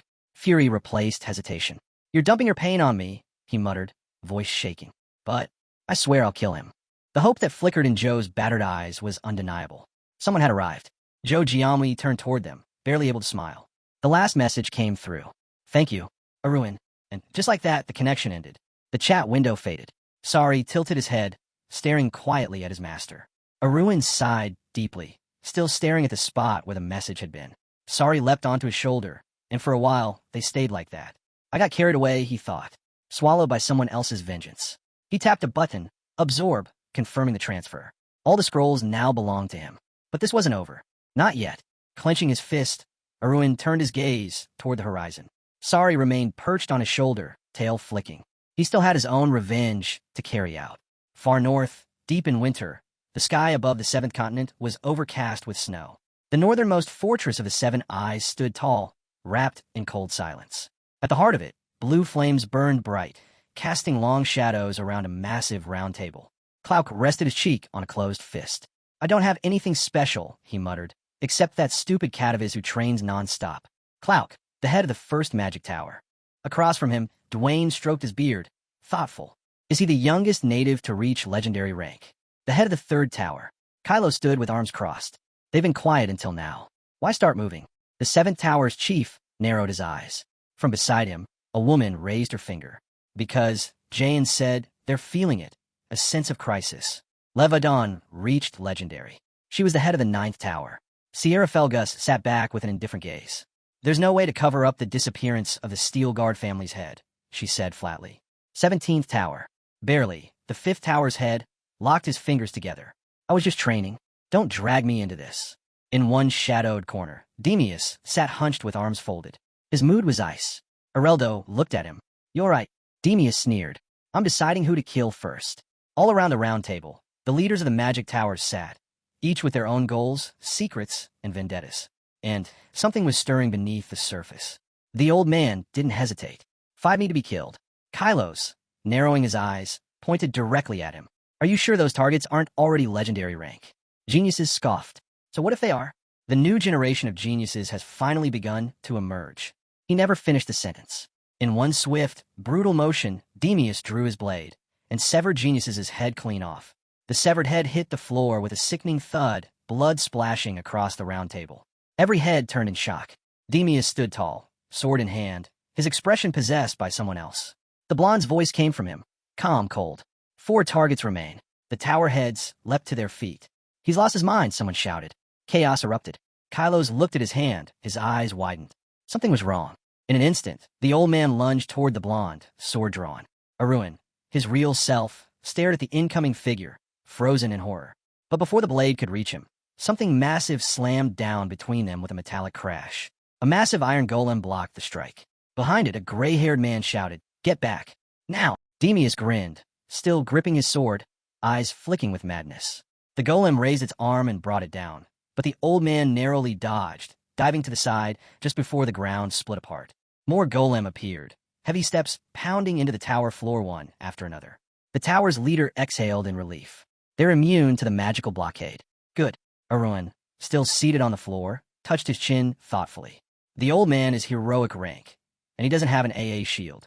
Without it, across the room, Kylos crossed his arms, glaring at the blonde. Even in your condition, you couldn't handle 5 golems. The golem stood like a wall of steel, menacing and unyielding. The red-haired engineer began listing their advantages with pride, praising the innovations behind their creation. Demius, eyes closed, stood at the center of the growing formation. A cloaked blonde woman glanced at the engineer, frowning. Even a heroic rank can't survive this many. One of the golems lunged, but was instantly obliterated by a single swing of Demius's blade, a brilliant blue wave of energy slicing it apart. Gasps echoed through the chamber. That aura, one of the men whispered wide-eyed. That's beyond legendary. The leader crouched beside the shattered golem, running his hand over its remains. This isn't over. The red-haired engineer froze, pointing at something in disbelief. The gray-haired head of the tower pulled a device from beneath his cloak. It began forming a subspace field. Meanwhile, Demius had already destroyed another golem. 2 remained, then only 1. The final one stepped forward. A sphere nearby began expanding. Magic surged violently, rushing down to the floor like a waterfall of energy.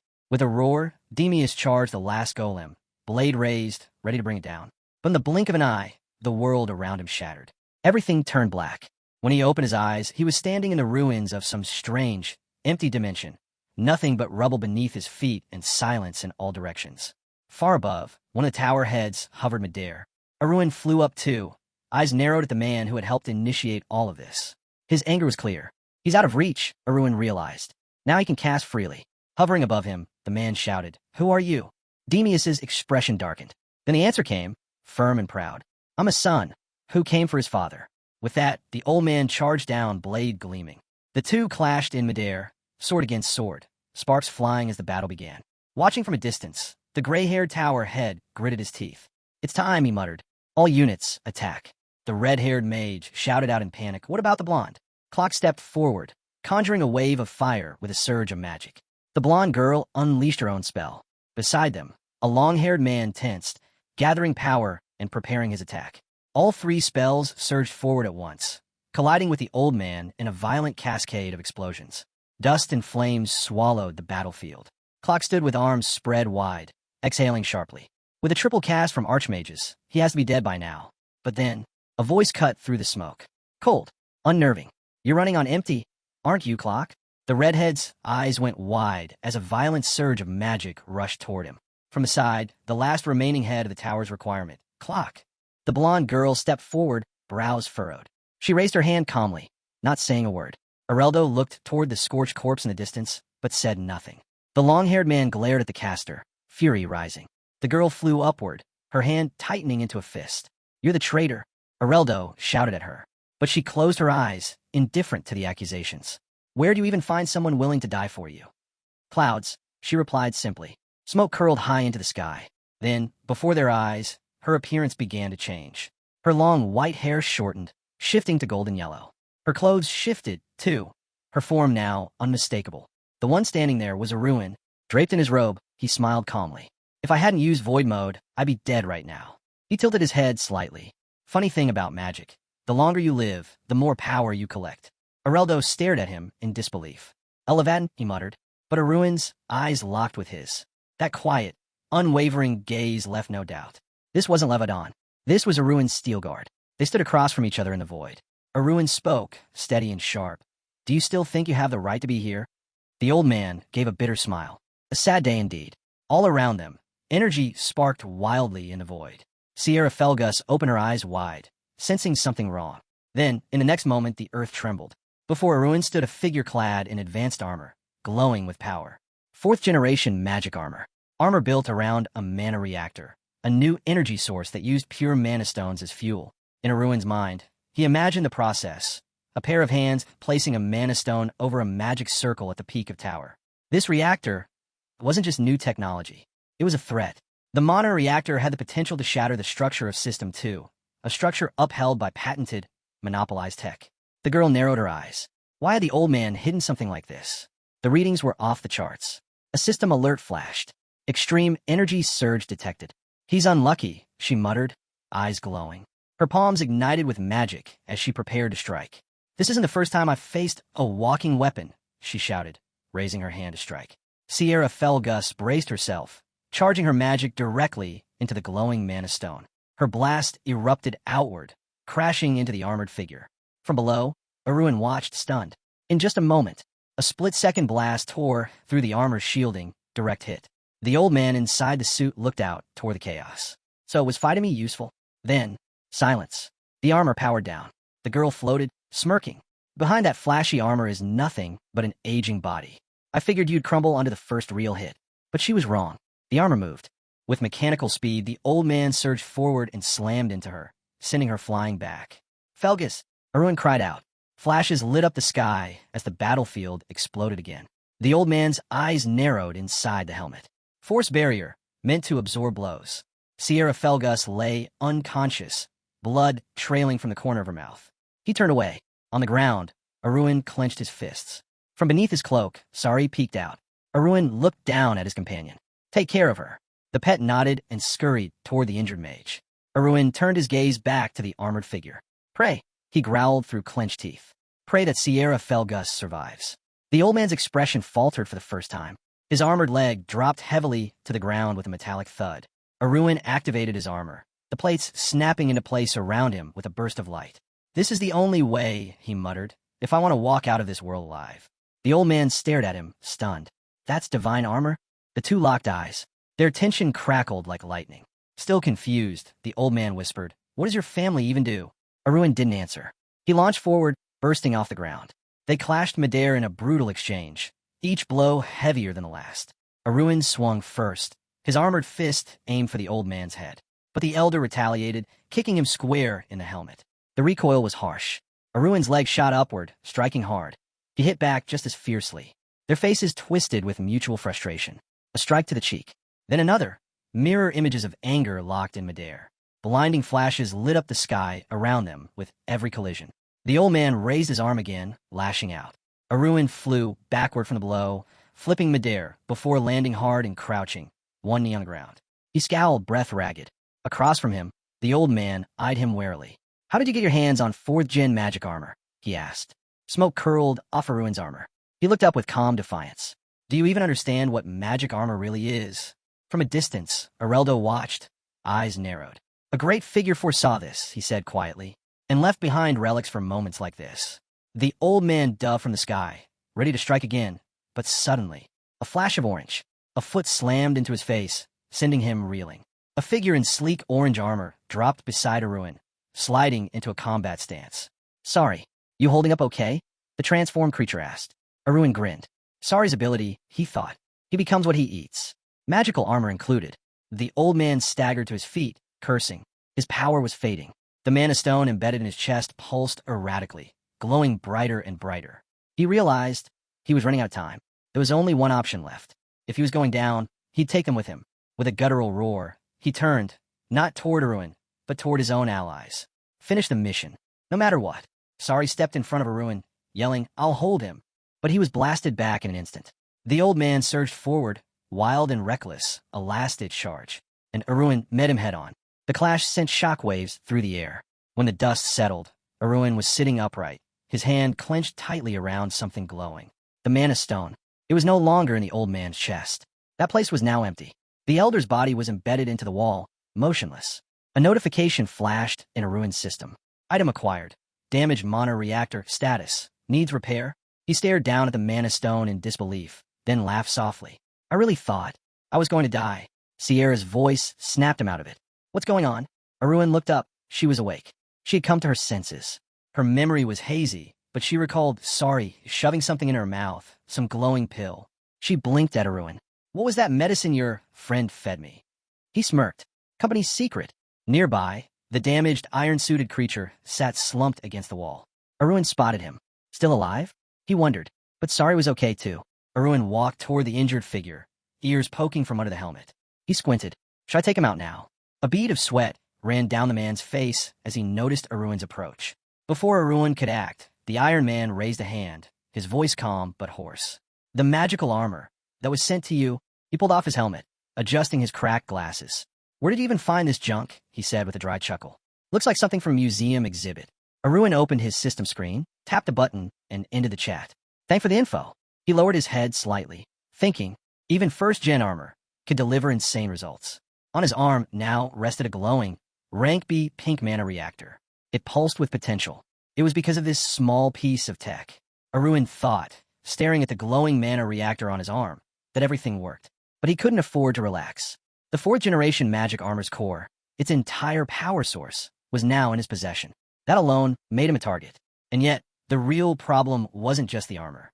It was Alpha Scan, and whoever was backing him. Whoever was trying to suppress the rise of this new generation of magical tech.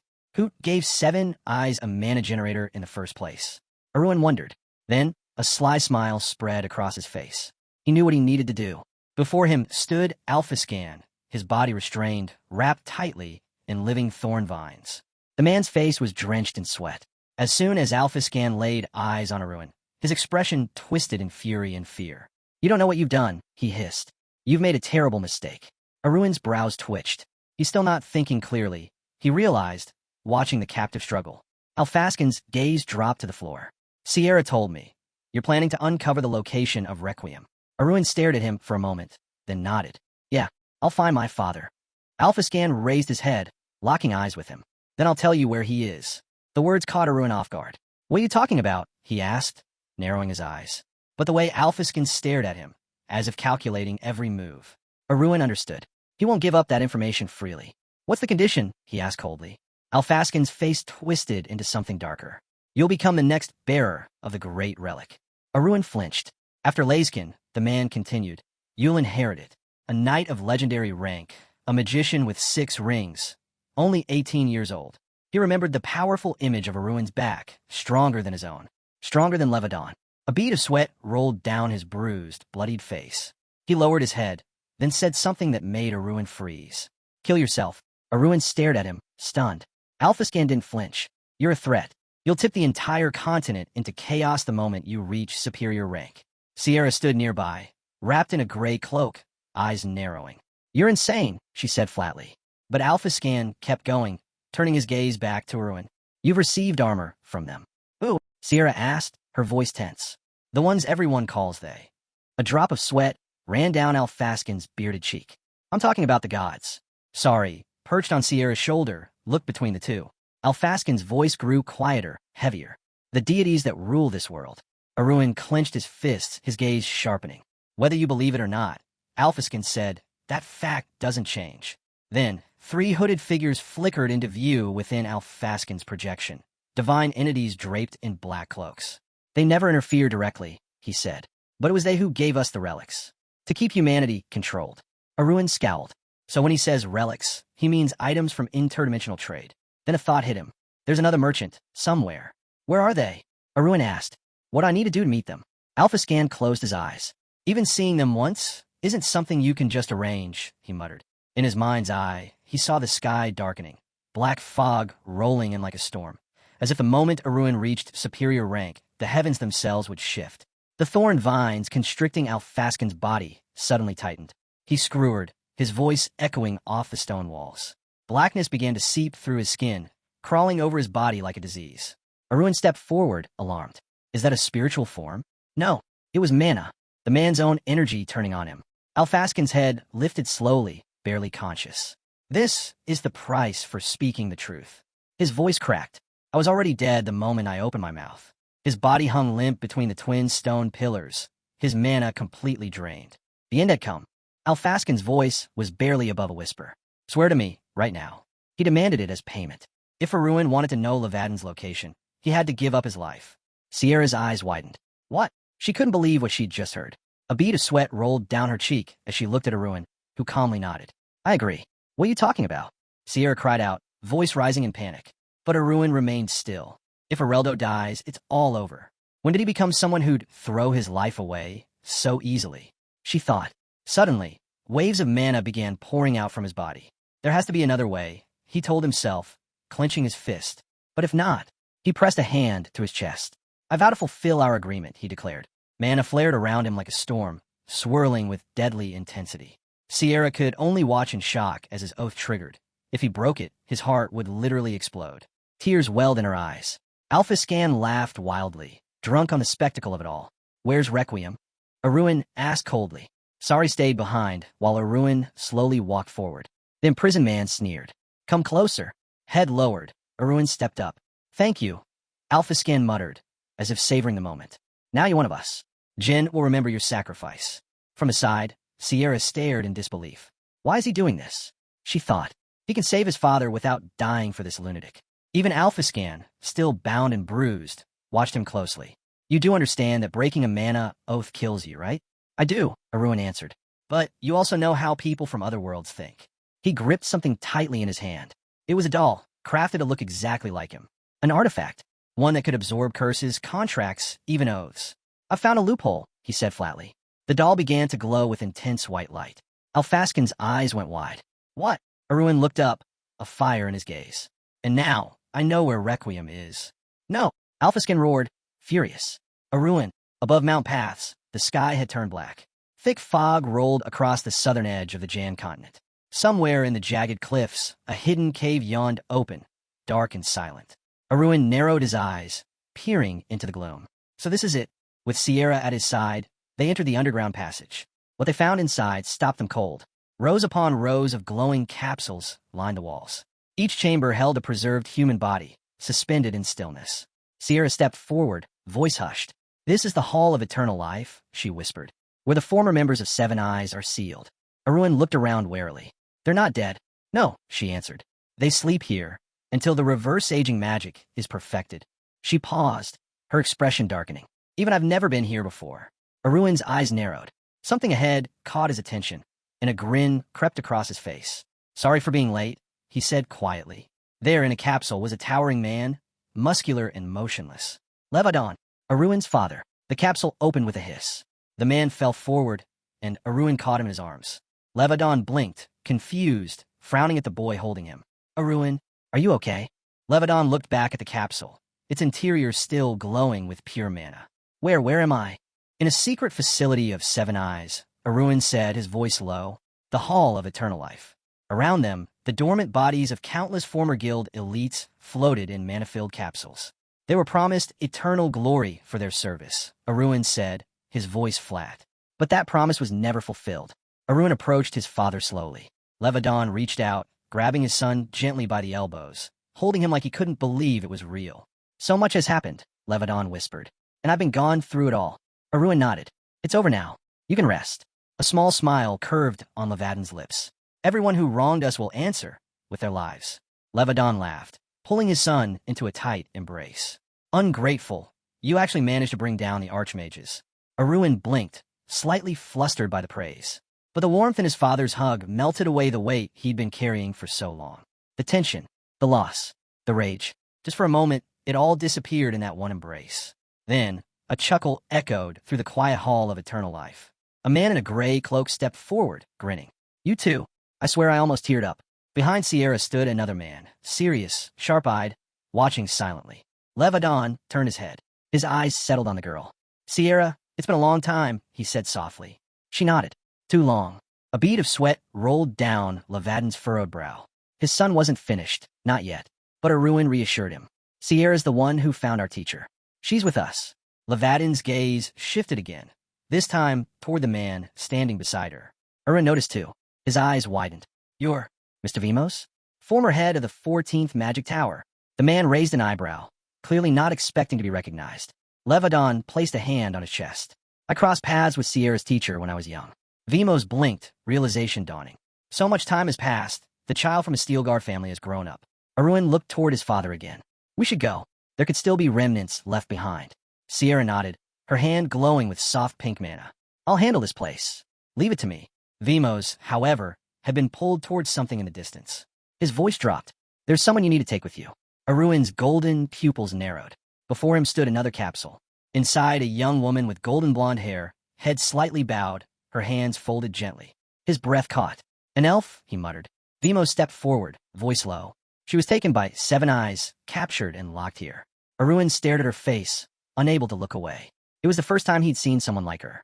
His face turned a shade of red as he held her by the shoulders, steadying her as her eyes fluttered open. Blue eyes met his. Stunning. Piercing. So this is why elves are said to be icons of beauty. She blinked slowly, dazed. Are you human? She asked. Aruin stiffened. She's awake. Before he could respond, the towel wrapped around her slipped from her shoulders and hit the ground. A deep blush rose on her cheeks and matched his. The awkward moment was broken by Vimos' calm voice from behind him. The last of the mana drained from the capsule. Aruin took a breath and looked down at her. Listen to me. The elf trembled, a tear slipping down her cheek. Are they all gone? She asked quietly. All of them. Seven eyes. He nodded slowly. They were killed during the rescue, he said. We freed everyone we could, including you. She trembled again, eyes wide with emotion. Behind her, Alpha, still clutching her chin, stared at the group in silence, confused and unsure of what came next. Is something wrong? Aruin asked the elf, noticing her sudden unease. She turned to him, eyes wide in disbelief. You tore through the seven eyes, without even knowing? Her whole body trembled as her voice rose.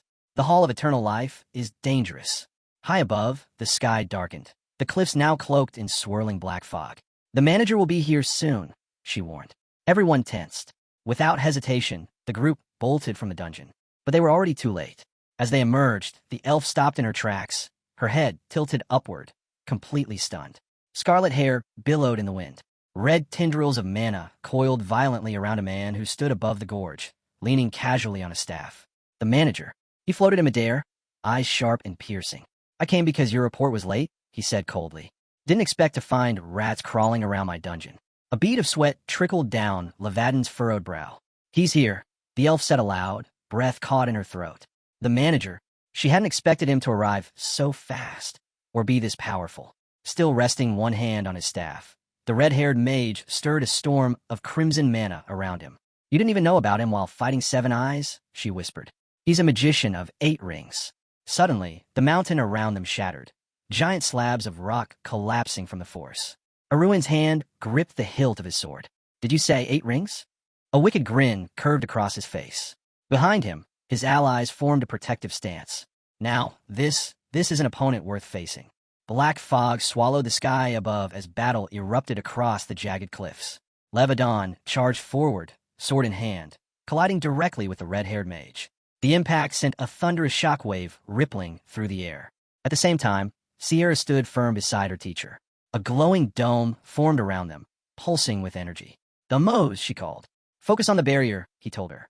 "And use cover spells, stay alert." Behind them, the elf fidgeted nervously, trying to grasp what kind of magicians these people really were. When Levadon struck the manager, he roared, "Now!"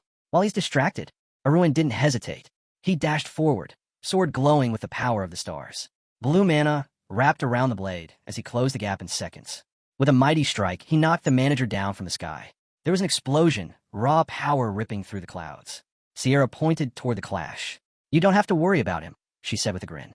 The elf let out a nervous laugh, still sweating. "Right?" From behind, Vimos of the 14th Magic Tower added, "That kid definitely isn't thinking straight." Arun landed hard, his boots slamming into the ground. He marched forward, sword in hand, eyes locked on the fallen enemy. "Unlucky place to fall," he muttered.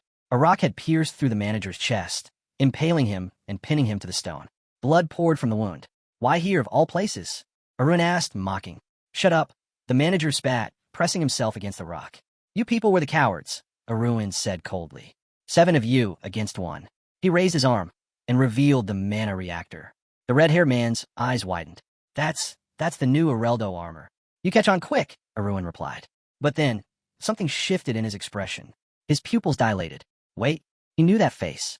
Staring at the bleeding, frowning man, realization dawned.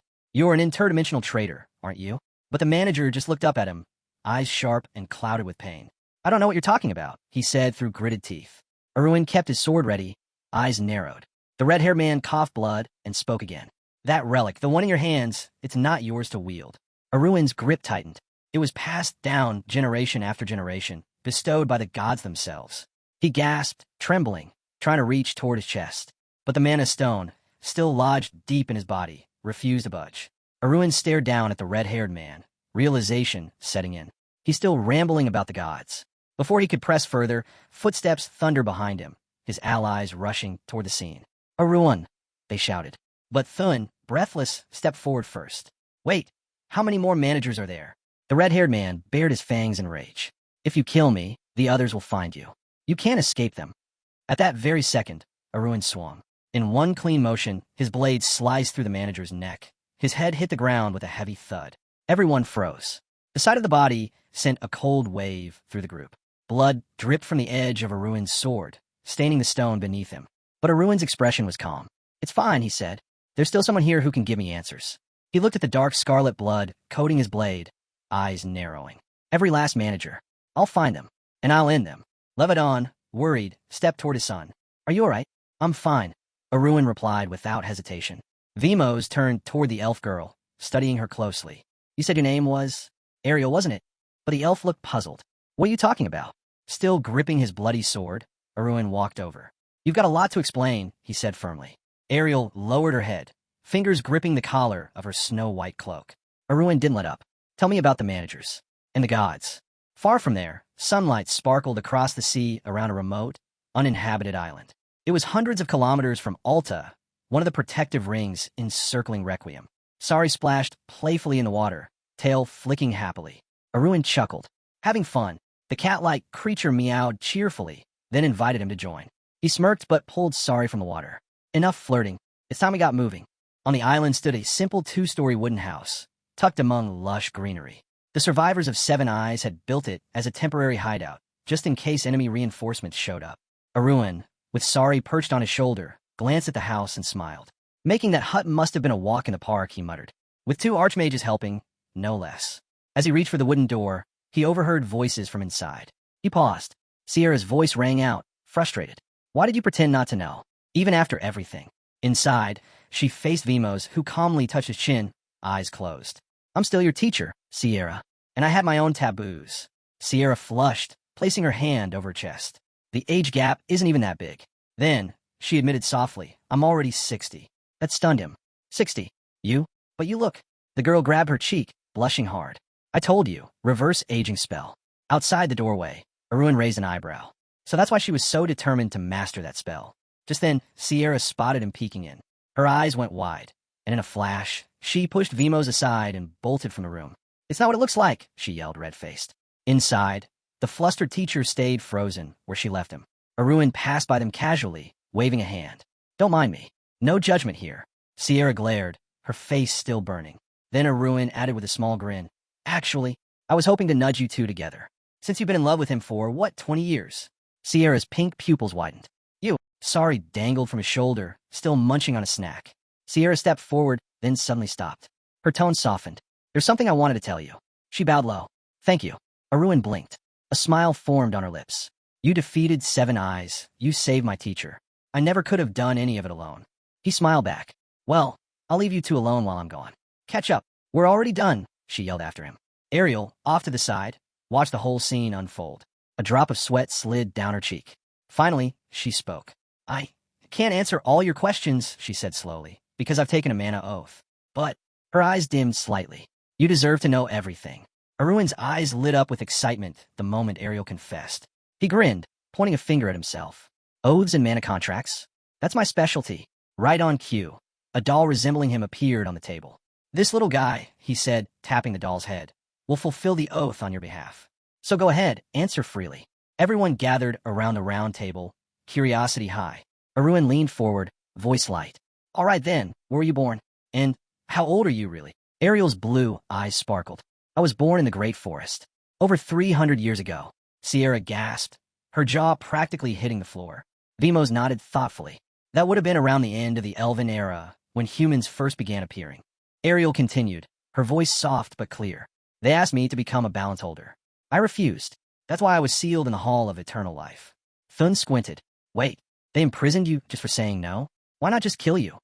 Ariel blushed, glancing away. "Because the manager at the time was in love with me." Dead silence. Even the doll's eyes spun wildly at that. Its arm popped off and clattered to the table. Arun stared at it. "That's probably not a great sign."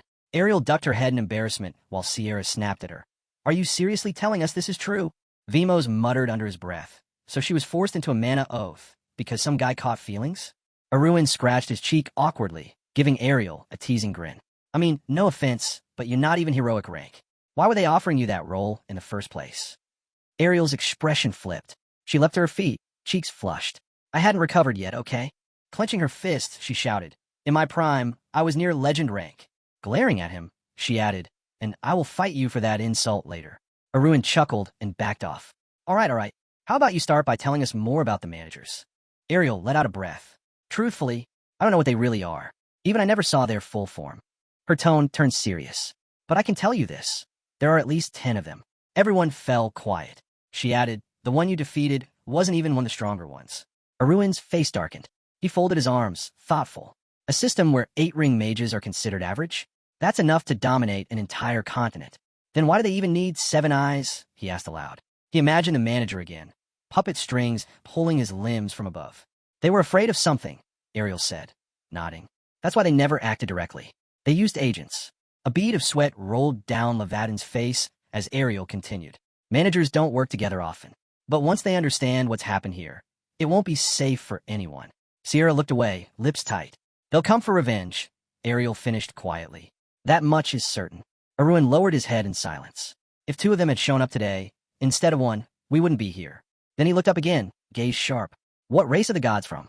Ariel's expression changed instantly. She froze. Sweat trickled down her face. "I'm sorry." In his mind, Arun saw it clearly. A dark god, blade at her throat, forbidding her from speaking.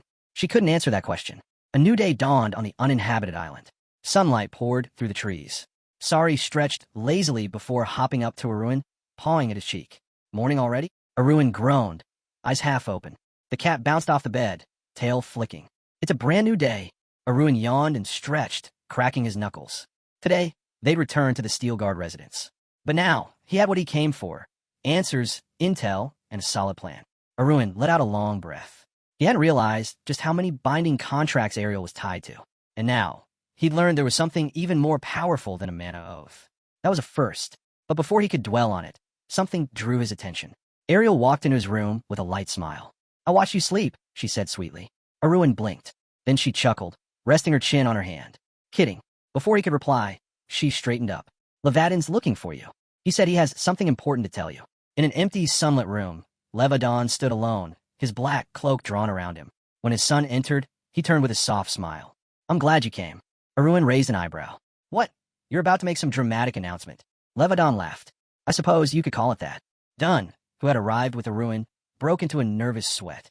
And then, Levadon said the words. I won't be returning to Steelguard. The sunlight filtered through the windows, casting long shadows across the room. After being cast out by the Seven Eyes, Levadon said calmly, I'm likely their next target.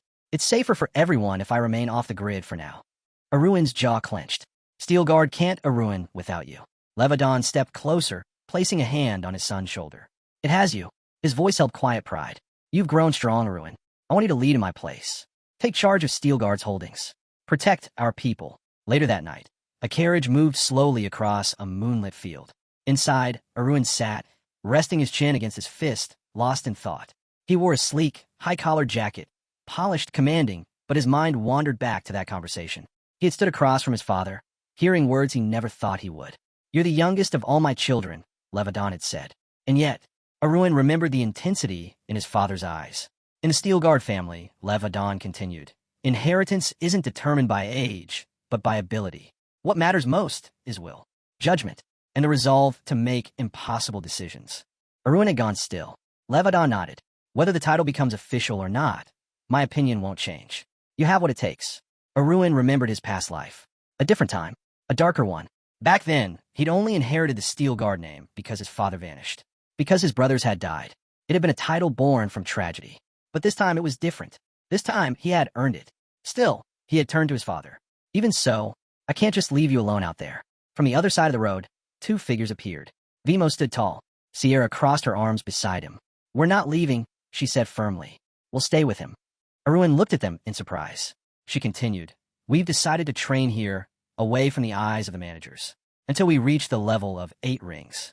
He imagined it then, mighty sorcerers and warriors gathered in one place, building their strength.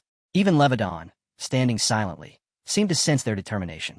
He said nothing at first, but then his voice came steady and clear. If that's your decision, then I'll respect it. He looked at all of them. If you ever change your minds, just say the word. Then he lifted his gaze resolute. Until then, I will protect the Steelguard family. Back at the island, Arun sat quietly in his chair, gently stroking Sari, curled up on his lap. His thoughts were spinning. I have to get stronger. Strong enough to crush the managers and bring father home. He stared ahead, eyes sharp with quiet determination. But even in all his calculations, one variable remained uncertain. Ariel.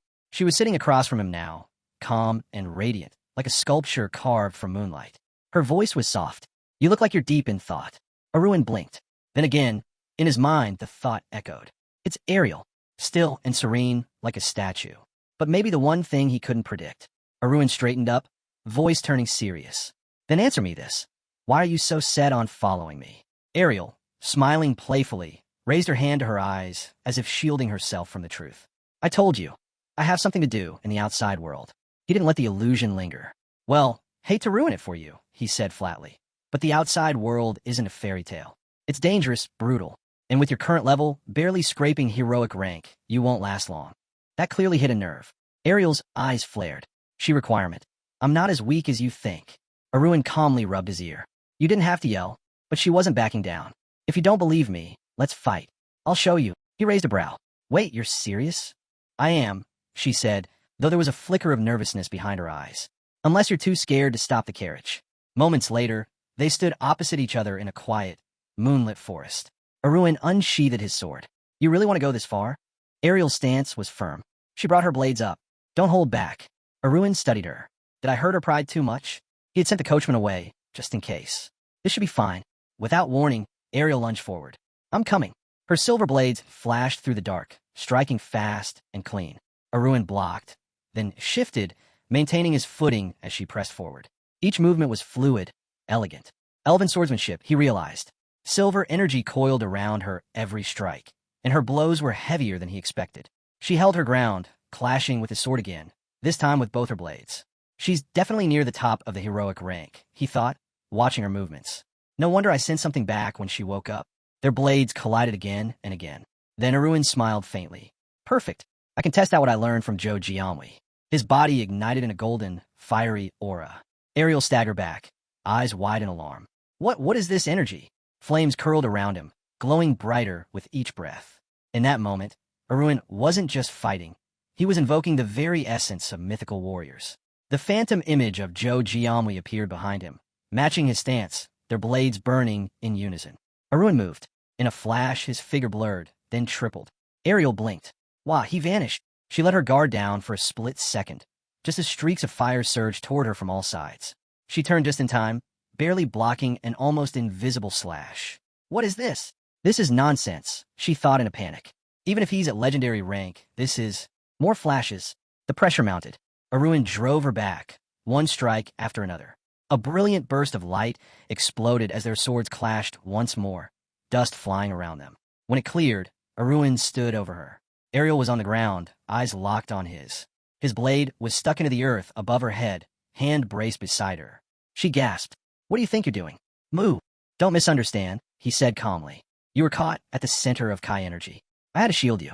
Still hovering over her, he spoke evenly. If that last strike had connected, your entire body would have been turned into a pincushion. Ariel looked away, cheeks red with frustration. I lost, she muttered. You're a monster. Arun scowled. Don't go calling people monsters so casually. He leaned on his sword and tilted his head. Anyway, your silver sword. That energy isn't on Nora, is it? That caught her off guard. She glanced down, silent, then placed her hand gently over her chest. Since I lost, she said quietly, I'll answer. Her voice steadied. I'm from the Moon Clan, one of the few remaining from the Great Forest. Behind her, a vague silhouette of a robed elf shimmered briefly in the air. Ariel continued, her hand still over her heart. Among my people, I was chosen as the master of the moon spirits. Arun blinked. Master of the moon spirits? He rubbed his chin, intrigued. Okay, now that sounds made up. She sighed deeply. As expected. You don't believe me. He gave her a crooked grin. It just sounds rare is all. Ariel didn't argue. Instead, she focused mana into her palm. A pale sphere of energy formed, hovering silently in the air. Then see it for yourself. She extended her fist, and the sphere didn't move. It stayed floating, completely still. Arun's eyes widened in disbelief. What is that? He felt his face flush. For once, he had no words. Arun stared in complete awe. What an unbelievably adorable creature. Ariel had summoned a tiny spirit that looked like a blue-haired fairy, delicate, glowing softly like moonlight. Beside her stood a green-haired elf, calmly explaining. The form of a spirit is shaped by abstract perception. It changes based on the observer's awareness and consciousness. Arun blinked. In simpler terms? The elf chuckled. It appears in the most comforting, familiar way to whoever's looking at it.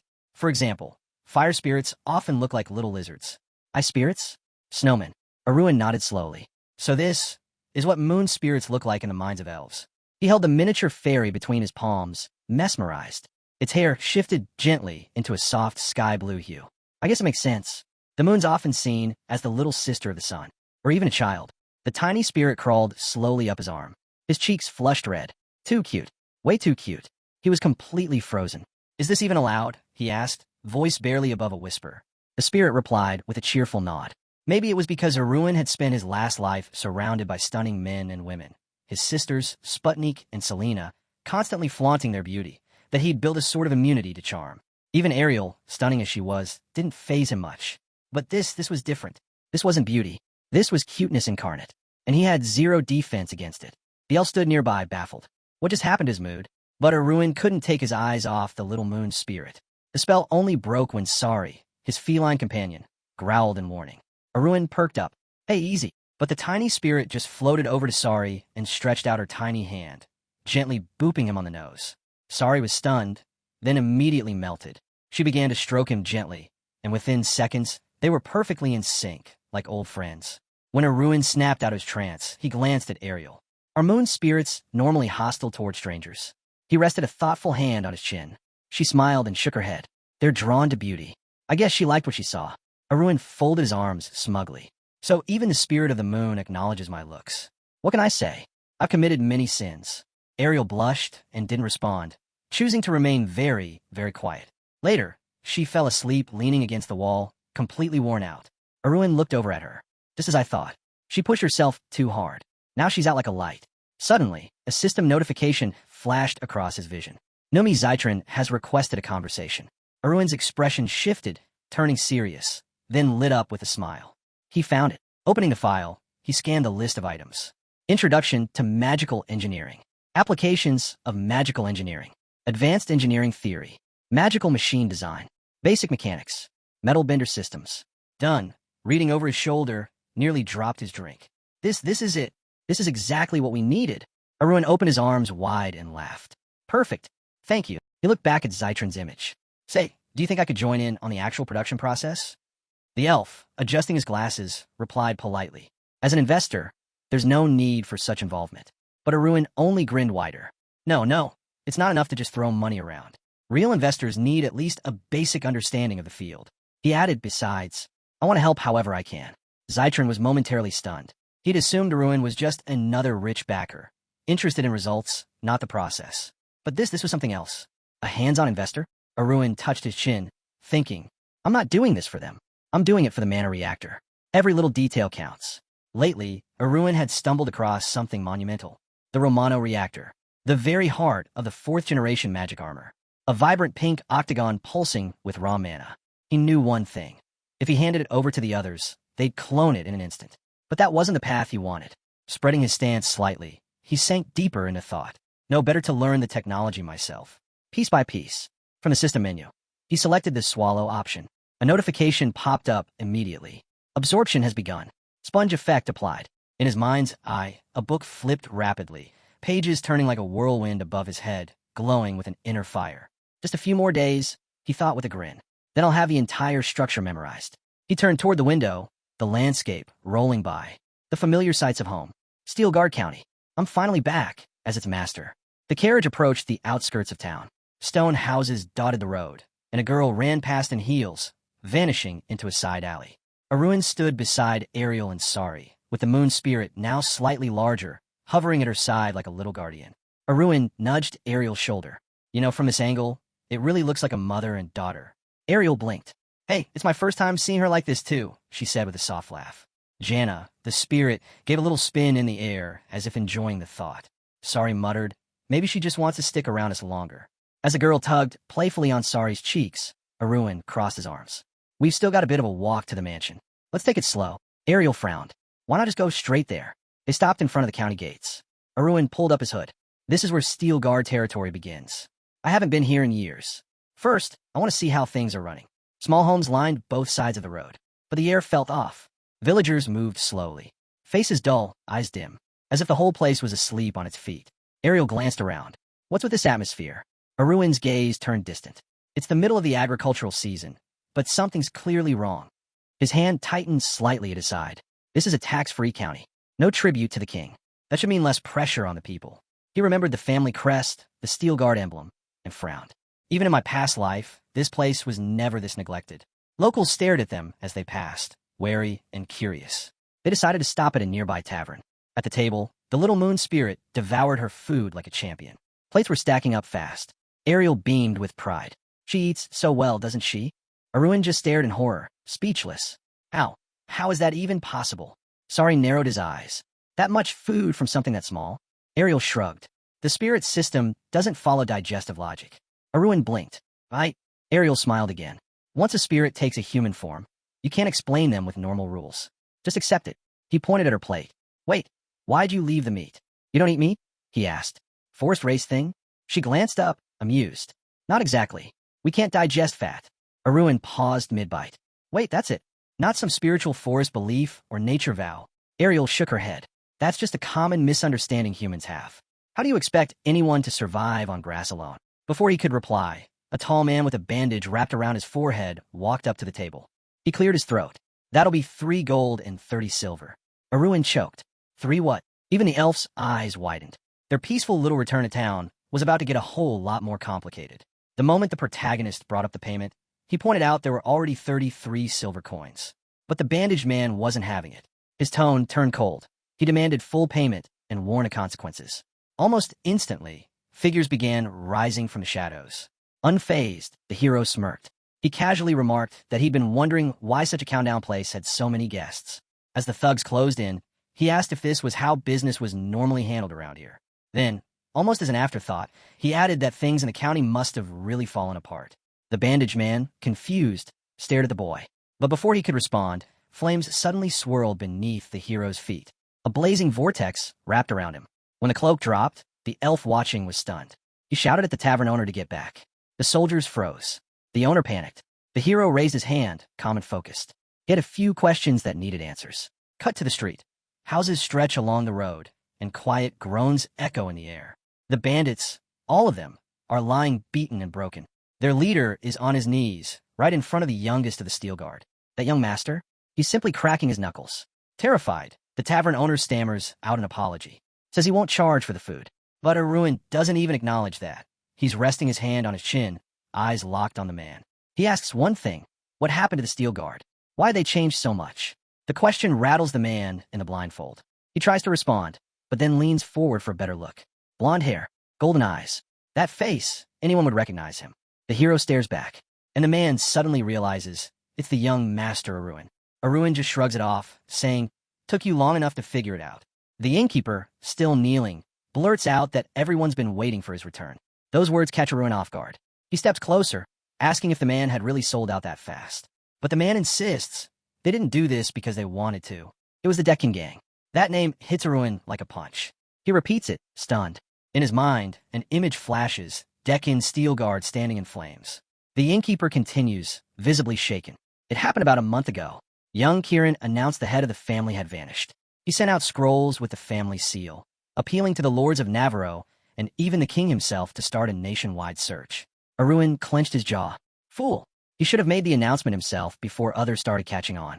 But Kieran, he probably couldn't wait to snatch power. The opportunity came sooner than expected. Still kneeling, the innkeeper watched Arun closely, unsure how he'd react. Arun sighed, deep and heavy. The elf beside him was still trying to piece things together. Then the bandaged man kept talking. The knights had backed Kieran. With their support, he became the new face of the clan. But that didn't last. Deccan arrived not long after, with just 4 knights. One with red hair, another with green, the third with silver, and one with a slick-back cut. And leading them was Deccan himself, bearded and brutal. The main character glanced down at the man before him. This was his uncle. He remembered clearly. Even as a kid, this guy had been nothing but trouble. Constant messes, constant scandals. Eventually, he was kicked out of the academy. After that, he turned to booze, picked fights with the weak, and disappeared to avoid his grandfather's wrath. He resurfaced only to demand a share of the inheritance after their father's death. And just 4 years ago, word spread that he'd burned through every coin of that fortune, wasted it all on drinking and gambling. Now, the protagonist towered over the innkeeper, slumped on the ground, demanding to know what exactly he was hoping to gain by siding with a man like that. The moon spirit silently pointed at the unconscious man, and the reply came. Rumors from far-off lands said this man had climbed his way to success. But what they knew for certain was that he didn't arrive alone. He brought guards so powerful that even trained knights couldn't take them. The narrator's voice faltered. He looked away nervously. He admitted that he tried to fill the gap left by the older brother. Said he supported young Master Kieran. But the Lord wasn't buying it. Support? He scoffed. You took control, used him like a puppet, and lined your own pockets in the process. The innkeeper didn't deny it. He simply nodded, and added that the bearded man was completely unhinged. He described a man who took protection fees from everyday townsfolk, who demanded more than they could afford, and punished them for not paying. Lowering his head in shame, the narrator said he was ready to accept whatever punishment the Lord saw fit. The protagonist crossed his arms, letting the silence hang. Then the man broke again, pleading, shouting even, for him to save the city. To save the entire feud. That's when the hero asked, "What's the tax rate in this city right now?" With a strained voice, the innkeeper answered, 3,000 gold coins. That hit hard. The young master instantly understood. There was no way a small town on the outskirts could cough up that kind of money. His uncle had clearly lost his mind. The elf nearby, confused, asked what he meant. Arun clenched his jaw and muttered through gritted teeth, "Looks like a parasite's sunk into our land." His eyes darkened. This was supposed to be his return home, but instead of peace, his first task would be cleaning house. Sunlight washed over the ancient walls of the family estate, stretching toward the sky. Inside, Kieran sat alone on her bed, lost in thought. Everything was unraveling. And now Arun was back, the youngest to ever receive a Karsam, and son of a man who had reached legendary rank. She pictured them both, swords drawn, ready for war. Just 3 months ago, the Steelguard clan had been the pride of a royal banquet. A knock broke her thoughts. "Lady Kieran," came a voice from behind the door. It was Ezel. Another knock. "It's time for the evening meal." But Kieran didn't answer. Mr. Dean said everyone is expected to attend. Ezel continued gently. Still nothing. Then, after a pause, Kieran responded, saying she wouldn't be joining. Ezel lingered outside the door. Kieran's voice shifted. She asked, quietly, why Ezel hadn't come in. Through the door, the maid's voice trembled, a tear falling as she tried to speak. But before she could answer, Kieran gave a firm order. Come in. The door creaked open, and there stood Ezel, dressed properly, waiting for Kieran to call her by name. Kieran's voice suddenly rose, sharp and forceful. She brought up what had happened to Ezel, saying the maid had been struck because of her. Ezel, on the verge of tears, quickly denied it. She insisted it wasn't Kieran's fault. She'd simply spoken out of turn and acted rudely. But the eldest sister cut her off, her tone firm. No, that's not true. Kieran dropped her gaze to the floor. Her thoughts turned bitter. Her uncle had always been rotten, manipulative, selfish. He used everyone around him to get what he wanted. But this time, she straightened her back, gathered her resolve, and gave a clear command. Tell him, I'm coming down. Scene shift. Golden chandeliers sparkled overhead, lighting the castle's grand hall. A voice echoed across the room, dripping with false warmth. How wonderful, it said. Everyone's gathered together. At the head of the long table sat the bearded man, Deccan, smiling as though it were some happy family reunion. But the sisters glared at him, their eyes full of disdain. Kieran sat with his head down. Deccan turned toward him and sneered. What's with the long face? He held up his glass.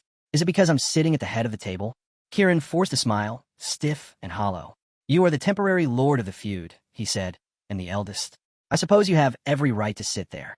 Deccan chuckled, pleased. Well, if my dear nephew insists, I can't argue with that. He raised his glass again. Too bad, it's empty. He turned to his niece. Why don't you fill it for me? But Darren crossed her arms. Why should I? Pour it yourself. Deccan's smile twitched. Well, aren't you mouthy, he said with a laugh. But the humor didn't last. His face hardened in an instant. I won't ask twice. Still, Darren didn't move. I said no, she replied flatly. And while we're at it, why should I serve you at all? Before she could finish, Deccan slammed his glass down. It shattered across the table. He pushed up his sleeves. So that's it. You still think my older brother's alive, don't you? A knight with messy hair stepped in, trying to de-escalate. That's too harsh. But before he could finish, a red-haired warrior from Deccan's escort shoved him aside. Stay out of family matters, she snapped. Deccan now turned fully toward Darren, stalking forward. Girls in this family, he muttered. No discipline, no respect. Looks like I'll have to beat it into you for good. The red-haired girl watching froze, shocked at what she was hearing. But then, a voice rang out from the doorway, calm but sharp as a blade. Well, this is new. Dishes flying, fist about to fly, must be dinner time. Everyone turned. There stood Arun. He took a step into the room. Thanks to you, uncle, I didn't miss a thing. Deccan blinked in surprise. Nephew, you came. He extended a hand, smiling awkwardly. But Arun remained completely composed. It's been 10 years, he said. Nice to know I'm still recognizable. He paused. So, how should I return the favor? He tilted his head slightly. Maybe I'll let you live. That one line made Deccan freeze. Then, in a flash, flames erupted around Arun's body. He grinned, not kindly, but dangerously. If you and your little thugs don't want to die, he said, then take your trash and get out. As Aaron walks into the room, threatening his uncle, Kieran and Darren are shocked, calling out his name. Kieran can't believe Aaron is speaking like that. Uncle Deakins narrows his eyes and says, How did you get in here? Aaron replies, Is there a problem with me entering my own home? Deakins tried to explain himself, saying it wasn't exactly a problem, just that the chances of Aaron arriving smoothly had seemed unlikely. In response, Aaron cracked his neck and calmly noted that, contrary to expectation, his arrival had actually been quite smooth. Suddenly, the sound of shattering plates draws everyone's attention. Aaron turns and sees it's the maid, Yesel, completely surprised by his arrival. As she apologizes and starts picking up the broken pieces, Aaron tells her to wait. Looking at her closely, he asks, What happened? She tries to hide it, but Aaron already knows something's wrong. Deakins now speaks. Nephew, while I'm not someone who strictly follows etiquette and decorum. Isn't this a bit much? What are you even doing? Aaron replies, You're still here? I clearly told you to get lost. Deakins snaps back and asks if this is how Aaron turned out because he grew up without a mother. He claims Aaron is too attached to unnecessary things. He begins to justify himself and says this is the reason Steelagard needs such measures. Then he flinches and starts listing. Zarya Village costs 3,000 gold coins. Delphiron costs 4,000. Rosswood costs 6,000. The list, he implies, keeps going. Aaron remains firm. To him, Deakins hasn't just taken resources. He has drained them dry to the last drop, and even further. Deakins, his voice rising with frustration, argues that the burden is being shared by everyone and insists Steelagard is in crisis. Everything he's done, he claims, has been a help. Deakins suddenly flares with rage and demands to know if he's back too. Aaron answers calmly, no, but if he knew what was happening here, would he really be able to control that anger? Deakins falls silent. Aaron glares at him. If Father were here, he says, it might actually be better for Deakins. Deakins lets out a laugh, mocking. Aaron still has a cute side, huh? Now that the vassals are siding with him, he started thinking he's some kind of savior. But Aaron ignores him. He draws his sword and swings at his uncle. Suddenly, the bodyguard leaps in and blocks the attack. Aaron says coldly, I'm not a patient person, not enough to give you a second chance. Deakins shouts, you've completely lost your mind, haven't you? Sensing the rising tension, everyone draws their weapons and takes a fighting stance. Deakins commands his guards, attack him immediately. The guards rush toward Aaron, who stands his ground calmly. Darren immediately orders the commander, assist Aaron. But the commander protests, asking why they should interfere. Even Kieran raises his voice and shouts at Darren, questioning whether she really believes Aaron would kill his own uncle and telling her to leave him be. Darren fires back, demanding to know how he can say that.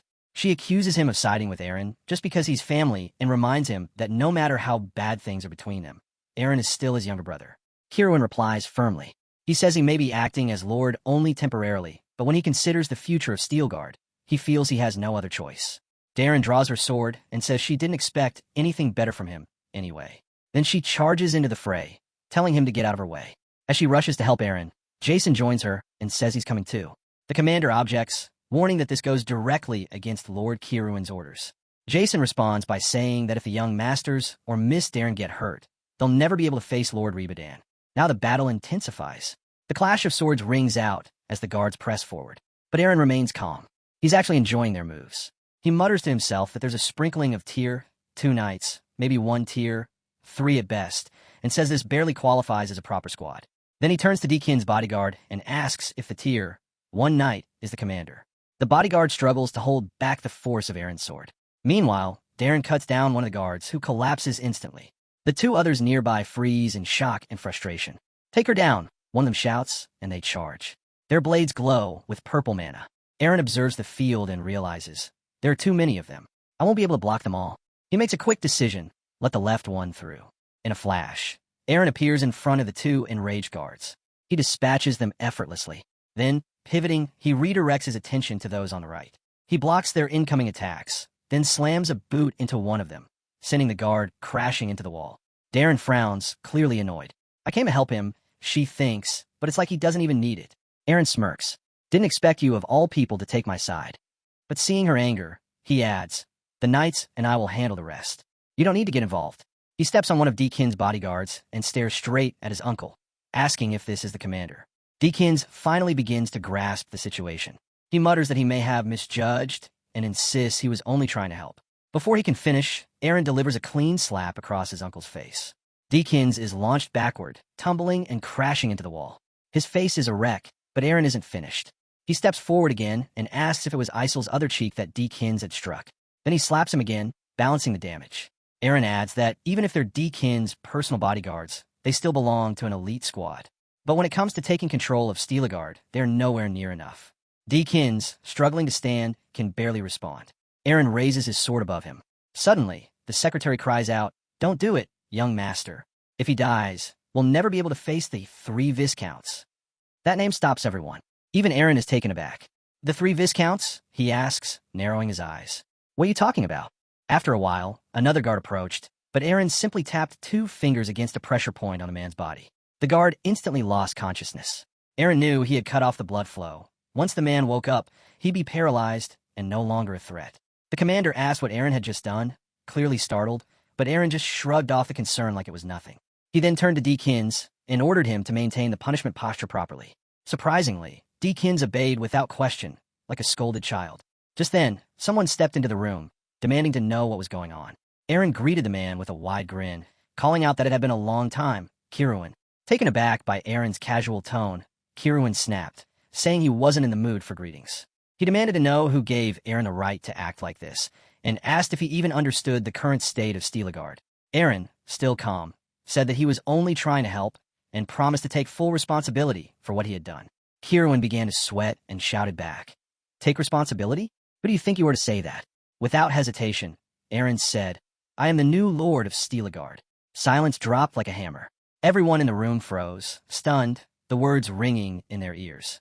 Kieran, now practically screaming, demanded to know if Aaron was serious. Aaron explained that if Kieran hadn't transferred the lordship to Deakins, he might have hesitated a little longer.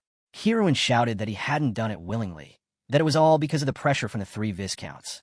Aaron retorted that it was all because Kieran had tried to reclaim the mining rights by force.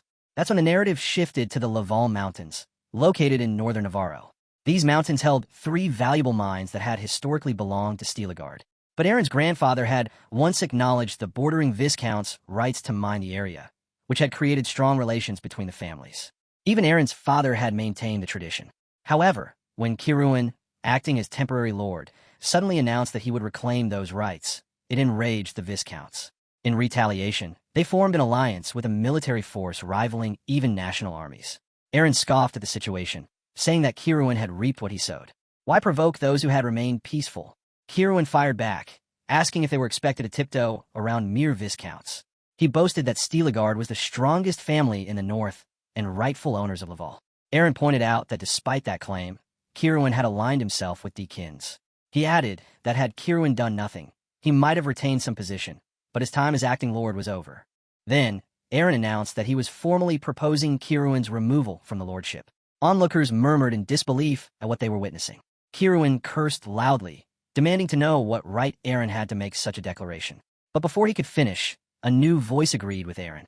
Turning around, Kieran saw that it was the chief secretary. The secretary apologized, but admitted that Aaron's argument had no flaws. Darren stepped up beside Aaron, declaring her support once more. Frustrated, Kieran glared around and asked if everyone was really siding with Aaron. Then he looked to Kieran and questioned whether she, too, had chosen Aaron's side. Kieran remained silent. Kieran then turned to the knights, hoping for support. One of them spoke, stating that since Lord Rebidan hadn't officially named a successor before vanishing, law dictated that the eldest son, Kieran, should be the lord. That gave Kieran hope. If the knights backed him, he could still win. Strength would decide the matter. He looked at Aaron menacingly and asked what his next move was. Aaron laughed, saying that while he didn't hate Kieran, he didn't exactly like him either, just a bit of dislike. That stunned Kieran.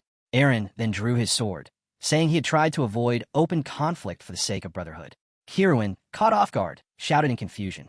Suddenly, the sword shimmered with brilliant blue mana, sparking small lightning bolts in the air. At its tip, a glowing blue rose formed. Kieran was speechless. Others around him stared in disbelief. It was sword magic. The sight raised a question in everyone's minds. Was Aaron an awakened knight? The awakened knight was a title all knights dreamed of attaining, and sword magic was the defining sign of reaching that state. Aaron turned to Yesel and gently offered her the glowing rose, saying he'd picked it up along the way and she could accept it. It was safe to touch. Yesel blushed and accepted the flower, saying it was beautiful. The commander, stunned, exclaimed that this was impossible. Even the founding emperor had only awakened at age 17. But before he could finish, Kieran interrupted, claiming Aaron's talent was the same as the emperor's and that some trickery must be involved. The commander quietly disagreed. Kieran had misunderstood the real shock. It wasn't just that Aaron was an awakened knight. It was the level of control he demonstrated. To manifest and sustain that kind of aura meant Aaron was already among the highest-ranked awakened knights, possibly even close to becoming a heroic knight. In fact, the commander thought Aaron might surpass even the founding emperor in talent. Sweat ran down his neck as the truth dawned on him. Aaron had been holding back out of kindness. If he had not, none of them would still be alive, especially the Tier 2 or lower knights. Aaron stepped forward, assuring Kieran that he didn't plan on taking any immediate action against him. He pointed out that the matter with the 3 viscounts had to be resolved first. Aaron then proposed a deal. He would personally settle the dispute over the mining rights. If successful, he expected to be acknowledged as having the right to serve as temporary lord. Kieran responded with hesitation, questioning what Aaron was even talking about. But Aaron, now serious, clarified that he wanted formal recognition as Aaron Steelagard, the 5th sibling, with legitimate claim to the temporary lordship. His brother rejected the idea as absurd. In response, Aaron raised 5 fingers, offering a time frame, 5 days. If he could resolve the issue within that period, he would expect acknowledgement. If he failed, he promised to step back and support Kieran fully. Reluctantly, Kieran accepted the terms.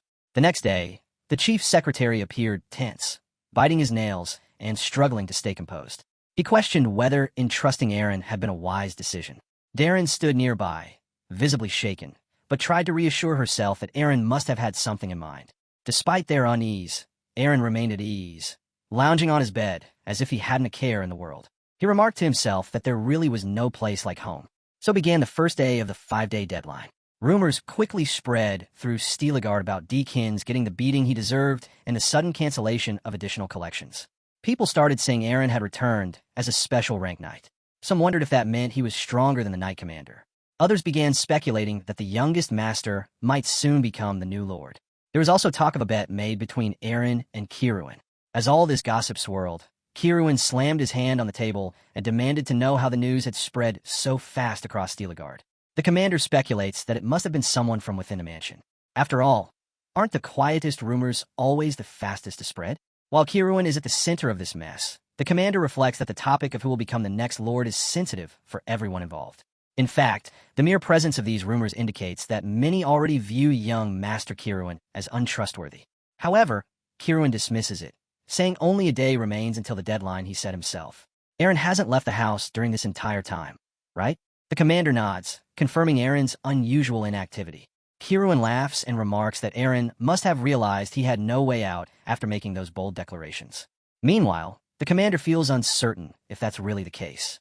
He recalls the look in Aaron's eyes, filled with unwavering confidence. It's been 5 days since Aaron claimed he would resolve the issue with the 3 Viscounts and prove his right to be the next lord.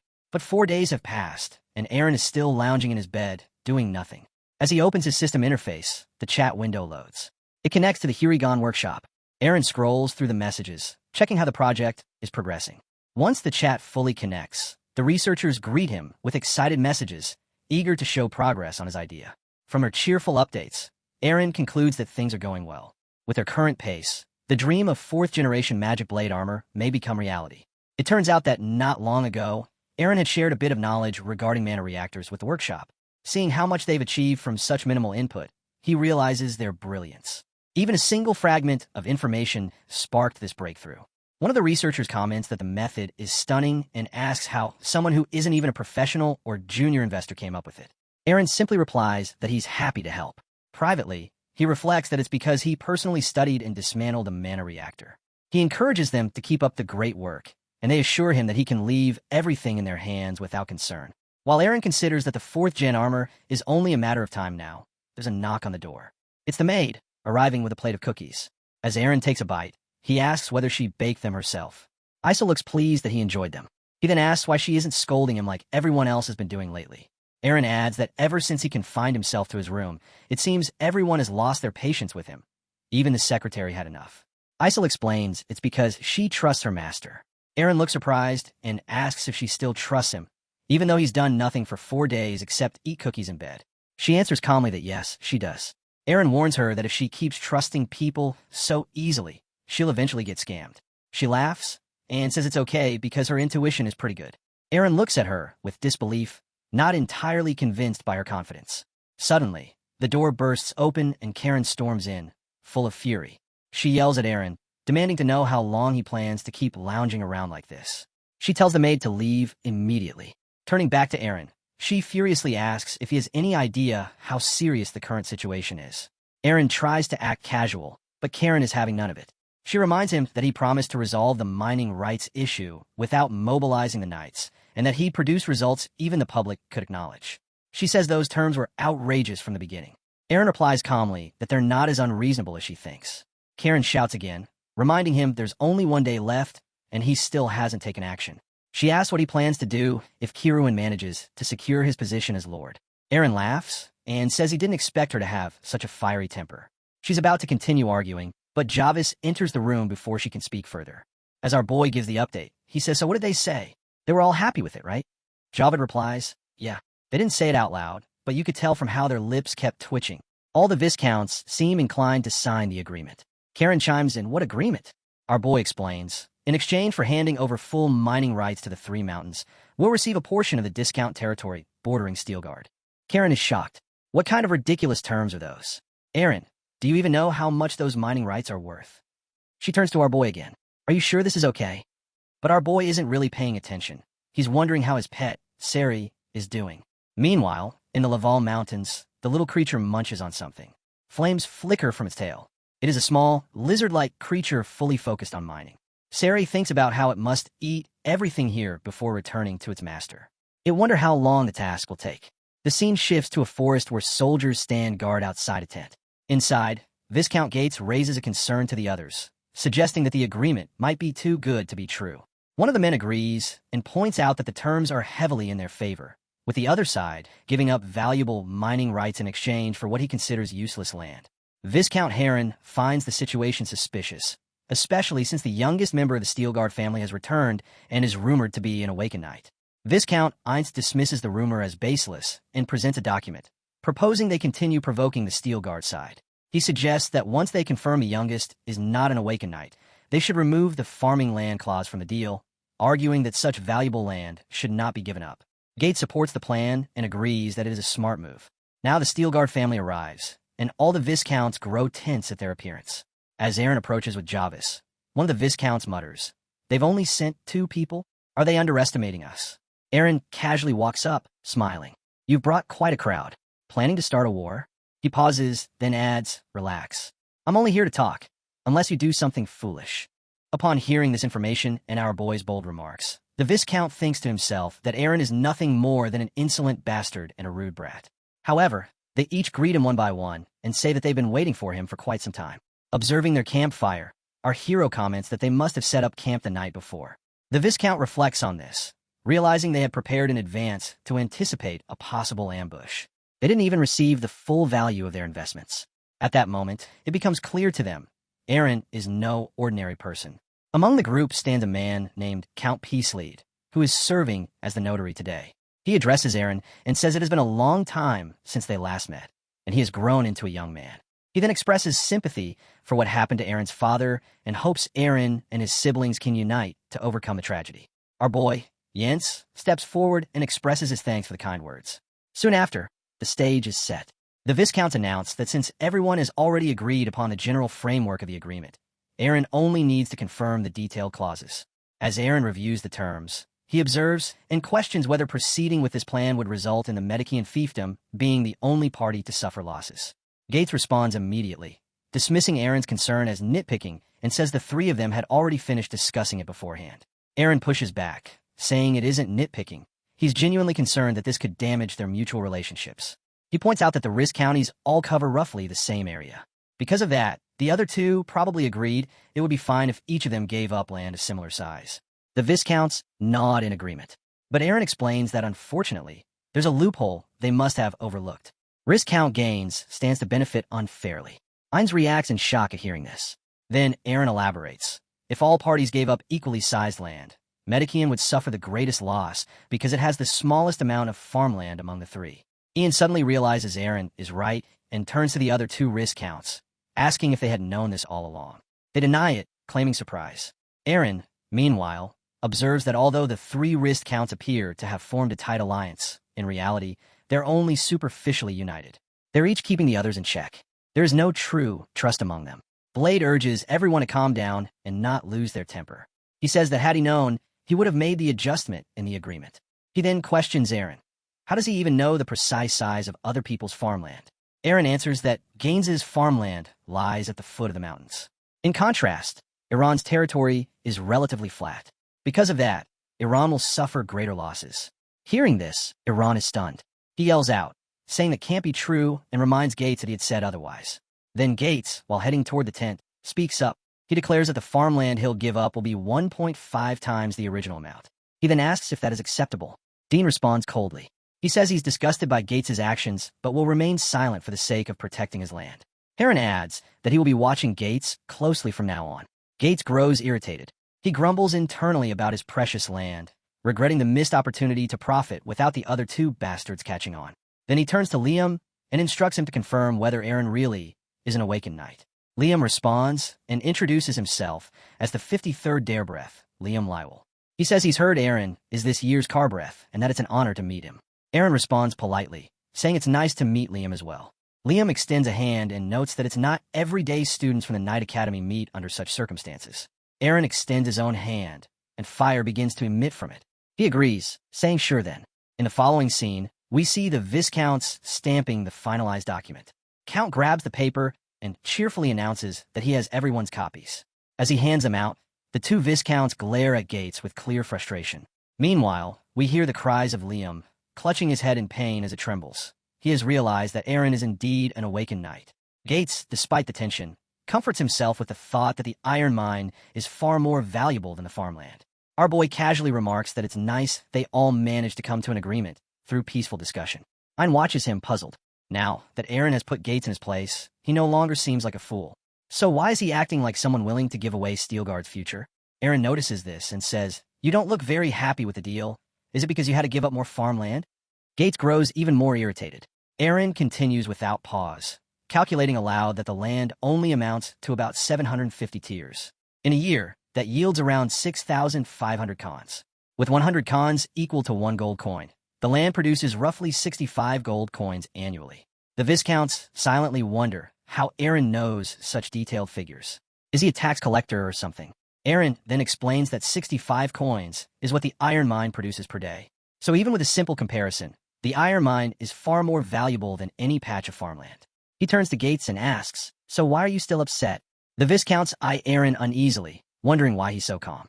Is this all part of Steelguard's larger scheme? Aaron smiles widely and says, "Well, I suppose I can ask now, since everything has been stamped and finalized." One of the Viscounts replies, "Of course." Aaron simply says, "Great then." A heavy silence falls over the field. The Viscounts look at one another, unsure of what's about to happen. Suddenly, the ground begins to tremble. Panic breaks out among the guards, who have no idea what's going on. Then, as if possessed, the stamped papers begin to lift and whip through the air, striking the guards in their heads. Blood spurts, and the guards drop to the ground, unconscious. One of the Viscounts shouts, accusing Aaron, "So this is why you called us here? If you think we're going to return the mining rights." But Aaron interrupts coldly, "I don't need those lumps of iron. When I said I was going to meet with you all, my uncle told me to send his greetings." His voice drops into a serious tone. He states, "You were the ones manipulating Deakins from the shadows, weren't you?" Gates responds in panic, "What are you saying? That's a misunderstanding. We only wanted to protect the mining." But before he can finish, a slash cuts through the air. Blood flies. Gates' extended arm is sliced clean off, and his head slashes open in the same instant. Aaron stands over him, his sword dripping red. Gates stares in horror, unable to comprehend what just happened. He cries out, sending the other two Viscounts into shock. Aaron, calm as ever, says, "I'm not misunderstanding anything. This is on a level far beyond what mere Viscounts could pull off." He steps forward, wearing a sweet, almost playful smile. "So tell me," he asks, his voice low and threatening, "who is it? Who's the mastermind? The one who planned all of this and pulled your strings from behind the scenes?" Aaron turns toward one of the counts, who is already defeated and trembling. The man pleads, "Aaron, don't do this. You weren't this kind of person." He's sweating as he speaks. Aaron responds calmly, "What kind of person was I?" The count answers, "You were a gentle, well-behaved boy." Aaron smiles faintly at the remark. Just then, a group of guards rushes toward him, but he effortlessly knocks them away with a powerful, almost inhuman kick. They crash into the opposite wall, groaning in pain. He turns back to the count. "You're completely mistaken." Then he faces the Viscounts and commands, "Fall in line." Einz shouts furiously, "You crazy bastard, you've truly lost your mind." Aaron's voice sharpens. "Sounds like you still don't understand the situation." Einz growls, "Do you even know what the hell you?" Before he can finish, a slash flashes through the air, and blood pours from his body. The remaining Viscounts freeze in terror, more horrified than ever. They drop to their knees, begging for mercy. One of them finally blurts out the name of the one pulling the strings, Marcus Branwell. Aaron's expression shifts. Marcus? He wonders. So it's different this time. In a previous life, he didn't go wild this early. Aaron points his sword at Heron's head. Besides this plot, what else has he planned? Heron stammers, "That's all I know." "I swear." Aaron mutters, "For Marcus to go this far, he must really want to destroy Steelguard. But why?" Heron trembles, trying to explain, "We don't know. It's not like he shares his true intentions. We can't see what he's thinking." Aaron narrows his eyes. He knows they're telling the truth. He turns and calls out, "Jarvis, start the cleanup." Jarvis begins moving, but one of the Viscounts panics. Crawling backward, he begs, "Please, spare us. Killing us won't bring any benefit to Steelguard. We've told you everything we know." But Aaron doesn't reply. He ends it, swift and final. The last of the schemers falls. Then, with a sigh, Aaron mutters, almost theatrically, "Honestly, I was just planning to knock them out for a while." He hands Jarvis a premium healing scroll. Reattach their limbs with this. Jarvis nods. Understood. Then, a little confused, he adds, if you're going to erase their memories anyway, couldn't you have just scared them a little? They both glance at the trembling bodies on the ground. Aaron responds coolly, even if we erase their memories, the fear will stay buried in their bones. While Jarvis gets to work healing the broken men, Aaron says, at least once, we need to make sure they never crawl back up. Jarvis watches his lord, a quiet thought crossing his mind. Just for a moment, he really seemed more like a villain. After some time, Count regains consciousness. As his vision clears, he sees our boy smiling gently and greeting him. Shocked, Count realizes Aaron is standing right in front, while the Viscounts casually wonder why they had all fainted as they too come around. Our boy gestures toward a giant rock nearby and explains that it just happened to fall in the middle of the area. The Viscounts, confused and disoriented, accept the explanation without question. The guards, clearly alarmed, call out for their lords and demand that a healer be summoned immediately. One of the Viscounts assures them they're fine and says it's just a mild headache, no serious injury. Gates glances at the boulder and remarks that it's a miracle they survived such a massive object falling near them. Our boy walks over and asks if everyone is all right. They remain speechless for a moment, reminded again of just how absurdly strong Aaron truly is. Gates's eyes narrow. He senses something terrifying in Aaron, but can't quite grasp what. Unbeknownst to him, Aaron is actively manipulating their memories, selectively erasing or rewriting them as needed. Aaron claps his hands and tells them it's time to wrap up and disperse, as they must all be busy. Gates agrees, though his heart pounds uncontrollably every time he meets Aaron's eyes. He doesn't understand it, but something about that presence deeply unsettles him. Later, the scene shifts to Sari, Aaron's pet, who bounds toward its master with excitement, declaring how much it missed him. Aaron warmly responds that he missed Sari too, calling it his squishy companion. He teases it for being a carefree creature that never gets sick. Sari beams with joy at the praise. Aaron opens his inventory, and a glowing door of light appears. He steps inside to reveal a vast, empty land. Aaron instructs Sari to transform or deposit items here, and Sari obeys. It conjures a magical pattern, and enormous steel blocks begin materializing. Sari, a monster from the fourth realm, possesses a rare ability. It can consume limitless matter, grow stronger from it, and refine it into any desired form.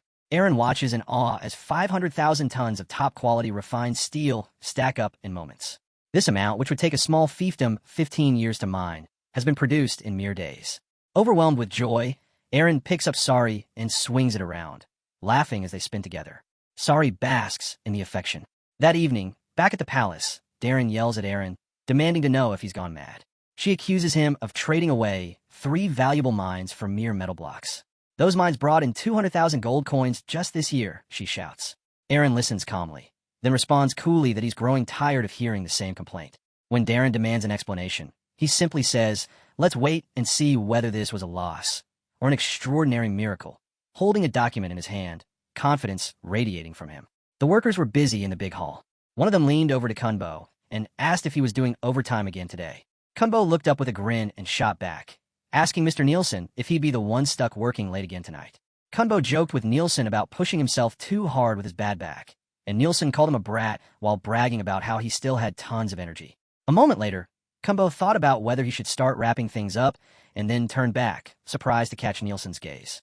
Out of nowhere, 2 workers came rushing in, saying they had warned Mr. Nielsen to be careful. They made a beeline for the cave, where everyone else was gathering. One of them asked what was going on, and Nielsen pointed inside, mentioning how the tunnels looked like they went on forever and that all the iron ore was gone. Kunbo and Nielsen stared at the empty shafts, and after a short pause, they found out that the same thing had happened in the other 2 mines. Meanwhile, Ariel was lounging in the fancy room, asking Aaron how much longer she had to stay in the beautiful mansion. He told her to hang in there and promised that once Steel Guards got back on track, he'd introduce her to his family. With a sigh, she admitted she was bored of being stuck in her room. Our hero watched her with a little amusement, curious about why an elf was already so restless. He tapped the glowing screen, thinking it was time for another round of interdimensional trade. Even if he became a legendary knight, there was no guarantee he could take on a council of managers, so he needed a new kind of power, starting with a spirit like Eluna. Then he remembered what Ariel had said about amplifying the power of the moon while he was looking for the spirit of darkness. Out of nowhere, the screen blinked, and a chat window popped up, asking if he was interested in a spirit of darkness. The message claimed to be from the magic kingdom of Ashansha and introduced itself as Raniel. Curious, He replied that he was interested and asked if he could buy a high-grade spirit. Daniel responded that they didn't just sell to anyone. Buyers had to pass a thorough screening process. Surprised, he acknowledged that he understood, and then the screen showed a price of 30,000 coins. That seemed fair, so he asked what the screening involved. The masked figure said they checked if the trader could handle the responsibility of a dark spirit, and if they understood the basics of the spiritual world. Without missing a beat, he asked how he could prove his responsibility, saying he had little time and could definitely show them just how responsible he was. The masked figure seemed taken aback and asked him to explain further. Our protagonist decided to throw in some extra coins to skip the usual steps and asked what everyone thought of that. Gata shot back that he wasn't looking to make a profit and questioned if they really saw darklings just as commodities. If the group was interested, he set the price at 32,000 coins. The screen then flashed and bumped the amount up to 35,000. They shook hands to seal the deal. Suddenly, the screen lit up with payment details, including discounts and cashback, which he thought was awesome since the transaction was done, and he finally had that high-grade spirit of darkness summoning crystal. He plopped down in a chair, holding the crystal, and suggested that since he owned a high-grade spirit now, they should swap info among spiritualists. Arian watched him curiously and asked if he had actually bought one. He reminded her that he had said it was nearly impossible for regular folks to make a contract with a high-grade spirit. He admitted he knew that, but figured there had to be a reason high-grade spiritualists were seen as superior to awakened ones. He'd never find out unless he gave a shot. Later, they settled down together, and Ariel looked at the darkling with a sweet smile, commenting on how cute it was. The hero figured out why it was called a darkling, since it was even smaller than a Luna. Out of nowhere, he asked the darkling if it wanted to make a contract, and the little creature flew over. Ariel mentioned it looked more at ease on this side, and confessed that it had probably been a waste of money. The hero chuckled and said that wasn't quite the case. Then he got up and spread his arms wide. At that moment, a new screen appeared, showing a picture of a boy and a message looking for interdimensional trades and building out black demons. The boy popped up and asked what was happening. The screen answered that he by what he was selling. He thought the kid meant the dominating ring of the Dark Monarch, which the hero confirmed was exactly what he wanted, saying it was the last thing needed to level up to the third realm. He couldn't believe he'd found someone from the Zero Realm to meet all the requirements so quickly. The screen suddenly congratulated him for stepping into a new world, showing that he'd successfully paid 124,500 coins. It also said he met the requirements for leveling up and had completed the purchase of 5 magic items worth at least 100,000 coins. Plus, his trade rank shot up to level 3. As he stood there, purple energy swirled around him, leaving Ariel in shock while the darkling lounged by his feet. She couldn't help but wonder if he just snagged affinity through interdimensional trading and how he managed that. The hero told her not to speak about it, since she was born with it. He figured it was time to explore a new world he hadn't seen in his past life. Curiosity bubbled up about what secrets the third realm held, since everyone seemed to guard them closely. Then, the screen flashed a message saying he was entering the channel of the third realm. It welcomed him, along with his name, Mr. Aaron Steelguard. Aaron figured that Ariel was one of the few people on the continent who knew about his life as an interdimensional trader. Ariel was curious, wondering if her clan could also benefit from food and building materials just popping up out of nowhere. She asked Aaron if he had ever been surprised by anything during his trading sessions. Out of nowhere, a window popped up with the name Aaron Trader, and he was congratulated on making it to the third realm.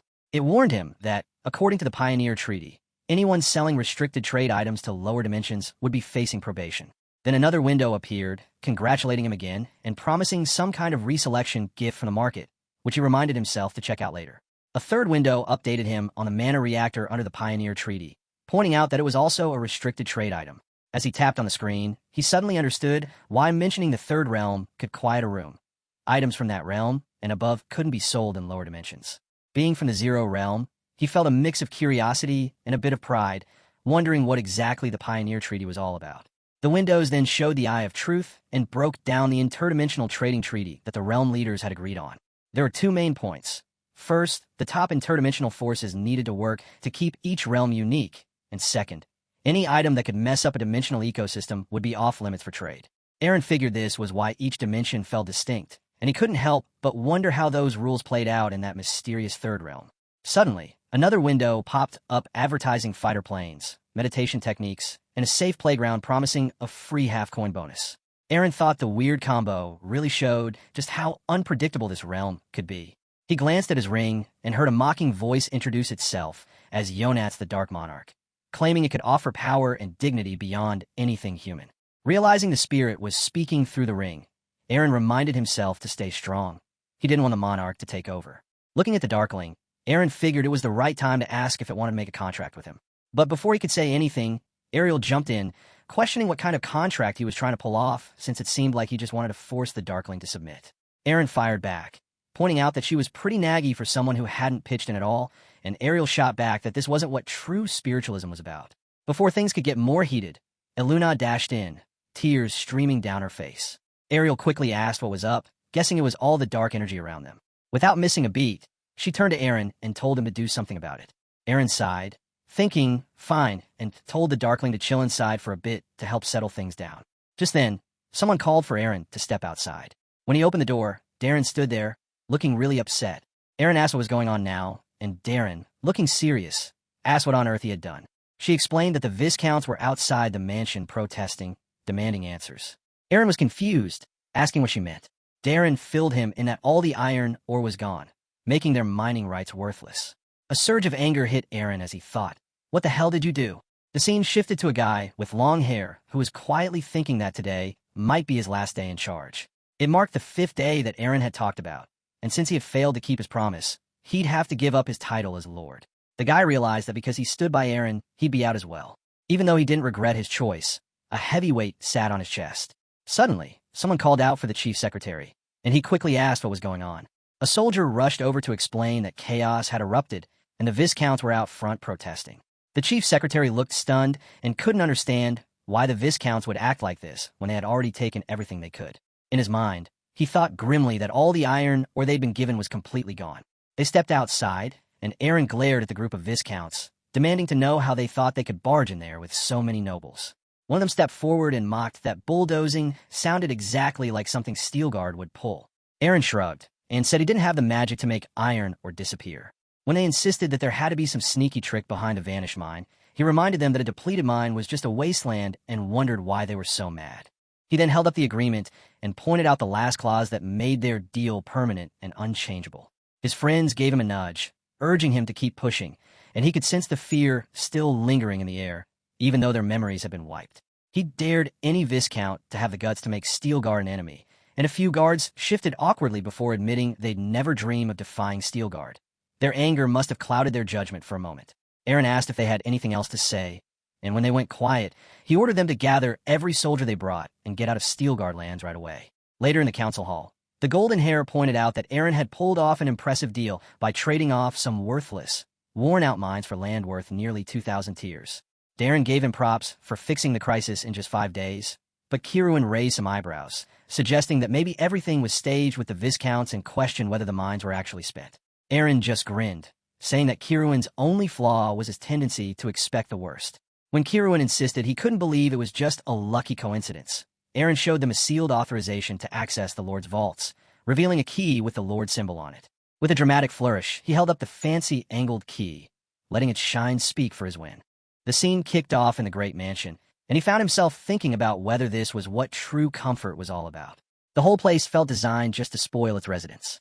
Then, a bright screen lit up, displaying the model name Sysmon H900 ULA, and he swiped through to see what else had been sent.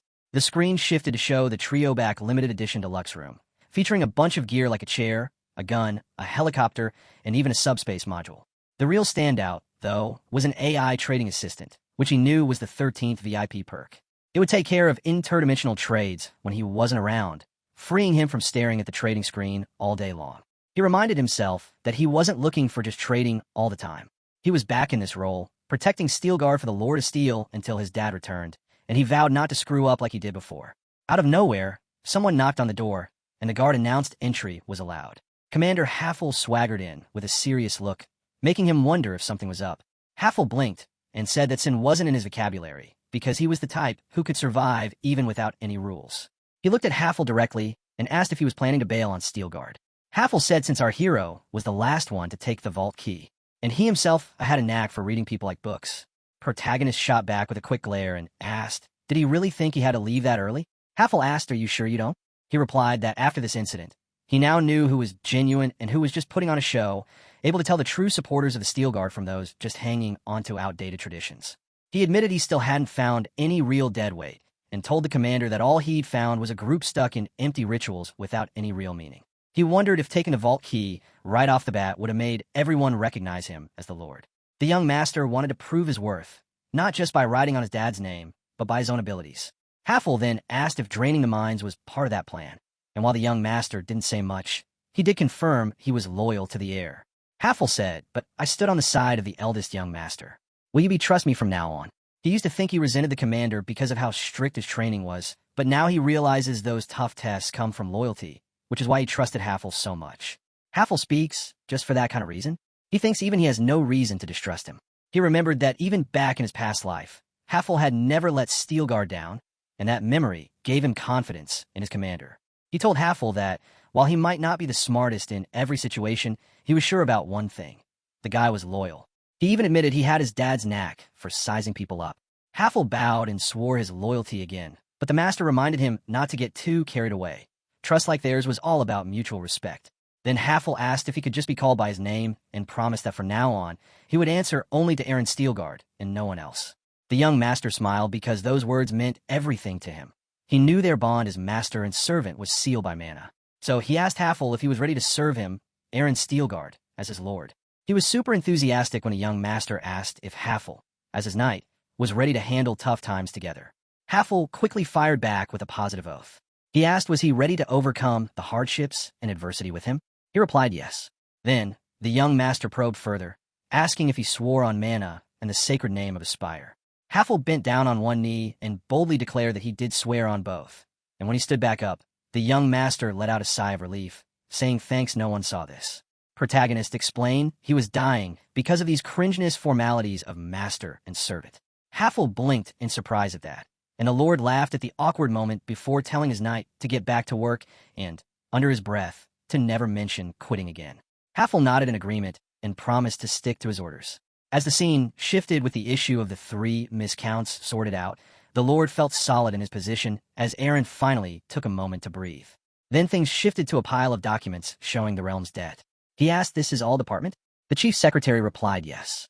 The young master pointed out that they owed 5,000 gold coins to the Damien Merchant Guild and 8,000 to the Krite Merchant Guild, which was almost a third of the annual tax income. He wondered why his father had borrowed so much. The chief secretary explained that the Krite Guild had offered generous terms during a tough harvest year, making it a lifesaver. The young master asked what the reason they did that, and realized that the merchants were all about profit. The secretary added that the guild probably wanted to build a long-term relationship with Steelguard to ensure their future success. The chief secretary thought that opening the vault would help them pay off their debts quickly. But Aaron wasn't so sure. He mentioned that the Krite Guild had warned they wouldn't go easy on them. Chief secretary asked why he thinks that. Aaron suspected that while Duel may be the face that represents the Merchants Guild, the real mastermind was Marquis Branwell. He figured Branwell had used the 3 Viscounts to set up the fall of Steelguard, even though he still funded the realm. A flash of a frog and snake crossed his mind, making him realize that Branwell probably planned to take over the whole family with overwhelming interest rates. The chief secretary argued that once they opened the vault, they'd have enough. Aaron looked him straight in the eye and questioned if they should really rely on ancestral prayers for their future. The secretary stuttered his apology, but Aaron stood his ground and insisted he follow. He twirled a key between his fingers, slid on his sunglasses, and said he'd explain more on the road, then asked if the secretary was up for a race. The scene kicked off with Aaron zipping down the road in a car, while the chief secretary was holding on for dear life, shouting at him to slow down. The secretary wanted to know what the heck was happening, but Aaron just grinned and told him to think of it as a magic ride. The chief secretary's eyes widened as Aaron casually explained that this beast weighed almost 4,500 pounds and had the power of 400 horses, so it was just another everyday vehicle in the third realm. He added that according to the driving manual he had memorized, he should stick to the speed limit, but those rules were a joke in the Zero realm. Before the secretary could protest any further, the car launched off a steep ridge, and the chief secretary let out another terrified scream as they soared through the air. The scene kicked off at the Krite merchant's house, where Krite smiled and mentioned how awesome it was that Aaron became the car breath at just 17. He pointed out that Aaron was probably the youngest, not just in Navarro, but on the whole continent. As the head of a big merchant group, Dussel went on to joke about how he wished his own son could be a bit more like Aaron. After a quick laugh, he leaned in and said it was time to talk business. Aaron was on board, and Krite wasted no time getting to the point. He needed to sort out a bill that was way overdue. The chief secretary looked totally stunned as Dussel laid it all out, saying the payment was 2 months late, and that just wouldn't cut it. The secretary quickly jumped in, reminding Krite that he'd promised there'd be no deadline and they could pay whenever they were ready. Krite just shrugged, saying that while that might have been true back then, things had changed and he couldn't stick to that agreement anymore. Aaron sat there reflecting on how quickly things could flip and wondered what had caused Krite's sudden change in tone. Krite just smiled and said that things always change, leaving Aaron wondering what to do when something that seemed possible yesterday suddenly isn't anymore. It all felt pretty confusing, but without wasting a moment, Aaron called out to the chief secretary to confirm that they owed 8,000 gold coins. When the chief secretary nodded, Aaron upped the offer to 16,000 coins to settle everything for good. Krite shook his head, saying it wasn't enough. Without a second thought, Aaron tripled the amount, but Krite still refused, making it clear that no amount of gold would change his mind. He mentioned he was already thinking about going through all the formalities. Aaron leaned back and asked what would happen next, to which Krite simply said they'd stick to what was in the contract. Aaron met his gaze and said he got it before telling the chief secretary it was time to head out. As Aaron stood up to leave, Krite called out, saying he was sorry he couldn't give Aaron the answer he hoped for. Aaron thought apologies were unnecessary and asked Krite if he remembered everything from here to the reception room. Krite looked surprised and asked what he meant. Aaron smirked a bit, saying Krite might regret this moment, so he should keep every detail in mind. Krite just nodded, wondering if that would really happen. As they walked out of the mansion, the chief secretary let out a big sigh and mentioned that he never thought Krite would turn on them like this. He really felt bad, but there was nothing else to say. Aaron glanced over and shook his head, telling him not to stress about it, because they had already made decisions after talking with his dad, and they needed to tackle the urgent stuff first. He then asked how much Krite would actually be getting based on their agreement. The chief secretary replied that it was a standard contract, which meant Krite could ask for up to 3 times the amount. Since seized goods often get undervalued, the actual loss could end up being even worse. Aaron paused for a moment and figured it might end up being about 6 times the original amount. He then asked how rough things would get for the fiefdom if they lost 500,000 gold coins. The chief secretary replied with a frown, saying it would cost over a year's tax revenue, and a hit like that could push Steelguard straight into bankruptcy. He quickly added that's why they really needed to crack open the vault. Aaron frowned back, insisting they weren't going to do that just because things were tough. Unless they were in a real crisis, that vault was staying shut. The chief secretary stared at him, surprised he thought this wasn't a crisis yet. Aaron just nodded, saying it wasn't. The chief secretary started to wonder if Aaron was even thinking straight, but kept that to himself.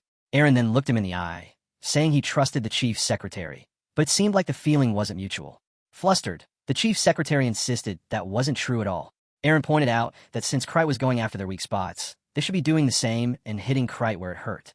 He reminded him that Krite had already dropped a hint about his son earlier. Meanwhile, Rondo, Krite was sitting there, frustrated, thinking no matter how close he got to winning, that strange guy in the corner was always one step ahead. Slamming the table, Rondo shouted at the manager, Price, demanding to know why he was letting obvious scammers into the underground gambling den. The manager quickly jumped in, saying he'd been keeping a close watch on the guy and didn't think he was up to anything shady. Rondo threw his hands up and shouted that it was all nonsense, asking if they were really going to chalk up all this bad luck to coincidence. He stomped over, trying to grab the quiet guy's face, but before he could, the guy stood up and knocked Rondo back hard, making him yell for him to let go. Aaron chimed in, telling Rondo to stop obsessing over some stranger's face and just focus on playing. Rondo shot him a glare and muttered that he'd get revenge for this later. He then turned to the manager, practically begging for 200 coins, claiming the jerk had totally drained him dry. The manager shook his head, saying he was sorry, but Chief Krite had made it clear not to lend Rondo any more cash. Rondo groaned, mumbling about how embarrassing it was that his own dad had to step in. Just then, someone else stepped up and asked if he was Mr. Rondo Krite. Rondo turned around, suspicious, and asked who the guy was. The stranger said it looked like Rondo had been scammed, too, just like him. That got Rondo's attention, and he perked up, saying he knew it, because that guy really seemed like a gambling con artist. The stranger leaned in and mentioned he had heard Rondo grumbling about needing cash, and that he could help him out with whatever he needed. Rondo perked up and said he appreciated it, but wondered how he could possibly win against someone even the manager couldn't catch. The stranger suggested maybe that guy was pulling some sleight of hand tricks, and that they could switch things up by using one of the staff as the dealer and doing a quick search. He added that if it was purely skill-based, there was no way Rondo would be losing. Rondo sat up and agreed, claiming the only reason he had been losing was just bad luck, and he was due for some good fortune. He asked how much the stranger could lend him. The man grinned and said he could lend as much as needed, but first, Rondo would have to sign a contract. Rondo checked everything out and thought it looked solid, but he stopped short when he hit the last part, saying if he couldn't pay back the money, he'd have to hand over rights to his whole body, organs and all. That seemed a bit extreme, But the stranger just smirked and told him he was going to win anyway, and even if he didn't, he could handle it financially. Rondo mulled it over for a moment and figured it was true since his dad had his back. The stranger shook his head, thinking this kid was a real fool, especially compared to someone like Deakins. That stranger? Just your typical mysterious guy named Calloy. As the scene kicked off, the game was already in full swing. Someone slammed a card down on the table with a heavy thud. This was a notorious game that had left a trail of widows and orphans over the years. The rules were pretty simple. Each player built a hand from 40 cards, and whoever had the highest hand walked away with all the cash on the table. Our guy had been on fire since he started borrowing money, convinced that Lady Luck was finally on his side. He not only recouped his losses, but he also pocketed a nice chunk of change. The crowd around the table buzzed with excitement, with someone saying it had been ages since a game like this went down. At this rate, they might even see a pot worth 10 grand. Our hero glanced at his hand and saw a black 4, a 5, and a 6, wondering if he should go for it. He checked out his opponent, trying to read what cards he had since only 2 were hidden while a red 9 was out in the open. The manager called for everyone to place their bets, so our hero coolly slid 500 gold coins into the center of the table. Rondo flashed a grin and, without a second thought, tossed another 500 into the pot. Our hero drew a red 7, while Rondo showed off a black 8 and then raised the stakes by another 1,000 gold coins, stacking it on top of the last 1,000. The crowd watching couldn't believe it. They gasped and whispered nervously. The pot had ballooned to a whopping 5,000 gold coins, enough for anyone to live comfortably for life. Rondo had a leg up, being the only son of Krite, but everyone was left wondering what the other guy did for a living. As the tension in the game built, our hero played a card with a confident smirk, leaning in and challenging Rondo. Rondo shot him a serious look, his anger bubbling up. He knew he had a solid hand with all his cards matching in color and running in sequence. Definitely one of the better hands you could get in this intense match. He clenched his fists under the table, reminding himself to keep cool and not show any weakness. If he won this, he wouldn't need his dad's help anymore. He could finally live the high life he'd always dreamed of. Out of nowhere, he slammed his hand on the table and boldly raised another 10,000 on top of the already hefty 5,000. Rondo leaned back, raising an eyebrow, and asked if he was okay, suggesting he might be panicking and should just fold. But instead of backing down, our hero shot him a huge grin and raised the stakes by another 30,000. The audience gasped in disbelief. Nobody expected that. Someone even murmured, questioning if they had heard him right or if he actually meant 3,000.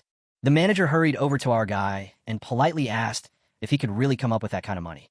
Without missing a beat, he opened his bag wide and spilt the gold across the table, saying, "Check it out. This should be more than enough." After counting it, the manager confirmed it was 45,000 and asked Rondo if he could handle that. Rondo was fired up, slamming his hand down and shouting that, of course, he could call and wouldn't back down. Our hero just smiled and asked where Rondo's money was.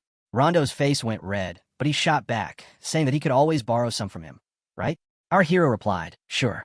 Finally, the manager announced that betting was closed, and a massive 125,000 gold was on the line for this crazy match. The tension was so thick you could feel in the air as the manager said it was time to show their hands. Rondo grinned widely, laid out his cards, and declared he had a monocolor straight. The crowd went wild, realizing a hand like that was super rare, and now it made sense why Rondo had been so bold with his bets. Rondo laughed like he already had the win in the bag and began hugging the huge pile of coins, jokingly saying, "Come to daddy's kids." But just when he was about to grab his loot, our hero calmly interrupted him, pointing out he hadn't even revealed his cards yet. Rondo rolled his eyes and dismissed it, claiming it was probably just some lame triple-double anyway.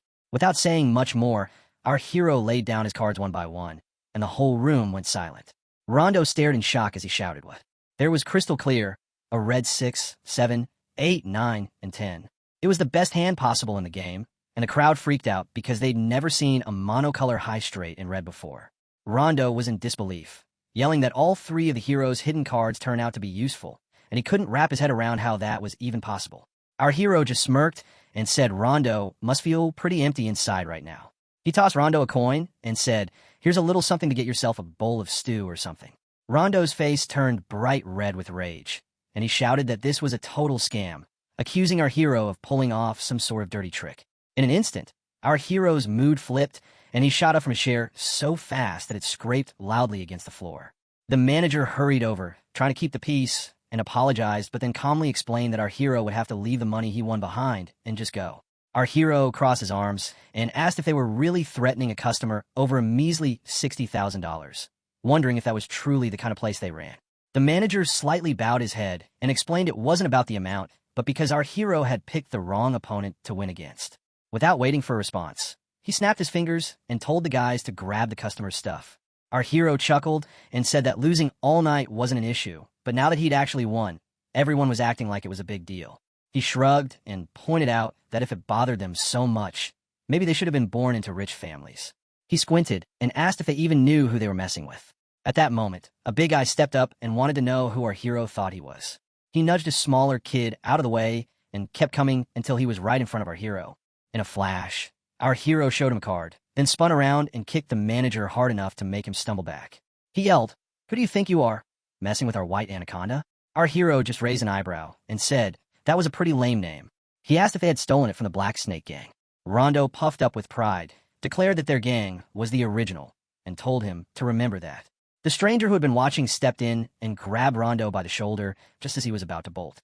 Rondo was totally confused and shouted, "Why are you doing this?" The guy just laughed and said, "What do you mean, why? You're totally broke now." Without saying anything else, he yanked Rondo by the arm and told him they were heading somewhere else. That's just how Aaron Steelguard, the mysterious gambler, operated. The scene opened inside the Krite Merchants Guild, where Krite looked at his son and said he had no idea he could be so reckless. His son yelled furiously and called out for his father's help, but Krite just stared at him and asked why his front and bottom teeth were missing. At that moment, the hero stepped forward and explained that the guy owed him 60,000 gold along with an additional 20% interest. He continued saying the total amount he needed to get back was 72,000 gold. The hero casually added that 2 teeth were worth 500 gold, so after receiving that payment, the remaining debt stood at 71,500 gold. Krite looked completely shocked and blurted out asking what he was even talking about. Without wasting a second, the hero pulled out a contract and waved it in front of him, which made Krite freeze as he realized just how stupid his son had been to actually sign a contract that allowed the hero to take his body parts as collateral. Trying to recover the situation, Krite quickly said he would prepare 70,000 gold immediately, but the hero shook his head and said that would not do. He pointed out that since Krite had rushed over himself, it was obvious he could not take care of the matter properly. Krite snapped back, asking what he meant by that, but the hero only gave him a cold look and reminded him that while he could have accepted such an offer in the past, he definitely could not now. He told Krite that, as a merchant, he should understand that better than anyone. As Krite reached out a hand toward his son, the boy started yelling in fear and tried to back away, but the hero stepped forward without hesitation. He coldly stated that after the tooth payment, there was still 71,400 gold left. Krite's face turned pale, and he finally tried to fight back by accusing the hero of committing serious crimes like hiding gamblers and using torture. The hero just gave a casual shrug and replied that nobody had forced Krite's son into a duel, and it was his own choice to borrow money, lose it, and then refuse to pay it back. He even thanked Krite for the idea and said he would be happy to file a formal protest with City Hall. The hero added that he could work with the Merchant Association to cut off all trade with the Steel Gods if it came to that. Another hero standing nearby chuckled and said he seriously doubted the Merchant Association would be willing to make such a move. Then he leaned in and said with a smirk that Krite must be crazy if he thought they did not already know he had been secretly siding with the Merchants of the Height. Krite could not believe what he was seeing, and he thought this young man was as silly as a snake. Was he really the same age as his own son? Trying to stay calm, Krite said that 70,000 gold was not an easy amount to prepare and asked if the hero would not accept it, then what exactly was he planning to do instead? Without a moment's hesitation, the hero pulled a knife out of his coat and said he would simply do what the contract demanded. Krite jumped back in shock and yelled that the hero was crazy and asked why he was acting like this. He shouted that there was no way such behavior could really resolve the issue over the promissory note. He tried to argue that if the hero thought he would surrender after just 2 threats, then he had misunderstood badly from the beginning. Before Krite could say more, his son suddenly screamed and cried out about his eye. The hero calmly showed his knife and said that with this injury, the debt now stood at 69,400 gold. Anyone watching could tell that although they knew the hero was a vicious bastard, this went even beyond anything they had imagined before. The hero stood tall and firm, gripping his knife tightly as Krite's son kept yelling and pleading for his father to help. The hero coldly announced that next would be the 63,000 gold mark, but before he could move, Krite shouted for him to stop. Desperately, he said he would cancel the expired promissory note and begged that they pretend none of this ever happened. The hero simply shrugged and said he should have offered that deal earlier. Krite gritted his teeth and warned the hero that even if things had turned out his way this time, he should not think they would always be this easy. But the hero just gave a small smile and asked what he meant exactly. Inside, The hero thought to himself that these men would use any brutal method for a bit of merchant gold, but he wondered if they really believed the vassals would stand by and allow such things to continue. The hero chuckled and leaned closer as he warned Chief Krite Deakins and the three viscounts that he probably knew a lot more than they realized. Krite went stiff with shock as the hero turned to the chief of security and said it was time to leave. The chief quickly answered, "Yes, my lord." As they walked away, the chief asked Krite's son if he was all right and offered to call a healer immediately, but the son insisted he was fine. Krite could hardly believe it, as he thought that other than his missing front teeth, the boy had no scars at all. Suspicion gnawed at him as he wondered if the hero had somehow tricked him with phantom magic. Passing by the chief's secretary, the hero asked if he could trust him a little more now, and the secretary bowed his head and apologized for his earlier foolishness. Inside, he thought bitterly that Lord Aaron had wiped away a potential debt of 500,000 gold in the blink of an eye, and realized that this was not a man he could afford to underestimate. The secretary asked if they were heading back, but the hero shook his head and said they still had unfinished business. He explained that once you started something, you had to see it through to the end.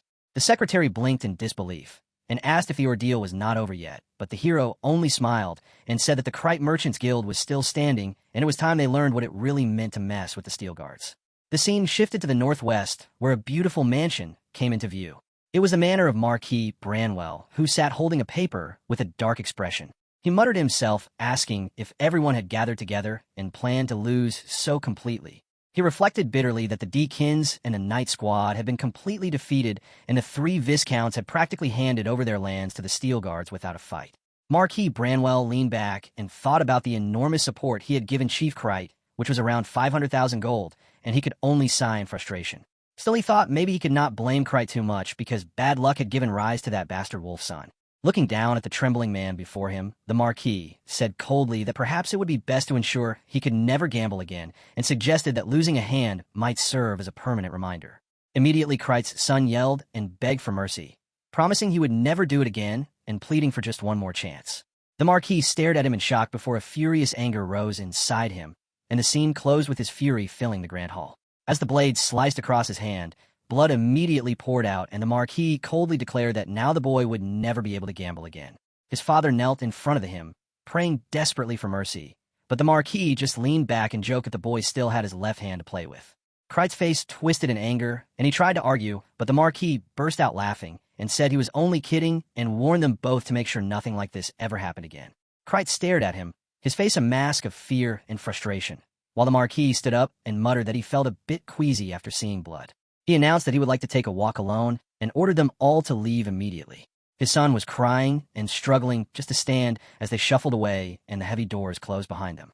Once they were gone, the Marquis pushed open another door, placing his bloody hand against the wood, and stepped into a quiet room where Cassandra was already waiting.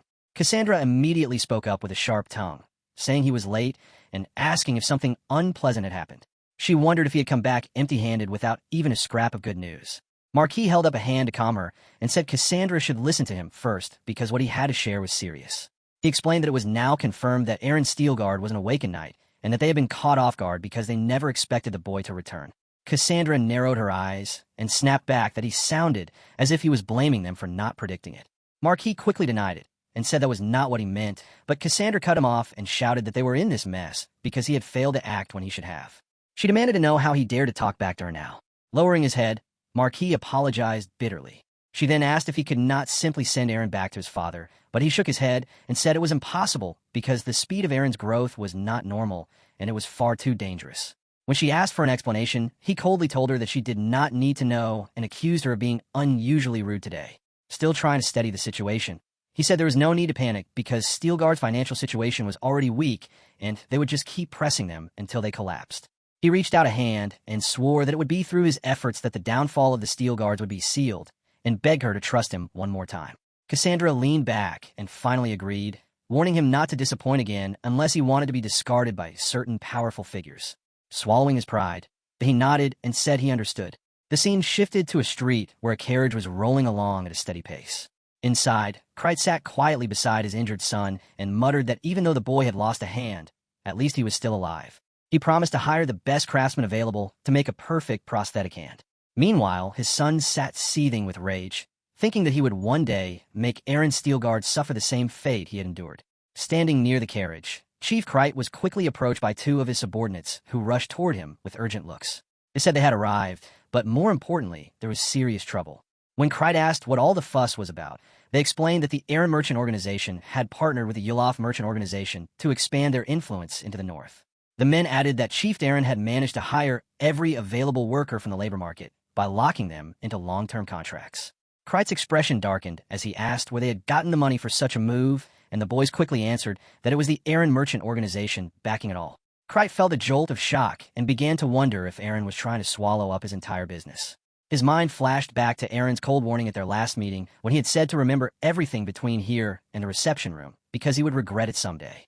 And now, standing there on the side of the street, Kreid realized that perhaps this was the moment when it all started to go wrong. As the scene shifted, Aaron and his AI assistant Emong were flying high through the air while the AI calmly relayed data. Emong specialized in selecting and analyzing information, and Aaron could not help but marvel at how incredible it was to use a monk not just for trading, but also as a real advisor. It felt almost too convenient.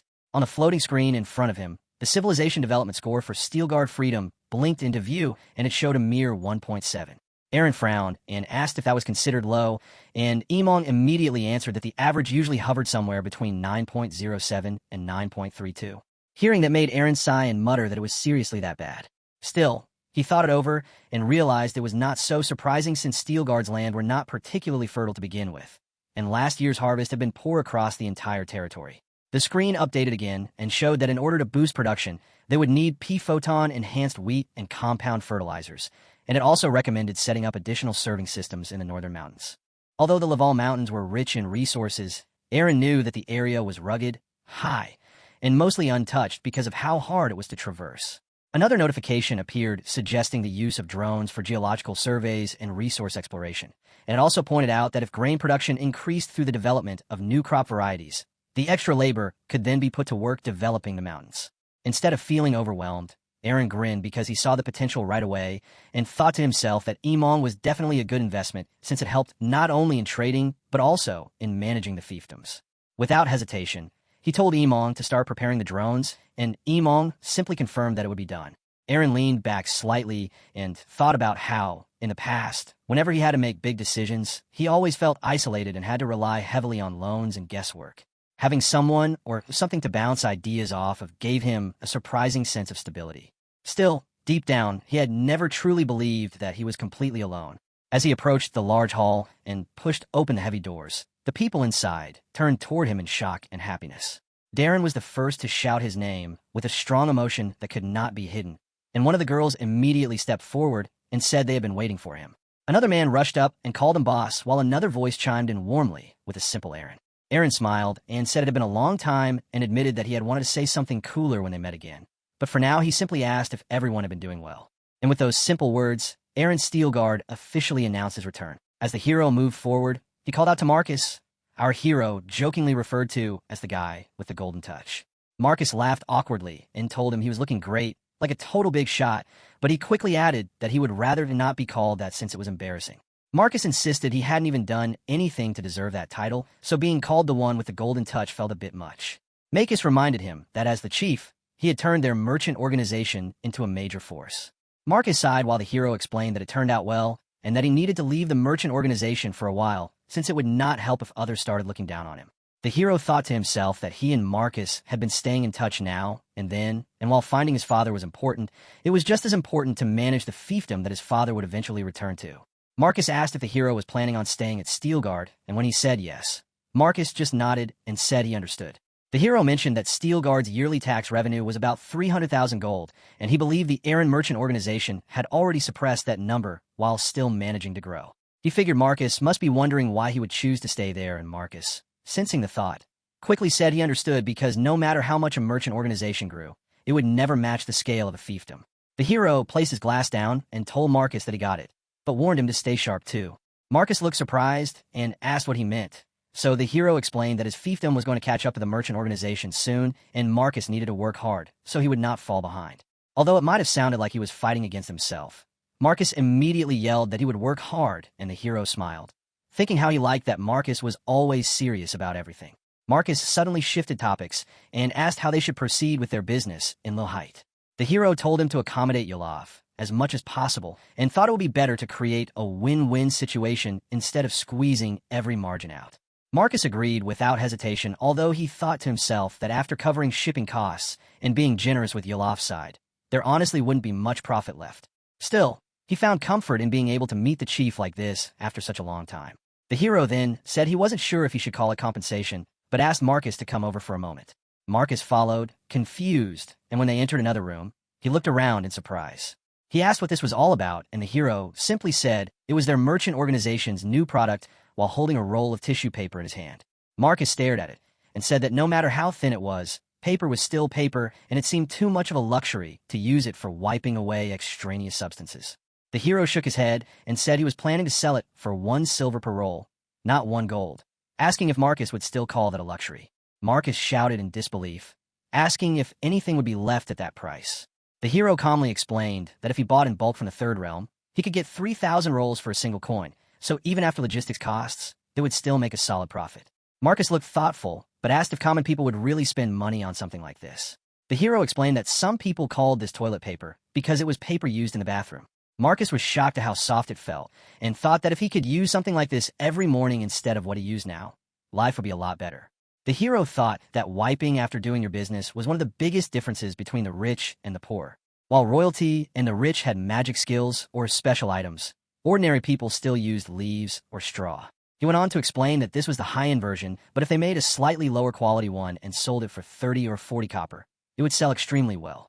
Marcus immediately agreed, and even asked if he could try it out himself, which made the hero chuckle because it seemed Marcus might have some personal issues he could not talk about. Meanwhile, at the Aaron mansion, Aaron was sitting and thinking that he should probably buy about 100,000 rolls. It would only cost about 30 gold coins anyway. He noted that he was currently at level 3 in interdimensional trade, and it wouldn't be right if the standard of living for his people remained stuck at the level of the Zeroth realm. Aaron's true goal was to develop both his merchant organization and his fiefdom until they became the best on the entire continent. As he passed through the fields, he thought they would grow so much that they could not even be compared to how things had been in his previous life. Suddenly, someone knocked on the door and asked if they could come in.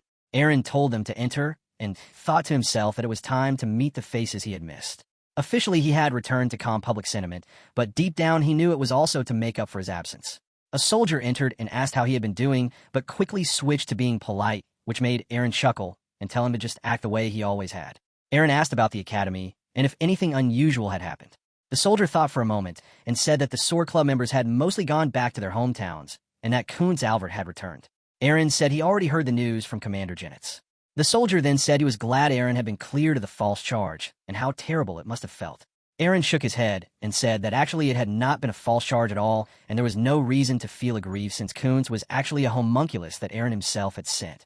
The soldier gave a little laugh and said that running away seemed to have worked out for Kuntz since he was apparently doing quite well and even getting excellent grades. The hero just shrugged and explained that puberty was bound to end at some point anyway. As the soldier thought about it, he asked if Reyna was doing well, and the hero replied while smiling that he always wondered why Jerkle had come all the way to Steelgar in the first place. It was clear to him that Jerkle was still the same as ever. Jerkle just nodded and said that he only wished that child would find happiness. The hero thought to himself that Sylvia, or rather Reyna, had been helping out with the Steelgar merchant organization because Jerkle had personally requested it. Reyna gave a small polite thanks, and the hero could not help but wonder why she always avoided making eye contact with him. He thought that maybe it was because he had chosen her as a bodyguard, but never really used her for anything serious. When he mentioned it aloud, Reyna immediately replied that it was not a problem at all, and he thought to himself that Mary must have been keeping up with her training the whole time, since she looked ready to move at any moment. Just then Titan stepped forward and asked what he should do next. The hero looked at Titan and thought about how he was one of the joint bosses of the Black Snake group, before he told him that he had a small job for him. He wanted Titan to take control of Lil Height's Dark Society, because the gang in charge at the moment was called something like the Anaconda. Titan practically yelled when he heard that, and asked what was up with their name because it sounded like they had ripped off the Black Snake's branding. The hero just smirked and said that the Anacondas also had some shady ties with the Krite Merchant Guild and asked if Titan could handle it. Titan scoffed and said how could the hero even ask such a thing before rushing off and saying he would start dealing with it immediately. As Titan disappeared out of the room, the hero quickly turned to Chris Ryan and ordered him to follow Titan just in case something unexpected happened. Chris Ryan nodded without hesitation and took off right away. The hero watched him go and thought to himself that Chris Ryan was technically his subordinate now after ingesting a poison that only Steelguard could cure. In order to survive, Chris would have to work under the hero's command for 5 years.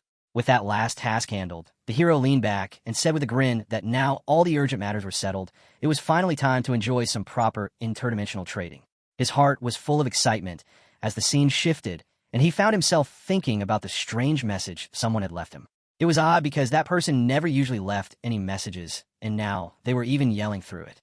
The hero frowned and muttered to himself, wondering how things had ended up like this. The scene opened with the camera panning across a robot as the screen displayed the name Luanesia Magic Blade Armor Industry. Its market capitalization showed 41.19 million coins, and the number of shares issued was sitting at 2.23 million. Despite being relatively small, this was a powerful industry that had maintained its top position from the first to the third generation of Magic Blade armor. The view shifted to a large screen showing the company's plunging stock price while the hero sat quietly in his chair. He stared at the graph, which was not just dipping but practically free-falling. In the past, he might have dug into the details or tried to analyze every part of the situation, but now he knew what this screen really meant. The lower the line dropped, the more desperate the investors became. One example of this panic popped up instantly. A message came through asking, "Are you doing well, Mr. Aaron?" And the hero smirked as he read it. He casually responded, saying he was just wondering how the sender had been. The reply came back quickly, asking if he remembered the chat room he had joined and whether he had met any of the other members afterward. The message was clearly trying to sound friendly, but the hero could read between the lines. It was just a panicked investor fishing for answers, someone whose money had probably been chopped in half. The hero chuckled to himself, knowing full well that the situation was entirely his doing. Some time ago, a crystal ball video had started circulating in the Second Realms channel. As the video played, it showed a robot flying through the sky and announcing upgrades like improved output, lower deployment costs, and cheaper maintenance. The footage then introduced the upcoming 4th generation model, which looked sleeker and more powerful. The scene changed to the Hirigan workshop, where a group of armorers were huddled around the same video. One of them shouted that the unit in the clip had no mana crystals and could even dispel while fighting and maneuvering. Another chimed in, amazed that 6 parts could be powered by a single energy source. They had always assumed that when the 4th generation came, it would be from Luanesia. Now they were shocked to see it emerge from a small, almost unknown workshop. One of the men suggested they should probably pull their investments out of Luanesia right away.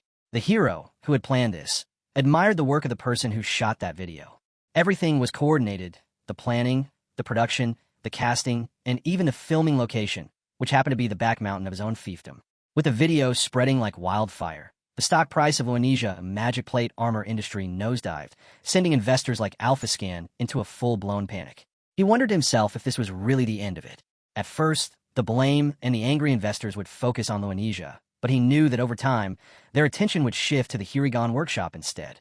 While he thought this through, the investor who had been chatting with him earlier suddenly asked if he knew where the workshop members were. The hero responded vaguely, saying he had a rough idea. When a man pressed for more details, the hero casually said he thought they were located at the top of Wall Mountain, somewhere around Kazinger or something like that. In truth, he meant Kazinger Mountain, and he knew that if the workshop really was based at the summit, then it would not take long for mercenaries to find it. The investor thanked him and promised to repay the favor in the future. The hero grinned and thought about how even the calmest people could unravel when money was on the line. Just then, a masked man beside him asked if they should continue hiding underground. The hero gave a simple reply, saying they should stay put for now and that he would be in touch soon. Meanwhile, up on Kazinga Mountain, the search party was already combing through the area. The captain called out that the first floor was clear, and the same went for the basement. He ordered the team to search the surroundings more thoroughly. Nearby, a red-haired boy was examining a piece of armor and pointed out that the dispeller set did not match what they had seen in the crystal ball footage. He looked closer and realized it really was a 4th-generation magic plate, or at least something that looked like one. He whispered to his partner to be careful with it, since taking it back could earn them 10,000 coins. But then he froze and called out to his captain. When asked what the problem was, the red-haired boy explained that the whole thing was a scam. The parts had been modified to hold 2 mana crystals each, and the entire setup had been built to trick anyone who looked at it. As the captain asked for an explanation, the red-haired boy clarified that the so-called 4th-generation magic plate didn't actually exist. He said it was all fake. The video had just been a clever piece of trickery, and the workshop clearly didn't have the kind of tech needed to make something like that. The captain let out a long sigh of relief and said that this would definitely calm the investors down. After all, there was no way a small-time workshop could have developed that kind of advanced armor. Back in the Steelguard base, the screen once again displayed the Luanesia Magic Plate Armor Industries stock chart. The graph was rising fast, and our hero leaned back with a grin, saying how awesome it was. Steel Guard still held 27,000 shares, and he was already planning his next move. Once the stock hit its peak, he would sell it all in one go, right before revealing the real 4th-generation armor on a large scale. That move would bring Luanesia crashing down, but the Hirigan Workshop would rise and take its place as the new leader. If that happened, powerful investors would rally to the workshop side and keep its members safe from harm. Just then, Emong appeared and offered a proverb related to investing. He said people should buy when the price is at the knees and sell when it reaches the shoulders. The hero laughed and replied that he preferred to buy when it was flat on the floor and sell at the very top of the head. Emong nodded and congratulated him on buying at such a low point, but reminded him that until the profits were converted into coins, it was no better than imaginary money. The hero paused for a moment and realized he was right. He thanked Emong and told himself not to get greedy, since there was something much more important on his plate now. The scene shifted to Marcus, who looked around with wide eyes and said it felt like he had discovered an entirely new world. He couldn't believe it had taken him this long to find out about it. The hero asked how customers were reacting, and Marcus excitedly told him it was explosive. If things kept going this way, word of mouth would spread the product like wildfire. The hero was pleased and told him to focus on selling since the supply agreement had already been signed. Marcus nodded with confidence and told him to leave it all to him. With the merchant group growing smoothly, the hero decided it was time to shift his attention toward developing his fiefdom. He turned to Emong and asked if a survey of Laval Mountain had been completed. Emong replied that the drone survey had just finished and that the value of the major mineral deposits buried in the mountain was expected to exceed 8 billion coins. The hero was stunned and repeated the number in disbelief. He quickly added that this was just the estimated value of the deposit itself, right? Since the costs of mining, equipment, and investment would all be separate expenses. Emong complimented him on his accurate assessment and confirmed that was exactly the case. As the hero reflected on everything he had learned, he thought about how the knowledge he absorbed from the Third Realm had become a crash course in economics, finance, and even the history of scientific development. Having Emong by his side, a top-level AI, meant he could now hold meaningful discussions on topics that once felt too advanced. Looking at a vast open space nearby, the hero pointed and said it looked massive.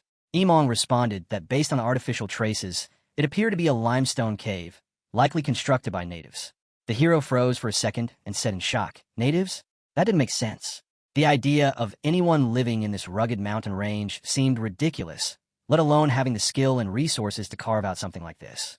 Then a thought crossed his mind, and he muttered to himself that maybe the old legend was true.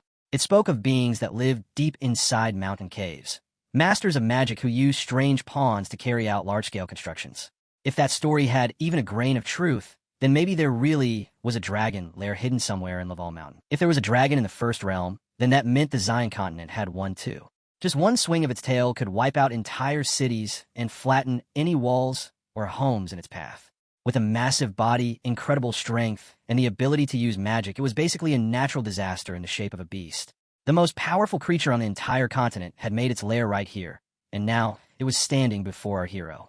As he stepped into the cave, he thought about how only 10 of the 30 drones sent in earlier had managed to return. It made sense since the place was filled with hidden traps that only a magician's home could hold.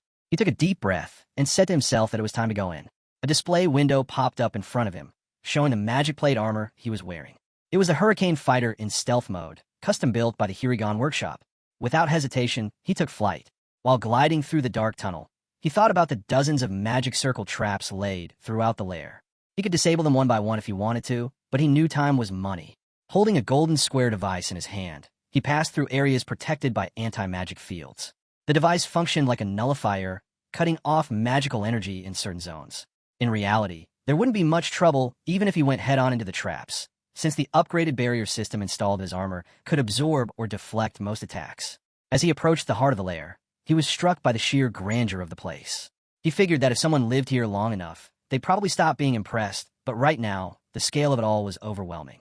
Stepping deeper into the chamber, he spotted a black beast with glowing red eyes staring right at him. It didn't take long before he used his power to bring it down. He explained that the drones probably missed these monsters since they only reacted to living beings. Our hero looked around and declared that this had to be the dragon's central chamber. He pointed to the towering pile of bones and said this was the true treasure, not the minerals buried in the mountain. Then he noticed a massive pile of gold and immediately called for Emong to join him. Once they stood in front of the treasure, Emong began the evaluation and stated that the entire heap was worth about 1.2 million coins. That number made the hero blink in surprise, and he said aloud that something felt off. Even though the pile looked massive, the value was underwhelming. He picked up one of the pieces and quickly realized why. The inside was all silver. He shook his head and said that for a beast known as the ruler of triads and Earth's strongest creature, this hoard felt embarrassingly underwhelming. Still, the dragon's bones themselves were worth a fortune. Dragon bone was known to be a core component in some of the top 10 weapons and staffs on the continent. But the most valuable part of all was the dragon's heart, which was like an inner core of alchemy.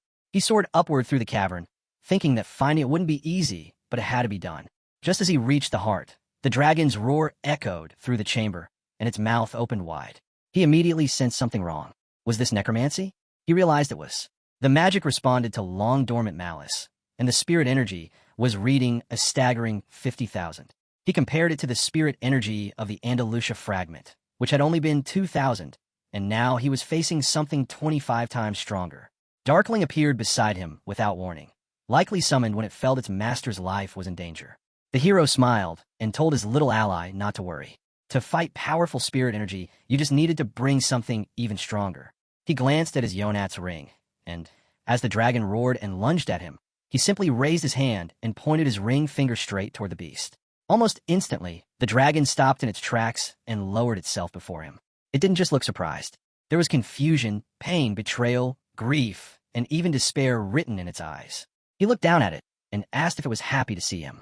Judging from the emotions pouring off the creature, it had been through something brutal. Maybe it had been lied to or even betrayed by someone it trusted. Our hero realized that he needed to find out what had happened. Since the dragon had now been absorbed into the ring, there was a way to help it regain its consciousness. But he looked at it carefully and muttered that this beast probably wasn't just trying to escape with the soul energy. There was a deeper story buried in its memories, and he was going to uncover it. With his hand resting gently on the darkling's head, the hero leaned back and thought to himself that even though 50,000 spirit energy was considered high in the lower realm, it still wasn't something that could really challenge the ring. In truth, he wasn't planning anything serious with it. He just wanted to play around a bit because boredom had started creeping in. Still, he figured it wouldn't hurt to confirm things with someone who knew better, so he reached out to an expert. The reply came quickly. The advisor reminded him that although he had once warned not to trust Yonats, it was indeed true that 50,000 spirit energy wouldn't be enough to overstrain the ring. He also added with a bit of surprise that the Third Realm's infamous blue-eyed black demon had nothing on this moment. Then he laughed and said the hero had hit the jackpot with that kind of power. He admitted that ever since his own investment tanked, he'd just been killing time and doing nothing useful. The hero tilted his head and asked if something had happened. The advisor responded with a sigh and said that only after reaching this stage in life did he finally realize that trading stocks might have been a bad idea all along. When the hero asked why, the advisor shot back with a half-joking tone, telling him that if he said not to do it, that should be reason enough. But the hero didn't see it that way. He said he had a different perspective. If someone was in the right position to lead the market, then wasn't trading stocks actually the most effective way to profit? The advisor went quiet for a second before asking if the hero was sitting on some valuable information. That made the hero grin as he said he was, and followed up with a tempting offer. He asked if the advisor would be interested in making serious money, enough to multiply value 100 times at the very least. That got the advisor's attention. He admitted that he was intrigued, but pointed out that if the offer sounded that good, there was probably a price to pay. He asked what the hero wanted in return. The hero didn't hesitate. With calm confidence, he said he wanted the symbol of the Archmage and asked to be given access to the Seventh Circle. As the scene opened, Cassandra stood her voice sharp as she said that once again he had brought unwelcome news. Merquise barely had a moment to respond. He cut in with a mocking tone, thinking Truly had no idea what to do about a single fiefdom and wondering if that was the limit of Branwell ambition. Marquis tried to defend himself, saying that the enemy had already dismantled both the Krite Merchants Guild and the White Anaconda, which left them few options short of starting a war. But Cassandra didn't hesitate for a second and snapped that they should start one immediately, since Steelguard wasn't just a fiefdom anymore, but the great throne of the destroyer whose once doomed fate had now been reignited with his return. As Marquis, Fink suddenly realized that the name of the destroyer had finally been revealed to Aaron Steelguard. Cassandra's expression turned cold, and she declared that Aaron must be dethroned and killed without delay. Then in a deeper perspective, she said it was Metheus, the god of foresight, who confirmed that Aaron was indeed the destroyer who would bring ruin to the entire continent. That moment drove the truth home, and even the usually calm Marquis showed unease, yet he still insisted that war should be the absolute last resort. Cassandra raised her brow and hinted at exposing the Branwell family's darkest secrets if he kept hesitating. He thought to himself how he had ended up tangled with such unpredictable people when all he wanted was peace. But finally he spoke up and revealed the hidden card. He had a clever scheme to bring Steelguard down from the inside.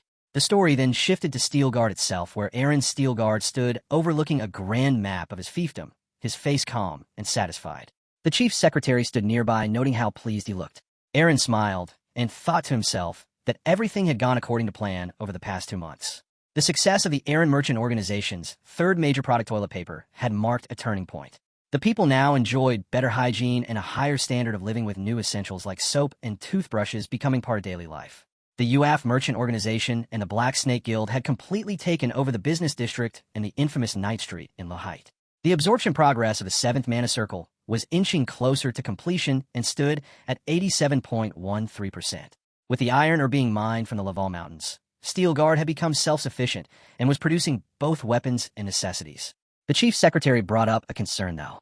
Farming was falling behind because too many young people had joined the booming mining and manufacturing sectors. Aaron replied that while the number of workers had decreased, the total farmland had actually increased, so leaving that land unused would be a waste. He thought of borrowing laborers from the neighboring Viscounties whose own mines were depleted and whose people were in need of work. To his surprise, the chief secretary said those Viscounts had already made the offer first, which shocked Aaron since that kind of move was a blow to their pride. But the need for income had outweighed their pride. Knowing how important agricultural productivity was, Aaron decided they would ask for about 500 workers from each county. The chief secretary hesitated, saying that might be too many, but Aaron insisted. Then he thought to himself that these workers wouldn't just be farming. Right after that, Nielsen and Kunbo found themselves at the base of the wall, looking at a pile of heavy stone slabs. Nielsen whispered to Kunbo that they were screwed, and Kunbo asked why. Nielsen pointed out that this felt more like forced labor than honest work, and said the new lord had a reputation for being the devil himself. He feared how many people would die from this. Someone nearby shouted at them to quit chatting and focus, then ordered them to line up and start setting the slabs in place. Everyone looked shocked as they realized they were expected to move these massive stones with their bare hands. But then the announcer stepped forward and introduced something unexpected. While they worked, they would be using special hand cards. Kunbo stared wide-eyed and asked what that meant. The announcer simply smiled and told them to forget everything they knew about labor because they were about to step into a whole new world. That night, the workers gathered in small groups under the stars, chatting quietly as they sat around their modest shelters. One of them mentioned how they were earning 50 silver a day, which shocked everyone, since even back in the mines where they worked themselves to the bone, they couldn't make half that. Another chimed in, talking about the bread they got for snacks and how it was the softest bread they had ever tasted. Someone else added that the daily necessities and the instant noodles they were given felt like a revelation compared to the life they used to live. Since they had started working 2 weeks ago, not a single person had complained, and that alone made the place feel different from any job they had before. Later that night, Nielsen quietly opened the door to Kunbo's room, carrying some food, and said with a gentle smile that Kunbo should eat a little. Kunbo gave a weak cough and replied that it was fine and he wasn't really hungry. Nielsen frowned and said something was wrong because Kunbo had always been as strong as a horse, but now after just 2 days he looked like a bunch of withered spinach. Kunbo sat up slowly and said he was worried that if he didn't show up for work tomorrow, he would probably get fired since he had just barely managed to land this job and didn't want to lose it. Nielsen tried to comfort him, but then suddenly coughed himself and looked a bit surprised. He told Kunbo that he would get better soon and started getting dressed for work, even though a part of him wondered why he was coughing too. He thought for a second and asked himself if it was because of all the instant noodles he had eaten lately, but didn't say anything else and just kept getting ready. There was a strange quiet in the air, and for the first time since arriving, a sliver of doubt crept into the back of his mind. Meanwhile, the scene transitioned to the hero, who stared at the same man and called him out, saying he'd been slick by claiming to bless the workers when in reality he was spreading a plague. The man looked stunned and tried to deny everything, but before he could say much, the hero punched him and threw him to the ground. With a sharp tone, he told the man that whatever excuse he gave would be useless and that he was probably just going to blame Branwell. The hero reminded him that while the Lord had the right to rule the fiefdom, he also had the responsibility to protect the people living there. Using sorcery to turn them into plague carriers was unforgivable. The man begged for mercy and promised to confess everything. The hero smirked and said he never planned to kill him since he needed someone to capture Branwell, but that didn't mean he wouldn't beat him up a bit more first. Then the scene cut to the blue-eyed black demon, who said he was only helping because the hero had asked. He claimed that he had never done this kind of thing for anyone before. The hero appreciated the gesture and promised not to forget the favor. The demon nodded and said he would invite her now. The hero reflected quietly, thinking that while there were plenty of abilities that allowed someone to heal themselves, the power to heal others was rare. Although he wanted to find and destroy the one responsible for the plague, the priority right now was treating the infected. Soon, the cat-eyed white demon arrived, and the blue-eyed black demon greeted her. She replied coldly, asking since when they had the kind of relationship where they exchanged pleasantries. He told her it was called being polite. The hero sat silently as the two continued their banter. She teased him, saying even the mighty blue-eyed black demon had to be polite when asking for a favor. That made his eye twitch in irritation. The screen revealed her identity. Her real name was Soralia, a member of the Deep Cat race and the Holy King's most trusted retainer, respected by hundreds of millions. She addressed the hero, saying she had heard what had happened and wondered how a leader could commit such evil. The hero explained that this wasn't something normal on Earth. He asked what they should do. Soralia, still clearly annoyed about his association with the demon, agreed to help for the sake of the citizens. She said the first step was determining whether it was a bacterial or viral infection. The hero thought aloud that asking the person who made the illness directly would be fastest. The scene then returned to Taiken as he leapt into the air, only to be caught off guard by the hero's sudden appearance. The hero calmly said the groans of the plague victims must have sounded a lot like his shocked question. He added that those people suffered in ways Taiken couldn't imagine. Grabbing him by the neck, the hero stared him down while Taiken panicked internally, realizing someone must have betrayed him. When the hero let him go, Taiken scoffed and said it was foolish to enter a necromancer's home alone. He figured he needed specimens anyway, so this was convenient. Transforming his body, he threatened to kill the hero and use him to craft a new plague. The hero immediately analyzed him and detected necromancy with spirit energy at 3,300. He remarked that it was pretty high and asked if Taiken wanted to say hi to his dog. Then he scanned again and revealed that the blue dragon's necromantic spirit energy was at 5,000. Taiken froze and quickly changed his tune, apologizing and swearing loyalty. The hero appreciated his quick understanding and asked him to start by explaining who he was. Taiken introduced himself as a 39-year-old member of the Black Dawn Society, a necromancer who specialized in plague magic and conjuring the undead. The hero asked if he was bragging and wanted to know what the Black Dawn Society was. Taiken explained that since black mages weren't welcome in most parts of the world, the society existed to help them share knowledge and support one another. The hero summarized that it was just a bunch of outcasts banding together. Then he asked about the plague, whether it was a type of black magic. Taiken explained it was something else entirely. She gasped and said it was a pathogen. She realized Taiken had incubated it himself before spreading it. The hero confirmed it, and Soralia was stunned that someone from the lower realm could pull that off. She asked if he was an interdimensional traitor. The hero said no, that Taiken had simply discovered the pathogen on his own through research. She found it unforgivable that someone with such talent would choose to hurt others. Still, she suggested they could develop a vaccine and administer quickly. She urged the hero to take action and promise compensation. He refused the reward, saying he didn't need to be paid to save lives. However, she demanded that he show no mercy to the one who caused all this. The hero replied that he couldn't do that just yet, surprising her. He explained that along with punishing Taiken, he also planned to bring down those who backed him and made this happen. As the scene shifted once again, someone asked the hero, whose name was revealed as Aaron, if he had returned. He apologized for being away and asked about the mansion. The person said the place was still a safe zone, but ISIL had caught the plague. Aaron was shocked and learned that she had visited her parents, who had already been infected. Without hesitation, he raced to the hospital where she had been admitted.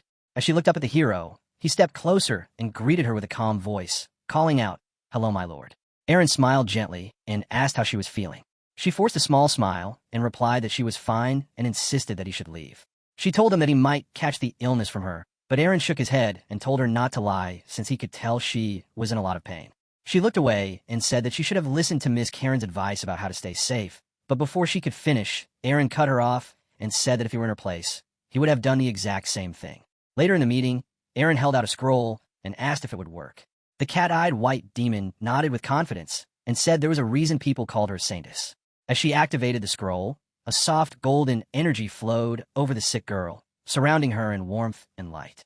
Suddenly, she opened her eyes wide and whispered, "Lord Aaron, what is this?" Aaron gently placed his hand on hers and told her not to worry. He promised that he would make sure she no longer had to suffer. At the Steelgar construction site, The workers were chatting while taking a short break from their grueling task. Hyung sighed and said he wanted to go on a picnic because he couldn't believe they were stuck building a wall on such a beautiful day. One of the others reminded him that it was still better than their old job in the mines where they had to breathe in rock dust all day. Hyung nodded and agreed. Then the worker asked if it was true that he had witnessed the miracle. Hyung looked confused and asked what he was talking about, and the worker clarified he meant the golden aura that supposedly radiated from Lord Steelguard. Another one jumped in and said he had heard the same thing and insisted it was real, although it sounded like an exaggeration. Hyung got defensive and said it was actually being downplayed because he still got goosebumps thinking about that moment. As he began to tell the story, the scene shifted. Over with the cat-eyed white demon. She smiled proudly and asked if it wasn't great to see modern medicine working hand in hand with divine power. She declared that no one would fall ill from the plague again. Both Aaron and Isel looked stunned as Aaron asked if the glowing effect was supposed to last that long. She nodded confidently and explained that the scroll was designed for mass healing and that if infused with enough mana, it could save up to 1,000 people. Aaron was amazed by the number and thought that since they had already come this far, there was no point in holding back now. Isel gently reminded him that she already felt completely healed, and the demon seemed surprised to hear it. She questioned him, but Aaron simply continued infusing mana into the scroll, thinking how he hoped the healing effect would spread to all quarantine camps. One of the nearby doctors gasped in gratitude, and another proclaimed that the gods must have taken pity on Steelguard. Someone else even declared that Lord Steelguard, who had once been called the Golden Devil, should now be known as the Golden Saint. The scene shifted again, this time to a dark forest where a Marquis and his knight stood waiting. The Marquis muttered that it was almost time and thanked Tyken for disappearing after causing the plague. He added that somehow all of the infected people in Steelguard had been cured, and that now he was stuck with a crystal ball containing Ennis's confession. He warned that if Aaron didn't want to be publicly ruined, he should come to the meeting point the next night. Furious at being ordered around by a mere count, he cursed Aaron under his breath. A moment later, his knight informed him that someone was approaching, and the Marquis stepped forward to welcome Aaron Steelguard. Aaron arrived calmly, stating he had come alone with only one guard as agreed. The Marquis asked if something was wrong, but Aaron stayed silent and held up the glowing blue crystal ball. The Marquis was thrilled and asked him to name his price, offering money or even land from the South Central Territory. Still, Aaron said nothing, and the Marquis started to worry, wondering if Aaron had discovered the hidden ambush. Suddenly, Aaron bolted and sprinted through the trees. The Marquis panicked and shouted for his men to catch him, and the knight obeyed immediately, promising not to let Aaron escape. The Marquis barked another order that if necessary, they should kill him. He reassured himself that his 3 top knights, Landis, Ronbody, and Howl, could easily overpower Aaron no matter how much of a genius he was. But in a flash, Aaron appeared right behind him and said, with a mocking smile, that he had prepared well. The Marquis fell to the ground in shock as Aaron greeted him casually. The Marquis shouted for his knight, calling out Howl's name, but Aaron already had Howl by the hair and asked if this was the person he was calling for. Stunned, the Marquis asked how he had managed this, and Aaron calmly said it was finally time to begin negotiations. Aaron sat on a nearby stone and began listing various torture techniques like mental magic, thorn tentacles, and separating bone from muscle. He remarked that it had been a good call to stop after the bone separation. He accused the Marquis of following Cassandra's prophecy because she claimed he was the destroyer and had ordered Steelguard's downfall.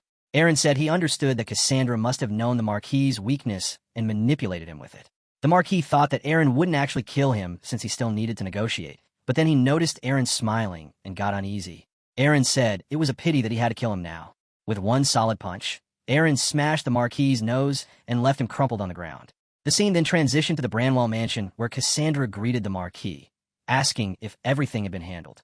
The Marquis replied confidently that Aaron had been easier to deal with than he had expected. And with that, Aaron Steelguard had successfully infiltrated the Branwell mansion.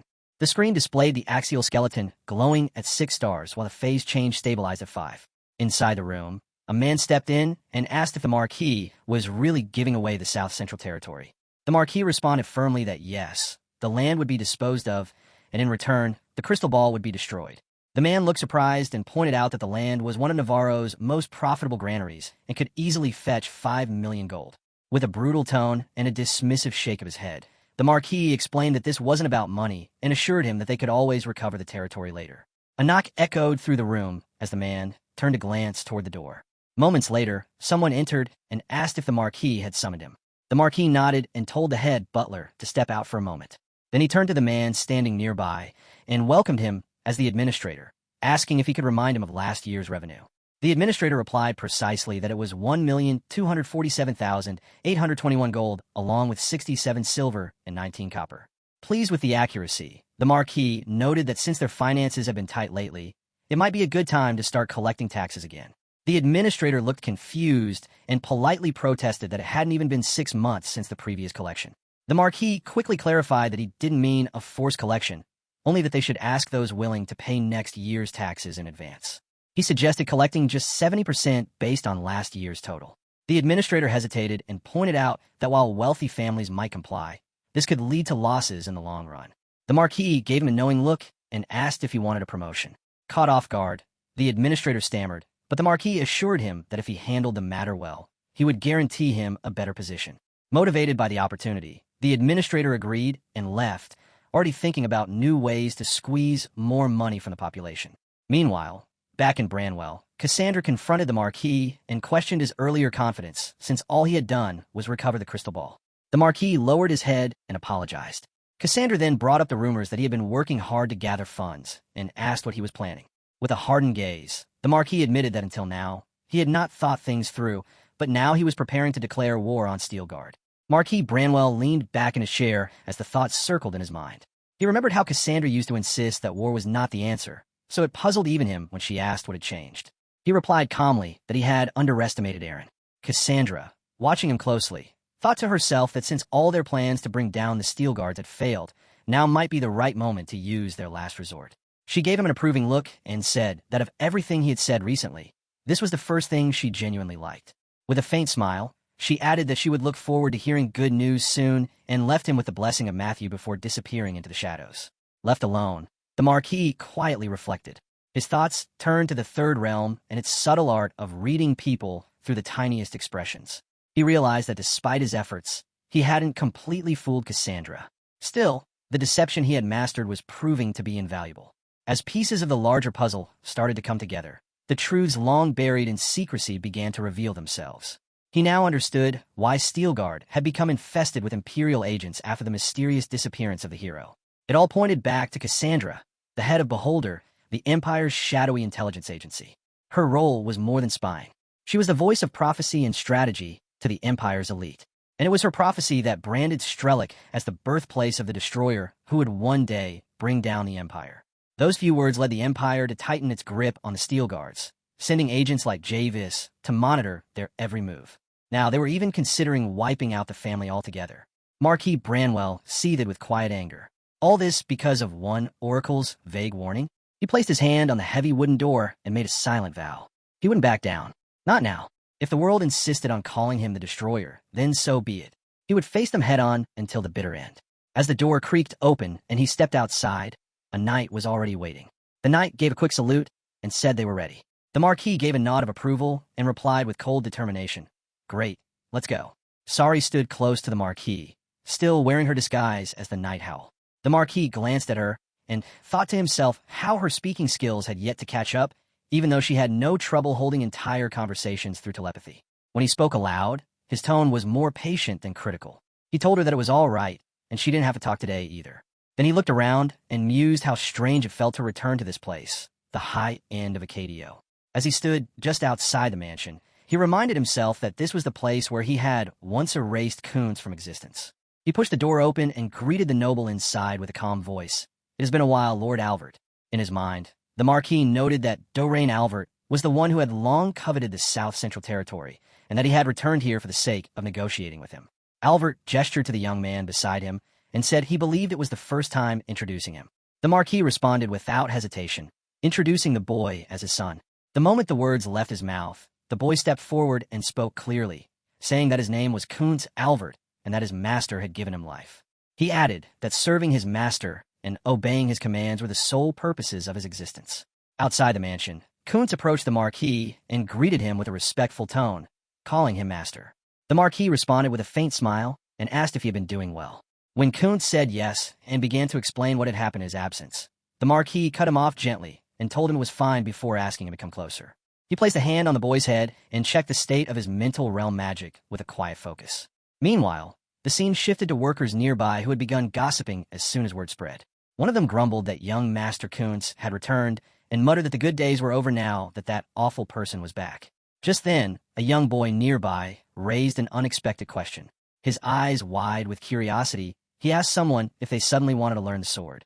She looked surprised as she saw him, and asked with wide eyes if it was really her brother who had returned. In her panic, she accidentally spilled water and immediately dropped to her knees, saying she deserved to die, and begged for pardon. But he simply told her it was fine. Her curiosity quickly replaced her fear as she asked how he had performed those techniques just moments ago. She admitted that she had come to realize something, that although he appeared rough and gruff on the outside, deep down he was actually kind and warm.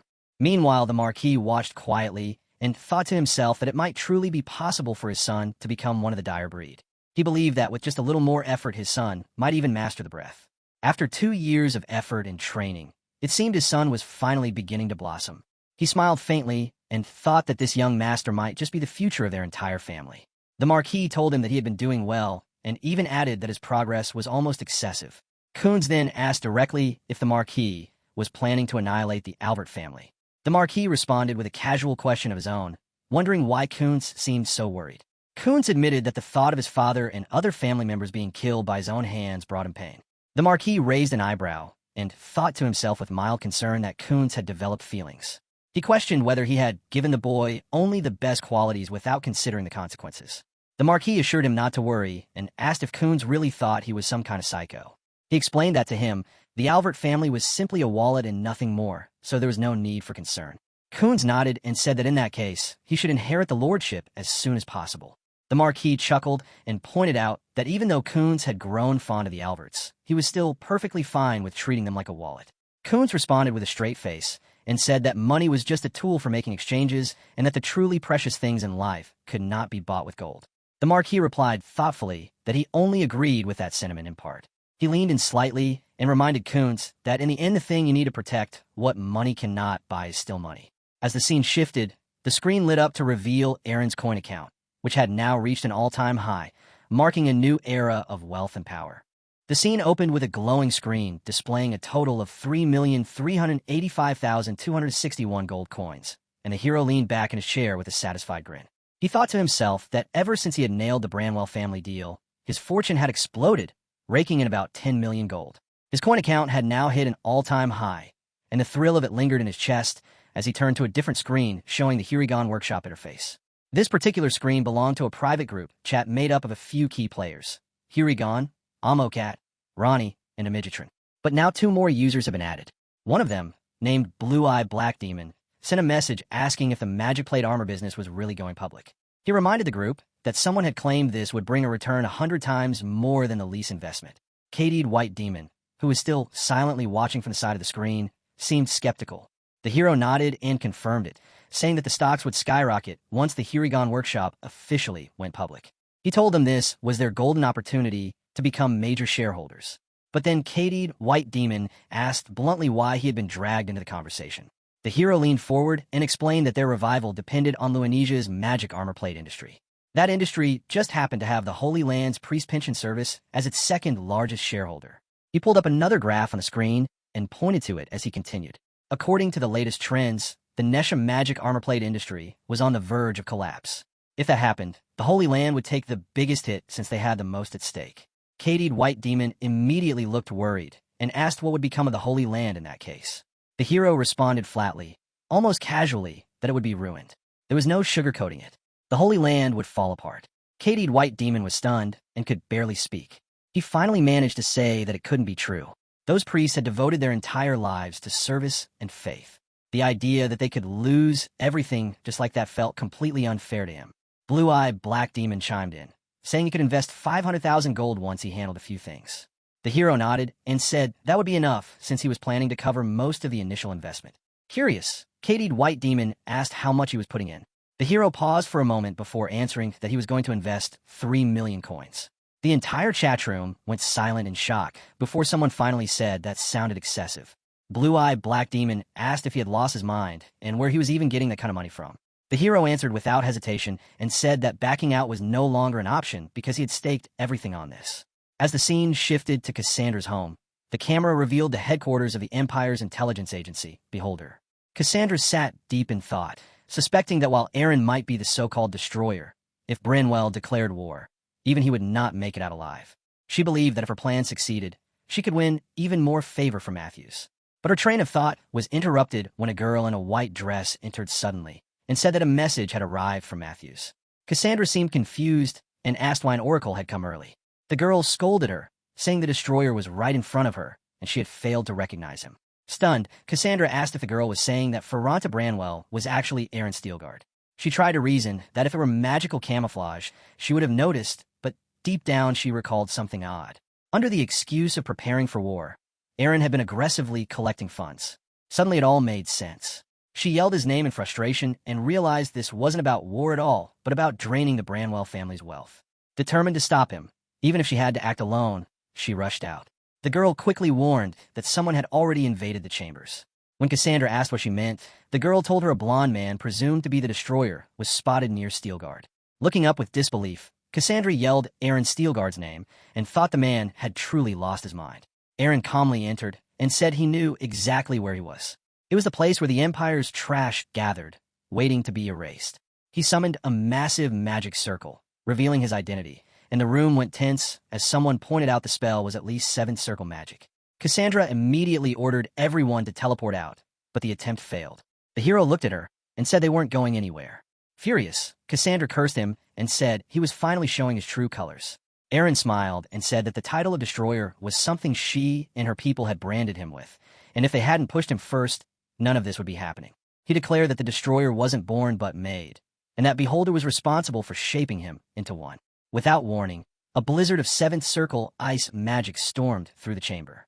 Cassandra tried to retreat, unable to understand how quickly everything was falling apart. Meanwhile, a giant beast appeared and stomped its foot down in front of her. Its fiery eyes locked onto her as Aaron stood atop its head, calm and resolute. He said he had come prepared, and today Beholder would vanish from history. The beast unleashed a wave of fire, scorching everything in sight, while Aaron simply watched in silence. Cassandra, furious, shouted that he was foolish to challenge a god. Aaron tilted his head and asked if she was truly possessed, mocking Matthews, the god of foresight. The insult hit Cassandra hard, and she snapped back that he had no right to speak Matthews' name. She warned him that this was his final chance, and told him to kill himself if he wanted to save Steelguard, the supposed birthplace of the destroyer. Aaron gave a tired sigh and mocked her again, noting how her speeches never changed. Cassandra gasped and demanded to know what he meant. Drawing his sword, Aaron replied that whether prophets or gods stood in his way, if they were Steelguard's enemies, he had only one duty left. He had to punish them and make sure they never posed a threat again. With a flash of his blade, he stepped forward and declared that this was the responsibility of a lord. The scene opened with the hero standing tall, sword in hand, while Cassandra sat slumped on the ground, her voice weak but still defiant. She glared up at him and asked if he really thought he could get away with what he had done. She warned him that he had invoked the wrath of the gods. The hero looked down at her, completely unfazed, and told her that if he had been afraid of things like that, he never would have started this journey in the first place. Cassandra tried to make one last threat, saying she would offer him a final chance, but before she could finish, the hero snapped. He slammed her down with one swift strike and muttered that she was an annoying bastard who never seemed to get tired of repeating the same threats over and over again. Behind him, the massive beast that followed him, a creature born of fire and steel, spoke up in a deep, eager voice, asking if it could devour everything around them. The hero turned and looked at it, thinking about how much it had grown, which made sense given that Sari had been gorging on the rare metals from Branchium and draining all the iron from the 3 major mines. With a casual nod, the hero told it to go ahead and eat its fill and destroy everything. The beast's eyes lit up as it cheered with excitement, thrilled by the permission. Meanwhile, the hero turned his attention to a nearby door, thinking it was time to see if there was anything left for him to salvage.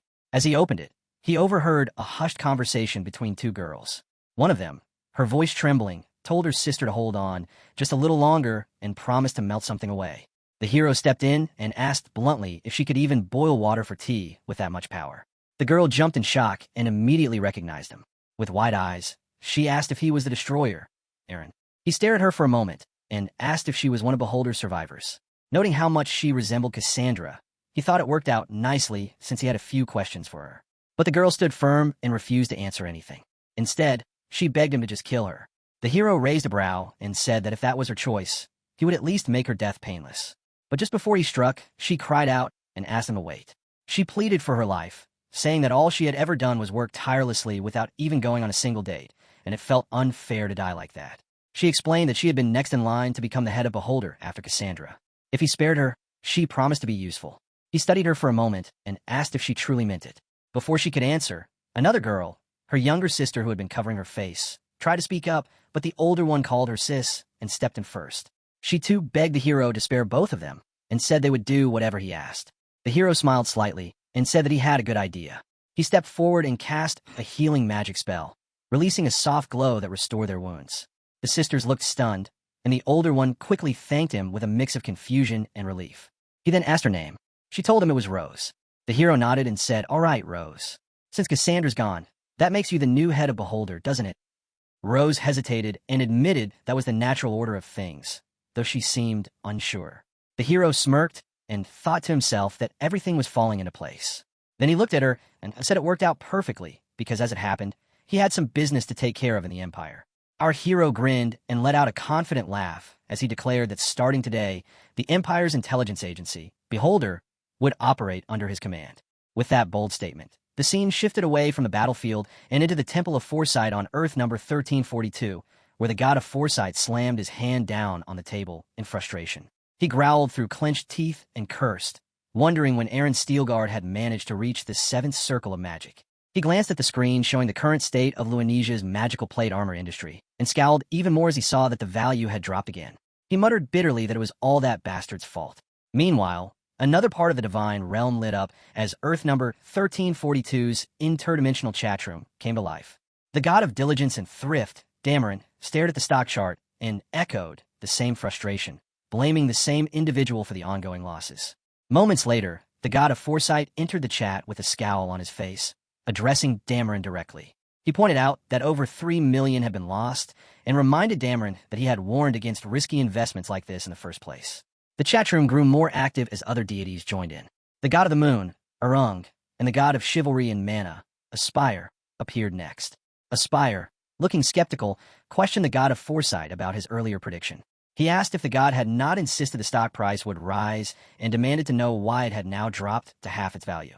Then, the god of abundance and fertility, Ceres, chimed in with a thoughtful tone. He suggested that perhaps the event foreseen had nothing to do with Luanesia and might have actually been about the Hurigan workshop stock price going up instead. The god of foresight looked even more agitated as he thought through the situation. He confirmed that the prophecy had been about Luanesia, not Hurigan, and explained the complication. In the realm of interdimensional trading, his skills of prophecy and foresight were useless. While he could still use those powers freely outside the trading system, within it he was completely blind. He remembered a warning he had received about a black-haired man and muttered to himself that he should never have traded with Aaron Steelguard. He had believed in a prophecy involving a sudden spike in value caused by a lucky combination of flying combat gear and magical tech. Convinced by that vision, he had poured everything into Luanesia's magic armor plates, hoping for a big return. But now, facing the harsh reality, he muttered that he could only borrow a limited amount of divine credit, and that too was based solely on his connection to the higher divinity, Matthias. At that point, Diligence spoke again, asking bluntly why the god of foresight had summoned them all. The god of foresight took a deep breath and looked around at the divine avatars gathered in the chat. He said he had a request and promised to repay them generously. His voice hardened as he asked them all to get rid of the destroyer, Aaron Steelguard. God of Diligence raised an eyebrow and responded with surprise. He asked if Aaron was not Ranzikin's grandson, that traitor who had originated from their Earth. He then questioned why the god of foresight couldn't just handle Aaron himself if he was causing so much trouble. The god of foresight let out a tired sigh and admitted that he had already tried to deal with Aaron Steelguard himself, but had failed. Right now, he couldn't even use his relic, and his intermediary had been taken out, leaving him with no options. Just then, the goddess of healing appeared and without hesitation told him she couldn't help either. She explained that not long ago, Aaron had wiped out a deadly plague, and in doing so had boosted the status of her entire order. The god of diligence followed up right after and said they were in the same situation. Then the gods of the moon and chivalry made their entrance. The god of chivalry seemed eager to lend a hand, but before he could say much, the god of the moon cut him off. She calmly but firmly stated that he was not allowed to help because she had already claimed Aaron for herself. She added that she had even sent her own intermediary to him. This shocked the god of foresight, and he immediately asked when she had done that.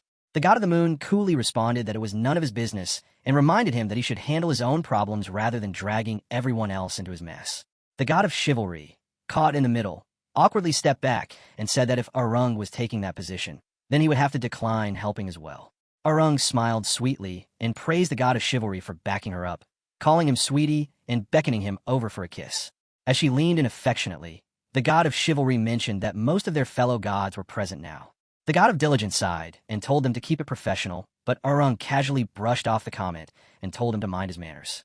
Meanwhile, the god of foresight sat in silence, feeling a sting in his chest as he wondered if he really meant less to Arung than Aaron did. He muttered to himself that maybe he should have just given up altogether. In the middle of his internal spiral, someone unexpected joined the call and addressed him directly. The voice asked if he was Mr. Matthews and requested a quick word.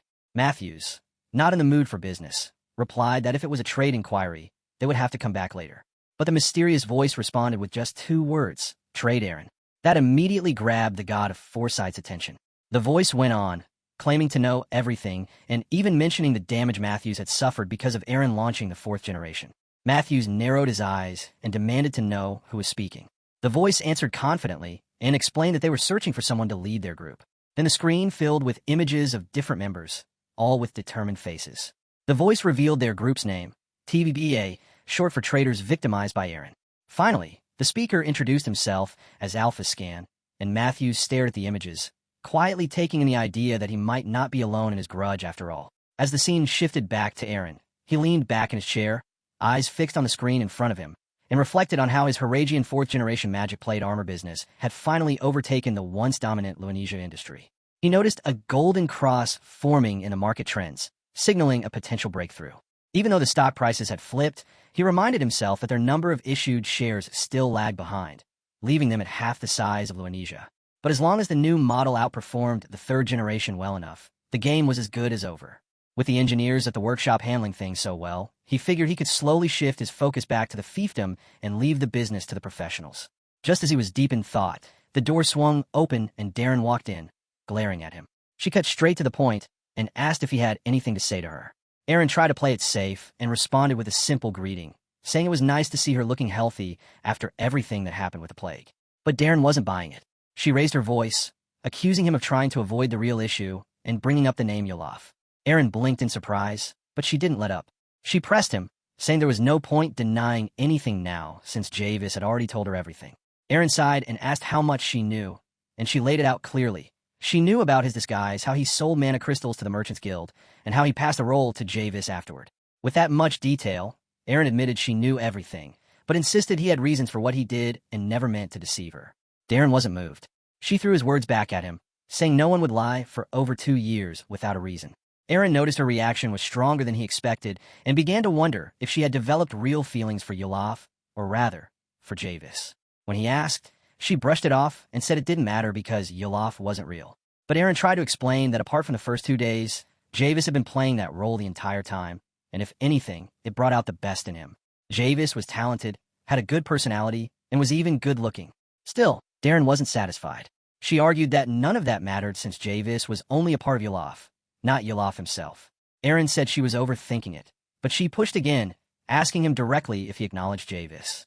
When Aaron hesitated and questioned why the conversation had shifted so strangely, Darren declared that he couldn't take his words back and warned him not to pressure Javis just because he was a vassal of Steelguard. A lord shouldn't speak with 2 tongues. Before Aaron could stop her, Darren ran out of the room, leaving him stunned. He wondered if this whole interaction had been a ploy to get his permission for something bigger. Given how complicated marriage was for the direct heirs of a noble family like theirs, maybe this was her way of gaining approval. But in the end, Aaron admitted to himself that there wasn't any reason for him to oppose it anyway. She really got him this time. The scene transitioned again as Aaron sat there, thinking that everything seemed fine now, except for the fact that he just had to end up as an Imperial intelligence agent. Just then, someone spoke up, asking for forgiveness and admitting that he loved someone far above his status. Before leaving, he asked for permission to write one last letter to Darren. Aaron looked at him seriously and asked what he thought of his sister. The man replied earnestly, saying she was beautiful, intelligent, and ambitious, completely different from any noblewoman he had ever met.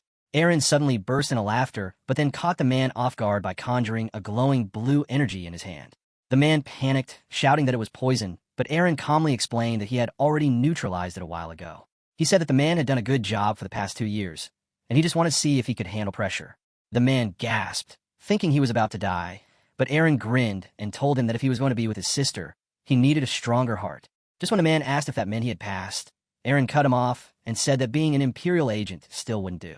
If he really wanted to stay, he had a defect completely. The man admitted he was willing, but reminded Aaron that he still had family in the Empire. Aaron just smiled and assured him that he would take care of it and bring them to Steelguard. After all, he had made a new friend in the Empire. As his words echoed, the scene transitioned smoothly to the heart of the Langdry's Empire, the capital city of Realsar. Director Juan, head of strategic intelligence for the Imperial Intelligence Agency, stood with a sharp glare in his eyes, his thoughts spinning. Something fell off. The reports clearly stated that the spell cast on Beholder was a seventh circle blizzard, which should have meant it was definitely the work of a dragon. Yet, the testimonies didn't quite match up.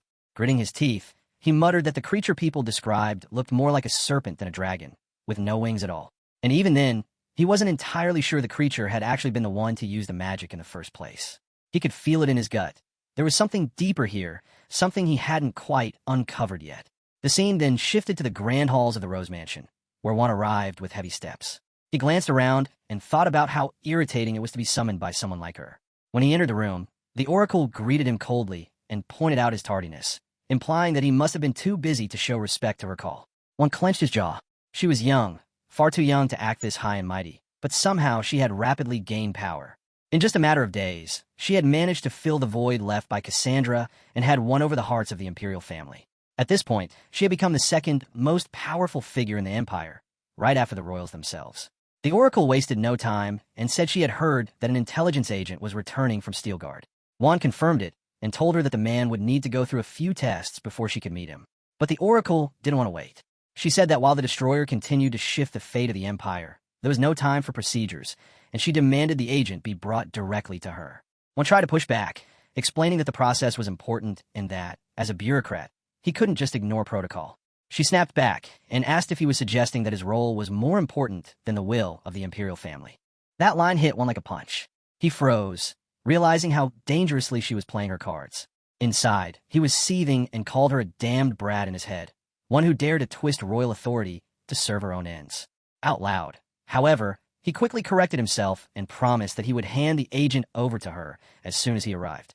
As he left the room, his suspicions grew. She was far too eager to meet the Steelguard agent, skipping every proper step, and he vowed to uncover whatever secrets she was hiding. But just as the door closed, the Oracle turned slightly and softly called out, asking, "Mr. Aaron, did I do well?" From the shadows, Aaron replied with a smirk in his voice and told her she had done a great job. He praised himself, thinking once again that he really had a talent for making powerful friends. As the scene shifted into a darkened alley, one of the knights whispered anxiously, asking Juan if it was really okay to be trailing the Oracle without her permission. Juan narrowed his eyes and told him to stay quiet, insisting there was definitely something suspicious going on and that they needed to keep following her no matter what. His thoughts sharpened as he focused on the man in question, Javis, the Imperial spy who had infiltrated the Steel Guards under an alias.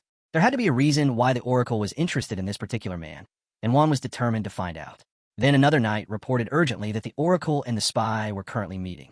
Juan snapped around and demanded the location, and the knight responded that they were at the back end of Antimio Street.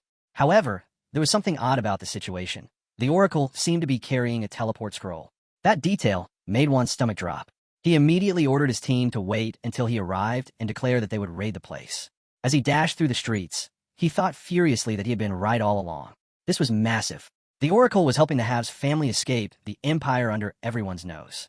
That could only mean Haves knew some critical secret about her, something serious enough to shake the foundations of power.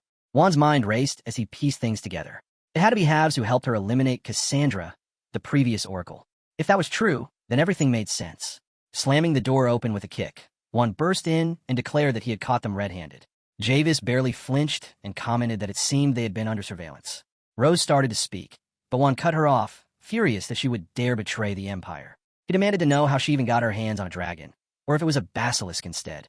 Then a masked man stepped forward, lifted his hand calmly, and interrupted Juan with a mocking tone, calling him Dr. John. He said something fell off and asked how Juan had not realized this was an obvious trap. As he pulled off his mask, revealing his face, Juan's eyes widened in shock. It was Aaron Steelguard. Staggering back, he stammered, unable to believe that the destroyer himself was standing there. Aaron raised his hand and cast Hold Person, freezing Juan's knights in place. One of them struggled and realized with disbelief that he couldn't move. The spell was a fifth circle high-level magic, and Aaron had cast it multiple times with ease. One of them gasped, realizing that Aaron had even paralyzed an awakened knight. Turning toward Rose, Juan shouted that she was insane for teaming up with the destroyer. She rolled her eyes and told him he was being too noisy. Aaron stepped forward and handed Juan something to eat, telling him to chew and be quiet. Juan panicked and asked what he had just consumed. Aaron explained it was a special poison called Yin-Yang Go-Worm, which would cause his brain to explode the moment he acted against Aaron's will. Staggered and terrified, Juan asked how far Aaron planned to go. Was he planning to gather the Emperor or trigger another war of conquest? Aaron laughed and said he had no such plans. Instead, he would want to keep doing exactly what he had been doing. He told Juan that he would continue to earn promotions and eventually become the general manager of the intelligence agency, while his subordinates would rise to fill the roles of director and vice director.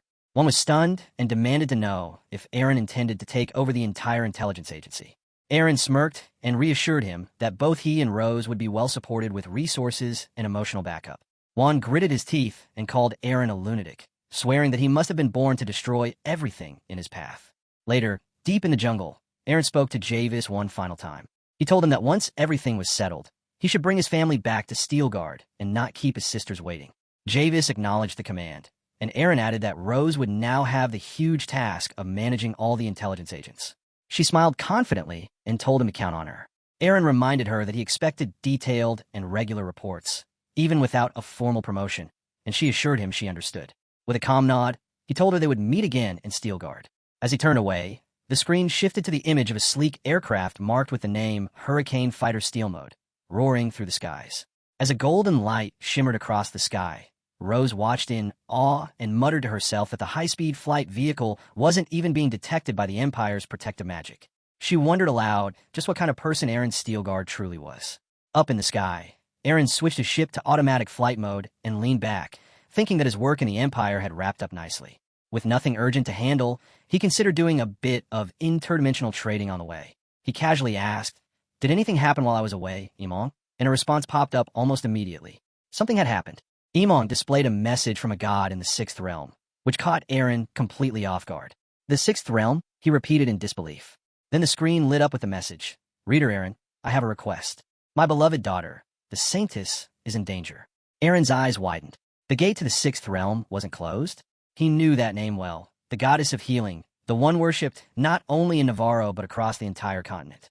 His eye of truth activated by instinct, and the screen flashed with detailed data. A golden ray scanned the location and confirmed it as the celestial realm of the sixth dimension. The current tribute coin count was over 5 million.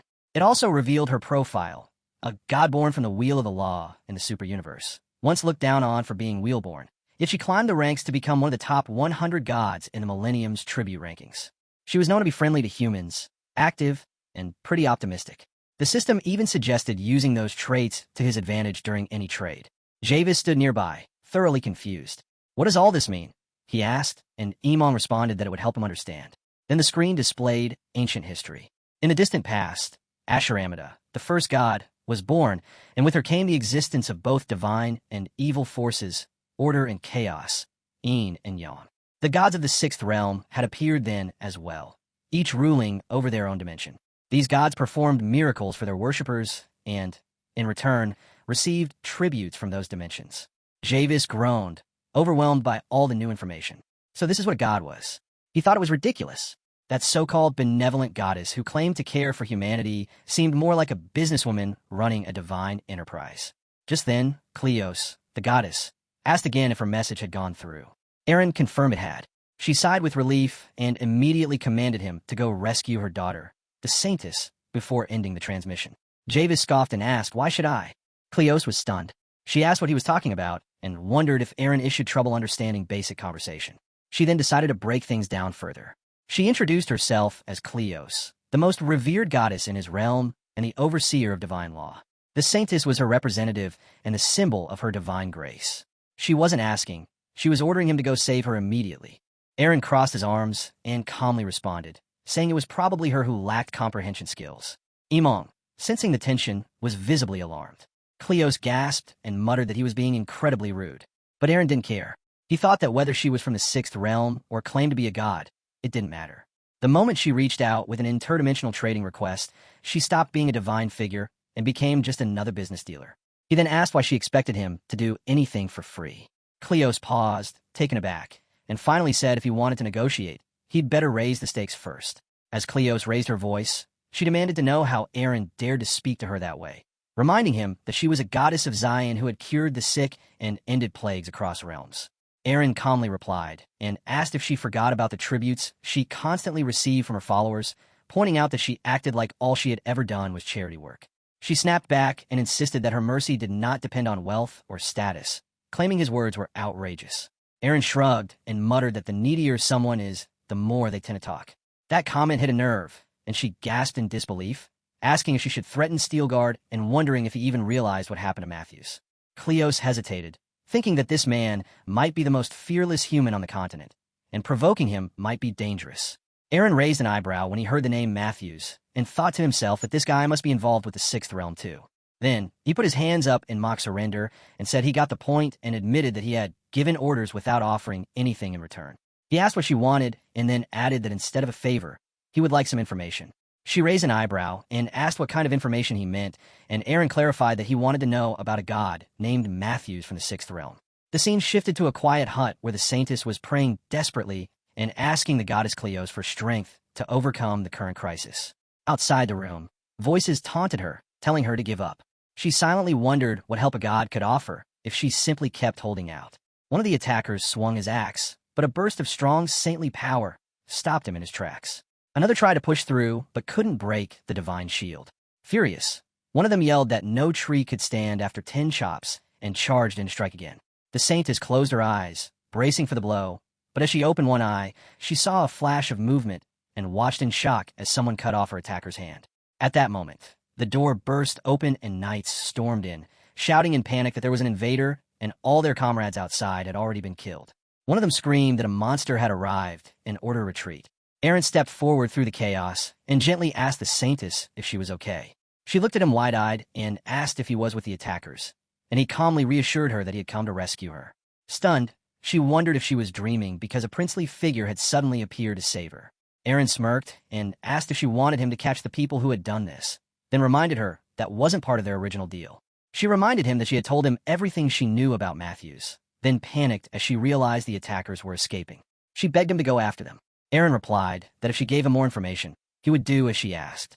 In his mind, he wanted to know how gods could influence other dimensions and whether devil summoners had any connection to the sixth realm. The saintess was taken aback, thinking this man might be a traitor, but the way he talked made her wonder just how much he really knew.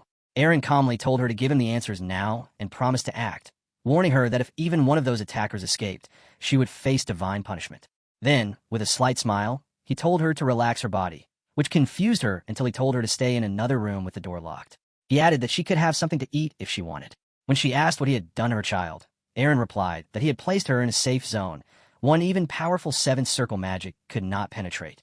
After that, Aaron stepped out with his sword in hand and sprinted so fast it looked like he was flying through the forest. The knights running ahead suddenly noticed him and shouted in terror that the same monster from earlier was chasing them. In an instant, Aaron caught up to them and knocked them to the ground. One of the attackers hurled a fire spell at him, but Aaron threw back a blazing counterattack with pinpoint precision. The knights ran for their lives, saying his aim was too clean, and one of them yelled that he felt like he had lost 10 years of his life. Aaron finally caught up to the rest and calmly asked who they were since they could use sixth circle magic. He said that with power like theirs, it was as if someone had mobilized an entire magic tower. The attackers froze in shock and confusion, but Aaron waved it off and said he only needed one of them to talk. He then asked Emong to recommend the best weapon for the situation, and Emong analyzed the surroundings before suggesting a heat-seeking missile. The enemies thought they were far enough to be safe, but they were still watching Aaron in disbelief as an explosion ripped through the forest. Back in the hut, the saintess watched all of this unfold and murmured to herself in awe. She had never seen someone use martial arts from the first realm, magic from the second, and technology from the third realm so seamlessly. She could barely believe her eyes and whispered in disbelief, wondering what kind of absurd jack-of-all-trades Aaron really was. Back in the deluxe room, it's incredibly durable and surprisingly spacious inside. Our boy steps in and sees Sinclair laughing, clearly enjoying herself. He asks, have you possessed the saintess's body?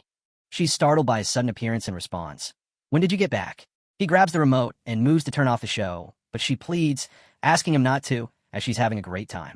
Our boy says he'll charge her for the TV subscription. This room wasn't upgraded to a 3-tier system just for your convenience, Miss Sinclair, he remarks. She calls him stingy. Butterboy asks, did you descend just to watch television?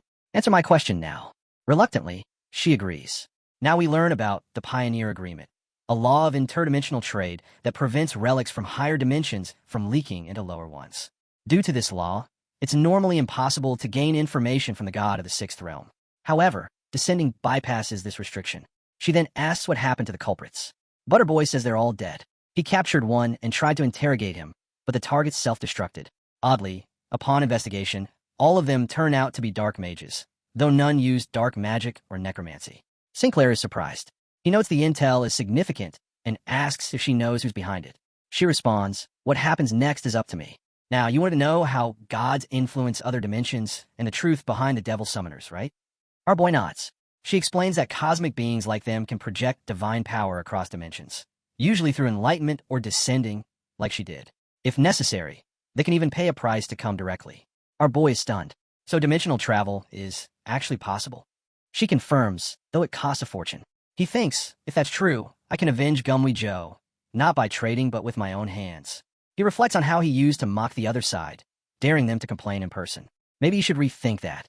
She adds, while devil summoners are also cosmic beings, they can only remain on Earth through devil worshippers. Unlike her, they require far greater payment and sacrifice to stay. Our boy smiles. So, if someone reaches the sixth realm, they can interfere with other dimensions? Claire laughs. You dream big, but I like men with big aspirations. He says, then, one more question. He asks if she knows anything about managers.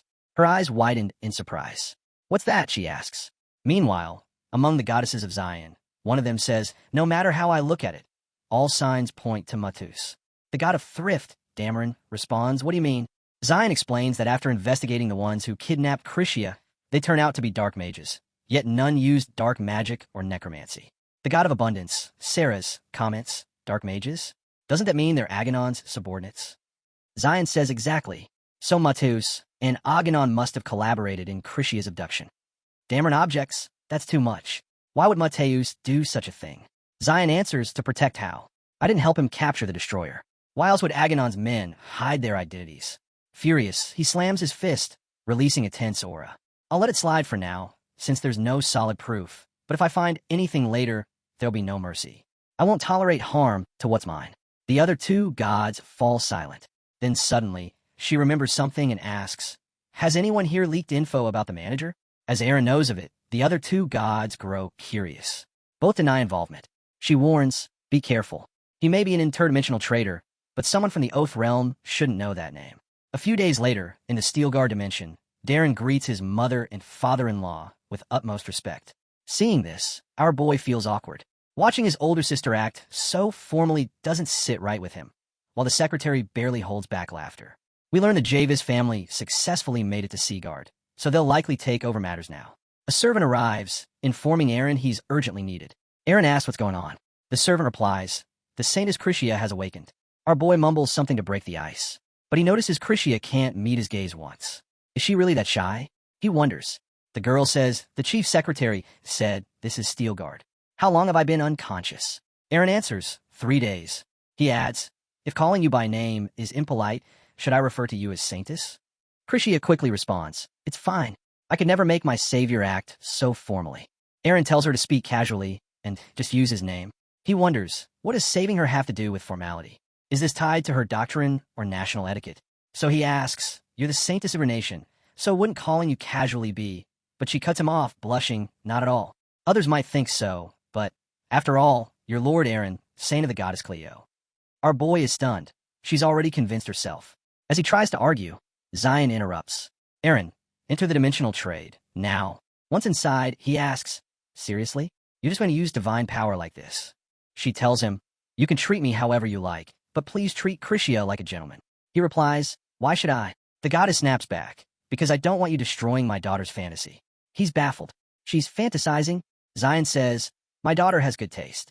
If you were just some nobody, she would have simply thanked you and moved on. But you're not. You're a golden man, my apostle, and currently shaking the empire. To be honest, she thinks I sent you to her on a white horse. Or maybe she thinks you're the saint on a white horse. Aaron blurts out, "What the hell is going on?" The goddess of Zion proclaims, "People, hear my words. Krishna's partner has already been revealed. He is a saint from the planet Earth. A respected man will appear when the time is right. Anyone who dares tamper with faith shall face harsh punishment." Adam says she might be the saintess, but isn't she spoiling the girl a bit too much? She responds that in the holy land of Myastin, early marriage was tradition. They had no idea how those depraved princes lusted after Krishna. Then, frustrated, she states that this prophecy was made 12 years ago. The boy realizes that means she was Iluna's current age back then. He asks if those bastards truly went insane. She replies that now Aaron understands the goddess's concern. Aaron asks, "But why am I the saint from the Barren Lands?" She says her daughter used to wonder who the saint from the Barren Land was. She used to tell her that his face resembled Helix Levine, his swordsmanship rivaled Raiskin Steel Guards, and his wealth and status matched Sergio's.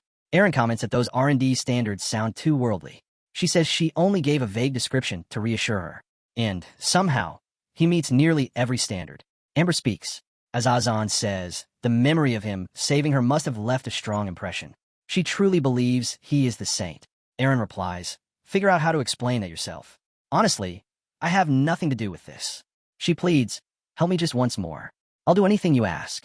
She begs the boy, and the boy wonders, who would have guessed the gods were this corrupt and cunning?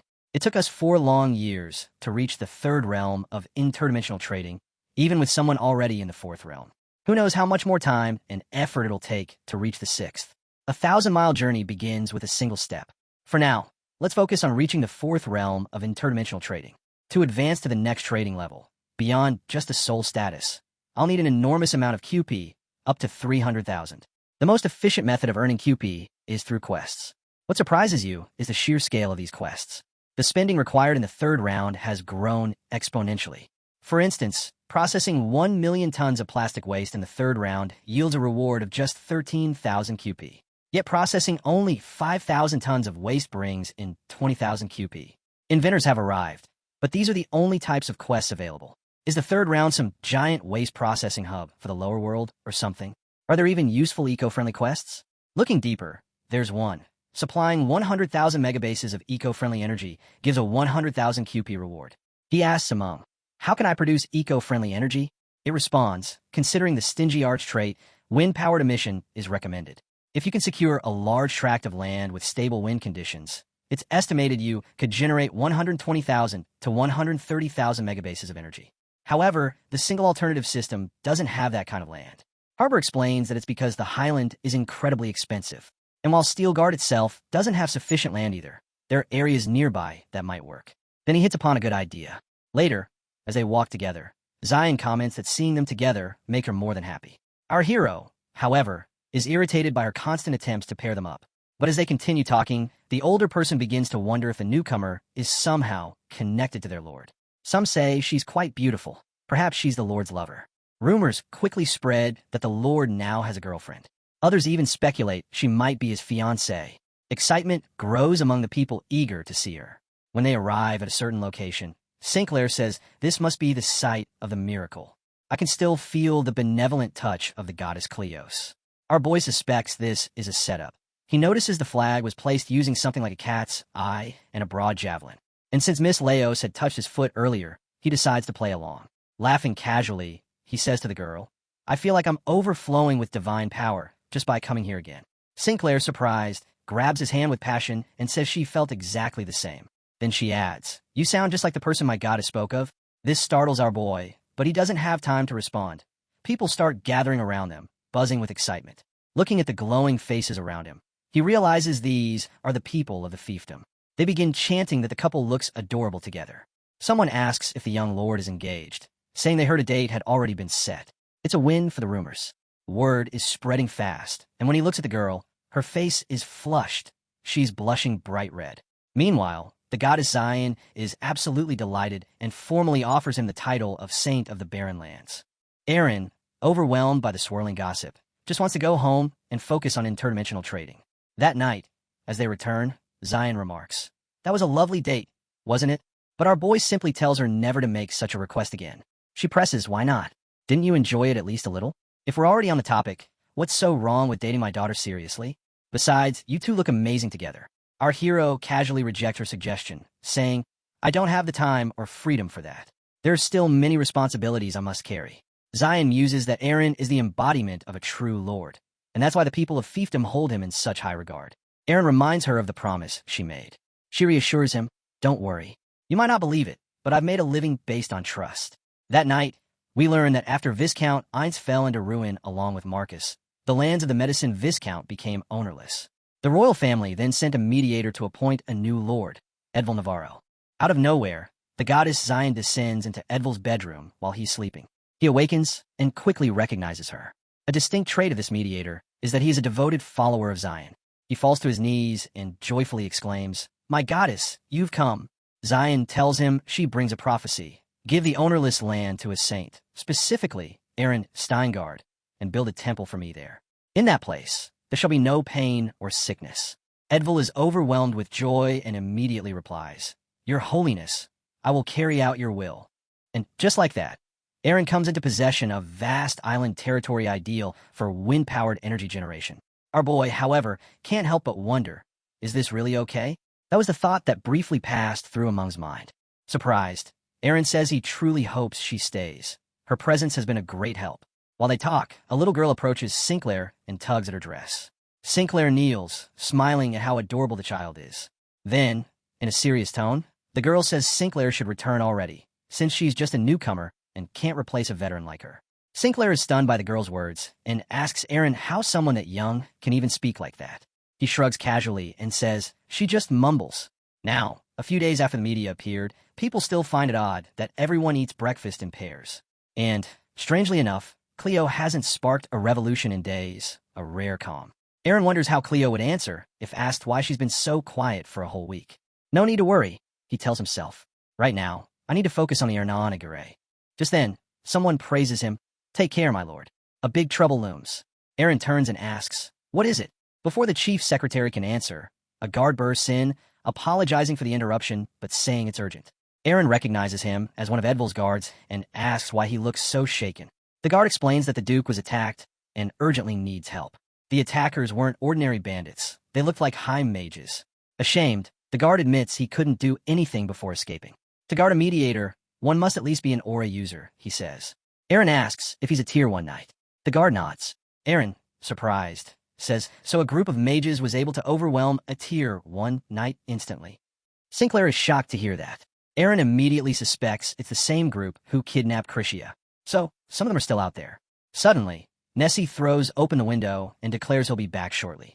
He warns Eren to be careful this time. Then, lifting off like a superhero, he floats out the window. Eren watches him leave, thinking, only a few people knew the mediator's route after leaving Steelguard. That information wasn't public. Only Steelguard and Medshin knew. In the kingdom, 2 guards are watching when a great explosion occurs. One guard shouts, asking if it's an intruder and demanding that he reveal himself. Eren stands up, introducing himself as Eren of Steelguard while holding a sword. The guard responds aggressively, expressing distrust, saying that just because Eren is young and blunt doesn't mean he is who he claims to be. The next moment, Eren swings his sword toward the guards, saying they must not know that he's the only kid who can emit aura. The guard is left stunned. The guards quickly apologize and ask what situation brought him all the way there so freely. Eren inquires whether Viscount Ainz is in custody for the crime of spreading the plague. One guard asks who holds authority in the mansion, and the other replies that it's the chief secretary. The chief secretary introduces himself as Sabien and apologizes on behalf of the gatekeepers. He adjusts his glasses while sipping tea. Eren tells him there's no need to apologize. He hadn't announced his arrival, so the guard were just doing their job. Sabien then asks why Eren has come. Before replying, Eren asks why the nearby woman is trembling so much. She's surprised, and Sabien explains that she's just nervous to see the Lord of all rumors. Eren asks for her name, and she replies, Margaret. Eren looks at her and gently asks why she's anxious, telling her she can confide in him if something is wrong. Margaret replies that there's nothing and apologizes for disturbing him. Eren uses his aura and asks her to reveal the truth. He's curious. Terrified, Margaret admits that 3 days earlier, she lost a friend who disappeared in the middle of the night. Eren is surprised, but Sabien brushes it off, saying it's common. Servants run away all the time. He adds that such things are of no concern to Eren. Margaret protests, saying her friend Yinia is not someone who would act irresponsibly, and she's not the only one who has disappeared. Sabian smirks and says, "Birds of a feather flock together," implying all her friends were runaways.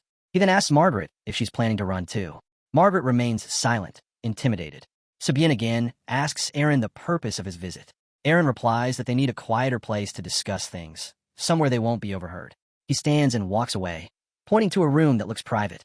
Sabian tries to stop him, shouting, but Aaron breaks the door with a kick and enters, commenting that it's a nice room. Sabian, exhausted, yells that Aaron has to listen to him. Inside, Aaron points to a hairpin and asks about it. Sabian claims it's his. He has a taste for such accessories. Aaron remarks that there's no limit to taste, then points to a cupboard, asking what's behind it. He's surprised when the cupboard rolls open. Sabian explains that he's an anatomy enthusiast and uses large organs because he once dreamed of becoming a healer. Aaron praises him for the ambition, saying the organs look so real, it seems a master craftsman made them. The next moment, Sabian transforms into a monstrous figure, roaring at Aaron. He shouts that this isn't a game, and he should not mess around. Aaron smirks and says, "Why did you only realize that now?" Sabian lies on the ground, struck down by Aaron. He shouts for Aaron to stop, warning that the hostage might die. Aaron draws his sword and tells Sabian not to talk about negotiation. When Aaron asks a question, Sabian must answer. Sabian agrees, trembling. Aaron accuses Sabian of having used black magic before, adding that a black magician was also responsible for the plague that spread among the Steel Guard. He asks if Sabian is part of the Black Dawn Society. Sabian denies it, claiming he has never heard of them. But Aaron presses on, saying Sabian's eyes tell a different story. Sabian screams in pain. Aaron starts connecting the dots. He recalls how it all began, when Medius held a grudge and prophesied that the Steel Guard wouldn't fall. Cassandra then ordered Branwell to destroy the Steel Guard. In turn, Branwell hired Tychon from the Black Dawn Society, which led to the Black Sheep being separated from the Steel Guard. Aaron figures that when their plan failed, they brought in even more help from the Black Dawn Society. He realizes it's a classic case of outsourcing gone wrong. He tells Sabian that outsourcing can be efficient, but for tasks of true importance, you have to do them yourself. Then he asks why, if the Steel Guard was the target, they went after the Saint Guard. Suddenly, dark magic envelopes the demon, strengthening him. He announces that they have been asked to interfere with Kleos. Aaron is stunned. Sabian stands up and smiles, saying it's nice to meet him properly. Aaron realizes this is no ordinary malice. This is something divine, channeled through an intermediary. Looking at Sabian, he wonders if he stands at the same level as Kleos or Medius. The monster laughs, and Aaron admits he's thrilled to meet him. The demon introduces himself. Aghanon, the demon lord of the Sixth Realm and true founder of the Black Dawn Society. Aaron asks if a demon god exists. Aghanon agrees. If gods exist, then so must demon gods. Aaron recalls how overwhelming that title felt when he first learned of it. But thanks to Kleos, he's come to understand more. Aghanon asks if Aaron regrets anything, especially killing a subordinate who was 3 ranks higher. Aaron rubs his neck and says no. There's no point in regret. Aghanon presses him. What does he mean by that? Aaron responds that while Aghanon's abilities are indeed transcendent, his influence over the mortal world is limited. That's why they rely on proxies like the Black Dawn Society. Still, to Aaron, Aghanon remains a mystery. Aghanon is enraged by Aaron's boldness, but before he can act, Aaron slashes his sword in a cross motion, cutting into the demon and drawing blood. Aaron grips his blade tightly and declares that he'll track down and destroy all of Aghanon's followers, forcing him to start from scratch. Panicked, Aghanon insists he never intended to fight. He explains that Medius begged him to intervene and that he only meant to scare Aaron for a while. He even offers to return the hostage and proposes a deal. Forget everything and never interfere with the Steel Guard again, in exchange for 4th-generation magical armor, knowing that a prototype already exists. Aaron is baffled. In such a serious moment, they're talking about investments? Aghanon explains he's just trying to survive. He trusted a stock tip and invested heavily in 3rd-gen models. Aaron asks if he's really trying to make a profit. Aghanon admits it. He's deeply invested and wants to know what's hot on the market. Aaron motions him closer. Aghanon jokes about how short he is, then asks if high-tech steel, electronic displays, or anything else would help Aaron. But instead, Aaron gently pets Aghanon's head, surprising him, then suddenly slams him to the ground and uses his magical aura to read the demon's mind, showing Aghanon exactly what he's doing. Aaron realizes things have escalated far beyond negotiation. In the dark forest, he storms the Black Dawn headquarters, cutting down its members.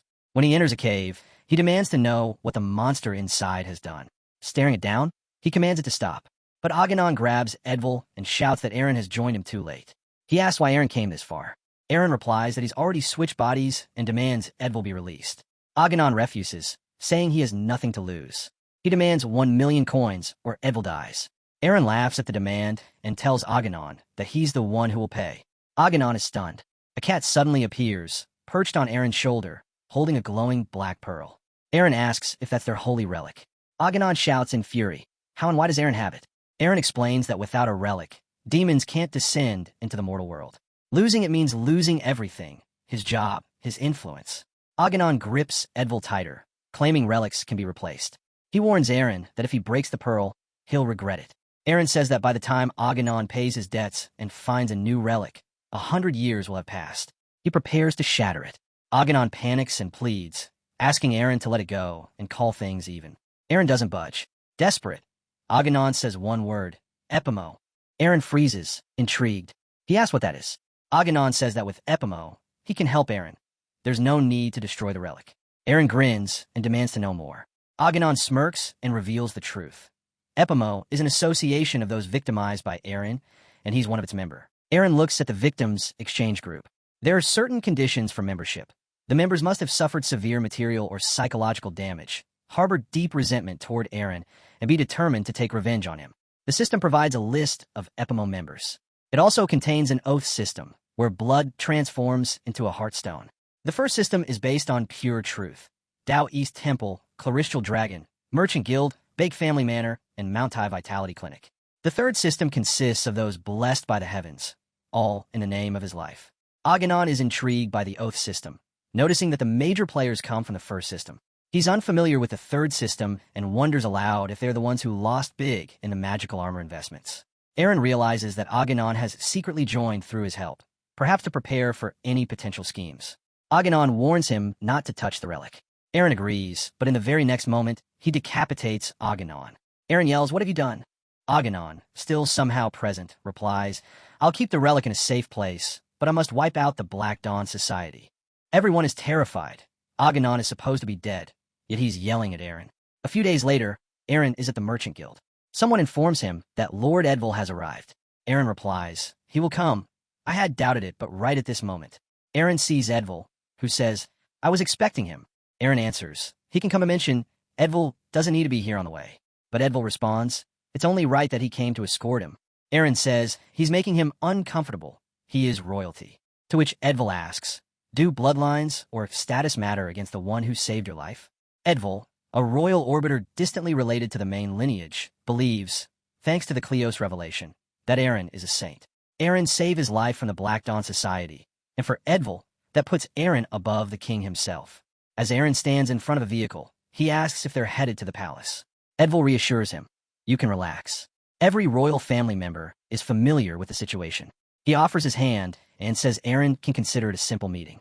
The scene shifts to the kingdom of Theros.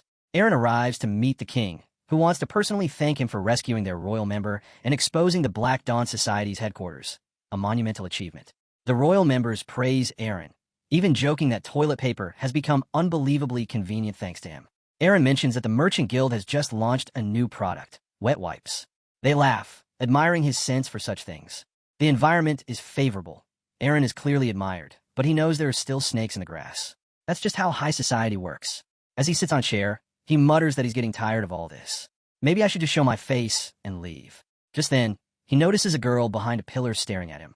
She steps out and says, "I've caught you." Aaron is surprised by the encounter.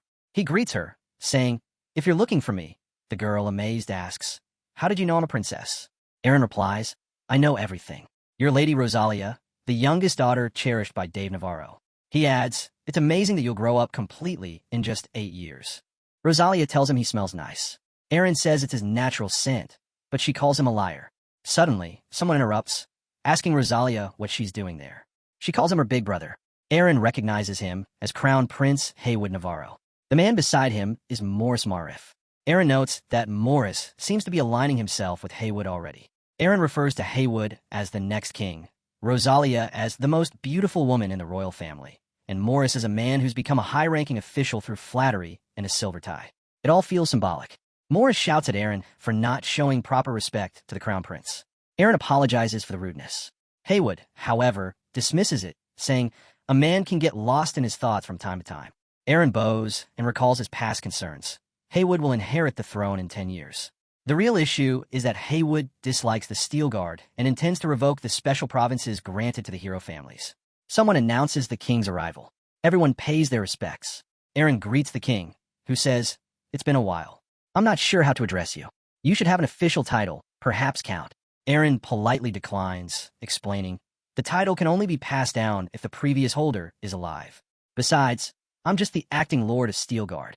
The king replies, "You're the son of a man who never relied on his father's legacy. Even with Leverton's death all but certain, you remain a considerate man." Morris interjects, claiming the king is being too kind. But the king says, "Aaron saved my dear friend Edville." Aaron replies humbly, "It was good luck for him." The king questions that. Was it really luck? He asks Aaron if he achieved a special rank in his teens. Aaron laughs nervously. These rumors spread so quickly. It's embarrassing. Haywood frowns. He realizes it's not just a rumor. The founding emperor achieved that level at 17, too. The king invites Aaron to make a request, saying, "You've become a treasure to Navarro." Haywood adds, "I always admired Sir Razakin, but never saw him in action. Now that his mystery blade has passed to you, I'd like to see it." Aaron smirks. He suspects the king's excessive praise is a trap. Once he shows his skills, they'll belittle him, say he's underwhelming, and humiliate him. The king affirms his interest, asking again if Aaron minds. Aaron responds, "My skills are humble at best, but if I can offer even a brief moment of entertainment, I'll be honored." A knight steps forward and offers him a sword. Aaron doesn't take it. The knight, confused, asks, "How can you fight without a sword?" Aaron smirks, releasing his mana. "You'll see soon enough." Everyone watches in amazement as a flower blooms in his hand, glowing with blue mana. "It's a sword aura," Aaron explains. Aaron draws the sword aura, creating a blue mana glow, and everyone is amazed by his magic. It takes the form of the national flower of Navarro, the anemone. People gossip, saying it looks like a living flower, and they're terrified by the sight.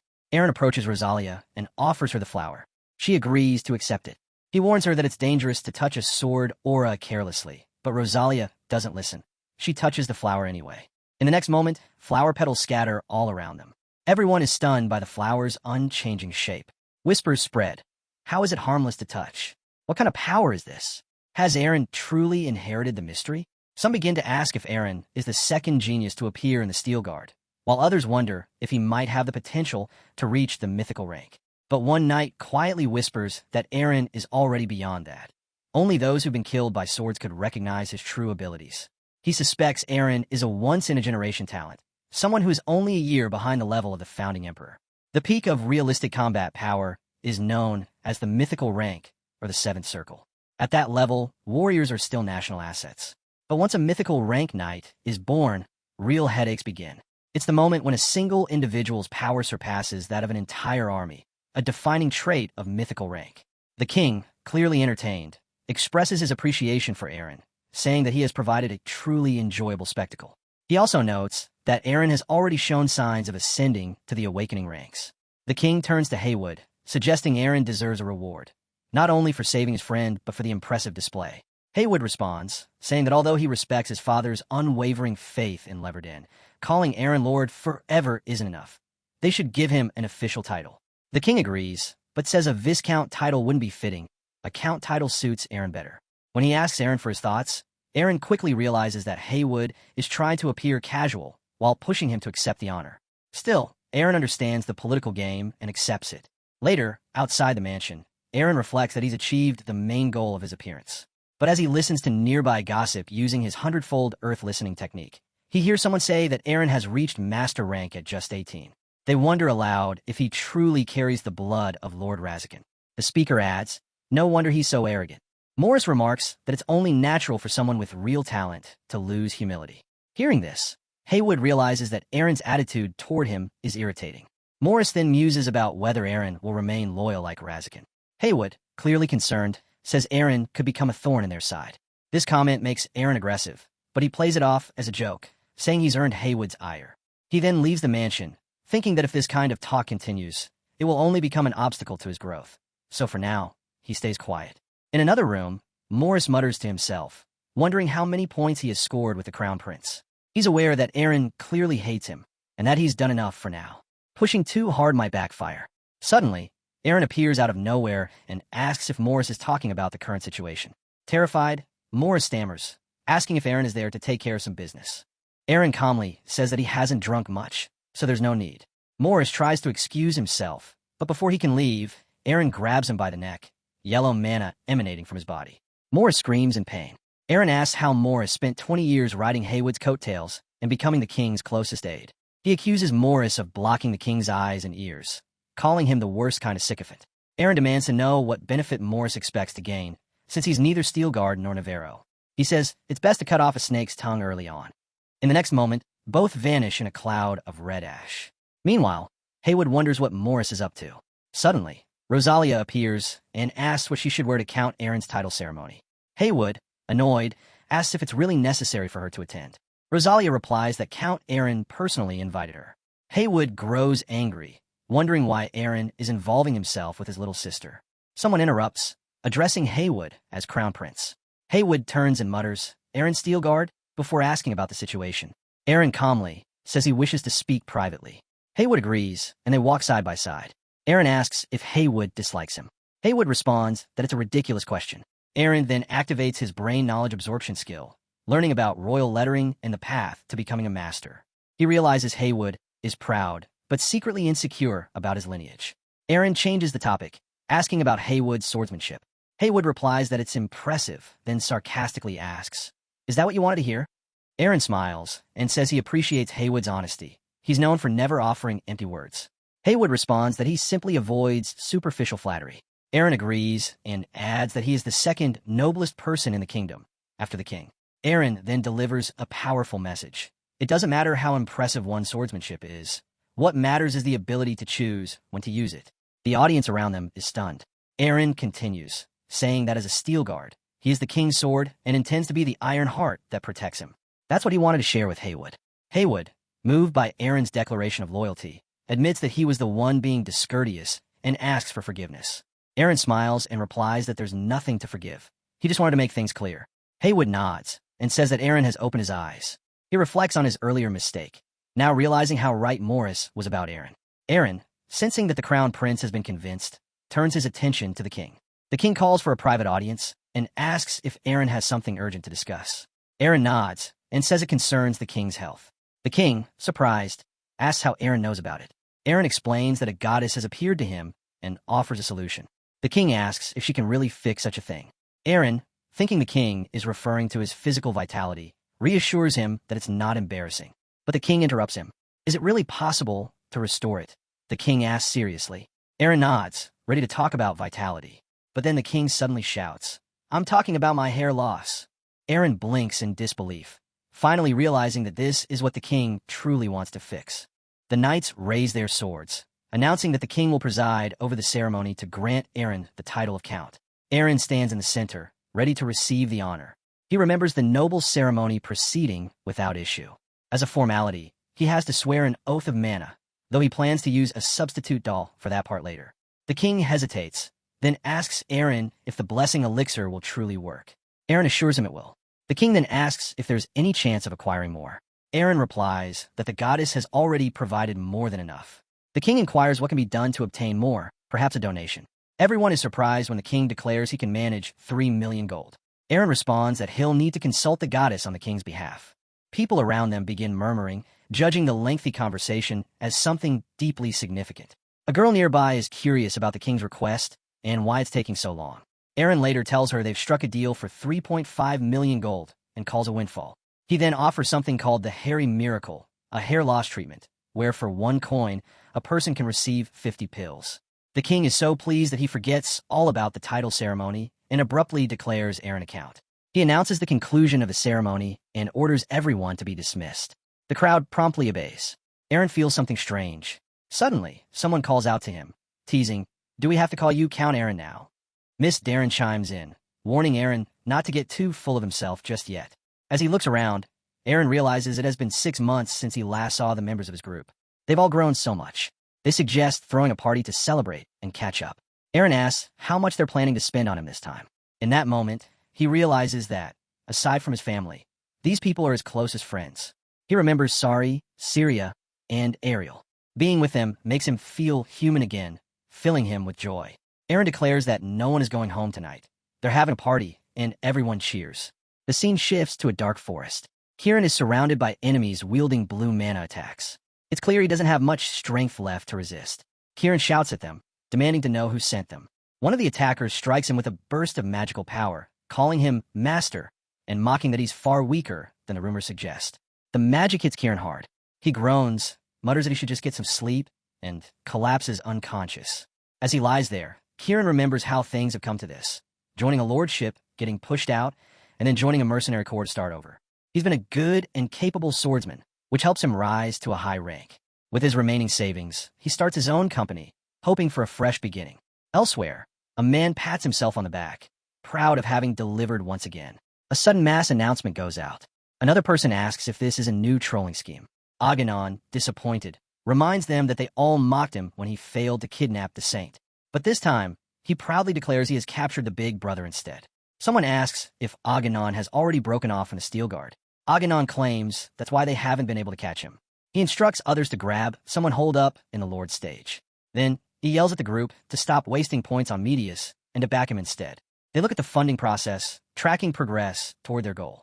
The system prompts them to choose the next project, either to support Aganon's rise or to promote Matthias's return. Matthias comments that funding has already grown by over 10% and wonders aloud what Aganon intends to do with Kieran. Aganon replies that he's going to negotiate. Matthias argues it won't benefit their group. He'll only earn a few coins. Aganon mocks him, speculating they might squeeze out 1 million coins. But then he raises the stakes, asking if they can get 10 million. Everyone is shocked. A member asks if that's even possible. Aganon replies that it's a different story. He tells them to watch carefully, proclaiming that this is what real negotiation looks like. Suddenly, everyone is surprised to see Aaron. Aaron asks a man if he's the one. The man confirms. Aaron questions why he doesn't just quit and where he plans to take the hostage. The man replies that the power of the Black Society is beyond Aaron's imagination. Aaron asks what he wants. The man pulls out a paper and says they want a list of companies partnered with Aaron's magical armor industry. He adds that if Aaron complies, they'll release Kieran. Aaron scoffs, noting that the man is clearly just reading a script and doesn't even know what he's asking for. The man shouts that it doesn't matter. Aaron has to choose whether or not to save Kieran. Looking at the hostage, Aaron guesses the truth and agrees, shocking the man. Darkness surrounds them. Aaron declares that he will save everyone at once. He lists companies: Davies Magic Steel, Constant Design Society, and Engineering. The moment he speaks, a brilliant purple light appears. Then, everyone vanishes. Members of the Lockdown Society are intrigued by the company's Aaron lists for dimensional investment. One of them asks if investing now will lead to huge profits. Aganon answers that they'll only get a fraction of the gains. These returns are in the range of 10 times the investment. Aganon looks at the status window and shouts that Aaron has saved them, and now everyone will finally believe him. Aaron, thinking of Aganon, realizes that it still isn't enough. He calls him a demand buster. The kidnappers bow to Aaron, thanking him for his direction. They ask for permission to leave, but Aaron stops them. There's still one thing left, he says. The leader asks what it is. Aaron explains that to make the hostage situation feel real and convincing, they need to leave evidence. If they don't, someone will realize it was all staged. One of the men suggests splashing some blood. Aaron rejects the idea. It has to feel real. Finally, Aaron turns to Aganon and apologizes. He acknowledges Aganon's effort to find them, but says he can't stand members who can be summoned by the Dark Dawn Society. Then, Aaron swings his sword and cuts them down. Aganon goes wild, shouting about why the stocks are dropping and why his followers' posts are being suppressed. Aaron calmly tells Aganon that he lacks the experience to handle the situation properly. Aganon retorts that the richer members of society are also taking a huge hit since they rushed in and bought up everything. Aaron recalls that he gave out a fake list for a drop operation, and instead of rising, the stocks have been tanking. Aganon yells that he's cleared out a ton of risk factors in one go and demand a peek at the real list. But Aaron brings up the funding Aganon received and reminds him of his 150,000 coin debt. Aganon counters by asking if Aaron has any idea how deep in debt he is. He says he can't pay it off even with this deal. Aaron finally agrees to help him earn some coins. Excited, Aganon asks how. Aaron says it's not for free. Aganon has to split the funding amount in half and send it to him. Aganon complies, sending 75,139 coins to Aaron. Then he asks again about the list to earn more stocks. Aaron repeats the same fake list. Aganon becomes aggressive and shouts that it's just a fake. Aaron replies that he never promised the real one and says if Aganon wants to pay off his debt, he has to go buy those stocks right now. Aaron shows that his own funds have already surged. The stock price has nearly doubled. so he can't make another deal at this stage. Aghanon calls him an idiot and asks whether the members have loyalty to him, as news is already spread across multiple dimensions. Aaron tells him the prices have risen too much, and investors are starting to take notice. It's obvious that these are all tied to the 4th gen magical armor. Aghanon asks what that means. Aaron explains that the prices will keep going up until they suddenly crash. There's a limit to how high they can go. Aghanon begins thinking about that limit. Aaron tells him to keep buying the stock until he gives a signal. When Aghanon asks about the signal, Aaron raises his finger, revealing that the 4th gen product launch promotion is ready. Aghanon leaves the chat, thrilled by the news. Aaron, meanwhile, mocks him under his breath, saying gods and demons are the same in front of coins. Suddenly, Kieran stirs, making a noise. Aaron notices and asks if he's awake. Kieran responds that the smell of blood is still there. It wasn't a dream. He frowns and wishes it were. He asks about the dead bodies. Aaron replies that they're members of the Black Dawn. Kieran asks why the Black Dawn targeted him. Aaron explains they were after him, not Kieran. They couldn't get to him, so they kidnapped Kieran's brother instead. Kieran is shocked and asks if the Black Dawn thinks snatching him is revenge. As he keeps talking, Aaron creates a yellow manosphere with magic and warns him. If this keeps happening, it's going to be a problem. Kieran, angry, says if that's the case, he should just die. He looks Aaron in the eyes and says he's already given up his domain, his vessels, even his land. He orders Aaron to take his life while he's at it. Aaron calmly replies that if Kieran dies, it means he's failed. Kieran is taken aback by Aaron's words. Aaron clenches his fist around the yellow mana and prepares to attack. Kieran braces for a fight, crossing his arms. Aaron punches him, and Kieran reacts. He really wants to kill Aaron. He asks if Aaron still dares to call him brother. But Aaron remains composed and strikes again, sending Kieran crashing to the ground. Kieran begins to feel something strange. The more Aaron hits him, the more power surges through his body. Aaron has activated pressure point release, a technique that strikes key meridian points to improve the flow of internal energy. Aaron recalls that Kieran has decent talent, and this technique will help him grow. Kieran, still furious, shouts at Aaron, but he can't resist the surge of energy. Aaron tells him his body is probably feeling strained, but warns him not to die. He confesses that he's imagined a happy ending for both of them. He also remembers Kieran's tragic death at age 29, an unexplained accident, a fall. The more he thinks about it, the more convinced he becomes that it was orchestrated by Marcos Bramwell. A goddess watches and comments on the strange bond between the brothers, one hitting the other to raise his power. She wonders aloud whether Aaron's apostle is becoming a bit of a teaser.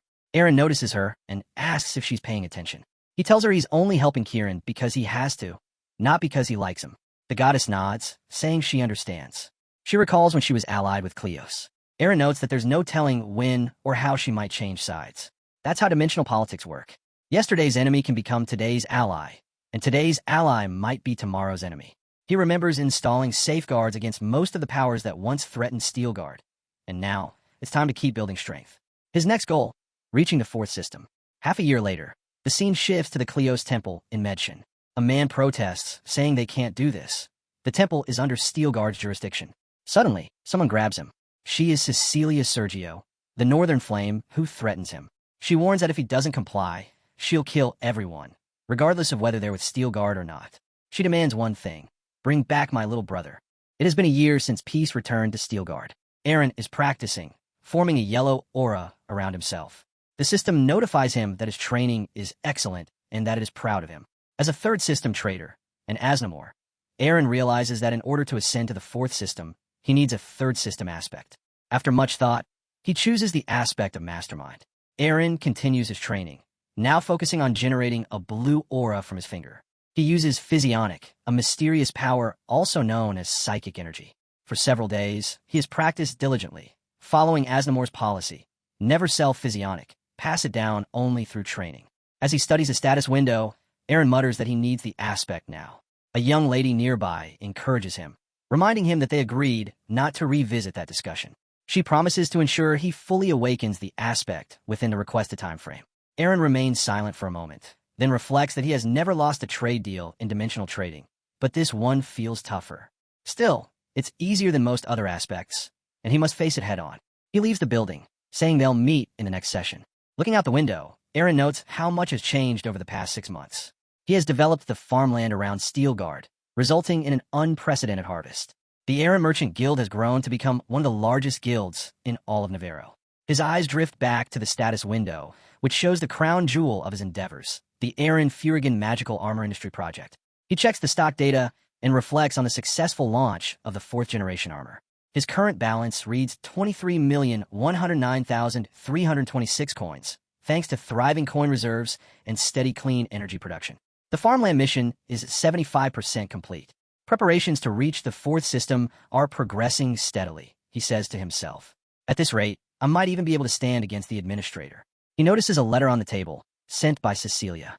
Opening it, he's surprised. It concerns one of the Empire's 5 legendary swords, wielded by the only legendary ranked knight in all of Navarro. The knight, known as the Northern Flame, has requested to visit Steelguard. Aaron is curious. How did she get permission from the Royal Approval Association? He whispers. The Sergio family is famous for its overwhelming wealth and power. There must be a reason she's coming. Just as he's pondering whether this is just a courtesy visit, his secretary bursts in, reporting an emergency. Aaron chuckles at his own anticipation, which surprises the secretary. He turns serious and asks for details. It's about Lady Cecilia, the secretary says. She was scheduled to arrive this morning, but she's causing a huge commotion at the Kleos temple. Aaron is shocked. How was that possible? The scene shifts to the temple where doctors are trying frantically to save a patient.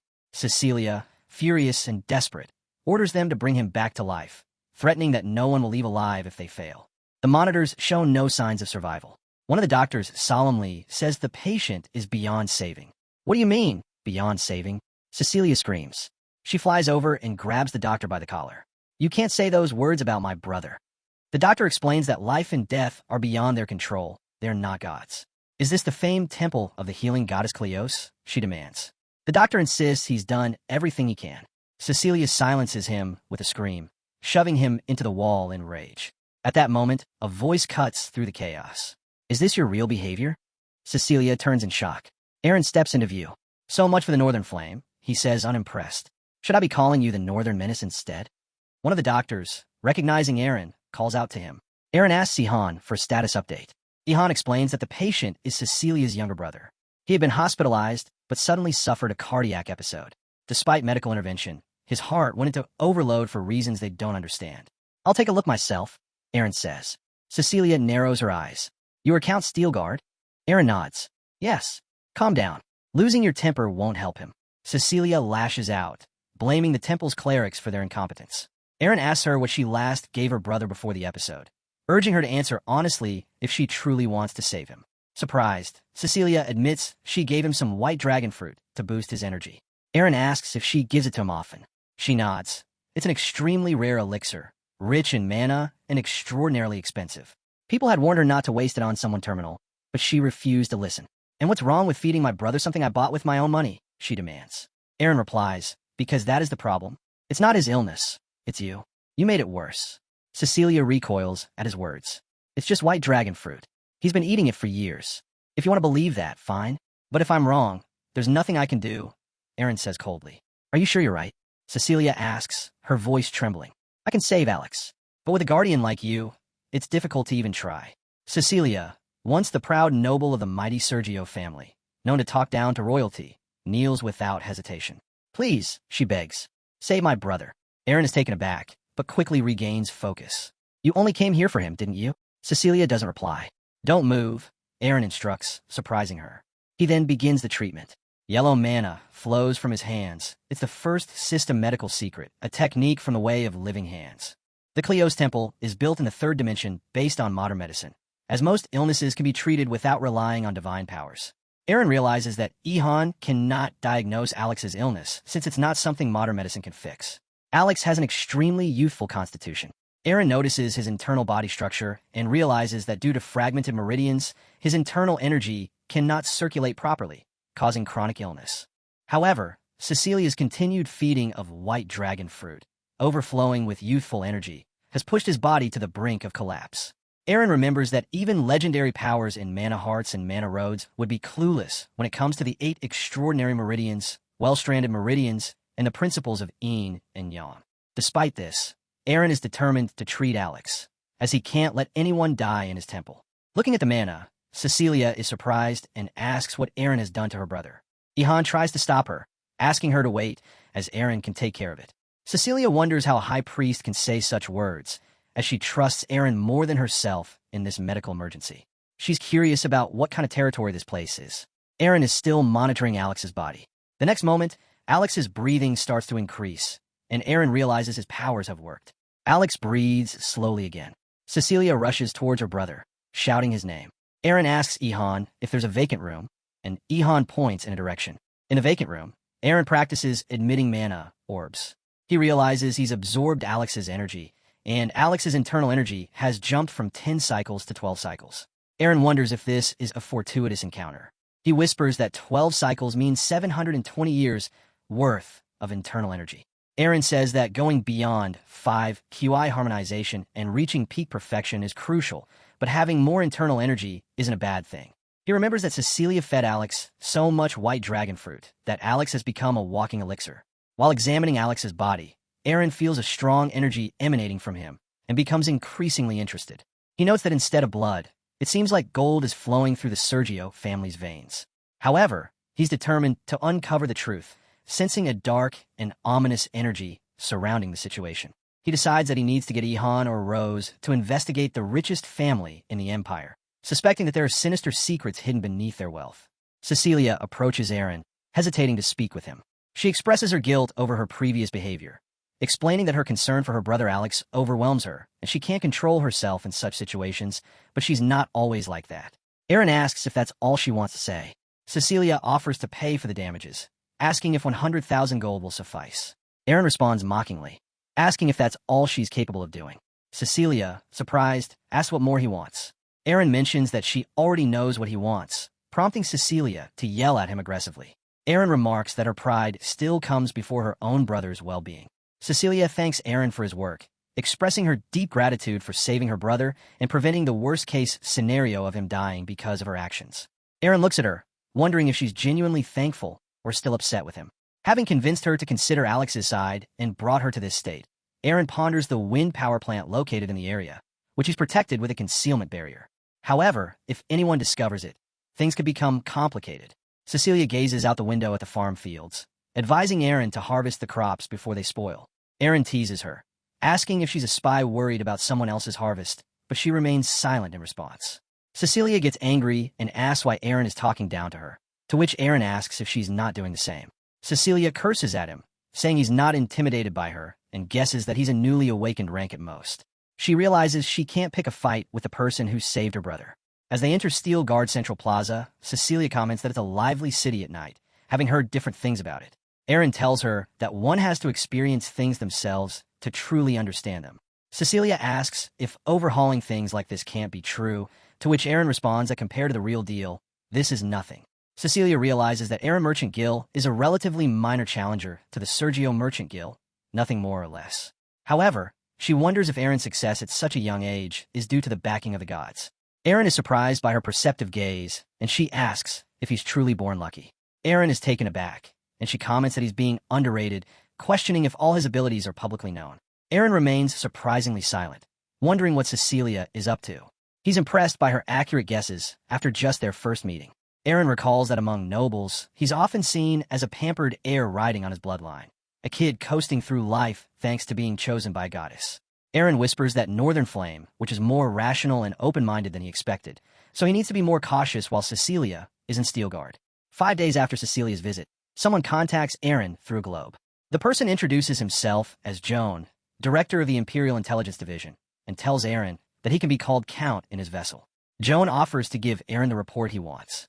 He explains that he needs to overview the Sergio family's village to understand why Cecilia is so protective of her brother Alex. Joan reveals that Cecilia is at least one of the older daughters, while Alex is the youngest, 9th child of the Sergio family. Aaron is surprised by the large number of siblings and comments that it's an enormous family. However, Joan corrects him, stating that only 2 Sergio children remain. Aaron is surprised to learn that all of Cecilia's siblings have died, except for Alex. Meanwhile, in a different location, a man asks his secretary about Alex's condition. The secretary replies that Alex has been healed and successfully treated in the Steel Guard Temple. The man is displeased with this outcome and orders Alex's death, hoping to provoke Cecilia into a rampage against the Steel Guard.